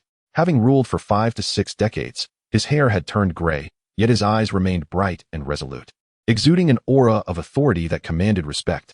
Anyone who beheld such an elder would believe he could govern the Aurora Kingdom for another 50 years. Moments later, he set down the memorial. The Sun Lord, within a mere span of 7 days, managed to unify an area of black iron rank. It appears he is accompanied by a hero as well. Even Zheng Yuanxi has gone to him. Zhao Changshu seems to be with him too. Wu Xian appears to have made his way there as well. Truly a force to be reckoned with, Li Yuanxian mused. What should I reward him with? He desires Aurora crystals. Perhaps I could grant him trading rights for them. However, such a reward seems somewhat inadequate. He pondered. Just then, a servant entered with another memorial. Your Majesty, urgent news has arrived from Fish Spring Town, the servant reported respectfully. Li Yuanxian took the memorial and, upon reading it, raised an eyebrow. A mysterious merchant has appeared in Fish Spring Town? Thankfully, they're not selling anything of great value. Otherwise, my humble Aurora Kingdom could scarcely endure the tumult of foreign powers. He sighed in relief. Should the mysterious merchant offer valuable goods, it would undoubtedly incite a fierce competition among the strong, as such items represent opportunities for them. Yet, for the local lord, it would spell disaster. After all, these formidable beings are likely beyond the local lord's capacity to confront. When they depart, the local lord is often left with nothing but a chaotic aftermath. Returning to his thoughts, he considered the matter of the Sun Lord. Tomorrow marks the Novice Lord trial. Let us see how far he can advance. Should he perform exceptionally well in this trial, perhaps my Aurora Kingdom could assist him in the forthcoming competition among the myriad lords, Li Yuanxian contemplated. Time swiftly flew by, and before long, dusk enveloped the land. In the Sun City, within the Lord's courtyard, in the bathroom, the naked Zhou Zhou lay quietly in the bathtub, cultivating the mysterious water technique to enhance his strength. After a while, feeling that he had reached the limit of his submerged duration, he emerged from the tub. After drying himself, Zhou Zhou donned his clothing and settled into the living room. Though the mysterious water technique allows one to gain promotion energy without the need for bloodshed, it pales in comparison to the vast amounts of promotion energy derived from the slaughter of thousands of soldiers. In this situation, I must either acquire a more advanced martial arts manuscript to enhance my efficiency in gathering promotion energy, or I must patiently rely on gradual accumulation to attain such energy. Zhou Zhou reflected. While the mysterious water technique is commendable, relying solely on it for ascension will likely require considerable time. Nevertheless, he did not lose patience. There was little else to occupy him in the territory, so he could practice slowly. After all, it wouldn't detract from the promotion energy gained through the soldiers' battles. Consider it an additional means of earning promotion energy. At that moment, my lord, I, Zhao Changshu, have matters to report. The walls have been fully constructed. Came the jubilant voice from outside. Zhou Zhou's eyes brightened instantly. He immediately exited the lord's courtyard and joined Zhao Changshu at the city walls. Gazing upon the fortifications, he noted the significant transformation of the sand crystal walls. The most apparent change was that the previous walls, which were only 1 meter wide, were now considerably thickened. They now presented a tapered form, wider at the base. The bottom of the walls spanned over 10 meters in width, while the top measured 5 to 6 meters. Such a width would ensure that even cannon fire could only create minor dents on the surface of the walls. Should cannon fire strike the sand crystal-infused surface, it might not even leave a mark. The width of the city walls is now so spacious that even 4 rows of soldiers marching side by side would find it ample. Furthermore, Zhao Changshu has constructed a sloped pathway on the inner side of the walls, which he refers to as the horse path. The primary function of this pathway is to facilitate the transport of soldiers, provisions, and weaponry up and down the walls. Even cavalry can ascend directly from the ground to the top of the walls with the aid of this horse path. Additionally, as the horse path is built on the inner side of the walls, it serves to reinforce them. The construction is simple and swift, resulting in numerous advantages. Besides the alteration in the thickness of the walls, there is another significant change: the addition of the Aurora Towers atop the walls. Originally, there was but one Aurora Tower. But after Zhou Zhou provided Zhao Changshu with 1,091 bronze-grade Aurora crystals and 10 gold-grade Aurora crystals as a task reward. Zhao Changshu utilized these along with a substantial quantity of foundational materials and mist hearts to construct 6 bronze-grade Aurora towers and 1 gold-grade Aurora tower. The walls now boast a total of 8 fully energized Aurora towers. Even platinum-level fog monsters would be rendered lifeless should they dare attack the city of the Radiant Sun. Witnessing this, Zhou Zhou's face once again brightened with a smile. With these 8 Aurora towers in place, coupled with the thickened walls, he felt emboldened to compete for the singular supreme reward. Chapter 104. Zhao Changshu, the Loyal Vassal. The eve of the Novice Lord's trial. Report, my lord. The reinforced sand crystal walls have consumed over 3 million units of foundational materials and all the sand crystals currently in stock. The horse path, constructed from locally sourced sand, has utilized these materials. As for the 7 newly erected Aurora towers, they required a total of 96,000 units of foundational materials, 600 bronze-grade mist hearts, 600 bronze-grade Aurora crystals, 10 gold-grade mist hearts, and 10 gold-grade Aurora crystals. Zhao Changshu reported. It matters not how much has been expended. What I desire are the very things Zhao Lao has constructed for me. Zhou Zhou replied with a smile. Resources and mist hearts are meant to be utilized. Hoarding them serves no purpose, especially with the Novice Lord's trial fast approaching. It is all the more imperative to invest them in enhancing our chances of succeeding in the trial and securing that singular supreme reward. This is what holds true significance. He was well aware of this. Upon hearing this, Zhao Changshu's face broke into a smile. To have a lord like Zhou Zhou, who trusts and understands them, is indeed a stroke of good fortune for them. Zhao Lao, you have worked tirelessly these past few days, Zhou Zhou sincerely expressed. The results we see today are solely due to your relentless efforts and the dedication of all the citizens. In this regard, Zhao Lao's contributions are undeniably monumental. This is merely my duty, my lord. There is no need for such gratitude, Zhao Changshu chuckled. Zhao Lao, please go home and rest well. Tomorrow's trial will not see the city of the Radiant Sun falter, Zhou Zhou declared earnestly. Zhao Changshu gazed at Zhou Zhou, and gradually, a look of contentment spread across his face. It was a rare sight to witness such confidence emanating from their lord. At that moment, the efforts of the past 2 days felt truly worthwhile to him. As soon as these words left his lips, a line of text appeared before Zhou Zhou. Your vassal Zhao Changshu's loyalty has increased to 100 points, becoming your staunch loyal subject. Zhou Zhou was taken aback, and soon after, he saw Zhao Changshu bow respectfully to him. I shall now take my leave to rest, he said with deference. Zhou Zhou nodded, and Zhao Changshu departed, a gentle smile lingering on his face. Zhou Zhou watched him leave, and once he returned to his dwelling, Zhou Zhou made his way back to the Lord's courtyard, donned the Frostwind regalia, and sought a secluded spot to practice its flying capabilities. This continued until Wu Tu returned with reconnaissance soldiers. Zhou Zhou descended from the sky, landing before a dusty Wu Tuesday. Wu Tu gazed at the scene in astonishment, yet he did not forget his duty. He promptly produced a map from his bosom and respectfully handed it to Zhou Zhou. My lord, I have scouted the entire desolate wasteland with my team and mapped the area. Here is the regional map of the barren wasteland. Zhou Zhou accepted the map, glancing at it briefly. His brows furrowed as he noted the presence of not only several Crimson Lords, but also a Kobold tribe within the wasteland. After checking the accompanying notes and realizing that the Kobold tribe's overall strength was not formidable, he decided to set it aside for the moment. The priority was the impending Novice Lord's trial. However, with this map of the barren wasteland in hand, he could lead his forces to conquer this black iron-level territory once the trial concluded, thus eliminating potential threats around the future commercial city of Wasteland City. Well done. Zhou Zhou commended Wu Tuesday. Wu Tu chuckled. I will go and map the Thorny Dunes area tomorrow. Significant events will transpire within the territory tomorrow, so it is best not to venture out. You may go once the matters of tomorrow are concluded, Zhou Zhou advised. Wu Tu was momentarily taken aback, but did not inquire further, simply agreeing. After conversing a while longer, Zhou Zhou instructed Wu Tu to return with the soldiers.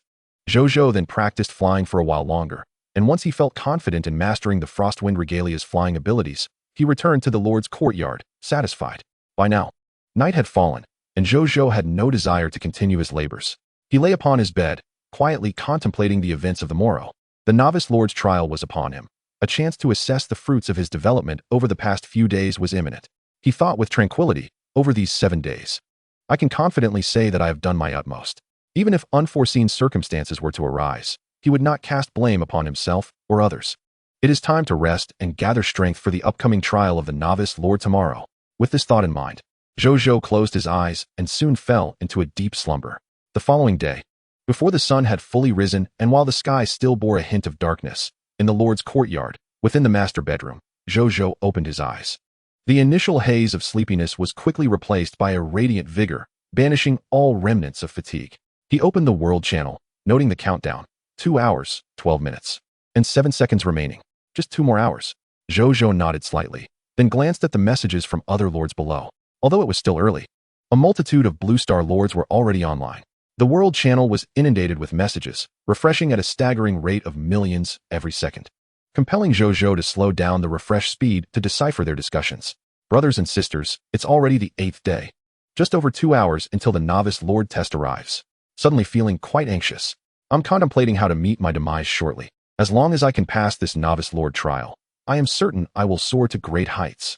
Brothers and sisters, I previously thought I wouldn't fear, but now I realize I am truly frightened. I might relinquish my lord status to become an adventurer. Wishing all of you a bright future, once you all achieve success. I hope to join you as an adventurer, and I hope you won't think less of me. Alas, who knows who will thrive in the future? Life is filled with dreams, and we all stumble.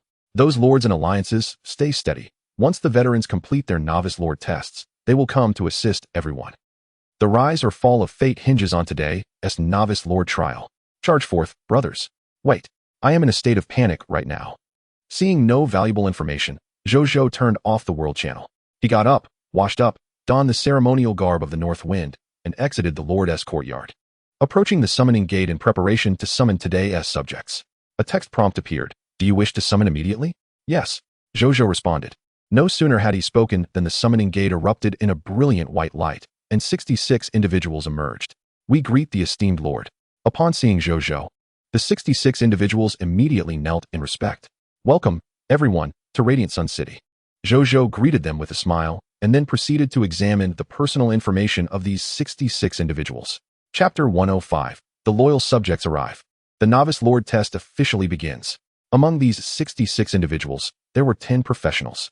This included 2 advanced bronze cavalry, 3 intermediate bronze blacksmiths, 1 lower bronze tailor, 1 advanced black iron carpenter, and 3 intermediate black iron healers.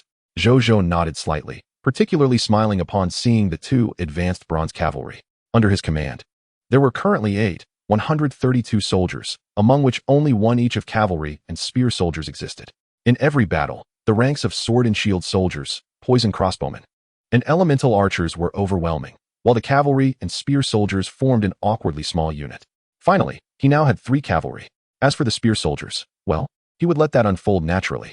Zhou Zhou then instructed the 2 cavalry to report to Bai Yun, while the remaining individuals were directed to find Zheng Yuanxi, who would assign them their duties. Subsequently, Zhou Zhou, accompanied by Nizalio, Bai Yun, and the other 98 individuals, prepared to venture into the time ruins. Upon entering, a line of text prompts suddenly appeared before him. A special change has occurred in the River of Time. The content of the time mission has been modified. Soon, a task interface appeared before Zhou Zhou, seemingly identical to past instances, yet subtly altered. Time Mission 1. Eliminate the enemies remained unchanged. However, Time Mission 2. Protect allies, which originally entailed safeguarding the last 13 elven elemental archers of Andal Town, had transformed into protecting the last 12. Zhou Zhou furrowed his brow upon noticing this change. It wasn't long before they located the surviving 12 elven elemental archers, and Zhou Zhou was taken aback to discover that the 13th missing archer was, in fact, Natia. What had transpired? A wave of suspicion washed over Zhou Zhou, and he harbored a vague conjecture, albeit without certainty. Ultimately, he could only leave it unresolved, for matters concerning the River of Time were beyond his current capacity to influence. He was compelled to accept this change, which fortunately bore no significant detriment to him, merely a reduction in the daily influx of elven elemental archers from 13 to 12. After more than half an hour, having completed the 2 time missions, they emerged from the time ruins laden with spoils. Zhou Zhou then approached the summoning gate with 384 recruitment documents for elemental archers and summoned 384 new black iron lower tier elemental archers. This raised his total troop count to 526. Excluding the 1,000 from the desolate city, he now had 526 to face the novice lord trial. As for the 5,000 monsters cultivated in today's monster pasture, he would not bring soldiers to clear them. Those would be left to the command of the pasture valley, serving as protection for himself in the process. Moments later, outside Radiant Sun City, a group of 200 humans, bringing their families and belongings, approached from a distance. They soon arrived at the novice lord's protective barrier. Expressing their desire to meet the Lord of Radiant Sun and seeking to become official subjects of the city, the soldiers at the city gate could not make such decisions. They instructed the newcomers to remain patient before rushing to report the matter to Zhou Zhou. 200 people? Zhou Zhou was taken aback, but quickly realized. The commission task reward from Zhang Bowen indeed included the allegiance of 200 subjects from Fish Spring Town. This must be the very group. Zhou Zhou, upon contemplating this, promptly summoned Zheng Yuanqi and, accompanied by soldiers, headed towards the protective barrier of the novice lord. The 200 citizens, upon seeing Zhou Zhou, were instantly filled with excitement. We have long yearned for your esteemed reputation. Allow us to serve as your loyal subjects. One lamented, my husband fell victim to the vicious purple-scaled fish. We are grateful to Lord Jiaoyang for vanquishing these fog monsters. Another pleaded, my lord, permit us to join your domain. Eagerly, the crowd turned their hopeful gazes towards Zhou Zhou. The 200 citizens of Fish Spring Town beseeched to become part of his territory. Would he acquiesce to their request? Zhou Zhou naturally consented. I am deeply honored by your regard. It is with great pleasure that I welcome you all to Jiaoyang City. From this moment forth, we shall be one family, he declared aloud. The crowd erupted in joyous cheers. Subsequently, Zhou Zhou entrusted Zheng Yuanqi with overseeing these individuals, arranging their accommodations and employment. Observing the arrival of these 200 souls, Zhou Zhou felt a sense of relief. Fortuitously, they had come at this moment. Had they arrived during the novice lord's trial, he could not guarantee their safety from unforeseen mishaps. In the ensuing hours, Zhou Zhou engaged in no other pursuits, merely allowing the soldiers and Nazaleo to recuperate and prepare for the impending novice lord trial. Nazaleo, fully aware of the monumental battle that awaited, though still languidly reclining, emanated a subtle yet formidable draconic aura. In the brief intervals of its slumber, one could perceive the fierce dark red flames and a terrifying will of destruction flickering in its eyes. The swirling elemental fire energy encircled it, seemingly poised to unleash devastation upon any adversaries that dared to obstruct its path. The once brave citizens and soldiers who had approached Nazaleo in days past now hesitated to draw near. After more than an hour, Zhou Zhou opened the world channel, discovering that the novice lord trial was mere moments away from commencing. 3 minutes later, he focused intently on the final countdown. Across the supreme continent, countless lords of myriad races were also fixated on the impending moment. Current countdown, 0 hours, 0 minutes, 12 seconds. Current countdown, 0 hours, 0 minutes, 11 seconds. Current countdown, 0 hours, 0 minutes, 8 seconds. Current countdown, 0 hours, 0 minutes, 3 seconds. Current countdown, 0 hours, 0 minutes, 2 seconds. Current countdown, 0 hours, 0 minutes, 1 second. At that moment, a thunderous roar erupted. Suddenly, the skies over the supreme continent transformed dramatically. A myriad of crimson mist shrouded the heavens, while streaks of scarlet lightning, akin to a multitude of blood serpents, wove through the crimson fog above. The Guardian is here.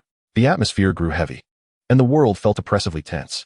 In the elven empire of Alanros, the original elven queen, Elishar, gazed upon the celestial changes with a complex expression, a glimmer of anticipation flickering in her eyes. Among the myriad lords, will one truly emerge as the supreme lord? She murmured to herself. In the palace of the Aurora Kingdom, Li Yuanxian furrowed his brow at the sudden atmospheric shift and then instructed a nearby minister. Ensure that the lords of each region calm their Aurora citizens. We must not allow any disturbances at such a critical juncture. Additionally, inform the border lords to remain vigilant against the Taiyan Kingdom to prevent any opportunistic incursions. Yes, Your Majesty. The minister replied respectfully before hastily relaying the orders. In the starry expanse, the divine realm among the countless constellations shimmered brilliantly. The deities residing in that realm were also observing the forthcoming novice lord trial. Meanwhile, the countdown in the eyes of the myriad lords reached its conclusion. Current countdown, 0 hours, 0 minutes, 0 seconds. With a resounding thunder that shook the earth, a series of blood-red notifications materialized before the myriad lords. The development period for novice lords has concluded. The novice lord trial officially commences. Chapter 106, The Novice Lord Trial. Round 1 Monsters. Now announcing the rules of the Novice Lord Trial. This trial shall be known as the Crimson Tide. Rule 1. In the time ahead, each territory of the myriad lords shall face successive waves of fog monsters. The greater the number of rounds, the more formidable and numerous the fog monsters will become, with longer intervals between assaults and correspondingly richer rewards after each wave. Rule 2. Upon reaching the 6th round of fog monster assaults, one shall be deemed to have passed the Novice Lord Trial, thereby obtaining formal Lord status and receiving foundational rewards. Rule 3. This Novice Lord trial will establish a leaderboard for Novice Lords. The Lords enduring the most rounds of fog monster assaults will rank higher on the leaderboard. Upon completion of the trial, the Lord ranked first will receive the title of the strongest Novice Lord, along with supreme rewards personally bestowed by the Supreme Will. Rule 4. After reaching the 6th round of fog monster assaults, Lords may choose to enter the Supreme Challenge mode, accepting additional rounds of fog monster assaults to enhance their standing on the Novice Lord leaderboard. Wishing all Lords success in passing this Novice Lord trial, achieving the status of formal Lords of the Supreme Continent, and gaining the opportunity to vie for the title of Supreme Lord, ultimately ascending to the highest echelon. Notification: in 10 minutes, each Novice Lord will face the first wave of the Crimson Tide Assault. Please prepare accordingly. In the next moment, Zhou Zhou observed as the Novice Lord protective barrier that had shielded Jiayang City for 7 days gradually dissipated until it vanished entirely. Only now do we, as Lords, truly begin to confront the dangers of the Supreme Continent, Zhou Zhou reflected. He then returned his focus to meticulously reviewing the rules of the Novice Lord trial. After a brief moment, he found the rules straightforward yet laden with challenges that would necessitate first-hand experience during the impending fog monster assaults. Zhou Zhou pondered intently. At that instant, 2 notification sounds resonated. The Novice Lord leaderboard is now active. You may silently invoke it to view the current rankings of Lords. Novice Lord leaderboard. Zhou Zhou silently recited a phrase, and soon, a blood-colored virtual leaderboard materialized before him. This sanguine chart displayed the names of 100 Lords, all of whom were unfamiliar to him. At the bottom was the current page number, 18, 123, 1212 pages. Zhou Zhou whispered his Lord title, and the page instantly refreshed. Before long, he discovered that he was ranked 3, 615, 415, 542. He shook his head and closed the Novice Lord leaderboard. Subsequently, he made his way along the horse path to the ramparts. Greetings, Lord. Bai Yun, Wu Xin, and Zhang Tsong, the commanding officers of the Sun Legion, respectfully addressed him upon his arrival. Zhou Zhou nodded, then surveyed the fortifications atop the walls. He noted that the 4 walls were now brimming with soldiers. Among them were 1,000 poison crossbowmen, 1,000 elemental archers, and 1,000 sword and shield warriors. The 2,000 ranged units were tasked with eliminating distant enemies, while the sword and shield warriors were designated to confront foes attempting to scale the walls. Below the walls, an additional 523 soldiers stood ready to ascend via the horse path for support and rotation. 8 Aurora Towers had also entered activation mode, poised to snipe distant adversaries. Zhou Zhou observed this scene with satisfaction.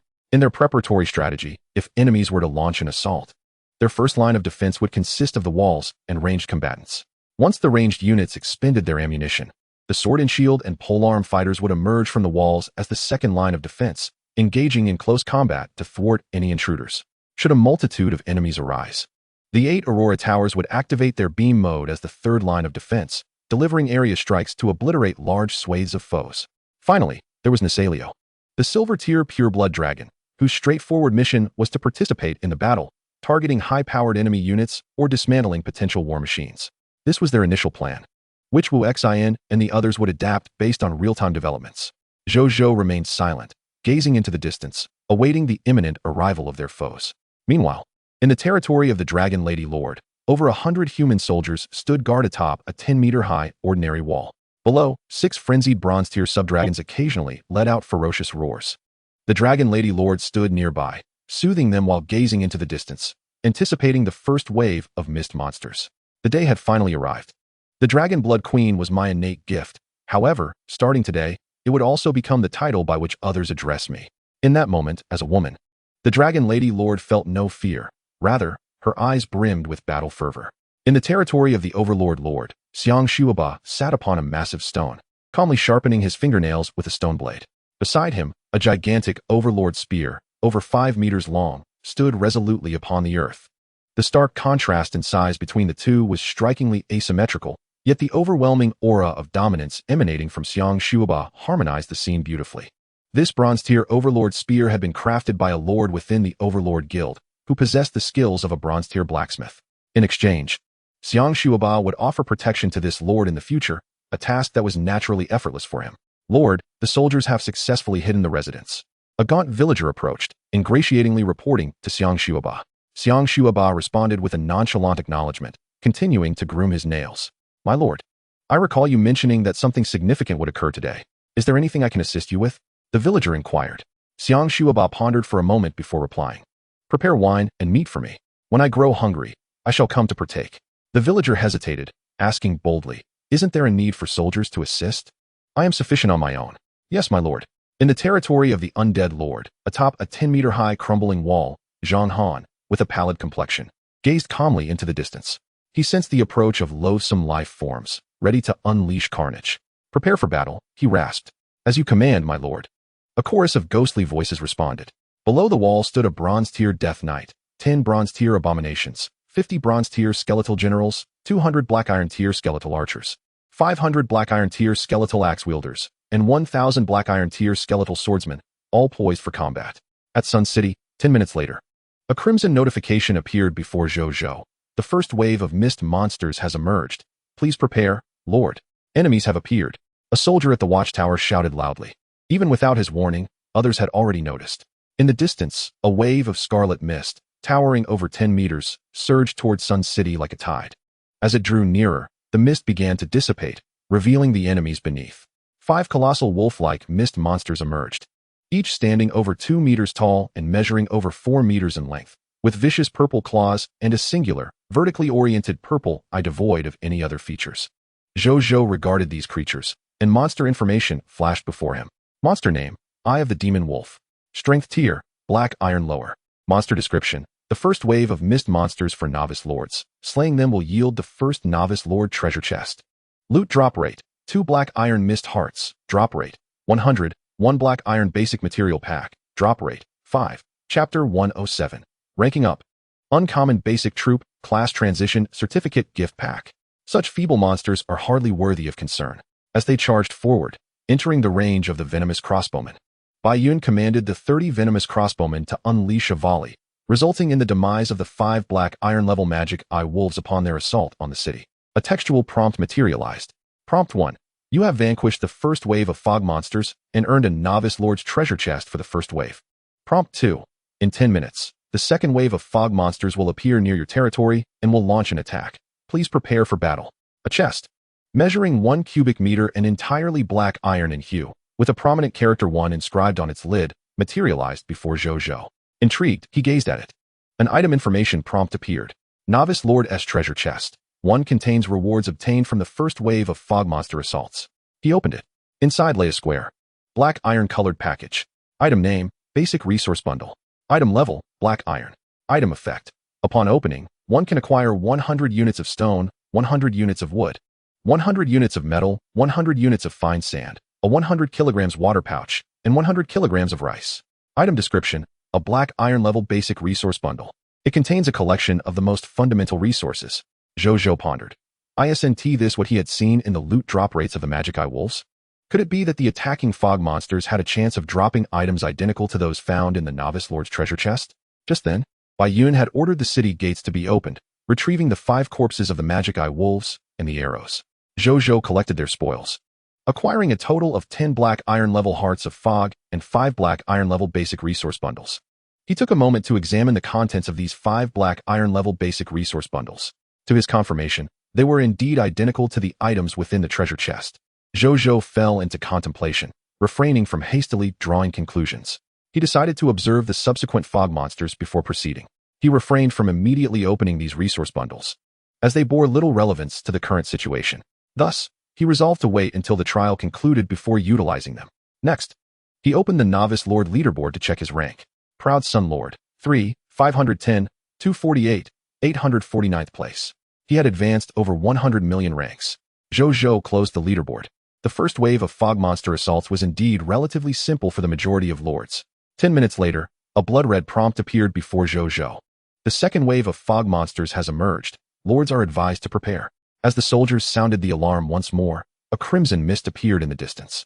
Once the crimson mist dissipated, 10 wild boars, clad in black scales and sporting fearsome fangs, emerged from afar. Among them were 8 black iron-level ordinary monsters and 2 black iron-level intermediate monsters. Zhou Zhou focused on the 2 intermediate black iron wild boars. Monster name, Black Scale Boar. Strength rank, Black Iron Intermediate. Monster description, the second wave fog monsters in the Novice Lord's trial. Slaying them will yield a second wave Novice Lord's treasure chest. Loot drop rate, 4 black iron level hearts of fog, drop rate, 100. 2 black iron level basic material bundles, drop rate, 5. 1 no rank archer job transition certificate, drop rate, 0.1. He glanced at the loot from the black iron level ordinary black scale boars and noticed it was identical to the spoils from the previous magic eye wolves. Naturally, they posed no challenge for Zhou Zhou. After merely 2 rounds of volleys from his 50 venomous crossbowmen, all 10 black scale boars lay slain. Prompt 1. You have defeated the second wave of fog monsters and received a second wave novice lord's treasure chest. Prompt 2. In 30 minutes. The third wave of fog monsters will appear near your territory and will launch an attack. Please prepare for battle. A new treasure chest appeared before Zhou Zhou, bearing only slight differences from the previous one, the inscription changing from 1 to 2. Zhou Zhou opened the chest.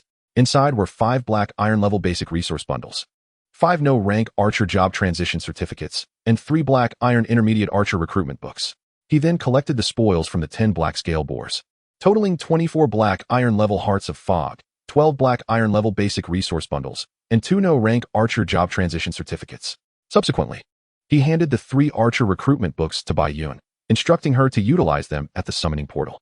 Soon after, Bai Yun returned with 3 black iron level ordinary archers, integrating them into the ranks of the soldiers atop the walls. Zhou Zhou checked the novice lord leaderboard again. Proud Sun Lord, 354, 517, 816th place. This time, he advanced over 200 million ranks. He closed the leaderboard and opened the world channel to observe the reactions of other lords. He discovered that the majority found the current difficulty generally acceptable, yet a small minority expressed that they were nearing their limits. These lords either had failed to develop adequately over the past 7 days, or had suffered losses due to hunting excursions, or they were simply unfortunate, having summoned few combat profession units from the summoning portal, leaving them ineffective against the monster onslaught. Luck was indeed a component of the novice lord's trial. Zhou Zhou recognized this fact. Those lords who could summon more combat profession units from the portal during the early stages were undoubtedly in a far better position than those who summoned more life profession units. He ceased his musings, quietly awaiting the third wave of fog monster assault.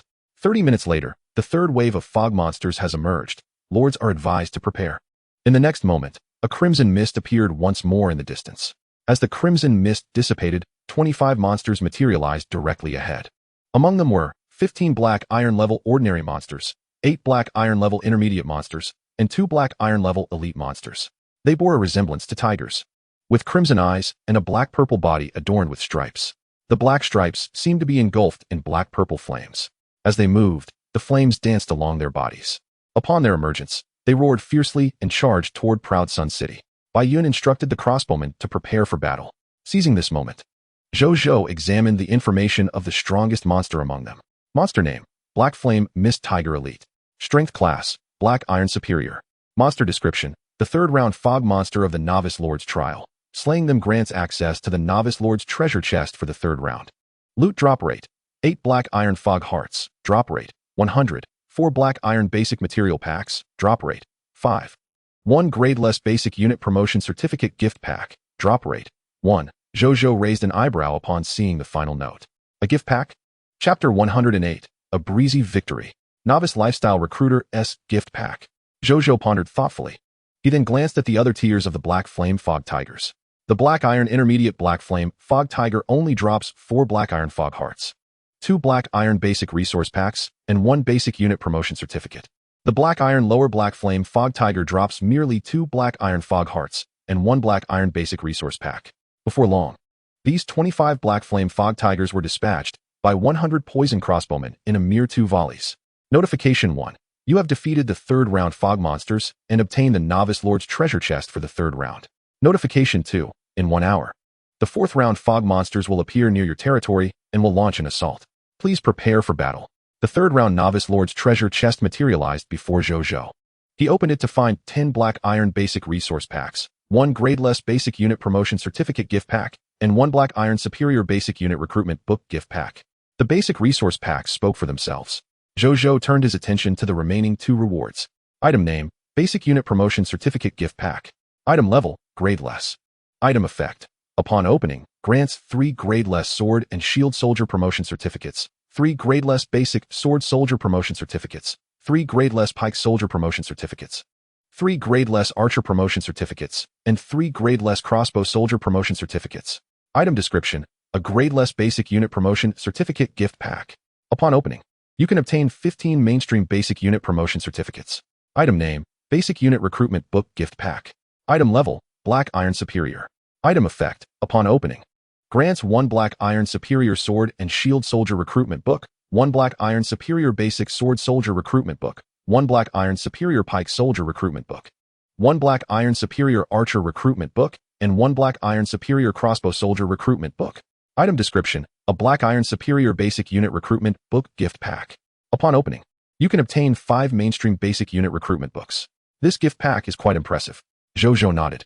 Soon after, the corpses of the 25 Black Flame Fog Tigers were also delivered. After extracting their spoils, Zhou Zhou amassed 78 Black Iron Fog Hearts, 39 Black Iron Basic Resource Packs, 8 Grade-less Basic Unit Promotion Certificates, 2 Grade-less Basic Unit Promotion Certificate Gift Packs. If only he could cultivate them in the Monster Ranch. Zhou Zhou mused upon witnessing the bounty. Should his Monster Ranch be capable of nurturing them, his territory's fundamental units would be complete. Alas, retaining these monsters would render the novice trial mission impossible to complete.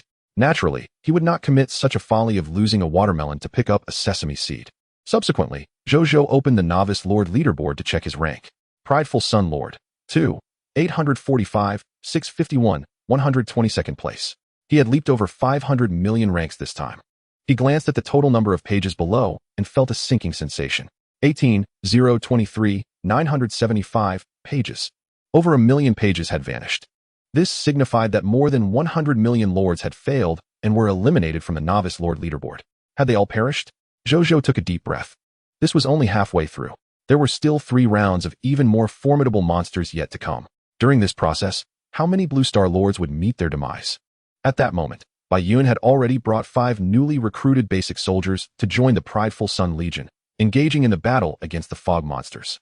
An hour later, the 4th round fog monsters have appeared. Lords, please prepare. In the distance, a crimson tide emerged once more. As the crimson waves dissipated, 10 towering red elephants, each over 5 meters tall, came into view. Zhou Zhou observed them, realizing they were all Black Iron Superior elite monsters. Each possessed tough skin and flesh, their defenses evidently superior to the previous monsters. At this moment, their loot had also changed. Monster name, Bloodhoof Elephant. Strength class, Black Iron Superior. Monster description, the 4th round fog monster of the Novice Lord's trial. Slaying them grants access to the Novice Lord's treasure chest for the 4th round. Loot drop rate, 8 Black Iron Fog Hearts, drop rate, 100. 4 Black Iron Basic Material Packs, drop rate, 5. 1 Grade-less Basic Unit Promotion Certificate Gift Pack, drop rate, 1. 1 Black Iron Superior Basic Unit Recruitment Book Gift Pack, drop rate, 1. 1 Black Iron Superior Lifestyle Recruiter S Gift Pack, drop rate, 1. Bai Yun maintained her calm demeanor upon witnessing this. She commanded 300 poison crossbowmen and 300 elemental archers to gather. Then, they unleashed arrows at the 10 Black Iron Superior Bloodhoof Elephants. Whoosh, whoosh, whoosh. 300 poison crossbow bolts and 300 fire vine arrows rained down upon the 10 Bloodhoof Elephants, resulting in a cacophony of mournful cries as 6 of the elephants fell instantly. The remaining 4 were wounded but still charged towards the walls. Without hesitation, Bai Yun ordered another volley from the 600 soldiers. After another rain of arrows, the 4 Bloodhoof Elephants succumbed to their injuries and collapsed. Notification 1. You have defeated the 4th round fog monsters and obtained the Novice Lord's treasure chest for the 4th round. Notification 2. In 1 hour and 30 minutes. The 5th round fog monsters will appear near your territory and will launch an assault. Please prepare for battle. The 4th round Novice Lord's treasure chest materialized before him. Zhou Zhou opened the chest to discover 1 Bronze Level Basic Resource Pack, 1 Grade-less Basic Unit Promotion Certificate Gift Pack, 1 Black Iron Superior Basic Unit Recruitment Book Gift Pack, 1 Black Iron Superior Lifestyle Recruiter S Gift Pack, 1 Black Iron Fog Heart Gift Pack, the Unranked Basic Troop Class Transfer Certificate Gift Package, and the Black Iron Advanced Basic Troop Recruitment Book Gift Package need no further elaboration. Zhou Zhou turned his gaze towards the other 3 new rewards. Item name, Basic Resource Pack. Item level, Bronze. Item effect. Upon opening, one can obtain 1,000 units of stone, 1,000 units of wood, 1,000 units of metal, 1,000 units of fine sand, a 100 kilograms water pouch, 100 kilograms of rice, 100 units of refined steel, and 100 units of moon silver. Item description, a bronze-level basic resource pack. It contains a collection of fundamental resources and some bronze-level materials. The basic resources have all increased. As for the refined steel and moon silver, they are likely the bronze-level resources.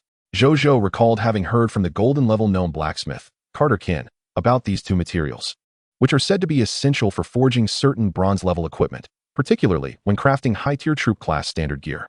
Next, he turned to the other rewards. Item name: Life Profession Recruit Book Gift Package. Item level: Black Iron Advanced. Item effect: upon opening, one can obtain 1 Black Iron Advanced Blacksmith Recruitment Book, 1 Black Iron Advanced Carpenter Recruitment Book, 1 Black Iron Advanced Tailor Recruitment Book, 1 Black Iron Advanced Architect Recruitment Book, 1 Black Iron Advanced Shipwright Recruitment Book, and 1 Black Iron Advanced Physician Recruitment Book. Item description: a Black Iron Advanced Life Profession Recruit Book Gift Package. Upon opening, one can acquire 6 mainstream life profession recruit books. Zhou Zhou's eyes lit up. This gift package is quite impressive. He understood that the life profession recruit books are entirely distinct from the troop class recruit books.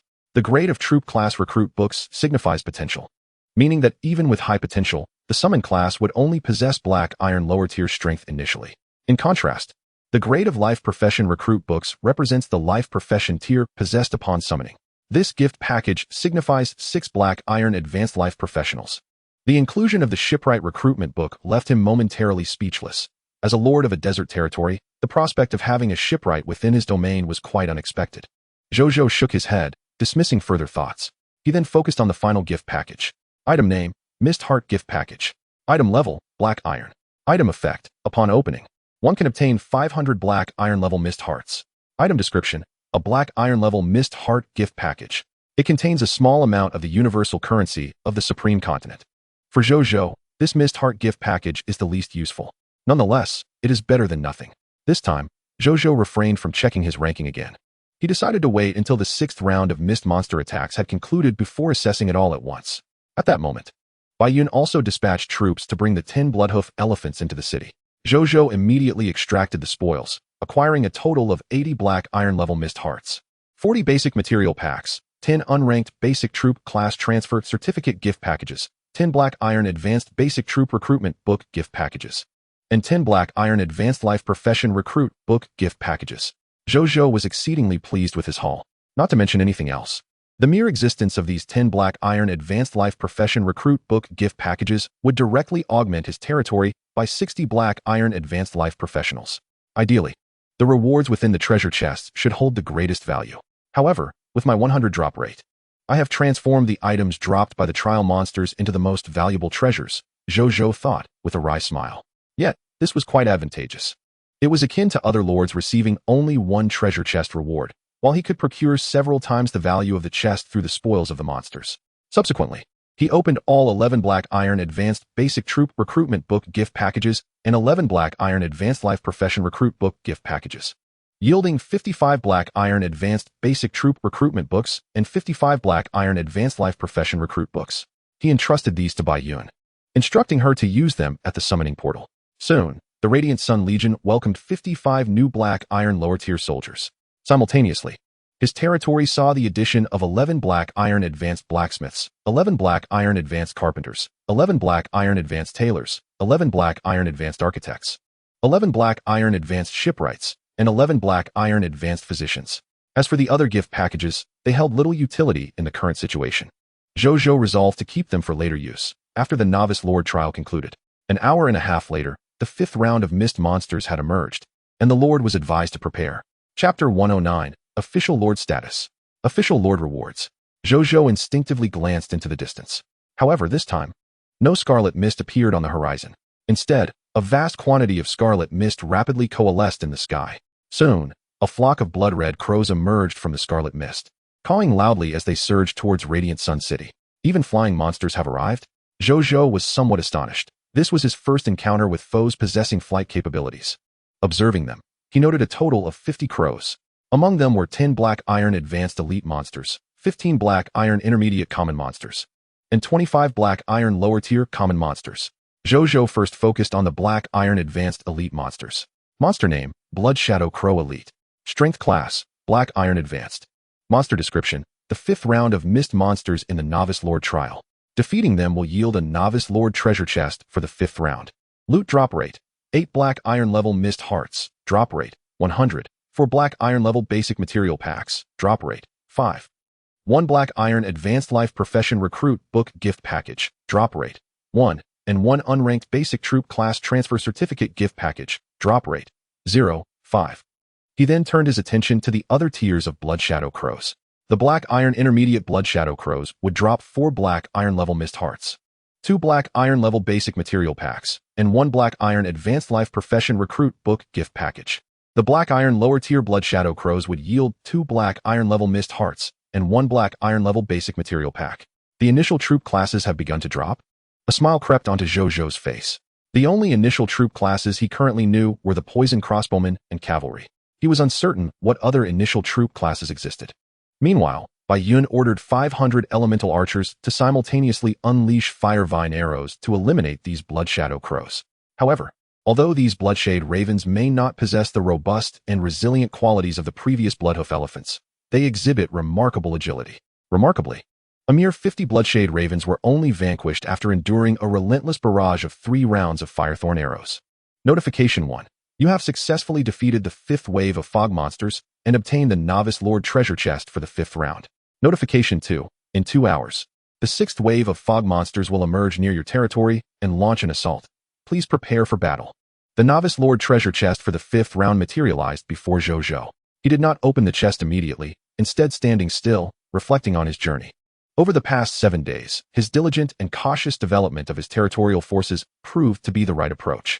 He truly did not waste the efforts of these 7 days. If he could withstand the impending assault of the 6th wave of fog monsters, he would successfully complete the Novice Lord trial and officially become a lord. The first 5 rounds had been surprisingly manageable, devoid of any significant challenge. It felt as though these monsters were merely delivering provisions. However, he soon regained his composure. Indeed, these 5 waves of monsters were rather weak. If he could overcome them so easily, surely the Supreme Lords, such as the Tyrant Lord, the Dragon Lady Lord, and the Undead Lord, would also find it a simple task. The true test of strength, the ultimate challenge, would come later when the disparity between their powers would truly manifest. Zhou Zhou contemplated silently. He then opened the Novice Lord treasure chest for the 5th round.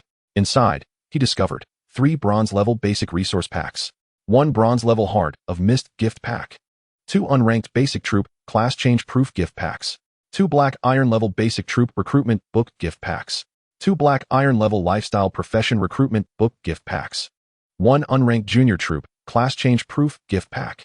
Among these rewards, Zhou Zhou's attention was immediately drawn to the 2 unfamiliar gift packs.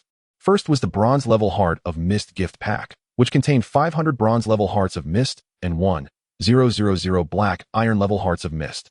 Then there was the unranked junior troop class change-proof gift pack. Item name: Junior Troop class change-proof gift pack. Item level: unranked. Item effect: upon opening, you will receive 1 unranked cavalry class change-proof, 1 unranked scout class change-proof, 1 crossbowman class change-proof, and 1 unranked gunslinger class change-proof. Item description: a gift pack containing junior troop class change-proofs. Upon opening, you can obtain 4 mainstream junior troop class change-proofs: cavalry, scouts, crossbowmen, and gunslingers. It seems that the poison crossbowman is regarded as a more obscure junior troop type, Zhou Zhou mused thoughtfully. After a moment, the corpses of the 50 Bloodshade Ravens were delivered. He promptly extracted the spoils from these monsters, acquiring 190 black iron-level Hearts of Mist, 140 basic materials, 25 black iron-level lifestyle profession recruitment book gift packs, 10 unranked junior troop class change-proof gift packs. Subsequently, Zhou Zhou opened the 2 black iron-level basic troop recruitment book gift packs and 27 black iron-level lifestyle profession recruitment book gift packs, resulting in a total of 10 black iron-level basic troop recruitment books and 162 black iron-level lifestyle profession recruitment books. He then entrusted these to Bai Yun, instructing her to summon them through the summoning portal. Moments later, the Proud Sun Legion welcomed 10 new recruits, while Proud Sun City gained an additional 162 black iron-level lifestyle professionals. 2 hours later, the 6th wave of fog monsters has appeared. Lords are advised to prepare. Zhou Zhou took a deep breath upon witnessing this. Surmounting this challenge would free him from the Novice Lord status, allowing him to ascend to the ranks of a formal lord in the Supreme Continent. At that moment, crimson mists began to swirl around Proud Sun City, and one by one, fog monsters emerged from the haze, their predatory gazes fixed upon the city. They included 5 Eye of Magic Wolves, 10 Blackscale Boars, 25 Black Flame Mist Tigers, 10 Bloodhoof Elephants, 50 Bloodshade Ravens. These monsters, which had previously tested Zhou Zhou, were making a return. this time attacking from multiple directions to divide the defenses of Proud Sun City and exploit any weaknesses. However, even with their coordinated assault, they proved no match for the 2,000 range troops stationed atop the city walls. A single volley decimated over half of the 100 monsters, and with precise shooting, the remaining foes were systematically eliminated, requiring no assistance from the soldiers below. As the last bloodshade raven fell helplessly to the desert ground, lines of golden text appeared, confirming his success. You have officially passed the 6th wave of fog monsters assault, meeting the requirements to become a formal lord. You have obtained the status of a formal lord. You have received a basic lord reward, 1 point of legendary reputation. You have received a basic lord reward, blessing of the Lord, supreme barrier. You have received a basic lord reward, 1 battle resurrection scroll. You have received a basic lord reward, 1 potential promotion potion, extraordinary. You have received a basic lord reward, blueprint for the Blue Star Human Race Building, Grand Temple. You have received a basic lord reward, 1 opportunity to participate in the Supreme Challenge. You have 3 hours to prepare. After 3 hours, you may choose to accept the Supreme Challenge to compete for the title of the strongest novice lord and the ultimate rewards, or forfeit this opportunity and engage in subsequent formal lord activities. A smile crept across Zhou Zhou's lips. The status of a formal lord was now his. Chapter 110, Review Rewards. Grand Temple. Zhou Zhou felt a wave of emotion. The first 6 waves of fog monsters in the novice lord trial might pose a challenge for an ordinarily developing lord, but for someone like him, who had developed exceptionally, they were undeniably trivial. However, he soon began to ponder. In this light, the Supreme Will's benchmark for novice lords must hinge upon whether they can defeat 100 monsters of bronze level or below after 7 days of development. With this thought, he reflected on the future. Zhou Zhou opened the novice lord leaderboard and cast a brief glance at his ranking. The 815, 685, 544th among the Proud Sun Lords. His expression remained unchanged. Then he directed his gaze downwards to the total number of pages. 81, 565, 854, 751, 542. Upon seeing the total, his heart sank immediately. The total pages had diminished by over 5 million, which signified that at least 500 million lords had perished in this novice lord trial. It was worth noting that the majority of lords were still grappling with their novice trials, and yet such a staggering number had already met their demise. He could only wonder how many Blue Star lords would remain once the trials officially concluded. Unable to resist, he opened the World Channel for a glimpse. The lords in the World Channel were surprisingly few. Only a handful who had successfully passed the novice trial were discussing the Supreme Challenge set to occur in 3 hours. Observing their conversation, it was evident that those capable of withstanding the 6th wave of mist monsters possessed formidable strength. They would undoubtedly be his competitors in the impending Supreme Challenge. As for the lords who were silent, they were either battling against the mist monsters or had already succumbed, perishing in the novice trial. Zhou Zhou remained silent for a moment before closing the World Channel. He was incapable of saving these Blue Star lords. All he could focus on was safeguarding himself. He then opened the 6th round treasure chest before him, revealing 5 bronze-grade basic resource packs, 3 bronze-grade Mist Heart gift packs, 5 unranked basic unit class change certificates, 5 black iron upper-grade basic unit recruitment scrolls, 5 black iron upper-grade livelihood worker recruitment scrolls, 3 unranked junior unit class change certificates, and 3 unranked junior unit recruitment scrolls. Without further ado, Zhou Zhou fixated on the 3 unranked junior unit recruitment scrolls, discovering they contained 3 unranked cavalry recruitment scrolls, 3 unranked scout recruitment scrolls, 3 unranked crossbowman recruitment scrolls, and 3 unranked gunner recruitment scrolls. After opening them, he entrusted them to Bai Yun for summoning. Moments later, Bai Yun returned with 12 new recruits of junior units. "Greetings, Lord." The 12 greeted respectfully. Zhou Zhou nodded and proceeded to examine the attributes of the scouts, crossbowmen, and gunners. He had already reviewed the cavalry earlier, so there was no need for a second glance. Citizen, Li Hao. Affiliated territory, Pride Sun City. Unit name, Scout. Strength class, Black Iron lower grade. Overview. Originally a clown performer from the Silma Circus, he was the sole survivor when the circus was annihilated by the Scarlet Legion. Rescued and subsequently joining the army, he became a scout, harboring a desire to eradicate all mist monsters. Skills, Black Iron lower grade reconnaissance, Black Iron lower grade camouflage, Black Iron lower grade infiltration, Black Iron lower grade intelligence gathering, Black Iron lower grade close combat, Black Iron lower grade assassination. Loyalty, 83. Potential, Gold lower grade. Citizen, Wang Yunxing. Affiliated territory, Pride Sun City. Unit name, Crossbowman. Strength class, Black Iron lower grade. Overview. A descendant of a gold mid-grade unit professional. He was directed into the soldier ranks by his family and became a junior unit crossbowman. Skills: Black Iron lower grade crossbow shooting, Black Iron lower grade triple shot, Black Iron lower grade crossbow maintenance, Black Iron lower grade basic aiming, Black Iron lower grade moving aiming. Loyalty: 83.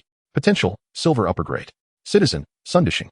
Affiliated territory: Pride Sun City. Unit name: Gunner.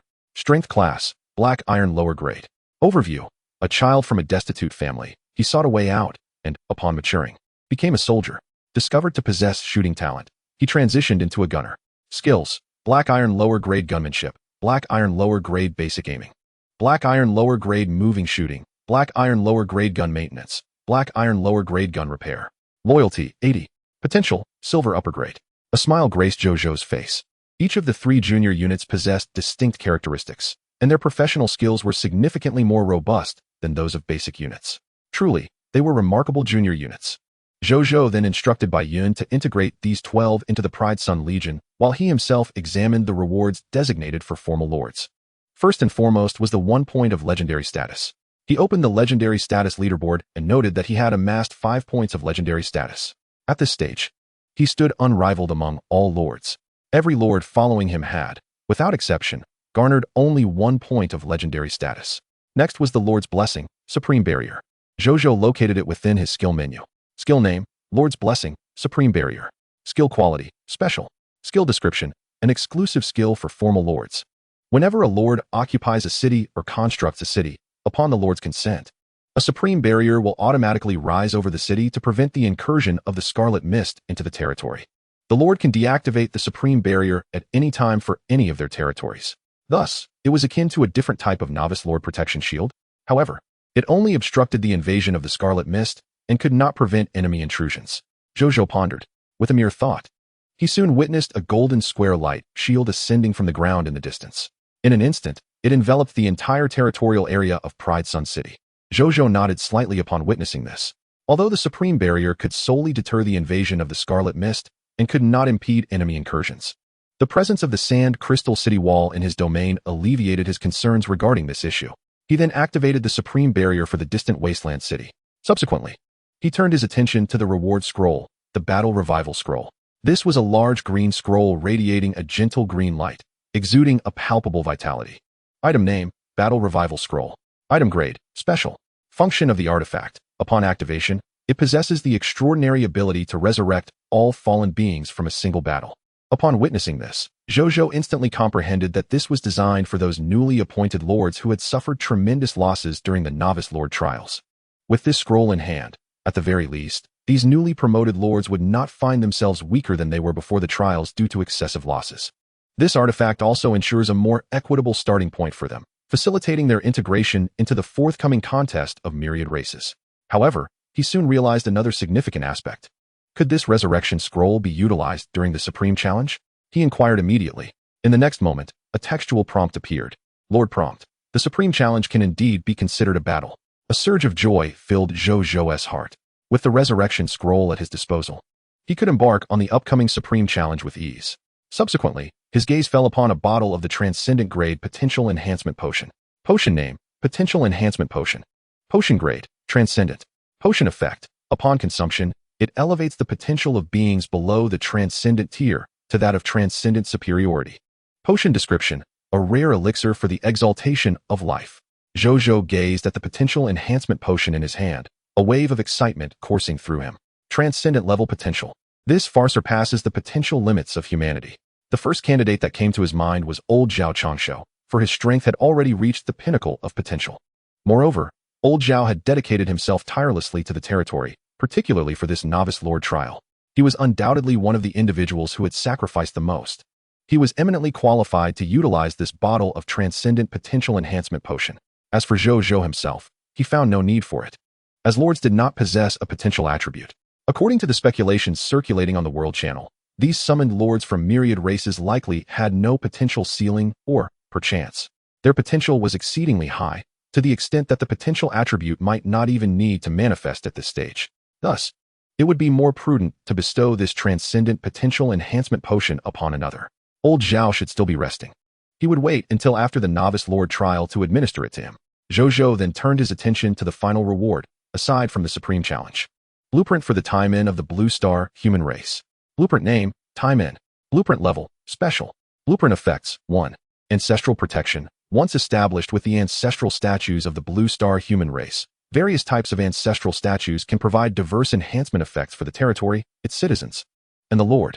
2. Ancestral blessing. Prior to any major conflict, the Lord may conduct a ritual at the time-in, with a chance of receiving a random temporary war enhancement effect. 3. Effect. The Lord and their forces may encounter mist monsters with an exceedingly small probability of dropping ancestral statues of the Blue Star human race while hunting. Blueprint description. A blueprint of national significance for the Blue Star human race, where divinity meets warfare. Zhou Zhou's eyes gleamed upon reading the effects of this blueprint. It was a structure imbued with the essence of Blue Star culture. Particularly, the last effect of the blueprint induced a smile upon his lips. A minuscule probability? In his presence, it could easily transform into a certainty of 100%. He could not help but envision a future where his time-in housed hundreds, if not more, ancestral statues. At that time, the enhancement effects would be maximized. Moments later, Bayun arrived, delivering the corpses of the 100 mist monsters.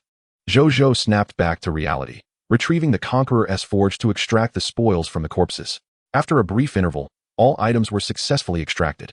In total, he acquired 421 black iron-grade Hearts of Mist, 197 black iron-grade basic resource packs, 10 basic class transition certificates of no grade, 22 basic class transition certificate gift packs of no grade, 10 black iron-grade advanced basic class recruitment packs, and 30 black iron-grade advanced life profession recruitment packs.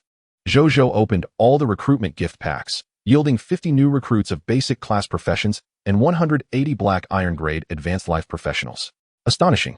He had directly amassed 230 professionals. This was significantly faster than the daily summoning of professionals. The drop rate of 100 was simply outrageous.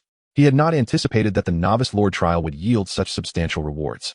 Zhou Zhou reflected with gratitude. He then instructed his soldiers to rest adequately in preparation for the Supreme Challenge in 3 hours.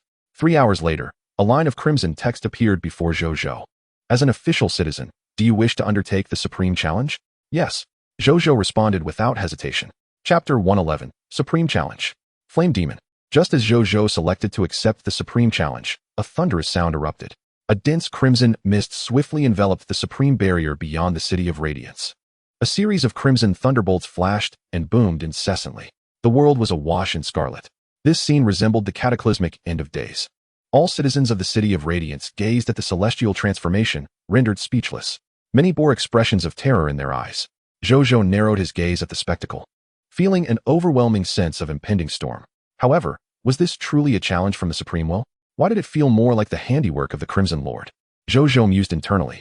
At that moment, another line of crimson text emerged before him. Supreme Will prompt. In 10 minutes.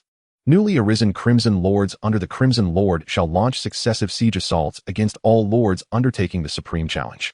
All official lords are advised to prepare. Supreme Challenge rules. 1. After each round of the Supreme Challenge concludes, as long as the Lord remains alive, their forces shall fully recover to peak condition, and some war losses may also be replenished. 2. After each round of the Supreme Challenge, should the Lord triumph in that round, they may withdraw from the Supreme Challenge before the next round commences. These rules are highly favorable for the challengers. As long as one understands the virtue of moderation, they can seize the benefits and retreat. However, the Lord of Crimson has indeed intervened. Zhou Zhou's lips twitched slightly. You are my adversary? At that moment, a raspy, deep voice echoed, seemingly emanating from all directions, imbued with an air of arrogance and terror. Zhou Zhou sensed an impending danger, his eyes narrowing instinctively. Even the ever-crouching Nasrio rose, its crimson dragon eyes coldly fixated on an entity hidden within the depths of the crimson mist. Its movement appeared to draw the attention of that very presence. Look what I've discovered. A young magma dragon. There's even a hero among you. TSK, a lord under the Supreme Will. Pray tell, what is your name? You, unlike the nameless lords I have slain in the past, deserve to have your name known to me. The voice spoke with palpable interest. Zhou Zhou furrowed his brow slightly. The owner of this voice would soon be the opponent he faced in the Supreme Challenge. From its words, it was evident that it had discerned his strength.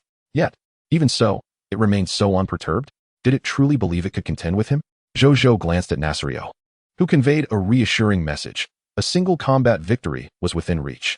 Resolute, Zhou Zhou declared, I am the Lord of the Radiant Sun. The Lord of the Radiant Sun? I shall remember that. My name is It was about to utter its name when Zhou Zhou interjected coolly, "No need to speak further. I have dispatched many nameless souls before, and you shall not be an exception. I am not interested in the names of corpses. A soldier is only as formidable as his commander. In the face of two opposing armies, morale is paramount, especially with so many soldiers and subjects observing. Should he show even a hint of weakness or allow the opponent to dominate the atmosphere, it would undoubtedly adversely affect the battle to come. Regardless of whether he would eventually withdraw from this supreme challenge, he needed to establish his dominance verbally for now, were it not for the concern of tarnishing his image. Zhou Zhou would have relished the opportunity to demonstrate the might of a Zon madman to his opponent. The effect of his words was immediate. The fear that had clouded many faces dissipated, replaced by astonished gazes directed at their lord. Their expressions noticeably lightened. Some soldiers and subjects could not suppress their laughter. The tense atmosphere evaporated, replaced by a burgeoning zeal for battle. The opponent, momentarily taken aback by Zhou Zhou's proclamation, soon became incensed. "Very well, an unafraid little insect. Soon, you will know the taste of being burned alive. Enough talk, let your actions speak for themselves." Satisfied with the impact of his words, Zhou Zhou chose to forego further verbal sparring. The opponent snorted disdainfully and fell silent. After a brief interval, the challenge prompt appeared. Supreme Challenge. Round 1 of the Supreme Challenge has begun. Lords, prepare yourselves. In the next instant, a multitude of monsters surged forth from the mist into the Supreme Barrier. A glance revealed over 1,000 creatures. Compared to the 6th round's fog monsters, the numbers had increased tenfold. Each stood at least 3 to 4 meters tall, their forms a ghastly pale blue, adorned with 2 curved horns on their foreheads, blood-red eyes, and enormous tusks protruding upwards from their jaws. They bore blood-red, leathery wings and wielded massive axes aflame with fire, surrounded by swirling black and red smoke, creating a truly fearsome sight. Zhou Zhou observed them as monster information appeared. Monster name: Flame Demon Strength Class, Low Black Iron Monster Description. First round of fog monsters in the Supreme Challenge. Once flame demons from the 601st layer of the Abyss. Slaying them yields a treasure chest for the first round of the Supreme Challenge. Loot drop rates: 2 Black Iron Fog Hearts, drop rate 100. 2 Black Iron Abyss Crystals, drop rate 50. 1 Black Iron Potential Advancement Potion, drop rate 10. 1 Black Iron Level Abyss Contract, drop rate 5. Is this the Supreme Challenge? The sheer number is astonishing. And they even drop potential advancement potions? Zhou Zhou felt a twinge of surprise. Nevertheless, despite the stark contrast with previous trials, the challenge posed little difficulty for him. In fact, there was no need for him to engage personally. The over 1,000 flame demons charged towards the 4 nearest monster pastures. Magoo remained calm, observing the unfolding scene. The 1250 desert mist lizards, 1250 black-tailed mist scorpions, 1250 sandmen, and 1250 sandstorm followers under his command also watched silently. Some flame demons sensed something amiss, yet the urge for destruction and slaughter burned fiercely in their minds. As lowly demons, they lacked the capacity for deeper thought, driven solely by this will to charge at the monsters. As they fully entered the monster pasture, Magoo uttered, "Eliminate them." In the blink of an eye, the previously tranquil 5,000 pasture monsters surged forth to engage the flame demons in a ferocious battle. Although the flame demons numbered just over 1,000, they showed no fear in the face of the 5,000 pasture monsters. Some flame demons unleashed torrents of black-red flames from their gaping maws, incinerating several mist monsters. Others roared in fury, causing the surrounding pasture monsters to flee in terror as though confronted by an insurmountable dread. Meanwhile, more demons reveled in wielding their flaming axes, engaging in brutal close-quarters combat. Though the individual combat prowess of the desert mist lizards, black-tailed mist scorpions, sandmen, and sandstorm followers fell short compared to the flame demons, their numerical advantage sufficed to encircle and overwhelm the enemies. Moments later, the over 1,000 flame demons were vanquished, yet Magoo furrowed his brow in contemplation. Over 3,000 ranch monsters perished in this locale. However, in the blink of an eye, all the deceased ranch monsters were resurrected. With even the damaged ranch fences miraculously restored to their former glory, the newly revived ranch monsters gazed around with bewildered expressions, seemingly unaware of how they had returned to life. Simultaneously, a challenge notification appeared before Zhou Zhou. Notification 1. You have completed the first round of the Supreme Challenge and have received the corresponding treasure chest. Notification 2. The second round of the Supreme Challenge will commence in 1 hour. Please prepare for battle promptly. Notification 3. All your fallen units have been revived, and a portion of your war losses has been restored. Notification 4. You now have the option to withdraw from the Supreme Challenge. Zhou Zhou, of course, would not consider withdrawal. Instead of glancing at the black and gold treasure chest that had appeared before him, he immediately turned his attention to the direction of the ranch monsters. Upon witnessing their resurrection, he nodded slightly. This group of flame demons was not only frenzied in battle, but also fearless in the face of death, displaying a formidable individual combat prowess. They were indeed a troublesome adversary. Zhou Zhou furrowed his brow, experiencing for the first time the daunting difficulty of the supreme challenge. In comparison, the previous 6 rounds of fog monster assaults seemed as trivial as a child's play, and this was merely the first round. How much more challenging could the subsequent rounds be? Zhou Zhou accessed the Novice Lord leaderboard and observed his ranking. Prideful Sun Lord, 10, 255, 521st place. Such a rank signified a remarkable elevation. Zhou Zhou paused momentarily, quickly deducing the underlying reason. The formal Lord status posed a significant hurdle. Those lacking confidence in their abilities, yet content with their titles, would likely abandon the supreme challenge upon becoming formal lords. Thus, his ranking had plummeted into the millions. Those who persisted were either reckless or top-tier lords confident in their capabilities. Zhou Zhou marveled at this ranking. It indicated that there were over 10 million lords who had completed this step more swiftly than he. He surmised that many of those ranked below him were still engaged in the first round of the supreme challenge. Remarkable.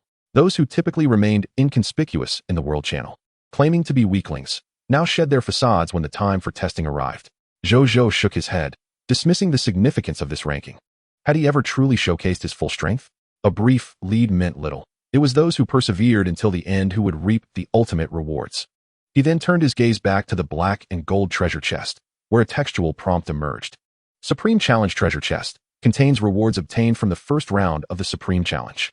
Zhou Zhou approached and opened the treasure chest, revealing 10 bronze-level basic resource packs, 10 bronze-level Mist Heart gift packs, 10 non-rank initial troop class transition certificates gift packs, 5 non-rank initial troop recruitment scrolls gift packs, 10 black iron-level potential promotion potions, 3 bronze-level potential promotion potions, 10 bronze-level abyss contract scrolls.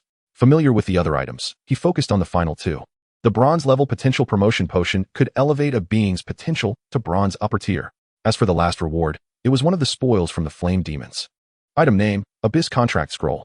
Item level, bronze lower tier. Item effect, by activating the Abyss Contract Scroll, you can summon a bronze lower tier flame demon to fight for you from the 601st layer of the Abyss, lasting for 30 minutes. Item description, an Abyss Contract Scroll crafted from the blood of flame demons, imbued with the power of the Abyss. Special note, this item is single use. Once utilized, it cannot be restored as a war loss in the Supreme Challenge. Zhou Zhou pondered thoughtfully before stowing them away. The current battle situation was manageable. It was not yet time to employ these consumable items. He looked at Nizario. Little Nize, if Ranch Valley encounters danger, take him back to the city, he instructed. Zhou Zhou sensed that the 5,000 ranch monsters under Magoo's command might soon falter in the next round of the Supreme Challenge. Nizario nodded in acknowledgement. Moments later, the bodies of over 1,000 flame demons were drawn into Sun City.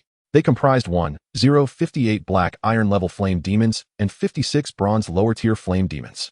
After the Conqueror's Forge extracted the spoils, they collectively yielded 3,430 black iron-level mist hearts, 112 bronze-level mist hearts, 3,430 black iron-level abyss crystals, 112 bronze-level abyss crystals, 1,058 black iron-level potential promotion potions, 56 bronze lower-tier potential promotion potions, 1,058 black iron-level abyss contract scrolls, 56 bronze lower-tier abyss contract scrolls.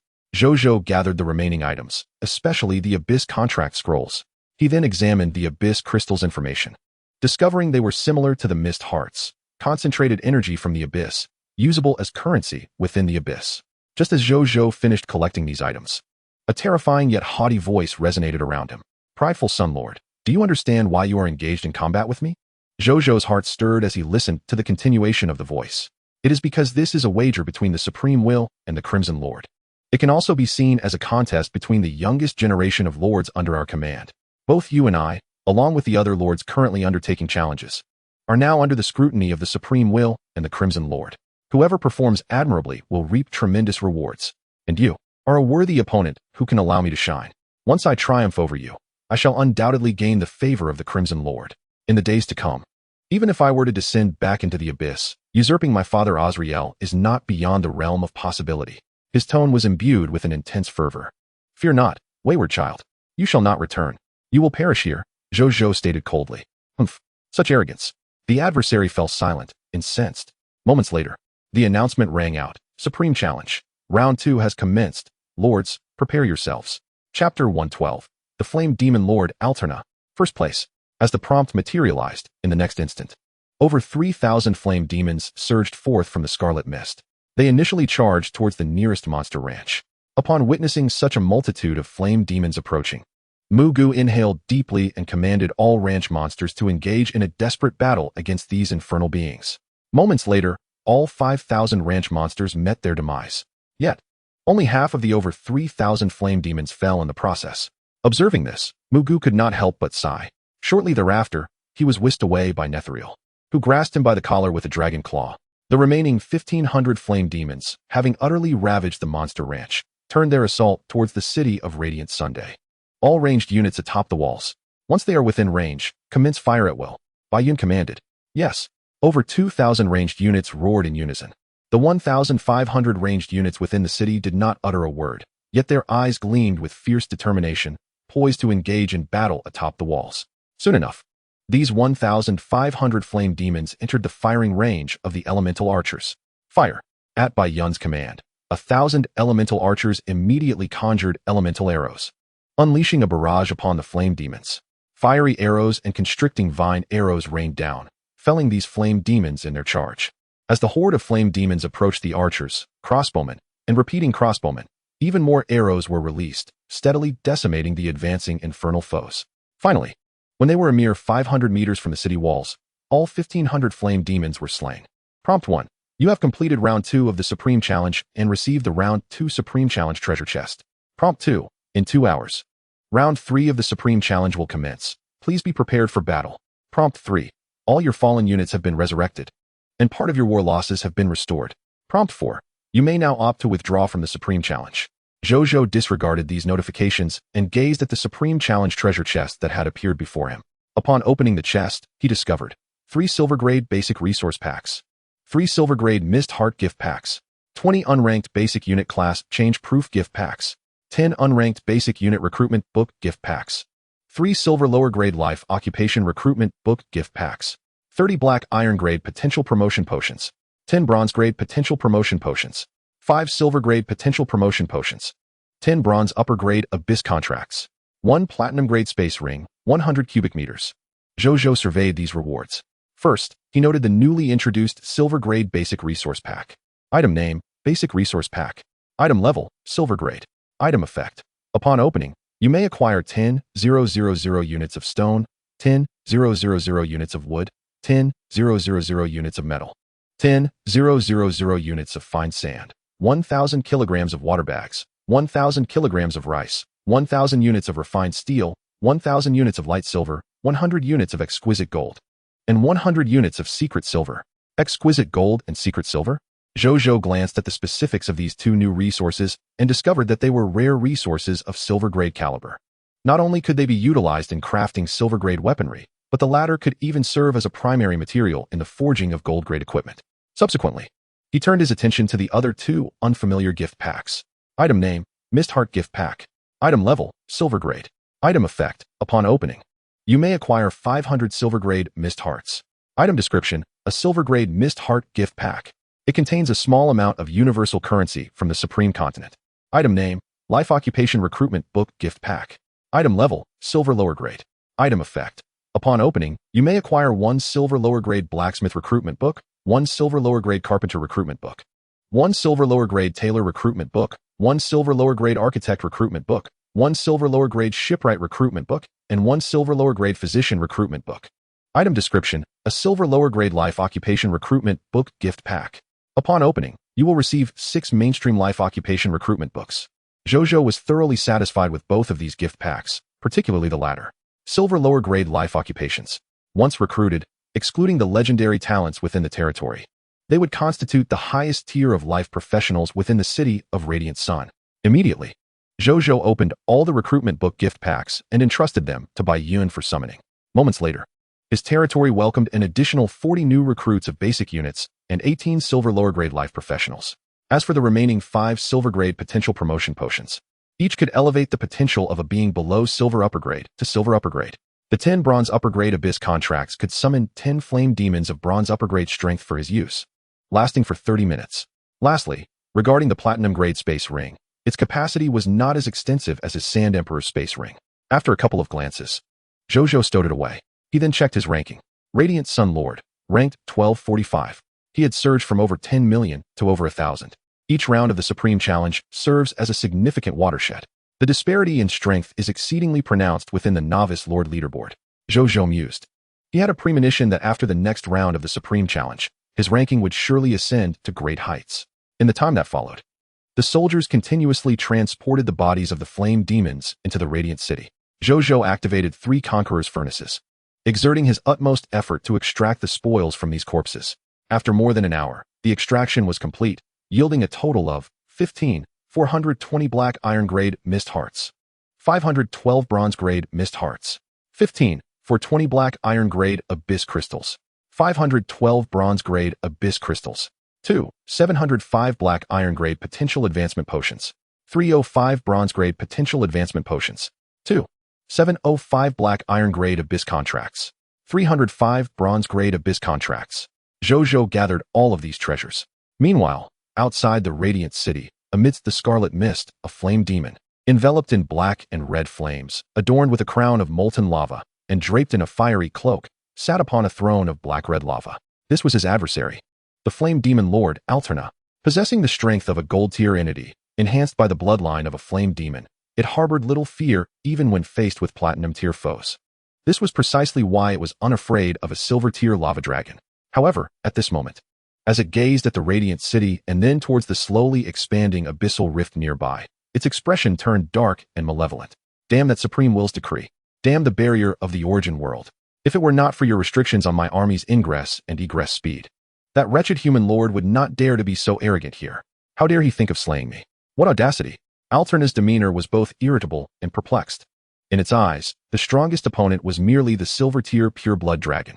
Apart from that pure-blood dragon, everyone else, including the human hero, was insignificant. Once its legion of flame demons surged forth from the origin world, not even the human soldiers or heroes would stand a chance, let alone that silver-tier pure-blood dragon, which would be overwhelmed by its fiery army. One-on-one, it was the noble Scarlet Lord. Even if it possessed the strength to duel the lava dragon, it would never engage in a direct confrontation. That would be relinquishing its greatest advantage. Only a fool would do such a thing. Thus, it could not comprehend the source of its opponent's confidence. Ultimately, it concluded that the opponent was merely posturing. I refuse to believe that you can still talk tough when you're dead. Alterna scoffed. After a considerable time, a notification rang out. The third round of the Supreme Challenge has commenced. Please prepare, Lord. Zhou Zhou regarded the message before looking into the distance. He beheld over 6,000 flame demons surging forth from the scarlet mist, charging towards the Radiant City, among which were several of silver-tier caliber. Observing this, Bai Yun promptly commanded the 1,500 ranged units stationed within the city to ascend the walls and join the other 2,000 ranged units in defense. Zhou Zhou also ordered Nasrio to make its debut, tasked with eliminating the silver-tier flame demons among them. A quarter of an hour later, after the ranch's monsters were annihilated and all ranged units exhausted their arrows and elemental energy, the 6,000 flame demons were vanquished. Notification 1. You have completed the third round of the Supreme Challenge and obtained the third round challenge treasure chest. Notification 2. The fourth round of the Supreme Challenge will commence in 3 hours. Please prepare for battle. Notification 3. All your fallen units have been resurrected, and a portion of your war losses has been restored. Notification 4. You may now choose to withdraw from the Supreme Challenge. Zhou Zhou typically disregarded the final notification. He then opened the third round challenge treasure chest, discovering significant changes in its contents. Inside were 1 golden grade basic resource package, 1 golden grade mist heart gift pack, 3 golden superior life occupation recruitment book gift packs, 10 platinum grade potential advancement potions, 10 golden lower tier abyss contracts, 1,000 cubic meter capacity space ring, exceptional superior, 1 battle resurrection scroll. Though the quantity had diminished, the value of each item had increased. Zhou Zhou felt a sense of satisfaction. He preferred high-value items. He then examined the contents of these items. Item name, basic resource package. Item level, golden grade. Item effect. Upon opening, grants 100,000 units of stone, 100,000 units of wood, 100,000 units of metal, 100,000 units of fine sand, 10,000 kg of water, 10,000 kg of rice, 10,000 units of refined steel, 10,000 units of luminous silver, 1,000 units of exquisite gold, 1,000 units of secret silver, 100 units of water elemental gemstones, 100 units of fire elemental gemstones, 100 units of earth elemental gemstones, and 100 units of wind elemental gemstones. Item name, Mist Heart Gift Pack. Item level, Golden Grade. Item effect, upon opening, grants 500 Golden Grade Mist Hearts. Item description, a Golden Grade Mist Heart Gift Pack containing a small amount of universal currency from the Supreme Continent. Item name, Life Occupation Recruitment Book Gift Pack. Item level, Golden Superior. Item effect, upon opening, grants 1 Golden Superior Blacksmith Recruitment Book, 1 Golden Superior Carpenter Recruitment Book, 1 Golden Superior Tailor Recruitment Book, 1 Golden Superior Architect Recruitment Book, 1 Golden Superior Shipwright Recruitment Book, and 1 Golden Superior Physician Recruitment Book. Item description, a Golden Superior Life Occupation Recruitment Book Gift Pack. Upon opening, grants 6 Mainstream Life Occupation Recruitment Books, 10 Platinum Grade Potential Advancement Potions, each capable of elevating a being below Platinum Superior to Platinum Superior potential. The 10 Golden Lower Tier Abyss contracts could summon 10 Flame Demons of Golden Lower Tier strength for personal use, lasting 30 minutes. As for the ring, boasting a capacity of 1,000 units, its storage space surpassed that of the Sand Emperor's space ring by double.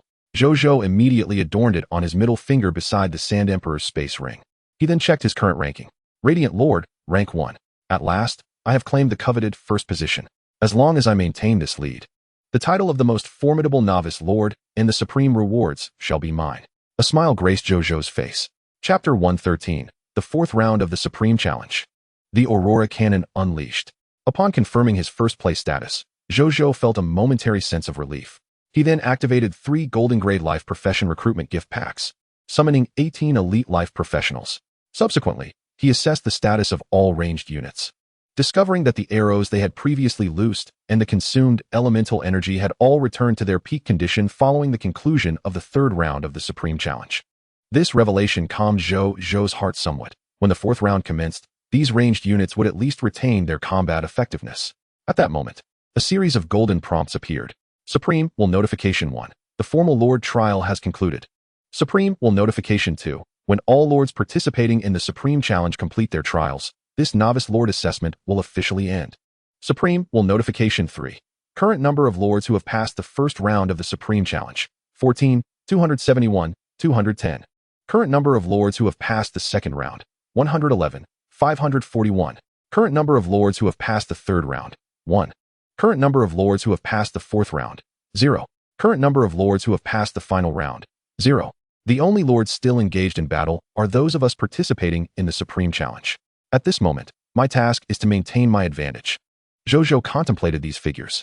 However, is there only a total of 5 rounds in the Supreme Challenge? What if 2 lords concurrently enter the final round? He pondered with uncertainty. Soon, a conjecture formed in his mind.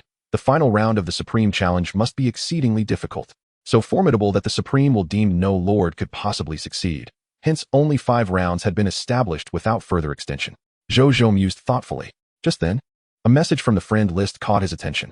Upon opening it, he found it was from Ling Air. Ling Medicine Lord, brother, I have passed the 6th round of the Mist Monster Assault and have officially become a lord. Brother, you are incredible. I have already seen you ranked 1st on the Novice Lord leaderboard. Ling Medicine Lord, how are you faring now? Brother, are you unscathed? Proud Sun Lord, I'm fine, but still engaged in the Supreme Challenge. After conversing a while longer, and knowing Zhou Zhou needed to face the upcoming Supreme Challenge, Ling Air encouraged him and sent him a battle revival scroll before refraining from further conversation. Zhou Zhou gazed at the battle revival scroll in his hand, feeling a mix of amusement and exasperation. This item was the sole reward bestowed upon becoming an official lord. Meanwhile, she had suffered considerable losses to pass the Novice Lord assessment, yet chose to gift the scroll to him rather than use it to revive her fallen subordinates. It would be disingenuous to say he wasn't moved. He resolved to compensate her well in the future. Accepting the battle revival scroll, he now possessed 3 of them. With these in his possession, Zhou Zhou felt a renewed sense of confidence regarding the imminent Supreme Challenge, perhaps even daring to attempt the final round. They then commenced extracting the corpses of over 6,000 flame demons using the Conqueror's Forge. Moments later, the extraction of all spoils was complete. Among them, The heart of fog and abyss crystals held little significance for Zhou Zhou at present, and he directly stored them in his spatial ring. His primary focus lay on the potential advancement potions and abyss contracts. He acquired a total of 705 black iron grade potential advancement potions, 305 bronze grade potential advancement potions, 7 silver grade potential advancement potions, 521 black iron grade abyss contracts, 701 bronze grade abyss contracts, 7 silver grade abyss contracts. Zhou Zhou continued to store these items away, still harboring no intention of utilizing them. After glancing at the time, he realized it was already past 6 in the evening.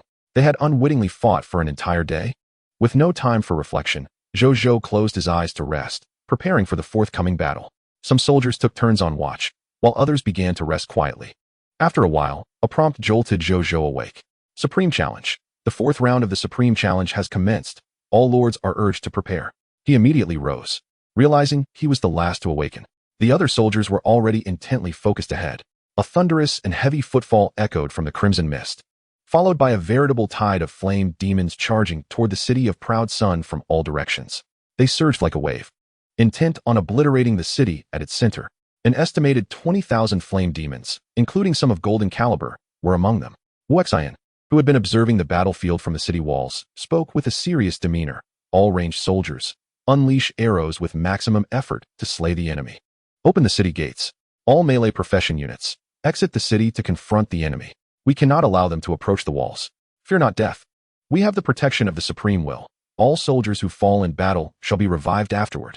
Aside from the gold grade Aurora Tower, all 7 bronze grade Aurora Towers are to be activated, targeting these flame demons with full force. Nasrio, continue to focus on eliminating their high-powered units. All soldiers of Proud Sun City, hold nothing back. Do not concern yourselves with resource expenditure. Do not fear injury or death. Annihilate them with all your might. After this battle, all soldiers shall receive a 5-fold increase in military merit. Zhou Zhou roared, his voice amplified by mental fortitude, resonating in the ears of every soldier within Proud Sun City. Upon hearing their lord's decree, the soldiers' eyes immediately glimmered with fervor, since they need not fear injury or death. And with the prospect of abundant military merit to be gained, coupled with the fact that they were defending their homeland, what did they have to fear as soldiers at this moment? Kill. Eradicate these wretched creatures. For the glory of our Lord. The city gates swung open. All the soldiers, their eyes ablaze with a crimson hue, surged forth from the gates, fearlessly charging at the infernal fire demons. Many of the advancing fire demons momentarily froze, gazing into the blood-red eyes of the human soldiers, almost mistaking them for their own kin. Wind Fury Formation. Blazing Fire Formation. Observing the frenzied slaughter of the soldiers, Wuxian, with a grave expression, began to arrange the formations atop the city walls. In the next instant, it seemed as though Wuxian's will was guiding these soldiers. The nearly 4,000 soldiers swiftly transformed their formations. Soon, 2 extraordinary military formations manifested upon them, accelerating their charge by a staggering tenfold and amplifying their strength by an equal measure. Simultaneously, an uncontrollable fervor and battle intent ignited in their eyes, driving them into a frenzy of combat, fearless and unyielding. Wuxian nodded slightly, recognizing that his diamond-level wind fury and blazing fire formations, even when applied to diamond-tier combatants, could enhance their speed, strength, and combat will by approximately 3 times. Now, applied to the Sun Legion soldiers, who were barely at silver tier, a tenfold increase was entirely reasonable. In truth, he felt capable of amplifying them by as much as 25 times. However, such an enhancement would likely overwhelm the soldiers' bodies, which is why he refrained from further augmentation. If victory could be secured in this battle today, the Lord would surely gain immense renown in the days to come. Wuxian reflected silently upon the gruesome scene before him. He then ceased his musings and descended from the city walls, mounting his steed, brandishing his lance, and charging through the gates with a fierce expression to engage in bloody combat with the fire demons. As the soldiers fought valiantly outside, how could he, the rightful commander, remain a mere spectator? Meanwhile, atop the walls, 7 squads of soldiers began to maneuver the Aurora cannons within the Aurora Towers, aiming at the fire demons. Aurora Cannon Beam Mode. Activated. A light, reminiscent of dawn, coalesced at the cannon's muzzle. In the next moment, buzz, buzz, buzz, buzz, buzz, buzz. 7 beams of white light erupted forth like auroras. Wherever they struck, not a single fire demon could survive the onslaught of these laser beams. With each sweep of the aurora rays, dozens, if not hundreds, of fire demons perished, and the desert was carved into deep, dark trenches. After several sweeping rounds, the desert was riddled with countless black ravines. At least 5,000 or 6,000 fire demons were annihilated, and this all transpired in mere seconds. What is that? Alterna abruptly stood from the throne, incredulous as he beheld the formidable display of the 7 Aurora Towers. How could such a powerful defensive structure belong to a human lord who had only developed for 7 days? His expression darkened with uncertainty. After a moment of observation, he regained his composure. There must be an energy limitation. Once the special energy within is exhausted, I shall see how you withstand my army of fire demons. Alterna sneered. On the battlefield, the soldiers fought with all their might, many charging forward while even more fell in battle. Soon, all ranged units had depleted their arrows and elemental energies. Reaching this juncture, they discarded their bows and drew short swords, bravely leaping from the protective walls to engage the fire demons with reckless abandon. Witnessing this scene, Bai Yun also unleashed her hero skill, Bloodfire Arrow Rain, for the first time. Under the rain of arrows, over 2,000 fire demons were obliterated, with more than 1,000 either lightly wounded or gravely injured.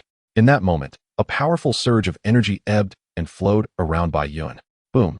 It felt as though she had shattered some limit. Bai Yun officially ascended to the rank of Silver Tier. Moments later, all ranged and melee soldiers had perished on the battlefield. Subsequently, Wu Xian fell in battle. At this point, only 300 to 400 fire demons remained.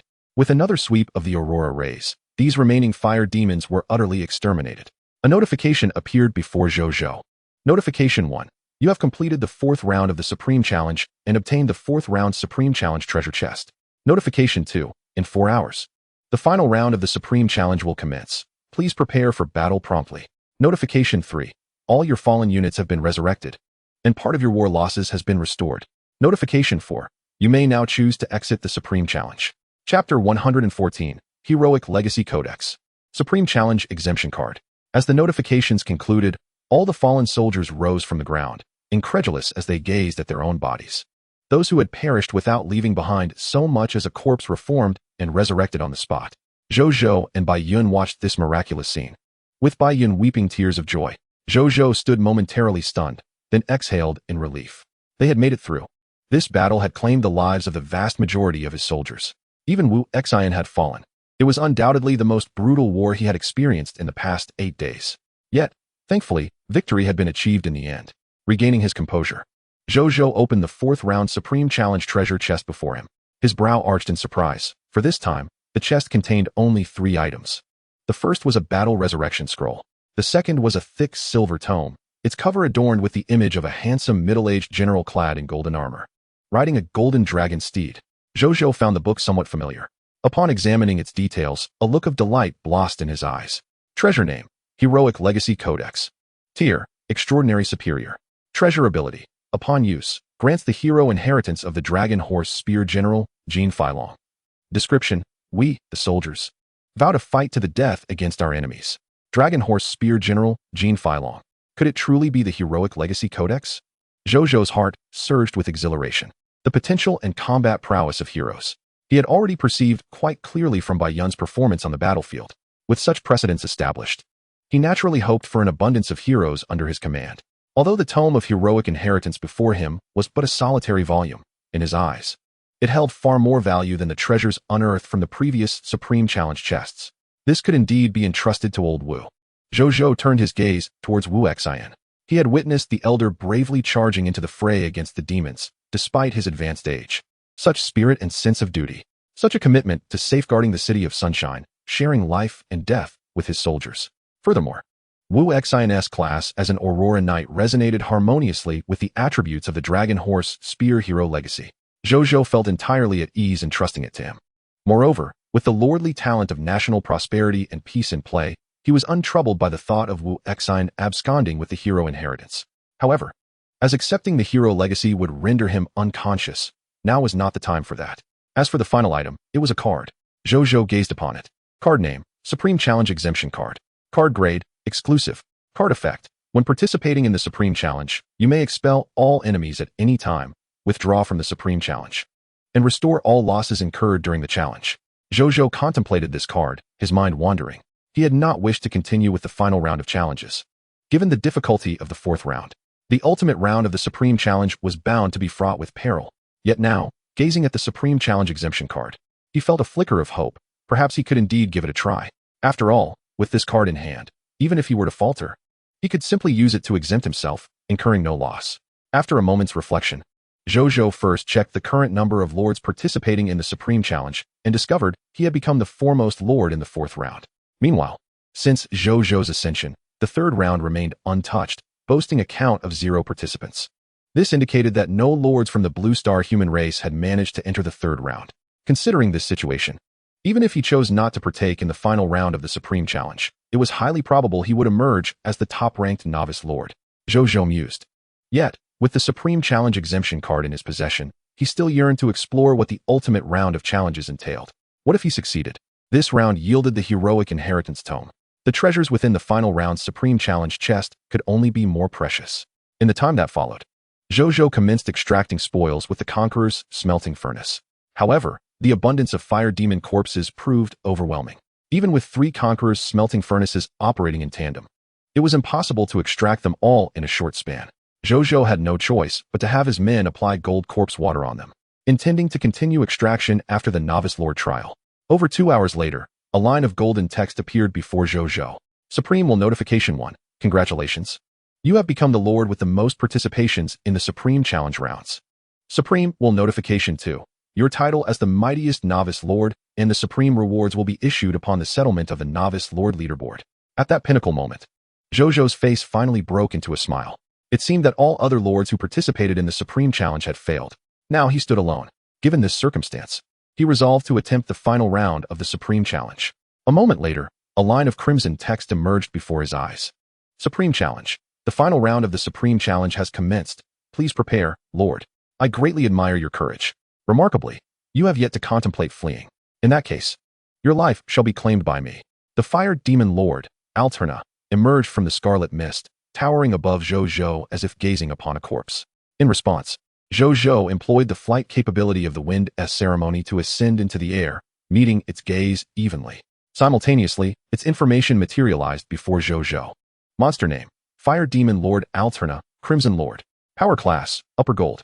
Monster description: the most formidable foe of the Supreme Challenge. Once the 116th son of the Flame Lord Azrael's from the 601st layer of the Abyss. Slaying it will yield the ultimate round Supreme Challenge treasure chest. Loot drop rate: 20 gold grade Mist Hearts, drop rate 100, 20 gold grade Abyss Crystals, drop rate 100, 1 epic grade Potential Advancement Potion, drop rate 10, 1 gold grade Abyss Contract, drop rate 5, 1 legendary grade Crimson Lord Talent Sphere, drop rate 0, 2 legendary grade Lord Talent Crystal Fragments, drop rate 0. Upon seeing the final item, Zhou Zhou's eyes narrowed slightly. A legendary grade Crimson Lord Talent Sphere? It appeared that, like him, it was also a possessor of a legendary Lord Talent. For some inexplicable reason, an excited smile spread across Zhou Zhou's face at that moment. Alterna noticed Zhou Zhou's smile, its brow furrowing before it sneered. Foolhardy creature. Once you behold my legion of demonic flames, let us see if that smile endures. With a wave of its right hand, a torrent of fire demons surged forth from the crimson mist, charging towards the city of Sunshine in a frenzy. Over 50,000 of them. Chapter 115. Defeating Alterna. The bloodline of the chaotic human race. Confronted with the onslaught of more than 50,000 fire demons, Zhou Zhou maintained the strategy from his previous encounter, commanding all ranch monsters, soldiers, the 7 upper bronze Aurora Towers, and Nasserio to attack the fire demons with all their might. Moments later, ranch monsters fell. All soldiers perished. Wu Xian met his demise. Bai Yun, after unleashing a volley of blood fire arrows, found herself slain on the battlefield for the first time. Following the death of all soldiers, Nasserio roared in fury, charging into the densest throng of fire demons. After single-handedly slaying over 3,000 fire demons, he ultimately succumbed on the battlefield. Meanwhile, the energy of the 7 upper bronze Aurora Towers was completely depleted. The outcome was that they had eradicated over 32,000 fire demons. Is this the confidence that emboldened you to speak so boldly to me? Alterna remarked coldly as it surveyed the scene. Zhou Zhou remained composed, observing the unfolding events. Subsequently, he retrieved a scroll of resurrection for the battle. With a decisive gesture, he tore the scroll asunder. In the blink of an eye, countless beams of light erupted from the scroll, cascading upon the fallen soldiers, the ranch monsters, and Nizario. Those who were destined for death, the soldiers, the ranch monsters, and Nizario, were instantly revived. Upon regaining their vitality, the resurrected warriors beheld their restored forms. And as they turned to face the fiery demon, Any trace of fear or apprehension had vanished, replaced solely by fervor and animosity. Concurrently, their fervor for their lord intensified. If he could summon them back from death, what else was there to fear? They were ready to charge into battle without hesitation. In that moment, the loyalty of the soldiers surged to unprecedented heights. In the sky, Alterna watched the spectacle of resurrection, her expression freezing momentarily. Yet, a forced smile soon graced her lips. You must have relied on that scroll. But how many such scrolls do you possess? Moments later, after vanquishing over 10,000 blood demons, all the soldiers and Nysario fell once more. Observing this, Zhou Zhou produced another scroll of resurrection, reviving all once again, including Nysario. After a short while, having eradicated the remaining flames of demons on the battlefield, not a single soul was left alive outside the city of Radiant Sunday. On the battlefield, only Zhou Zhou and Alterna remained, locked in a standoff. I refuse to believe you still have more, Alterna began, but before she could finish her sentence, Zhou Zhou revealed yet another scroll of resurrection. In the next instant, Alterna transformed into a crimson beam of light, piercing through Zhou Zhou's form, exploding him into a cloud of blood and flesh. Did you truly think I would grant you another opportunity? Alterna sneered coldly at the dispersing blood mist. Yet, in the following second, she suddenly froze. The swirling blood mist and fragmented flesh morphed into numerous bloodbaths, screeching as they scattered in all directions. Bloodbath form. Her pupils dilated. In the abyss, the vampire clan constituted a vast and formidable presence, and she immediately recognized the true nature of this ability. The genuine soul was still intact. Just as she was about to pinpoint Zhou Zhou's soul among the bloodbaths, an indescribable sense of peril surged within her mind, causing her hairs to stand on end. Before she could react, a beam of light penetrated her head in an instant. Her headless body shuddered in midair for several moments before it succumbed to gravity, crashing heavily to the ground. Not far away, upon the walls of Radiant Sun, the long-unused golden lower Aurora Tower, which had been reserved since the commencement of the Supreme Challenge, now flickered with a soft white light. Beside it stood Zhou Zhou. At that moment, he had entered a state of deathly stillness, devoid of any trace of life. His face pale and appearing as though he had just recovered from a severe illness. Fortunately, I had a contingency plan. I had previously dispatched a bloodbath imbued with my soul to take refuge here in a state of deathly stillness. Otherwise, I might have fallen victim to her ambush. Zhou Zhou reflected. He hadn't anticipated that the one to ultimately slay this final boss would not be Nysario or Bai Yuan, but rather himself, the Lord. Not only that, but his strength had also advanced following the defeat of his foe. He had now attained the status of a bronze tier superior. Zhou Zhou then turned his gaze to the golden lower Aurora cannon beside him. It was this very cannon that he had activated in its peak mode, unleashing all of its light elemental energy, which had ultimately led to the enemy's demise. At that moment, it mattered not whether Alterna was a golden tier superior or even a platinum tier. Under the peak mode of this golden lower Aurora cannon, she would have faced inevitable demise. The creature's death was no injustice. It was indeed wise to have Zhao, the veteran general, construct this golden lower Aurora cannon prior to the novice lord's trial, for it had become the decisive factor in the final outcome. Zhou Zhou pondered as he glanced at the notifications that had just appeared. Notification 1. You have completed the final round of the Supreme Challenge and received the treasure chest of the final round of the Supreme Challenge. Notification 2. You have become the number 1 on the Novice Lord leaderboard. Notification 3. All your fallen units have been resurrected, and some of your war losses have been restored. Notification 4. You may now choose to exit the Supreme Challenge. Notification 5. You have garnered the appreciation of the Supreme Will. Victory. A smile broke across Zhou Zhou's face.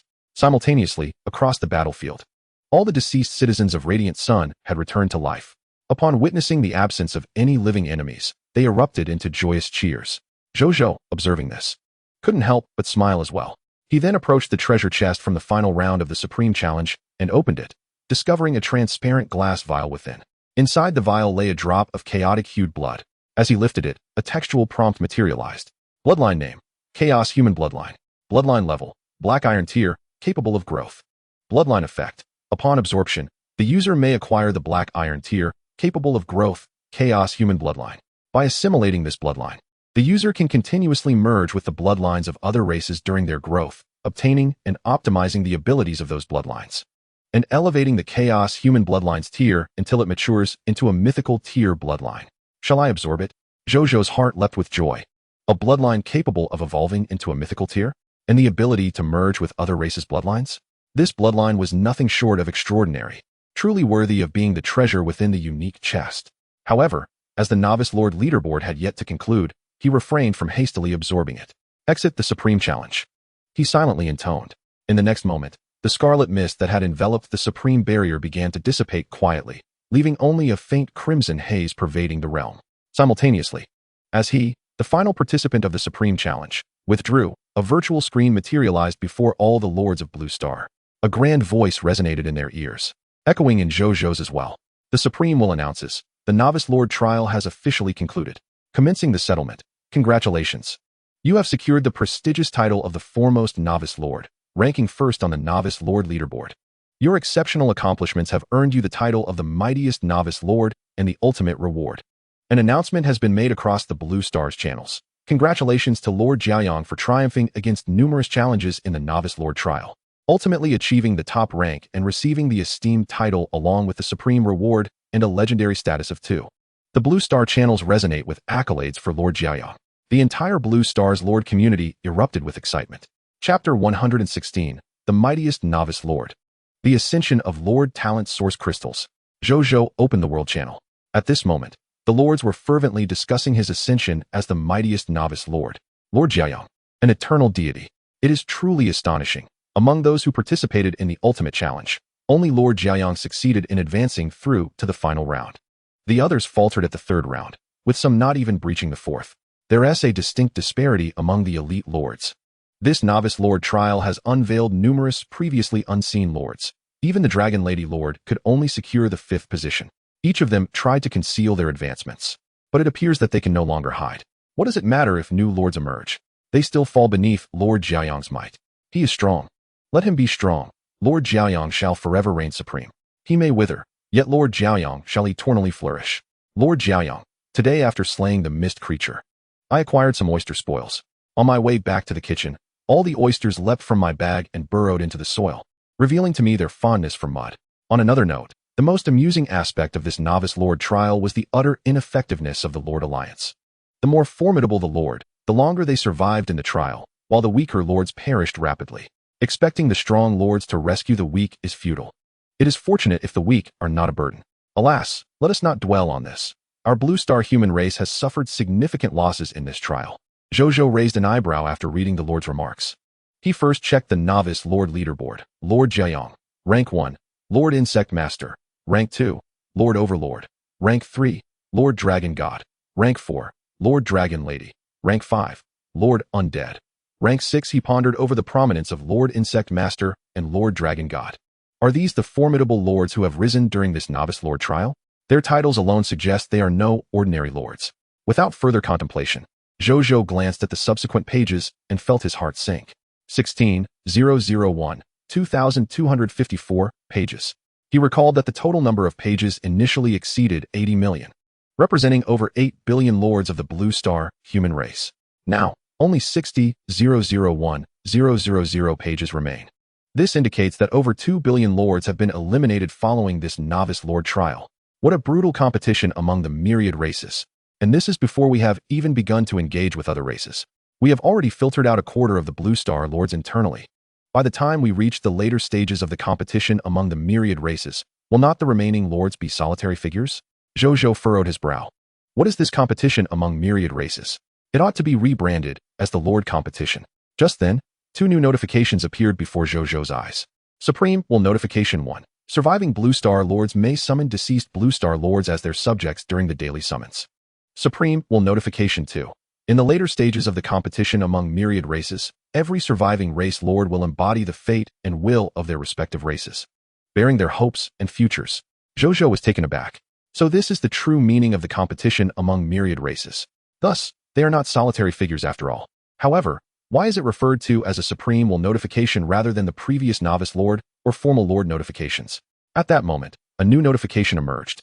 Supreme will Notification. Due to your commendable attributes, you may now have a chance to receive answers from the Supreme will whenever you encounter questions or doubts. Furthermore, in situations where you require assistance, the Supreme will may extend help to you. Such benefits? Zhou Zhou was astonished. He had initially regarded the mention of being appreciated by the Supreme will as inconsequential, but it appears to carry tangible advantages. His understanding of the Supreme Continent was limited. Yet with the Supreme Will's admiration, he would at least not remain oblivious to the external circumstances of the continent. Not to mention the assistance from the Supreme, we'll mention later. The effort put into the final round of the ultimate challenge was not in vain. A smile crept across Zhou Zhou's lips. After a moment of contemplation, he realized he had no pressing questions and thus refrained from further inquiries. He then examined the title of the Mightiest Novice Lord and the Supreme Reward. Title name: Mightiest Novice Lord. Title quality: unique to the race. Title effect 1. Your renown shall echo along the supreme path, and many beings from myriad races will recognize you as the mightiest novice lord among the Blue Star's human race. Title effect 2. When you engage with other lords' factions, you shall earn respect from other lords and their subjects. When recruiting beings from myriad races to serve you, human beings will be more inclined to accept your invitation and become your subordinates. And other race practitioners will also have a certain probability of setting aside racial prejudices to become your subordinates. Title effect 3. Whenever you speak in any channel, your unique title suffix will be appended following your lord title, which you may choose to activate or deactivate at will. Title description: a title uniquely bestowed upon the mightiest novice lord within the race. Those who are aware of it cannot help but show respect to its bearer. After reading through it, Zhou Zhou nodded in satisfaction. This title effect is indeed impressive. It seems even stronger than the previous glory of the Pioneer. He opened the world channel and began typing, Lord Jiaoyang, glory of the Pioneer, mightiest novice lord bubble. A multitude of lords immediately responded below, stab, stab, stab, stab, stab, stab. I'm envious, a double title. I want one too, and while I'm at it, I'll poke Lord Jiaoyang's bubble. When will I receive a title as well? Stab. Zhou Zhou contentedly closed the world channel. The reward that can be displayed in the world channel is simply delightful. Subsequently, he gazed upon the coveted supreme reward desired by all lords of Blue Star. It was an irregularly shaped golden crystal, no larger than a fist, emanating a faint golden glow from its surface, with intricate and peculiar golden patterns flowing within. Treasure name: Lord's Talent Promotion Source Crystal. Treasure grade: mythical. Treasure effect: it can unconditionally elevate any quality of Lord Talent to a higher grade. Treasure description: a mythical treasure crafted by the Supreme Will itself, regarded as the ultimate treasure in the eyes of any lord possessing Lord Talent. Upon seeing the information about this treasure, Zhou Zhou's face initially displayed an expression of disbelief, which was soon replaced by unrestrained joy. One thought echoed in his mind: I shall possess a mythical level Lord Talent. Zhou Zhou suppressed the urge to use it immediately, first picking up the Battle Resurrection Scroll and the shattered Frostwind Regalia set that had fallen to the ground. He then approached the corpse of Alterna to collect his spoils. 20 golden grade Mist Hearts, 20 golden grade Abyss Crystals, and that golden grade Abyss contract were of little concern to him. What he valued were the bottle of epic grade Potential Enhancement Potion and, most importantly, the legendary grade Crimson Lord Talent Sphere, along with 2 legendary grade Lord Talent Crystal Fragments. He then instructed his soldiers to disturb the battlefield while he returned to the Lord's courtyard, preparing to upgrade to the mythical level Lord Talent. Chapter 117. The legendary Lord Talent, Thief's Glove of Stealing.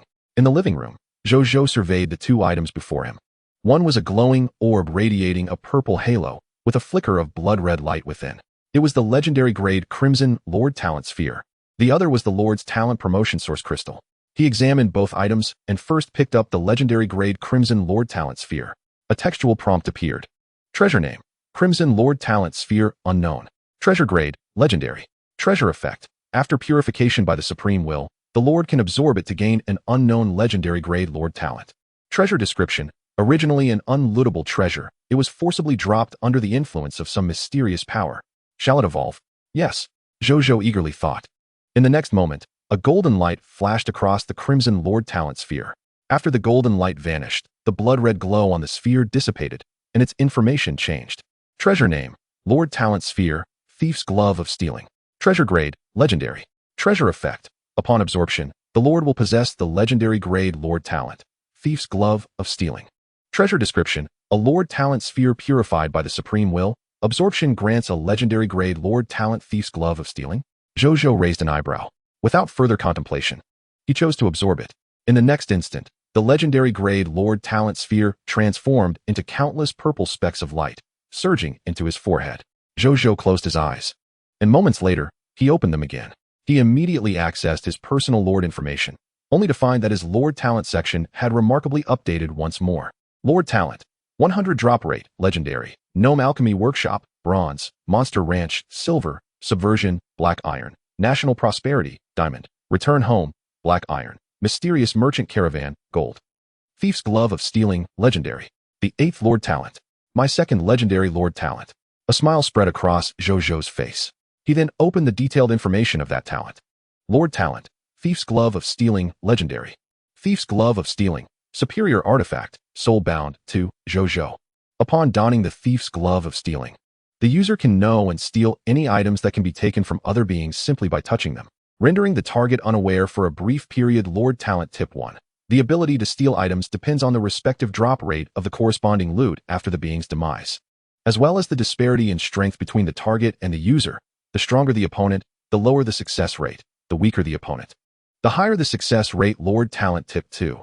The Thief's Glove of Stealing can pilfer the possessions of other beings, external items, talents, bloodlines, and any non-lethal items. Lord Talent Tip 3.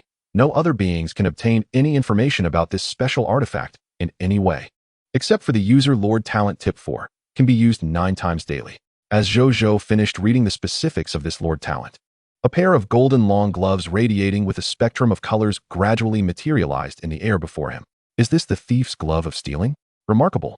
It directly bestowed upon him an artifact. Zhou Zhou had contemplated how extravagant other legendary Lord Talents might be, but he never anticipated that it would extend to bestowing an actual artifact. And this was merely a legendary grade Lord Talent. If he were to use the Lord's Talent Promotion Source Crystal to upgrade it to a mythical grade Lord Talent, what would this artifact become? A primary artifact? Or perhaps a supreme artifact? However, Zhou Zhou merely entertained the thought. He had already decided that he would use the Lord's Talent Promotion Source Crystal for the 100 drop rate. While the Thief's Glove of Stealing was indeed impressive, Zhou Zhou favored the 100 drop rate even more. He took the gloves and donned them on his hands.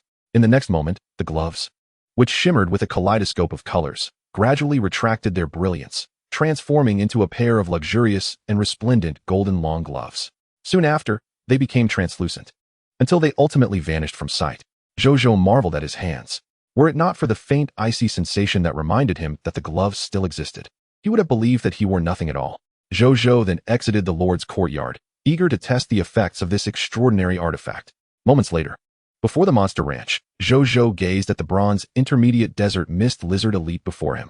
Not far away stood Mugu. My lord, shall we clear the monster ranch now? Mugu inquired curiously. Not at all. After all, they have shed blood and contributed to Sunlight City today. How could I possibly clear them? Zhou Zhou shook his head. Then, my lord, do you intend to spare them? Mugu exclaimed in surprise. No, let us delay the execution until tomorrow. Mugu commanded. You must keep it still. I shall conduct an experiment, Zhou Zhou replied. Yes, my lord. Mugu responded respectfully, and promptly conveyed orders to the elite desert mist lizard, instructing it to remain motionless.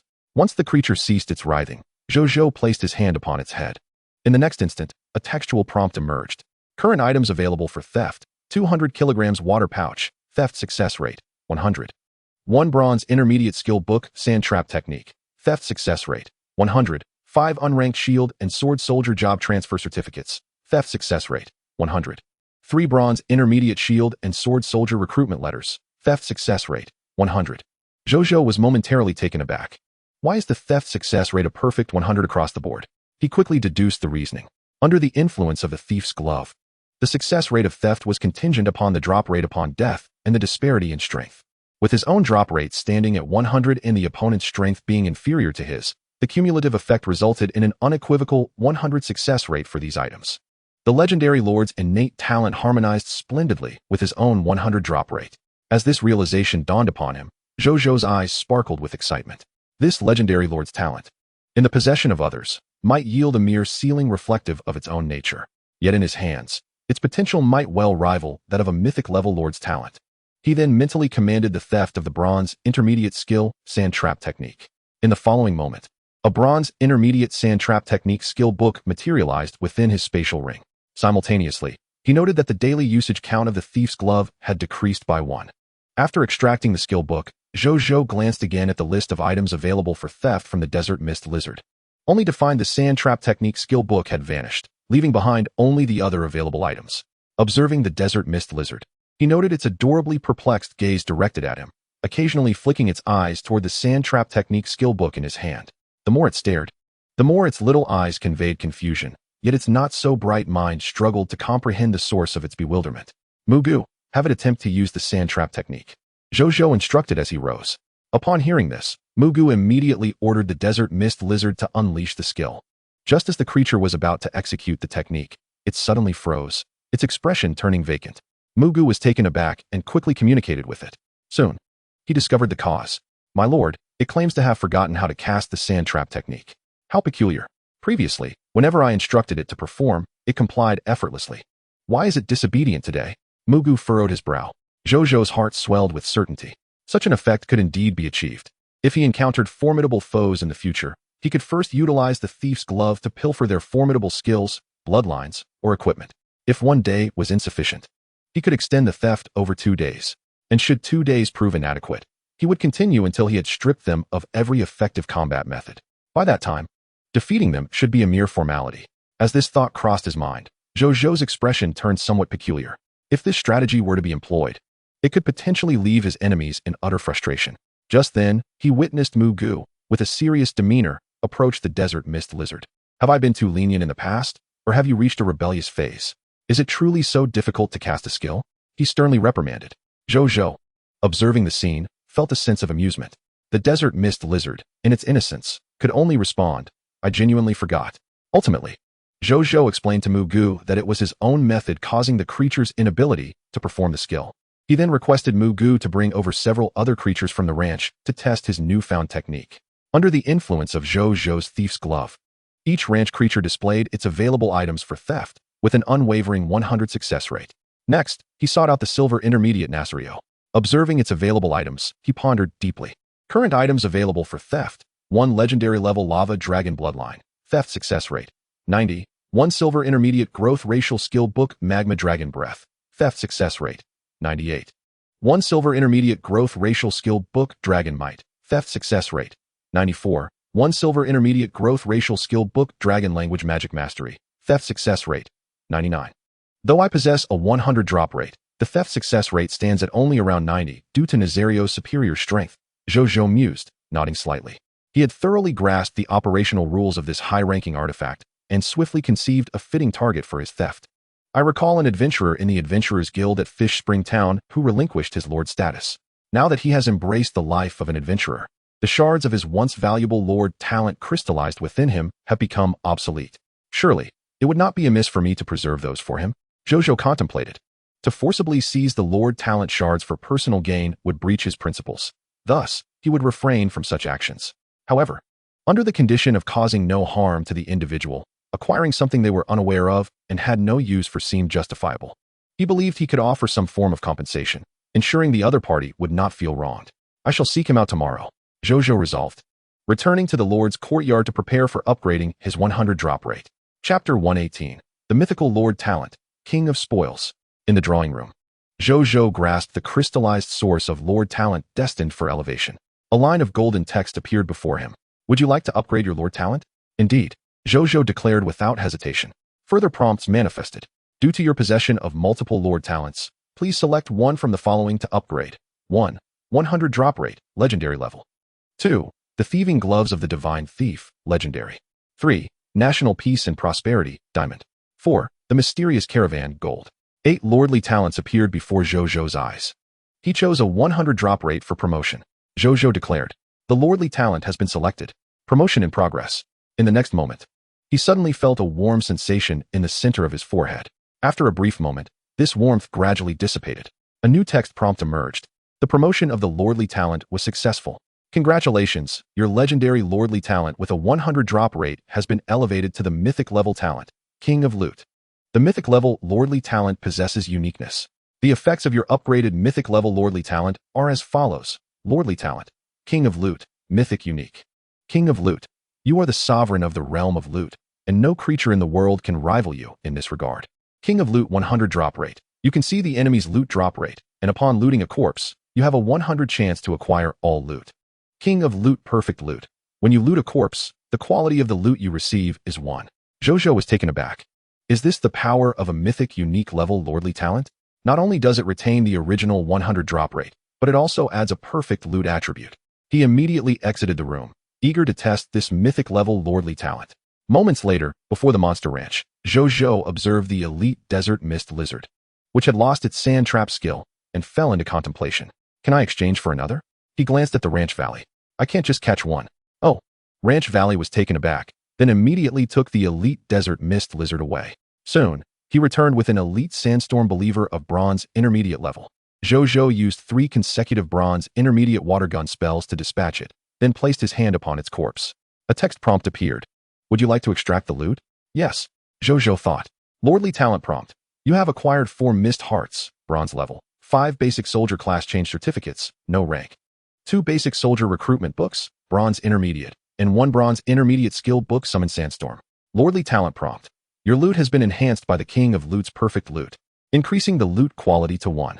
Lordly talent prompt. You have obtained perfect loot for mist hearts, silver level, 5 basic soldier class change certificates, no rank, 2 basic soldier recruitment books, silver intermediate, and 1 silver intermediate skill book summon sandstorm. Zhou Zhou stared in astonishment at the pile of silver level items that had emerged before him. Good gracious. Is this the might of perfect loot? The creature he had defeated was merely an elite sandstorm believer of bronze intermediate level, yet the loot he acquired rivaled that of a silver intermediate sandstorm believer leader. Although the no-rank class change certificate remained unchanged, Zhou Zhou speculated that it was likely due to the absence of a higher-level class change certificate, which prevented it from achieving quality level 1. He then pondered another matter. What would happen if this perfect loot were applied to a lordly talent sphere dropped by an enemy lord? Would the lordly talent sphere also upgrade? In that case, a black iron level lordly talent could transform into a bronze level talent. A diamond level lordly talent could become an extraordinary level talent. A legendary level lordly talent could evolve into a mythic level talent. As Zhou Zhou considered this, his expression flushed with excitement. Perhaps in the future, he would not require lordly talent promotion crystals to acquire more mythic level lordly talents. As long as he could encounter other possessors of legendary level lordly talents and eliminate them, it would suffice. All lords were inherently adversaries. It was a matter of either you vanquishing them or them vanquishing you.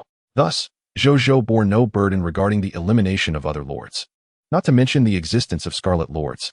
As the competition among the myriad lords intensified, the likelihood of encountering lords with high-quality talents would only increase. There was no need to worry about not finding them. The only concern was whether he could survive until that time. Zhou Zhou pondered deeply. Undoubtedly, his mythic-level lordly talent was one that would grow increasingly formidable as time progressed. To fully harness the potential of this mythic-level lordly talent, he must endure until the late game. If he could survive to that point, it would not be impossible to contend with lords of top-tier races like the Dragon Lords. He stood still, contemplating future strategies. During this time, he received a message from Linger, congratulating him on becoming the strongest lord in the Novice Lord trial. Upon seeing her message, Zhou Zhou couldn't help but smile. Although he hadn't utilized her battle revival scroll during the final round of the Supreme Challenge, he would certainly not forget her goodwill in assisting him despite the significant loss of strength in his territory. Subsequently, he returned the battle revival scroll to Linger. This scroll was originally intended for use in the final round of the Supreme Challenge. Now that he had succeeded, it was only right to return it to her. Lingyao Lord. Brother, you should keep this scroll. You need it more than I do. Lingyao Lord. Don't worry about me, brother. Every day, many refugees join my territory, and it won't be long before I have plenty of subjects and soldiers again. Prideful Sun Lord. Keep it. I have another one. Lingyao Lord. It's really unnecessary. Brother, you're so powerful. Just take good care of me in the future, he. Seeing her say this, Zhou Zhou fell into contemplation. Soon, he devised a plan. Prideful Sun Lord. How about this? I'll keep this battle revival scroll, but tomorrow I will give you 1,000 recruitment books for troop types, allowing you to directly acquire 1,000 new recruits. What do you think? His territory had already reached its population capacity.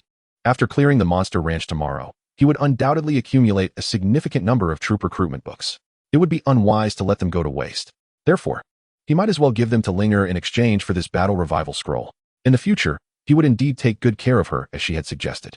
Upon witnessing Zhou Zhou's response, Linger was utterly astonished.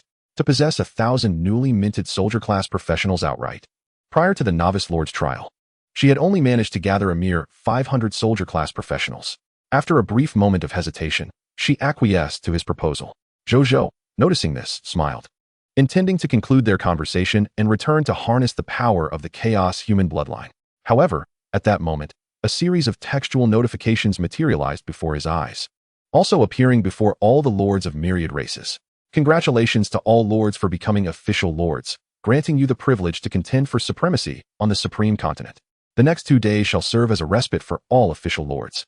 During this period, no faction shall assault your territories. Following this respite, the inaugural official lord event. the battlefield of myriad races shall commence.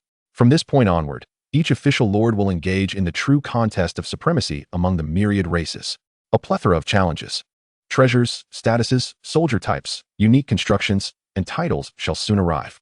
Prepare yourselves, esteemed lords. With that, the notifications faded. Yet at this moment, all the lords of myriad races were in a frenzy. Chapter 119. Utilizing the chaos human bloodline.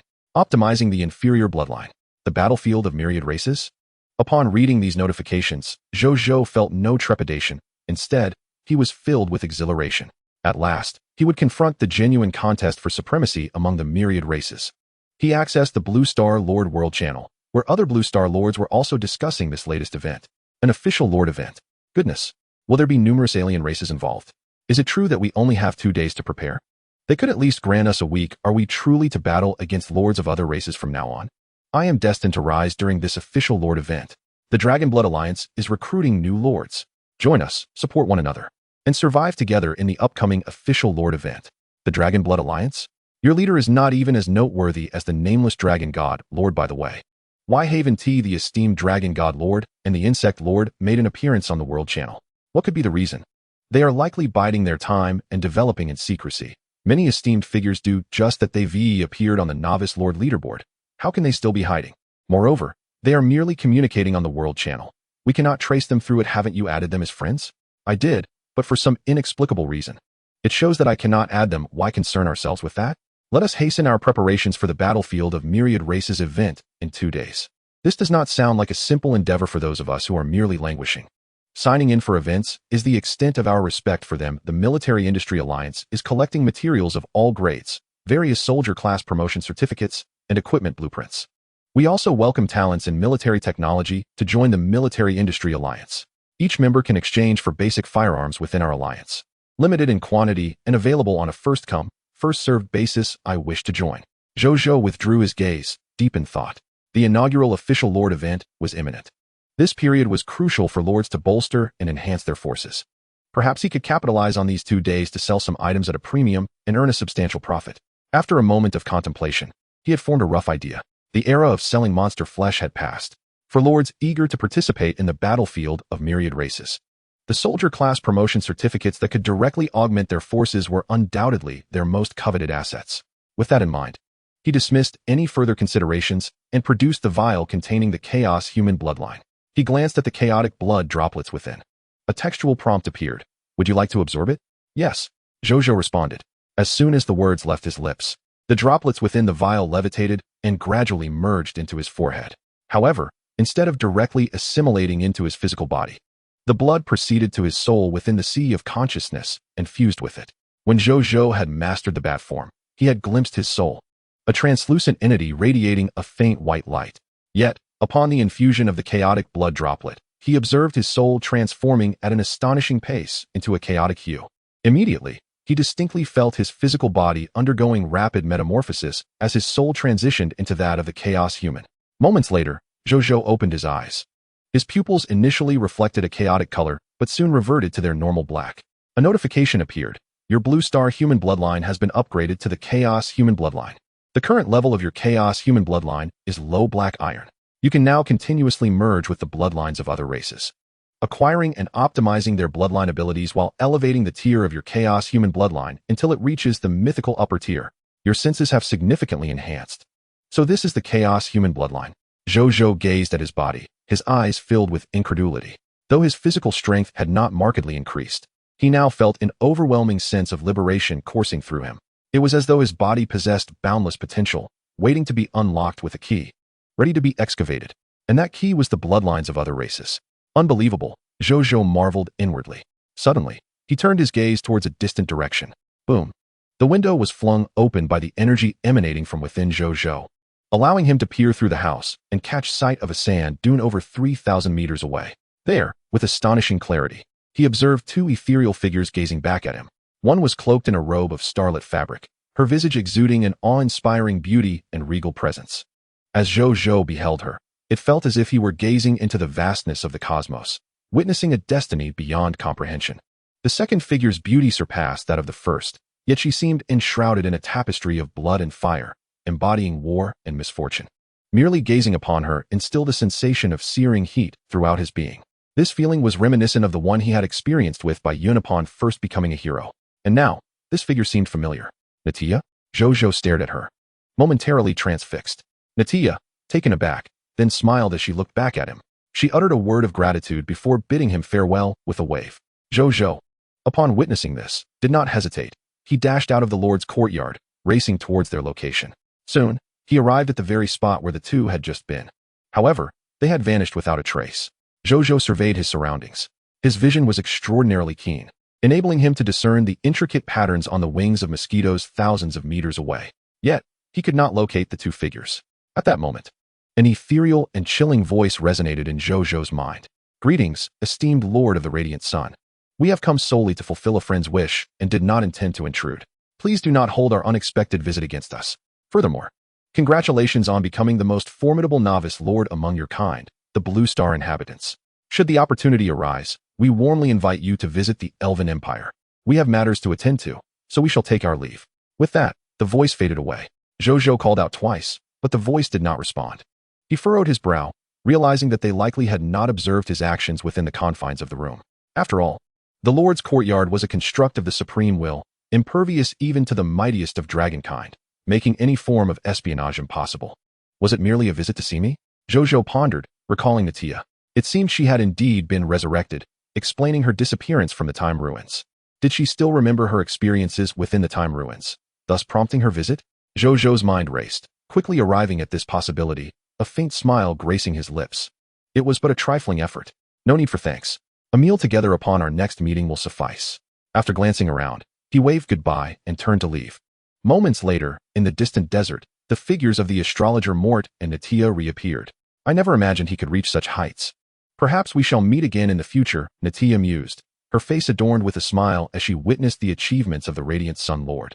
Feeling genuine joy for him, she then turned to Mort. Astrologer Mort, your courtesy earlier was commendable. Thank you for showing him such respect. Natia expressed her gratitude. Though she had only recently been resurrected, she had already gleaned much about the temperament and disposition of the esteemed astrologer. Within the imperial palace, this legendary high-ranking astrologer maintained an air of pride and disdain towards other elven ministers, save for her reverence toward the empress. Natia had prepared herself to ensure their encounter was amicable, yet she was taken aback by Mort's earlier words to Zhou Zhou. Perhaps it is due to the fact that the Radiant Sun Lord has now become the most powerful novice lord, she speculated. Then, Natia noticed that the once proud and imposing astrologer, Mort, remained silent. Astrologer, are you listening to me? Natia inquired curiously, lowering her head. She then caught a glimpse of Mort's pale face beneath the hood, beads of cold sweat forming on her forehead, her expression one of profound shock. Astrologer, what is the matter? Natia exclaimed in surprise. Mort took a moment to respond, gathering herself after a considerable pause. I just beheld the visage of the Radiant Sun Lord. As I sought to glimpse more, I encountered the presence of the Supreme Will. The astrologer Mort had regained her composure, realizing that the Radiant Sun Lord had performed exceptionally well in this trial, even capturing the attention of the Supreme Will. We must return immediately to inform Her Majesty the Empress. Our attitude towards this Lord must now change, she declared. Natia was momentarily taken aback. The Supreme Will is also observing the Radiant Sun Lord? Mort offered no further explanation, instead activating a golden scroll, and in a flash of golden light, the two vanished from their location.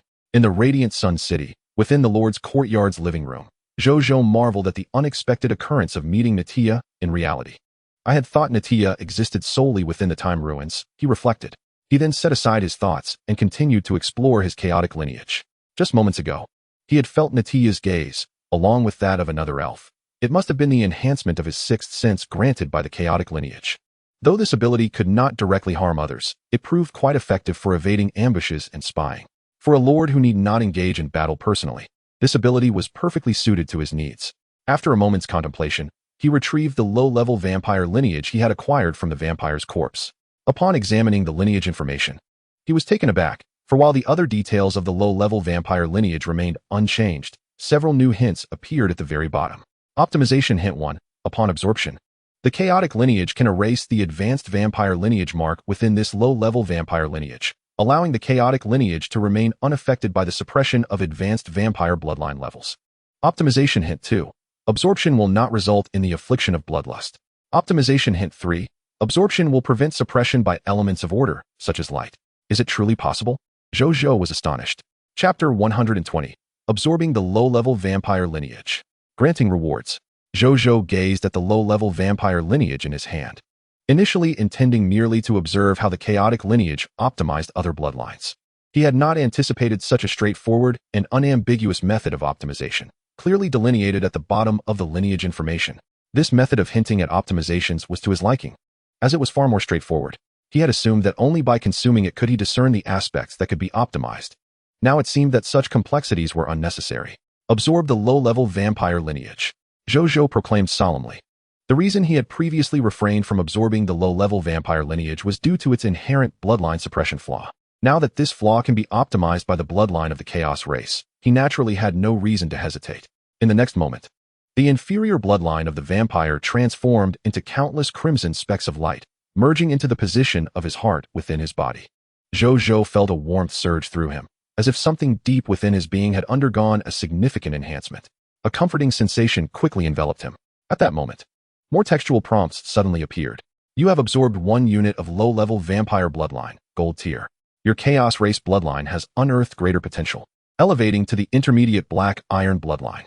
Your sensory abilities have been enhanced. Your racial skill, bloodbat form, has been augmented. While utilizing the bloodbat form, you will transform into additional bloodbats, each possessing greater vitality and defensive capabilities. Your racial talent, blood pool, has been strengthened. You can now store a greater volume of additional blood within your body, gaining a more substantial amplification of effects when utilizing blood element-related skills. This is the true potential of a low-level vampire's abilities. Previously, I merely forced them out through the use of racial skill tomes and talent orbs. Zhou Zhou also sensed the changes within his body and could not help but ponder. However, he did not anticipate that a single unit of gold-tier vampire bloodline would elevate his Chaos race bloodline from the lower tier of black iron to the intermediate tier. It seems that advancing it to the mythical upper tier is a formidable challenge ahead. Subsequently, Zhou Zhou exited the Lord's courtyard and examined the situation of the corpses. He discovered that extracting the spoils from the 50 to 60,000 corpses of the flame demons solely with 3 bronze tier conqueror furnaces would likely take until tomorrow afternoon to complete. Zhou Zhou shook his head. It appears he needs to procure better conqueror furnaces. The bronze tier conqueror furnaces clearly do not meet his requirements. He then replaced the energy sources of these 3 conqueror furnaces with 3 gold tier mist hearts, ensuring that they could operate continuously for over 100 hours without his assistance. Although this would diminish their lifespan, Zhou Zhou was indifferent. The battlefield of all races was about to commence. Efficiency was paramount now. He did not wish to spend his days orbiting the conqueror furnaces, supplying his own energy. He would revert to being a mere tool once more. Moreover, if they broke down, he could simply sell them. For Zhou Zhou, who was now quite affluent, spending a few dozen bronze tier mist hearts to acquire conqueror furnaces was a trivial matter. Afterward, Zhou Zhou sought out Wu Xian, only to find him and Zhao Changshou engaged in a candlelit discussion. Greetings, Lord. Upon noticing Zhou Zhou's arrival, the two expressed surprise, quickly adopting a respectful demeanor. Both of you are the great contributors to today's battle. There is no need for such formality. What are you discussing? Zhou Zhou inquired with a smile.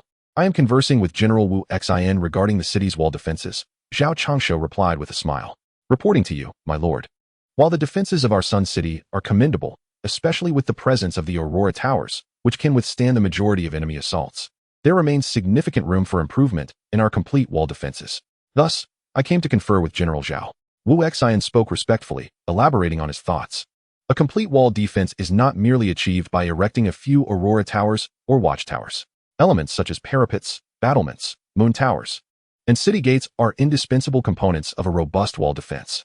This was the first time Zhou Zhou had heard such details, and he patiently listened. After a lengthy discussion, Wu Xian concluded his explanation. Zhou Zhou felt he had learned a great deal, and he was aware that matters regarding wall construction were best left to these two professionals.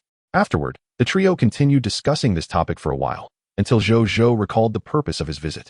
Elder Zhao, how has your rest been? Zhou Zhou asked. Thanks to your blessings, my lord, I have slept extensively since returning, and upon waking, I feel completely rejuvenated, especially after hearing of our victory over all enemies. I feel as though I have regained 10 years of youth. You need not worry excessively, Zhao Changshou replied cheerfully. Zhou Zhou nodded, then presented Zhao Changshou with a potion of extraordinary potential enhancement. The ever-composed Zhao Changshou was momentarily taken aback upon seeing the potion. My lord, what is this? Zhao Changshou stared blankly at Zhou Zhou. Please accept it, Elder Zhao.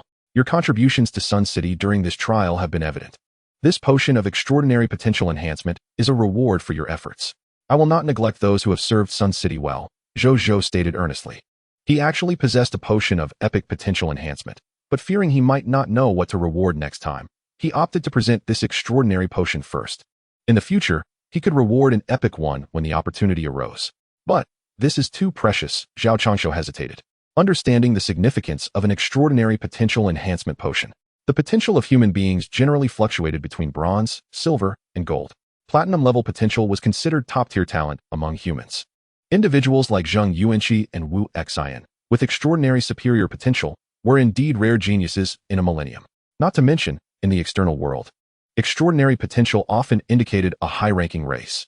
It could be said that if he consumed this potion, he would undergo a profound transformation, becoming a rare genius akin to Zheng Yuanqi and Wu Xian. Thus, he found it exceedingly valuable. Elder Zhao, there is no need for modesty. Furthermore, once your potential is enhanced, I have significant responsibilities to entrust to you. This task can only be undertaken by you post-enhancement, Zhou Zhou asserted. Zhao Changshu was taken aback at these words, but he soon fell silent, accepting the potion, uncorking it, and swallowing it in one gulp. After he ingested the potion, the two observers noted the remarkable changes occurring within him. Soon, they swiftly realized that Zhao Changshu's once gray hair was visibly transforming into a deep black, and the wrinkles on his face were rapidly vanishing. When he finally opened his eyes, Zhao Changshu had transformed from a frail old man with white hair into the visage of a man in his 40s.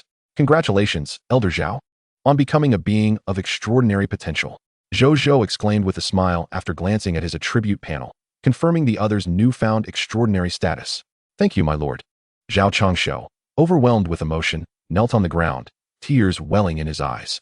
He felt the exhilarating sensation of advancement once more. Ever since he ascended to the rank of platinum-level architect, he had thought that this would be the pinnacle of his life. He never imagined that he would have the opportunity to progress further. All of this was thanks to the benevolence of his lord. Simultaneously, a line of text appeared before Zhou Zhou's eyes. The loyalty of your subject Zhao Changshu has risen to 100, becoming your staunch follower. Zhou Zhou was taken aback for a moment, then smiled gently. He helped Zhao Changshu to his feet, handing him the architectural blueprints of the Grand Temple. These plans are now entrusted to you, Elder Zhao. I hope you can construct it swiftly. Upon receiving the blueprints, Zhao Changshu examined them closely and immediately recognized their uniqueness. A racial building? He gasped. Such constructions were exceedingly rare among ordinary races, often limited to but a handful. As the honorary president of the Aurora Kingdom's Architectural Association, he had only ever encountered the Aurora Tower of the Aurora race in his lifetime. This underscored the rarity of such architecture. Zhao Changshu was astonished that the lord would assign such an important task to him. Leave it to me, my lord. Give me 2 days and sufficient manpower, and I should be able to create it, Zhao Changshu replied after a moment of contemplation. Zhou Zhou nodded. Congratulations, my friend. You have truly rejuvenated by more than a decade. You are at least 50 years younger now, Wu Xian chimed in, extending his congratulations. He felt a wave of emotion. How precious was a potion of extraordinary potential. His lord was indeed generous to his own people, reinforcing Wu Xian's belief that he had made the right choice in serving him. Just then, he noticed the lord's gaze fixed upon him, a mysterious smile gracing his face. Elder Zhao has made significant contributions, and so has Elder Wu. This is for you, Elder Wu. May it fulfill your aspirations, Zhou Zhou declared, presenting the heroic legacy codex of the Dragon Horse Spear Commander to Wu Xian. Upon seeing the codex, Wu Xian's body trembled with shock. Zhao Changshu's eyes widened in astonishment. This, Wu Xian stammered. Elder Wu, my territory is destined to encounter formidable foes in the future. We will undoubtedly rely on you and the valiant soldiers of the Radiant Legion. This codex represents both a legacy and a responsibility. Do you have the courage to accept it? Zhou Zhou asked earnestly. Despite his age, Wu Xian's youthful spirit remained undiminished. I swear to serve you, my lord, until death, he proclaimed, kneeling and shedding tears of fervor. The loyalty of your subject Wu Xian has risen to 100, becoming your staunch follower. Zhou Zhou said nothing more, handing the heroic legacy codex to Wu Xian before turning to depart. Tomorrow, his territory would welcome its second hero. Chapter 121, The Herbalist. Bronze-level architectural material, radiant crystal. Upon returning, Zhou Zhou activated the National Prosperity and Peace Lord talent and immediately focused on the fourth specific effect. Specific talent effect 4. When the number of loyal subjects with a loyalty of 90 points or higher reaches 1,000 within the territory, your territory will gain notoriety. and many beings will learn that your land is a place of national prosperity and peace, slightly increasing the likelihood of outsiders coming to seek refuge. Current count, 986-1000. We are nearing 1000. Zhou Zhou raised his eyebrows. Initially, he had anticipated that it would take around 40 days to meet this requirement. Yet here they were on the 8th day, close to achieving it. He speculated that the influence of the battle resurrection scrolls he had used today had been substantial, prompting a surge in loyal subjects with 90 points of loyalty. Zhou Zhou recalled the myriad notifications of loyalty increases that had flooded in after he activated the scrolls, which he had promptly ignored. He hadn't expected that 2 scrolls would result in such a dramatic influx of loyal subjects. It seemed that in the future, he would need to showcase his prowess more often. With this efficiency, he estimated that within 2 days, his territory would gain the reputation of national prosperity and peace, leading to a further surge in notoriety. Having nothing else to occupy his time, he collapsed onto his bed to sleep. The following morning, Zhou Zhou awoke, momentarily dazed. Before regaining his focus, the Novice Lord trial had concluded, and today was a day of rest. He chuckled softly, opening the world channel to find that many Blue Star Lords were in a similar state, still recovering from the Novice Lord trial. However, numerous lords had decided to take a leisurely day off, while others, feeling a sense of urgency, had already risen to prepare for the multiracial Lord battlefield activities. We cannot afford to be complacent, Zhou Zhou reminded himself. The multiracial Lord battlefield would undoubtedly be more perilous than the Novice Lord trial, with an even higher mortality rate. Yet it also presented greater opportunities for power enhancement. Now was not the time to relax. He attempted to rise, only to be pulled back into the bed by its stubbornness. It appeared he first needed to subdue this monstrous bed. Taking a deep breath, Zhou Zhou resolved to scroll through the world channel while making an effort to get up. As he did so, he stumbled upon a rather intriguing message. What on earth? I just summoned a Blue Star Lord, but he has now lost his identity and memories, becoming a mere subject. Many responses followed. Upon proclaiming that he too had summoned the Lord of Blue Star, Zhou Zhou immediately recalled the cryptic hint bestowed upon him by the Supreme the previous day. We, the remaining lords, must now bear the fate and future of Blue Star, he murmured to himself. Suddenly, sleep eluded him. He donned his garments, performed a swift ablution, and stepped out of the Lord's courtyard, arriving at the summoning portal. A prompt materialized before him. Shall you summon immediately? Indeed, Zhou Zhou declared. In the next heartbeat, the summoning portal erupted in a dazzling white light, and 66 individuals emerged from within. Greetings, my lord. They intoned reverently as they beheld Zhou Zhou and promptly knelt before him. Rise, Zhou Zhou commanded. Thank you, my lord. They responded in unison, standing upright. Zhou Zhou surveyed them, noting that among the 66 individuals were 23 male subjects and 43 female subjects. Of these, 6 had the capacity overview indicating they were once lords of Blue Star, now bereft of memory and transformed into subjects of the Lord of Radiance. Additionally, there were 12 professionals, including 1 bronze-tier elite spearman, 1 bronze-tier elite herbalist, 3 bronze-tier intermediate physicians, 2 bronze-tier junior architects, 4 black iron-tier elite chefs, and 1 black iron-tier intermediate cartographer. Hypothetical herbalist? Zhou Zhou recalled hearing Ling Er mention this profession. It was a vocation dedicated to cultivating medicinal herbs, complemented by a corresponding structure known as a herb garden.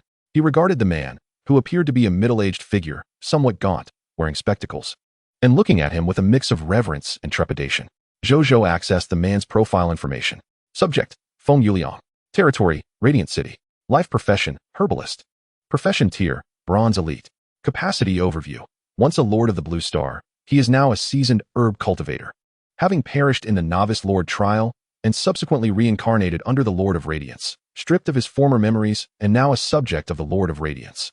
Skills, bronze elite herbal identification, bronze elite herb cultivation, bronze elite herb processing. Loyalty, 77. Potential, gold elite.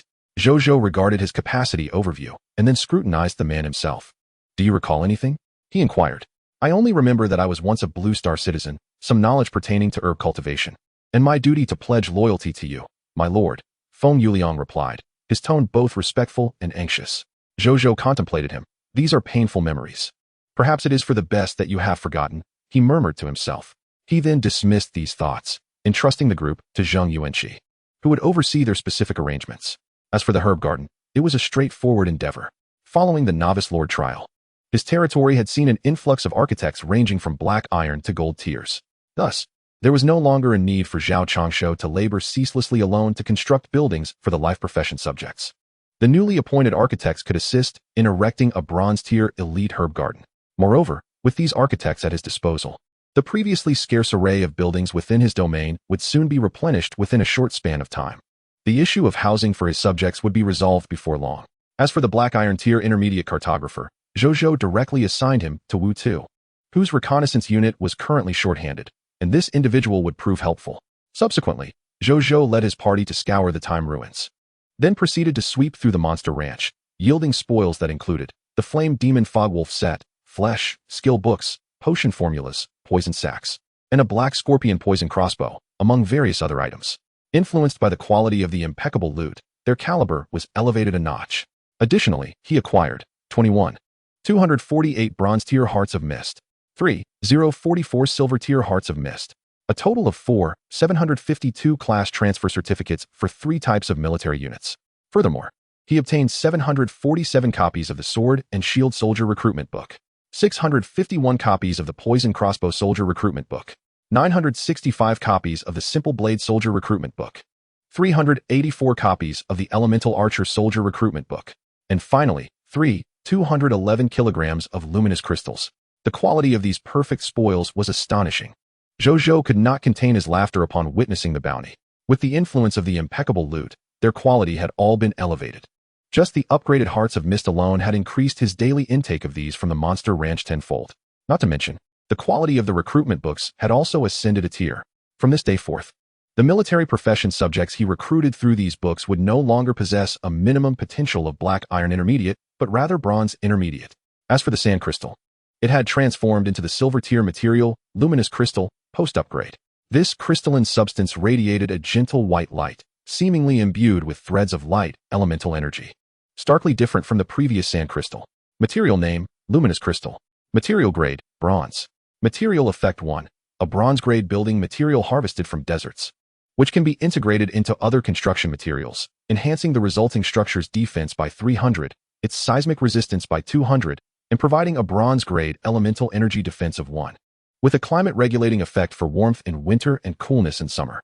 Material effect 2, the luminous crystal possesses the ability to absorb light elemental energy, enhancing its own strength and fortifying the defensive capabilities of structures. When fully charged with light elemental energy, it will evolve into the silver-grade building material, Light Element Stone.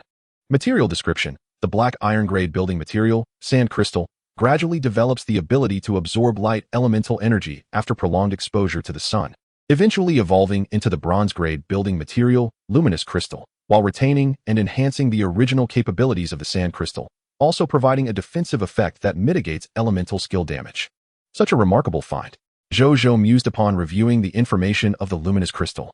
It seemed his Sand Crystal walls could be rebranded once more. Chapter 122, Dragon Horse Spear, General Wu Xin. Realizing the significance of the Luminous Crystal, Zhou Zhou promptly sought out Zhao Changshou and presented the Luminous Crystal for his examination. Luminous Crystal? This is indeed a remarkable artifact. Although its name bears similarity to the Aurora Crystal, they are entirely different entities.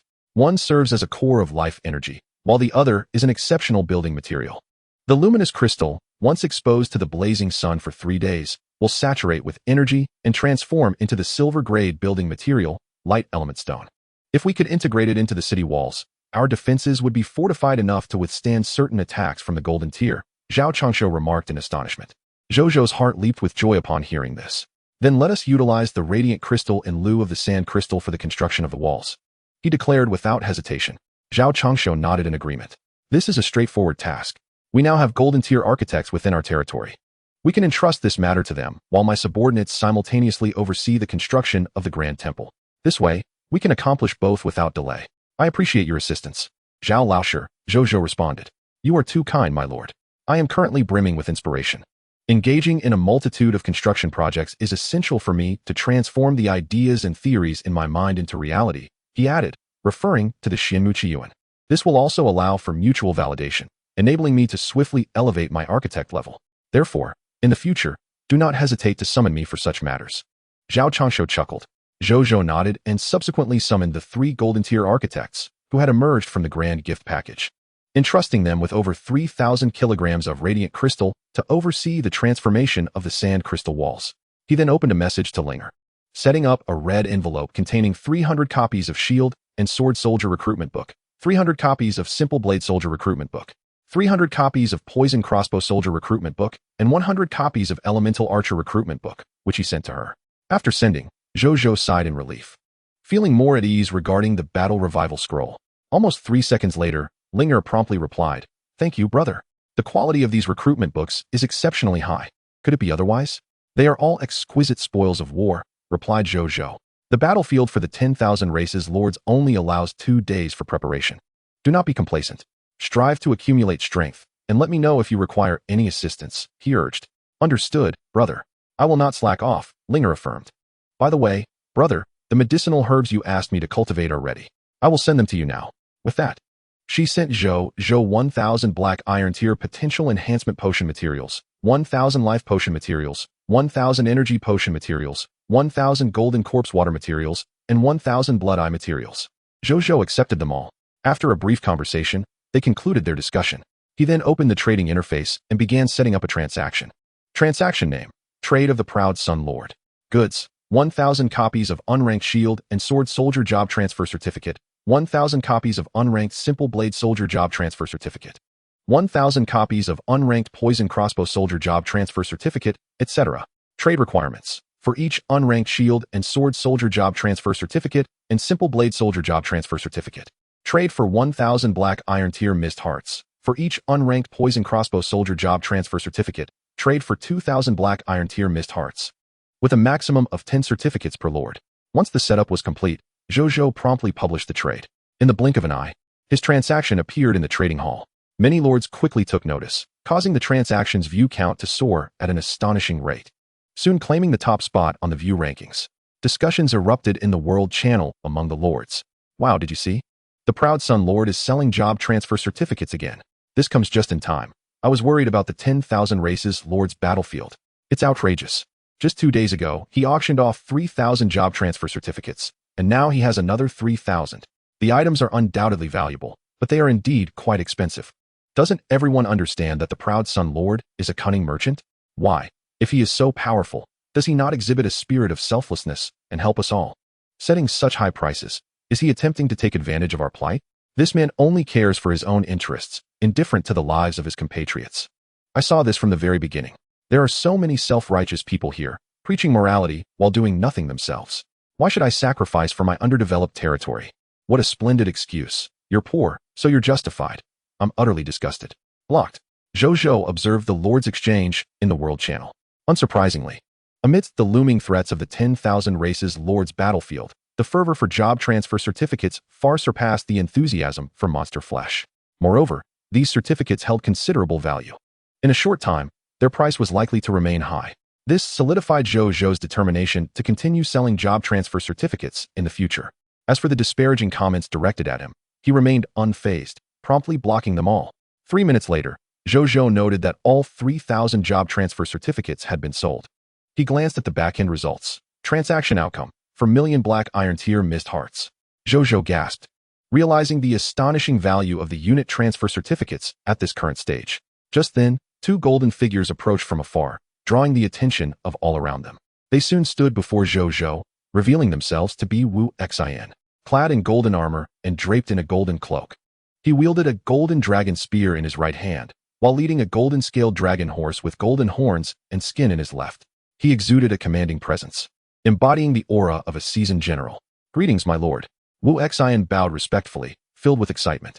"Congratulations on achieving the hero rank, Wu Laoshi." Zhou Zhou smiled, having surmised from Wu Xion's appearance that he had successfully become a hero. "This is all bestowed upon me by you, my lord. I shall never forget it." Wu Xion exclaimed, half kneeling in gratitude. The sudden surge of hero status and power left him in disbelief, as if still trapped within a dream. Zhou Zhou approached and helped him to his feet, then examined his attribute panel. Citizen, Wu Xion, Hero Unit. Hero Title, Dragon Horse Spearman.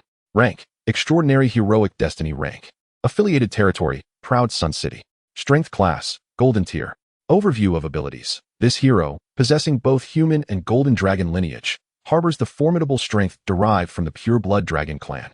He is an expert in marksmanship and military formations, accompanied by a companion who also bears golden dragon blood. Their synergy is formidable enough to dominate the battlefield. Bloodline, Human Bloodline, Transcendent Superior, 97. Golden Dragon Bloodline, Epic Superior, 3. Skills: Heroic Technique, Golden Dragon Break, Heroic Technique, Harmonious Military Heart, Heroic Technique, Summon the Draconic Steed's Radiance. Talent: Insightful Perception, Talent, Draconic Blood Pressure, Golden Superior Draconic Transformation, Diamond Superior Military Theory, Diamond Superior Military Management. Loyalty: 100 Devoted Subjects. Potential: Transcendent Superior. Heroic Biography. Before ascending to the status of a hero, he was a renowned general who fought countless battles for the kingdom of Aurora, safeguarding innumerable citizens and instilling fear in myriad mist monsters. A lifetime of warfare, his valor remains undiminished. With a personal legend score of 1 and a human reputation of 2,000, he received the heroic inheritance of the Draconic Steed Spearman from the Lord of the Sun, becoming the 4th generation of Draconic Steed Spearmen. His personal legend score is 1, human reputation 10,000, and supreme continent prestige 3. Chapter 123, Assault on the Blood Sun Lord. The Vampire Count's Bloodline. Zhou Zhou nodded in satisfaction. He now commands 2 heroes. One is the epic level hero, the Blazing Fire Spirit Bai Yuan, and the other is the transcendent level hero, the Draconic Steed Spearman Wu Xin. At this current stage, even among the myriad lords of the Blue Star, Zhou Zhou is confident that few can rival his achievements. After all, heroes do not simply emerge from the mightiest races. Their birth is contingent upon fate and fortune, and he is fortunate in both respects. Old Wu, do you wish to practice your military skills and test our newfound powers? Zhou Zhou pondered for a moment before speaking. Indeed, that is my intention. Wu Xin responded with a smile. Then prepare yourself, for we shall embark shortly, he declared. Yes, my lord. Wu Xin replied respectfully. Zhou Zhou nodded and approached the summoning portal, casting all remaining recruitment scrolls into it. Moments later, 474 shielded soldiers, 665 infantry, 351 poison crossbowmen, and 284 elemental archers stood in formation before him. Yesterday, he had opened 47 recruitment scroll packs and utilized 3 unranked archer recruitment scrolls, adding a total of 220 new troops. Today, while clearing the monster pasture, he had also recruited 1175 new soldiers, including the 1,000 soldiers from the Wasteland City. His forces now numbered 9,921. Tomorrow, his total troop count would officially surpass 10,000. A smile spread across Zhou Zhou's face. Shortly thereafter, Bai Yuan, following Zhou Zhou's instructions, assembled 5,000 soldiers. As for the remaining 3,000, he ordered them to remain and guard the City of the Sun. Subsequently, Zhou Zhou, Bai Yuan, Wu Xin, and Nasrio departed from the City of the Sun with the 5,000 soldiers. After more than 2 hours, they arrived at the Yuchuan town region, the territory of the Vampire Lord, the Blood Sun Lord. Upon arrival, Zhou Zhou did not conceal his intentions. He directly surrounded the area with his forces. There was no other choice. The map drawn by Wu indicated that the Blood Sun Lord had fewer than 100 Blood Clan subjects under his command. Now that the Novice Lord's trial was over, even if his strength had increased, he should still be no match for Zhou Zhou and his troops. So he had no desire to resort to ambush tactics. Within Blood Sun City, the Blood Sun Lord, Baron Wallace, wore a grim expression, facing the 5,000 troops surrounding him, particularly feeling a sense of life and death urgency from Bai Yuan and Wu Xin. Why are there so many coming to my domain? Could it be that the Aurora humans of Yuchuan town wish to attack me? Curse it. Did not the other clansmen say that these nations of the Supreme Continent would not easily strike against us myriad lords? Is it because we captured some live blood food that has given them reason to act against us? Baron Wallace muttered. Indeed, due to his bloodthirsty tendencies, he had sent individuals to Yuchuan town to steal some live blood food. But were these merely humans? Was it necessary to mobilize such a force against him? He was utterly perplexed, completely unaware that the true master behind these 5,000 soldiers was not from Yuchuan town, but rather a fellow myriad lord like himself. The sword comes. Baron Wallace's gaze shifted uneasily. He currently commanded only 156 low-level Blood Clan members. There was no hope of breaking out. The most critical matter now was how to preserve his own life. Ultimately, he seemed to make a decision, his gaze resolute. The terrain within the enemy's territory is unknown, and their racial abilities are peculiar.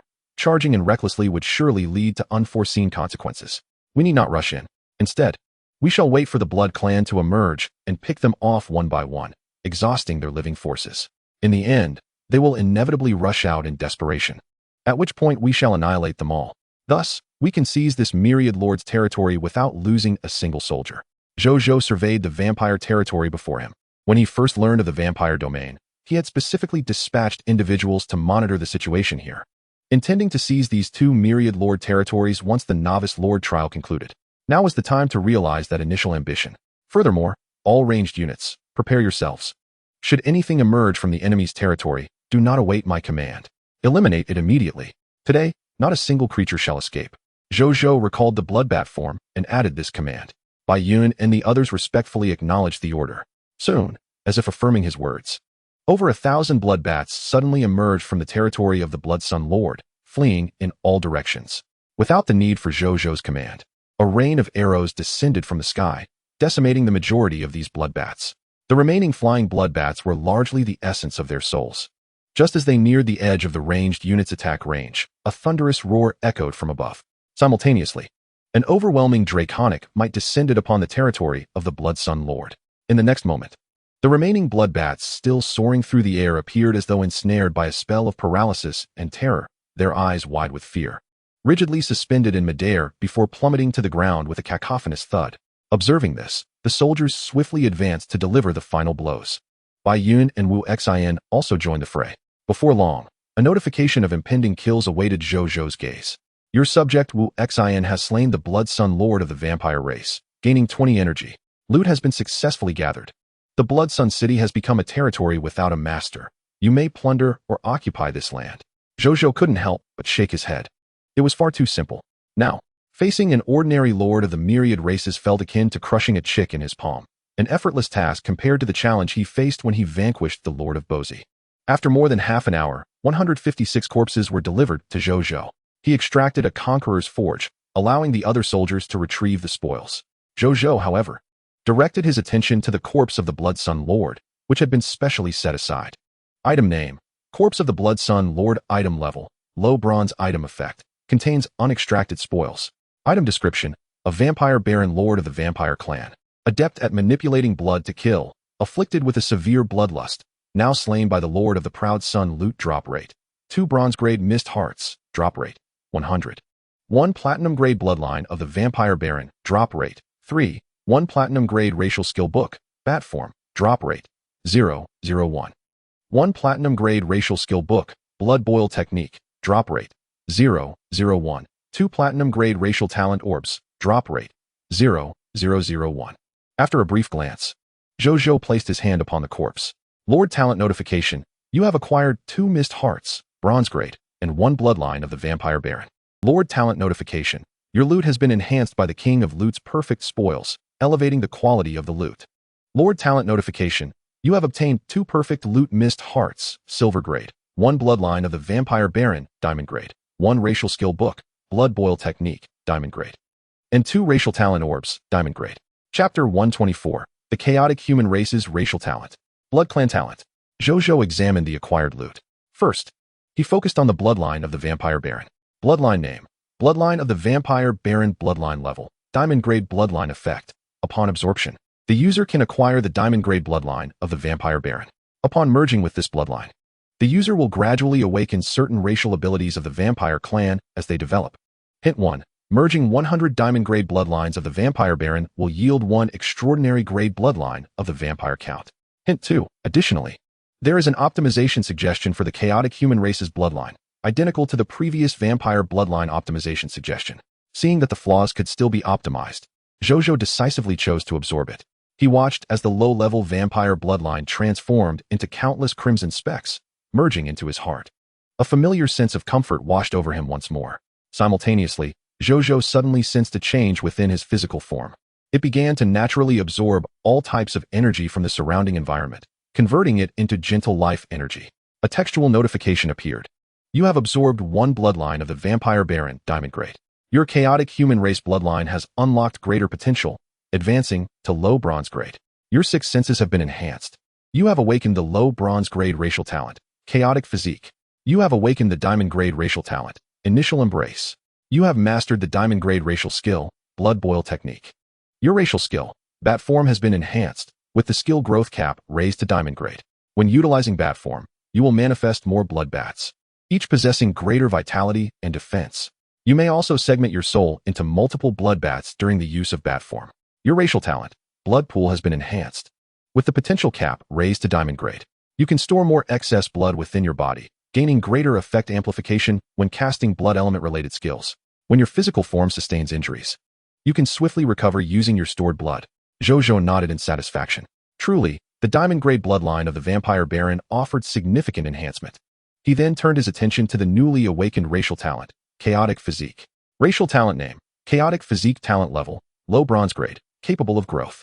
Talent description, the innate physique of the chaotic human race is exceptionally robust, allowing it to continuously absorb all types of energy from the surrounding environment, transforming it into personal vitality to strengthen bodily resilience.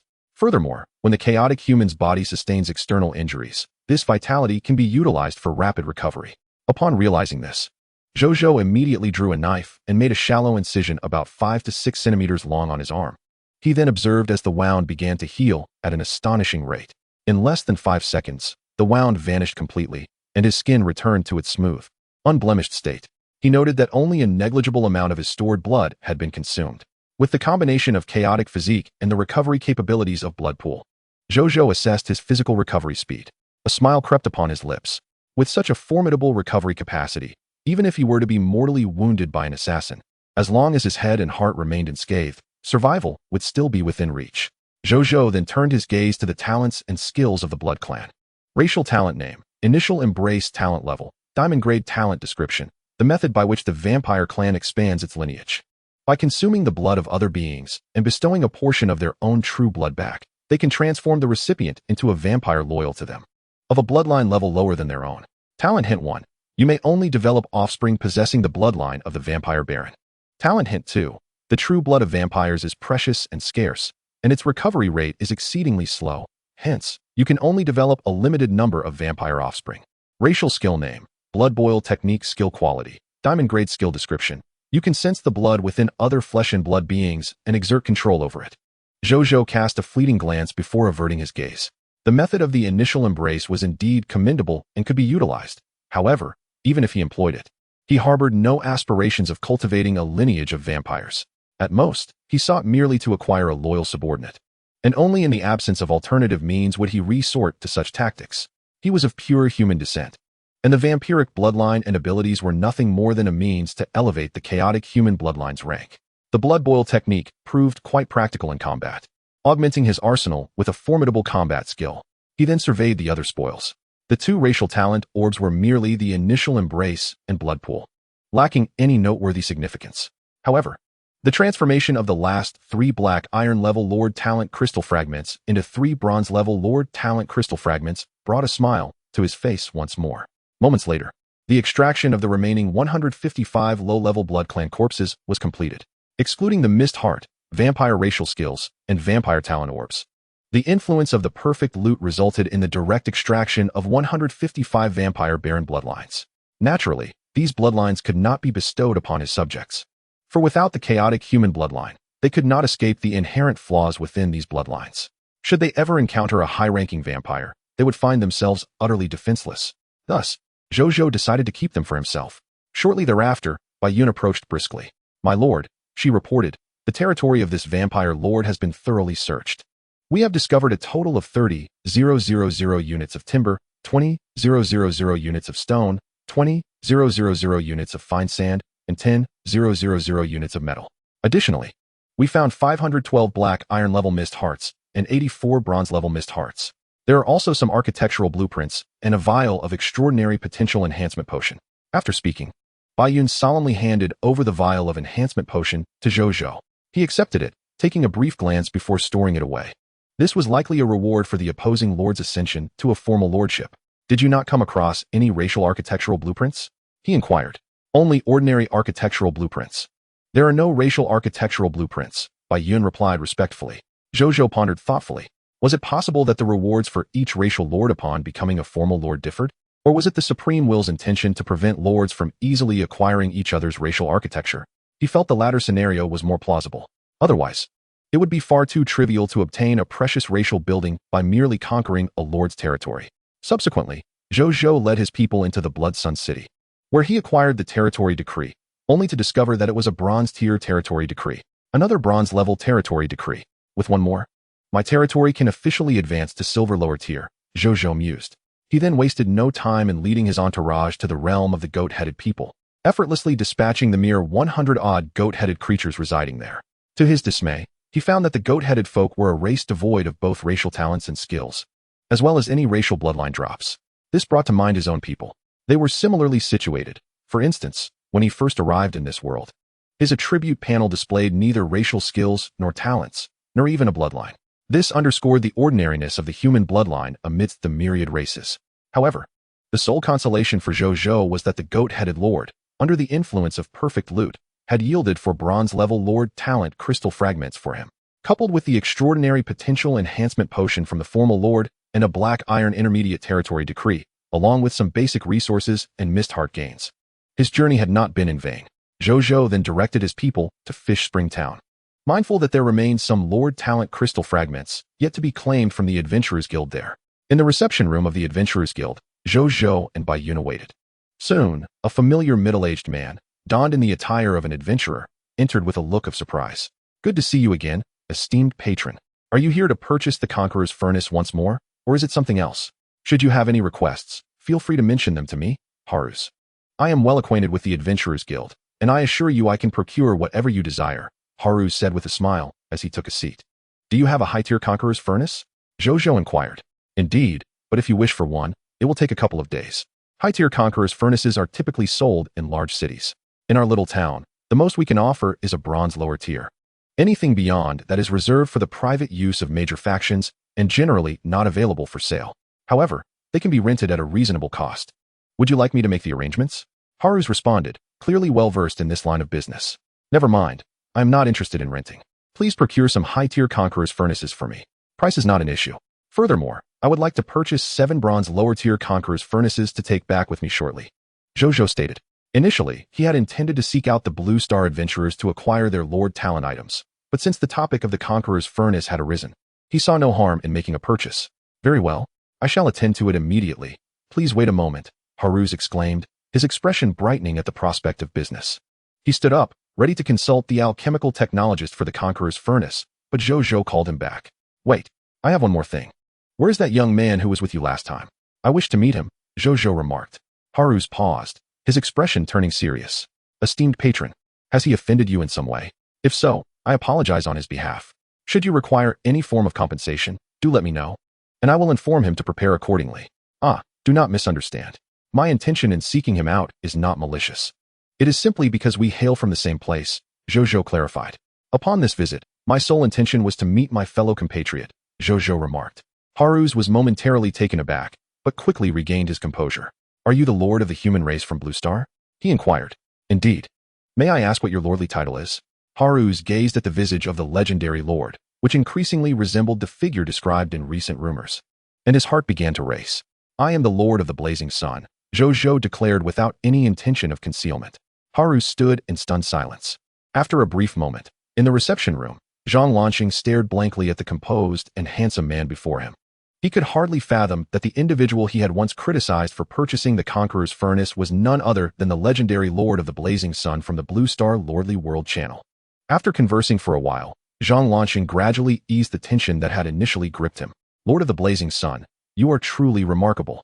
The news of you becoming the most formidable novice lord among the Blue Star human lords has spread throughout the entire Aurora Kingdom. Everyone, including the president of our Adventurers Association, has been discussing you, proclaiming that your future is boundless. Surely, you will become a prominent figure in the kingdom. By the way, Lord of the Blazing Sun, how did our Blue Star human lords fare in this novice lord examination? As his demeanor relaxed, curiosity got the better of Zhang Lanqing. After relinquishing his lordly status, he had lost all the functions and privileges associated with it, including access to the Blue Star Lordly World Channel and entry to the trading post. He now felt no different from any native adventurer of the Supreme Continent. Thus, he was only aware that the Lord of the Blazing Sun had become the strongest novice lord among the Blue Star human lords. Yet he knew nothing of the circumstances surrounding the other Blue Star lords. Out of the over 8 billion lords from Blue Star, only slightly more than 6 billion remain after this novice lord examination, Zhou Zhou stated after a brief silence. Zhang Lanqing was momentarily taken aback, his expression gradually shifting to one of bewilderment.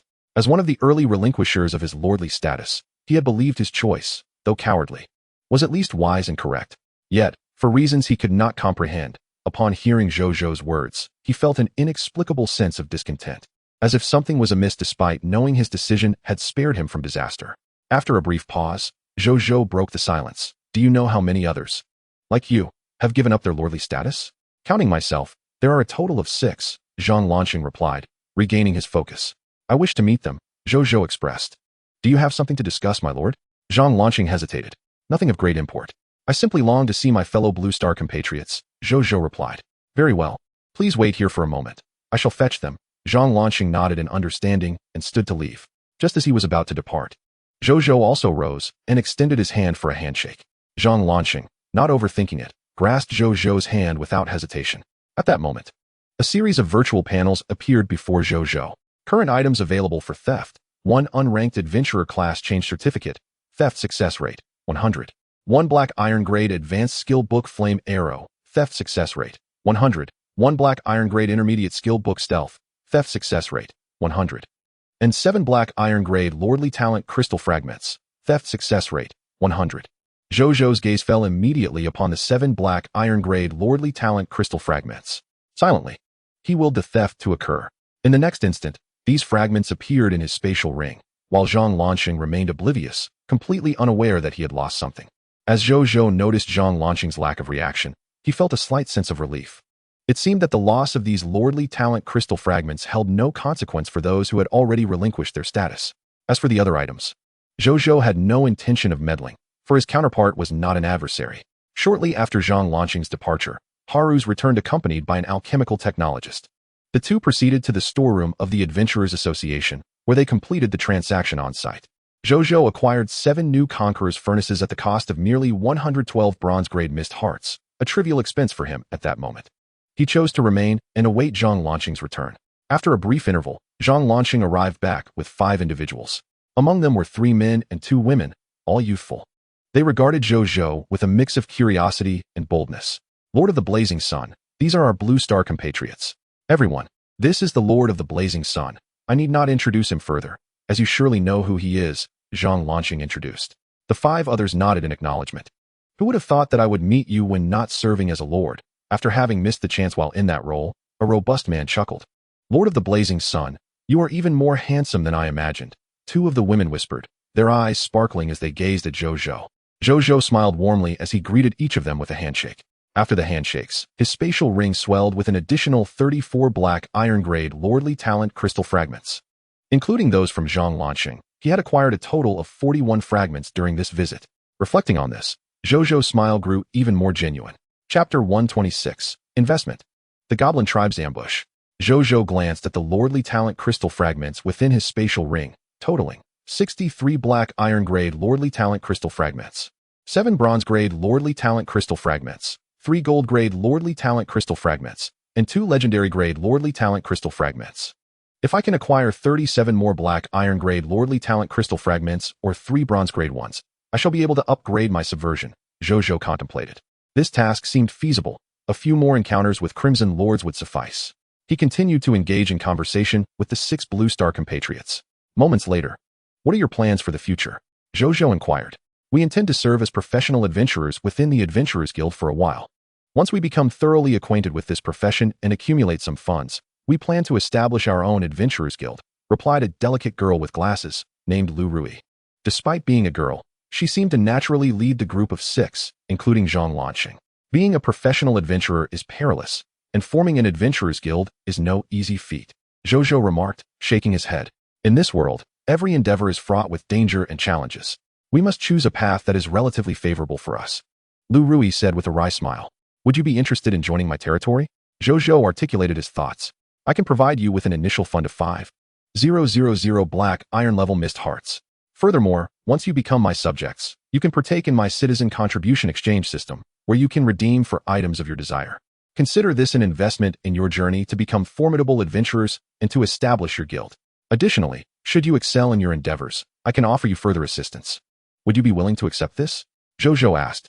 Naturally, for him, 5,000 black iron level mist hearts was a mere trifle. He had amassed over 500,000 black iron level mist hearts just from today's monster farm raid. Thus, he was indifferent to such a small sum. However, Lu Rui and her companions were momentarily taken aback. For them, 5,000 black iron level mist hearts constituted a significant amount of money. With such funding, they could even afford to hire numerous skilled bronze level adventurers to assist them. What do you want us to do? Lu Rui took a deep breath and inquired. Zhou Zhou was tempted to say, "You have already provided me with what I desired." However, he refrained from voicing this thought. "If you encounter any Blue Star lords who have relinquished their lordship in the future, please bring them to me. Additionally, I may have some intelligence needs. You could attempt to gather the information I require." After a moment of contemplation, Zhou Zhou articulated his request. While Wu Tu could also double as an information gatherer, Zhou Zhou preferred not to rely solely on that single channel for intelligence. He needed a broader network to assist him. Investing in these individuals seemed a prudent choice given the minimal cost involved. Upon hearing this, the group suddenly understood. It became clear that this esteemed Lord of Sunshine had a demand for intelligence. This made perfect sense, as the profession of an adventurer often brought them into contact with various entities, easily granting access to obscure information that even ordinary citizens or officials could not obtain. Thus, seeking intelligence from adventurers appeared to be a perfectly reasonable request in the eyes of others. "May we have some time to discuss amongst ourselves? We will return shortly," Lu Rui proposed. Zhou Zhou nodded, and the 6 of them retreated to the adjacent room for deliberation. Moments later, they returned. "We are willing to accept your proposal. To join your territory, become your subjects, and accept your investment, striving to build a powerful adventurers guild while serving your needs," Lu Rui respectfully declared. In the next moment, a text prompt appeared. 6 human beings request to join your territory and become your subjects. Do you agree? Zhou Zhou silently affirmed. Once they became citizens of Sunshine City, Zhou Zhou opened their attribute panels and discovered that their loyalty levels were all above 75 points. This was due to the effect of the lordly talent National Prosperity and Peace, as well as their genuine intent to pledge allegiance, which accounted for their elevated initial loyalty. Welcome to Sunshine City. Do you have any immediate matters to attend to? If not, why not accompany us back to Sunshine City shortly? This will enable you to familiarize yourselves with its location for future visits. If you wish to reside in Sunshine City, I can arrange housing for each of you upon our return, Zhou Zhou offered. The 6 exchanged glances. "I'll go pack my belongings first," Zhang Lanqing volunteered. As soon as he finished speaking, the others echoed his sentiment and proceeded to gather their belongings. Who could resist the allure of residing in the territory of the mightiest new lord? Zhou Zhou smiled faintly at this sight. This was his compensation for having taken the shards of the lordly talent crystal from within them. He hoped it would prove beneficial to them. Moments later, instead of Lu Rui and the others, he was greeted by a black iron-level intermediate sword and shield soldier. "Greetings, my lord. I am a soldier serving in Wasteland City. I come at the behest of Lord Zhang to report a matter to you," he said respectfully. "What news does Zhang Kaishan have?" Zhou Zhou inquired, raising an eyebrow. "Reporting to my lord, this morning, the goblin tribe in the Wasteland Desert suddenly launched an attack against Wasteland City. However, their assault was feeble, numbering only about 100, and we easily repelled them. Suspecting a ruse, we did not pursue them. Lord Zhang commanded me to inform you of this situation," the soldier continued dutifully. Upon hearing this, Zhou Zhou narrowed his eyes. He recognized this goblin tribe from Wu Tu's map of the Wasteland Desert, which detailed their territorial position and military strength. At that time, Zhou Zhou had assessed that their power was far inferior to his own and posed no threat, and having been focused on passing the new lord's test, he had disregarded the goblin tribe. Unexpectedly, instead of him attacking, they had come knocking on his door, seeking death. Zhou Zhou's gaze turned icy. He had intended to take action against the Wasteland Desert and Thorny Dunes. Now that they had come to him, he would gladly make them his first target. Half an hour later, Lu Rui and the other 6 returned, laden with their belongings. Zhou Zhou wasted no time and led them directly to the outskirts of Yuchuan town, where they met with the 5,000 soldiers led by Wu Xian. When Lu Rui and her companions beheld the imposing army of 5,000 professional soldiers, they were momentarily stunned. "Goodness, so many soldiers?" they gasped. "Indeed, this is the true strength of our lord. No wonder he surpasses other top lords." The 6 of them were left in awe. "Let us not return to the Sunlight City just yet. We should first venture to the desolate wasteland to eliminate some foes before heading back," Zhou Zhou suggested. Lu Rui and the others exchanged glances, then nodded in agreement. A little over 2 hours later, they arrived at the desolate wasteland, within the territory of the goblin tribe. Zhou Zhou stood at a distance, observing a squadron of patrolling goblin soldiers. These goblins towered at 2 to 3 meters tall, clad in dark armor adorned with peculiar engravings, wielding various weapons. A message appeared. Monster name. Goblin strength class. Low black iron monster description. Creatures of the desolate wasteland. Worshippers of the god of death. They possess a unique death affinity that allows them to awaken after death and harvest the souls of other beings for a brief period. Loot drop rate. 2 black iron level mist hearts. Drop rate. 100. 1 low black iron skill book soul roar. Drop rate. 5. 1 growth enabled racial talent sphere. Drop rate. 0000001. Chapter 127, God Class Soldiers. Soul Reaper Recruitment Scroll. Upon reading the monster description, Zhou Zhou furrowed his brow. The ability to harvest souls after death was indeed alarming. Although he possessed considerable power, he remained largely ignorant in matters concerning souls. It was a blind spot for him. After pondering for a moment, he initiated communication with Nefarian in the sky, informing it of the goblin's abilities and inquiring if it could resolve the situation. Without hesitation, Nefarian affirmed its capability. Zhou Zhou, relieved, directed Nefarian to take action. According to Wu Tu's map, the goblin tribe consisted of merely over 300 goblins, the mightiest of whom was but a silver-class goblin high priest. For Nefarian, dealing with them posed no challenge. Meanwhile, the group remained still, enjoying the spectacle of Nefarian's performance. As the towering 14-meter Nefarian dove towards the goblin tribe, unleashing a torrent of magma breath, Lu Rui and her companions were left utterly astonished. A dragon? And a pure-blood dragon at that. The other soldiers, witnessing their reaction, could not help but smile. At that moment, the goblin high priest emerged from a humble temple.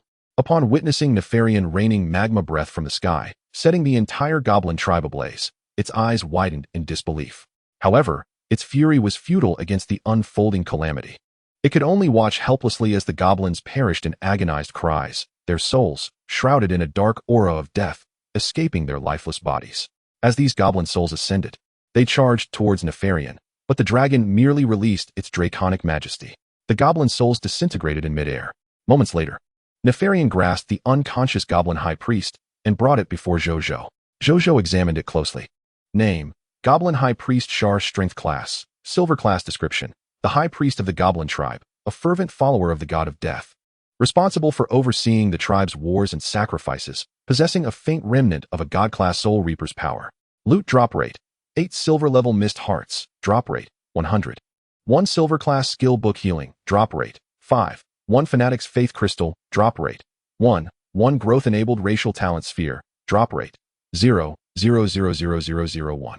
1 Silver-Class Soul Reaper Recruitment Scroll, drop rate, 0.0000000001. 4 Black Iron Lord Talent Crystal Fragments, drop rate, 0. Zhou Zhou's eyes widened as he beheld the drop rate for the Soul Reaper Recruitment Scroll. A drop rate of 1 in a trillion. He marveled. Aside from items related to Lord Talents, this was the lowest drop rate he had ever encountered. However, if the Soul Reaper was indeed a God-class soldier, such a drop rate was understandable. Regaining his composure, Zhou Zhou refrained from executing the High Priest immediately. Instead, he utilized his mental perception skill to sense its thoughts. He soon discovered the reason behind the goblins' assault on his desolate city. Although the High Priest had not yet occupied the wasteland, it had long regarded the area as goblin territory. Previously, it had clashed with Kunter, but after that battle, no further conflict ensued. Upon hearing news of the change in ownership of the desolate city, the High Priest sought to test the strength of its new ruler. It dispatched goblins to probe the defenses, only to retreat upon realizing their inadequacy. Initially, the High Priest believed that their ability to harvest souls after death would mitigate any repercussions from provoking this new ruler. However, it had never anticipated the presence of a pure-blood dragon under the new Lord's command. Faced with Nefarian, the goblin souls were unable to approach the dragon's essence, succumbing instead to its overwhelming draconic might, resulting in their current predicament. Zhou Zhou shook his head, his doubts dispelled. This was the essence of lordly warfare, to always be prepared for an attack, while also bracing for a counterstrike. He commanded Nefarian to eliminate the goblin high priest. Soon, the high priest's soul emerged from its lifeless form, its visage twisted in rage as it lunged at Zhou Zhou wielding a scythe. Yet in the next instant, Nefarian, ever vigilant, shattered the soul with its draconic might.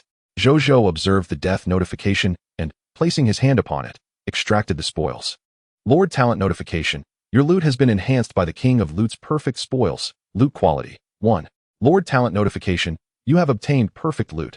2 Mist Hearts, Gold Class. 1 Skill Book Healing, Gold Class. 1 Holy Spirit's Faith Crystal. 1 Racial Talent Sphere, Growth Enabled. 1 Soul Reaper Recruitment Scroll, Gold Class. For Lord Talent Crystal Fragments, Bronze Class. Zhou Zhou inspected the spoils. The Gold Class Mist Hearts required no further elaboration. He cast his gaze upon the other spoils. Skill name: Healing Arts. Skill quality: Golden Superior. Skill description: this ability allows one to transmute their inner energy into life energy, which can be utilized to mend one's own injuries or to bestow healing upon other beings. It can heal wounds of up to the Golden Superior tier and even offers some restorative effects for injuries of a higher magnitude. Item name: Crystal of Divine Belief. Item level: Divine Spirit Grade, Shallow Faith, True Faith, Pious Faith, Fanatical Faith, Divine Spirit Grade. Item effect: A crystal formed from the complete faith of a divine spirit, imbued with an abundance of pure and potent divine belief power. Item introduction: A cherished object of the deities. It aids in enhancing their powers and serves as a medium for trade among them. Hint: Offering it within a divine edifice may yield unforeseen rewards. Treasure name: Racial Talent Sphere, Blessing of the Reaper. Treasure grade: Growth potential. Treasure effect: Upon use, the being will acquire the talent to engage in a final battle of souls with the entity that caused their demise. Regardless of the outcome, their soul will be embraced by Thanatos, becoming a follower of the god of death.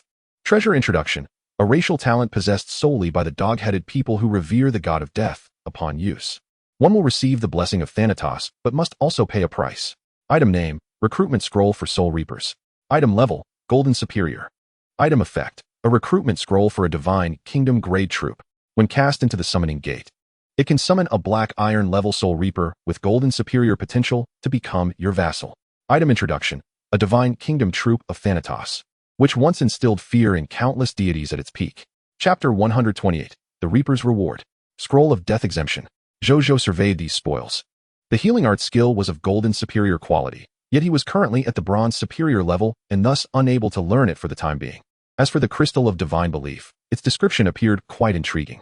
He had noticed a rudimentary temple within the dog-headed tribe earlier, and he thought to venture there with this item shortly. Regarding the racial talent of the dog-headed people's Blessing of the Reaper, its practicality was rather limited. Furthermore, once acquired, one would inevitably attract the attention of Thanatos. Given Zhou Zhou's current frail strength, he was reluctant to entangle himself with such an entity. Hence he would not pursue this talent. Ultimately, the recruitment scroll for Soul Reapers was the most astonishing treasure he had encountered. By the heavens, it truly was a divine kingdom-grade troop. Alas, there was but a single recruitment scroll. If only these dog-headed beings were fog monsters. He could have placed them in a monster ranch and continuously produced divine kingdom-grade recruitment scrolls. Zhou Zhou gazed at the recruitment scroll for Soul Reapers for a prolonged moment, ultimately feeling a pang of regret. The dog-headed people were indigenous to the Supreme Continent, thus they could not be housed in a monster ranch. Nevertheless, he was quite pleased to acquire a divine kingdom-grade troop. Initially, he had expected this visit to merely resolve a conflict with an adversary, never anticipating such unexpected gains from the dog-headed tribe. Additionally, the fragments of the bronze-level Lord Talent Crystal were also highly coveted by him. With these 4 bronze-level Lord Talent Crystal fragments, he could enhance his subversion talent upon returning. Subsequently, Zhou Zhou produced a Conqueror's Forge, instructing his soldiers to extract spoils from the over 300 dog-headed corpses. Meanwhile, he proceeded to the humble temple, where he beheld the statue of Thanatos. He paused, for the depiction of Thanatos bore a striking resemblance to the dog-headed beings, albeit more imposing and majestic, adorned in ancient and enigmatic attire, with a scythe of death that exuded greater intimidation. Before the statue of the Reaper lay a circular black altar. Approaching it, Zhou Zhou placed the Crystal of Divine Belief upon the altar. "I offer this Crystal of Divine Belief to His Reaper Majesty," he proclaimed respectfully. In the presence of a deity, especially one governing death, Zhou Zhou dared not challenge their authority. After what felt like an eternity, the temple remained tranquil. Just as he pondered whether his offering had gone unnoticed, a profound voice resonated within his mind. "I have witnessed the Reaper Majesty." Zhou Zhou's heart leapt, and he bowed even more deeply. "The Lesser Lord of Supreme Will, I am pleased with your offering. Should you acquire more crystals of divine belief at the fanatical and divine spirit levels, you may present them to me for greater rewards." After the voice faded, silence enveloped him, indicating no desire for further discourse. Zhou Zhou waited in vain for a response and, feeling the absence of sound, raised his gaze toward the Reaper's statue.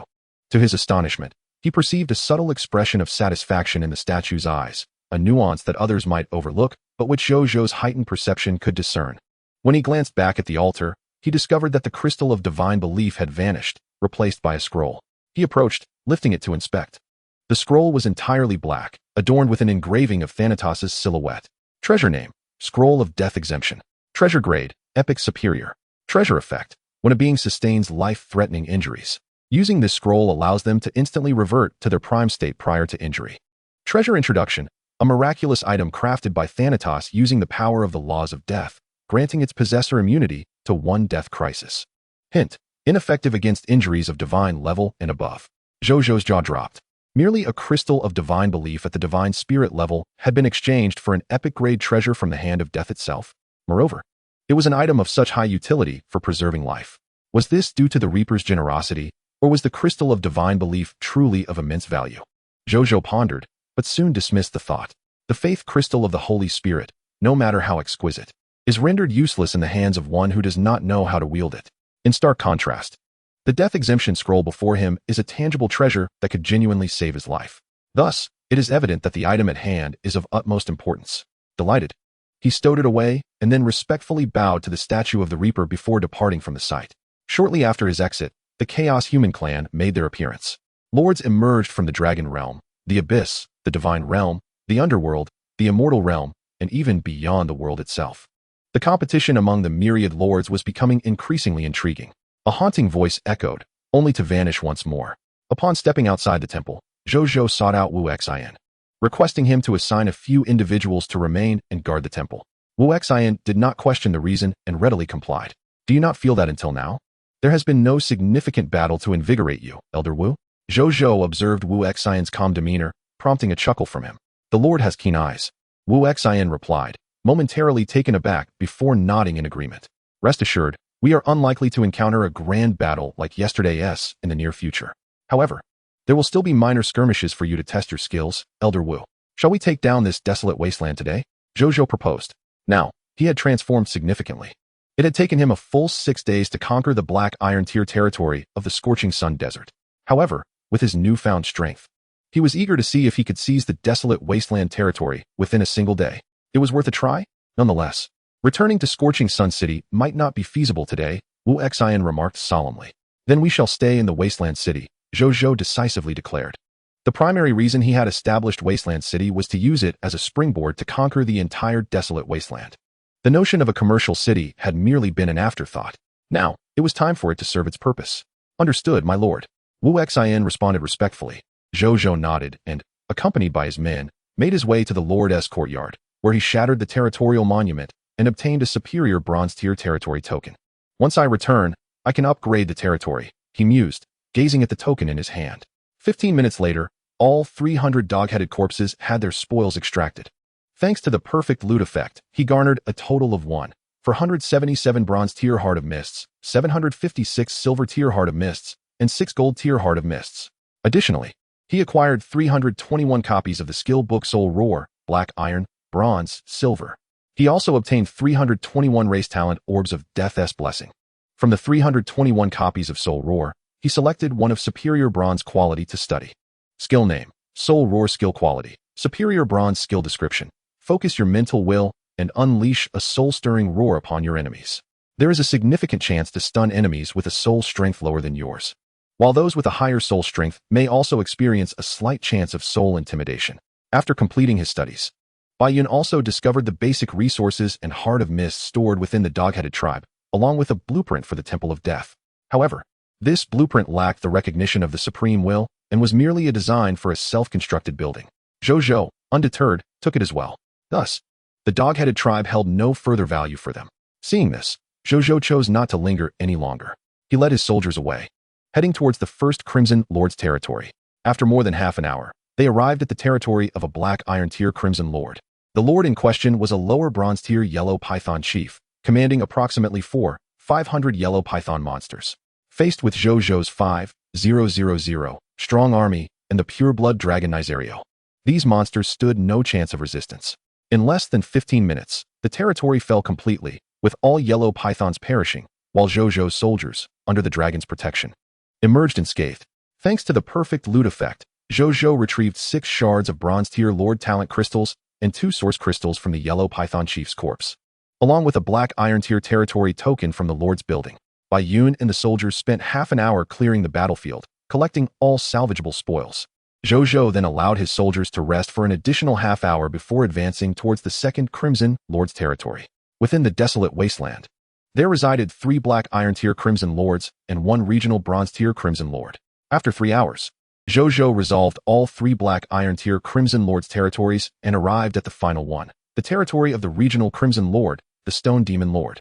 As twilight descended, Zhou Zhou gazed at the distant territory of the regional Crimson Lord, observing over 4,000 000 stone demons wandering about. They were formed from the gathered boulders of the wasteland, each standing 3 to 4 meters tall.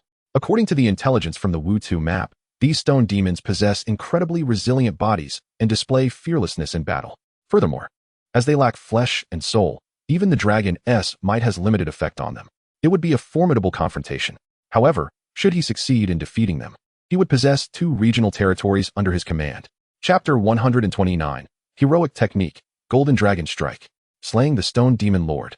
Zhou Zhou glanced at the stone demon's loot, subsequently losing interest, for aside from the Heart of Mists, their spoils included only a skill book known as Rock Armor. Akin to the previous 3 types of mist creatures' loot, with a 100 perfect loot rate in effect, Zhou Zhou's standards had risen, and he found himself less inclined to pursue ordinary spoils, only interested in those that might yield special rewards, such as class transition certificates, recruitment scrolls, and building materials. Because these creatures can be brought back to the monster ranch, they become a steady source of income for him each day, their value naturally exceeding that of ordinary monsters. This fact endears them even more to Zhou Zhou. He ceased to ponder further and turned his gaze towards Wu Xian. Elder Wu, conquer this regional Crimson Lord's territory. He commanded. Yes, my lord. Wu Xian replied respectfully. Following this, he mounted his dragon steed, his golden cloak billowing in the fierce desert winds. Soldiers, charge with me. Kill. With a fierce roar, Wu Xian surged forward. Kill. Slay. Charge. 2,000 sword and shield soldiers and 1,000 infantrymen armed with simple blades swiftly followed in his wake.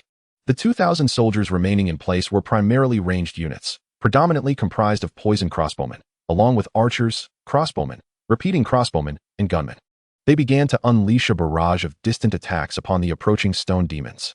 A rain of arrows streaked across the sky like meteors, striking the over 4,000 stone demons. Although the low-tier ranged units inflicted minimal damage upon the stout-bodied stone demons, the higher-tier ranged units managed to pierce their tough exteriors. Particularly, the newly recruited gunmen. During the Novice Lord's trial, Zhou Zhou had received a grand package of 18 recruitment scrolls for basic units. Thus, he had only 18 of each type of basic unit, including these gunmen, of which there were merely 18.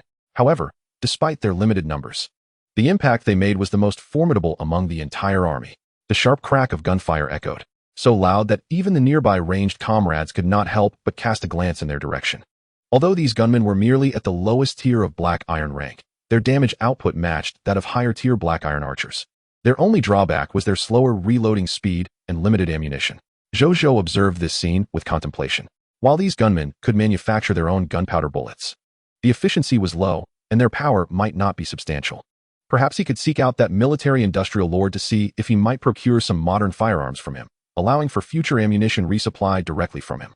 Zhou Zhou thought, despite the scant number of 18 gunmen, he would not forsake any opportunity for strength. Simultaneously, Wu Xian led the charge towards the over 4,000 stone demons. These stone demons, upon noticing the 3,000 soldiers advancing, roared defiantly as they weathered the storm of gunfire and arrows, charging fearlessly towards Wu Xian and his men. Wu Xian gazed at the oncoming stone demons, a golden fire igniting in his eyes. With a mighty roar, a true dragon's roar reverberated within him. His body gradually enlarged, ultimately reaching a height of 4 to 5 meters. His armor expanded accordingly to fit his newfound stature. Golden dragon horns sprouted from his head, and a robust golden dragon tail emerged from his spine. Golden bloodline skill, dragon's blood transformation. In that moment, Wu Xian transformed into a half-human, half-dragon state. Concurrently, his dragon steed emitted a sound reminiscent of both dragon and horse. Its surface became adorned with shimmering golden dragon scales, its form enlarging until it could adequately bear Wu Xian. Boom! A golden wave of energy radiated outward from this dragon man and dragon steed duo, forming a spectral visage of a dragon's head. Within the radius of this golden wave, the soldier's skin and eyes shimmered with gold, their strength, speed, defensive capabilities, and fighting spirit significantly enhanced, all keeping pace with Wu Xian.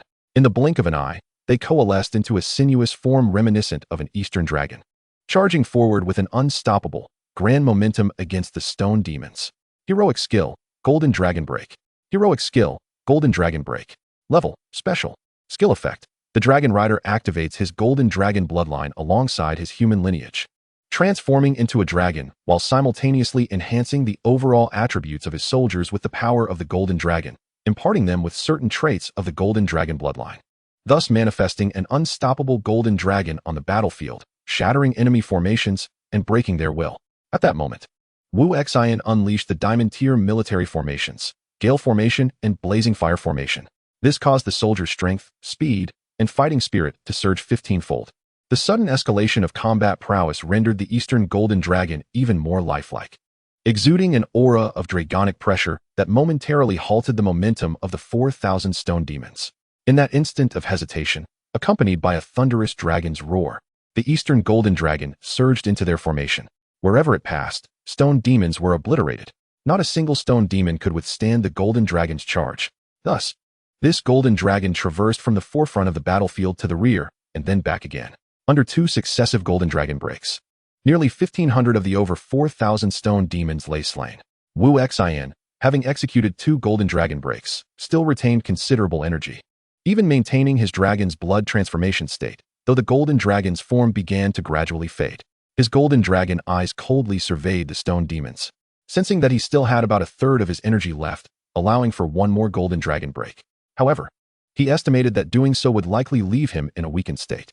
As a wise and composed battlefield general, this was not a scenario he desired to witness.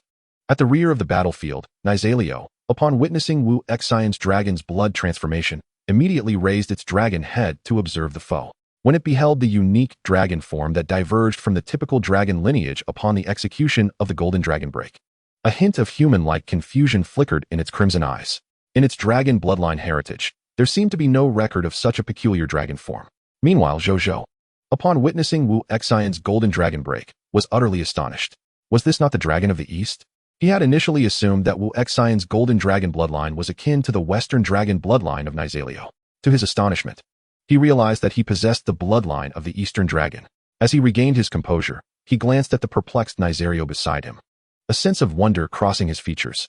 The convergence of both Eastern and Western dragons upon the same battlefield could only be witnessed in a realm like the Supreme Continent, where myriad races coexist. Indeed, when reflecting upon the legacy of Eastern civilization, one could observe its manifestation within the talents of certain racial lords. For instance, there was an occasion when Zhou Zhou, while lurking in the World Channel, heard of an individual whose lordly talent was that of a golden-tier alchemist. Not only did this person possess a unique physique with innate spiritual roots, but their territory's inhabitants also had a slight chance of awakening similar traits. Furthermore, during their hunts for monsters, they had the opportunity to acquire artifacts of celestial civilization. However, it was later reported that this lord vanished from the World Channel, and even friends could no longer reach him. The lords only knew he was alive, yet his whereabouts and activities remained shrouded in mystery, turning into one of the unsolved enigmas in the hearts of countless Blue Star lords. The Alchemist Lord's situation bore a resemblance to that of the Dragon God Lord and the Insect Lord. What had transpired with them? Why could they not be contacted? Zhou Zhou furrowed his brow, pondering for a moment, but with no leads to pursue, he decided to put it out of his mind.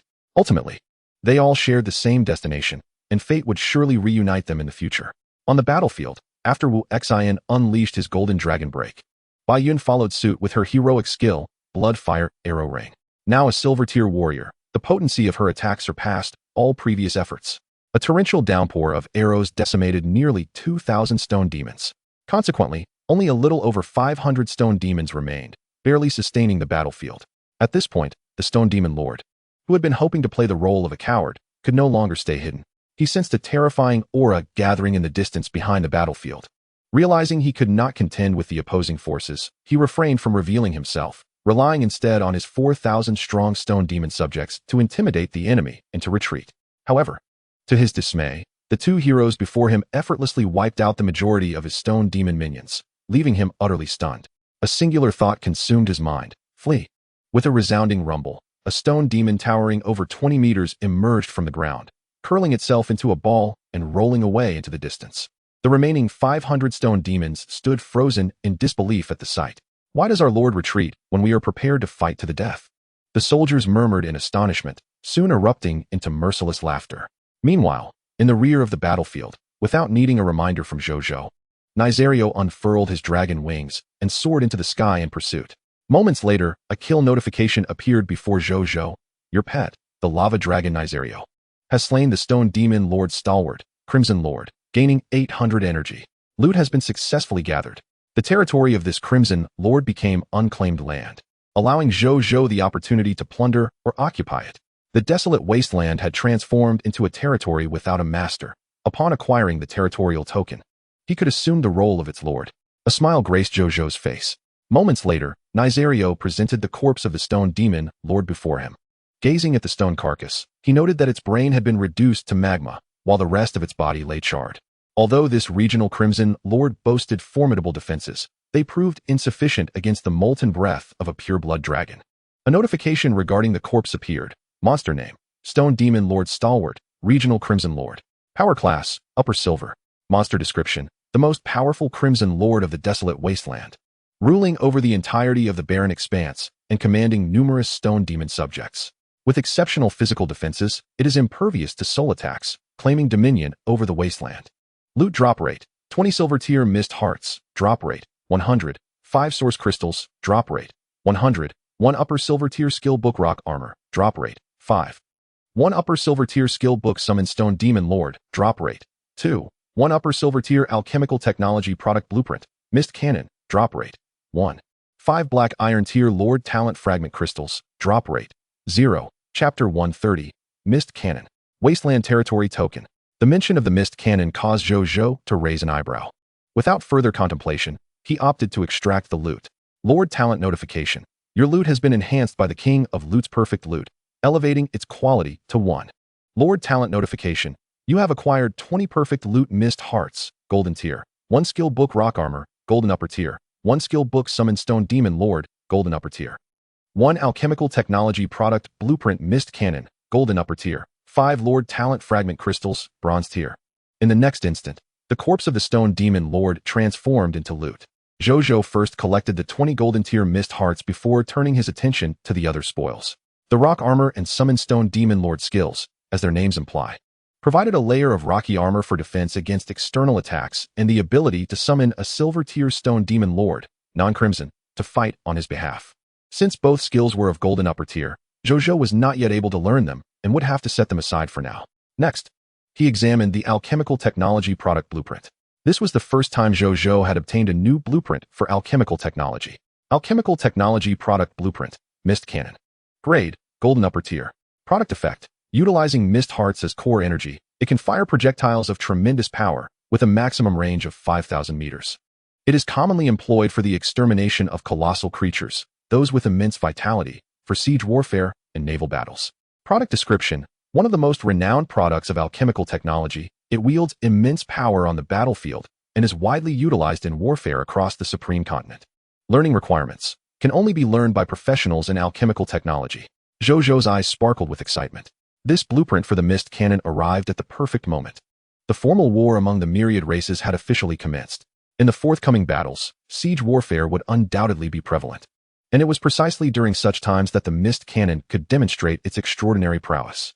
During the last siege of Kunt City, had it not been for the safe passage provided by the Zhang brothers, and without allowing Nizario to intervene, even if they managed to conquer Kunt City, they would likely have suffered significant troop losses. However, with the fog energy cannon in hand, everything could become considerably simpler. Yet, he soon furrowed his brow once more. The grade of this fog energy cannon was far too high. The last time he encountered Yahaborn, he had only just broken through to the lower tier of bronze. It was unlikely that he had yet ascended to the upper tier of gold. Thus, it would be improbable for him to learn the method of crafting the fog energy cannon. Who, then, could he entrust the study of this fog energy paper to? He murmured to himself. After a moment of contemplation, with no feasible solution at hand, Zhou Zhou reluctantly decided to put the blueprint away for future use. As for the final 5 shards of bronze-level Lord Talent crystals, they brought a smile to his face. In his previous conquests of the 3 black iron-level territories ruled by the Crimson Lord, he had amassed a total of 13 bronze-level Lord Talent crystals and 4 source crystals.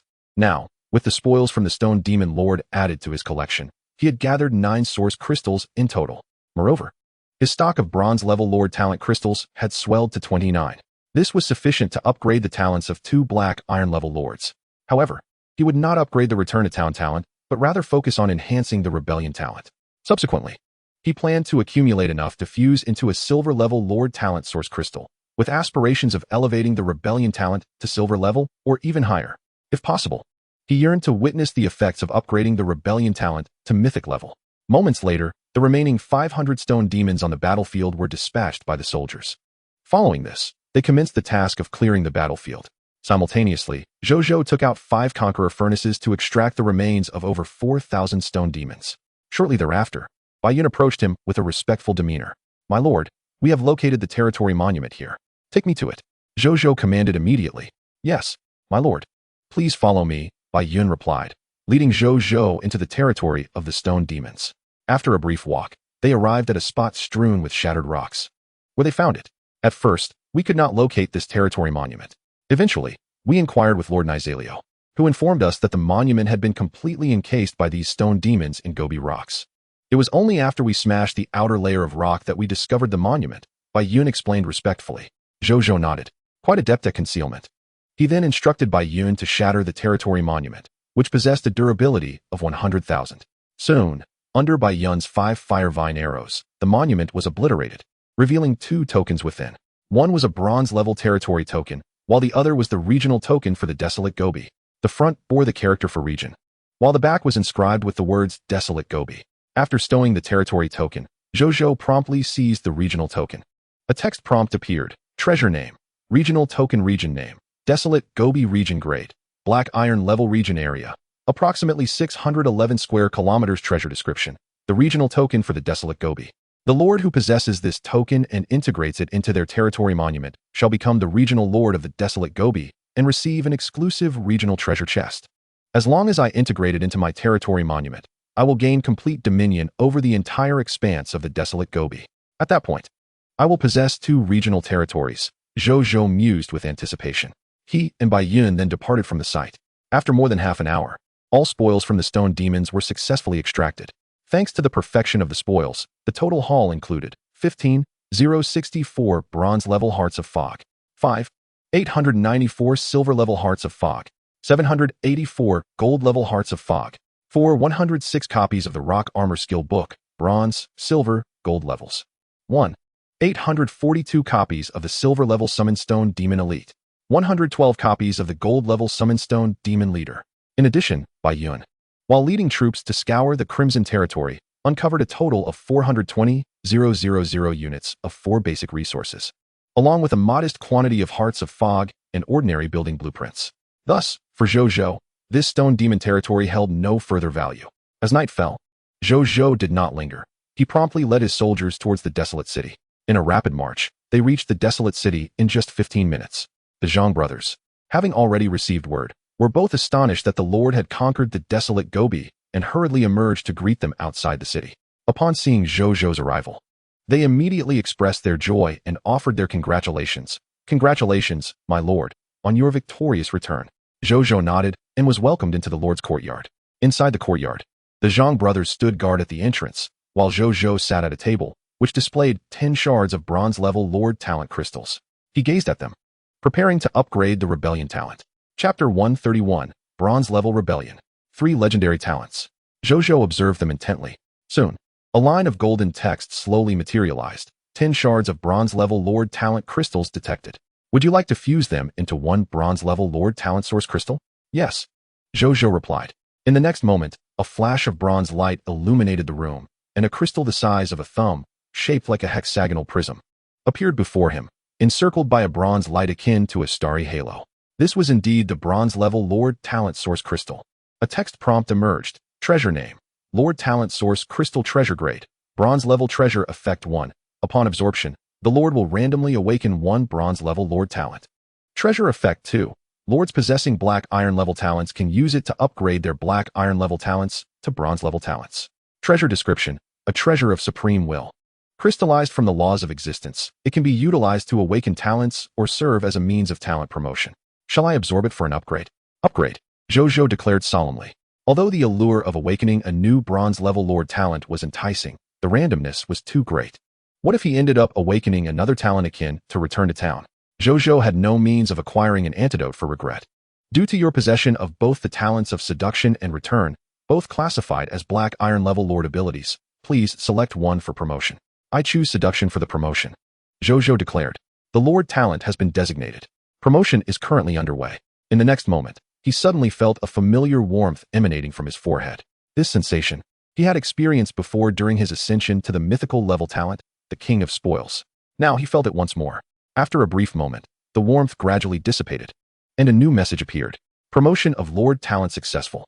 Congratulations, your Black Iron level Lord Talent Seduction has been elevated to Bronze level Lord Talent Seduction. The effects of your newly promoted Bronze level Lord Talent are as follows. Lord Talent. Seduction, Bronze level. Seduction, a talent exclusive to Lords. When you engage in direct combat with enemy Lord factions, you may activate the Seduction talent, converting up to 5 enemies from the opposing Lord faction into your loyal subordinates. Lord Talent Tip 1. The minimum limit for the number of enemies you can seduce is 1 unit, while the maximum limit is 30,000 units. The loyalty of the seduced enemies will be no less than 80 points. Lord Talent Tip 2. The current tier cap for the Lord factions you can seduce is Platinum level. This cap is subject to growth. Lord Talent Tip 3. This talent may only be activated once per day. After reading this, Zhou Zhou nodded in satisfaction. Although the changes upon promotion were minimal, they were nonetheless significant. The first improvement was the percentage of enemies seduced, which increased from 2 to 5. The second enhancement was the upper limit on the number of enemies that could be seduced, raised from 10,000 to 30,000 units. Zhou Zhou felt a surge of delight. He had not anticipated such a remarkable enhancement from the transition from Black Iron to Bronze level. A seduction ratio of 5. If the enemy base is substantial, this could yield astonishing results. After a moment, as his mood returned to normal, Zhou Zhou summoned the Zhang brothers from outside. Greetings, my lord, they said reverently upon entering. Indeed, you have witnessed my complete conquest of the desolate Gobi. I now entrust you with a vital task.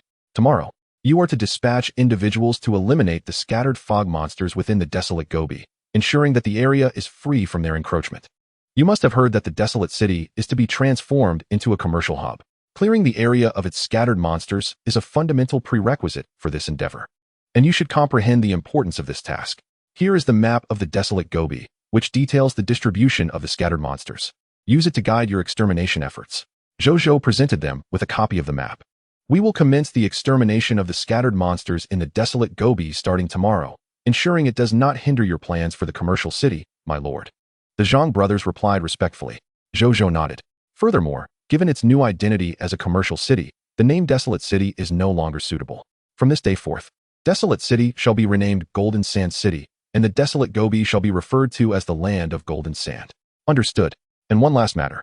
As Golden Sand City will serve as a commercial hub, it is imperative that you too, who lack commercial acumen, step down from your roles as city lords. Tomorrow, I shall appoint a new city lord, one well-versed in commercial affairs. This individual will oversee the development plans and future commercial strategies of Golden Sand City. While you will take a step back to become the vice lords of Golden Sand City, you are to assist him diligently in fostering the growth of the city. Do you have any objections? Zhou Zhou inquired, observing the two men. He had anticipated that they might harbor some resentment upon hearing this news, given that they had only held the position of city lord for a brief period. However, to his surprise, instead of discontent, they both visibly relaxed. We have no objections. We are actually quite relieved, Zhang Kaishan said with a light-hearted laugh. Zhou Zhou was taken aback. Both of us are aware that we lack any commercial talent. We felt a sense of trepidation upon hearing about this change. We understood that we would struggle to develop a commercial city effectively, and any missteps could jeopardize your vision for its growth, leading to consequences for us. It is indeed a relief that you are assigning this responsibility to someone else. We could not be happier and would never voice any dissent. Seeing Zhou Zhou's puzzled expression, they quickly elaborated. Zhou Zhou, upon discreetly checking their loyalty levels, discovered that they had risen to 91 and 92 points, respectively, confirming their sincerity. Excellent, he remarked, a satisfied smile gracing his face. These two displayed a commendable self-awareness. He appreciated individuals who recognized their strengths and limitations. Initially, he had harbored some reservations about their backgrounds, but their words had dispelled those concerns entirely. As a reward for your diligence, you shall be well compensated for your future service. He produced 100 golden mist hearts and placed them beside them. Thank you, my lord, for your generous gift. The two men gasped in astonishment as they beheld the golden treasures, their breathing quickening. Zhou Zhou observed as their loyalty levels surged to 95 and 96 points. A slight twitch of his mouth revealed his amusement. It seemed their fondness for wealth had not diminished. He shook his head, dismissing any concern. After all, who does not cherish riches? A moment later, Zhou Zhou instructed Wu Xian and Bai Yun to temporarily settle in Golden Sand City while he mounted the back of Nazario and soared towards Radiant Sun City. He intended to return, upgrade his territory, and integrate the area of the Land of Golden Sand into his territory monument, thereby consolidating his holdings over two distinct regions. Before the arrival of the Scarlet Mist, Zhou Zhou hurried back to the City of Radiance. Upon entering the city, he was immediately greeted by the sight of Wu Xian engaged in conversation with 3 elderly gentlemen. As they noticed Zhou Zhou, Wu Xian promptly rose to pay his respects. The 3 elders, upon recognizing the unexpectedly arrived young man as the Lord of Radiance, exchanged glances of astonishment before also rising to bow. "Please, there is no need for such formality," Zhou Zhou said, a hint of confusion in his voice. "We have long admired your lordship." One of the portly elders replied with a cheerful grin. "We have come specifically to pledge our allegiance to you and to seek a peaceful place to spend our twilight years." Retirement, Zhou Zhou mused, suddenly recalling that the 3 points of legendary reputation he had acquired during his novice trials had drawn these illustrious talents to him. However, as he regarded these 3 elders, he found himself at a loss for words. Was the City of Radiance truly becoming a haven for aged officials? He silently lamented. Chapter 132, The Soul Reaper, Maris. Zhou Zhou observed the trio of legendary talents before him. They comprised 3 men and 1 woman, all silver-haired elders. He turned his attention to their attributes. The first was the previously mentioned portly elder. Citizen, Qian Jiangsheng. Territory, City of Radiance. Occupation, merchant. Professional rank, low extraordinary. Capabilities, former Minister of Finance of the Kingdom of Aurora, held in high esteem by the King of Aurora. In his youth, he was a traveling merchant who fortuitously encountered the king, earning his favor and subsequently entering the court, eventually rising to the position of Minister of Finance. Skills, low extraordinary commercial trade, low extraordinary financial management, low extraordinary tax management, low extraordinary mental calculation, diamond level bargaining, diamond level eloquence, diamond level public speaking, diamond level intermediate public reassurance, diamond level intermediate persuasion, diamond level low salary management, diamond level low motivation, diamond level low debate. Loyalty, 81. Potential, high extraordinary. Zhou Zhou could not help but gaze at this seemingly affable portly elder. To his surprise, he was indeed a low extraordinary talent. It was the first time he had encountered someone of such a high professional rank. The second was an elderly man clad in a white robe, whose demeanor was not only kind but also strikingly handsome. At first glance, Zhou Zhou thought to himself that this elder must have been quite the heartthrob in his youth. Citizen, Bai Yuejing. Territory, City of Radiance. Occupation, physician. Professional rank, intermediate diamond. Capabilities, Imperial Physician of the Kingdom of Aurora, former Vice President of the Aurora Physicians Association. Having saved countless lives throughout his career and ardently devoted to treating the common folk, he is beloved by the citizens of Aurora. Skills, Innate Reassurance, Intermediate Diamond Medical Theory. Intermediate Diamond Herb Processing, Intermediate Diamond Life Recovery Potion, Intermediate Diamond Surgical Treatment, Intermediate Diamond Internal Medicine, Intermediate Diamond Epidemic Treatment, Intermediate Diamond Limb Suturing, Low Diamond War Psychological Rehabilitation. Loyalty, 85. Potential, Intermediate High Extraordinary. Zhou Zhou's eyes lit up. An intermediate diamond physician. He immediately thought of Baoxiu's master, Li Huiwei, who was still suffering from a serious illness and residing in Yuchuan town with Zhang Li by her side. He wondered if this intermediate diamond physician could heal her affliction. He resolved to bring this physician along to visit her the next day. Finally, he turned his attention to the last elder. This elder's attire was in stark contrast to the previous 2, appearing somewhat disheveled. A large blade hung at his waist, and although he bore the marks of age, a fierce glint occasionally flashed in his eyes. Citizen, Luo Feng. Territory, City of Radiance. Combat occupation, warrior. Strength rank, intermediate gold. Capabilities, a brigand of the Kingdom of Aurora.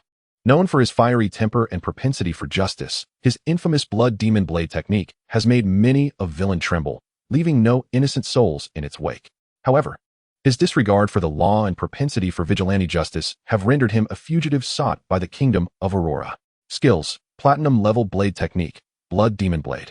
Intermediate Platinum Level Martial Arts Technique. Wind Chaser Steps, Advanced Gold Level Martial Arts Technique. Blackwater Mysterious Barrier, Intermediate Silver Level Martial Arts Technique.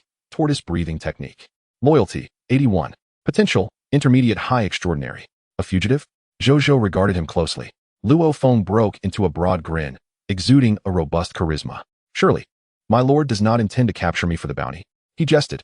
My head is worth a few hundred platinum level mist hearts in the Kingdom of Aurora. Sometimes, I even contemplate selling myself for a bit of bounty. If you harbor such intentions, I would not be taken aback. I have always held great respect for those who dare to confront the injustices of the world, so there is no need for you to test my character, Senior Luo. Moreover, I have little interest in those mere few hundred platinum level mist hearts, Zhou Zhou replied with a calm smile. Are you not concerned that the Kingdom of Aurora might pursue me here? Luo Feng inquired, his expression a mix of surprise and intrigue. Zhou Zhou chuckled. This is Wu Xin, the former Grand General of the Kingdom of Aurora. Our deputy city lord is none other than Zheng Yuanqi, one of the 3 former prime ministers. And this gentleman, Qian, has also served as the Minister of Finance of Aurora. As for myself, I am merely a novice lord with a modest reputation, albeit the strongest among the new lords of our human race on Blue Star, and favored by the supreme will, although I may possess the least fame and experience. With these formidable individuals backing me, I believe few would dare to intrude upon my territory or lay a hand on you, senior. Indeed, my lord speaks wisely. Luo Feng replied, raising an eyebrow, contemplation etched on his face. It appears I have found an excellent place to spend my twilight years, in comparison to these individuals. Especially when juxtaposed with Zhou Zhou, the strongest novice lord under the gaze of the supreme will, his fugitive status seemed trivial. Any official from the Kingdom of Aurora with even a modicum of sense would not dare to offend this lord. Thus, I shall rest easy in your domain. Zhou Zhou assured him. He was undaunted by Luo Feng's probing. As a lord, he possessed a degree of magnanimity. However, his tolerance did not imply that others would be permitted to test the resolve of their lord. The general previously conversed with you, merely because he perceived that you had not committed any transgressions and were seeking refuge with my lord. Thus, I was inclined to engage in dialogue with you. However, you ought not to test our lord. Bear in mind that your meager abilities hold little weight here. You are merely a wanted fugitive seeking assistance. Wu Xinhui cast a cold gaze upon Luo Feng.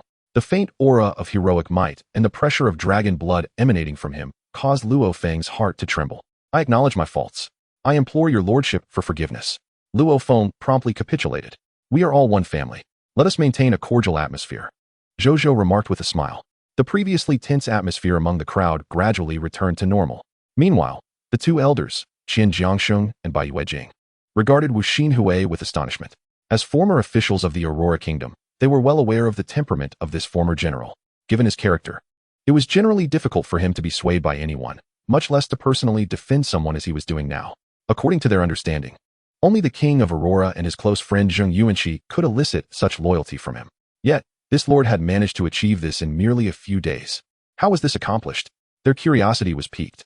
Wu Xinhui discerned the intrigue in their eyes and replied with indifference. I have become a hero. All thanks to my lord. His lordship has granted me a transformative grace. Therefore, to insult my lord is tantamount to insulting me. At the conclusion of his statement, he cast a glance at Luo Feng, who broke into a cold sweat. Simultaneously, the 3 of them gazed at Wu Xinhui in shock, realizing that this general had indeed fulfilled his aspirations and become the legendary hero he desired. They then turned their attention to Zhou Zhou, increasingly convinced of their lord's profound nature, feeling as if they had truly aligned themselves with the right person. By the way, where is Elder Zheng? Zhou Zhou, seemingly oblivious to the looks exchanged among the 3, inquired. Elder Zheng recently went to Yichuan town to discuss matters regarding the establishment of trade routes with Zhang Boan. He is unlikely to return today, Wu Xinhui replied. Zhou Zhou recalled this matter as well. There is another issue, my lord. Our purpose for coming here, aside from seeking your protection, is to deliver a message, Qian Jiangxing stated. What is it? Zhou Zhou asked, intrigued. His Majesty the King of Aurora has heard of your assistance to Yichuan town and your performance in the Novice Lord's trial. He has already sent Princess to deliver gifts, which should arrive tomorrow, Qian Jiangxing explained. Zhou Zhou nodded in acknowledgement. He then refrained from further discussion and approached the summoning gate. Retrieving the Soul Reaper recruitment scroll obtained from the Knoll tribe, and promptly tossed it into the portal. Soon, a knoll towering 4 to 5 meters, clad in a dark robe and wielding a massive black scythe, emerged from the summoning gate. I have met the esteemed lord. The Soul Reaper Maris is at your service. It half knelt before him in deference. Zhou Zhou stood before it, sensing the terrifying aura of death that emanated from the being. This aura seemed capable of suppressing souls, instilling a feeling of oppression in Zhou Zhou. Welcome to the City of Radiant Sun, he greeted with a smile. He then opened its panel information. Citizen Maris. Affiliated territory, City of Radiant Sunday unit type, Soul Reaper, Divine level troop. Strength class, low black iron. Ability overview, member of the 7th Brigade. 6th Squad of the Soul Reaper Legion of the God of Death, Thanatos, possessing the terrifying ability to harvest souls. Skills, Divine level troop talent, Soul harvesting. Divine level troop talent, Soul absorption. Divine level troop talent, Physical immunity, talent, Soul detachment, low black iron battlefield combat technique. Loyalty, 85. Potential, high gold. Unable to quell his curiosity, Zhou Zhou examined its skill descriptions and soon comprehended the capabilities of the Soul Reaper. This entity could, disregarding physical attacks, eliminate beings of the same level in an almost instantaneous manner using its divine level talent for soul harvesting. Furthermore, the souls of the beings it vanquished would be absorbed, serving as nourishment for its growth. It could be said that if 100 low black iron monsters appeared before it, as long as these creatures lacked soul defenses and soul attacks, it could swiftly annihilate them within mere seconds, thereby enhancing its own strength. These 100 monsters would be incapable of mounting any resistance. Even when facing foes of superior strength, the Soul Reaper could inflict damage upon their souls, making it feasible to achieve victories against stronger enemies through repeated assaults. This was truly a mowing machine on the battlefield. Zhou Zhou's eyes sparkled with excitement. However, to determine its true combat efficacy, he would need to test it personally. He then instructed Maris to find a residence to rest, while he proceeded to the Lord's courtyard to prepare for upgrading the territory. Chapter 133, Upgrading the Territory. Administrative Hall. Before the Lord's courtyard, Zhou Zhou gazed at the edifice before him. A line of text appeared, prompting, "Would you like to upgrade the Lord's courtyard?" "Yes," he affirmed. In the next instant, 200,000 units of basic materials, 1,000 bronze-level mist hearts, 6 source crystals, and 3 bronze-level territory tokens vanished in an instant. Boom. A surge of golden light enveloped the entire Lord's wooden house. Moments later, as the golden radiance dissipated, Zhou Zhou beheld a remarkable transformation of the Lord's courtyard. Its area had expanded several-fold, and the structure had evolved from its original courtyard style into that of an ancient mansion. Additionally, the external and internal architecture appeared more grand and imposing. A series of text notifications emerged. "Congratulations! Your Lord's courtyard has successfully upgraded to a low silver-level structure and evolved into a Lord's mansion, adding 1 residence. Your territory has successfully upgraded to a low silver-level territory. The durability of the territory monument has increased to 200,000, 200,000. Your territory's expanse has expanded to 30,000 mx 30,000 mx 5,000 m. All mist monsters have been expelled from the newly acquired territory. The scarlet mist shall not appear within any of your realms. You have received an upgrade reward. Administrative Hall, Silver Tier. Lord Talent Hint. The maximum number of enemy Lord factions you can incite has been elevated to Diamond Tier. Lord Talent Hint. Your monster ranch is eligible for an upgrade. Lord Talent Hint. Your mysterious merchant faction has been enhanced. Just as the notification sound faded, a radiant golden orb materialized in Zhou Zhou's hand. As the light dissipated, a blueprint gracefully floated down. A blueprint for the Silver Tier Administrative Hall. Has it transformed from a Lordess courtyard into a Lordess mansion? Zhou Zhou nodded in satisfaction. Yet, before he could examine the specifics of the blueprint, 3 lines of golden text reappeared before his eyes, visible to all Lords of Blue Star as well. Blue Star Global Channel Announcement.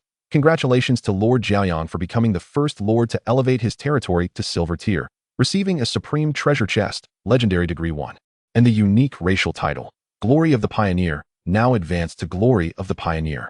Blue Star Global Channel Announcement. Congratulations to Lord Jiaoyang.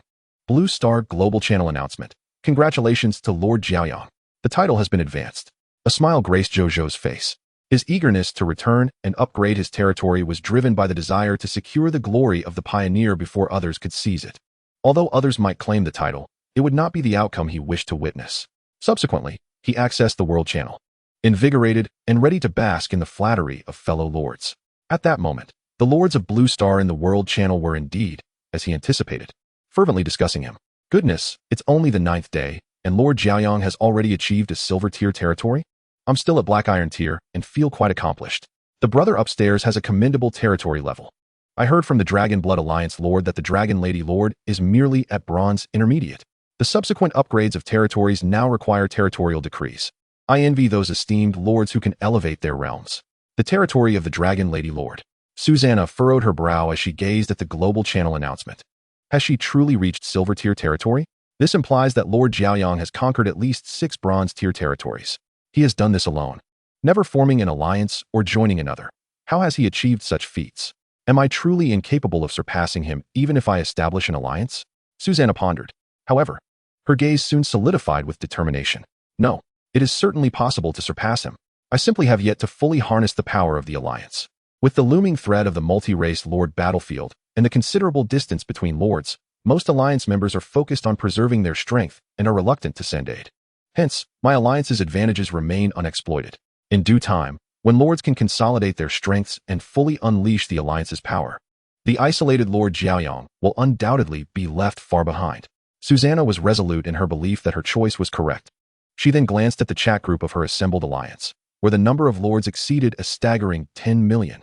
Yet, the majority of these lords hailed from various corners of the Supreme Continent. The notion of traversing such vast distances to assist her seemed utterly implausible. In truth, only about 100 lords could feasibly send their forces to her aid. Even those 100 required her to bind them with benefits before they would consider assisting her. Susanna was undeterred. For the sake of a promising future, she was determined to invest some of her initial resources in the territory of the Overlord Lord, a towering figure, over 3 meters tall with blood-red wings, called Xiang Shuaba, chewed on a piece of beast meat while glancing at the global channel announcement. "Do not rush, Lord Jiao. Let us see who prevails when we reach the finish line. Your development of the territory or my pursuit of unparalleled power through the devouring demon body." His eyes glinted with deepening resolve. Simultaneously, as the global channel announcement appeared before all Blue Star Lords, a chat group named the Sun Extinguishing Society, composed of 11 Blue Star Lords, commenced discussions regarding Lord Jiao. They were lords near the Aurora Kingdom, having connected through the World Channel due to their proximity to Lord Jiaoyang's territory, thus forming the alliance known as the Sun Extinguishing Society. Their objectives were straightforward. First, to collaborate and grow together, safeguarding their lordly status. Second, to eliminate the threat posed by Lord Jiaoyang. Since Lord Jiaoyang's territory is closest to theirs, the second objective holds even greater significance than the first. Lord Jiaoyang has already attained silver tier territory. He cannot be allowed to develop further.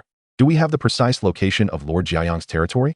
I know a high-ranking official in the palace who mentioned that Lord Jiaoyang's territory is near Yuchuan Town. Yuchuan Town?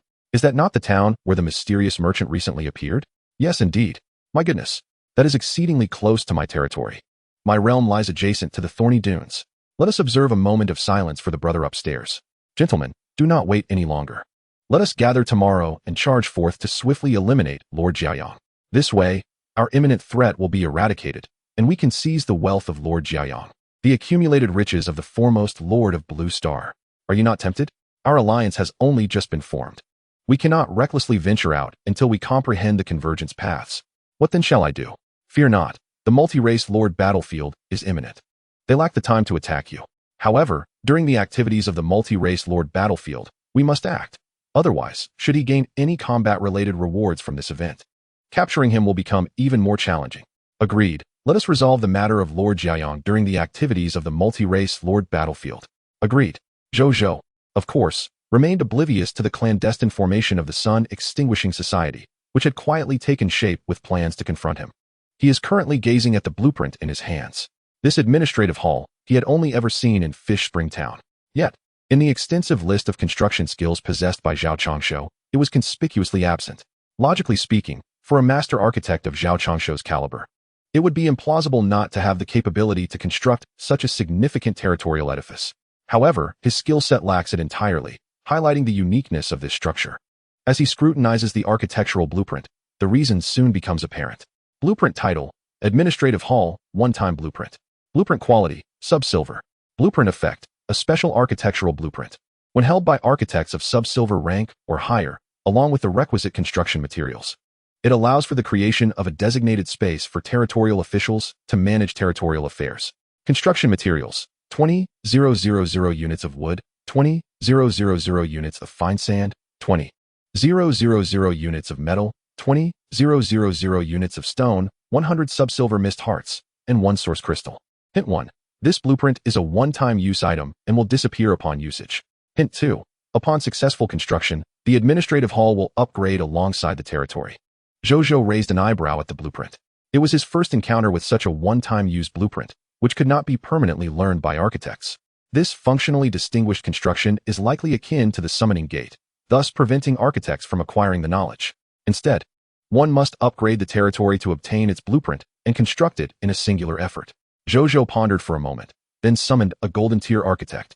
Together, they proceeded to a suitable location, prepared to erect the administrative hall. This location had been designated by Zheng Yuanqi, specifically reserved for building the official's office. However, after leaving this space vacant, no construction had yet occurred. Zhou Zhou had previously found this puzzling, but now, clarity dawned upon him.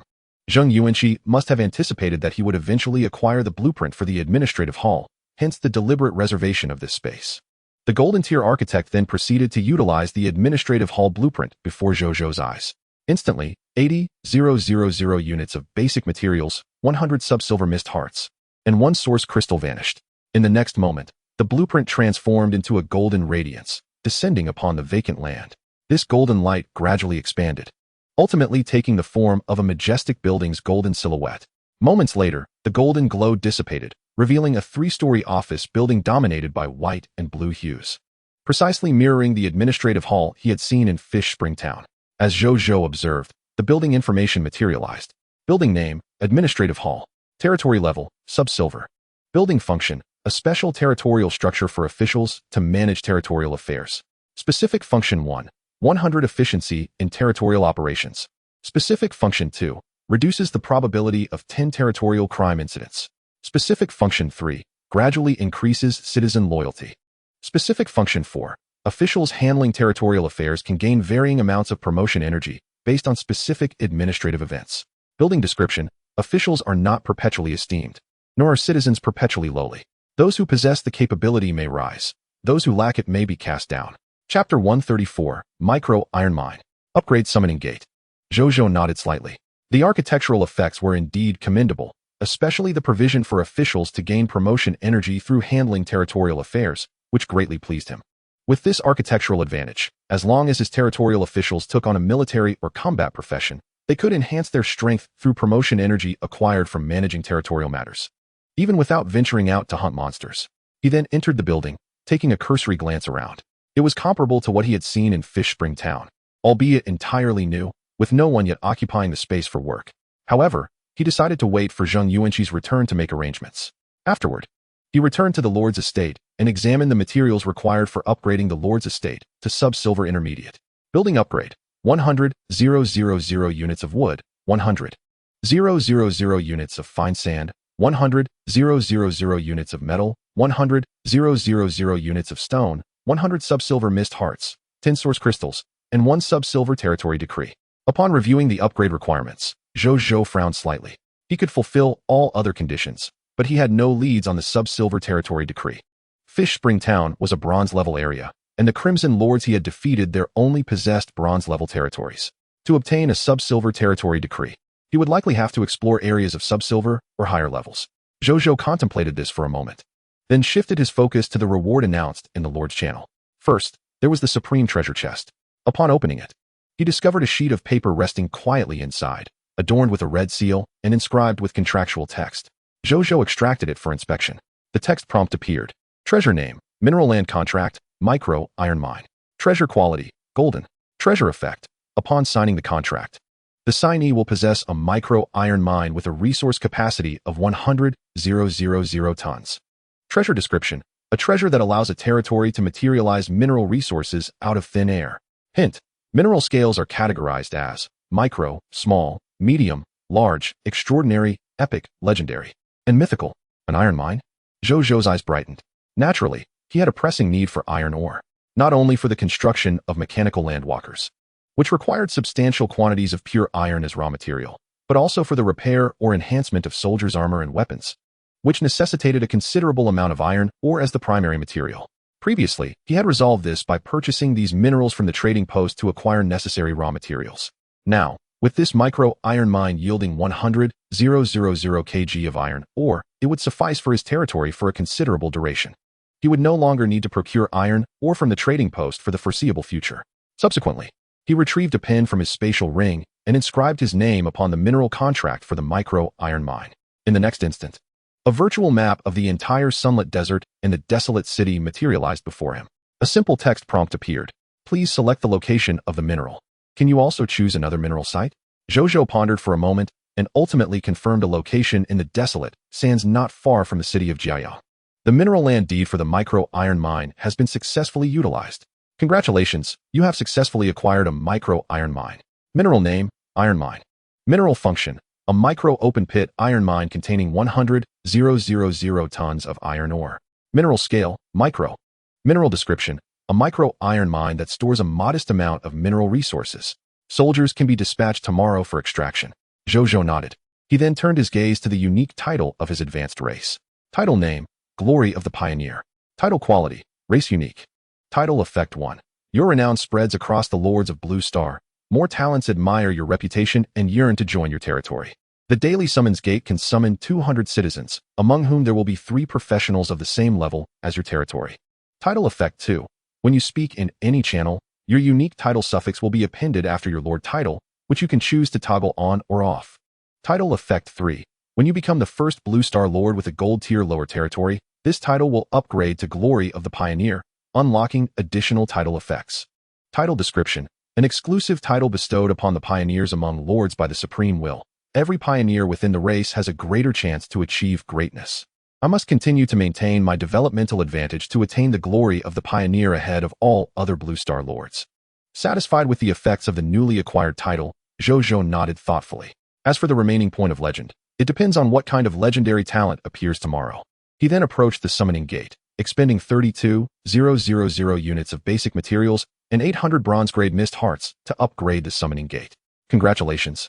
Your summoning gate has successfully upgraded to a silver-tier building. You can now summon 30 citizens daily.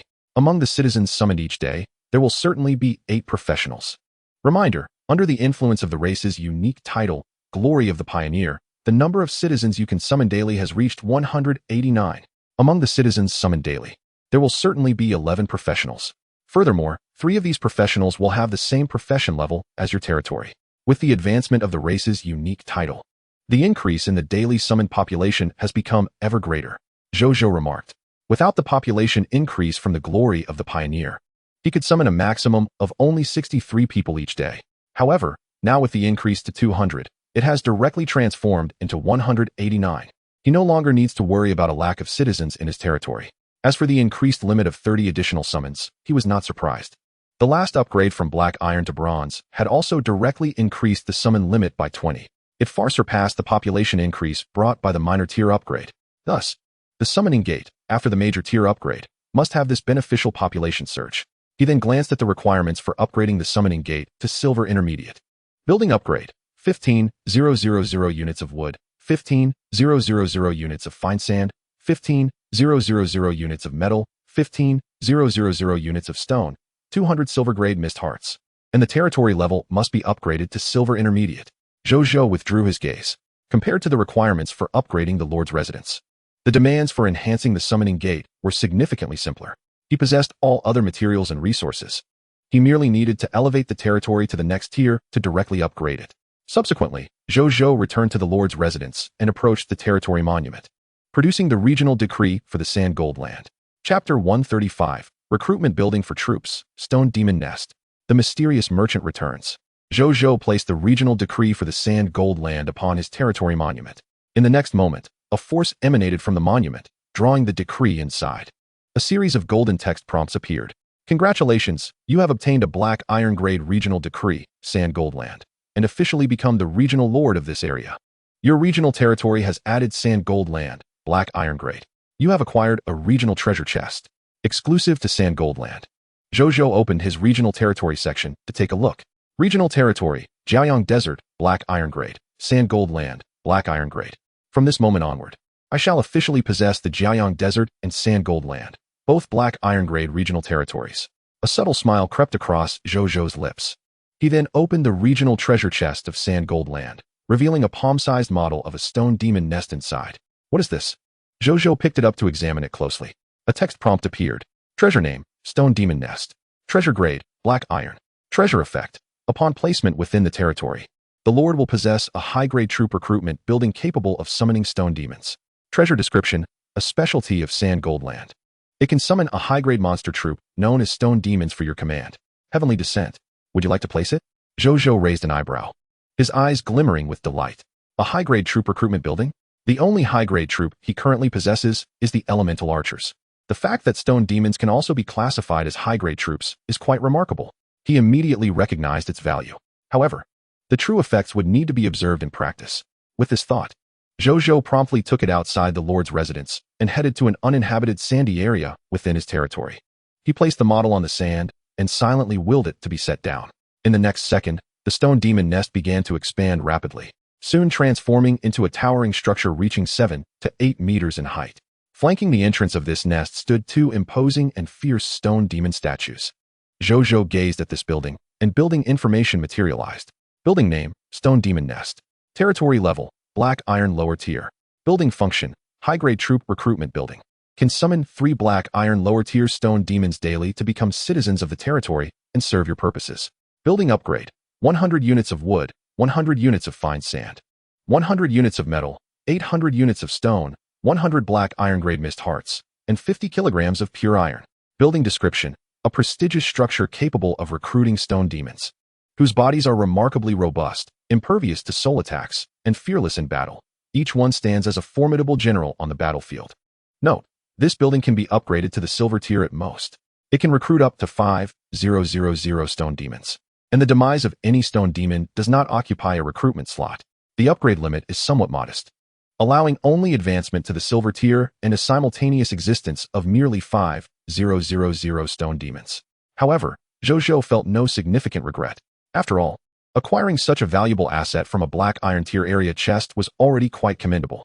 He chose not to recruit immediately, but opted to upgrade the structure first.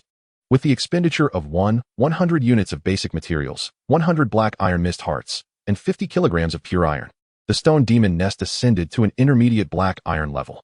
Building name, Stone Demon Nest territory level, intermediate Black Iron building function, monster recruitment structure. It can summon 5 lower Black Iron stone demons daily, who become subjects within the territory and serve their master. Building upgrade requirements, 200 units of wood, 200 units of fine sand, 200 units of metal, 600 units of stone, 200 Black Iron mist hearts, and 100 kilograms of pure iron.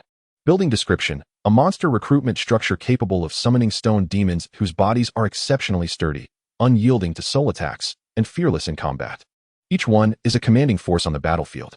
Note, this building can be upgraded to the silver tier at most. Seeing this, Zhou Zhou proceeded with the upgrade, swiftly elevating it to the lower bronze tier. At this juncture, the Stone Demon Nest could summon elite stone demons of bronze caliber. The subsequent upgrade required not only basic resources and bronze mist hearts, but the original pure iron was also transformed into bronze-grade forged steel. Zhou Zhou possessed all these materials. Thus he chose to continue upgrading. Moments later, the Stone Demon Nest was officially promoted to a silver lower-tier structure. At this point, it could summon silver-tier stone demon leaders. The upgrade requirements now included not only basic resources and silver mist hearts, but the previous bronze-grade forged steel had transformed into silver-grade refined gold. Zhou Zhou had previously acquired this material from a silver-grade material pack during the Novice Lord trials, so he chose to continue upgrading. After a brief period, having expended a total of 700 units of basic materials, 700 Black Iron mist hearts, 700 bronze mist hearts, 700 silver mist hearts, and a cumulative 900 kilograms of pure iron, forged steel, and refined gold, the Stone Demon Nest was astonishingly elevated to the silver upper tier. Thus, this monster recruitment structure had reached its maximum level. Zhou Zhou gazed at the Stone Demon Nest, now towering over 20 meters high. Building name, Stone Demon Nest territory level, silver upper building function, monster recruitment structure. It can summon 1 silver upper tier stone demon lord, not a crimson lord, 5 silver tier stone demon leaders, 20 bronze tier elite stone demons, and 100 ordinary stone demons daily, who become subjects within the territory and serve their master. Building upgrade status, upgraded to the maximum building level. Further upgrades are not possible. Building description, a monster recruitment structure capable of summoning stone demons whose bodies are remarkably robust, impervious to soul attacks, and fearless in battle. Each one stands as a formidable general on the battlefield. Upon witnessing this, he immediately commenced the summoning. The next moment, a thunderous sound echoed, accompanied by the heavy footsteps and the clattering of stone. Out from the Stone Demon Nest emerged 126 stone demons, with the foremost being a silver upper-tier stone demon lord. "Greetings, Lord. I, Shisa, pledge my service to you." Shisa knelt before him, speaking in a deep voice. Zhou Zhou nodded and subsequently accessed Shisa's attribute information, discovering that it was no longer a monster panel, but rather a standard subject panel. The capabilities remained unchanged, still embodying rock armor and the ability to summon elite stone demons. As for loyalty, it was comparable to that of normally summoned subjects, with a loyalty rating exceeding 71 points under the Benevolent Lord's aura, essentially trustworthy. Zhou Zhou regarded them with satisfaction. Henceforth, his territory would welcome 126 stone demons, requiring neither sustenance nor drink, into his radiant city each day. With these immensely sturdy beings, impervious to soul attacks, standing at the forefront of the battlefield, every soldier behind them would undoubtedly feel a profound sense of security. He did contemplate assigning these towering stone demons to the miniature iron mine for daily iron extraction, but observing their skills, it felt somewhat beneath them to have them toil in the mines. Only on the battlefield could their capabilities be fully realized. You shall be temporarily integrated into the Radiant Legion, accompanying them in battle each day, Zhou Zhou instructed. Yes, my lord, Shisa replied in a muffled tone. By the way, where do you usually reside? Zhou Zhou inquired. Reporting to you, my lord, we typically dwell within the nest. This structure can accommodate 5,000 stone demons, which is ample for our needs, Shisa responded. Zhou Zhou pondered, realizing this must also be the reason why the stone demon nest could summon only 5,000 stone demons. At that moment, Zhou Zhou noticed a caravan approaching Radiant City in the distance. It was the mysterious caravan led by Zhang Fuguwei. However, they had shed their enigmatic facade and now appeared as an ordinary merchant convoy. Moreover, they had undergone several other changes. Firstly, their numbers and the count of their carts had increased. When they departed, there were only 28 individuals and 18 bronze-tier carts. Now, their number had risen to 36 individuals, while their carts had expanded from 18 bronze-tier to 26 silver lower-tier carts. Zhou Zhou examined their information and discovered they had advanced from bronze upper-tier mysterious merchants to silver lower-tier mysterious merchants. A mysterious merchant's exclusive skill level has ascended from the upper bronze tier to the lower silver tier. Zhou Zhou immediately grasped the implications.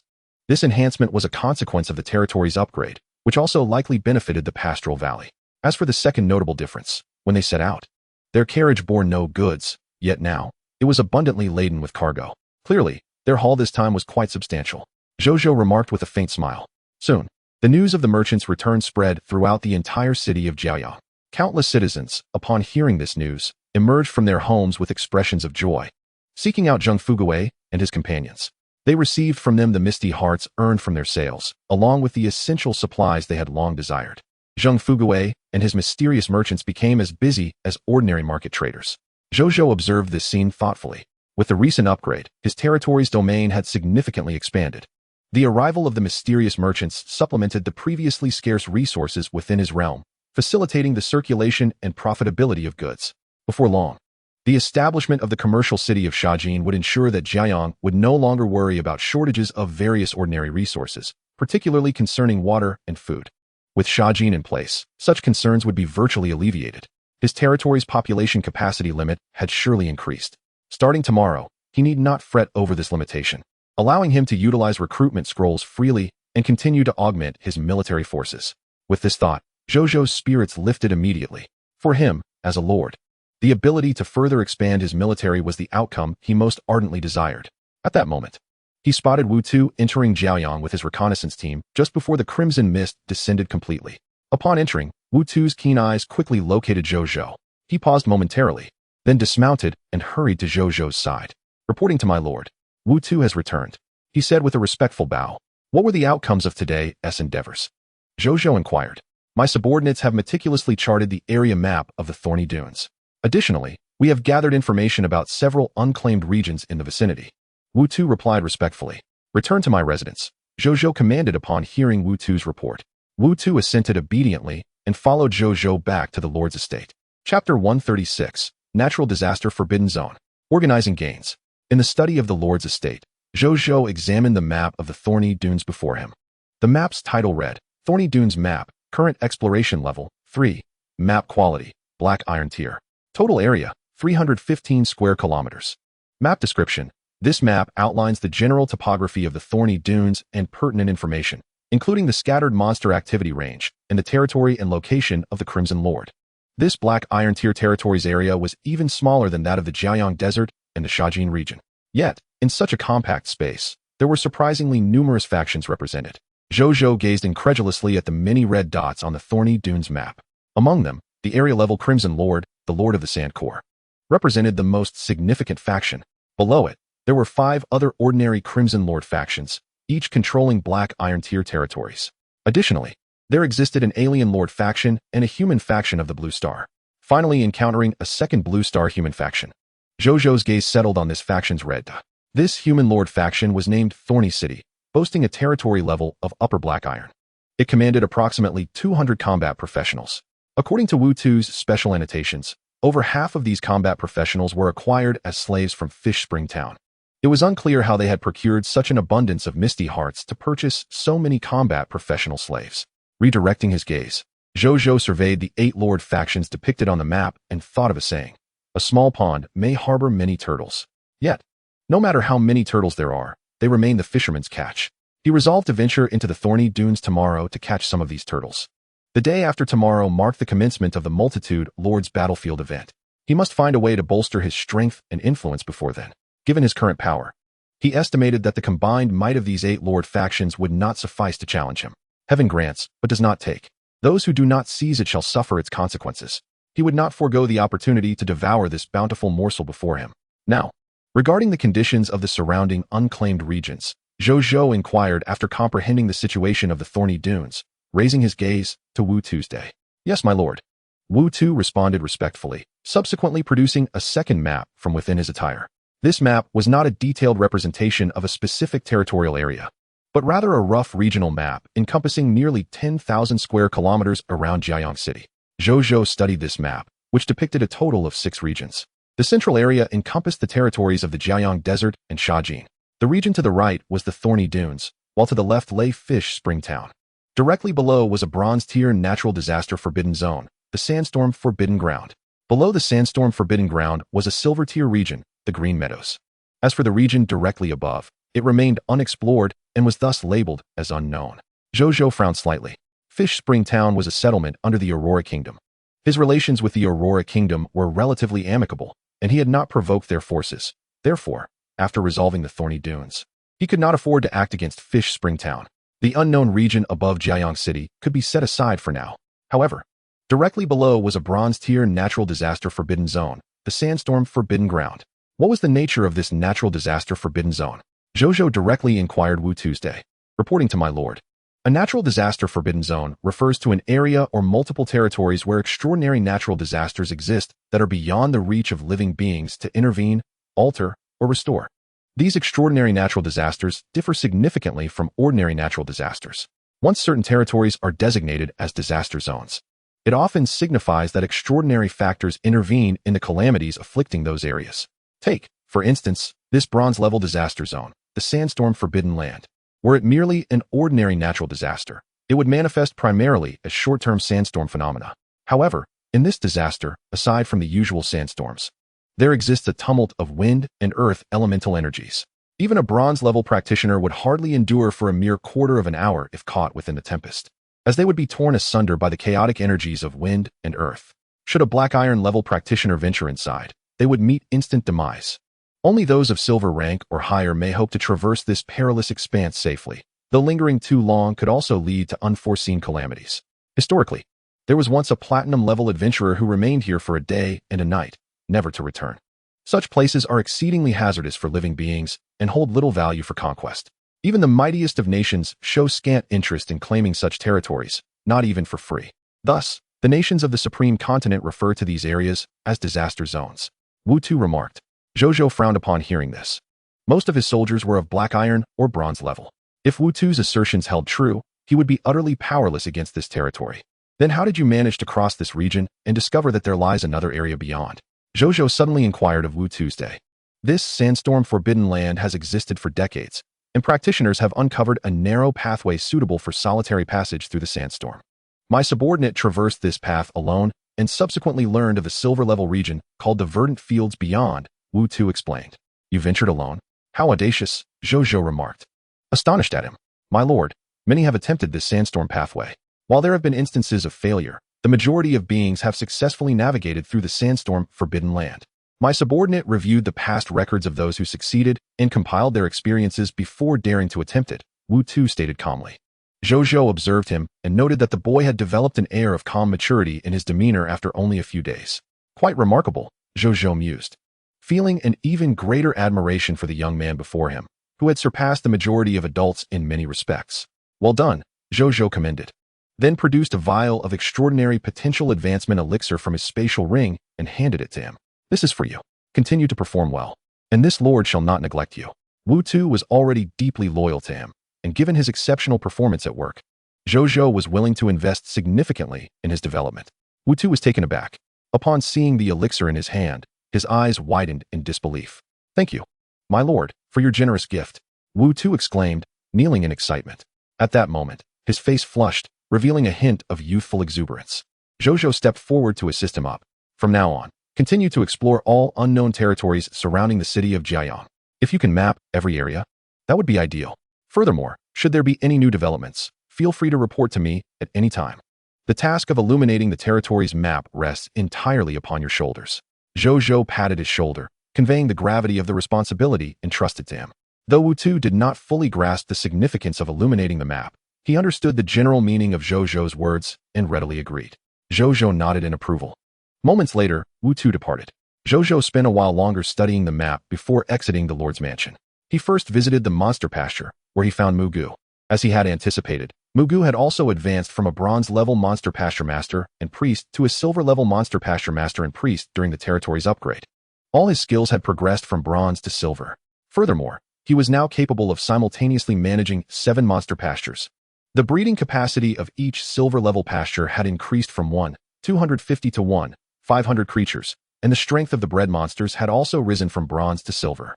Upon hearing this, Zhou Zhou instructed him to take a group of soldiers and architects to elevate the existing 4 bronze-level monster pastures to silver level before dawn tomorrow, and to construct 3 new pastures as reserves. This way, Mugu could breed 6,000 mist monsters daily, significantly enhancing his fixed daily income. After arranging matters with Mugu, Zhou Zhou returned directly.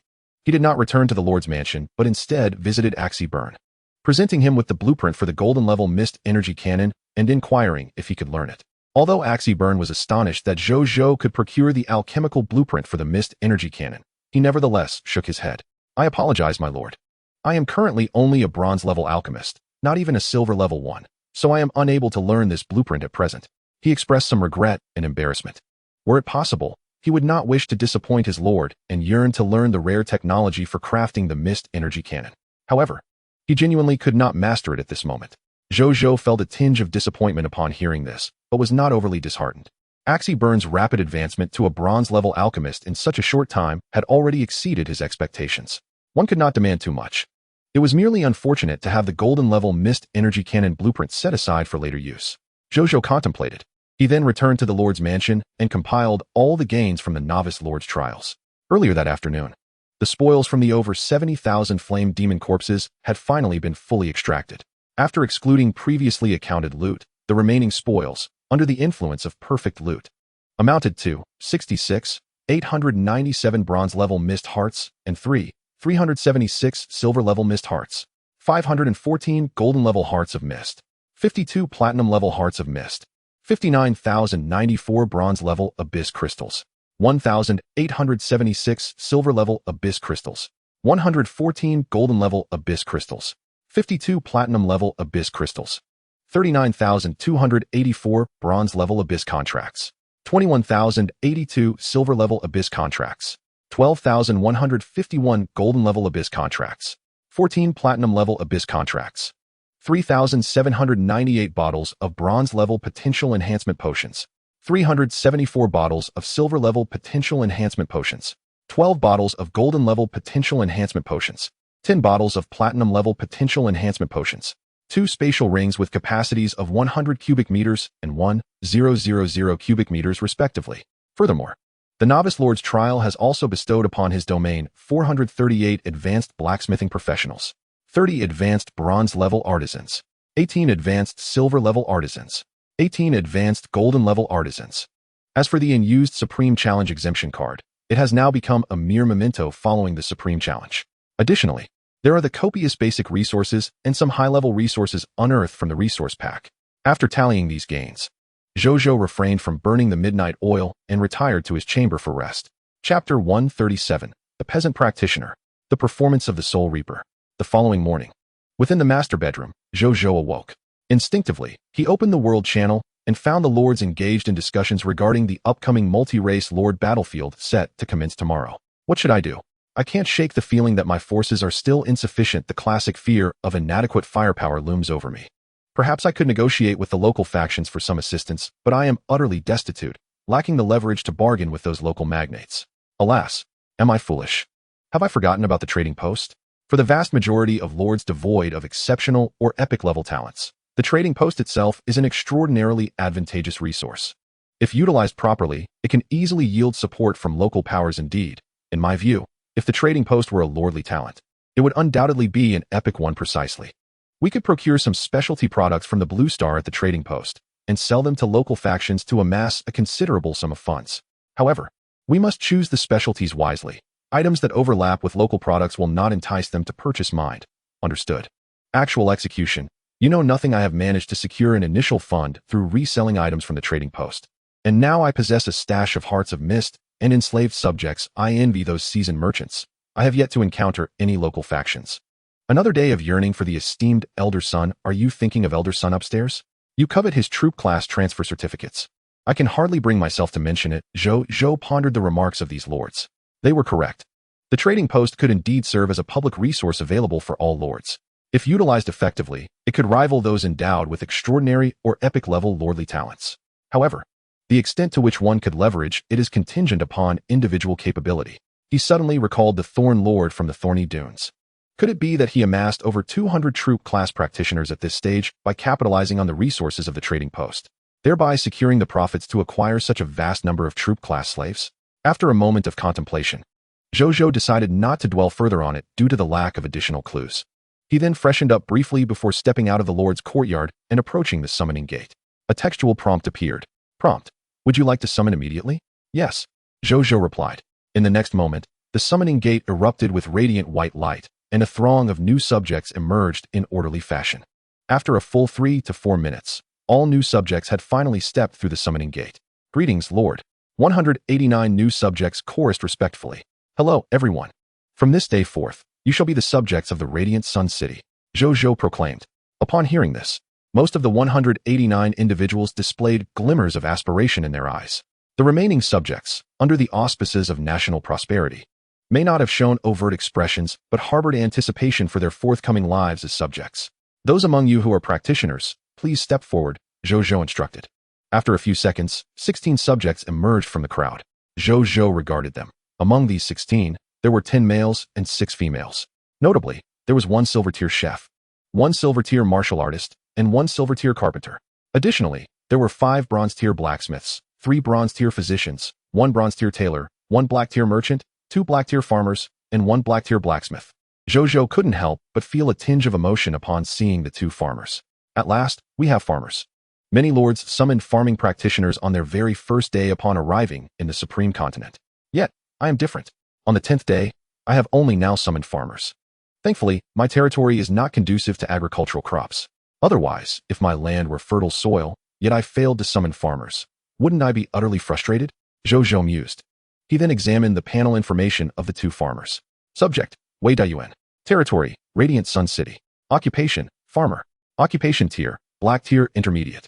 Overview, a farmer from the Aurora Kingdom's Guanyu Plain, with a timid and introverted disposition, dreaming of earning money through farming to buy a house, marry a wife, exempt himself from military service, and ultimately become a prosperous farmer admired by his village skills. Black tier intermediate rice cultivation, black tier intermediate farmland maintenance. Loyalty, 77.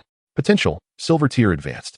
The other farmer possessed identical skills, but had silver tier intermediate potential. Subsequently, Zhou Zhou summoned an assistant trained by Zheng Lao to arrange their respective placements based on their abilities and the current needs of the territory. He then convened the remaining 3,000-plus troop class practitioners in the territory, along with the Soul Reaper Maris and Nizario, at the Monster Ranch. Greetings, Lord. The ranchers Mu Gu and Zhao Changshou, who had been waiting by the ranch gate, immediately expressed their respect upon seeing Zhou Zhou approach with his entourage. Zhou Zhou nodded. He then turned his gaze towards Zhao Changshou, whose beaming smile struck him as rather unusual. What brings you such joy, old Zhao? Zhou Zhou inquired with a smile. Reporting to my lord, Zhao Changshou replied. Upon hearing that a silver-tier monster ranch was to be constructed here in Mug Valley, I immediately came to offer my assistance. After a night's hard work, all 7 silver-tier monster ranches have been completed. Furthermore, I have also surpassed my previous limitations and ascended to a new realm as a builder. I am now a diamond-tier architect. As he spoke, Zhao Changshou's smile widened, for he had finally achieved the level he had long coveted. All of this, he attributed to the benevolence of his lord. With this thought, his gratitude towards Zhou Zhou deepened. Zhou Zhou was equally astonished. He opened Zhao's attribute panel and confirmed that the living profession tier indeed displayed diamond tier. Given your current prowess, Where would you rank among the architects in the Aurora Kingdom? Zhou Zhou asked. Before I departed the Aurora Kingdom to serve under my lord, there were only 2 platinum-tier architects within the kingdom, both of whom had reached their potential limits. Thus, as long as no other architect breaks through to the diamond tier within the next 10 days, I should be regarded as the foremost architect in the Aurora Kingdom. Zhao Changshu responded with a smile. Zhou Zhou nodded in satisfaction. He then gazed upon the monster ranches before him. The 7 monster ranches were notably 1/3 larger than the previous bronze tier ones, with the monstrous patterns etched on their fences now appearing more distinct. However, the specific creatures depicted remained obscured. Among these 7 ranches, 3 were currently idle, while the remaining 4 housed a total of 500 ranch monsters, ranging from black iron to silver tiers. Without delay, Zhou Zhou commanded Nasrio to exert dragon might over the creatures in the 3 monster ranches, instructing the soldiers to eliminate them one by one. He then accompanied the Soul Reaper Maris to the monster ranch of the Sandstorm followers to eradicate them. Show me your capabilities, Zhou Zhou said to Maris, intrigued by how this divine tier unit would perform on the battlefield. Yes, my lord, Maris replied respectfully.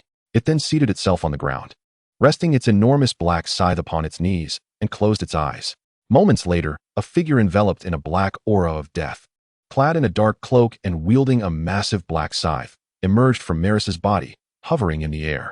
An invisible aura of power emanated from it, causing Zhou Zhou's pupils to constrict slightly. This presence felt comparable to that of the heroes, by Yun and Wu Xian, despite Maris being merely a non-hero black iron tier unit.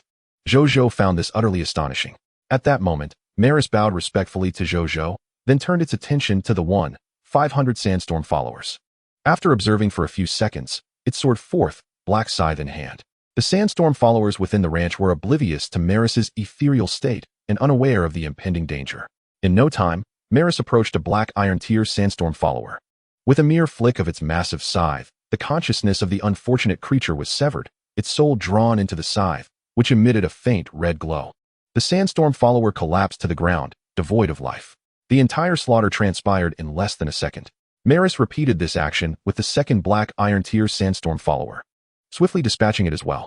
In the ensuing moments, one Sandstorm follower after another fell victim to Maris with effortless grace, as if it were merely mowing grass rather than reaping lives. The remaining Sandstorm followers, witnessing their companions inexplicably perish before them without so much as a scratch, began to feel a sense of panic, despite their low intelligence. Yet, it was of no consequence. Silent death continued its relentless march. After 2 minutes, having slain nearly 300 Sandstorm followers, Maris suddenly halted its ethereal form, and a surge of even greater power emanated from it. It had broken through. Maris was now a black iron mid-tier Soul Reaper, which meant it could now include black iron mid-tier Sandstorm followers among its targets. 6 minutes later, having ascended to black iron upper tier, Maris returned to its body, awakening thereafter. My lord, my death scythe is now filled with souls. I must perform a ritual to send them to the underworld before I can continue harvesting the souls of our enemies. Therefore, I wish to request a brief respite. Maris stated respectfully. Not a problem. You may rest. The remaining monsters can be dealt with by others. Conserve your strength for the enemies yet to come, Zhou Zhou responded, suppressing his astonishment and nodding. Yes, my lord, Maris replied with respect, closing its eyes and placing its hands upon the death scythe to begin its prayers. During this process, the once brilliantly glowing scythe began to dim. Zhou Zhou redirected his gaze to the Sandstorm followers' ranch, where he observed that of the original 500 Sandstorm followers, only over 400 bronze and silver tier remained. The more than 1,000 black iron tier Sandstorm followers had all been transformed into soulless corpses without a single wound.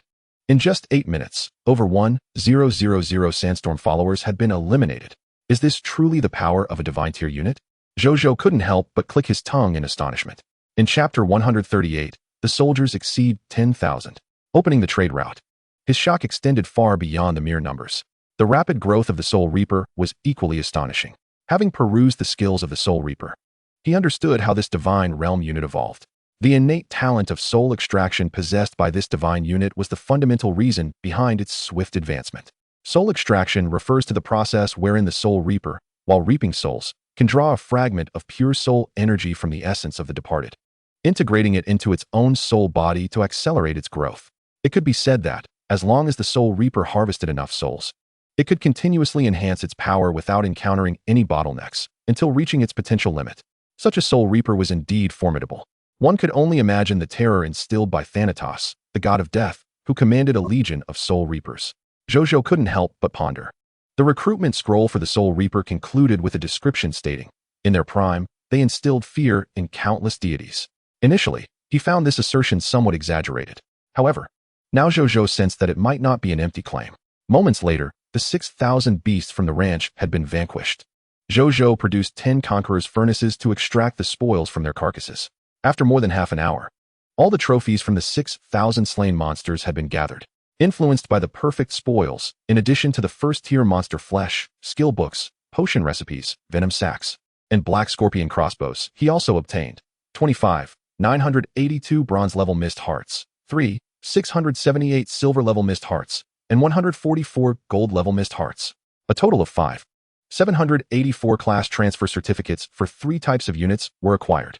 Additionally, there were 1,006 sword and shield soldier recruitment scrolls, 945 poison crossbow soldier recruitment scrolls, and 1,002 simple blade soldier recruitment scrolls, along with 212 kilograms of soul essence crystals.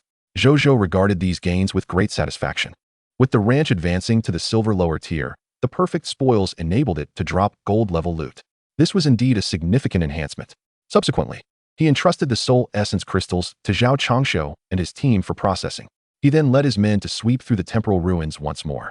Upon exiting the ruins, Zhou Zhou acquired another batch of bronze-level and above flame demon mist wolf sets, along with 926 bronze-level mist hearts, 20 silver-level mist hearts, and 384 elemental archer recruitment scrolls. Following this, he approached the summoning gate, casting all these recruitment scrolls into its depths. Moments later, a total of 349 unit professionals stood in orderly formation before Zhou Zhou, their expressions grave as they gazed upon their lord. Zhou Zhou gazed back at his soldiers with satisfaction. In a single day, he had augmented his ranks by over 3,000 unit professionals. In the past, his territory could hardly accommodate such a multitude of soldiers. However, that was no longer the case. Afterward, he arrived at the Stone Demon Lair, summoning 126 Stone Demon units for the day. The previous day, during the assault on the Stone Demon territory, 132 unit professionals had perished, reducing his soldier count to 9,789. Today, with the addition of 349 new recruits and the 252 Stone Demon units summoned yesterday and today, his army had officially surpassed the 10,000 mark, reaching 390 soldiers. Zhou Zhou nodded slightly at this thought. In just 10 days, he had amassed over 10,000 unit professionals under his command, placing him among the foremost leaders on Blue Star. He also believed that, given some time, his forces could swell to 50,000, 100,000, or even several hundred thousand. At that moment, a carriage approached from a distance.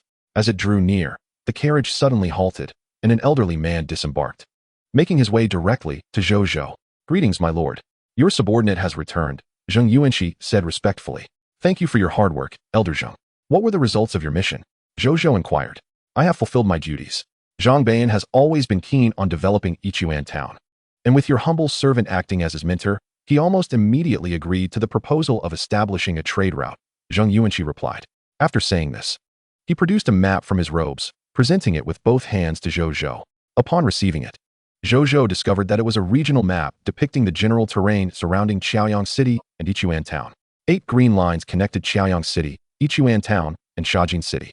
These lines represented the safe and well-considered trade routes discussed collaboratively by Zheng and his apprentice, allowing merchants, caravans, and ordinary travelers to traverse between the 3 cities.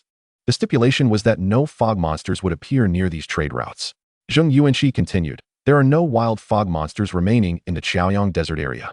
The scattered ones have already been dealt with. The few remaining fog monsters in the Shajin area should also be resolved today. And I believe all fog monsters near Yichuan Town have been eliminated." Zhou Zhou responded, "After today, these trade routes can officially commence operations." After Zheng Yuanqi spoke, the two exchanged glances, both recognizing the joy reflected in each other's eyes. Particularly Zhou Zhou, who valued not merely the 8 secure trade routes, but also the significance they represented.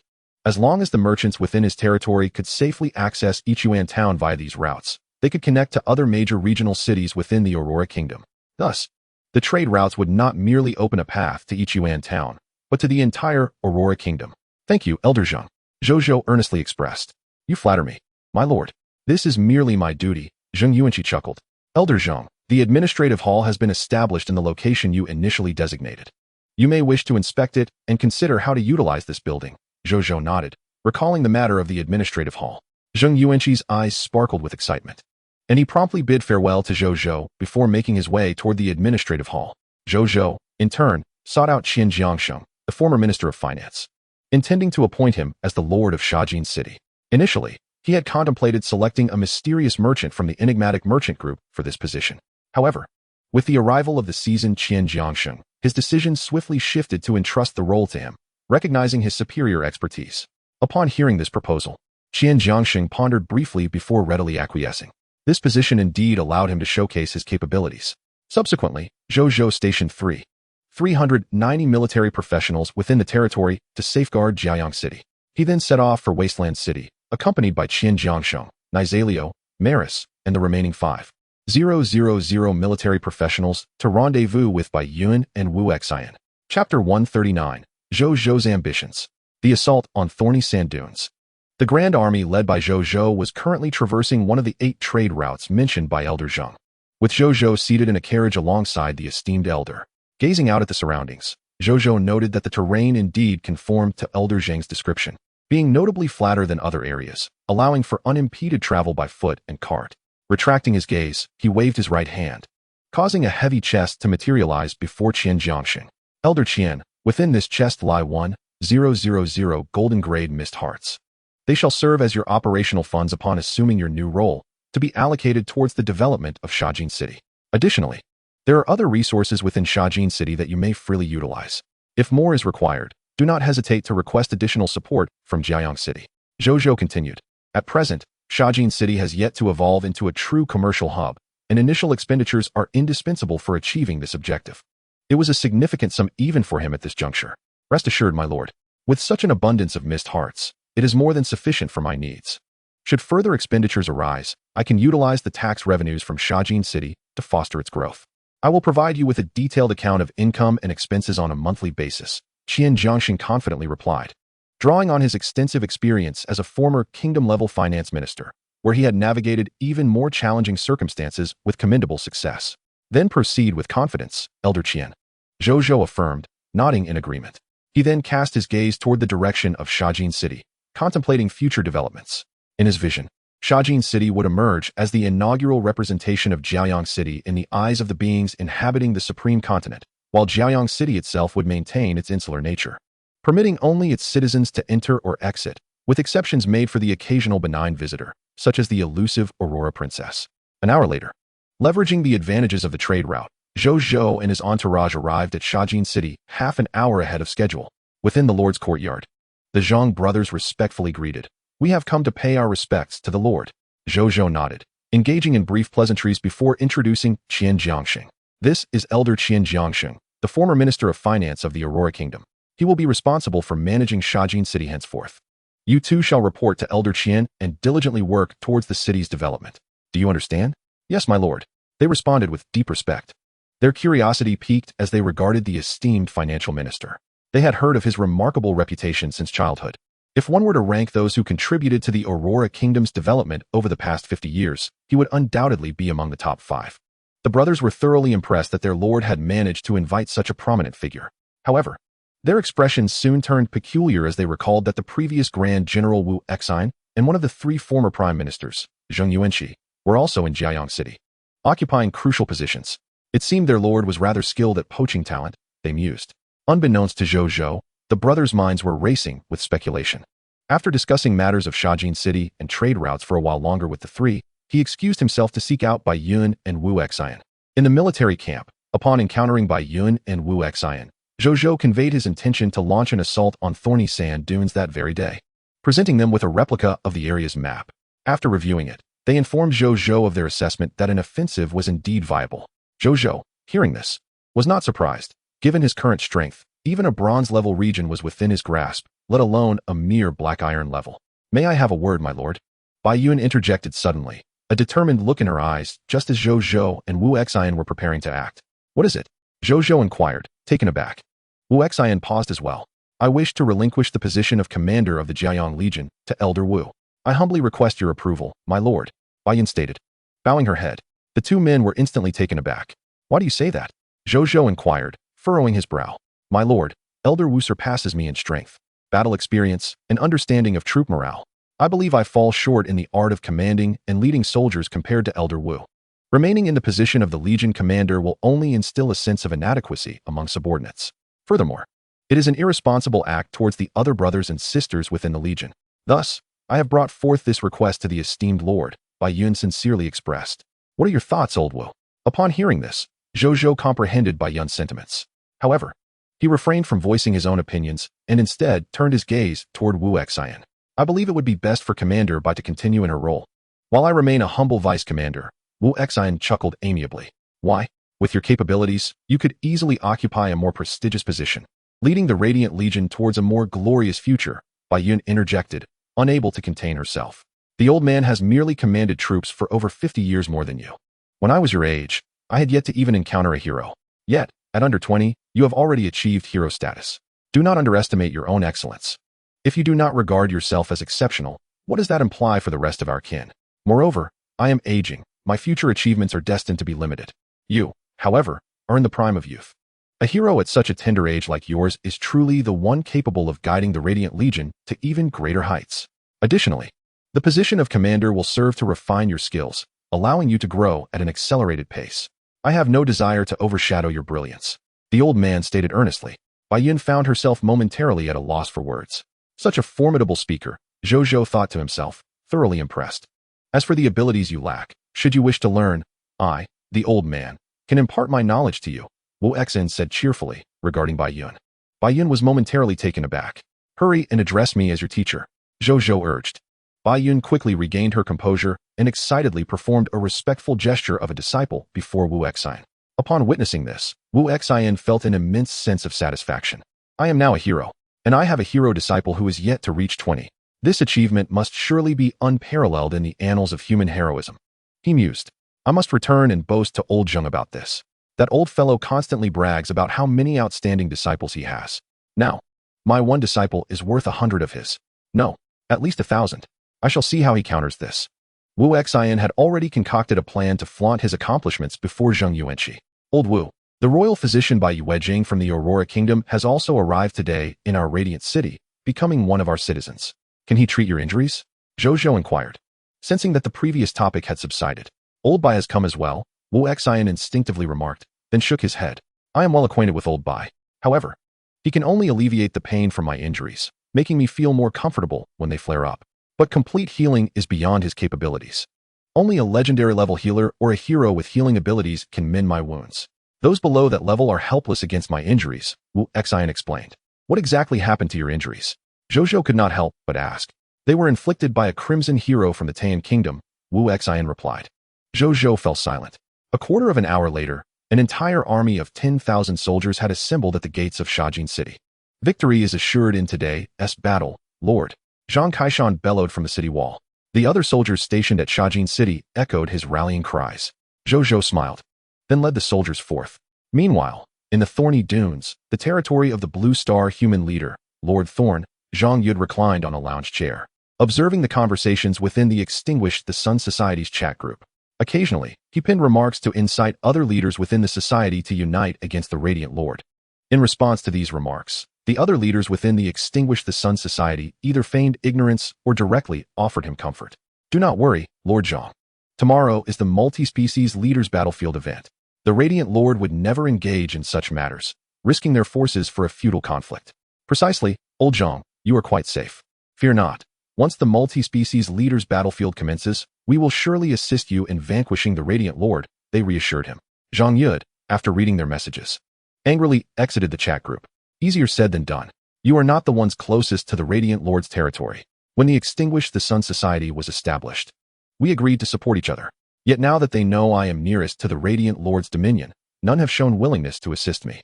Zhang Yud reopened the chat group, contemplating leaving it entirely. However, he hesitated for quite some time before ultimately deciding against it. After a lengthy pause, he closed the chat window with a deep sigh. I hope the Radiant Lord truly does not come. 3 hours later, a messenger rushed in, reporting, My lord, an unfamiliar army has surrounded our Thorn City. They number approximately 10,000, and their leader claims to be the Radiant Lord. My lord, what shall we do? A scout hurriedly approached the half-asleep Zhang Yud, panic evident on his face. Zhang Yud, who had been drowsily resting, immediately sat upright, his eyes wide with astonishment. What? Chapter 140. The Leader's Potential. Zhang Yud stared at the scout, as if struck by lightning. He stood there for a moment, then bolted frantically towards the city wall. Upon reaching the wall, he climbed atop the 3-meter-high structure and peered over the edge. What he saw nearly made him faint. Before him lay a sea of dark heads, stretching endlessly. Among them, the vast majority were clad in the armor of various military professions. Others were outfitted in unfamiliar standard gear and outfits. Most astonishingly, he even spotted a group of towering creatures, at least 4 to 5 meters tall, standing alongside other human soldiers. Confronted by the overwhelming presence of a staggering 10,000 military professionals, Zhang Yud felt a shameful weakness in his legs. How could there be so many? How could the Lord of the Radiant Sun command such an army? This was utterly inconceivable. His eyes brimmed with disbelief. The combined forces of the 11 lords of the Eclipse Society barely numbered 3,000. Yet, they had dared to believe they could easily vanquish the Lord of the Radiant Sun, even going so far as to strategize how to divide his riches. Now, reflecting on it, he found the irony unbearable. Over 3,000 against 10,000. What could they possibly wield against such odds? Their heads? Moreover, how had they arrived so swiftly? The battlefield for the myriad lords was set to commence tomorrow. Shouldn't the Lord of the Radiant Sun be preoccupied with preparations for the forthcoming event? Zhang Yud muttered to himself. Upon regaining his composure, he promptly opened the chat group of the Eclipse Society, eager to relay this alarming information about the Lord of the Radiant Sun. Yet, he was suddenly reminded of his previous treatment within the society. After a prolonged moment, a glimmer of resentment flickered in his eyes. I am finished. You shall not escape either, he murmured. Outside the city walls, Zhou Zhou gazed calmly at the towering 3-meter-high walls. The opposition numbered only a little over 200 military professionals. Should they refuse to surrender, he would gladly bestow upon them the title of warriors. Indeed, moments later, the gates of Thorn City swung open, revealing a disheveled figure emerging from within, none other than Zhang Yud. Trailing behind him were over 400 individuals, including more than 200 military professionals and 100 common subjects. They approached Zhou Zhou, unarmed and empty-handed. Great Lord of the Radiant Sun, I am willing to surrender. As long as you spare my life, I shall provide you with information regarding several lords who conspire against you in the World Channel. Many of these lords reside near the Kingdom of Aurora, and they could easily make their way to harm you, Zhang Yud implored, panic evident in his voice. Zhou Zhou raised an eyebrow. Unexpectedly advantageous? How do you know this? He inquired. They have formed an alliance of lords within the Eclipse Society. Given the proximity of my territory to yours, I was involuntarily drawn into their ranks, Zhang Yud confessed, embarrassment coloring his tone. Elaborate further, Zhou Zhou commanded. Yes, Zhang Yud, sensing a glimmer of hope for survival, proceeded to divulge every detail regarding the Eclipse Society to Zhou Zhou. Upon hearing his account, Zhou Zhou expressed his astonishment. He had not anticipated that these 11 lords had amassed over 3,000 military professionals through the function of the trading post. However, this knowledge was of little use to him. Abandon your lordship. Join Radiant Sun City as one of my subjects, and I shall uncover your past through your former subjects. If you are a morally depraved scoundrel, I will not spare you. However, as long as you are not, and adhere to the 2 conditions I set forth, I shall grant you your life, Zhou Zhou declared, fixing his gaze upon him. I shall renounce my lordship at once. I am willing to become one of your subjects. Great Lord. Moreover, rest assured, while I may not be a paragon of virtue, I have never committed any wrongdoings, Zhang Yud asserted with a newfound confidence. After his proclamation, he immediately shut his eyes. Moments later, he opened them, gazing expectantly at Zhou Zhou. Great Lord, I have relinquished my lordship. Zhou Zhou nodded, subsequently approving his application to join Radiant Sun City. He then examined Zhang Yud's subject panel information. Subject, Zhang Yud. Territory, Radiant Sun City. Combat class, Adventurer. Profession tier, Superior Black Iron. Overview of abilities. Originally one of the myriad lords, he later surrendered to the Lord of the Radiant Sun, renouncing his lordship to become an adventurer and a subject of the Lord of the Radiant Sun skills. Superior Black Iron Thorn Summoning. Superior Black Iron Sprint. Superior Black Iron Fireball. Superior Black Iron Ice Wall. Loyalty, 78. Potential, Superior Silver. Zhou Zhou scrutinized Zhang Yud's potential panel, confirming a crucial realization. Without the enhancement of lordship, a lord's strength progression had no potential cap. However, upon losing their lordship, their original potential limits would be revealed, constraining their growth. Lordship, it seemed, was the greatest treasure for those in their position. Zhou Zhou pondered. He then approached Zhang Yud, extending his right hand. Welcome to Radiant Sun City, he proclaimed. Zhang Yud, seizing the moment, eagerly shook his hand. Simultaneously, a series of virtual screens materialized before Zhou Zhou. Current items available for theft: 1 unranked adventurer class transfer certificate, theft success rate, 100. 1 superior black iron skill book, thorn summoning, theft success rate, 100. 9 fragments of black iron lord talent crystals, theft success rate, 100. Zhou Zhou bypassed the low-tier skills and commanded the theft of the black iron lord talent crystal fragments. In the blink of an eye, 9 black iron lord talent crystal fragments appeared in his spatial ring. A smile graced Zhou Zhou's lips, then vanished. Could it be that I can truly survive? Zhang Yud marveled, finding it hard to believe that Zhou Zhou bore him no malice. Zhou Zhou remained silent. But Zhang Yud's spirits lifted further. This indicated that his life was indeed spared. As for his lordship, previously, he had been reluctant to relinquish it, believing he could carve out a path for himself on the Supreme Continent. This had been the very reason for his affiliation with the Eclipse Society. Yet now, when weighed against the preservation of his life, losing his lordship seemed trivial. Moreover, he suddenly realized that without the burden of lordship, his mindset had lightened considerably. It felt as though he had returned to the carefree existence of a commoner on Blue Star. Perhaps he was never meant to be a lord. This thought flitted through his mind, bringing a relieved smile to Zhang Yud's face. At this moment, he suddenly recalled something. Proud Sun Lord, well, my lord, when shall we eradicate those Blue Star lords who wish to harm you? Especially that group of scoundrel lords from the Sun Extinguishing Society. I am aware of their territorial locations and can guide you there, he exclaimed with eager anticipation. Zhou Zhou remained speechless as he regarded Zhang Yud. The latter's demeanor, in the eyes of other lords, was that of a mere weather vane, swaying whichever way the wind blew. After all, if he could treat his former ally in such a manner today, it was only a matter of time before he would do the same to his own lord. However, possessing the talent of a benevolent lord, Zhou Zhou was confident that Zhang's loyalty would eventually rise to 90 points. Thus, he maintained a relatively high tolerance for such individuals. Tomorrow marked the commencement of the Multitude of Races Lord Battlefield event. Zhou Zhou had no time to specifically confront them. So if they intended to come after him during the event, they could do so at their own peril, saving him the trouble of seeking them out one by one. Indeed, my lord is correct. This way, we can await them with ease. Zhang Yud quickly nodded in agreement. Zhou Zhou acknowledged him, and upon his request, Zhang Yud produced the extraordinary potential enhancement potion he had received after becoming a formal lord, along with a talent of legendary caliber, a platinum-tier carpenter. Following the announcement of his allegiance to the proud Sun City, this carpenter became one of its citizens. Once the carpenter returned to the ranks of the citizenry, Zhou Zhou pondered deeply.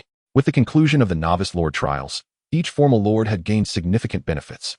Just the extraordinary potential enhancement potion and the legendary talent were enough to entice other factions. In recent days, many Blue Star lords had indeed reported that various alien factions had attacked their territories. The Blue Star lords experienced both victories and defeats in this regard. After the novice lord trials, due to the existence of formal lord rewards, the plight of the myriad lords appeared to have improved somewhat. Yet the hidden dangers had increased correspondingly, especially for the weaker formal lords, who were viewed as treasures ripe for plunder by more powerful lords. Zhou Zhou furrowed his brows. It seemed that, aside from the threat posed by the Multitude of Races Lord Battlefield event, dangers from other lords were likely equally formidable. After a moment of contemplation, his expression quickly returned to normal. Thankfully, his lordly power was not weak. Otherwise, he would be as restless as those weaker lords, plagued by sleepless nights. He then entered the Thorny City and retrieved the black iron-level territory token from the lord's wooden cabin. Half an hour later, with the assistance of Bai Yun and Zhang Yud, the resources of the entire Thorny City were organized. Upon taking a glance, Zhou Zhou withdrew his gaze.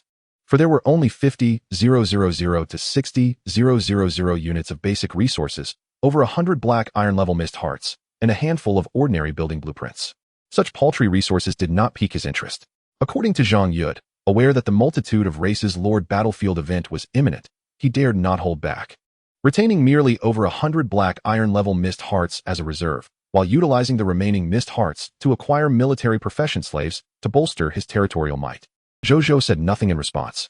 Subsequently, he did not allow the new citizens of Thorny City to accompany them, as they still had to continue conquering other Crimson Lords and Alien Lords. Thus, he left behind 1,000 military profession slaves to escort the 400 new citizens and their spoils back to Golden City, conveniently replenishing the population there and enhancing its popularity. Meanwhile, he led the remaining 9,000 soldiers along the most recent route towards the territory of the next Crimson Lord. Over the course of the following 6 hours, Zhou Zhou, accompanied by Bai Yun, Wu Exine, Nasserio, and the 000 military profession slaves, successively conquered 5 territories belonging to the Crimson Lords in the Thorny Dunes. Each of these territories was governed by a common Crimson Lord possessing only a black iron-level domain. Each lord commanded a minimum of 300 to 400 monster citizens, and at most, just over 1,000. Faced with Zhou Zhou's 9,000 military profession slaves, they stood no chance of resistance. In fact, it was unnecessary for Bai Yun, Wu Exine, or Nasrio to intervene, as they were effortlessly subdued. The spoils of war consisted entirely of skill books and equipment. Zhou Zhou, finding no interest in the mist monsters that were not worth protecting with monster pastures, swiftly dealt with them and extracted the loot. In total, he acquired 5 black iron-level territory tokens, 28 fragments of bronze-level Lord Talent crystals, 12, 562 bronze-level mist hearts, 6, 354 silver-level mist hearts, 1, 550 pieces of equipment, bronze and silver levels, and 2, 250 skill books, bronze and silver levels. After loading these spoils onto their mechanical chocobo caravan, they immediately set off towards the domain of the regional-level Sand Corpse Lord. In the distance, Zhou Zhou observed the territory of the Sand Corpse Lord, where over 3,000 sand corpses roamed nearby. Their races varied, including humans, aliens, and monsters from the 5 Crimson Lords he had just attacked, some of which were notably formidable. Their strength ranged mostly from black iron to bronze levels, with the occasional silver-level sand corpse citizen among them. They now bore no resemblance to their former selves, entirely enveloped in yellow sand, appearing rather eerie. Despite their relatively small numbers, their combat prowess could not be underestimated. Zhou Zhou's expression turned serious as he scrutinized the panel information of the weakest sand corpse. He was momentarily taken aback. Monster name, Sand Corpse. Strength tier, lower black iron. Monster description, a summoning created by sand corpse summoners, formed from the flesh and blood of the deceased, with the mist heart as its core, gathering sand and gravel. It possesses the consciousness and memories of its former life. Though its combat ability is somewhat diminished compared to its past, its survivability has significantly improved. Loot drop rate, 2 black iron-level mist hearts, drop rate, 100. Due to its nature as a flesh and blood summoning entity, the spoils yielded solely consist of the corresponding tier of mist hearts, without any other grade of loot. Zhou Zhou found this somewhat unexpected. So, it turns out that flesh and blood summons only drop mist hearts? Upon reflection, he deemed this quite reasonable. If summons were capable of dropping loot akin to that of normal monsters, then the summoners of the Supreme Continent would undoubtedly become the most sought-after professionals across the land. Who could resist an extraordinary vocation that could generate its own resources? Subsequently, he scoured the ranks of these monstrous denizens. After a brief search, he finally identified a sand corpse summoner among the multitude of sand corpses. Monster name, Sand Corpse Summoner Modern Strength Tier, Bronze Lower Level Monster Description, a sand corpse summoner under the command of the Sand Corpse Lord, capable of utilizing the flesh and blood of corpses as well as mist hearts to summon a plethora of entities possessing consciousness from their past lives.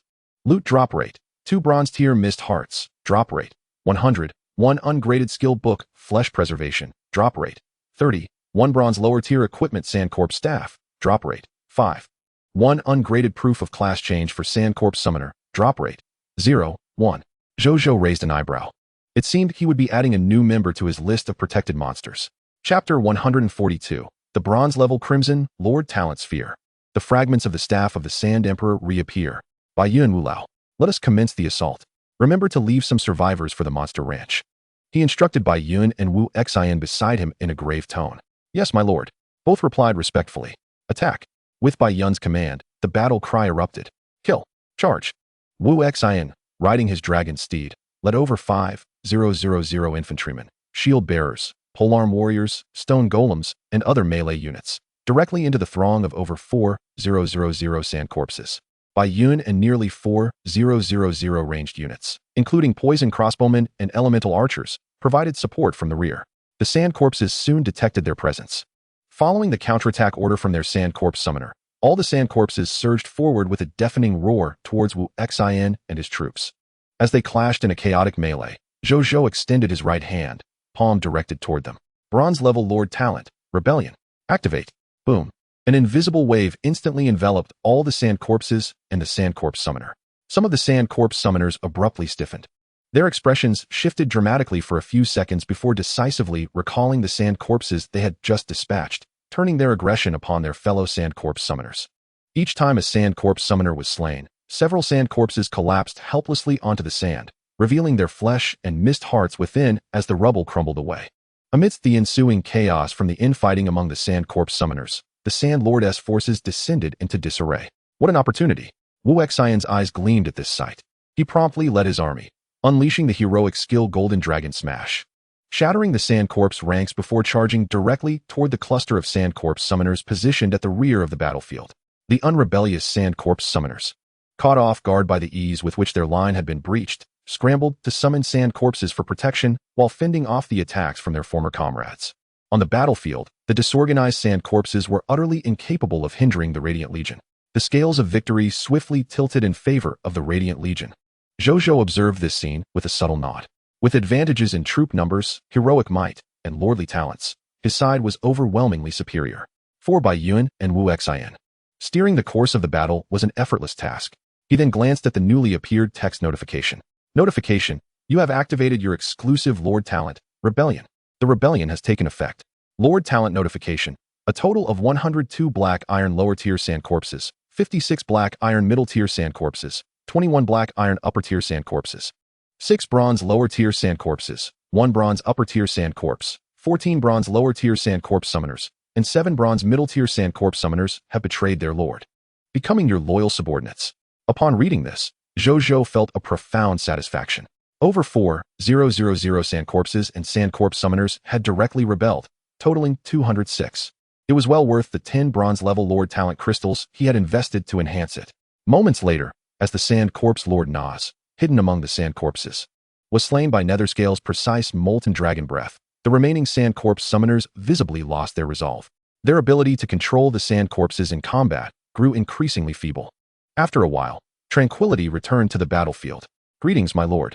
7 Bronze Lower-Tier Sand Corpse Summoners and 3 Bronze Middle-Tier Sand Corpse Summoners approached Zhou Zhou respectfully, accompanied by over 200 Sand Corpses. Join me in returning to Radiant City shortly, Zhou Zhou instructed them. Yes.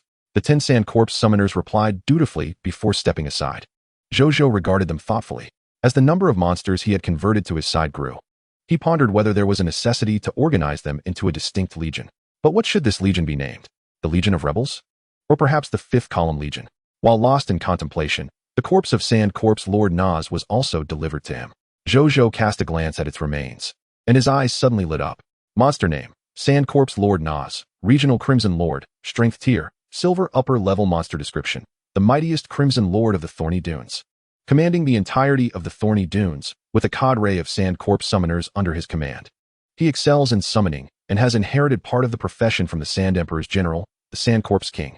Loot drop rate: 20 Silver Tier Mist Hearts, drop rate, 100. 5 Source Crystals, drop rate, 100. 1 Ungraded Skill Book, Flesh Preservation, drop rate, 30. 1 Silver Upper Tier Equipment Sand Corpse King S Summoning Staff, drop rate, 10. 10 Ungraded Proof of Class Change for Sand Corpse Summoner, drop rate, 0. 1. 6 Black Iron Level Lord Talent Crystal Fragments, drop rate, 0.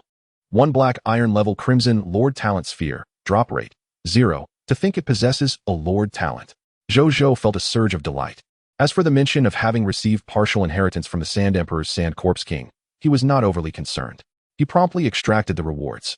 Lord's Talent Prompt: your loot has been enhanced by the King of Spoil's Perfect Bounty, with a quality of 1. Lord's Talent Prompt: you have acquired 20 Mist Hearts, Gold Tier. 5 Source Crystals, 1 Skill Book, Flesh Preservation, No Tier. 1 Sand Wraith King's Summoning Staff, High Gold Tier. 10 Sand Wraith Summoner Transfer Certificates, No Tier. 6 Lord's Talent Crystal Fragments, Bronze Tier, and 1 Crimson Lord's Talent Sphere, Bronze Tier. Zhou Zhou nodded in satisfaction. The perfect bounty certainly feels delightful. A Black Iron Tier Crimson Lord's Talent Sphere has directly transformed into a Bronze Tier Crimson Lord's Talent Sphere. He then turned his attention to the spoils. The Mist Hearts and Source Crystals are self-evident.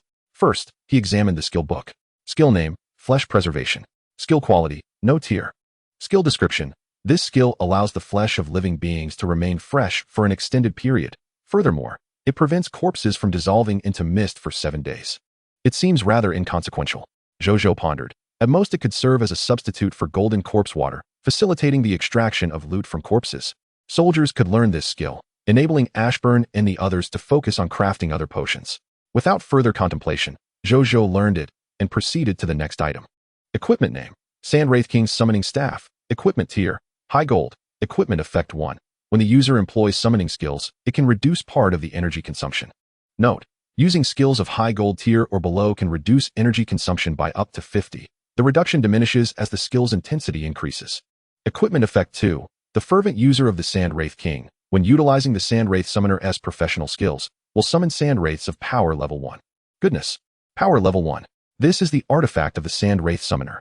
Alas, it's high gold tier equipment, and as I am not a Sand Wraith Summoner, I cannot wield it. Zhou Zhou expressed his astonishment and then, with a hint of regret, remarked, in the hierarchy of professions on the Supreme Continent, each being can only embody one combat profession. He is already a martial artist, hence cannot take on other combat professions nor learn their skills. Non-professional skills, however, can be freely learned. Life professionals can engage in multiple life professions without such constraints. At this moment, a new line of prompts appeared before him. Special prompt.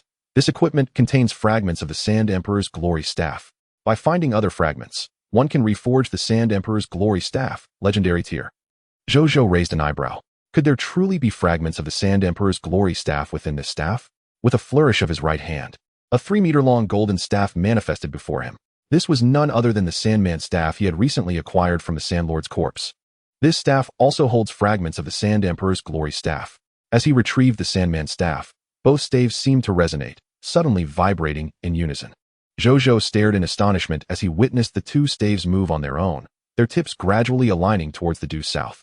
This direction appears to lead towards the Storm Wasteland and the Verdant Meadow. Could it be that the remaining fragments of the Sand Emperor's Glory Staff lie within the Storm Wasteland or the Verdant Meadow? Zhou Zhou mused. If it is the Verdant Meadow, that would be manageable. At least it is a place one could navigate to. However, if it is the Storm Wasteland, that would pose a significant challenge. Such a perilous disaster zone. Even with Nasrio accompanying him, he harbored little confidence in returning safely. Nonetheless, he felt a stirring of excitement within. The Sand Emperor's Glory Staff is undeniably a legendary tier weapon. Moreover, it might be tied to the legacy of the great Sand Emperor. Should he attain the Sand Emperor's legacy, such an opportunity would rival obtaining a legendary lord's talent, if not a mythical lord's talent. After contemplating for a moment, he refrained from dwelling further on it and turned to the next item. Item name: Sand Wraith Summoner Transfer Certificate. Item level: no tier. Item effect: a mid-level combat profession transfer item. Upon use, one can become a mid-level combat profession Sand Wraith Summoner. It also grants a set of Black Iron tier combat profession equipment. 5 years of experience as a Sand Wraith Summoner, and initial power at the Black Iron tier. Item description: a mid-level combat profession transfer certificate. Created by the long-fallen Sand Emperor, it is an integral part of the Sand Emperor's Legion. Zhou Zhou nodded slowly. A mid-level combat profession. This is the first time he has acquired such a level of transfer certificate. Excellent. It is worth safeguarding. As for the final Bronze Tier Lord's Talent Crystal Fragments and Bronze Tier Crimson Lord's Talent Sphere, they need no further explanation. He would use them upon his return to discover the nature of this Bronze Tier Lord's talent. At that moment, Bayun approached. My lord, we have located the territory monument here, she said respectfully. Take me there, Zhou Zhou instructed. Yes, my lord, please follow me, Bayun nodded. The two then proceeded towards the location of the territory monument, one in front and the other behind. Chapter 143. The Thorny Sand Dunes Territorial Command. Surrender. Within the domain of the Sand Wraith Lord, in the Lord's courtyard, Zhou Zhou covered his nose, enduring the stench of decay that pervaded the room, commanding Bayun to shatter the territory monument before him. Upon receiving the order, Bayun fired 5 fire vine arrows, obliterating the monument and revealing 2 tokens within. One was a bronze high-tier territory token. The other was the territorial command for the Thorny Sand Dunes. Zhou Zhou first stored the territory token and then regarded the area command. Text prompts appeared. Treasure name: Area Command. Area name: Thorny Sand Dunes. Area grade: Black Iron tier. Area size: approximately 356 square kilometers. Treasure introduction: the regional command of the Thorny Dunes. A lord who possesses this regional command and integrates it into the territorial monument shall become the regional lord of the Thorny Dunes and receive an exclusive regional treasure chest. The exotic expansion of the vegetable skeleton. Upon returning, I shall merge it into my territorial monument. With this, I shall possess 3 regional territories. Zhou Zhou felt an immense satisfaction within. He then departed with Bayun from the location. As they stepped outside, Zhou Zhou noticed that the sky had grown dim. A glance at the world channel revealed that there were still a little over 3 hours until the complete arrival of the Crimson Mist. Have the soldiers swiftly organize the spoils here. We must quickly conquer the last territory of the alien lord, Zhou Zhou instructed. Then we shall return to Shajin City. He added, Given the current time, returning to Jiayang City may be rather challenging. We shall first regroup in Shajin City, and tomorrow morning we will return to Jiayang City early to prepare for the activities of the multitude Lord's battlefield. Yes, my lord. Bai Yun responded respectfully, promptly attending to the arrangements. Soon, with 10 conqueror furnaces working diligently to extract the spoils, within half an hour, all the loots from the Sand Corpses and Sand Corpses summoners had been completely retrieved. Thanks to the perfection of the spoils, the total rewards amounted to 14,852 bronze-level hearts of mist, 12,620 silver-level hearts of mist, 714 gold-level hearts of mist, 357 skill books of the unranked flesh preservation, 357 Sand Corpse staves, bronze, silver, gold levels, 357 unranked Sand Corpses summoner class change certificates. Additionally, Bai Yun discovered a total of 420,000 units of 4 basic resources, 241 black iron level hearts of mist, 251 silver level hearts of mist, and 12 ordinary blueprints within the territory. Zhou Zhou gazed at these bounties with great satisfaction. Truly, a regional lord is worthy of the title. One alone yields the equivalent rewards of 5 ordinary crimson lords. Subsequently, he did not linger, leading his soldiers toward the last territory of the alien race in the Thorny Dunes. With Wu Xian deliberately activating the wind speed array, their speed increased significantly, reaching their destination in less than 15 minutes. This was a territory of the Minotaurs, named Zero City. According to the map information from Wu 2, approximately 1,000 Minotaurs resided here, with the chief Minotaur, A2, possessing mid-level gold strength. They were not summoned lords from other worlds, but rather local lords of the Supreme Continent. It is said that their ancestors made a pact with the demons from the abyss, granting them some of the demons' power. This has rendered them a formidable race, even among the orc tribes. The combat strength of these 1,000 Minotaurs could rival that of over 4,000 human basic class warriors of the same level. Such a level of power, if chosen for a direct assault, would undoubtedly incur heavy losses. Thus, Zhou Zhou had already devised a plan during the journey. He did not intend to launch a direct attack, but rather sought to replicate the actions taken at Thorny City, hoping to compel surrender. Once he had encircled the territory with 9,000 soldiers, Zhou Zhou stood at the forefront, gazing toward the walls of Zero City. His keen eyesight allowed him to clearly see atop those walls a minotaur with a smooth golden mane, dual horns, and blood-red eyes, observing him intently. It was A2, the minotaur chief of Zero City. Who are you? What brings you here? The chief's voice boomed as he regarded Zhou Zhou. Speaking in the common tongue of the Supreme Continent, Zhou Zhou understood him well. Do you still fail to comprehend? I lead an army to confront you, a Tuesday. Surrender at once. You can see for yourself, my forces surround you. There is no escape, Zhou Zhou declared. His voice, amplified by his mental prowess, echoed in the ears of all minotaurs within their territory. This human lord, I acknowledge your numbers are impressive, but we of Zero City are not to be trifled with. We have the protection of our walls, while you face the imminent threat of the Crimson Mist. A2 retorted angrily. Moreover, we bear no enmity. Why must you wage war against us? Not long ago, I conquered the Thorny Dunes. Thus, it is you who currently occupy my territory. I have come to expel you for the protection of my land. Is that not a reasonable cause? Zhou Zhou replied calmly. A2 was momentarily taken aback. The Thorny Dunes had fallen to him? A flicker of hesitation crossed his face. If that were the case, it seemed they were indeed encroaching upon another's land. After a prolonged silence, he spoke. We have lived here for decades. This has become our homeland. Regardless of what you say, we cannot abandon this place. If it comes to battle, then let it be. As A2 prepared to command the Minotaurs to brace for the impending assault, Zhou Zhou interjected. A2, I understand your attachment to Zero City and your unwillingness to leave, but you are simply no match for us. Upon finishing his words, he summoned the colossal Nasario from the heavens. As the massive dragon descended, A2 and his kin were left in awe. A portion of the Minotaurs even displayed visible terror in their eyes. When Nasario unleashed its draconic majesty, Zhou Zhou could distinctly sense their fighting spirit shatter in an instant. A2, witnessing the state of his subjects, yearned to utter words of encouragement, yet found himself at a loss for words. Thus, even as the strongest among them, standing before this undeniably authentic pure-blood dragon, he was engulfed by an overwhelming sense of helplessness, lacking confidence to confront the pure-blood dragon clan himself. He could scarcely expect his subjects to fare any better. At that moment, the voice of the human lord resonated from outside. ATU, I present you with a choice. If you are willing to relinquish your title as lord and bring your minions, the mighty bull demons, to join my radiant sun city, I shall refrain from waging war on your territory, allowing you to continue residing here in peace. However, I must caution you. once you become my subjects. You will henceforth identify as such. When I require your service or enlist you for battle, refusal will not be an option. Rest assured, I shall not demand your labor without recompense. You will receive your due wages and military honors, just as my other subjects do. Will you accept these terms? Zhou Zhou inquired. Chapter 144, Surrender. The statue of the ancestors of the Blue Star humans.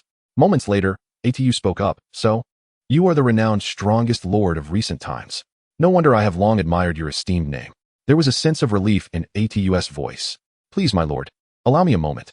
Atu added. Very well. Zhou Zhou noted the change in how Atu addressed him and nodded slightly. It was evident that the imposing presence of Nazario, coupled with nearly 9,000 combat professionals, was formidable indeed. Henceforth, he could strategically avoid many unnecessary conflicts, simply by establishing a show of strength and intimidating his adversaries. After all, if victory could be secured through intimidation, why engage in a direct confrontation?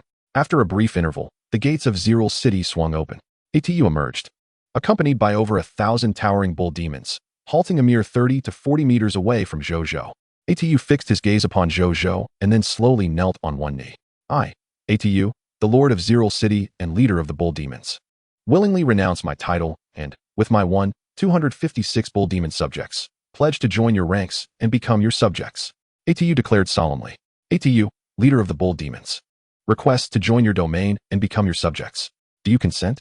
Agreed. Zhou Zhou silently affirmed in his heart. In the next instant, a notification chimed. 257 bull demons have become your subjects. Lordly talent notification. National peace and prosperity is now in effect. Loyalty among subjects is increasing. Lordly talent notification. The loyalty of 257 bull demons has risen to 71 points.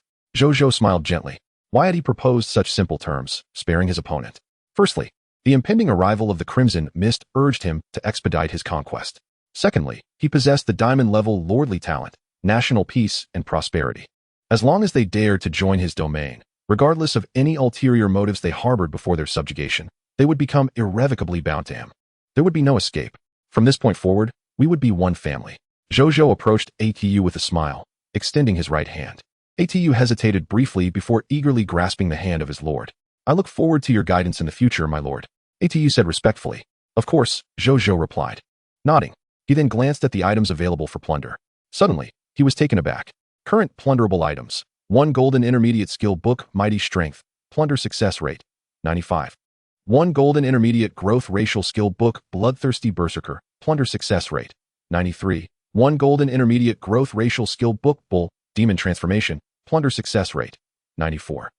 1 silver level statue of the ancestors of the Blue Star humans, plunder success rate, 91. 2 black iron level lordly talent crystal fragments, plunder success rate, 90. Could this truly be the case? Zhou Zhou's gaze fixated on the inscription of the statue of the ancestors of the Blue Star humans. Suddenly, realization dawned upon him. Zhao Changshou must have completed the construction of the Grand Temple.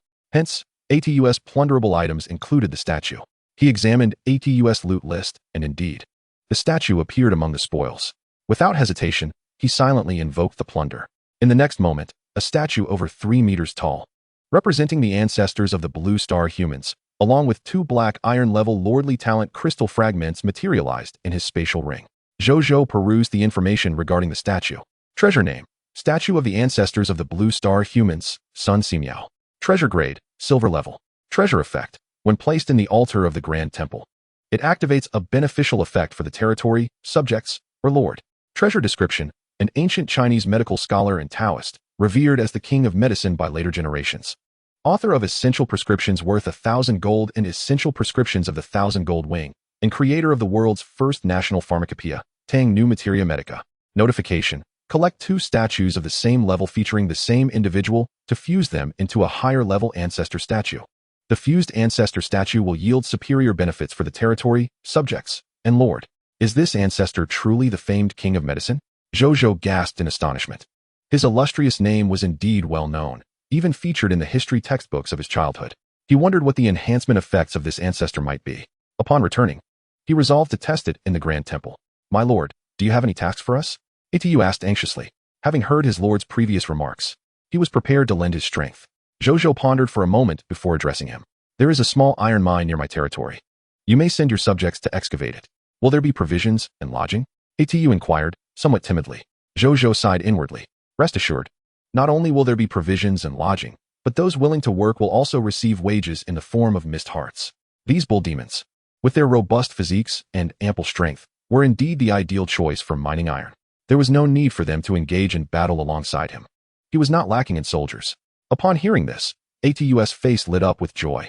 Though he was immensely powerful, however, his governance over the territory was rather lacking, compounded by the fact that they resided in the desolate Thorn Dunes, a place bereft of resources. Consequently, he and his subjects, the bull demon folk, found themselves in a state of poverty. Most days, he led his people to Fish Spring Town to engage in menial labor, just to scrape by and sustain their lives. Some had once recognized their strength and sought to hire them as enforcers. Yet, his subjects resolutely declined. The reason they had ventured to settle in such a barren land was to escape the ravages of war, to live a life free from the dread of losing their lives. Under such circumstances, how could they ever agree to such employment? This resulted in their formidable strength being overshadowed by their arduous existence. At that moment, Atu suddenly felt that being a subject under a lord was not so bad after all. At least there would be a steady job available. By the way, your subjects could work at the mini iron mine, but with your strength, you need not go there. Instead, follow me into battle, Zhou Zhou suggested. He had little regard for the average bull demon, but he certainly would not let slip the opportunity to have a formidable fighter of this caliber on his side. Yes, my lord, Atu replied, his expression stiffening before he forced a smile of acquiescence. Zhou Zhou ignored his demeanor and subsequently handed Atu a map of the surrounding area, indicating the location of Radiant Sun City. As the evening drew near, he took his leave and swiftly led his army back towards Sandgold City. Upon returning to Sandgold City, the night had fully descended, and a crimson mist began to envelop the sky. Zhou Zhou instructed Bai Yun and the others to have the Legion rest temporarily in Sandgold City for the night, ordering them to return to Radiant Sun City by 4 a.m. the following morning. Bai Yun and the others promptly accepted their orders. Not wasting any time, Zhou Zhou utilized a return spell to teleport back to Radiant Sun City.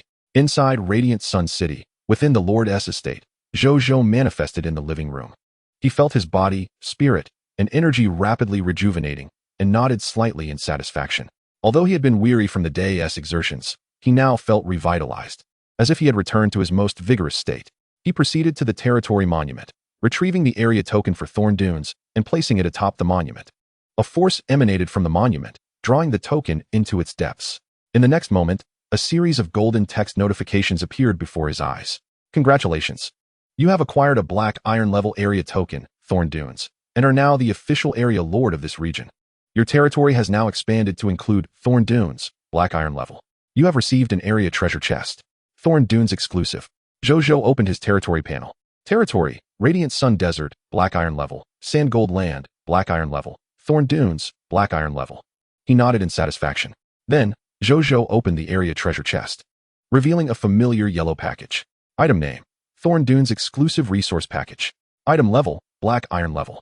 Item effect. Upon opening, you will receive 50,000 units of stone, 50,000 units of wood, 50,000 units of metal, 50,000 units of fine sand, and 100 copies of the Unranked Sand Corps Summoner Job Change Certificate. Item description, a black iron level area exclusive resource package. Upon opening, it grants a substantial amount of basic resources along with some area-specific resources. Zhou Zhou felt a tinge of disappointment. Wasn't this identical to the contents of the treasure chest from Radiant Sun Desert? The only difference being that the sand crystal had been replaced with a Sand Corps Summoner Job Change Certificate. Shaking his head, he realized that treasures like the Stone Demon Nest were likely unique occurrences. After using the package, he took out the bronze-level Crimson Lord Talent Sphere, eager to discover what this bronze-level Lord Talent entailed. As he peered into it, a text prompt appeared. Would you like to purify? Yes, Zhou Zhou replied. In the next instant, a golden light briefly flashed across the Crimson Lord Talent Sphere, after which its information transformed. Item name, Lord Talent Sphere, 10 Divine Blessings. Blessing of the War God. Item grade, Bronze level. Item effect, upon absorption, the Lord will possess a Bronze level Lord Talent, 10 Divine Blessings. Blessing of the War God. Item description, a Lord Talent Sphere purified by the Supreme Will, upon absorption. It grants a Bronze level Lord Talent, 10 Divine Blessings. Zhou Zhou furrowed his brow, recalling that he had heard about this talent from other lords. However, the 10 divine blessings he had heard of pertained to the blessings of the gods of wisdom, creation, and life, and the levels of blessings varied among different lords. His own was bronze level, while he had heard that the highest was the diamond-level blessing of the god of creation, which purportedly significantly increased the breakthrough speed of life professionals and had a certain probability of developing new life professional items. It seemed that the individual he had heard of had joined the military-industrial alliance and had become an influential figure there. Zhou Zhou pondered. Since it was the 10 divine blessings, there were probably 6 other deities remaining. However, he was unaware of their identities. Soon, Zhou Zhou decided not to dwell on it further and chose to absorb the talent. In the next moment, the bronze-level Lord Talent Sphere transformed into countless bronze-colored light particles. Flooding into his forehead, Zhou Zhou closed his eyes. Moments later, he opened them and immediately checked his personal Lord information. He noticed that his Lord Talents had been updated once again. Lord Talent, 100 drop rate, mythical level unique, Gnome Alchemy Workshop, bronze level, Monster Ranch, silver level, Rebellion, bronze level, National Stability, diamond level. Return Home, black iron level, Mysterious Merchant Caravan, gold level, Thief Stealing Gloves, legendary level, 10 divine blessings, Blessing of the War God, bronze level. The 9th Lord Talent. Zhou Zhou nodded in satisfaction and promptly opened the detailed information of this talent. Lord Talent, 10 divine blessings, Blessing of the War God, bronze level. 10 divine blessings, Blessing of the War God, bestowed upon you and your military units by the War God, one of the 10 deities under the supreme will. After vanquishing enemies, you and your subordinates will receive an additional 200 promotion energy. Zhou Zhou, upon reading this, widened his eyes in astonishment. Is this the talent of a bronze-level lord? An extra 200 promotion energy implies that the energy yield from each battle would triple. This effectively means that both he and his troops would experience a staggering 300 increase in their strength enhancement speed. For the lords of the supreme continent, no external means can rival the paramount importance of sheer power.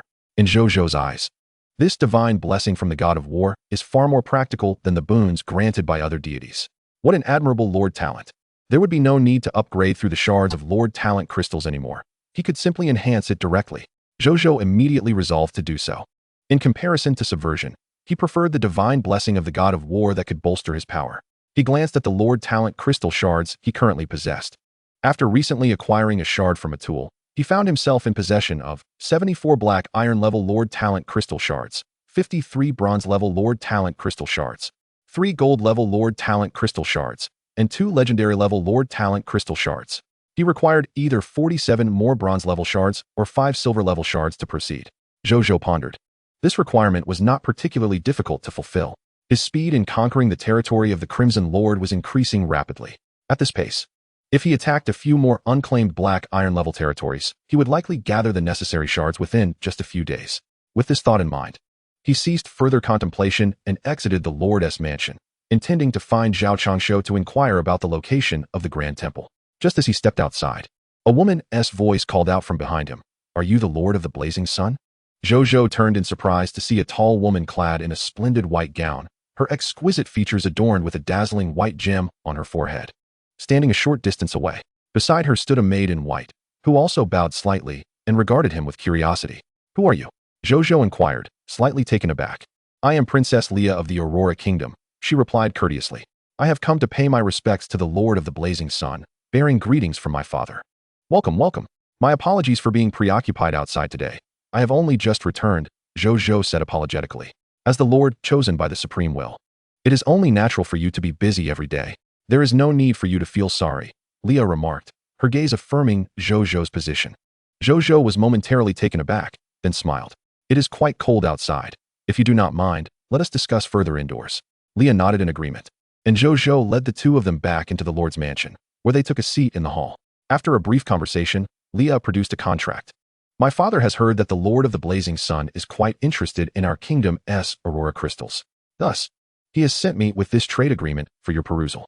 With this contract, you may purchase Aurora crystals of gold level and below from any gold level or higher territory within the Aurora Kingdom." After she finished speaking, she quickly added, "It is not that my father is unwilling to sell higher quality Aurora crystals. As you are aware, the chances of extracting items from the dead in our supreme continent are exceedingly low. Typically, only the Heart of Mist is guaranteed to be retrieved, while most other items are not. The same applies to Aurora crystals. Moreover, our Aurora Kingdom can only construct Aurora towers up to platinum level, making gold level and above platinum Aurora crystals extremely rare and precious resources for us. We need these to contend with the Tan Kingdom, which is why we cannot sell platinum level Aurora crystals to you." Zhou Zhou nodded thoughtfully. He recalled that the drop rate for platinum-level aurora crystals was 10, meaning that only one would drop for every 10 slain platinum-level aurora beings. The Aurora Kingdom relies on these platinum-level aurora crystals to fortify its defenses with aurora towers. The consumption of these crystals is unimaginable. Thus, he found no fault in their reluctance to part with platinum-level aurora crystals. There is no need for you to feel this way, Princess. The drop rate for aurora crystals is indeed low. Should the Aurora Kingdom require any assistance regarding aurora crystals in the future, do not hesitate to seek my help. Perhaps I can be of service, Zhou Zhou offered. Before this king of spoils, the low drop rate of platinum-level aurora crystals seemed trivial. He could readily extract diamond-level aurora crystals for them. Upon hearing Zhou Zhou's words, Leah looked at him, bewildered. Seek your assistance? But are you not the one in need of the aurora crystal trade rights? Faced with the confusion in her eyes, Zhou Zhou wore a mysterious smile. Normally, he would not express such willingness to help. However, this princess had approached him with goodwill, and her demeanor and etiquette made him feel quite at ease. One good turn deserves another, he thought, and thus he was inclined to reciprocate her kindness. Although Leah did not fully grasp the nature of Zhou Zhou's offer of assistance, she sensed the goodwill in his words, which brought a smile to her face. In addition to the trade of aurora crystals, my father has also granted you the opportunity to make a request, as long as it is within my father's capacity. You may present it, Leah continued. I shall need time to deliberate on this generous offer from His Majesty, Zhou Zhou replied after a moment of contemplation. Unable to think of a request. Very well. I shall remain within your territory for 3 days. When you have decided, you can inform me, Leah said. Zhou Zhou nodded in agreement. The two engaged in pleasant conversation for a while longer before Leah excused herself, citing the lateness of the hour and the need to avoid further disturbance, and departed with her maid. Zhou Zhou saw her off outside the mansion before turning his attention to finding Zhao Changshu. Chapter 146. Ancestral Augmentation. The Golden Prescription. When Zhou Zhou found Zhao Changshu, the latter was engaged in conversation with a young man. Upon noticing Zhou Zhou's presence, Zhao Changshu immediately stood and saluted. The young man beside him, realizing the situation, promptly rose and bowed to Zhou Zhou, his eyes sparkling with excitement. Who is this? Zhou Zhou inquired, nodding in acknowledgement before turning his gaze to the young man. This is Lvu, my apprentice. He has just pledged his allegiance to us at Sunshine City today. At the time, the Lord was absent, so I consulted with Elder Zhang and took him in. My apprentice possesses considerable talent and potential. He may very well become a pillar of our territory in the future, Zhao Changshu explained with a smile. Ah, so you are Elder Zhao's apprentice. Welcome to Sunshine City. Zhou Zhou replied warmly. Greetings, my lord. I have long heard of you and your domain, and I am thrilled to finally meet you today, Lvu exclaimed, brimming with enthusiasm. He had just been conversing with his mentor and learned from Zhao Changshu that his teacher had not only surpassed his previous potential limits, but had also ascended to the rank of a lower-tier diamond architect. Such a level of architect is virtually unparalleled throughout the Aurora Kingdom. As his disciple, Lvu was acutely aware of his mentor's aspirations and the immense difficulty of achieving them. After all, his teacher had pursued this goal for decades. He could hardly believe that the Lord standing before him had accomplished this feat in just a matter of days. Moreover, according to his mentor, the remarkable achievements of their Lord extended far beyond this singular accomplishment. Zhao Changshu had refrained from elaborating further. Yet this did not diminish Lvu's admiration for the yet unmet Zhou Zhou, coupled with Zhou Zhou's commendable appearance and his renowned reputation. It was no wonder that Lvu was so visibly excited upon meeting him. Is this young man a bit of a fan? Zhou Zhou mused, surprised by the expression on Lvu's face. Upon inspecting Lvu's attributes, a smile broke across his own. This young man was indeed a lower-tier platinum architect, with potential equivalent to that of Zhao Changshu's upper-tier platinum. Additionally, considering Lvu's youth, it was clear that Elder Zhao had an eye for talent. Zhou Zhou realized that Lvu must be one of the legendary talents attracted by the territory's recent upgrades. After a brief exchange, Zhou Zhou shifted the conversation to the matter at hand. Elder Zhao, the ancestral temple should be completed by now. Please take me to see it. I was just about to mention this to you, my lord. Please follow me, Zhao Changshu replied, rising to lead the way while Zhou Zhou followed closely behind. Lvu, not receiving any cues from the two, did not follow suit. Moments later, they arrived at the ancestral temple. Zhou Zhou gazed at the structure before him, and the architectural prompt swiftly appeared, resembling the design outlined in the temple's blueprints almost perfectly. The only difference was that the building's level had changed from special to special lower-tier silver. And 2 new columns appeared, the current ancestral statues and the current ancestral augmentation effects. However, both were marked as unavailable at that moment. Zhao Changshu began to explain. This ancestral temple covers an area of approximately 390 square kilometers, measuring 47 meters in length from north to south and 29 meters from east to west. It has 3 layers of walls, all of which are adorned with yellow glazed tiles atop red walls, as per the blueprint specifications. The internal structure faces south, with the main hall of the temple housing an altar for ancestral worship. However, as there are no ancestral statues present at the moment, the altar is temporarily unoccupied. Furthermore, the temple's building level corresponds with that of our territory. As the territory's level rises, so too will the temple's level, allowing for an increasing number of ancestral statues to be enshrined. Currently, our territory is at lower tier silver, permitting only 3 altars. When Sunshine City ascends to a gold-level territory, the number of altars in the main hall will increase once more, Zhao Changshu elaborated. Zhou Zhou nodded, and the two entered the ancestral temple, traversing through the 3 layers of walls until they reached the main hall. Upon entering, Zhou Zhou beheld 3 towering red altars, each standing 5 to 6 meters high, neatly arranged on the offering platform. Below the altars were incense burners, red strings, copper coins, and other offerings, filling the air with a faint scent of sandalwood that brought a sense of tranquility. With a wave of his right hand, Zhou Zhou summoned the ancestral statue of Sun Simiao before him. Without calling for assistance, he reverently and carefully lifted the statue, placing it in the first altar on the left. As he set Sun Simiao's statue down, he immediately sensed a faint tremor reverberate through the temple. This tremor was subtle, perceptible only to him. As he bore the bloodline of the chaos human race, Zhao Changshu remained oblivious. At that moment, an ancient and solemn voice echoed in his mind. A physician must not rely solely on their own strengths, but should devote themselves to alleviating the suffering of others. Is this the voice of my ancestor Sun Simiao? Zhou Zhou was taken aback. Just then, a new text prompt appeared. You have placed a silver-tier blue star human ancestor statue, Sun Simiao, in the ancestral temple altar, activating the exclusive ancestral augmentation effect, the golden prescription. The current ancestral statue enshrined has been updated. The current ancestral augmentation effect has been updated. In the next instant, an ancient, yellowed tome materialized before him. Zhou Zhou instinctively reached out to grasp it, and a text prompt emerged. Item name, the golden prescription. Item tier, silver. Effect 1. All medical-related professionals within the territory have a chance to gain deeper insights into medical theories after healing injuries, increasing their breakthrough probability by 5. Effect 2. When a medical professional holding the golden prescription encounters difficult cases, there is a chance they will receive hints from the blue star human ancestor Sun Simiao. Item description. Life is of utmost importance, worth more than gold. To save a life is a virtue beyond compare. Note: this item is exclusive to the ancestral temple and cannot be worn down, lost, or destroyed. This ancestral augmentation effect is incredibly powerful. Zhou Zhou gazed upon the wondrous artifact, astonished. The first effect promised to significantly enhance the probability of breakthroughs for medical practitioners within the territory. The second effect was even more remarkable, as it entailed direct guidance from the esteemed ancestor, Sun Simiao. And this was merely the silver-tier effect of the Qianjin Yaofang. What, then, might the higher-tier effects entail? He pondered whether there existed any means to acquire a statue of the same ancestor. Unable to reach a conclusion, he chose to set aside his musings. After a moment of contemplation, he summoned Bai Yuejing. How may I serve you, my lord? Bai Yuejing inquired respectfully upon his arrival. Zhou Zhou remained silent, first casting a glance at his loyalty level. To his satisfaction, it had risen from 85 to 89 within just a day, indicating a substantial acknowledgement of both his leadership and the grandeur of Qiaoyang City. With a sense of relief, Zhou Zhou entrusted the Qianjin Yaofang to Bai Yuejing, explaining its invaluable effects. This treasure is far too precious. What merit do I possess to wield it? Bai Yuejing exclaimed in shock.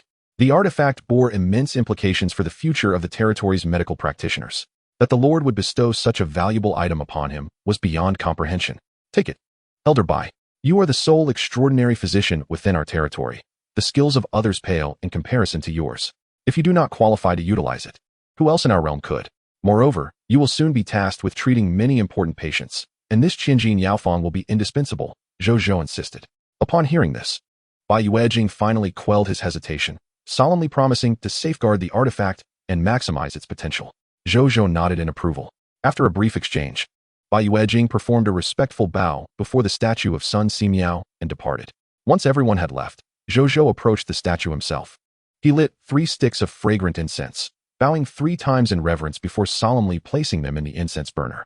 I hope, esteemed ancestor, that you shall bless Qiaoyang City, guiding us through the trials of the realm's competing lords, he prayed. Without lingering, he turned and exited the grand temple. In the Lord's manor, Zhou Zhou had just returned when he heard Wu Tu requesting an audience outside. He promptly granted entrance.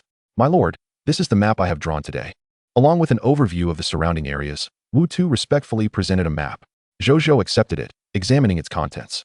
The map bore similarities to the one from the previous day, yet it included several newly explored territories. For instance, the previously unknown northern area had been identified as the Silver Tier region of Mingguang Town, with the Golden Tier region of Liang City located directly north of it. Both regions fell under the jurisdiction of the Aurora Kingdom. Zhou Zhou raised an eyebrow. It seems a visit to Liang City is in order. With the recently acquired Aurora Crystal trade contract, he could purchase some Golden Tier Aurora Crystals, enabling him to upgrade all the Bronze Tier Aurora Towers in his territory to Golden Tier. At that point, even if Diamond Tier powerhouses dared to invade Xiaoyang City, he could assure that they would not return unscathed. His gaze shifted to other areas. The regions north of Liang City and west of Yichuan Town were also territories under the Aurora Kingdom. To the east of the former Thorny Dunes lay 2 Bronze Tier regions and 1 Silver Tier region. Furthermore, on either side of the Sandstorm Forbidden Zone and directly south of the Verdant Fields, there were a Black Iron Tier region, 2 Bronze Tier regions, and 1 Silver Tier region. Farther afield, one could find the Golden Tier region of Yiming Town belonging to the Tan Kingdom. From that point southward, the territory transitioned into the influence of the Scarlet Kingdom and the Tan Kingdom. Currently, the Aurora Kingdom could be perceived as an ally, and given their considerable strength, it would be unwise to provoke them. The Tan Kingdom, having contended with the Aurora Kingdom for centuries, likely possessed a power comparable to that of the latter, thus remaining beyond his immediate concerns. Therefore, he could only contemplate action against the 7 territorial regions to the east of the Thorny Dunes and south of the Sandstorm Forbidden Zone. Zhou Zhou mused. The Sandstorm Forbidden Zone poses a dilemma. If the issue of troop passage cannot be resolved, I will have no choice but to expand my territory eastward of the Thorny Dunes. His brow furrowed. For a lord, being restricted in his avenues of attack was far from ideal. After a period of contemplation, he suddenly thought of Lu Rui and her companions. As adventurers, they might glean additional insights regarding the Sandstorm Forbidden Zone from local adventurers, perhaps uncovering alternative methods of approach. Without hesitation, Zhou Zhou summoned Zhang Lanqing. After Lu Rui and her party had returned to Qiaoyang City with his forces, they had only stayed for a day before departing to prepare for the establishment of their adventurer group, leaving behind Zhang Lanqing to facilitate communication between Zhou Zhou and Lu Rui. It seemed this arrangement would prove beneficial now. Before long, Zhang Lanqing arrived.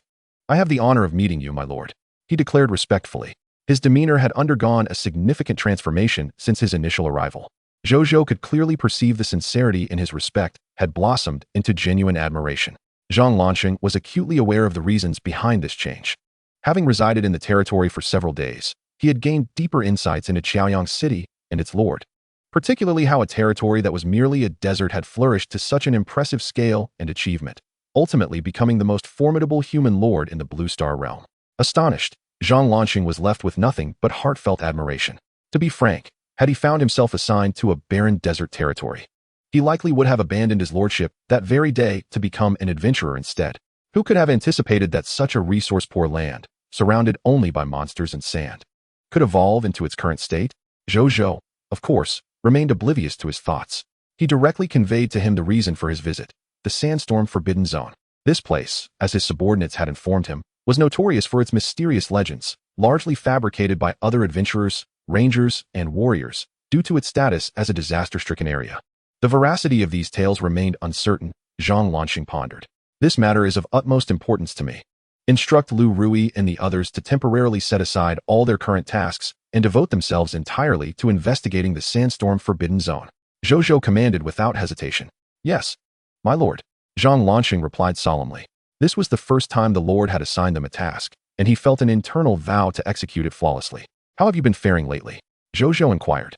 "With the 5,000 Black Iron level mist hearts provided by you, Captain Lu has successfully established our Adventurers Guild, named the Spark Adventurers Guild. The name subtly implies that we are the official Adventurers Guild of Jiayang City. However, this information is known only to us founders and has not been publicly disclosed, as the official guild may face certain obstacles in pursuing particular matters, while a private Adventurers Guild can more easily engage with such affairs. Additionally, we have recruited a number of Black Iron and Bronze level members, bringing our current total to 50 members. Zhang Lanqing reported respectfully. Zhou Zhou nodded, particularly pleased with the name Spark Adventurers Guild and their self-identification. After a moment's contemplation, he retrieved 500 bronze-level mist hearts. 100 class change certificates, and 50 necromancer class change certificates from his spatial ring and handed them over.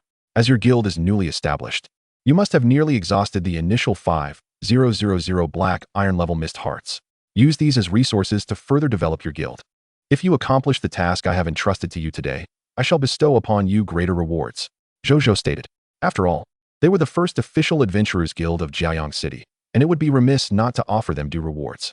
Had he not been concerned about their inadequate strength to accept more significant rewards, Zhou Zhou would have considered providing them with gold-level mist hearts. Thank you, my lord, Zhang Lanxing exclaimed, astonished. Zhou Zhou nodded. After exchanging a few more words, Zhang Lanxing departed with the items. Zhou Zhou then summoned the intermediate gold-level warrior, Luo Feng. Senior Luo, I have a matter I wish to entrust to you, Zhou Zhou said. He proceeded to inform him about the Spark Adventurers Guild. Being newly established, they may still be unfamiliar with certain matters and protocols. Therefore, I would like to request your discreet protection for them for a while. Should they inadvertently find themselves in dire straits, I hope you will assist them if possible. Of course, if the circumstances are not overly perilous. Allowing them to face some challenges for experience would also be beneficial, Zhou Zhou added courteously. This task is simple. In my youth, I joined numerous adventurers guilds. After becoming a wanted criminal, I have witnessed the darker side of this world in considerable detail. You can rest assured, my lord, I will handle this matter. Luo Feng replied with confidence, bordering on arrogance. Zhou Zhou nodded, and seeing that the discussion had concluded, Luo Feng took his leave. Zhou Zhou contemplated what other matters remained unattended. Soon, he recalled something he had nearly forgotten. Let us give it a try. He opened his friend list and entered the title of the military industrial lord in the friend request section.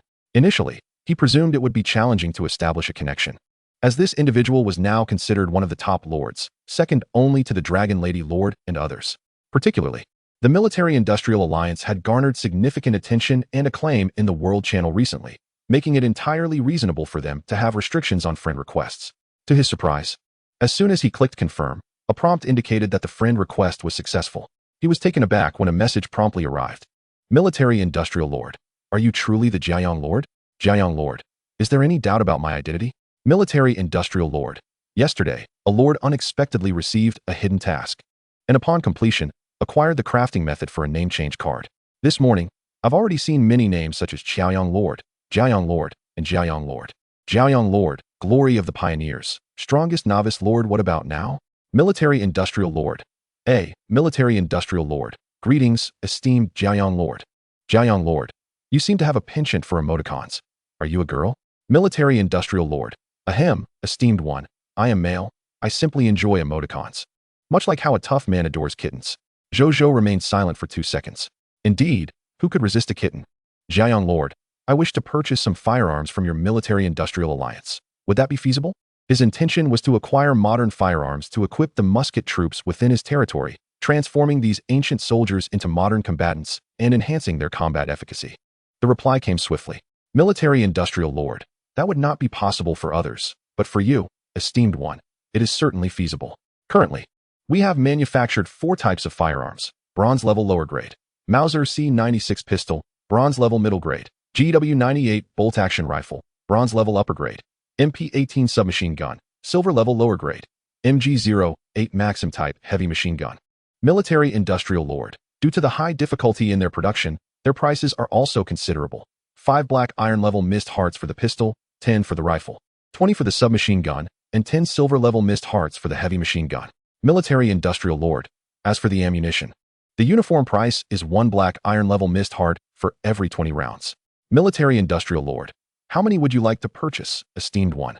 Jiayang Lord, have these firearms received the recognition of the Supreme Will? Military-industrial lord, indeed, the classifications I mentioned are not arbitrary. They represent the automatic equipment information displayed upon the firearm's completion. Zhou Zhou pondered thoughtfully. As a semi-enthusiast of military affairs, he had a slight understanding of these firearms. They were all weapons from World War I. The craftsmanship is remarkably simple and cost-effective. I never anticipated that such ancient firearms could be categorized as bronze or even silver grade in the Supreme Continent. What, then, of true modern weaponry, or even futuristic arms? It appears that the weapons of technological civilization should not be underestimated in the Supreme Continent. They certainly hold their own status there. After a moment of contemplation, he began to type a response. Lord of the Radiant Sun, 50 units of each firearm, and additionally, I require 100,000 rounds of ammunition for each type. with 1 million rounds for the Maxim specifically. Though there are only 18 musketeers in his territory, ammunition is consumed rapidly on the battlefield. A single skirmish can easily deplete thousands of rounds, regardless of troop numbers. By procuring such an extensive supply of firearms and ammunition, he should be well-stocked for the foreseeable future. Military-industrial lord, impressive indeed. Lord of the Radiant Sun, let us proceed with the trade once you are prepared. Military-industrial lord, understood. A moment later, the military-industrial lord initiated the transaction. Zhou Zhou produced 6, 500 black iron-grade aurora crystals, 1, 750 bronze-grade aurora crystals, and 500 silver-grade aurora crystals for trade. For him, these Heart of Mist crystals were inconsequential. After all, he possessed over 16 million black iron-grade crystals alone, along with a considerable stock of others. In no time, 200 firearms and 130,000 rounds of 4 different types of ammunition appeared in Zhou Zhou's spatial ring. He took out one of each firearm to examine their details. Equipment name: Mauser C96 pistol, equipment grade, lower bronze, magazine capacity, 10 rounds, muzzle velocity, 850 ms, bullet specification, 7.63 by 25 millimeters, effective range, 300 m, killing power, lower bronze. The attributes of the equipment have changed? And why is the muzzle velocity and effective range so astonishing? Having just reviewed the pistol's attributes, Zhou Zhou was immediately taken aback. While the name of this gun might be unfamiliar to some in his homeland, it is known by several colloquial names, such as the broom handle, broomstick, or box cannon. It has a high appearance rate in television series, making Zhou Zhou more acquainted with it than other firearms. Based on his knowledge, its firing speed and effective range are at least double that of the original. Is this due to the materials used in its manufacture? Or have they developed more advanced techniques for producing handguns? Zhou Zhou pondered. If it is the latter, then this military-industrial alliance should not be underestimated. He dismissed further thoughts. Why ponder so much? Focusing on his own development is of paramount importance. If he can thrive, he will truly be invincible. He then looked at the attributes of the other 3 firearms. Equipment name: GW98 bolt-action rifle. Equipment grade: middle bronze. Magazine capacity: 5 rounds. Muzzle velocity: 1,756 ms. Bullet specification: 9 by 19 millimeters. Effective range: 300 m. Killing power: upper bronze. This rifle is also quite renowned. Colloquially referred to as Hanyang, made in his homeland, and is the predecessor to the Kar 98K. Upon inspection, he found its muzzle velocity and effective range to be likewise doubled compared to the original version. Next, he examined another firearm. Equipment name: MP18 submachine gun. Equipment grade: upper bronze. Magazine capacity: 32 rounds. Muzzle velocity: 760 ms. Bullet specification: 9 by 19 millimeters. Effective range: 300 m. Killing power: upper bronze. The MP18, the progenitor of submachine guns in the history of the Blue Star human race, known back home as the Flower Machine. Finally, he looked at the last firearm, the only silver-grade weapon. Equipment name: MG08 Maxim machine gun. Equipment grade: lower silver. Magazine capacity: 250 rounds. Muzzle velocity: 1,800 ms. Bullet specification: 7.62 by 57 millimeters. Effective range: 4,000 m. Killing power: upper bronze. In terms of muzzle velocity, effective range, and magazine capacity, it far surpasses the previous 3 firearms, truly worthy of its silver-grade classification. Zhou Zhou marveled. Afterward, he conversed briefly with the military-industrial lord, who provided Zhou Zhou with several manuals on the operation of these firearms, and the two ceased their discussion. Zhou Zhou glanced at the world channel, noticing that the other lords were wide awake, engrossed in discussions about the upcoming multi-race lord battlefield event. After some contemplation, he opened the trading post and set up a transaction, listing 6,000 transfer certificates for 3 types of troop class changes and 8,000 skill books of black iron and bronze grades. He priced them at half of what they had fetched during the previous auction, as the auction prices had been artificially inflated. This price was closer to their true value. Furthermore, since these skill books were produced daily by the Monster Ranch, the current scale of the Radiant Sun Legion was insufficient to exhaust them all internally. Thus, it seemed prudent to sell a portion when the lords were most in need of such items, allowing him to earn additional Heart of Mist crystals. The lords on the World Channel quickly noticed Zhou Zhou's newly posted transaction, rapidly propelling it to the top of the browsing rankings. The Guardian is here. After an hour, Zhou Zhou opened his trading interface to find that all his items had been sold. He glanced at the results. Trading outcome: 15,560. 000 black iron Heart of Mist crystals. What a lucrative profit, Zhou Zhou mused. Once he confirmed that he had no other pressing matters, he He retreated to his bedroom to sleep. Chapter 149, the upcoming event. Summoning the subjects. The following day, just past 3 in the morning, in the master bedroom, Zhou Zhou awoke. For a brief moment, he felt disoriented, but he quickly focused his mind. Today marks the commencement of the multi-race Lord Battlefield event. Zhou Zhou took a deep breath and then opened the world channel. To his surprise, he discovered that the majority of lords were already awake, much like himself. The inaugural event for formal lords was about to commence, and he quivered with excitement and anticipation. Surely, it wasn't merely a scare tactic, was it? What was there to fear? It was just an event, not a trial for novice lords. It wasn't as though anyone could perish from it. He pondered whether participation in this event was mandatory. Given that it was the first event announced by the Supreme Will, the chances of evading it seemed rather slim. Currently, he commanded a mere 300 or so professionals, and he questioned whether he would be able to partake in this activity. What rewards awaited him? Which foreign race would he encounter on the battlefield? This lordly event would mark the first step towards his ascendance. Dragon Lady Lord, members of the Dragon Blood Alliance. Should any unusual occurrences arise, please report them immediately in the group. Overlord Lord, I wonder what the flesh and blood of the foreign races taste like. Undead Lord, it seems my undead army will soon welcome some foreign members. Zhou Zhou closed the world channel and slapped his face to invigorate himself. Rising from his bed, he quickly freshened up and stepped out of his residence, preparing to summon his new subjects for the day. As he exited, he spotted Leah and her maid standing a short distance away. Good morning, Zhou Zhou said, momentarily taken aback, before responding politely. Good morning, my lord. Leah replied with a gentle smile. As a princess, do you often rise this early? Zhou Zhou inquired curiously as he approached her. Not typically. On ordinary days, I would rise an hour or two later. However, I learned from others that today is significant for lords, so I couldn't resist waking early to see. Leah explained. Please do not take offense, my lord. Not at all. It's hardly a secret, Zhou Zhou chuckled. Leah nodded and then asked curiously. Will General Wu be returning soon? Zhou Zhou affirmed. It has been quite some time since I last saw him after his resignation.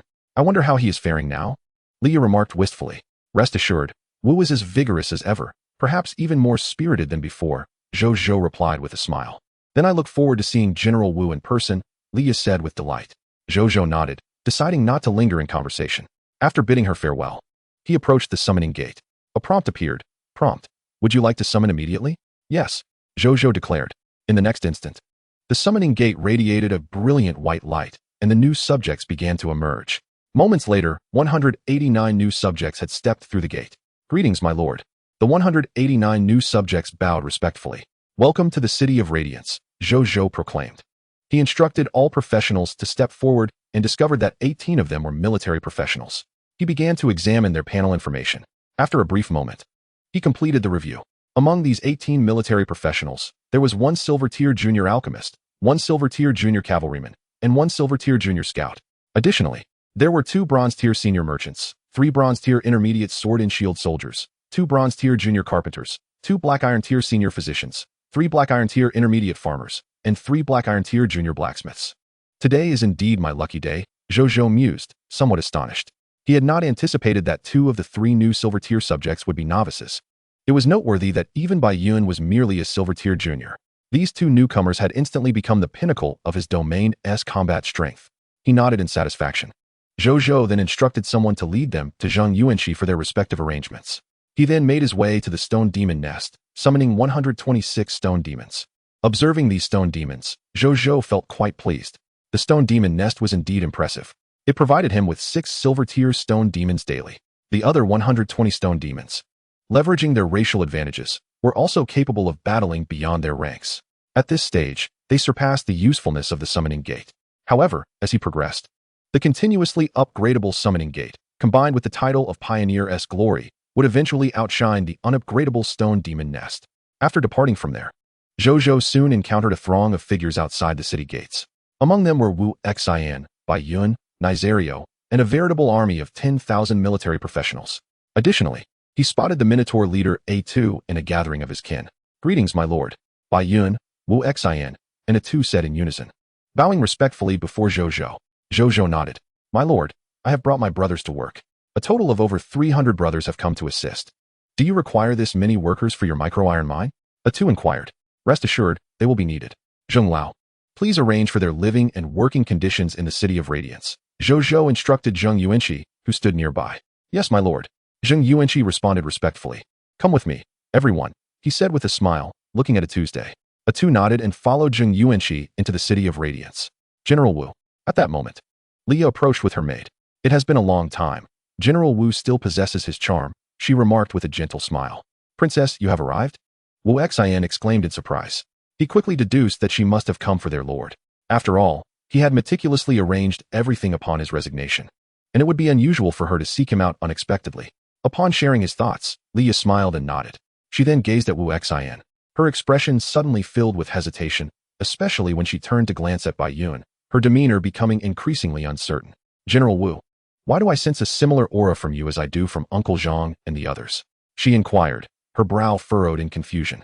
Oh, thanks to the benevolence of my lord, I have now, like your Uncle Zhang, become a hero, Wu Xian replied with a smile. Leah's mouth fell slightly agape. Become a hero? How is that possible? How long has it been since General Wu left the king? Not even half a month, I believe. How could one attain such a status in such a brief span of time? She quickly regained her composure. Congratulations, General Wu, on achieving your aspiration, she said, her voice trailing off as she hesitated to speak further. Ultimately, she remained silent, letting out a quiet sigh within her heart. According to General Wu, his heroic status likely stemmed from the lord at his side. Given her understanding of General Wu, it was probable that he would no longer return to the Aurora Kingdom to continue serving her father. Thus, there was little reason for her to persuade him otherwise, lest she inadvertently offend both General Wu and Lord Jiaoyang. This must be the esteemed Sir Bai Yunj, another hero of Jiaoyang City, thought Princess Leah. Recalling their previous encounter, she offered a slight bow. Your Highness is too kind, Bai Yun replied respectfully, her heart filled with myriad emotions. Before joining Jiaoyang City, she had been just an inconspicuous soldier. Who could have imagined that today she would earn the respect of a princess? Unable to resist glancing at Zhou Zhou, she quickly averted her gaze. Zhou Zhou, noticing her glance, gave it little thought. Bai Yun, General Wu. In 2 hours, a significant event will unfold in the territory. Time is of the essence, so let us not linger. We must head to the monster ranch, Zhou Zhou stated. Yes, my lord. Both responded solemnly. The trio, accompanied by 10,000 troops, hastened towards the monster ranch. Chapter 150, Silver Intermediate. Lord's a tribute panel. Before the monster ranch, Zhou Zhou and the others gazed upon the site. There stood 7 monster ranches, 5 of which had each nurtured 500 ranch monsters, totaling a staggering 500 beasts. Following the established protocol, Zhou Zhou instructed Nasrio to unleash its dragon's might to intimidate the ranch monsters, allowing the soldiers and Soul Reaper to commence their extermination. The soldiers executed their duties with fervor. Soul Reaper Maris had now ascended to bronze intermediate rank, with the ability to reap souls. It could effortlessly annihilate all bronze intermediate and below tier monsters in an instant. Zhou Zhou observed the kill notifications. Your subject Maris has slain a bronze intermediate sand cultist elite, gaining 20 ascension energy. Loot has been consolidated. Blessing of the war deity. Your subject Maris receives an additional 40 points of ascension energy. Zhou Zhou nodded in satisfaction. The blessing of the war deity was indeed gratifying. Slaying 1 monster felt akin to vanquishing 3. 5 minutes later, as nearly a third of the 500 ranch monsters lay slain, Zhou Zhou suddenly sensed a gentle energy manifesting in his heart, coursing throughout his body, enhancing both his physical and spiritual strength. A breakthrough. I have finally reached Silver Intermediate. He closed his eyes, immersing himself in the sensation of ascension. After a moment, he regained his awareness. Moments later, Soul Reaper Maris ascended to Bronze Advanced rank. Subsequently, Bai Yun also reached Silver Intermediate. In the ensuing time, many soldiers experienced similar elevations amidst the carnage, with a plethora of bronze and even silver-tier soldiers emerging. As the number of ranch monsters dwindled to just over 1,000, a mighty dragon's roar erupted. Nasrio soared into the sky, transmitting a wave of joy to Zhou Zhou. Simultaneously, torrents of fire element energy surged from all directions into its form, causing it to rapidly enlarge until it reached a height of 20 meters. After a while, the flow of fire element energy subsided, and Nazario's growth finally ceased. At that moment, Nasrio had ascended to Silver Advanced rank, now towering at an impressive 25 meters. In Blue Star, that was the height of 6 or 7 stories. It soared freely through the skies, embodying the violent beauty of a top-tier bloodline creature. To the onlookers, it was a sight to behold, especially for Leah, who had just arrived, and her accompanying maid, who were utterly captivated. Your Highness, it's a dragon. The maid, Yu Qiao, exclaimed, a mixture of fear and awe in her voice. A pure-blood dragon, Leah remarked, her eyes sparkling with wonder. After a long moment, she redirected her gaze towards Zhou Zhou, pondering. First, General Wu became a hero, and now he commands a pure-blood dragon. What other secrets does this lord possess? Zhou Zhou, too, felt a surge of emotion as he regarded Nasrio. Merely at silver intermediate, and Nasrio is already this formidable. Just imagine its might when it reaches the legendary tier. After a brief period, all 500 ranch monsters were vanquished.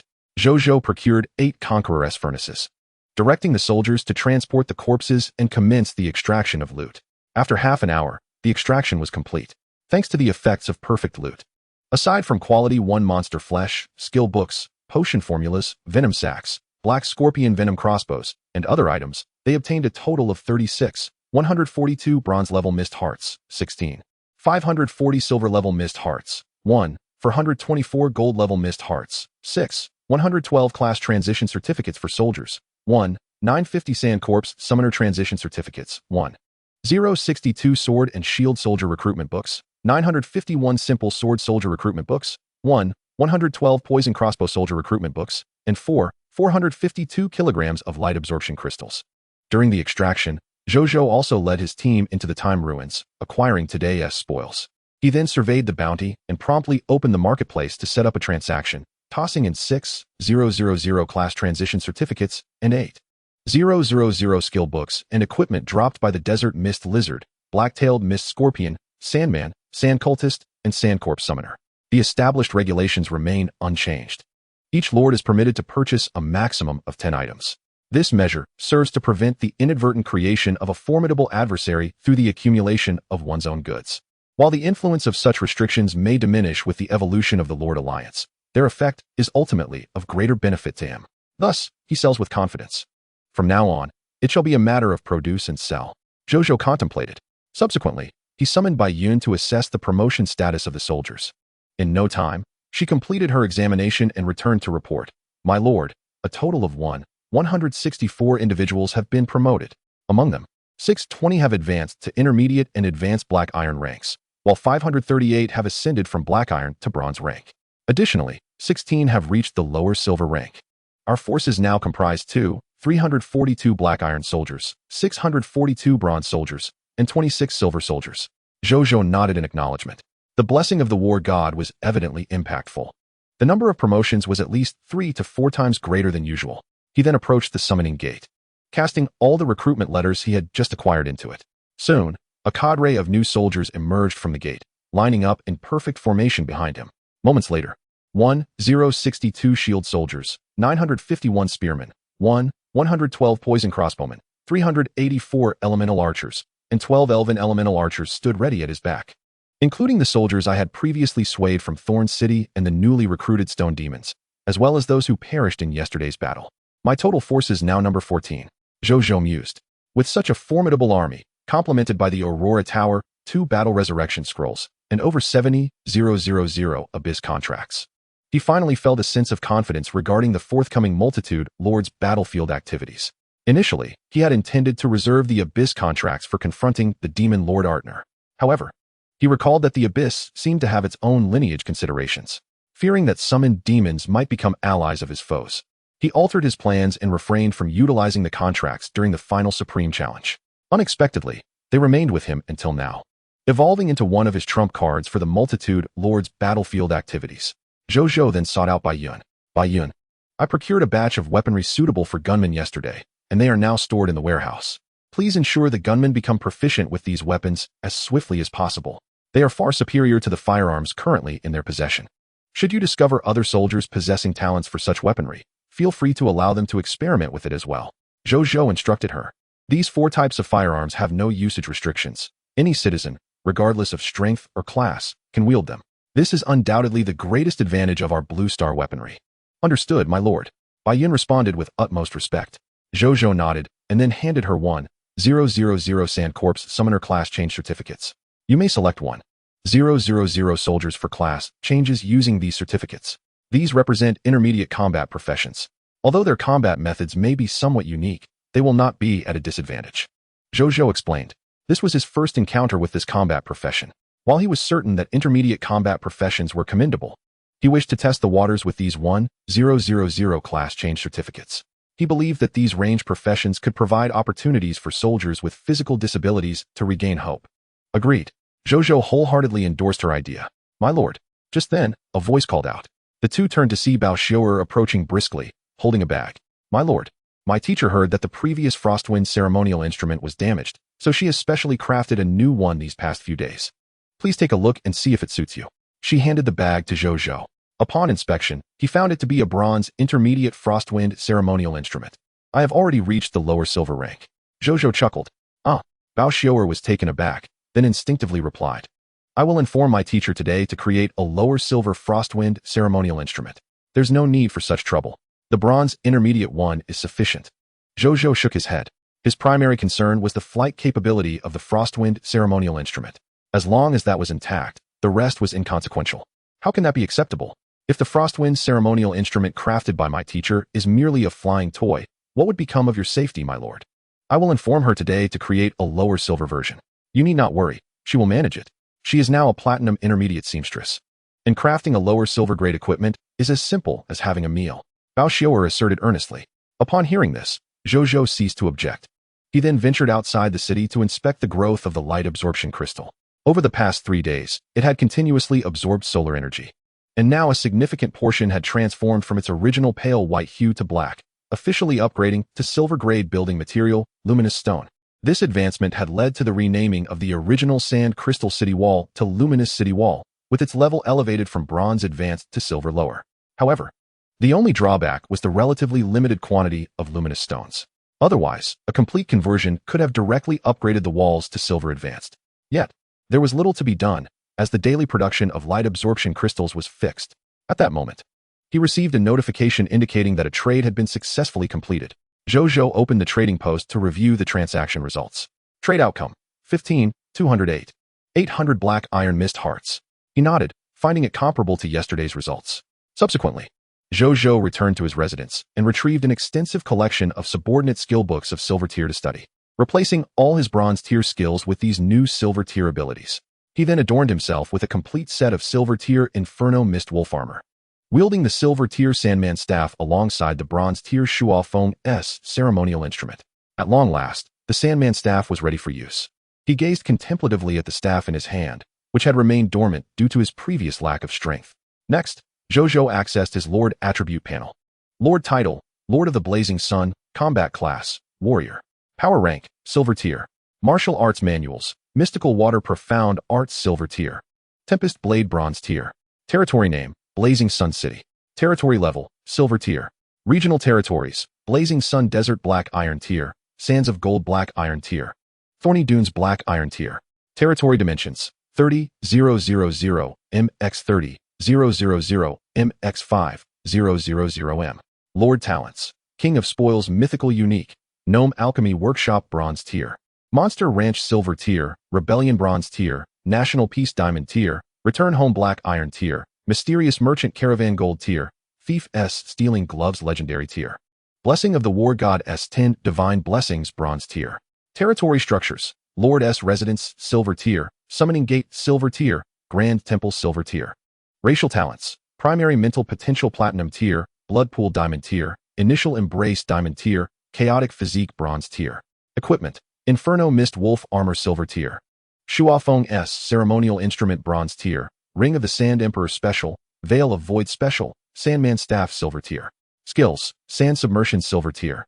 Racial Skill Mental Manipulation Growth Potential, Racial Skill Mental Perception Growth Potential, Racial Skill Bloodbat Form Diamond Tier, Racial Skill Boiling Blood Diamond Tier, Quicksand Technique Silver Tier. Deathly Silence Bronze Tier, Sandification Silver Tier, Summon Sandman Lord Silver Tier, Summon Rampaging Sand Silver Tier, Mastery of Swimming Unranked, Water Gun Technique Silver Tier. Ethereal Water Stealth Silver Tier, Deep Water Healing Silver Tier, Piercing Whale Silver Tier, Soul Roar Silver Tier. Heart of Mist: 46, 957. 875 Black Iron Tier Hearts of Mist: 176. 050 Bronze Tier Hearts of Mist: 49. 326 Silver Tier Hearts of Mist: 2. 776 Gold Tier Hearts of Mist: 152 Platinum Tier Hearts of Mist. Source Crystals: 13. Zhou Zhou nodded in satisfaction, deeming his Lord attributes quite luxurious, particularly the section concerning the Hearts of Mist. If presented to the world channel for other lords to behold, it would surely leave them in awe. An hour later, as the clock struck 6 in the morning, 4 lines of golden text materialized before Zhou Zhou. as well as before all the eagerly awaiting lords of myriad races. Supreme will announcement. The period of rest has concluded. The inaugural official Lord event, the multiracial Lord battlefield, is about to commence. All lords are urged to prepare. Boom. Instantly, all the lords of myriad races were stirred into a frenzy. Chapter 151. The multiracial Lord battlefield opens. Commencing rankings. Now, allow me to elucidate the rules of this event. This event shall last for a duration of 10 days. During this period, an additional functionality, the Lord battlefield, shall be added to each Lord's functionality list. Lords must log into the Lord arena and select either the same race Lord battlefield or the multiracial Lord battlefield to engage in lordly contests, accruing ranking points and completing their respective Lord tier competitions. By successfully completing the tier competition and achieving at least the bronze tier by the end of the 10 days, lords will be considered to have fulfilled the basic objectives of this event, earning corresponding tier rewards and titles. Lords who fail to meet the basic event objectives after 10 days will automatically lose their Lord status, memories, bonds, and all associated attributes, and will one day emerge from the summoning gate as subjects of other same-race lords. Moreover, the higher the tier of the lord, the better the tier rewards and titles they will receive. Among the same-race lords, the one with the highest tier in the multiracial Lord battlefield will receive the most prestigious tier reward and title. Among the myriad races, the Lord with the highest tier in the multiracial Lord battlefield will receive the title of the strongest Lord and corresponding rewards. Your Lord functionality list has been augmented with the Lord battlefield feature. Your initial Lord tier is Black Iron tier. You have obtained 3 Black Iron tier territory rebirth orders exclusive to the Lord battlefield. You automatically receive 1 ranking attempt. This will increase by 1 each day. Zhou Zhou glanced at the Lord functionalities, noticing the newly added Lord battlefield feature prominently positioned at the far right of his personal information, Blue Star Lord World Channel, Blue Star Lord Trading Post, Legend Ranking, and Friends List. He did not rush to open this new functionality, but meticulously reviewed the event rules instead. After a brief moment, having fully grasped the foundational rules, he spoke to himself. So, as long as I reach at least the bronze tier within 10 days, I can remain undisturbed. If I aspire to contend for the title of the strongest Lord and the associated rewards, it will ultimately hinge on my own capabilities. With this thought, Zhou Zhou contemplated deeply. Given his current strength, he indeed had the potential to vie for the rewards and title of the strongest Lord. However, he would not underestimate the other same-race lords. While it was true that his Lord talents were formidable, his recent experiences had taught him that Lord talents do not dictate everything. This world teems with fortuitous encounters and opportunities, such as the legacy of the Sand Emperor he had encountered, the Stone Demon Nest, and unique spoils like the Soul Reaper recruitment scroll. These treasures rival even the most advanced Lord talents, perhaps even those of mythical caliber. If he were to believe that possessing mythical Lord talents would render him invincible, he would indeed be short-sighted. Zhou Zhou was not that kind of person. He preferred to focus on fulfilling the foundational objectives first. He pulled his thoughts back, unwilling to become one of those subjects emerging from the summoning gate, stripped of Lord status, memories, and bonds. Such a fate was no different from death. As for the rewards and title of the strongest Lord among the myriad races, he hardly considered them. He remained acutely aware of his own capabilities. He stood no chance against the lords of top-tier races. Perhaps one day he could catch up to those elite lords, but for now, he would content himself with striving for the title and rewards of the strongest Lord among his own race. He ceased to ponder further and opened the interface for the Lord's battlefield. Before his eyes lay 5 distinct sections: the Clan Lord's battlefield, the Multitude Lord's battlefield, the Final battlefield, the battlefield leaderboard, and the battlefield store. Zhou Zhou clicked through each one. He discovered that, aside from the Final battlefield, which would only become available after 7 days, the rest could be accessed immediately. Moreover, he was pleasantly surprised to find that both the Clan Lord's battlefield and the Multitude Lord's battlefield allowed for team formations. However, including the team leader, a maximum of 3 individuals could participate in ranked matches together. Exceeding this limit was not permissible. Such an intense MOBA gaming sensation struck Zhou Zhou. He mentally scoffed. If only they would add a matchmaking and chaotic brawl feature, it would be complete. The battlefield store piqued his interest the most. Zhou Zhou opened it and examined the items available for purchase. The store offered Black Iron grade items. 1. Summoning Gate Reset card. Remaining purchases, 10. Price, 1 Black Iron territory order. 2. 100 designated Black Iron basic class units. Remaining purchases, 10. Price, 1 Black Iron territory order. 3. 10 designated Black Iron basic life occupants. Remaining purchases, 10. Price, 1 Black Iron territory order. 4. Black Iron resurrection order. Exclusive to the Lord's battlefield. Remaining purchases, 10. Price, 1 Black Iron Territory Order. 5. Black Iron Territory Rebirth Order. Exclusive to the Lord's Battlefield. Remaining purchases, 10. Price, 3 Black Iron Territory Orders. 6. Rank 1. Remaining purchases, 1. Price, 5 Black Iron Territory Orders. A prompt indicated that as 1's Lord rank increased, the items available in the battlefield store would refresh to reveal higher grade, more valuable goods. He glanced at the functions of these items. The Summoning Gate Reset card would allow the Summoning Gate to reset, enabling the use of a second summoning within the same day to call forth subjects, potentially even more than twice. The second and third rewards, needless to say, directly augmented the number of territorial units. The fourth reward, the Black Iron Resurrection Order, permitted the revival of the designated 100 subjects who had perished within the confines of the Black Iron Lord's battlefield. The fifth reward, the Black Iron Territory Rebirth Order, was exclusively for the Lord's battlefield. It could restore all subjects, including oneself, and any damaged territorial facilities back to their state prior to defeat. Though it was only effective within the Black Iron Lord's battlefield and could not be utilized in bronze or higher-tier battlefields. The sixth reward, Rank 1, was self-explanatory. Purchasing it would elevate 1's rank to Rank 1. Zhou Zhou's current Lord rank was Black Iron Lower Tier. Upon purchase, his rank would ascend to Black Iron Intermediate Tier. It appeared that the game was encouraging the multitude of lords to perpetually engage in combat during the event period. Zhou Zhou reflected on this sentiment. He then checked his own stock of territory orders. After 2 days of conquest, he found himself in possession of 2 bronze territory orders and 9 black iron territory orders, which could be deemed moderately affluent. This would allow him to purchase several Black Iron Resurrection Orders and Black Iron Territory Rebirth Orders. How does one increase ranked match counts? Zhou Zhou pondered.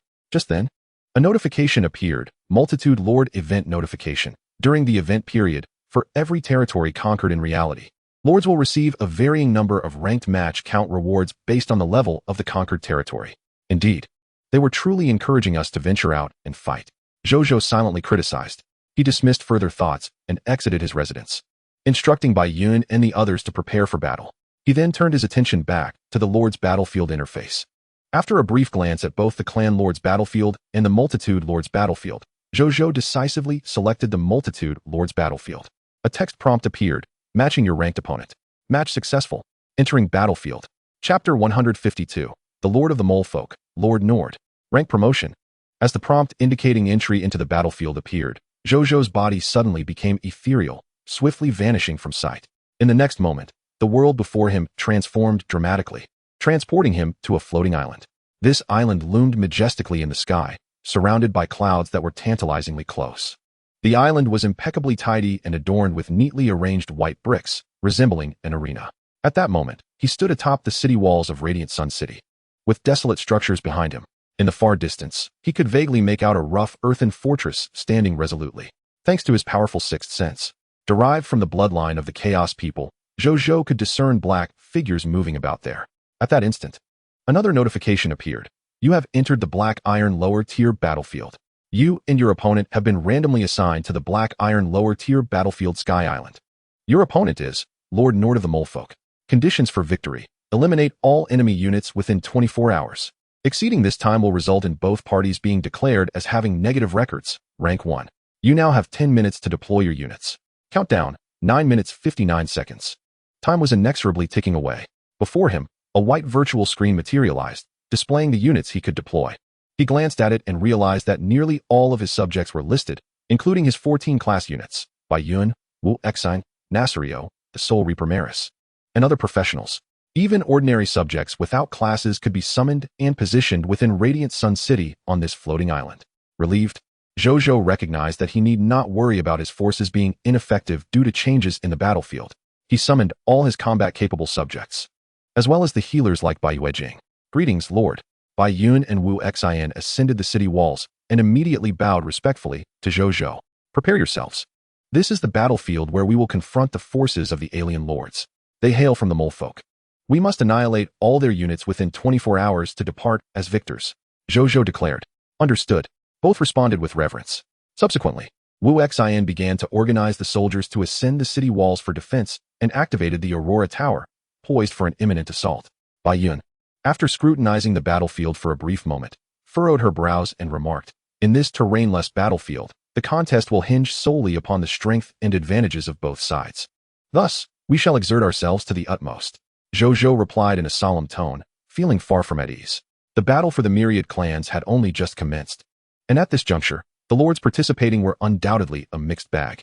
He might encounter exceedingly weak lords, or, conversely, face formidable opponents from the dragon, titan, or divine blood clans right from the outset. The reason he opted to challenge the myriad clans battlefield rather than the same clan battlefield was twofold. Firstly, he still possessed the territory resurrection decree, allowing him the latitude for trial and error. Secondly, to attain the title of the strongest lord, he must achieve the best performance within the myriad clans battlefield. In such circumstances, every ranking opportunity was invaluable. Thus, Zhou Zhou decisively chose the myriad clans battlefield. The opposing lord from the Mole clan, though his name seemed unremarkable, could very well be among the top lords of his race. Therefore, Zhou Zhou did not dare to underestimate him. Before long, Wu Xian had positioned all the soldiers.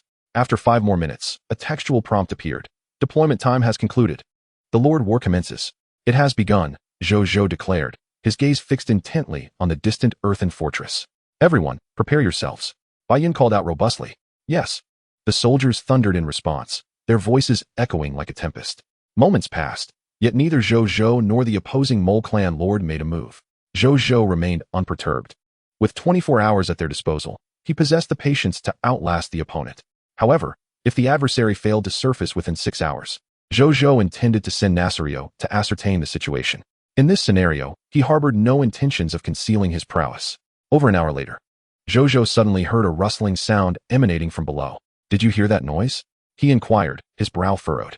Bai Yun and Wu Xian exchanged glances before shaking their heads. Nasrio, however, let out a low growl, his crimson eyes coldly surveying the ground. The enemy is beneath us. Zhou Zhou exclaimed immediately. All ranged units, apply the blood eye potion. Bai Yun, realizing the gravity of the situation, promptly commanded. Upon hearing the order, the 333 ranged units swiftly produced vials of blood eye potion and smeared it upon their eyelids. In the next moment, their vision revealed a multitude of red dots rapidly converging towards the underground of Radiant Sun City. There were at least 6,000 or 7,000 of them. All ranged units immediately began free fire to eliminate the subterranean foes. Though Bai Yun was astonished by the enemy's numbers, she resolutely ordered the attack. Without hesitation, she knocked her bow and unleashed 5 fiery arrows into the depths below. The other ranged units followed suit, their arrows, propelled by formidable strength, shattered stones and penetrated the earth. Meanwhile, the Soul Reaper, Maris, had already ascended into the air and dove underground to commence harvesting the souls of the Mole clan. Kill notifications rapidly appeared. Your vassal Bai Yun has slain a bronze-level submole, gaining 20 promotion energy. Loot consolidation complete. The blessing of the war deity. Your vassal Bai Yun receives an additional 40 points of promotion energy. Your vassal Zhang Qianhe has slain a black iron-level submole, gaining 4 promotion energy. Loot consolidation complete. The blessing of the war deity. Your vassal Zhang Qianhe receives an additional 8 points of promotion energy. Your vassal Soul Reaper Maris has slain a bronze-level submole, gaining 20 promotion energy. Loot consolidation complete. The blessing of the war deity. Your vassal Soul Reaper Maris receives an additional 40 points of promotion energy. In an instant, amidst the cacophony of anguished cries from the depths below, numerous moles were slain, and dark crimson blood began to seep from the earth, staining the once pristine ground a nightmarish black. This group of moles had intended to circumvent the city wall defenses and launch a direct assault from within. What a naive strategy. Wu Xian approached with a smile and remarked, "It seems they thought they could outmaneuver us." Zhou Zhou nodded in agreement, chuckling. After all, the city wall had been constructed by the seasoned architect Zhao Changshu, who would certainly not overlook the importance of subterranean tunnels. Thus, during the construction of the wall, Zhao Changshu had already erected an underground wall to thwart any attempts at infiltration through tunneling. Moreover, he had strategically placed water basins along the internal periphery of the wall, accompanied by clay pots below ground, with guards assigned to monitor them. Should any rippling occur in the water basins, or if the clay pots detected movement underground, it would signal that beings were attempting to tunnel beneath. This was a standard method to counter tunnel-based assaults. It was said that in the grand cities of the Aurora Kingdom, there were even beast tamers who raised creatures known as earth-listening hounds to specifically detect underground disturbances and eliminate any subterranean foes, a method even more effective than this. Moments later, all the moles attempting the ambush lay dead beneath the surface. Soon after, a mole corpse was unearthed and presented before Zhou Zhou. He gazed upon the lifeless body, noting the following: item name, mole corpse item level, black iron intermediate item effect, a soon-to-disperse corpse of an alien creature. Item description: a mist creature slain by the soldiers of Radiant Sun City. Notification: the corpse will vanish in 1 minute and will resurrect in the enemy's territory. Loot drop rate: none. No loot. Zhou Zhou raised an eyebrow, encountering this peculiar situation for the first time. However, upon reading the notification, he quickly understood the reason for the absence of loot: the territory resurrection decree. As the enemy possessed a decree that allowed for resurrection, this death did not constitute true demise, thus explaining the circumstance.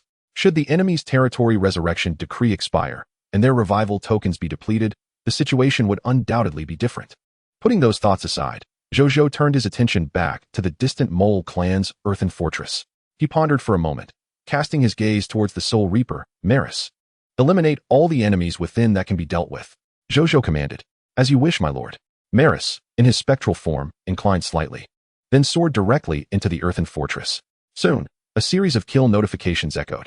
Zhou Zhou observed these notifications, and suddenly, a distinctive kill notice materialized before his eyes. Your subject, the Soul Reaper Maris, has slain the bronze-tier leader of the Gopher clan, Lord Nord, granting you 40 promotion energy. Loot has been successfully condensed. Blessing of the War Deity. Your subject, the Soul Reaper Maris, receives an additional 80 promotion energy. A smile graced Zhou Zhou's face. The opposing lord had been vanquished. Thus, the outcome of this placement match was virtually assured. He gazed down at the blackened blood splattered across the ground beneath the city walls, suddenly filled with reflection. He had not anticipated that the first foreign lord he encountered in this placement match would be so formidable, commanding a veritable horde of 6,000 or 7,000 gophers. This was nearly on par with the mightiest lords of their blue star. The intensity of the myriad lord battlefield was indeed formidable. A moment later, as the last of the black iron tier gophers fell, golden text appeared. You have defeated the Gopher clan leader, Lord Nord, a black iron tier lord, achieving victory in this placement match. Congratulations, your lord ranking in the myriad lord battlefield has been promoted to intermediate black iron. You must participate in at least one placement match every 3 days, or your rank will drop to 1. Your battlefield shop has been updated. Promoted. Zhou Zhou nodded in satisfaction.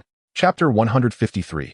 Illustrated Compendium of the Myriad Races, Volume 1. The Gods Clash. Zhou Zhou, witnessing his promotion, lingered not, immediately intoning a return, leading everyone away from the Lord battlefield. Meanwhile, several million kilometers away, beneath a crude and humble earthen fortress near the city of Radiant Sun, Lord Nord jolted awake, startled from his slumber. I, Nord, lost my first battle. His eyes brimmed with disbelief. Among the countless Gopher lords, although he ranked at the lower end of the top tier, he was nonetheless a genuine top-tier Gopher lord. His prowess was not to be underestimated. Originally, he had harbored great confidence, believing that this participation in the myriad lord battlefield would elevate him to the strongest among the top Gopher lords. Yet, he had never envisioned that he would suffer defeat in his very first battle, and to a human at that. In the past, humans had always fled in terror before the calamity of the Gopher race. He had basked in glory for so long. How could he endure such humiliation?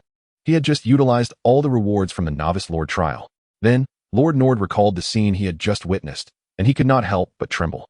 Fear flickering in his eyes, the sight of his subjects falling one by one, silent and without even a wound, while he could not even touch the shadow of his adversary, left him paralyzed, awaiting his demise. The very thought now filled him with dread. Why is my luck so wretched? To encounter such a monstrous opponent right from the outset. Lord Nord cursed under his breath. He then glanced at his territory's resurrection tokens. Indeed, only 2 remained. This deepened his despondency. Next, he looked at the demotion notification. I am merely a black iron tier lord. Surely, I cannot drop any further? He muttered to himself. But upon seeing the rank, he was left utterly dumbfounded. Gopher clan Lord Nord's rank, -1 tier. Myriad Lord battlefield ranking, not counted in rankings. In Radiant Sun City, after Zhou Zhou returned with his men, he allowed the soldiers to recuperate while he retreated to the Lord's mansion. In the living room, he opened the battlefield shop of the Lord battlefield, only to discover a new addition alongside the previous items. 7. Illustrated Compendium of the Myriad Races Volume 1. Remaining purchase attempts. 1. Price. 1 black iron tier territory token. The Illustrated Compendium of the Myriad Races? Zhou Zhou raised an eyebrow. He then opened the item's information. Item name. Illustrated Compendium of the Myriad Races Volume 1. Item grade, black iron. Item effect. Once a mythic grade treasure. It records detailed information about the birth and extinction of races across the myriad realms, allowing for inquiries into any desired racial information. Item description. Originally a mythic grade treasure. It was divided into 10 volumes by the Supreme Will to enlighten the myriad lords about various races. Note: the illustrated compendium of the myriad races is divided into 10 volumes. The first lord to collect all 10 volumes will receive the complete mythic grade treasure, the illustrated compendium of the myriad races. Upon finishing the description, Zhou Zhou exclaimed, "What a remarkable item! To take a mythic grade treasure and dismantle it for the sake of enlightening lords about different races? Such an extravagant act could only be executed by an existence like the Supreme Will." Without hesitation, Zhou Zhou spent 1 black iron tier territory token to acquire the illustrated compendium of the myriad races Volume 1. This item was undoubtedly invaluable to him, or rather, it would prove beneficial for all lords aspiring to ascend to the pinnacle of supremacy. Not to mention, with it in hand, he would no longer need to fear the pitfalls of unfamiliarity with other races when facing foreign lords he had never encountered before. For instance, had he known of the gopher's impressive burrowing abilities beforehand, he would not have had to wait until they approached to sense their movements. Instead, he could have prepared White Yun and the soldiers to sharpen their blood eyes, ready to strike down any gopher adversaries daring to approach. Before long, a hefty tome, its surface a deep brown, materialized in Zhou Zhou's hands. The moment he grasped the book, the method of its use flooded into his mind. With a thought, the visage of the recently slain gopher clan appeared in his mind's eye, as a faint surge of energy flowed into the illustrated compendium of the myriad races Volume 1. The book glimmered momentarily before settling into stillness. Sensing a shift in the substantial tome he held, Zhou Zhou gently flipped it open to the first page. On the first page, a vividly illustrated image of a groundhog captivates the eye. Beside it, annotations detail the characteristics of this particular race. Groundhog Clan. Hailing from the world of the Mud Realm, the groundhogs are notorious for their title as catastrophic creatures in their native environment. They possess an astonishing rate of growth and reproduction. As long as there is sufficient energy, they can proliferate rapidly. In their quest to satiate their energy needs, they have aggressively expanded their numbers within the Mud Realm, plundering its resources to convert them into their own energy, until they were ultimately summoned to the Supreme Continent by the Supreme Will. How formidable the Groundhog Clan truly is, Zhou Zhou mused in awe. He subsequently conducted a series of experiments, utilizing the Encyclopedia of All Races, Volume 1, to explore every race he had encountered or heard of. The results were enlightening, revealing a wealth of racial information and numerous hidden secrets. Indeed, it is a wondrous tome, Zhou Zhou thought, gazing with satisfaction at the Encyclopedia of All Races. Volume 1 in his hands. He then ceased his experiments and opened the battlefield rankings. Before him were 2 sets of information, one for the Clan Lord Battlefield rankings and another for the Myriad Lord Battlefield rankings. Zhou Zhou examined both. The Blue Star Human Clan's Proud Son Lord ranked at the Black Iron lower level, with the Clan Lord Battlefield ranking not counted. Meanwhile, the Proud Son Lord of the Blue Star Human Clan held a Black Iron intermediate level, positioned at an astounding 18,070 for 164. 216th place in the Myriad Lord Battlefield rankings. Good gracious. So soon, there are already 18 billion lords possessing the Black Iron intermediate level? Zhou Zhou exclaimed in disbelief. However, upon reflection, it was hardly surprising. After all, there are 6 billion lords within his own Blue Star Human Clan, when combined with the lords of all other races. The total likely soared into the tens of trillions. His current ranking, to be frank, was largely a matter of fortune. Who knows how many other lords of the Black Iron intermediate level are trailing behind him? His curiosity piqued. He glanced at the top 3 lords in the Myriad Lord rankings. The Primordial Spirit Clan's True, Level, Gold Upper, Myriad Lord Battlefield ranking. First, the Chaotic Divine Clan's Tai, Level, Gold Upper, Myriad Lord Battlefield ranking. Second, the Extreme Dragon Clan's Extreme Sovereign, Level, Gold Intermediate, Myriad Lord Battlefield ranking. Third, it was a clash of titans. Zhou Zhou reflected, his thoughts swirling. Chapter 154. In terms of resilience, I would name you the mightiest. Zhou Zhou soon found himself pondering anew. How on earth had they elevated their ranks so swiftly? Logically, these newly inducted lords in the Myriad Lord Battlefield should have been granted only a single ranking opportunity, right? The true lord of the Primordial Spirit Clan, ascending to the Gold Upper rank in such a brief span, implied that they had engaged in a staggering 12 ranking matches within less than 2 hours. Where had the other 11 ranking opportunities come from? He contemplated for a moment. Forming a hypothesis, it seemed likely that prior to the commencement of the Myriad Lord Battlefield activities, they had launched assaults on multiple territories of foreign lords or Crimson Lord domains. Once the activities commenced, the territories of those under siege would have been swiftly conquered, bestowing these elite lords with numerous ranking opportunities. Thus, their ranks had soared to such heights in a remarkably short period. It wouldn't be long before the first mythic-level lord would emerge, Zhou Zhou thought. To be frank, while he had considered the considerable gap between himself and these elite lords, He had never anticipated it would be to such an extent. He remained at the black iron intermediate level, while others had already attained the gold upper level. Shaking his head, Zhou Zhou decided to put his musings aside. Though somewhat disheartened, as one endowed with the mythic level lord talent, he retained confidence in his future. Afterward, he opened his friends list, clicked on Ling Er's contact, and began typing. Proud Sun Lord, have you ranked yet? Ling Yao Lord, brother, I just finished here, wow. I encountered a bunch of adorable slimes. Ling Yao Lord, but in the end, I had my soldiers eliminate them. Proud Sun Lord, well done. Show no mercy to the enemy. Compassion towards them is cruelty towards yourself and your subjects. Ling Yao Lord, how did it go for you? You must have won as well, right? Proud Sun Lord, yes, the victory was relatively smooth. As Zhou Zhou typed this, he paused in contemplation for a few seconds, then continued typing.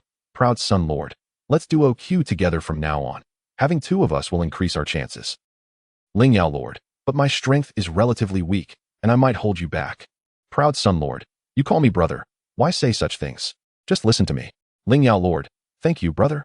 You're the best. Proud Sun Lord, Zhou Zhou's decision was not without rationale. During this period, Ling Er had consistently sent a variety of medicinal materials his way, and the quantity had only increased. Although his soldiers were growing at an extraordinary pace, he had never once worried about a shortage of potions. The primary reason was that Ling Er had never disappointed him with the amount of materials provided. Moreover, now that the Myriad Lord battlefield activities had commenced, the Blue Star Lords would not only face internal competition, but also the mounting pressure from foreign lords. He understood the principle that one cannot rely solely on oneself. It was imperative that the Blue Star Lords not be strong alone. He needed more allies. He had never expected much from other lords, nor did he wish for their support. However, he had grown familiar with Ling Er by now. As a legendary level lord talent and his recognized sister, he deemed her a potential ally worth cultivating. Thus, he proposed the idea of duo queuing to assist her. After all, her support capabilities were robust, even if her combat power was somewhat lacking. Their collaboration would be mutually beneficial. He then resumed typing. Proud Sun Lord, during this time, try to have your soldiers conquer a few territories of foreign races or crimson territories to obtain some territory tokens. That way, you can exchange them for goods in the battlefield shop. Proud Sun Lord, I've seen the items in there, and they are quite good. Ling Yao Lord, brother, I know. I've already captured 3 territories from Crimson Lords, and I'm currently planning to defeat the regional lord in my area. Zhou Zhou was taken aback, then couldn't help but shake his head.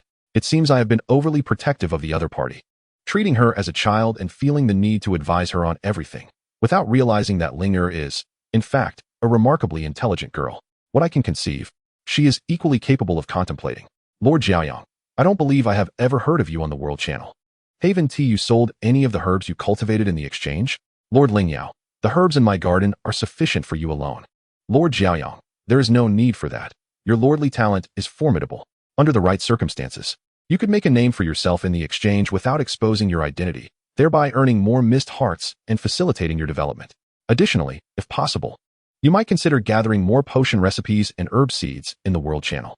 Though they may not be of use now, they will surely come in handy in the future. Lord Ling Yao, very well, I will heed your advice.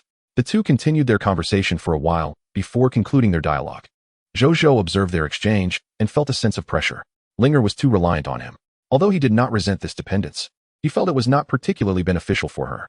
Yet, he thought to himself, he could not impose adult expectations on a young girl. She was already performing admirably. Zhou Zhou shook his head and opened the World Channel to gauge the reactions of the other lords. However, when he beheld the first lord's statement, he was taken aback. How could there be a lord with a rank of -1? Is a -1 rank truly that astonishing? I am at -2, crying. Are we expected to gradually reclaim our ranks from such depths? It seems likely. Goodness. I had assumed that with a few more attempts, even amidst losses, good fortune would eventually lead me to the bronze rank. With the emergence of these negative ranks, what if I were to lose several matches in succession? Wouldn't that lead to a swift demise? How could the Supreme will permit such loopholes to exist? Why are the alien lords so formidable? Many of my friends on the list, fellow lords, have been unable to contend with the alien lords and have plummeted to negative ranks.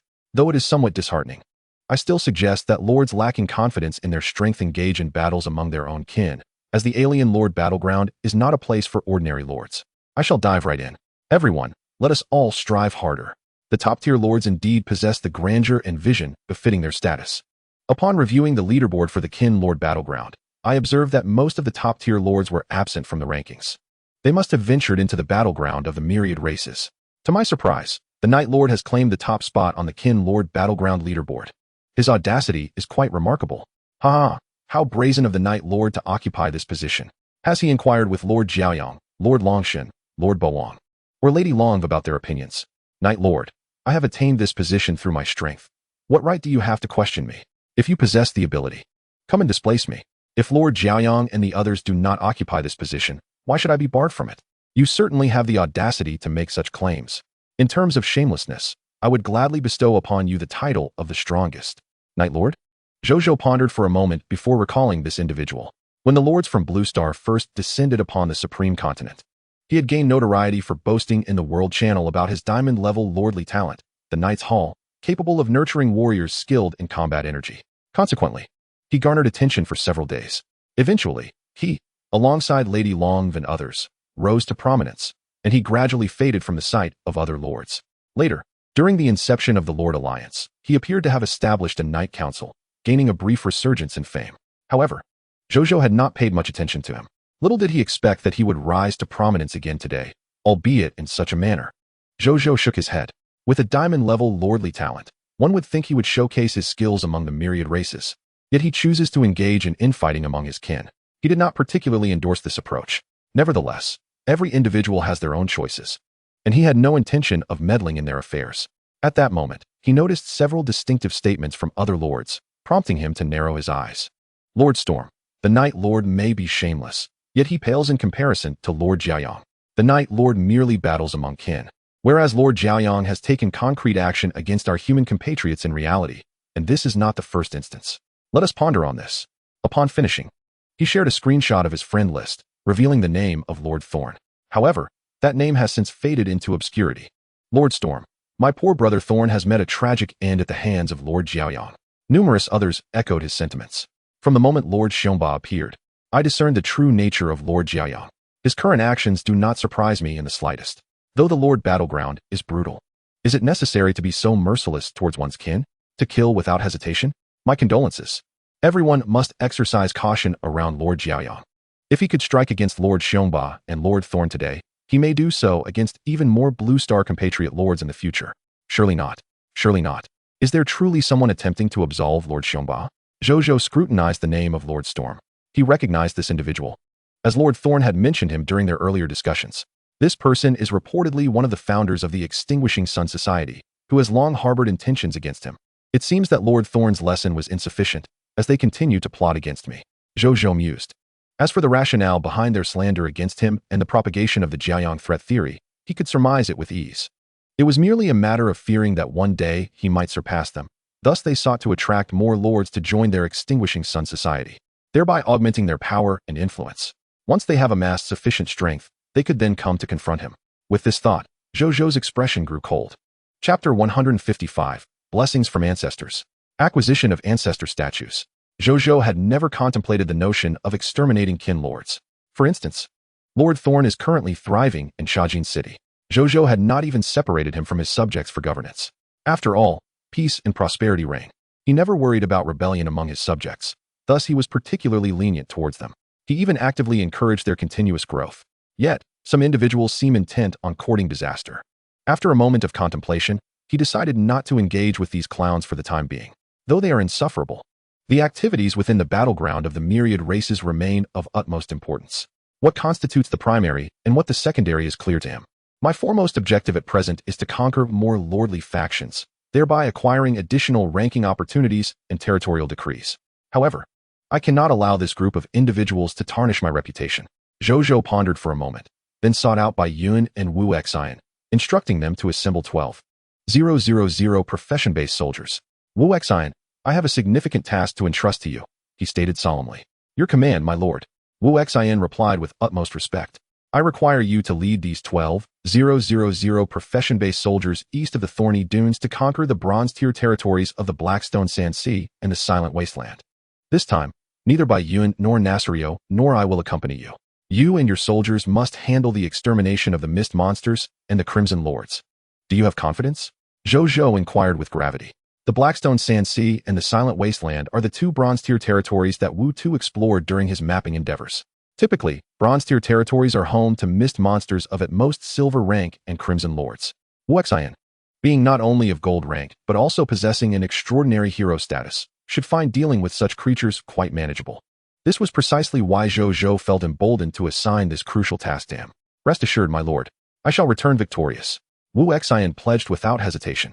Remember to bring along the physicians, including Elder Bai, Zhou Zhou reminded him, with the ancestral boon of priceless remedies in place. The physicians would be indispensable once the battle commenced and injuries arose. Yes, my lord, Wu Xian replied respectfully. You shall wait a moment before departing. I will beseech our ancestors for blessings on your behalf. Zhou Zhou declared. Understood, my lord. Wu Xian affirmed. Zhou Zhou nodded and proceeded towards the ancestral temple. Inside the main hall, he stood before the statue of his ancestor, Sun Simiao, gazing at the altar before him. A text prompt appeared, Ancestral Altar, before each great battle. Offering 10 items of value below the silver-level mist hearts to the ancestors will grant you an ancestral blessing, resulting in a random temporary war enhancement effect. Prompt 1. The higher the level of the blue star human ancestor statue, the greater the value of the offerings permitted, and the more potent the ancestral blessing effect received. Prompt 2. At any given time, a lord can possess only one type of ancestral blessing. Exchanging 10 silver-level mist hearts for a temporary ancestral blessing is not overly costly. Zhou Zhou rummaged through his spatial ring for quite some time, uncertain of which spoils matched the value of 10 silver-level mist hearts. Finally, he decided to place 10 silver-level mist hearts directly upon the altar. He wondered if Sun Simiao might find his offering too mundane. With a flicker, the altar glowed subtly, and the 10 silver-level mist hearts vanished. Zhou Zhou exhaled in relief. It appeared that Sun Simiao was not particularly finicky about the offerings. At that moment, another text prompt appeared. You have received an ancestral blessing. Physical injury recovery, silver-level war enhancement. Physical injury recovery, silver-level war enhancement. The Lord's subjects will experience a 5-fold increase in the speed of physical injury recovery after being wounded. Duration, 24 hours. Zhou Zhou nodded. Although a 5-fold increase may not sound substantial, considering its applicability to all his subjects, he felt a wave of comfort. It is worth noting that he currently commands over 20,000 subjects and professionals combined. The collective blessing for such a multitude is indeed remarkable. I require more blue star human ancestor statues, Zhou Zhou contemplated. After a moment's thought, he opened the trading post and began setting up a transaction. After a brief while, the setup was complete.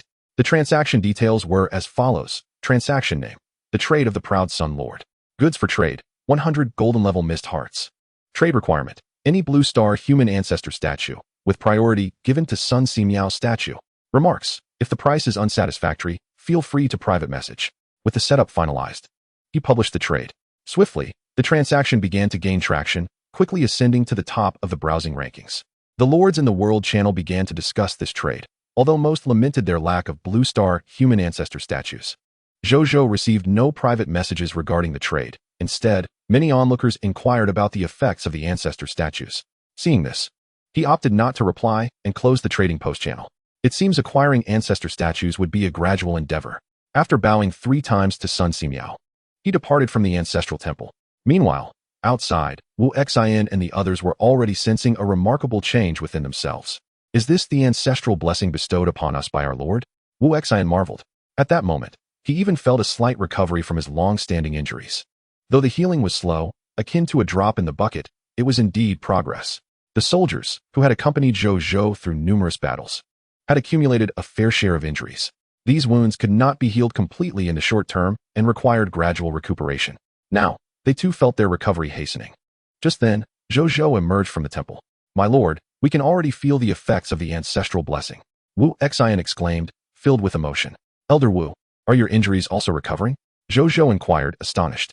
Wu Xian's wounds, inflicted by a crimson hero, were within the realm of recovery as well. Wu Xian nodded. Zhou Zhou regarded the ancestral blessing with newfound reverence. However, he soon felt a tinge of helplessness. The ancestral blessings were bestowed randomly. This time it was physical injury recovery. But who could say what the next would be? To heal Elder Wu's injuries, he could not rely solely on ancestral blessings. Upon their return, he could indeed have Elder Bai take a look. Zhou Zhou contemplated the fact that Bai Yuejing, now in control of the 1,000 gold formulas, had the potential to provide insights from the esteemed ancestor Sun Simiao while treating complex ailments. Perhaps he could find a remedy for old Wu's injuries. With that thought, he dismissed further musings. Once Wu Xian led the troops into action, he and Bai Yun mounted the back of Nizaleo, soaring towards Shajin City. He intended to show the Storm Lord and his band of the Sun Eaters the true meaning of reaping what one sows. Chapter 156. The Sun Eaters are finished. Onward to Liang City. Moments later, Zhou Zhou and Bai Yun arrived at Shajin City atop Nizaleo. The brothers Qian Jiangsheng and Zhang Kaishan, upon learning of Zhou Zhou's arrival, hurried to pay their respects. Greetings, Lord. Greetings, Commander Bai, the three said with utmost reverence. Where's Zhang Yud? Zhou Zhou inquired directly after nodding in acknowledgement. Zhang Yud. Qian Jiangsheng thought for a moment before recalling, reporting to Lord, after arriving in Shajin City. Zhang Yud initially intended to be an ordinary citizen. However, upon learning about our military merit exchange system, he joined our ranks. He should be in the barracks now. Qian Jiangsheng reported respectfully. Take us to him, Zhou Zhou commanded. Yes, my lord, Commander Bai, please follow me, Qian Jiangsheng responded, leading the way. Zhou Zhou and Bai Yun followed closely behind. In no time, they reached the barracks in Shajin City, where they found Zhang Yud engaged in drills with other soldiers on the training ground. Upon seeing him, Qian Jiangsheng immediately called him over. Greetings, Lord. Zhang Yud, initially bewildered, quickly adopted a respectful demeanor upon recognizing Zhou Zhou. How have you been in Shajin City? Zhou Zhou asked him. Very well. I feel much safer than when I was a lord, Zhang Yud replied with a broad smile. Reflecting on his past with a sense of nostalgia and regret for his former aspirations of lordship. Now, living as a soldier within Shajin City, he found immense comfort. He enjoyed the protection of the Radiant Lord without the burdens of leadership, no longer troubled by the Supreme Will's scrutiny or the threats of foreign lords encroaching upon his territory. This existence was a stark contrast to his previous life as a lord, offering a sanctuary of peace. Coupled with the military merit exchange system among soldiers, he was living quite contentedly. Zhou Zhou nodded and proceeded to inform Zhang Yud of the events unfolding in the World Channel. Zhang Yud was taken aback and then erupted in fury. I am still alive. How dare they curse my death? Please, my lord, tell me what you require of me.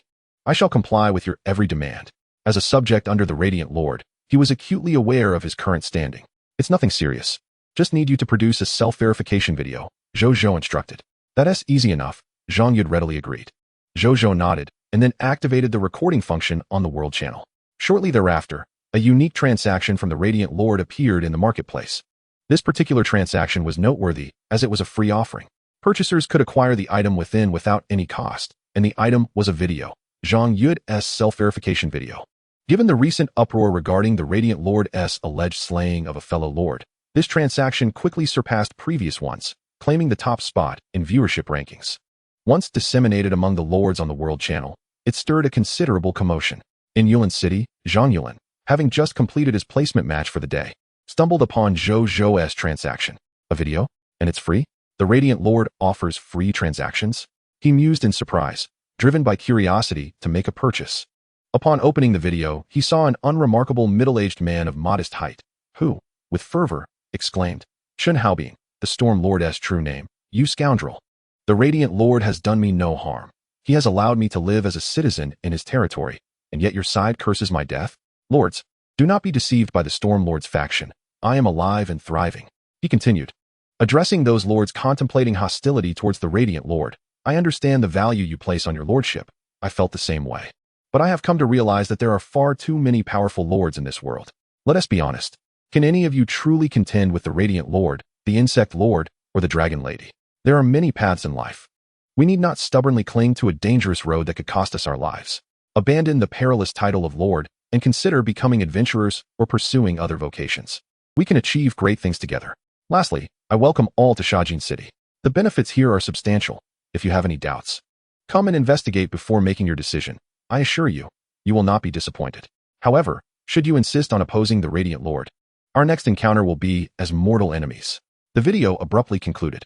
Though brief, Zhang Yulin grasped the essence of the situation. It appeared that the Sun Eaters had sought to tarnish the Radiant Lord's reputation by spreading rumors of the Insect Lord's demise at his hands. What a delightful revelation. Zhang Yulin felt a surge of excitement. Although skirmishes among the lords of the Blue Star lineage had become commonplace since their arrival on the Supreme Continent, these internal conflicts typically involved lesser-known figures. Even when such events transpired, other lords rarely took notice, as they understood that infighting was inevitable. After all, compared to the unknown threats posed by foreign lords, familiar lords from the same lineage were often the easiest to confront. Thus, such matters were frequently discussed across the World Channel. However, adhering to the principle of not getting involved, no one truly took the matter to heart. Yet, The Lord of the Radiant Sun, the Dragon Lady, and the Overlord were entirely different. In the eyes of Zhang Yulin and other lords, they were akin to public figures on Blue Star, perhaps even celebrities. For such prominent figures, ordinary lords invariably held them to a higher moral standard, often criticizing their actions. This is precisely why the incident involving the Radiant Sun Lord slaying a fellow clan lord became such a sensational topic. Returning to the matter at hand. Upon realizing the magnitude of this scandal, Zhang Yulin promptly opened the World Channel to share the news. He soon discovered that many lords were indeed discussing this very topic. I was utterly appalled, for I had genuinely believed that the Radiant Sun Lord had murdered a fellow clan lord. And I had even added the Storm Lord as a friend to offer him numerous words of consolation. I, too, had berated the Radiant Sun Lord. Goodness. I hope he doesn't see my remarks and blacklist me. Surely not. The Radiant Sun Lord is no automaton. How could he constantly monitor the World Channel for potential blacklists? It is truly revolting how some exploit our sympathy. Radiant Sun Lord, I apologize. I retract the disparaging comments I previously made about you. Forgive me. I refuse to believe this individual is the Thorn Lord. He offers no evidence, so do not be swayed by him. Perhaps he is merely an actor hired by the Radiant Sun Lord. It is indeed the Thorn Lord. I have previously engaged in trade with him, and he behaves just like this. I have already seen several former friends of the Thorn Lord confirming his identity. This situation is utterly absurd. In the Destruction Sun Society group chat, the lords were in a state of panic. I am finished. Suddenly, over 70,000 lords added me as friends. And upon reviewing the requests, I found them all filled with insults directed at me. Me too. I have also been scolded by countless individuals. The Storm Lord interjected. Everyone. Do not panic. Their insults hold no power over us, merely verbal attacks. The threat posed by the Radiant Sun Lord is tangible. Let us not forget the purpose for which we gathered. At worst, we can abandon our lordships. I see the Thorn Lord is thriving, is he not? Indeed. The Radiant Sun Lord does not seem as fearsome as originally perceived. If worst comes to worst, we can relinquish our lordships and become adventurers or even seek refuge with the Radiant Sun Lord. The Lord of the Thick Earth has exited the group chat. The Lord of the Dull-Witted has exited the group chat. In the territory of the Storm Lord, he was fuming at the emergence of two traitors among his allies when he noticed these two exit notifications. He was momentarily taken aback, followed swiftly by an overwhelming sense of sorrow. His Destruction Sun Society had never been numerous, and now two had departed, leaving him with only 8 lords. However, the situation had not yet concluded. Shortly thereafter, 5 more lords exited the Destruction Sun Society. In the blink of an eye, only 3 lords remained, including himself. And these 3 were the very founders of the Radiant Sun Society. Witnessing this scene, and glancing at the hundreds of thousands of friendly requests from the Zhuan lords in his application list, a singular thought arose in their minds. The Destruction Sun Society is finished. Meanwhile, in Shajin City, my lord, how did my video turn out? Zhang Yud inquired with a smile. Aside from a lack of decorum, everything else was quite commendable, Zhou Zhou replied cheerfully. He felt quite at ease. Even if the Destruction Sun Society did not perish, it would no longer stir any significant unrest. Although he was indifferent to these adversaries, the notion of them ceasing their chaotic antics brought him considerable satisfaction. Having previously dabbled in self-media during his time on Blue Star, Zhang Yud felt somewhat embarrassed. Zhou Zhou nodded, then instructed Qian Jiangxing to reward the other with some military merit. In the midst of the latter's astonished gaze, he departed alongside Bai Yun. On the way, Zhou Zhou casually asked, "How is the monster clearing operation near Shajin City progressing?" "Rest assured, my lord. We have eradicated all the fog monsters surrounding Shajin City. Many merchants and caravans from Radiant Sun City and Yuchuan Town have already begun trading with us along the commercial routes. Everything is advancing positively," Qian Jiangxing reported. Zhou Zhou nodded in agreement. After conversing for a while longer, he remounted Nasario and soared toward the Golden Tier territory of Radiant Sun City. He intended to procure a batch of Golden Tier Aurora crystals to upgrade all the Aurora towers in Radiant Sun City to Golden Tier. With this enhancement, even if he encountered stronger foes on the battlefield among the myriad lords, he would not be overly concerned. Chapter 157, Golden Tier Aurora Crystals and Platinum Tier Aurora Crystals. After more than half an hour, Zhou Zhou and his companions arrived at the outskirts of Radiant Sun City. He instructed Nasario to fly overhead, ensuring their concealment while also safeguarding his and Bai Yun's safety. Subsequently, they reached the city gates, where a bustling crowd filled the area, creating a lively atmosphere. "So many people," Bai Yun exclaimed. Zhou Zhou nodded, remarking on the vibrancy of the Golden Tier territory of the Aurora Kingdom, which was undoubtedly more animated than his own Radiant Sun City. However, he remained calm, for he was confident that soon Shajin City would surpass this place in liveliness. Upon reaching the city gates, They underwent a screening by the Scarlet Mist detection machine to confirm they were not disguised fog monsters before smoothly entering Radiant Sun City. Once inside, they were captivated by the city's prosperity. Yet, they did not forget their purpose and quickly made their way toward the administrative hall. A moment later, within the administrative hall, in a reception room, Zhou Zhou and Bai Yun sat together opposite the newly arrived Lord Wu Balian of Radiant Sun City. Clad in a full suit of general's armor, he was broad-shouldered and robust, sporting a bushy beard and a scar that traversed half his face. This did not diminish his appearance. Rather, it lent him an imposing aura of a fierce warrior. Nevertheless, Zhou Zhou and Bai Yun were no ordinary individuals, and thus paid little heed to his imposing presence. So, you are the Radiant Sun Lord. It is an honor to meet you. May I inquire about the purpose of your unexpected visit? Wu Balian inquired with a smile. Master Wu, you are overly courteous. Our visit this time is merely to procure some golden-grade Aurora crystals from you, Zhou Zhou stated, producing the transaction contract for the Aurora crystals given to him by Li Ya. Upon hearing Zhou Zhou's words, Wu Balian began to furrow his brow, and when he laid eyes on the contract, an ominous premonition stirred within him. As he examined the document, silence enveloped him. Both Zhou Zhou and Bai Yun discerned his unusual demeanor, yet neither spoke. After a brief moment, it was Wu Balian who first shook his head and said, Lord Jiayang, with this Aurora crystal transaction contract, I should, in principle, be able to sell you the crystals. However, the Fourth Army of the Tower Kingdom is currently besieging my city of Liang and the surrounding 16 territories of the Aurora Kingdom. Consequently, the majority of our Aurora crystals have been allocated to the front lines, leaving us with a dire shortage. Thus, I regret to inform you that I cannot sell you the Aurora crystals in our possession. Zhou Zhou, though somewhat prepared for this news, felt a twinge of helplessness upon hearing it. It's quite all right. Master Wu has his own difficulties. Might I inquire as to the nearest golden grade territory? I can exchange there instead. Zhou Zhou quickly adjusted his mindset and asked, I fear I must disappoint you, Lord Jiayang.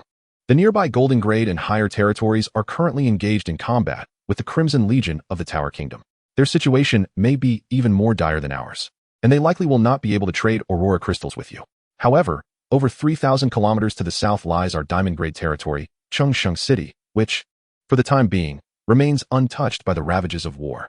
If you urgently require high-grade Aurora crystals, you may find success there, Wu Balian explained. Zhou Zhou furrowed his brow slightly. How much time would that take? If it were just me, I could expedite my return. But I am currently accompanied by Nizalio and Bai Yun, making it impossible to return with both a human and a dragon. Actually, I have another method. However, whether you can obtain what you desire depends on your own fortune, Lord Jiayang. Seemingly sensing Zhou Zhou's dilemma, Wu Balian pondered for a few moments before speaking. What method? Zhou Zhou inquired immediately. The Aurora crystals originate from the very essence of the Aurora people. They are the lifeblood of our kind. Additionally, they can serve as a driving energy for certain specialized weapons, such as the Aurora Tower. As this is a strategic resource vital to the kingdom's safety, we permit our citizens to offer their bodies to the kingdom after death, and in return, their families receive substantial compensation. Furthermore, we bestow upon the donors the honor of being a glorious citizen. Presently, in the honor vault of my city of Liang, there exists a collection of golden and platinum-grade glorious citizens' corpses. Should you trust in your own luck, Lord Jiayang, you might attempt to extract the spoils from these corpses and see if you can retrieve the desired Aurora crystals. However, the cost is rather steep. Each golden-tier glorious citizen's corpse requires the price of a platinum-grade mist heart to acquire, while a platinum-tier glorious citizen's corpse demands the price of a diamond-grade mist heart. Regardless of whether you can extract Aurora crystals, that is the fixed price. I wonder, are you willing to accept such terms, Lord Jiayang? Wu Balian articulated. He initially assumed that such stringent conditions would deter Lord Jiayang, but to his astonishment, the latter's eyes lit up, and he immediately replied, Very well. Wu Balian was taken aback. But I thought you could only purchase golden grade or lower Aurora crystals. Zhou Zhou expressed his confusion. Indeed. However, if the item in question is merely the corpse of a platinum-grade glorious citizen, then it is permissible, Wu Balian clarified. Zhou Zhou nodded. Moments later, in the honor vault, 312 golden grade and 112 platinum grade glorious citizens' corpses lay before them. These individuals were soldiers of the Aurora Kingdom in life, and upon their passing, they chose to offer themselves. You are welcome to examine them. Furthermore, while you may extract spoils from the corpses, please refrain from any actions that would disrespect them, Wu Balian indicated. Naturally, Zhou Zhou nodded, then turned his gaze towards the corpses. He soon discerned that these bodies differed from others. They had taken on a pale, translucent hue, appearing to have shrunk significantly in size. Additionally, each forehead bore a faint white luminescent point. Zhou Zhou immediately thought of Princess Li Ya. who possessed a similar feature at her brow, albeit in the form of a white diamond-like crystal, whereas these corpses emanated white points of light. He did not dwell on the discrepancies, instead focusing on one of the glorious citizens' corpses. Item name, Corpse of Fengyu. Item level, Golden Grade. Item effect, contains yet to be extracted spoils. Item description, a corpse of a glorious citizen, preserved by a special potion from the Aurora Kingdom to maximize the retention of Aurora crystal energy, with a preservation duration extending up to 1 year. Reminder, after 1 hour, this corpse will transform into mist and will be reborn at some future time.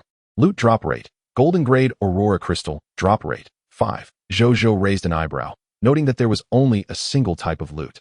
Was this the price for the corpse's ability to retain Aurora crystal energy over time?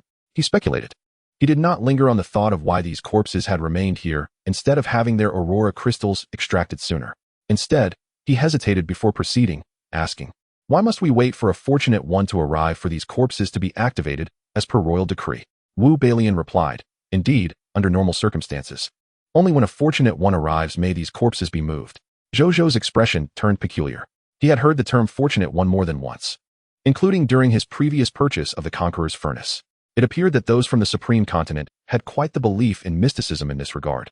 With that, Zhou Zhou resolved to extract the Aurora crystals from the corpses, in order to utilize the arcane method of loot extraction to procure the Aurora crystals. It was deemed inconvenient for others to observe the process.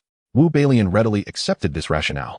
After reiterating his admonition against any disrespectful treatment of the corpses, he departed from the glory repository. Zhou Zhou, seeing this, wasted no time and commenced the extraction of loot. Moments later, he emerged from the repository.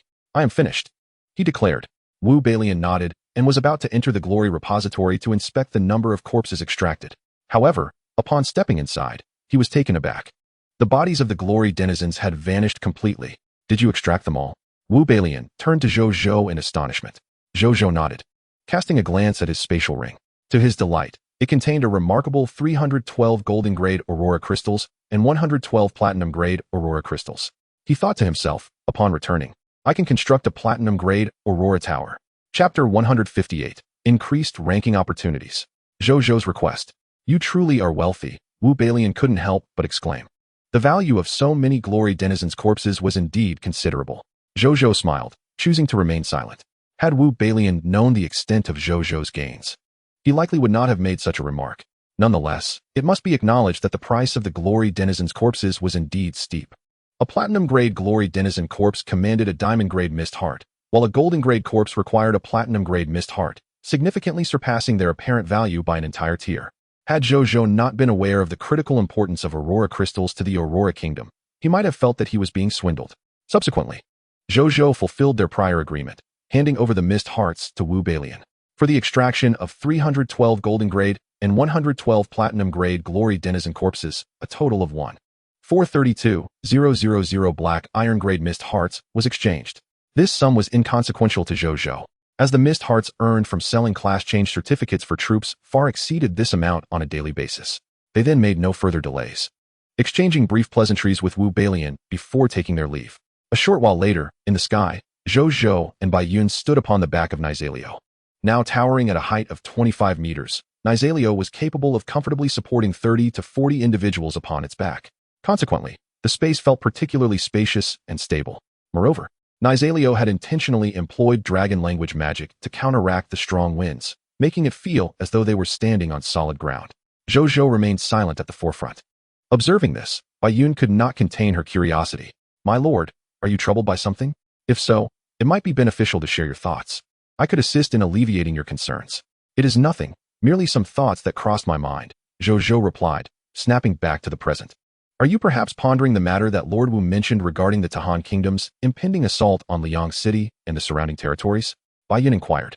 Zhou Zhou was taken aback, then nodded. The Aurora Kingdom bordered their territory. Should the Tahan Kingdom's crimson monsters breach the Aurora Kingdom, there would be no shelter for them beneath the collapsing nest. They would inevitably become the Tahan Kingdom's next target. Given the current strength of their territory, with great difficulty, they could withstand an assault from a kingdom-level force, especially one as formidable as the Crimson Kingdom. Zhou Zhou had not forgotten that directly south of the silver-grade verdant wilds lay the golden-grade territory of Nightshade Town, belonging to the Tahan Kingdom. The reason for their lack of aggression from that direction now seemed to be the natural barrier presented by the sandstorm disaster zone. Additionally, Zhou Zhou contemplated the presence of Leah, the princess of the Aurora Kingdom, who had been exceedingly courteous and respectful since her arrival in his territory. Initially, he attributed this to her good upbringing, but it now appeared that it was more than mere etiquette. She was likely seeking allies for her kingdom. With him as a potential target, I indeed possess the potential to become their ally. However, potential is ultimately just potential.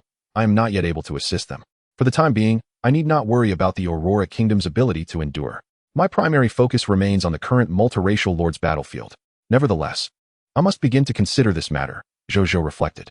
At that moment, a text prompt appeared. Your subjects have conquered a black iron-grade Crimson Lord's territory, earning you 1 ranking opportunity. Zhou Zhou was momentarily stunned, then a smile crept onto his lips. It seemed that Master Wu's endeavors were progressing smoothly. After more than half an hour, they returned to Liang City. My lord, I wish to return to the army and expedite the conquest of those 2 bronze-grade territories. Bai Yun, having just dismounted from Nizaleo, immediately addressed Zhou Zhou with respect. Observing her, Zhou Zhou surmised that her urgency stemmed from his earlier remarks. Do not be hasty. There is a saying in our homeland, haste makes waste. Our development has already been remarkably swift. The Aurora Kingdom's great tree will not fall in the short term. He reassured her. Yes. However, I still wish to go, Bai Yun insisted. Then go ahead. Let Nizaleo accompany you. With Nizaleo's presence, your speed should increase, Zhou Zhou replied. Bai Yun nodded and quickly remounted Nizaleo, taking flight once more. Zhou Zhou sought out Zhao Changshou, presenting him with a spatial ring capable of holding 100 cubic meters. Elder Zhao, within this ring are 1 million black iron-grade mist hearts, along with 312 golden-grade aurora crystals and 112 platinum-grade aurora crystals. During this period, please utilize them to construct aurora towers in both Liang City and Shijinqing, particularly in Liang City. Ideally, a platinum-grade tower should be constructed, Zhou Zhou instructed. A platinum-grade aurora tower.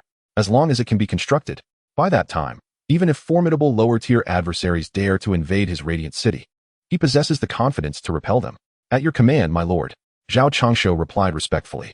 However, should he wish to erect a platinum-tier aurora tower, it would necessitate the mobilization of blacksmiths, carpenters, and various other craftsmen from the territory, as their contributions are essential to the completion of such a grand edifice. He hoped the Lord would grant this request. When it came to constructing lower-tier buildings, he, as a senior architect, could direct ordinary folk to assist based on his expertise. Yet, as the complexity of the architecture escalated, the necessity for diverse skilled laborers became paramount, encompassing blacksmiths, carpenters, engravers, painters, and other artisans. These individuals are indispensable in the process of erecting advanced structures, hence his proposal. Upon hearing this, Zhou Zhou readily acquiesced. He did not linger on the conversation, but instead sought out Leah. You have returned so soon, my lord? Leah remarked in surprise. I have just come back. Zhou Zhou nodded. After a moment's hesitation, he continued. I recently visited the Sunlight City and observed that the situation there, along with its surrounding areas, appears rather dire. It seems they have been assaulted by the forces of the Taiyan Kingdom. Leah nodded in acknowledgement. The Taiyan Kingdom has harbored animosity towards our Aurora Kingdom for a long time. I was already aware of this matter before my arrival. If you are interested in matters of royal warfare, my lord, we can certainly visit the site together upon my return. I assure you it shall be a worthwhile endeavor. Very well, Zhou Zhou contemplated, nodding once more. Given the proximity of his territory to that of the Taiyan Kingdom, it was likely they would eventually become adversaries. Thus, acquiring knowledge about the situation in advance would prove beneficial. Upon witnessing Zhou Zhou's agreement, a smile blossomed on Li Ya's face. By the way, Your Highness, regarding the promise you made to grant me a request last time, I wonder if it still holds? Zhou Zhou inquired. Of course. My father's promises are always kept. She replied. Have you decided on your request, my lord? I require an alchemist of at least golden tier proficiency, Zhou Zhou stated. He nodded, explaining that he had yet to find an alchemist of the appropriate level to study his fog energy paper. By successfully constructing the fog energy cannon, he would possess a formidable weapon for the impending multiracial lord battlefield. When faced with the fortifications of others, he could effortlessly breach them without even needing to deploy his ultimate trump card, Nizaleo. Noted. I will return to inform my father tomorrow, Leah affirmed with a nod. This request would be a simple matter for her kingdom. Zhou Zhou nodded in agreement, and after a brief exchange of pleasantries, he returned to the lord's manor. While Leah stood for a moment, watching his departing figure. Why is his highness so courteous to this lord? Although he is indeed impressive, he is merely a minor lord, mused the maid, Yu Qiao, as she approached with curiosity. There are many like him in our Aurora Kingdom. There are aspects you do not comprehend. Though his current power may be limited, he is summoned as a multiracial lord by the Supreme Will, which is his greatest advantage. Our kingdoms on the Supreme Continent have battled for millennia without producing a single Supreme Lord. It appears the Supreme Will has grown disillusioned with us, subtly shifting its focus to these multiracial lords.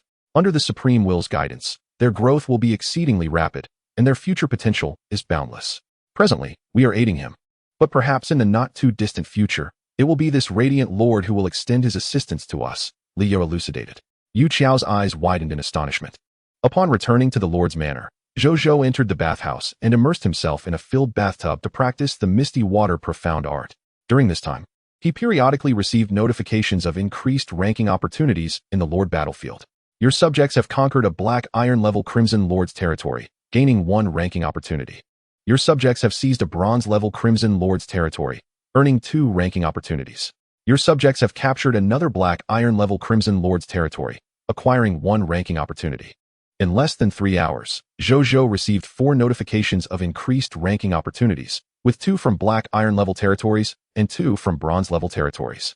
Including the notification he received upon his return, his ranking opportunities surged from 0 to an impressive 7.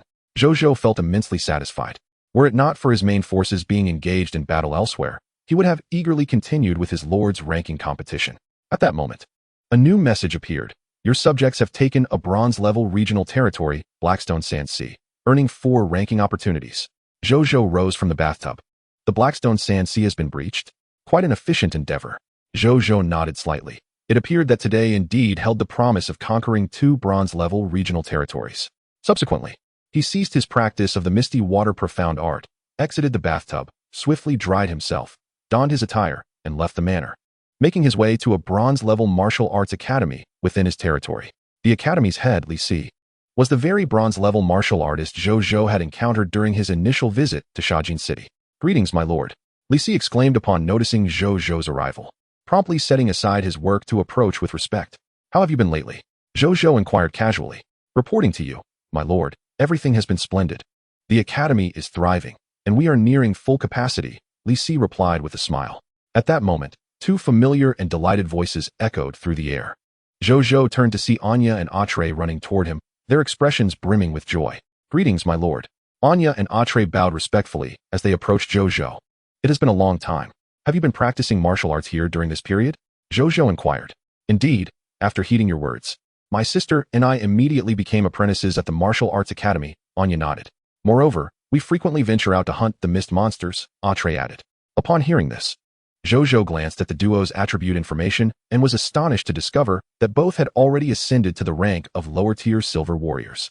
Such prowess could not be achieved merely through diligent practice and hunting a multitude of monsters. It required an extraordinary level of commitment. My lord, are there any tasks we can assist with in the territory? Anya asked eagerly. Why not return to the Sun Legion? Zhou Zhou suggested. That is indeed an option. But as warriors, our combat style differs significantly from that of military professionals. If we were to join, the outcome might not be ideal, Anya replied, somewhat troubled. Then when Bai Yun returns, you may discuss arrangements with her. Zhou Zhou cheerfully delegated the matter to Bai Yun. Yes, my lord. The sisters readily acquiesced. By the way, your Gale Blade has reached its limits in practice. Coincidentally, a new lower-tier silver martial master has joined the territory just yesterday. Once his Silver Martial Arts Academy is established, you both can learn there, Zhou Zhou informed them. Yes, my lord. Anya and Atre's eyes lit up as they responded respectfully. Zhou Zhou nodded, and then instructed Li Si to arrange a martial arts training room for him. He began training in the Gale Blade within the room, a technique he had not practiced for quite some time. This was the perfect opportunity to hone his skills. Under the room's unique attributes, Martial Insight Level 2, Training Efficiency 20, and additional Promotion Energy Gain 20, Zhou Zhou soon felt a distinct difference from his usual training. It seemed that a wealth of inspiration and ideas regarding the martial arts he was practicing flooded his mind. Simultaneously, he could palpably sense an influx of promotion energy flowing into his body with each movement he executed. Zhou Zhou quickly grew fond of this sensation. An idea formed in his mind. If the Bronze Level Academy could yield such effects, what would the Silver Level one provide? Once the new lower-tier Silver Martial Master opened his academy, he could frequent it to further master another martial art. With that thought, Zhou Zhou resumed his practice of the Gale Blade. Time passed slowly.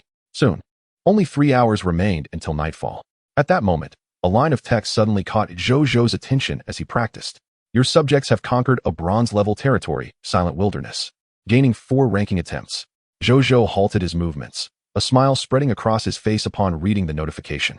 2 bronze-level territories conquered. He then recalled the previous notifications. During this brief period, he had received 5 notifications of increased ranking attempts. Conquering 3 bronze-level Scarlet Lord territories had granted him 6 additional attempts, while 2 black iron-level Scarlet Lord territories had contributed 2 more. Now, I can rank up 23 times. Zhou Zhou thought with satisfaction. With such a plethora of ranking attempts, barring any unforeseen circumstances, it was virtually guaranteed that his Lord rank would ascend to lower-tier bronze. However, what excited Zhou Zhou even more was the fact that today, his Sun Legion had conquered a total of 10 Scarlet Lord territories. Among these were 5 black iron level and 5 bronze level Scarlet Lord territories. This meant Bai Yun and her team would deliver 10 Scarlet Lord corpses to him, even if no new Lord talents dropped from these corpses. Upgrading existing ones should suffice for his needs. Zhou Zhou mused with anticipation. Chapter 160, Transaction. Lower Tier Silver Ceremony of the North Wind. Within the City of Sunshine, Leah and her maid Yu Qiao were strolling through the territory. As they walked, she suddenly noticed Zhao Changshu gathering personnel. Old Zhao, are you constructing new buildings again? Leah approached curiously. Zhao Changshu contemplated for a moment. It seemed that their lord had hinted, either intentionally or unintentionally, that he need not conceal the construction of a platinum-level Aurora Tower. Reassured, he nodded. The Lord has commanded me to build several platinum and gold-level Aurora Towers in both Sunshine City and Shajin City. Therefore, I am now gathering manpower, he explained. Leah's brows furrowed slightly upon hearing this. A platinum-level Aurora Tower? Does that not require platinum-level Aurora crystals? How did the Lord acquire them? She wondered internally, though she kept her thoughts to herself and smiled, nodding in agreement. Are you constructing a lower-tier or mid-tier platinum Aurora Tower? She asked. If so, once the platinum-level Aurora Tower is completed, it will ensure the safety of our territory for a considerable time. As the princess of the Aurora Kingdom, Leah was acutely aware of the immense power wielded by their kingdom's architectural marvels. It would not be an exaggeration to say that the Aurora Kingdom had endured the onslaught of the Taiyan Kingdom for so many years, not only due to the 3 extraordinary heroes within her kingdom, but also because of the widespread presence of platinum-level Aurora Towers in vital military territories.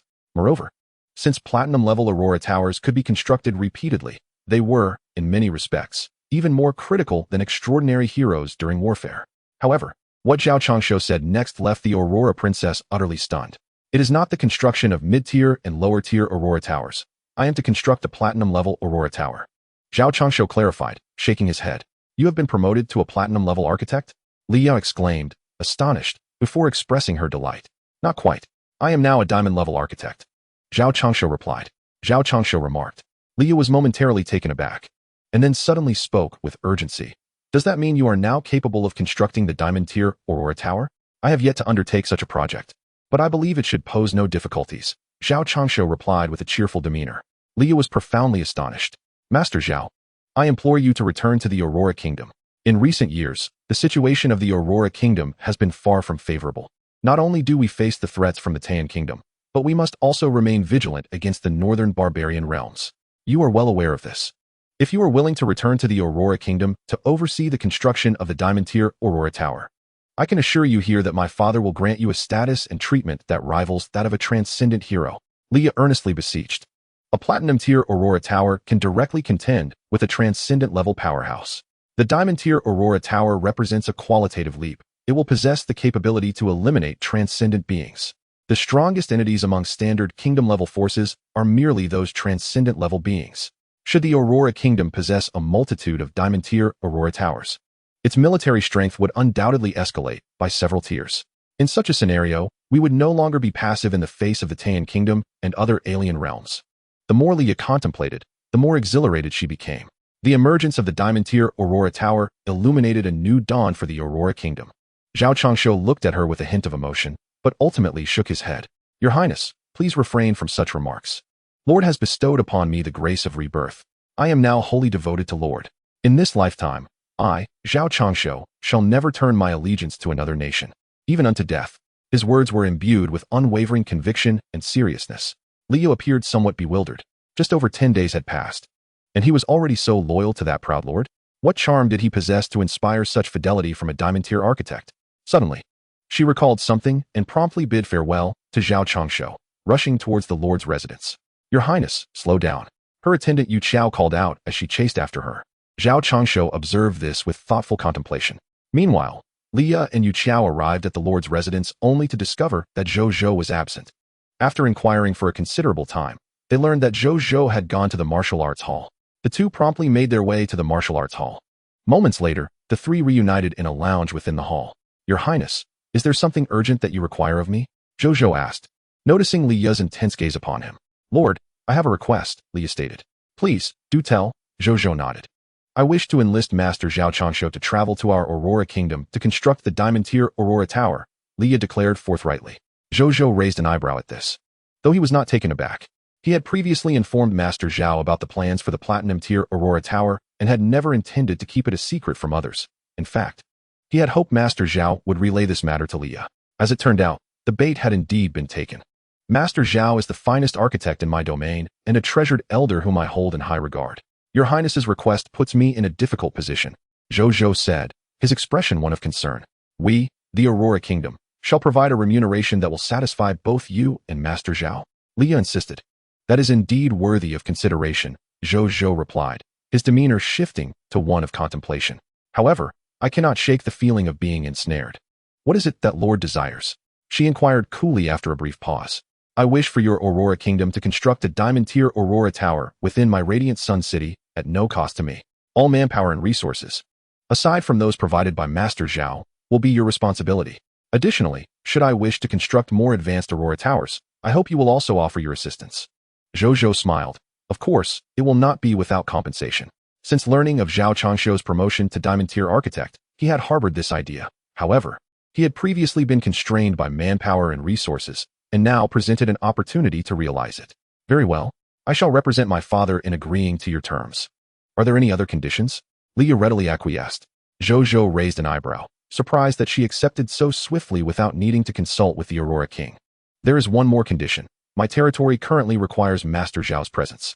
He must assist with my matters before attending to yours, Zhou Zhou stated after a moment of contemplation. That is only reasonable and should not be considered a condition, Leah replied. In fact, the diamond-tier Aurora Tower could be constructed within your territory first, and then transported back to our Aurora Kingdom, thus negating the need for Master Zhao to travel long distances to supervise its construction. Then it is settled. You shall send the resources and manpower for the construction of the diamond-tier Aurora Tower. Once completed, you may take it back, Zhou Zhou said, momentarily taken aback before continuing. If Master Zhao can remain within the territory, that would be ideal. Leah nodded in agreement. Aside from this point, I have no other requests at present. We can discuss any future needs as they arise. Zhou Zhou contemplated for a moment before responding. Leah affirmed, the Aurora Kingdom shall forever remember this agreement. She proclaimed earnestly. Zhou Zhou smiled and nodded. With the terms settled, a smile finally graced Leah's face. Zhou Zhou felt quite satisfied as well. This arrangement seemed mutually beneficial. Leah then inquired curiously about the origins of the platinum-tier Aurora Crystal. Zhou Zhou recounted the events, and she was left in awe of his fortune. Zhou Zhou merely smiled, saying little further about his own luck. In that case, we should not delay. Let us return and inform my father at once, Leah declared as she rose. In such a hurry? The sun is nearly set. We could depart tomorrow, Zhou Zhou remarked, somewhat surprised. The sooner this matter is resolved, the better, she insisted. Otherwise, at every moment, countless subjects of the Aurora will perish at the hands of those fog monsters in the Tan Kingdom, Leah declared solemnly. Having heard this, Zhou Zhou refrained from further discussion. Observing his silence, Leah and Yu Qiao departed to pack their belongings. Shortly after they exited the Lord's mansion, Yu Qiao could no longer contain her astonishment. Your Highness, you recently mentioned that it was highly probable we would receive assistance from the Lord of the Radiant Sun. I never anticipated it would arrive so swiftly. The whims of fate are indeed unpredictable. I too did not foresee such prompt aid. Nevertheless, it is ultimately a fortuitous development. Leah mused with a hint of nostalgia before breaking into a smile. Yu Qiao nodded vigorously in agreement. After a brief moment, the two women left the city of Radiant Sunday. Zhou Zhou personally escorted them beyond the city gates. He held no concern for their safety, for Nizalio had long since informed him that a mysterious guardian was watching over them. The aura of this protector even instilled a sense of trepidation within him. However, the guardian exhibited a degree of politeness. During Leah and Yu Qiao's stay in Radiant Sun, they had never once entered the city, instead remaining outside to safeguard them. Perhaps they were confident that, should anything happen to Leah within the city, they could arrive in the blink of an eye. Yet, such matters were of no concern to Zhou Zhou. A short while later, Bao Shuer arrived at the Lord's mansion seeking Zhou Zhou. My lord, this is the white silver grade ritual of the north wind that my teacher has just woven. Would you care to try it on? She inquired. No need to try. I have complete faith in teacher Zhang Li's craftsmanship. Zhou Zhou replied with a smile as he accepted the garment bag and inspected its contents. The white silver grade ritual of the north wind retained a similar overall style to its predecessor, yet Zhou Zhou discerned that it had become distinctly more exquisite and grand. A text prompt appeared. Set name, Ritual of the North Wind. Set grade, white silver. Set effect 1. The Ritual of the North Wind is inscribed with defensive secret patterns that can protect against physical and energy damage of silver grade intensity from external sources. It also offers a degree of defense against certain golden grade physical and energy damage. Set characteristic 2. The beauty of the ritual remains unchanged from before. Set characteristic 3. North Wind. Just as before. Current set completeness, 55. Description, a characteristic equipment of the North Wind tailoring technique, inherited from a long-extinct kingdom. Zhou Zhou nodded in satisfaction. The enhancement to the ritual's noble charm and the North Wind's flight ability had not altered, yet its defensive capabilities had markedly improved. Now capable of offering some protection against certain golden grade physical and energy damage. This enhancement was indeed practical. In a while, I shall accompany Bai Lao to meet with teacher Zhang Li and teacher Li Huiwe. Would you care to join us? Zhou Zhou asked. Yes. Bao Shuer's eyes lit up as she responded eagerly. Zhou Zhou nodded. After more than half an hour, Bai Yun, Wu Exine, Nizalio, the Soul Reaper Maris, and a contingent of soldiers returned, bearing with them all the spoils from 2 bronze-grade territorial conquests. Greetings, my lord. Bai Yun and Wu Exine knelt respectfully. Rise. Zhou Zhou said with a smile. I am already aware of your achievements. You have worked hard. These were merely our responsibilities, my lord. Bai Yun replied gravely. Having promised to return victorious, we could not renege on our word, Wu Exine added, smiling. Zhou Zhou nodded, and the two reported the day's accomplishments. To secure the 2 bronze-grade territories, they had vanquished over 15,000 monsters.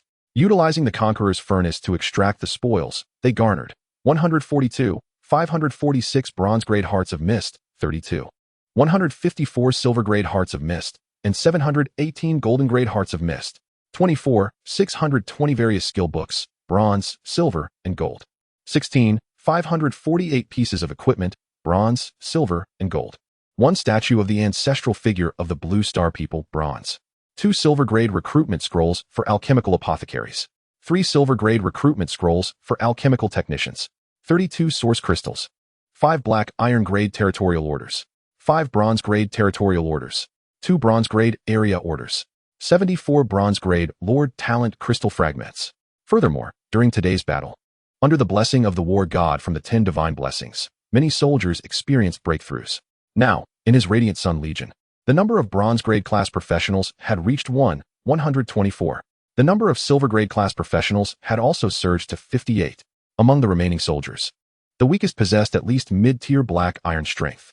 Bai Yun also attained a breakthrough in strength during the climactic moments of battle, elevating her to the upper tier of silver.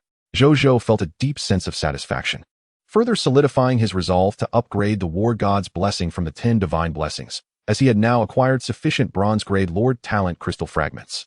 Today, he could elevate this talent from bronze to silver. However, with ample time at his disposal, there was no urgency to do so immediately. Thus, Zhou Zhou turned his attention to the other spoils. First was the bronze-grade statue of the ancestral figure of the Blue Star People. Item name, Statue of the ancestral figure of the Blue Star People, Gongsun Ban. Item grade, bronze. Item effect, when placed in the altar of the Grand Temple, it activates a beneficial effect for the territory, its subjects, or the lord. Item description, the progenitor of ancient Chinese earth and timber architecture, the master carpenter, and the founder of theatrical troops. Hint, collect 2 statues of the same level representing the same person to fuse them into a higher grade ancestral statue. The fused ancestral statue will bestow even greater benefits upon the territory, its subjects, and the lord. To think it is Gongsun Ban. What a remarkable figure, Zhou Zhou marveled. He promptly stowed the statue of the ancestral figure of the Blue Star People into his spatial ring, then proceeded to the Grand Temple, placing it in the rightmost alcove. In the next moment, the Grand Temple trembled slightly once more, and simultaneously, a firm and composed voice resonated in his mind. I shall not take a life. This must be the voice of the ancestor of Gongshuban. Zhou Zhou nodded in acknowledgement. At that moment, a new text prompt appeared.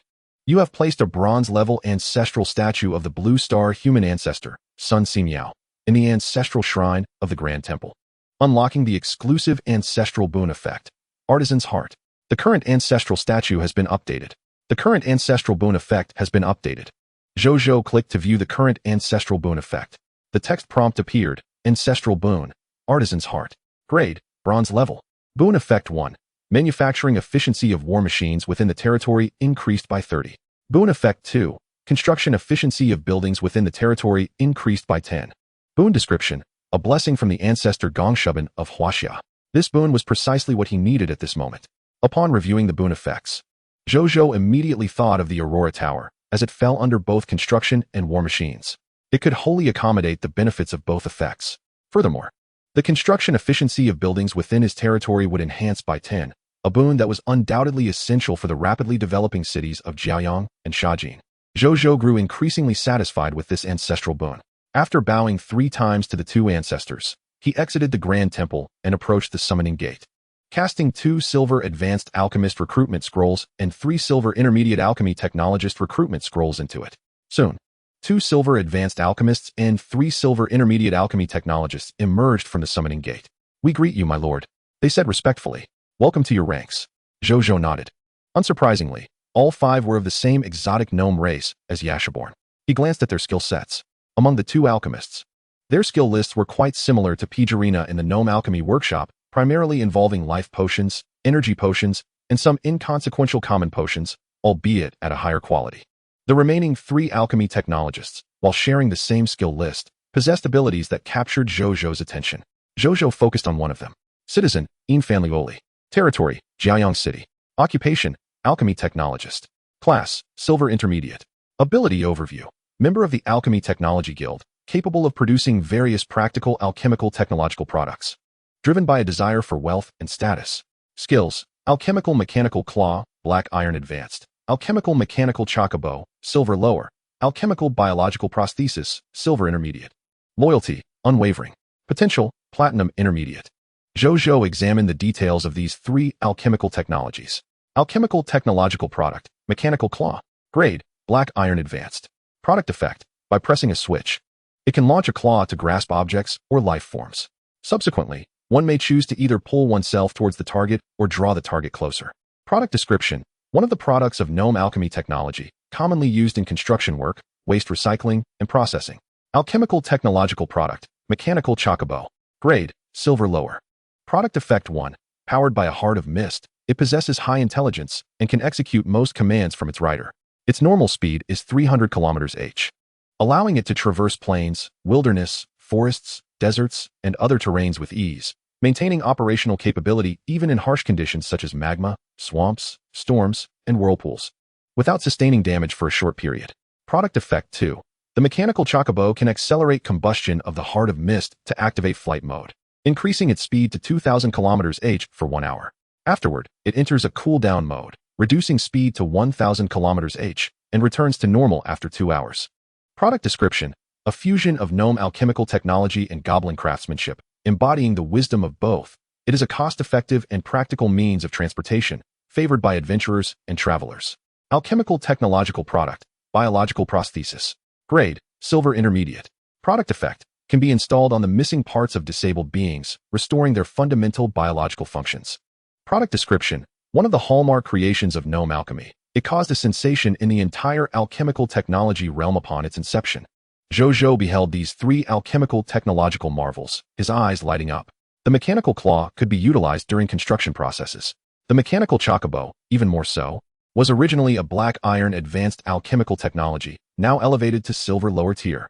Not only had its speed dramatically increased, but it also surpassed the overload mode speed of its previous black iron advanced state. Moreover, the former overload mode had transformed into a flight mode, granting it the ability to fly at an impressive speed of 2,000 kilometers within an hour. This was already double the speed of a typical civil aviation aircraft on Blue Star. The speed in cooldown mode was sufficient to rival the maximum speed of commercial flights. It must be produced, Zhou Zhou thought immediately. This was of utmost importance for his territory. With it, he could even construct an airport to provide flight services for himself, his legion, and even the beings from the outside world. Wu Tu's reconnaissance soldier squad could also upgrade their capabilities. As for the last biological prosthesis, it was incredibly useful. Zhou Zhou found himself engaged in warfare with other lords daily. His subjects were ordinary people, unlike those higher races who could regenerate limbs. For ordinary individuals, disability meant a lifetime of misfortune. Not only could they not fight, but their daily lives would also face significant challenges. Now, with the advent of this biological prosthesis, those disabled subjects could restore a semblance of normal life, even returning to military service or pursuing other professions, although it would undoubtedly differ from the original. For the disabled subjects, this was a monumental change. What types of biological prostheses can you manufacture? Zhou Zhou inquired. I can create leg prostheses. I can create arm prostheses. I can do both, the three silver intermediate alchemy technologists replied in unison. Can you manufacture artificial eyes? The kind that allows normal vision? Zhou Zhou asked. The construction of the false eye is considerably intricate, necessitating at least a gold-level alchemist to fabricate it. Currently, we are unable to produce one, remarked Infan Roli with a hint of difficulty. In that case, it is of no consequence, Zhou Zhou responded, feeling a tinge of regret, yet dismissing it with indifference. As he continues to vanquish higher-level monsters with his subjects, he is bound to acquire recruitment scrolls for more advanced alchemists in due course. Perhaps then, the false eye could be manufactured. A thought suddenly crossed Zhou Zhou's mind. Will my territory eventually evolve into a cyberpunk aesthetic? He chuckled at the notion. Dismissing the style as irrelevant, strength is of paramount importance. Subsequently, he inquired of the two regarding the materials and approximate costs required for the creation of the three types of alchemical technologies. The mechanical flying claw of superior black iron costs 10 black iron grade mist hearts. The mechanical landbird of lower silver grade requires 5 silver grade mist hearts, while the biological prosthetic of intermediate silver grade demands 8 silver grade mist hearts. Upon learning this, Zhou Zhou promptly set up a trade at the exchange for the procurement of the corresponding materials. He then dispatched the 5 individuals to the Gnome Alchemy Workshop, instructing them to collaborate with Yashaborn and others to specialize in the production of these 3 new alchemical technologies once the materials arrived. Returning to his lord's estate, Zhou Zhou took out the new types of skill books acquired that day and proceeded to study a complete set of lower silver grade skills.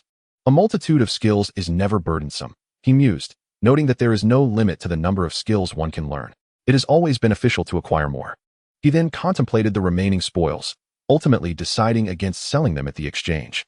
These skills and equipment were unfamiliar to the military professionals and subjects, and since they could not be reproduced through the monster ranch, selling them would mean their permanent loss. He preferred to focus on the products generated by the monster ranch for trade. As for the spoils, they could be integrated into the military merit exchange system and the contribution point system for his subjects, empowering them and motivating them to achieve merit or contribute to the territory. He then produced the 2 bronze-level regional tokens. Zhou Zhou examined them closely as the item information materialized. Item name, regional token region name, Blackstone Sand Sea region grade, bronze region area, approximately 1211 square kilometers. Item description, the regional token for the Blackstone Sand Sea. The lord who possesses this token and integrates it into the territory monument will become the regional lord of the Blackstone Sand Sea and receive an exclusive regional treasure chest. Item name, regional token region name, Silent Wasteland region grade, bronze region area, approximately 1542 square kilometers. Item description, the regional token for the Silent Wasteland. The lord who possesses this token and integrates it into the territory monument will become the regional lord of the Silent Wasteland and receive an exclusive regional treasure chest. Zhou Zhou marveled at the tokens. Truly, they are of bronze level. The Blackstone Sand Sea is twice the size of the Radiant Desert, and the Silent Wasteland is even thrice its size. He approached the territory monument and integrated the 2 regional tokens into it. Rows of golden text appeared. Congratulations. You have acquired a bronze-level regional token, Blackstone Sand Sea, and have officially become the regional lord of this area. Congratulations. You have acquired a bronze-level regional token, Silent Wasteland, and have officially become the regional lord of this area. Your regional territory has been expanded to include the Blackstone Sand Sea, bronze, and Silent Wasteland, bronze. You have received 2 regional treasure chests. Zhou Zhou accessed his regional territory section and beheld it. Regional territories, Radiant Desert, black iron, Land of Sand Gold, black iron, Thorny Dunes, black iron, Blackstone Sand Sea, bronze, Silent Wasteland, bronze. Now I possess 5 regional territories. Zhou Zhou nodded in satisfaction. He then opened the 2 regional treasure chests. The treasure chest from the Blackstone Sand Sea contained a bronze-level exclusive resource package, comprising 4 types of basic resources totaling 2 million units and 50,000 units of bronze-grade material, refined steel. The other treasure chest yielded an unexpected item, a hero skill book, detailing a skill known as Silent March. Hero skill, Silent March level, extraordinary superior skill effect, When a hero who has mastered the hero skill Silent March leads a legion in march, upon activation of the skill, both the hero and the legion will move in silence and leave no trace of their passage for a specified duration. Diviners of the same level will be unable to detect the movements of the hero and the legion under their command. Hint 1. The duration of the hero and Silent March will depend on the hero's strength. The stronger the hero, the longer the duration and the harder they are to detect. Conversely, a weaker hero will have a shorter duration and be more easily discovered. Hint 2. This hero skill is essentially a semi-growth skill, with a growth limit of extraordinary superior. Any combat-oriented hero possessing an extraordinary or higher fate quality can learn it. Remarkably, a regional treasure chest can yield hero skills. Zhou Zhou thought, exhilarated by the discovery. Though this hero skill is quite sinister, I find it appealing. He gazed at the hero skill book, filled with delight. Chapter 163, Silver Level Lord Talent. Commencing ranking. I shall bestow it upon Bai Yuan, Zhou Zhou decided promptly. Bai Yuan is not only the commander of the Radiant Legion, but also possesses an epic-grade hero fate quality, making her potential exceedingly high. Moreover, she has been by his side the longest and has contributed the most. With all these reasons, she is undoubtedly the most qualified to wield this hero skill. Zhou Zhou, not yet being a hero himself, could not learn this skill. He summoned Bai Yuan and presented her with the hero skill. Upon receiving the book, Bai Yuan was taken aback. As a hero, she understood the significance of hero skills. Indeed, hero skills and hero fate qualities are the two paramount symbols of a hero's identity. One cannot exist without the other. My lord has entrusted such a vital treasure to me. Thank you, my lord. I shall not disappoint your expectations and will develop this hero skill to its fullest potential. Bai Yuan expressed her heartfelt gratitude, taking a deep breath. Zhou Zhou nodded in acknowledgement. As he was about to speak, he noticed Bai Yuan hesitating for a moment before saying, "By the way, my lord, just now, Anya and Atrina, the Catgirl sisters, came to me. They expressed their desire to seek employment within the territory. After much contemplation, I believe that your esteemed self is in dire need of their assistance." "Why do you say that?" Zhou Zhou inquired, somewhat taken aback. "Because your territory is no longer what it once was. You now have a multitude of responsibilities to attend to daily. In such circumstances, it is imperative that you have two capable servants at your beck and call. Just like earlier, you likely had to hastily summon soldiers to call for me, didn't you?" Bai Yuan remarked. Zhou Zhou opened his mouth, only to find himself at a loss for words. He had indeed summoned patrolling soldiers to fetch Bai Yuan. Reflecting on this, he realized he truly needed two individuals to assist him at all times. "Very well, let it be as you suggest," Zhou Zhou conceded without hesitation. After all, the mansion had guest rooms available. The arrival of the two would not only provide them with accommodation, but also enliven the expansive lord's residence. Bai Yuan nodded in agreement. Zhou Zhou then instructed her to inform the soldiers to prepare for entry into the battlefield of the myriad races. Upon hearing this, Bai Yuan promptly took her leave. Subsequently, Zhou Zhou retrieved 100 bronze-level Lord Talent crystal shards. As he gazed at these shards, golden text began to materialize before him. "You have discovered 100 bronze-level Lord Talent crystal shards. Would you like to merge them into a single silver-level Lord Talent source crystal?" "Indeed," Zhou Zhou replied. In the next moment, a surge of bronze light flashed before him, and a thumb-sized hexagonal silver crystal manifested in front of him, encircled by a silver aura reminiscent of a starry ring. It was the silver-level Lord Talent Source Crystal. Treasure name: Lord Talent Source Crystal Treasure Grade. Silver-level Treasure Effect 1. Upon absorption, the Lord will randomly awaken one silver-level Lord Talent. Treasure Effect 2. A Lord possessing a bronze-level talent can utilize this crystal to elevate their bronze-level talent to a silver-level talent. Treasure Description: a rule-based treasure forged from supreme will, capable of awakening talents or serving to promote talents. Shall I absorb and promote? Promote. Zhou Zhou declared in a firm tone. Since you possess 3 bronze-level Lord talents, Gnome Alchemy Workshop, Subversion, and the Blessing of the War God of 10 Deities, please select one for promotion. I choose the Blessing of the War God of 10 Deities for promotion. Zhou Zhou responded. While the other 2 bronze-level talents were commendable, he firmly believed that enhancing the Blessing of the War God of 10 Deities was the most prudent choice. Selected Lord Talent. Promotion in progress. In the next moment, he felt a familiar warmth at the center of his forehead. After a brief period, this warmth gradually dissipated, and new text appeared. Lord Talent promotion successful. Congratulations, your bronze-level Lord Talent, Blessing of the War God of 10 Deities, has been elevated to silver level. The effects of your newly promoted silver-level Lord Talent are as follows. Lord Talent. Blessing of the War God of 10 Deities, silver level, effect, bestowed by one of the 10 deities under supreme will. The War God blesses you and your unit of warriors. Upon defeating enemies, you and your warriors will receive an additional 400 promotion energy. This enhancement is remarkable, Zhou Zhou exclaimed, his eyes sparkling with excitement. The previous gain of an additional 200 promotion energy had now doubled to an additional 400. Henceforth, each enemy he and his warriors vanquished would equate to the defeat of 5. And this was merely at the silver level. What might the mythic level entail? Zhou Zhou couldn't suppress his anticipation. Moments later, he regained his composure and contemplated the Lord Talent crystal shards in his possession.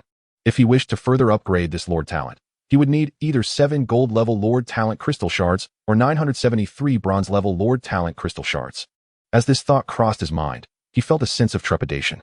How long would it take to gather over 900 bronze-level Lord Talent crystal shards? Even if he were to acquire shards at the same rate as today, it would take him 14 days to accumulate them. Yet today marked only the 11th day since his arrival in the Supreme Continent. In another 14 days, he would undoubtedly undergo a significant transformation. As for the remaining 27 Lord Talent crystal shards, he resolved to reserve them for upgrading other bronze-level talents. Utilizing them to elevate a silver-level talent felt excessively ambitious. Zhou Zhou mused that these 27 bronze-level Lord Talent crystal shards could also be directly employed to enhance the iron-level Lord Talent of Return to City. However, he felt there was little necessity for it, as he had scarcely utilized the Return to City talent thus far and deemed its practicality low. He could always upgrade it when the need arose.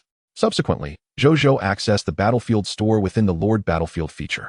After contemplating the available goods for a time, he decided against making any purchases at the moment, as there was no pressing need for such items.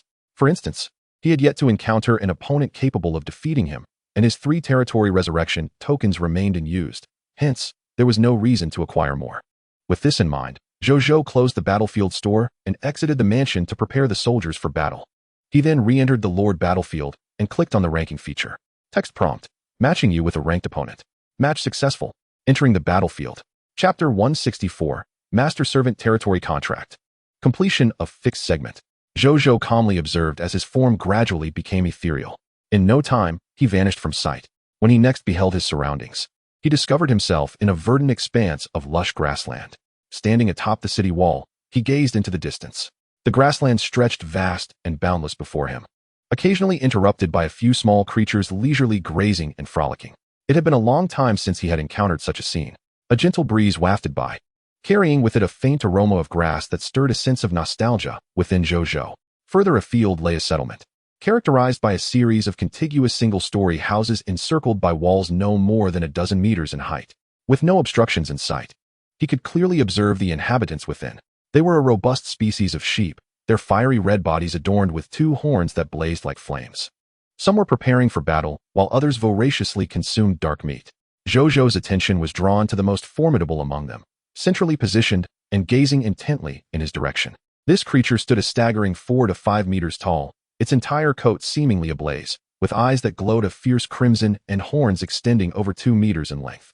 At first glance, it resembled a fantastical beast straight from the pages of the classic of Mountains and Seas. An informational prompt appeared. Species name: Lord of the Sheep. Slow Flame King Strength Class. Upper Bronze Species Description: the Lord of the Scarlet Flame Sheep from the Grassland World. Its favored delicacy being the flesh of the Black Mountain Wolf. Naturally irascible and carnivorous, it possesses an innate ability to wield flame due to its racial heritage. Loot drop rate: none. With a flick of his right hand, the Compendium of the Multiverse, Volume 1, manifested in his grasp. As a surge of energy flowed into the compendium, Zhou Zhou distinctly sensed that something had been unlocked within its pages. He promptly flipped to the first page, which still detailed the digger species. Turning to the second page, he was met with the detailed entry of the Scarlet Flame Sheep species. Scarlet Flame Sheep. Hailing from the Grassland World, the Scarlet Flame Sheep is surrounded by the life force of the Grassland World from the moment of its conception. Upon birth, they are not only robust, but also possess a faint ability to control flame. In battle, they are prone to losing their rationality. Yet their combat prowess doubles as a result. They have now been summoned to the Supreme Continent by the highest will. Zhou Zhou withdrew his gaze and stowed the Compendium of the Multiverse, Volume 1, away. Just then, a new text notification appeared. You have entered the Intermediate Black Iron Battlefield. You and your opponent have been randomly assigned to the Intermediate Black Iron Battlefield, Grassland Plain. Your opponent is Lord of the Scarlet Flame Sheep. Conditions for victory: within 24 hours, eliminate all enemy units. Failure to do so will result in both parties being deemed defeated, placing you at rank 1. You now have 10 minutes to deploy your units. Countdown: 9 minutes and 59 seconds. Zhou Zhou immediately commenced deployment. This time, In addition to his elite forces, Bai Yun, Wu Xin, Maris, Nasario, and the bull demon leader, Atu, he summoned only 12,000 soldiers from the Sun Legion. This was because any soldiers deployed to the Lord's battlefield would vanish from reality. This was a precaution Zhou Zhou had learned from Zheng Yuanqi upon returning from the Lord's battlefield. Thus, the over 5,000 soldiers he had not deployed remained to defend his Sun City and Shajin City. Once Bai Yun and the others materialized, Zhou Zhou promptly instructed them to begin fortifying their defenses. Bai Yun and Wu Xin readily complied. Moments later, all 12,000 soldiers were strategically positioned. After a brief interval, a text prompt appeared. Deployment time has concluded. The Lord's war has commenced. Prepare for battle. Zhou Zhou cast a solemn glance toward the distant settlement. Upon hearing this, Bai Yun quickly ordered the soldiers to prepare for combat. Soon after, they beheld over 600 scarlet flame sheep, alongside various subjugated alien species, charging towards Sun City with a ferocious roar. Zhou Zhou and his forces stood momentarily stunned. Bai Yun even activated her blood eye to discern any hidden tactics from the enemy, only to find that they were indeed launching a full frontal assault with no escape plan. It appeared they had discerned their human adversaries through the compendium of the multiverse, leading them to underestimate their strength and charge recklessly. Wu Xin briefly hesitated, then speculated, fools. Bai Yun shook her head. Zhou Zhou chuckled, relieved that the enemy had not opted for a prolonged standoff. Since they favored a swift confrontation, he decided to grant them just that.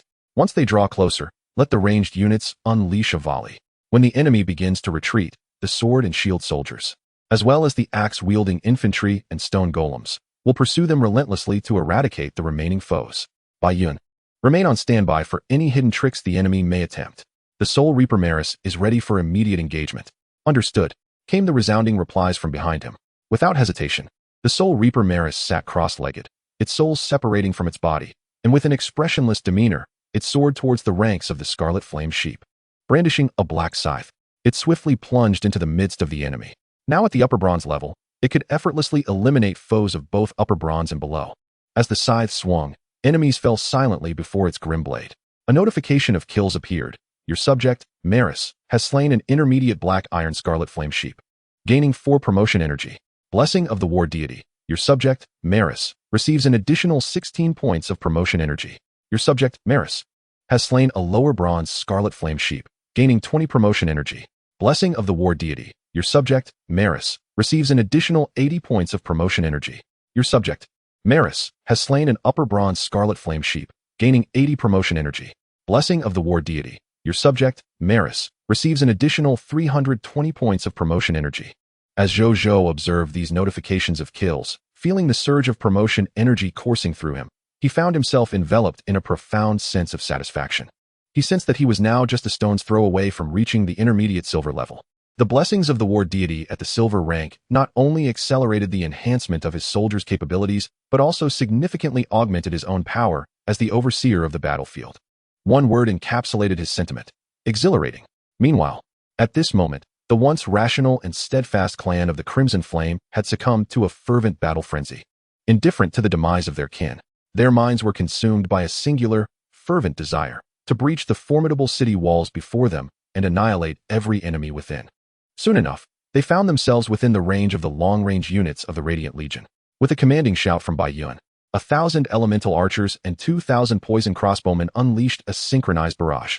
Without a moment's pause, they followed up with yet another volley. After 2 rounds of relentless fire, Zhou Zhou surveyed the battlefield below. He beheld the lifeless forms of over 600 members of the Crimson Flame clan, alongside the enslaved foreign entities, all fallen and silent. Among them lay the once mighty Lord of the Crimson Flame, Lord Yang Yuan, now reduced to a corpse riddled with arrows. Zhou Zhou shook his head, reflecting on the foolishness of these brutes. He hadn't even had to resort to his contingency plans, and yet they had fallen so easily. If only every ranked match could present such feeble and reckless lords, my ascent through the ranks would be astonishingly swift. Zhou Zhou mused. Just then, golden text materialized before him. You have defeated Lord Yang Yuan of the Crimson Flame clan, Black Iron Intermediate Lord, achieving victory in this ranking match. Congratulations. Your Lord rank in the multitude of Lords battlefield has been elevated to Black Iron Advanced. You are required to participate in at least one ranked match every 3 days, or your rank will regress to 1. Your battlefield shop has been updated. You may return to your territory. Zhou Zhou nodded slightly, feeling no overwhelming excitement. The demise of such a weak and brainless lord hardly warranted pride. He then silently commanded a return, leading everyone back to Radiant City.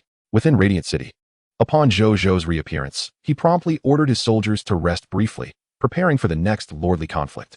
Subsequently, he accessed the battlefield shop to explore the newly added items. Upon discovering the new offerings, his brow furrowed in surprise. 7. 1 Black Iron Level Lordship Subordinate Territory Contract. Remaining purchase opportunities. 1. Price. 10 Black Iron Territory Tokens. How exorbitant. What could it be? Zhou Zhou's curiosity compelled him to delve into its detailed description. Item name, Subordinate Territory Contract. Item grade, Black Iron. Effect 1. Upon usage, the Lord may designate another Lord and their Black Iron level territory as a subordinate territory.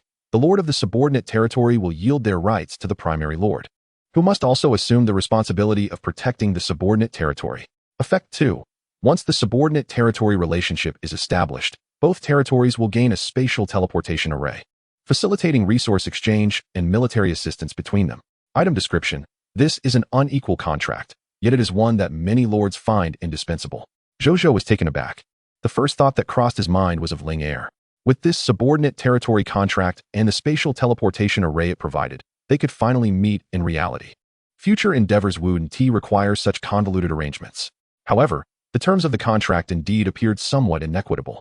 He resolved to consult Ling Air before proceeding. He would not impose his will upon her if she were unwilling. Zhou Zhou did not immediately seek out Ling Air, but instead initiated the next lordly match. This time, his opponent was the Lord of the Wasteland Spirits. Though more cunning than the Crimson Flame clan, adept at evading the Radiant Legion's might, their strength was lacking. Thus, Zhou Zhou and his allies concluded this round of lordly warfare in merely half an hour. Golden text reappeared, proclaiming, "You have defeated Lord Zhu Feng of the Wasteland Spirits, Black Iron Advanced Lord, achieving victory in this ranking match. Congratulations. Your Lord rank in the multitude of Lords battlefield has been elevated to Bronze Lower. You have completed your ranking match and achieved the basic objectives of this multitude of Lords battlefield event. You have earned the Bronze level title of Bronze Lord. You have received a Lord's ranking treasure chest, Bronze level. You are required to participate in at least one ranked match every 3 days, or your rank will regress to 1. Your battlefield shop has been updated. You may return to your territory." Zhou Zhou regarded the text with satisfaction, nodding in approval. The ranking matches have been rather simplistic, Zhou Zhou reflected. Yet, this was to be expected. If he, as the pinnacle lord of his race, found achieving the basic objectives of the event challenging, then other lords from the Blue Star race participating in this multitude of lords battlefield would essentially be embarking on a path to self-destruction. It was merely the first official activity for lords. No matter how the Supreme will sought to select the highest lords, it would not be so cruel as to escalate the difficulty to such an extent. Still, he must not grow complacent. His aspiration was to become the strongest lord among his kin, and he was still far from that goal. Zhou Zhou composed himself and opened the rewards for achieving the basic objectives. First, he examined the Bronze level title of Bronze Lord. Title name, Bronze Lord. Title quality, Bronze level. Growth potential. Effect 1. When battling against the hostile forces of the Crimson Mist, you and your subjects receive a 5-point enhancement to your strength. Effect 2. When speaking in the world channel of your race, your Lord title will be appended with your battlefield rank title suffix, which you may choose to activate or deactivate. Title description. An exclusive title granted during the multitude of Lords battlefield event, representing the supreme will's recognition of a Lord's strength. As your rank rises or falls, this title will similarly advance or regress. Zhou Zhou nodded slightly. The effects of this title were indeed quite practical. While a 5-point strength enhancement may not seem substantial, for a Bronze level title to possess such an enhancement effect and range was commendable. He then turned his attention to the Lord's ranking treasure chest, Bronze level, a chest measuring 1 meter in all dimensions. The text prompt appeared, Lord's ranking treasure chest, Bronze level exclusive rewards issued only after a Lord completes the ranking match during the multitude of Lords battlefield event. Zhou Zhou opened it to discover 3 Bronze level territory rebirth tokens and a set of bronze attire within. The functions of the Bronze level territory rebirth order and the Black Iron level territory rebirth order are fundamentally analogous. They merely take effect in the context of the Bronze level Lord ranking matches. This set of bronze attire, albeit somewhat archaic in design, exudes an air of majesty. The ensemble comprises a jacket, trousers, gloves, shoes, and a shirt. He examined it closely, and a textual prompt appeared. Costume name, Battlefield Rookie, Event Limited Costume. Costume tier, Bronze level, Growth potential. Costume feature 1. Reduces damage received by the wearer from bronze tier and below adversaries by 20. Costume feature 2. Upon withdrawing from the battlefield in a bronze tier lord match, should the team find themselves at a disadvantage, the wearer, possessing a bronze level territory rebirth order, has the option to concede voluntarily and exit the match automatically. Costume feature 3. The wearer can choose to conceal their current equipment or attire, displaying only the garments they wish to reveal to external beings. Costume feature 4. Comfort level 3. Current costume integrity, 55. Description: an event-exclusive costume for the myriad lords of the battlefield, possessing not only the standard functionalities of typical gear, but also several unique attributes in the lord battlefield context. The Supreme Will is quite astute, having introduced an event-exclusive costume. Zhou Zhou mused. As for the 4 costume features, the first requires no elaboration. It is a standard defensive capability found in typical armaments. The second is rather intriguing, as it seems designed to afford defeated lords a dignified exit from the battlefield, sparing them the experience of death prior to their defeat. This could prove invaluable when facing formidable adversaries in the future, making Zhou Zhou quite fond of it. As for features 3 and 4, they are more auxiliary in nature, useful, yet not of paramount significance. Subsequently, Zhou Zhou perused the battlefield shop, noting the updated inventory. His brows furrowed in surprise upon discovering significant changes in the bronze-level battlefield shop compared to its previous iteration. 1. Blueprint fragments for the Blue Star human race structure. The Arc de Triomphe, 17. Remaining purchase attempts. 1. Price: 5 bronze-level territory orders.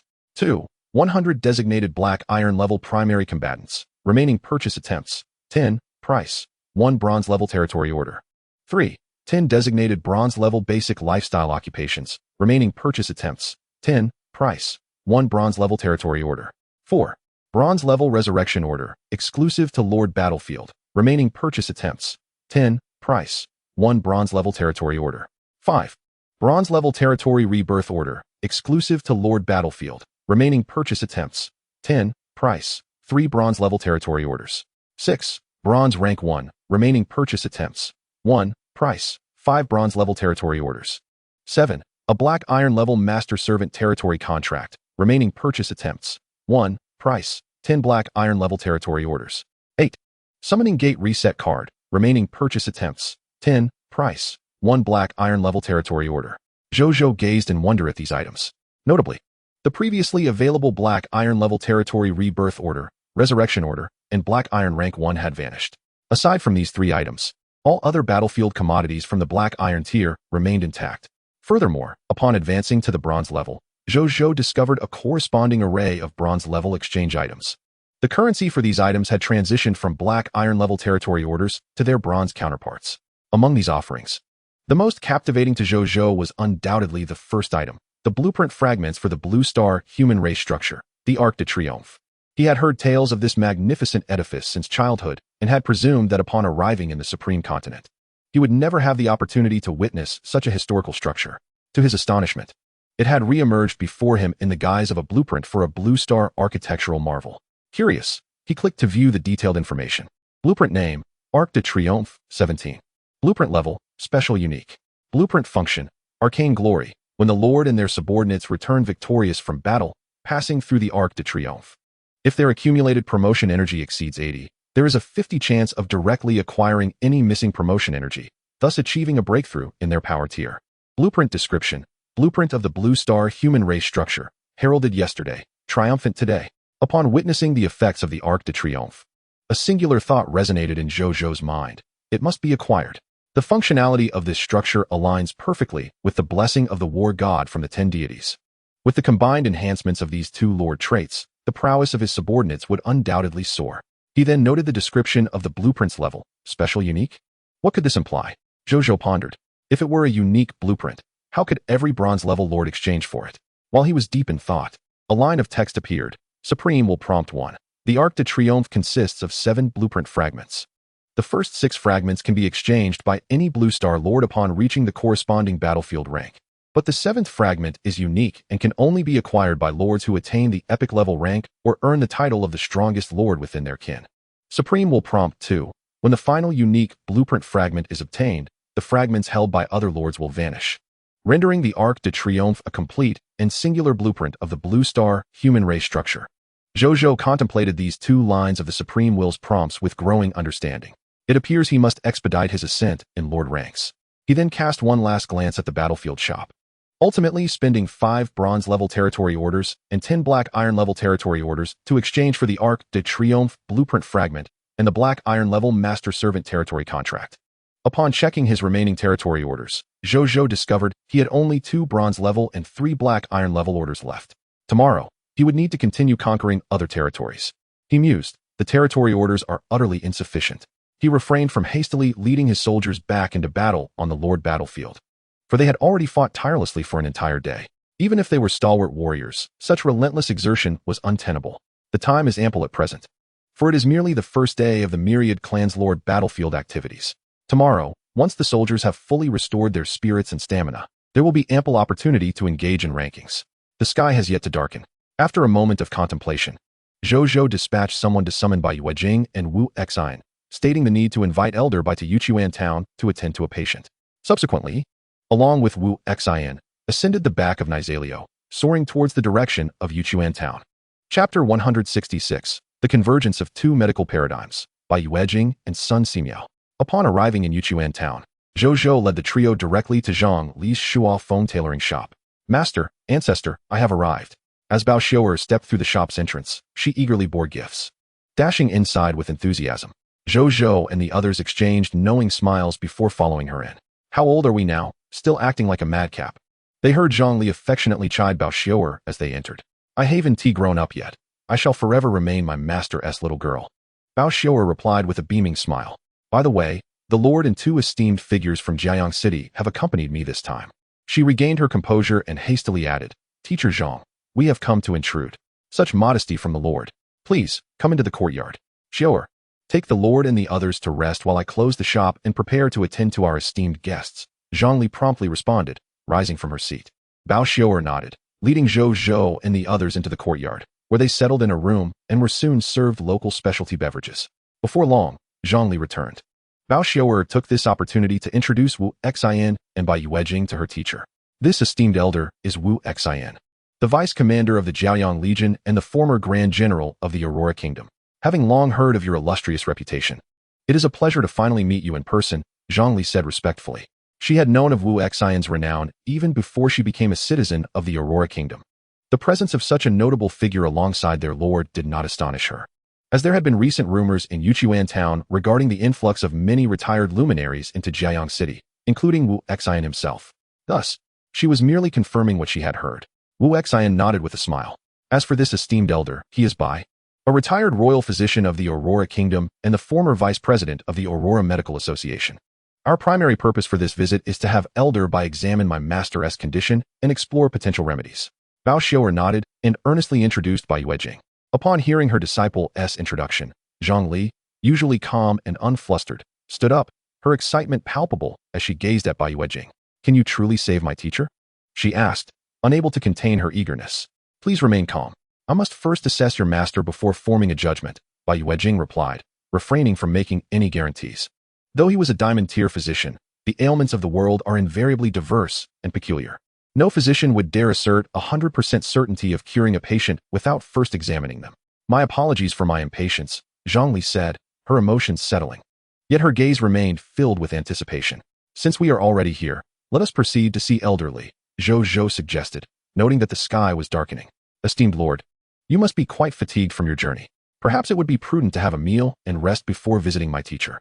Currently, her condition remains stable, and a brief delay would not be detrimental.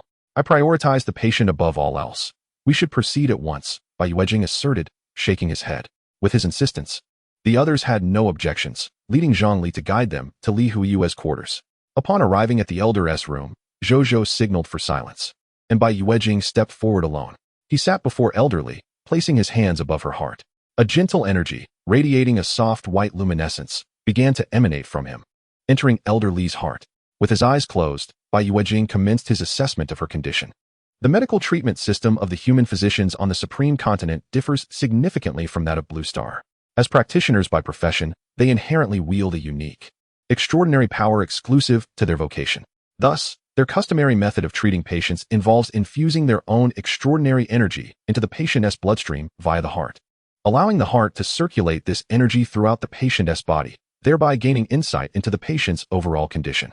The higher the tier of the physician, the more adept they are at comprehending the patient's ailments through this method, and some can even heal patients directly using their extraordinary energy. In this instance, Bai Yuejing employed precisely this technique. Moments later, he opened his eyes, his brow furrowed deeply. Has your master engaged in an activity that required her undivided attention for an extended period? He inquired, directing his gaze towards Zhongli. Zhongli appeared momentarily bewildered, before seemingly recalling something, nodding uncertainly. There was indeed such an occasion. When I last parted from my teacher, she was in pursuit of various high-grade textile materials, seemingly aiming to create a garment of considerable prestige. When I next saw her, she had already become like this. Bai Yuejing nodded, then shook his head. To exhaust one's life essence and potential for the creation of an item of such caliber must surely indicate it was an epic-grade piece of equipment. Zhou Zhou and the others gasped in astonishment. To deplete most of one's life essence and potential for the sake of crafting an epic-grade item? Your master is an extraordinary tailor?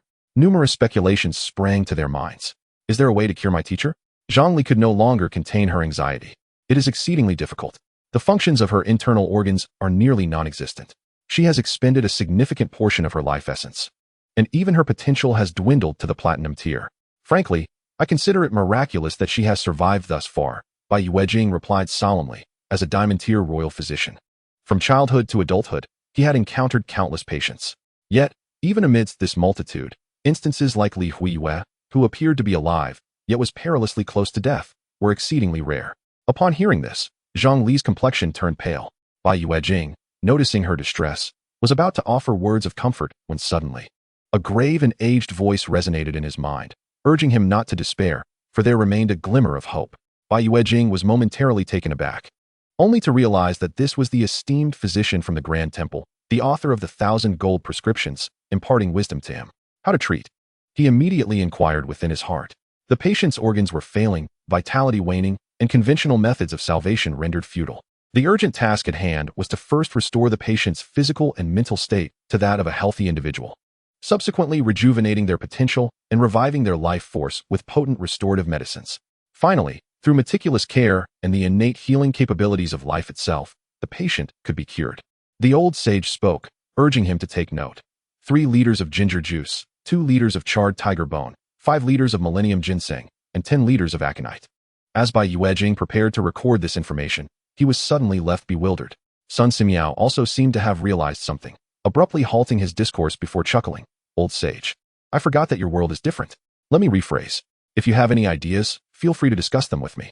2 liters of silver-grade medicinal blood mulberry wood core, 1 liter of silver-grade medicinal orchid spirit grass, 5 leaves of silver-grade medicinal 3 spirit water leaves, and 3 blossoms of bronze-grade medicinal 6-eyed ghost flower. Lastly, administer to the patient a vial of extraordinary grade potential enhancement potion. The potential in your otherworldly realm is unparalleled. If utilized properly, it rivals divine grade remedies. Thank you for your guidance. I am immensely grateful, Bai Yuejing expressed, having gleaned the physician's treatment approach through the prescription provided by Sun Simiao. The intersection of medical systems from 2 worlds ignited a spark of inspiration in his mind. At that moment, he felt as if he were witnessing the path to becoming an extraordinary physician unfold before him. Bai Yuejing felt an even deeper sense of gratitude towards the Lord for entrusting him with the 1,000 gold prescriptions, as it represented an unparalleled opportunity. At this juncture, Sun Simiao's voice faded from his consciousness. Bai Yuejing approached Zhou Zhou and relayed the conversation he had with Sun Simiao. Zhou Zhou, somewhat astonished, readily agreed to fulfill Bai Yuejing's request for an extraordinary grade potential enhancement potion. The urgency to save lives prevailed. Furthermore, every living lord of the myriad races, aside from those who had already used theirs, still retained 1 vial of extraordinary grade potential enhancement potion as a reward upon becoming a formal lord. Had he exhausted his potion? Then he would simply seize another. Zhou Zhou harbored no moral qualms about such actions against his foes. Chapter 167. The Achievement of National Peace and Security. The Lord Talent Ready for Advancement. Upon receiving Zhou Zhou's affirmation, Bai Yuejing turned to the now distraught Zhongli. Do not panic. A great physician has just informed me of a method to cure your teacher. If we adhere to our treatment plan, your teacher should recover. Bai Yuejing assured with a smile. Upon hearing this, Zhang Li's expression transformed from despair to elation as she gazed at Bai Yuejing with excitement. Is that truly the case? She asked in disbelief. Bai Yuejing nodded. If all goes well, your teacher may even retain her extraordinary sewing skills. Zhang Li and Bao Xiuer were instantly filled with joy. "Thank you, divine physician, for your life-saving grace." "Thank you, Mr. Bai," they exclaimed with fervor. There is no need for thanks. If gratitude is to be expressed, it should be directed towards the Lord and that esteemed physician, especially the Lord, who has sacrificed a vial of extraordinary grade potential enhancement potion for the sake of your teacher. Bai Yuejing replied, shaking his head. The extraordinary grade potential enhancement potion held immense value for the common folk of the human race. Just moments ago, he had merely inquired of his lord, never expecting such a generous response.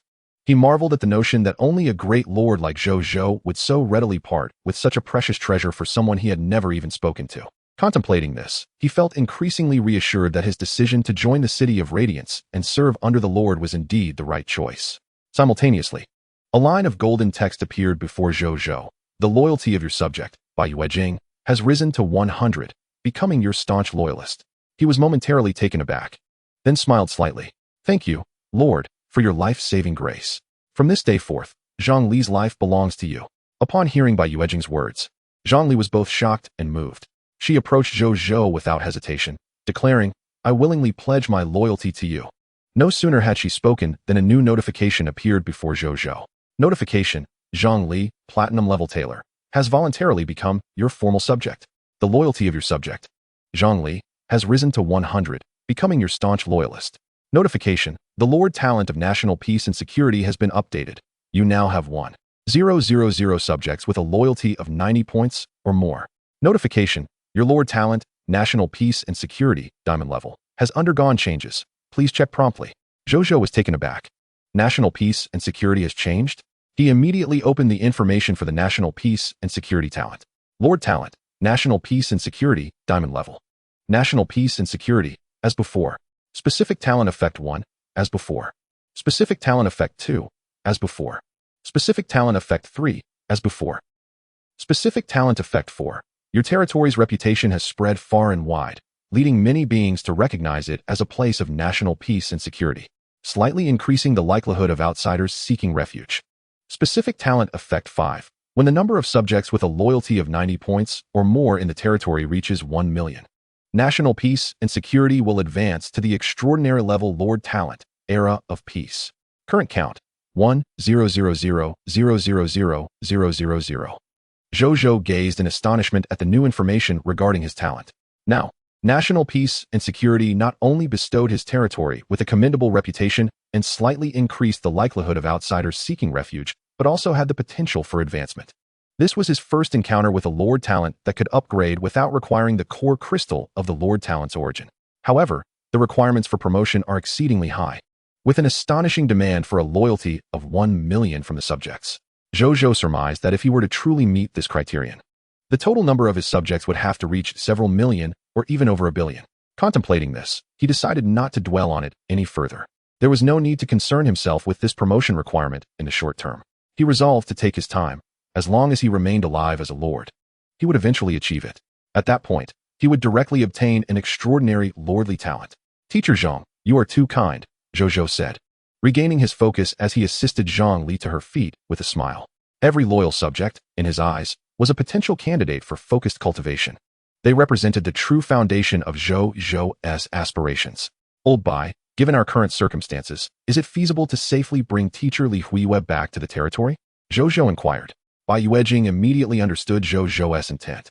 Only within the territory could he provide daily treatments to stabilize Li Huiwe's condition, while also having access to the necessary medicinal materials at any time. "Certainly, I can begin by stabilizing her condition, and then we can take her back for further treatment," Bai Yuejing replied. Zhou Zhou nodded and then turned to Zhang Li. "Teacher Zhang, please make your preparations. We will return to Jiayang City together shortly. This will facilitate a better treatment for your teacher," he stated. "Understood, my lord." Li Huiwe responded respectfully upon hearing this.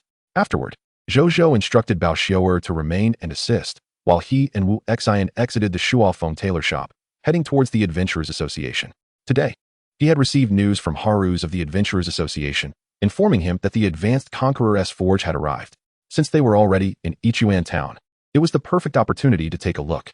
A moment later, in the storeroom of the Adventurers Association, Harus presented the forge, saying, "My Lord Jiayang, this is the Advanced Conqueror's Forge that I procured from the royal capital with the help of high-ranking members of the Adventurers Association. This is the highest grade Conqueror S forge available to us, capable of extracting spoils from 10,000 corpses per hour when operating at full capacity. I hope it meets your expectations, my lord. Your courtesy is appreciated.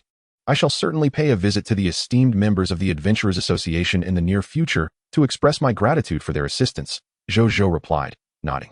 He then gazed at the imposing Conqueror S forge, standing 15 to 16 meters tall, surrounded by 6 ladders and equipped with 6 conveyor belts for spoils.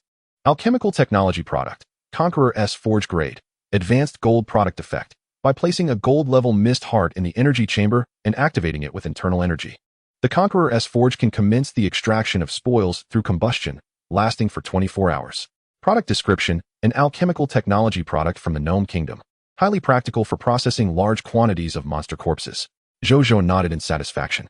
This advanced gold Conqueror S forge not only significantly improved the efficiency of spoils extraction, but also allowed for 24 hours of operation with just 1 gold-level mist heart.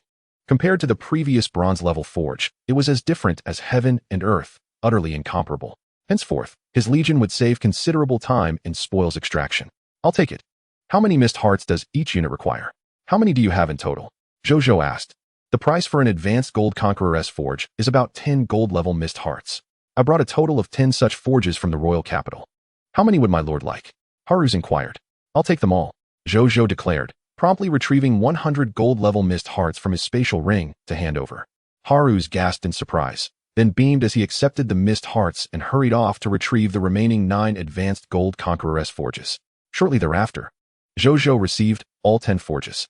After advising Haru's to keep an eye out for more advanced forges in the future, he and Wu Xin departed the Adventurers Association amidst Haru's respectful farewells. Upon returning to the Shuo Feng tailor shop, they found that Old Bai had stabilized Li Huiyue's condition, and Zhang Li was ready as well. Not wishing to waste any time, Zhou Zhou led everyone away from Ichuan town and ascended onto the back of Nazario in the outskirts, returning to Jiayang City. Upon their return, Zhou Zhou was met with an unexpected sight. It was Lu Rui and her companions from the Xingho Adventurers team. Their strength had significantly increased, and their equipment had been upgraded remarkably. They exuded confidence, no longer resembling the novice adventurers he had first encountered. Greetings, my lord. Upon seeing Zhou Zhou, Lu Rui and her team immediately approached with respect. What brings you back so suddenly? Zhou Zhou inquired, nodding. Reporting to my lord. We have recently uncovered some information regarding the Sandstorm Forbidden Zone, and thus we came to report to you. Lu Rui replied respectfully. Let us discuss this in my mansion. Zhou Zhou instructed. Understood. Lu Rui and her companions nodded, following Zhou Zhou towards the Lord's residence. Chapter 168. The Mysterious Forces of the Sandstorm Forbidden Zone. Mate sisters. In the Lord's mansion, within the parlor, Zhou Zhou, Lu Rui, and Zhang Lansheng were seated. Due to the large number of members in the Xingho Adventurers team, the rest had been accommodated in other rooms. Please, share the information regarding the Sandstorm Forbidden Zone, Zhou Zhou urged Lu Rui directly. Of course, my lord. Lu Rui replied respectfully. Upon our return, we immediately commenced our investigation. Initially, we had no leads, but later, we issued a bounty task in the Adventurers Association to investigate the Sandstorm Forbidden Zone, which led us to some internal information. The informant is the nephew of our vice president of the Adventurers Association, and he is currently a silver-level adventurer. According to him, the Sandstorm Forbidden Zone is not an uninhabited area. It is said that long ago, when the Sandstorm Forbidden Zone first emerged, its dangers were not as pronounced. The Adventurers Association, along with the kingdom's elite, organized a formidable team to venture into the depths of the Sandstorm Forbidden Zone. The average strength of this team exceeded that of gold-level adventurers, making them the pinnacle of power in the vicinity at that time. Initially, the team maintained communication with the outside world after entering the zone. However, merely a day and a night later, all communication ceased. It was only 2 days afterward that one member of the Adventurers Association managed to escape from the Sandstorm Forbidden Zone. This member was none other than the vice president of the Adventurers Association mentioned earlier. He recounted to those present that the Sandstorm Forbidden Zone was far from deserted. At its core lay a necropolis, forged from resentment and solitude. This realm was fiercely exclusionary, rejecting any beings from the outside. The rest of his companions had been slaughtered by the undead army that resided within. He alone survived, thanks to a unique artifact bestowed by the Adventurers Association. Subsequently, it is said that upon learning this news, the kingdom dispatched an even more powerful team to explore the Sandstorm Forbidden Zone, which included a hero among their ranks. However, upon arrival, they discovered nothing but an endless expanse of sandstorms. The other entrances and the undead were nowhere to be seen. Ultimately, this matter was left unresolved, becoming one of the unsolved mysteries of the Aurora Kingdom. Lu Rui remarked. Zhou Zhou furrowed his brow slightly. A necropolis filled with resentment and solitude? My territory borders such a mysterious force? Is this information reliable? Zhou Zhou inquired. It should be credible. To this day, the task board of the Adventurers Association still lists missions to recover the bones and relics of the ancestors from the Sandstorm Forbidden Zone. This task has been classified as a supreme-level mission among all the tasks in the Adventurers Association. Although no adventurer has yet completed it, it remains available, likely due to the reluctance of the deceased's friends and relatives or other factions unwilling to relinquish the secrets hidden within the Sandstorm Forbidden Zone. Zhou Zhou nodded thoughtfully. After pondering for a moment, a sudden idea struck him. If this force truly exists and others cannot enter, could the mysterious merchant caravan, endowed with supreme blessings and infinite access, gain entry? Zhou Zhou considered this and felt it worth a try. Given Zheng Fugui and his team's capabilities, even if they could not gain entry, they would surely be able to safeguard themselves. He regained focus and looked toward Lu Rui. You have done well this time. Tomorrow, you may go to Old Zheng to claim your military honors. Additionally, as your lord, I shall also bestow upon you some rewards to aid in the development of your Spark Adventurers Guild. With a wave of his right hand, 500 silver-level mist hearts, 500 military-class transfer certificates, and 500 zombie summoner-class transfer certificates appeared before the two. Take these rewards. Develop yourselves and the Spark Adventurers Guild well. In the future, should you encounter valuable intelligence, you may relay it to Jiaoyang City, and I will personally review any information of significant value. I will also provide you with further rewards for noteworthy intelligence. You must all strive to enhance your strength. Otherwise, my ability to reward you will be constrained. Zhou Zhou stated. Currently, most of Lu Rui's group has only attained bronze level. Thus, providing them with silver-level mist hearts is already a considerable limit, lest they become burdened by their wealth. Although their rapid advancement to bronze level within such a short period is commendable, Zhou Zhou naturally hopes for their further empowerment. Upon hearing Zhou Zhou's words, Lu Rui and Zhang Lansheng felt a mix of shame and excitement. In a moment, they were presented with 500 silver-level mist hearts and a staggering 1,000 precious transfer certificates. Yet, they felt that Zhou Zhou was dissatisfied with their current abilities, as if he were lamenting his inability to distribute rewards freely. What wealth must one possess to utter such sentiments?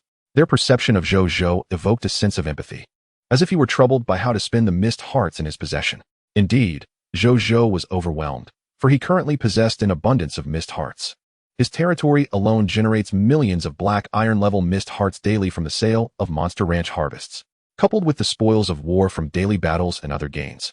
The effects of perfect loot have rendered him exceedingly affluent. Consequently, he finds himself wishing to spend on anything within reach, as retaining mist hearts serves little purpose if they cannot bear fruit. Spending them is the crux of the matter. However, despite his surplus, he remains judicious in his expenditures. Wealth and folly are two distinct concepts. After conversing with them for a while longer, Zhou Zhou bid them farewell and requested that they summon Zheng Fugui. Upon his return, he had already noticed the mysterious merchant caravan's vehicles had returned.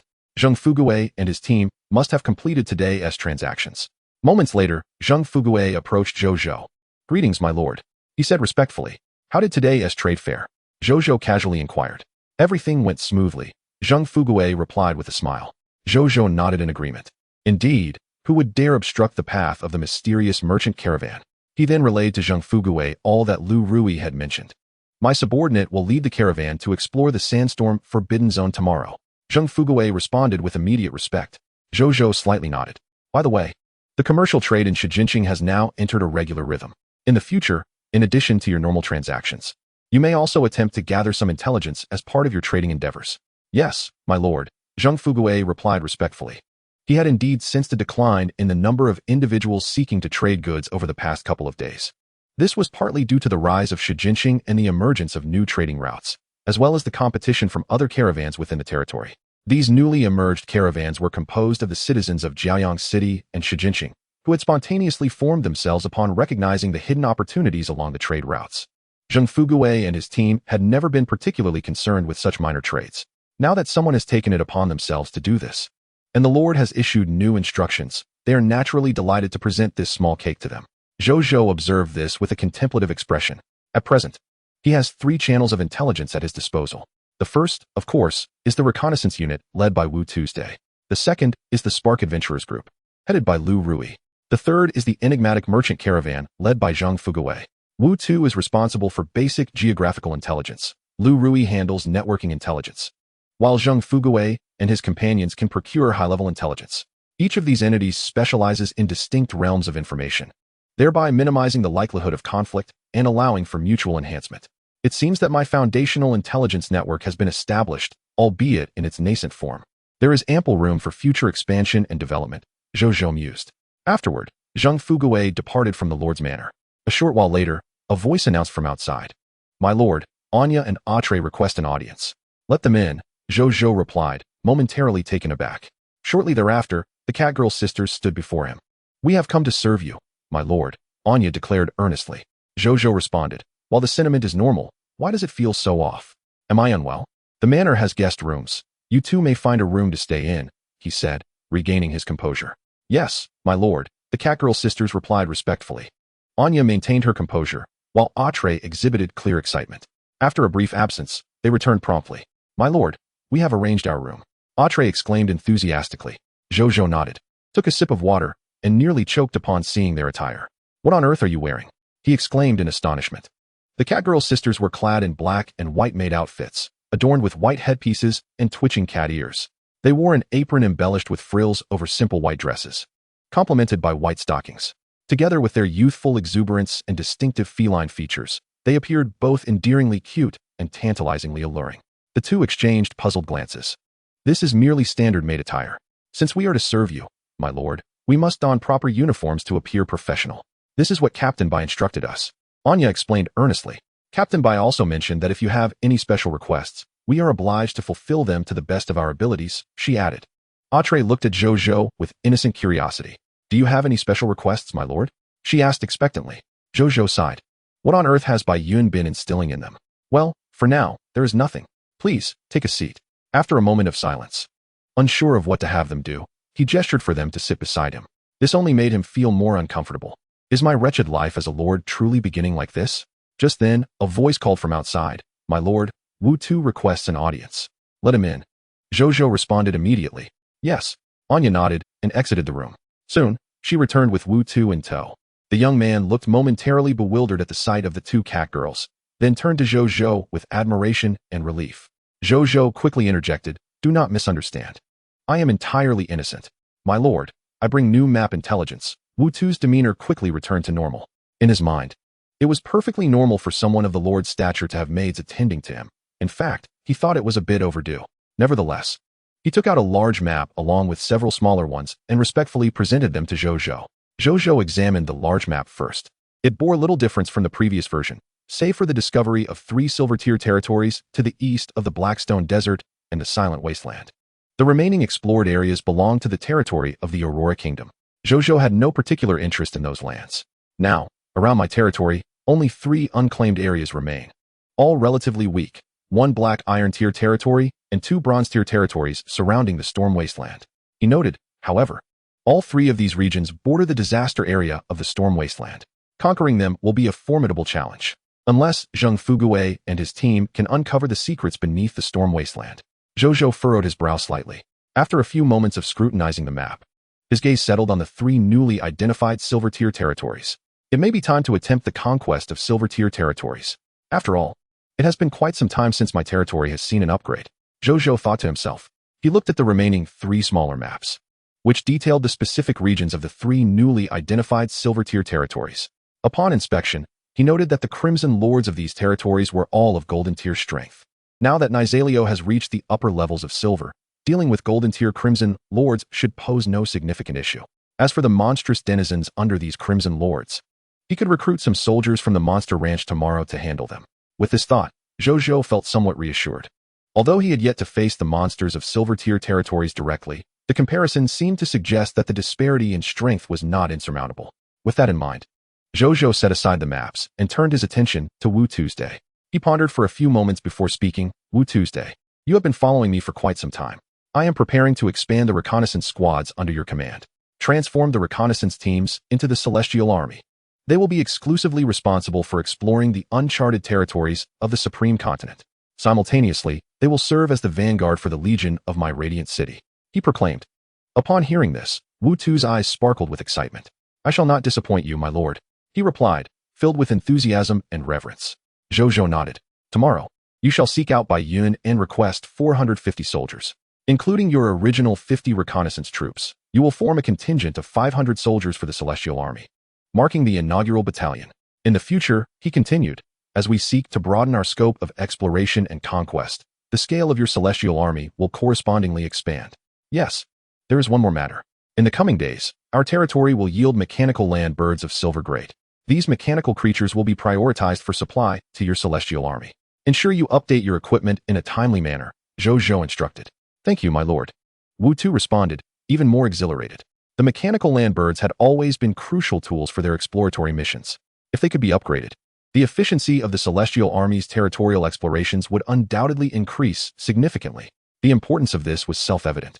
I wonder what the silver-grade mechanical land birds will be like. He mused, filled with anticipation. Zhou Zhou caught a glimpse of Wu Tu's thoughts and couldn't help but smile.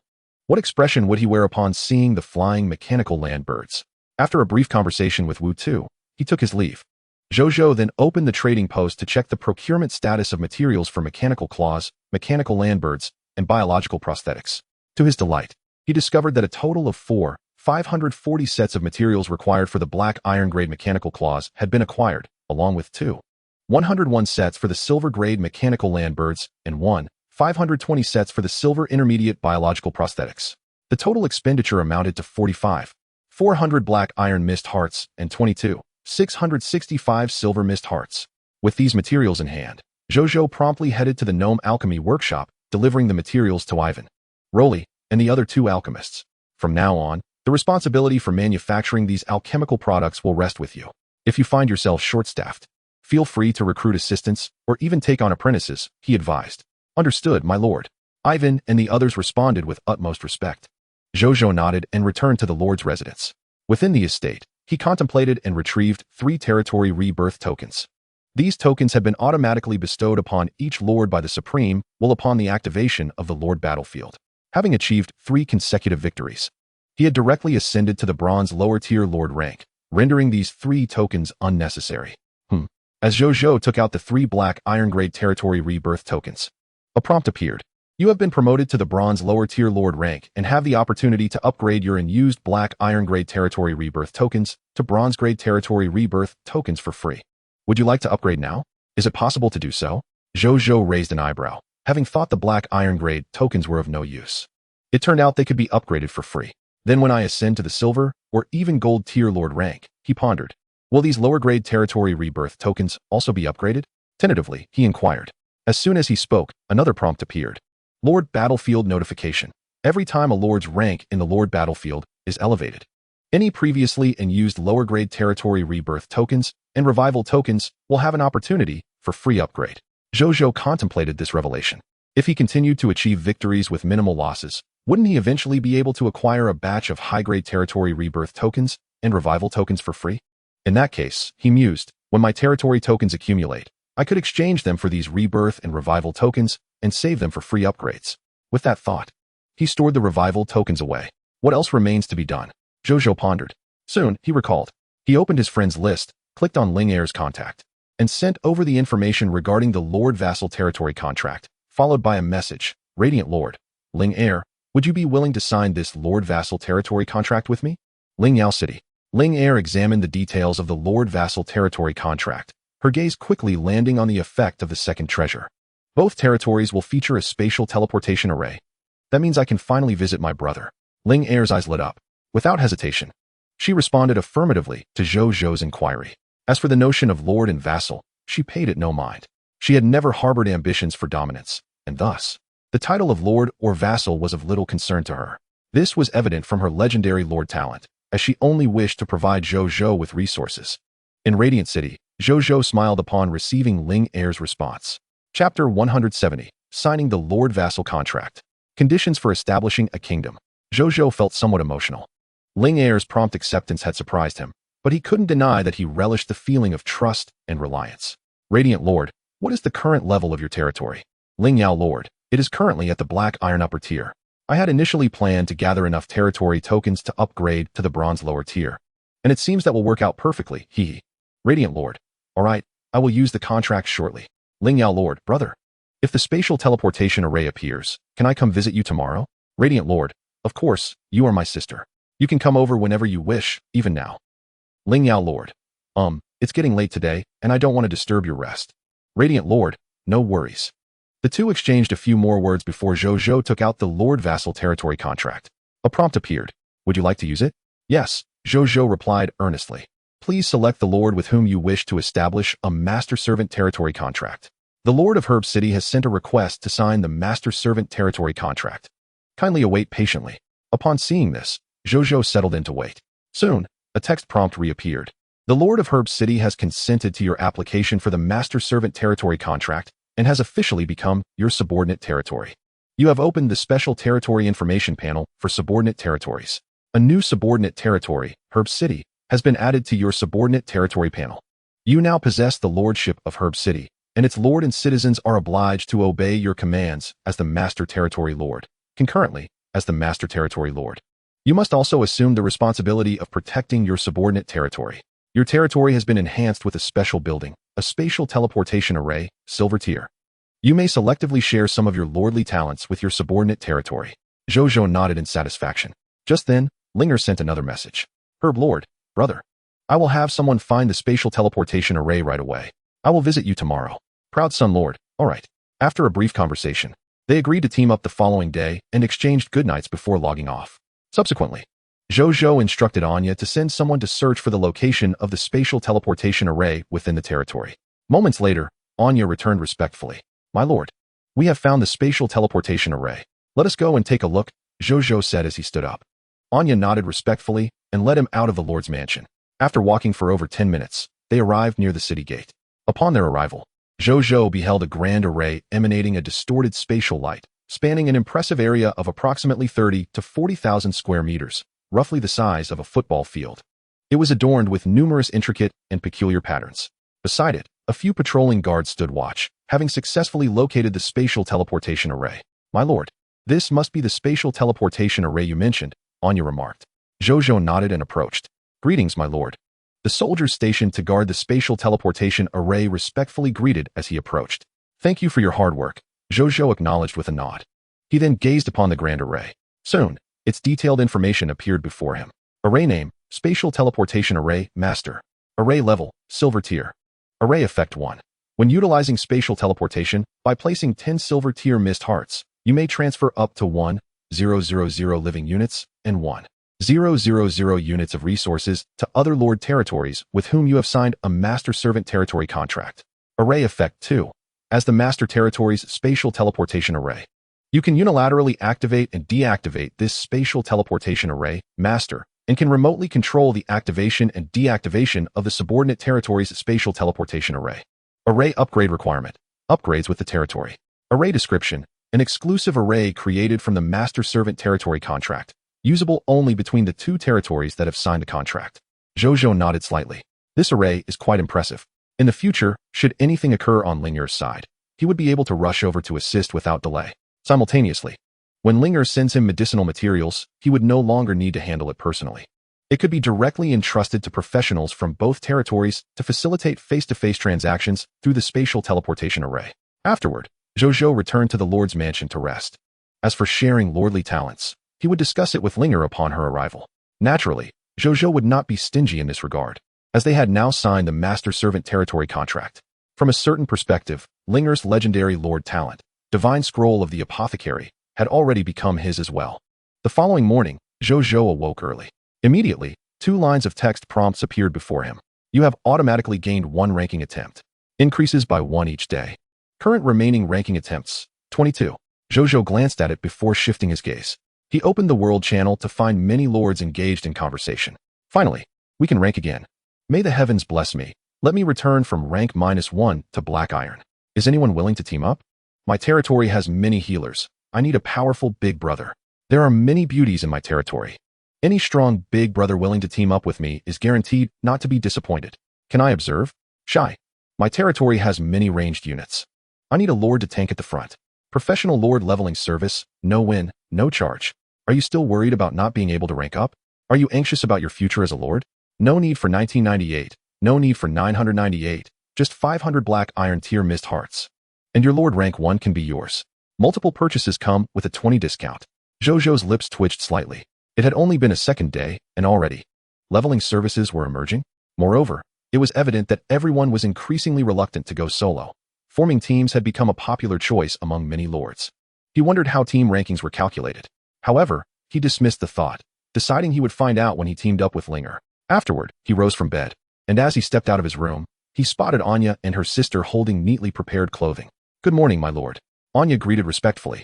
Atre appeared more enthusiastic. After their exchange, they approached him with the garments. "My lord, we have prepared your toiletries and clothing. Let us assist you in changing." As they were about to proceed, Zhou Zhou hurriedly intervened. No, there's no need for that. I can handle it myself. My lord, we understand that this lifestyle may be a bit unfamiliar to you, but it's perfectly all right. Just take your time. Great figures are accustomed to such things, Anya replied earnestly. "I am hardly a great figure," Zhou Zhou muttered. To him, he was merely a newly minted lord stepping out of the novice village. What could he possibly be considered a great figure? However, Anya and the others held a different perspective. Under the insistence of the two, Zhou Zhou reluctantly donned his attire with their assistance and attended to his morning grooming. Oh, the burdensome life of a lord. Upon stepping out of the lord's mansion, he glanced back at the inseparable cat-girl maid's sisters trailing behind him. And he couldn't help but reflect once more, just as he was about to make his way toward the summoning gate, intending to call forth today's subjects. He noticed Leah and her maid Yu Qiao standing a short distance away, smiling at him. "Good morning, my lord," Leah greeted with a smile. "Good morning," Zhou Zhou replied, feeling somewhat awkward, before straightening himself and asking, "Are you two returning to the kingdom of Aurora?" "Indeed," Leah replied. "The matters concerning the diamond-level Aurora Tower are of utmost importance. I must return promptly to report to my father. However, we will utilize the spatial teleportation array for a swift round trip, and perhaps we shall meet the Lord again this very evening." Zhou Zhou nodded, unperturbed by the fact that they possessed a spatial teleportation array. It would be rather peculiar for a kingdom of their stature to lack the technology to construct one. At that moment, Leo approached him, stopping a few paces away. "My lord, do you know how a lord establishes a kingdom?" she asked earnestly. "I do not," Zhou Zhou replied, taken aback, shaking his head. "To construct a kingdom, 3 conditions must be met. Only when all 3 are fulfilled can a kingdom be established," Leah declared, raising a finger. "The first and most crucial condition is the possession of an extraordinary level treasure known as the kingdom token. The kingdom token is indispensable for the construction of a kingdom, akin to the territory token for a domain. It is the fundamental cornerstone of any kingdom.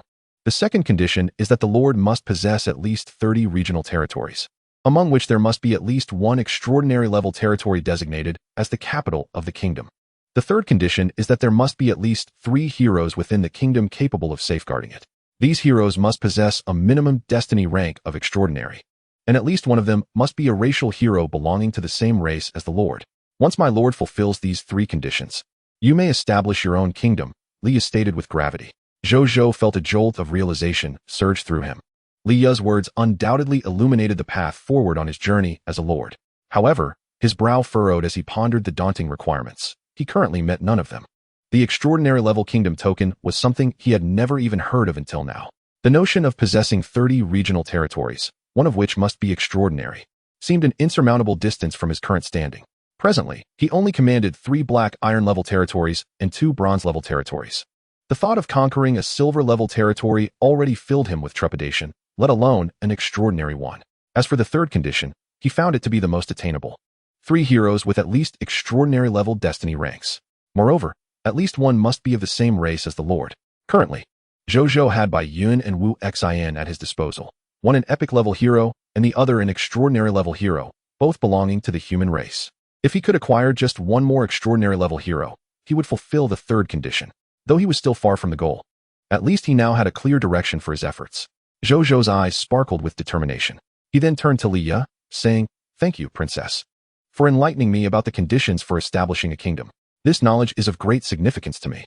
"These are not great secrets," Leah smiled. "With your abilities, my lord, you will learn of them sooner or later." Zhou Zhou chuckled, remaining silent. After a brief conversation, Leah expressed her intent to depart. Upon hearing this, Zhou Zhou escorted her to the city gate. "My lord, this is as far as I shall take you. We shall meet again soon," Leah said. Zhou Zhou nodded, and Leah returned the gesture before departing alongside her maid Yu Qiao. After walking for a short while, a deep voice suddenly reached Leah's ears. "Your Highness, not far ahead lies the disposable spatial teleportation array we just established.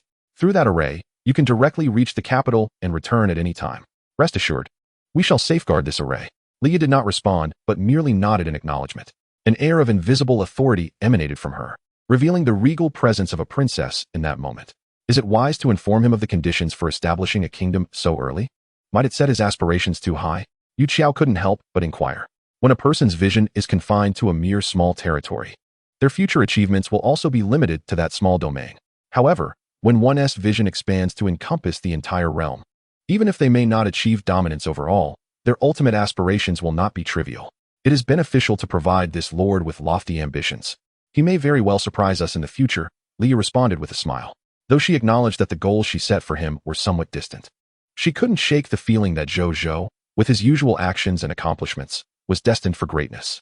Perhaps the ambitions she had laid before him were indeed within his reach. Shaking her head, Leah dismissed her thoughts. She and her maid Yu Qiao quickly arrived at the spatial teleportation array, and with a shimmer of spatial distortion, they vanished from sight. The surroundings fell silent. Occasional glances from the shadows scrutinized the area before fading into tranquility. Back in Proud Sun City, Zhou Zhou returned directly to the summoning gate. A text prompt appeared. Prompt: would you like to summon immediately? Yes, Zhou Zhou affirmed. In the next moment, the summoning gate erupted with a brilliant white light, and one by one, new subjects emerged from within. Moments later, 189 newly summoned citizens emerged from the portal. We pay our respects to Lord, they proclaimed in unison. From this day forth, you shall be the esteemed citizens of Radiant Sun City, Zhou Zhou declared. He then called forth all the professionals. Discovering to his astonishment that 21 practitioners had been summoned, Zhou Zhou proceeded to examine their panel information, and moments later, he completed his review. Among these 21 professional classes, there was 1 silver tier chef, 1 silver tier archaeologist, and 1 silver tier archer. Additionally, there were 1 bronze tier senior farmer, 2 bronze tier intermediate carpenters, 2 bronze tier junior healers, 2 black iron tier senior herbalists, 3 black iron tier intermediate shield bearers, 3 black iron tier junior cartographers, and 5 black iron tier junior chefs. An archaeologist? Zhou Zhou's brow furrowed in curiosity. This was the first time he had encountered such a profession. He turned his gaze towards the individual, an elderly gentleman in his 70s or 80s. His hair and beard were snow white, yet he radiated vitality, with bright eyes that belied the frailty typically associated with old age. Intrigued, Zhou Zhou opened the man's attribute panel. Citizen Gubois. Territory, Radiant Sun City. Occupation, archaeologist. Professional tier, silver tier junior. Ability overview, Dr. Gubois, who grew up absorbing the chaotic legends of the gods, resolved early in life to dedicate himself to the field of archaeology. After acquiring numerous archaeological skills as he matured, he amassed a wealth of knowledge in the discipline. He had once been a member of the Time Society, but gracefully resigned due to the frailties of age.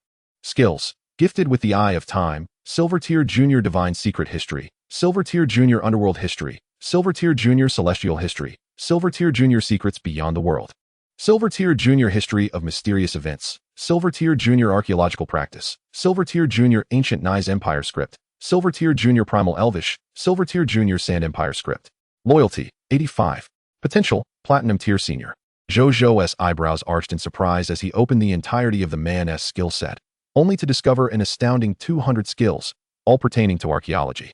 Zhou Zhou gasped in admiration. The old man's skill panel was remarkably luxurious, surpassing even the reserves of Bai Yun, Wu Xin, and Zhao Chongshou. Could this truly be a citizen summoned by the portal? Were it not for the classification of his occupational tier, Zhou Zhou might have doubted whether this was not a legendary talent.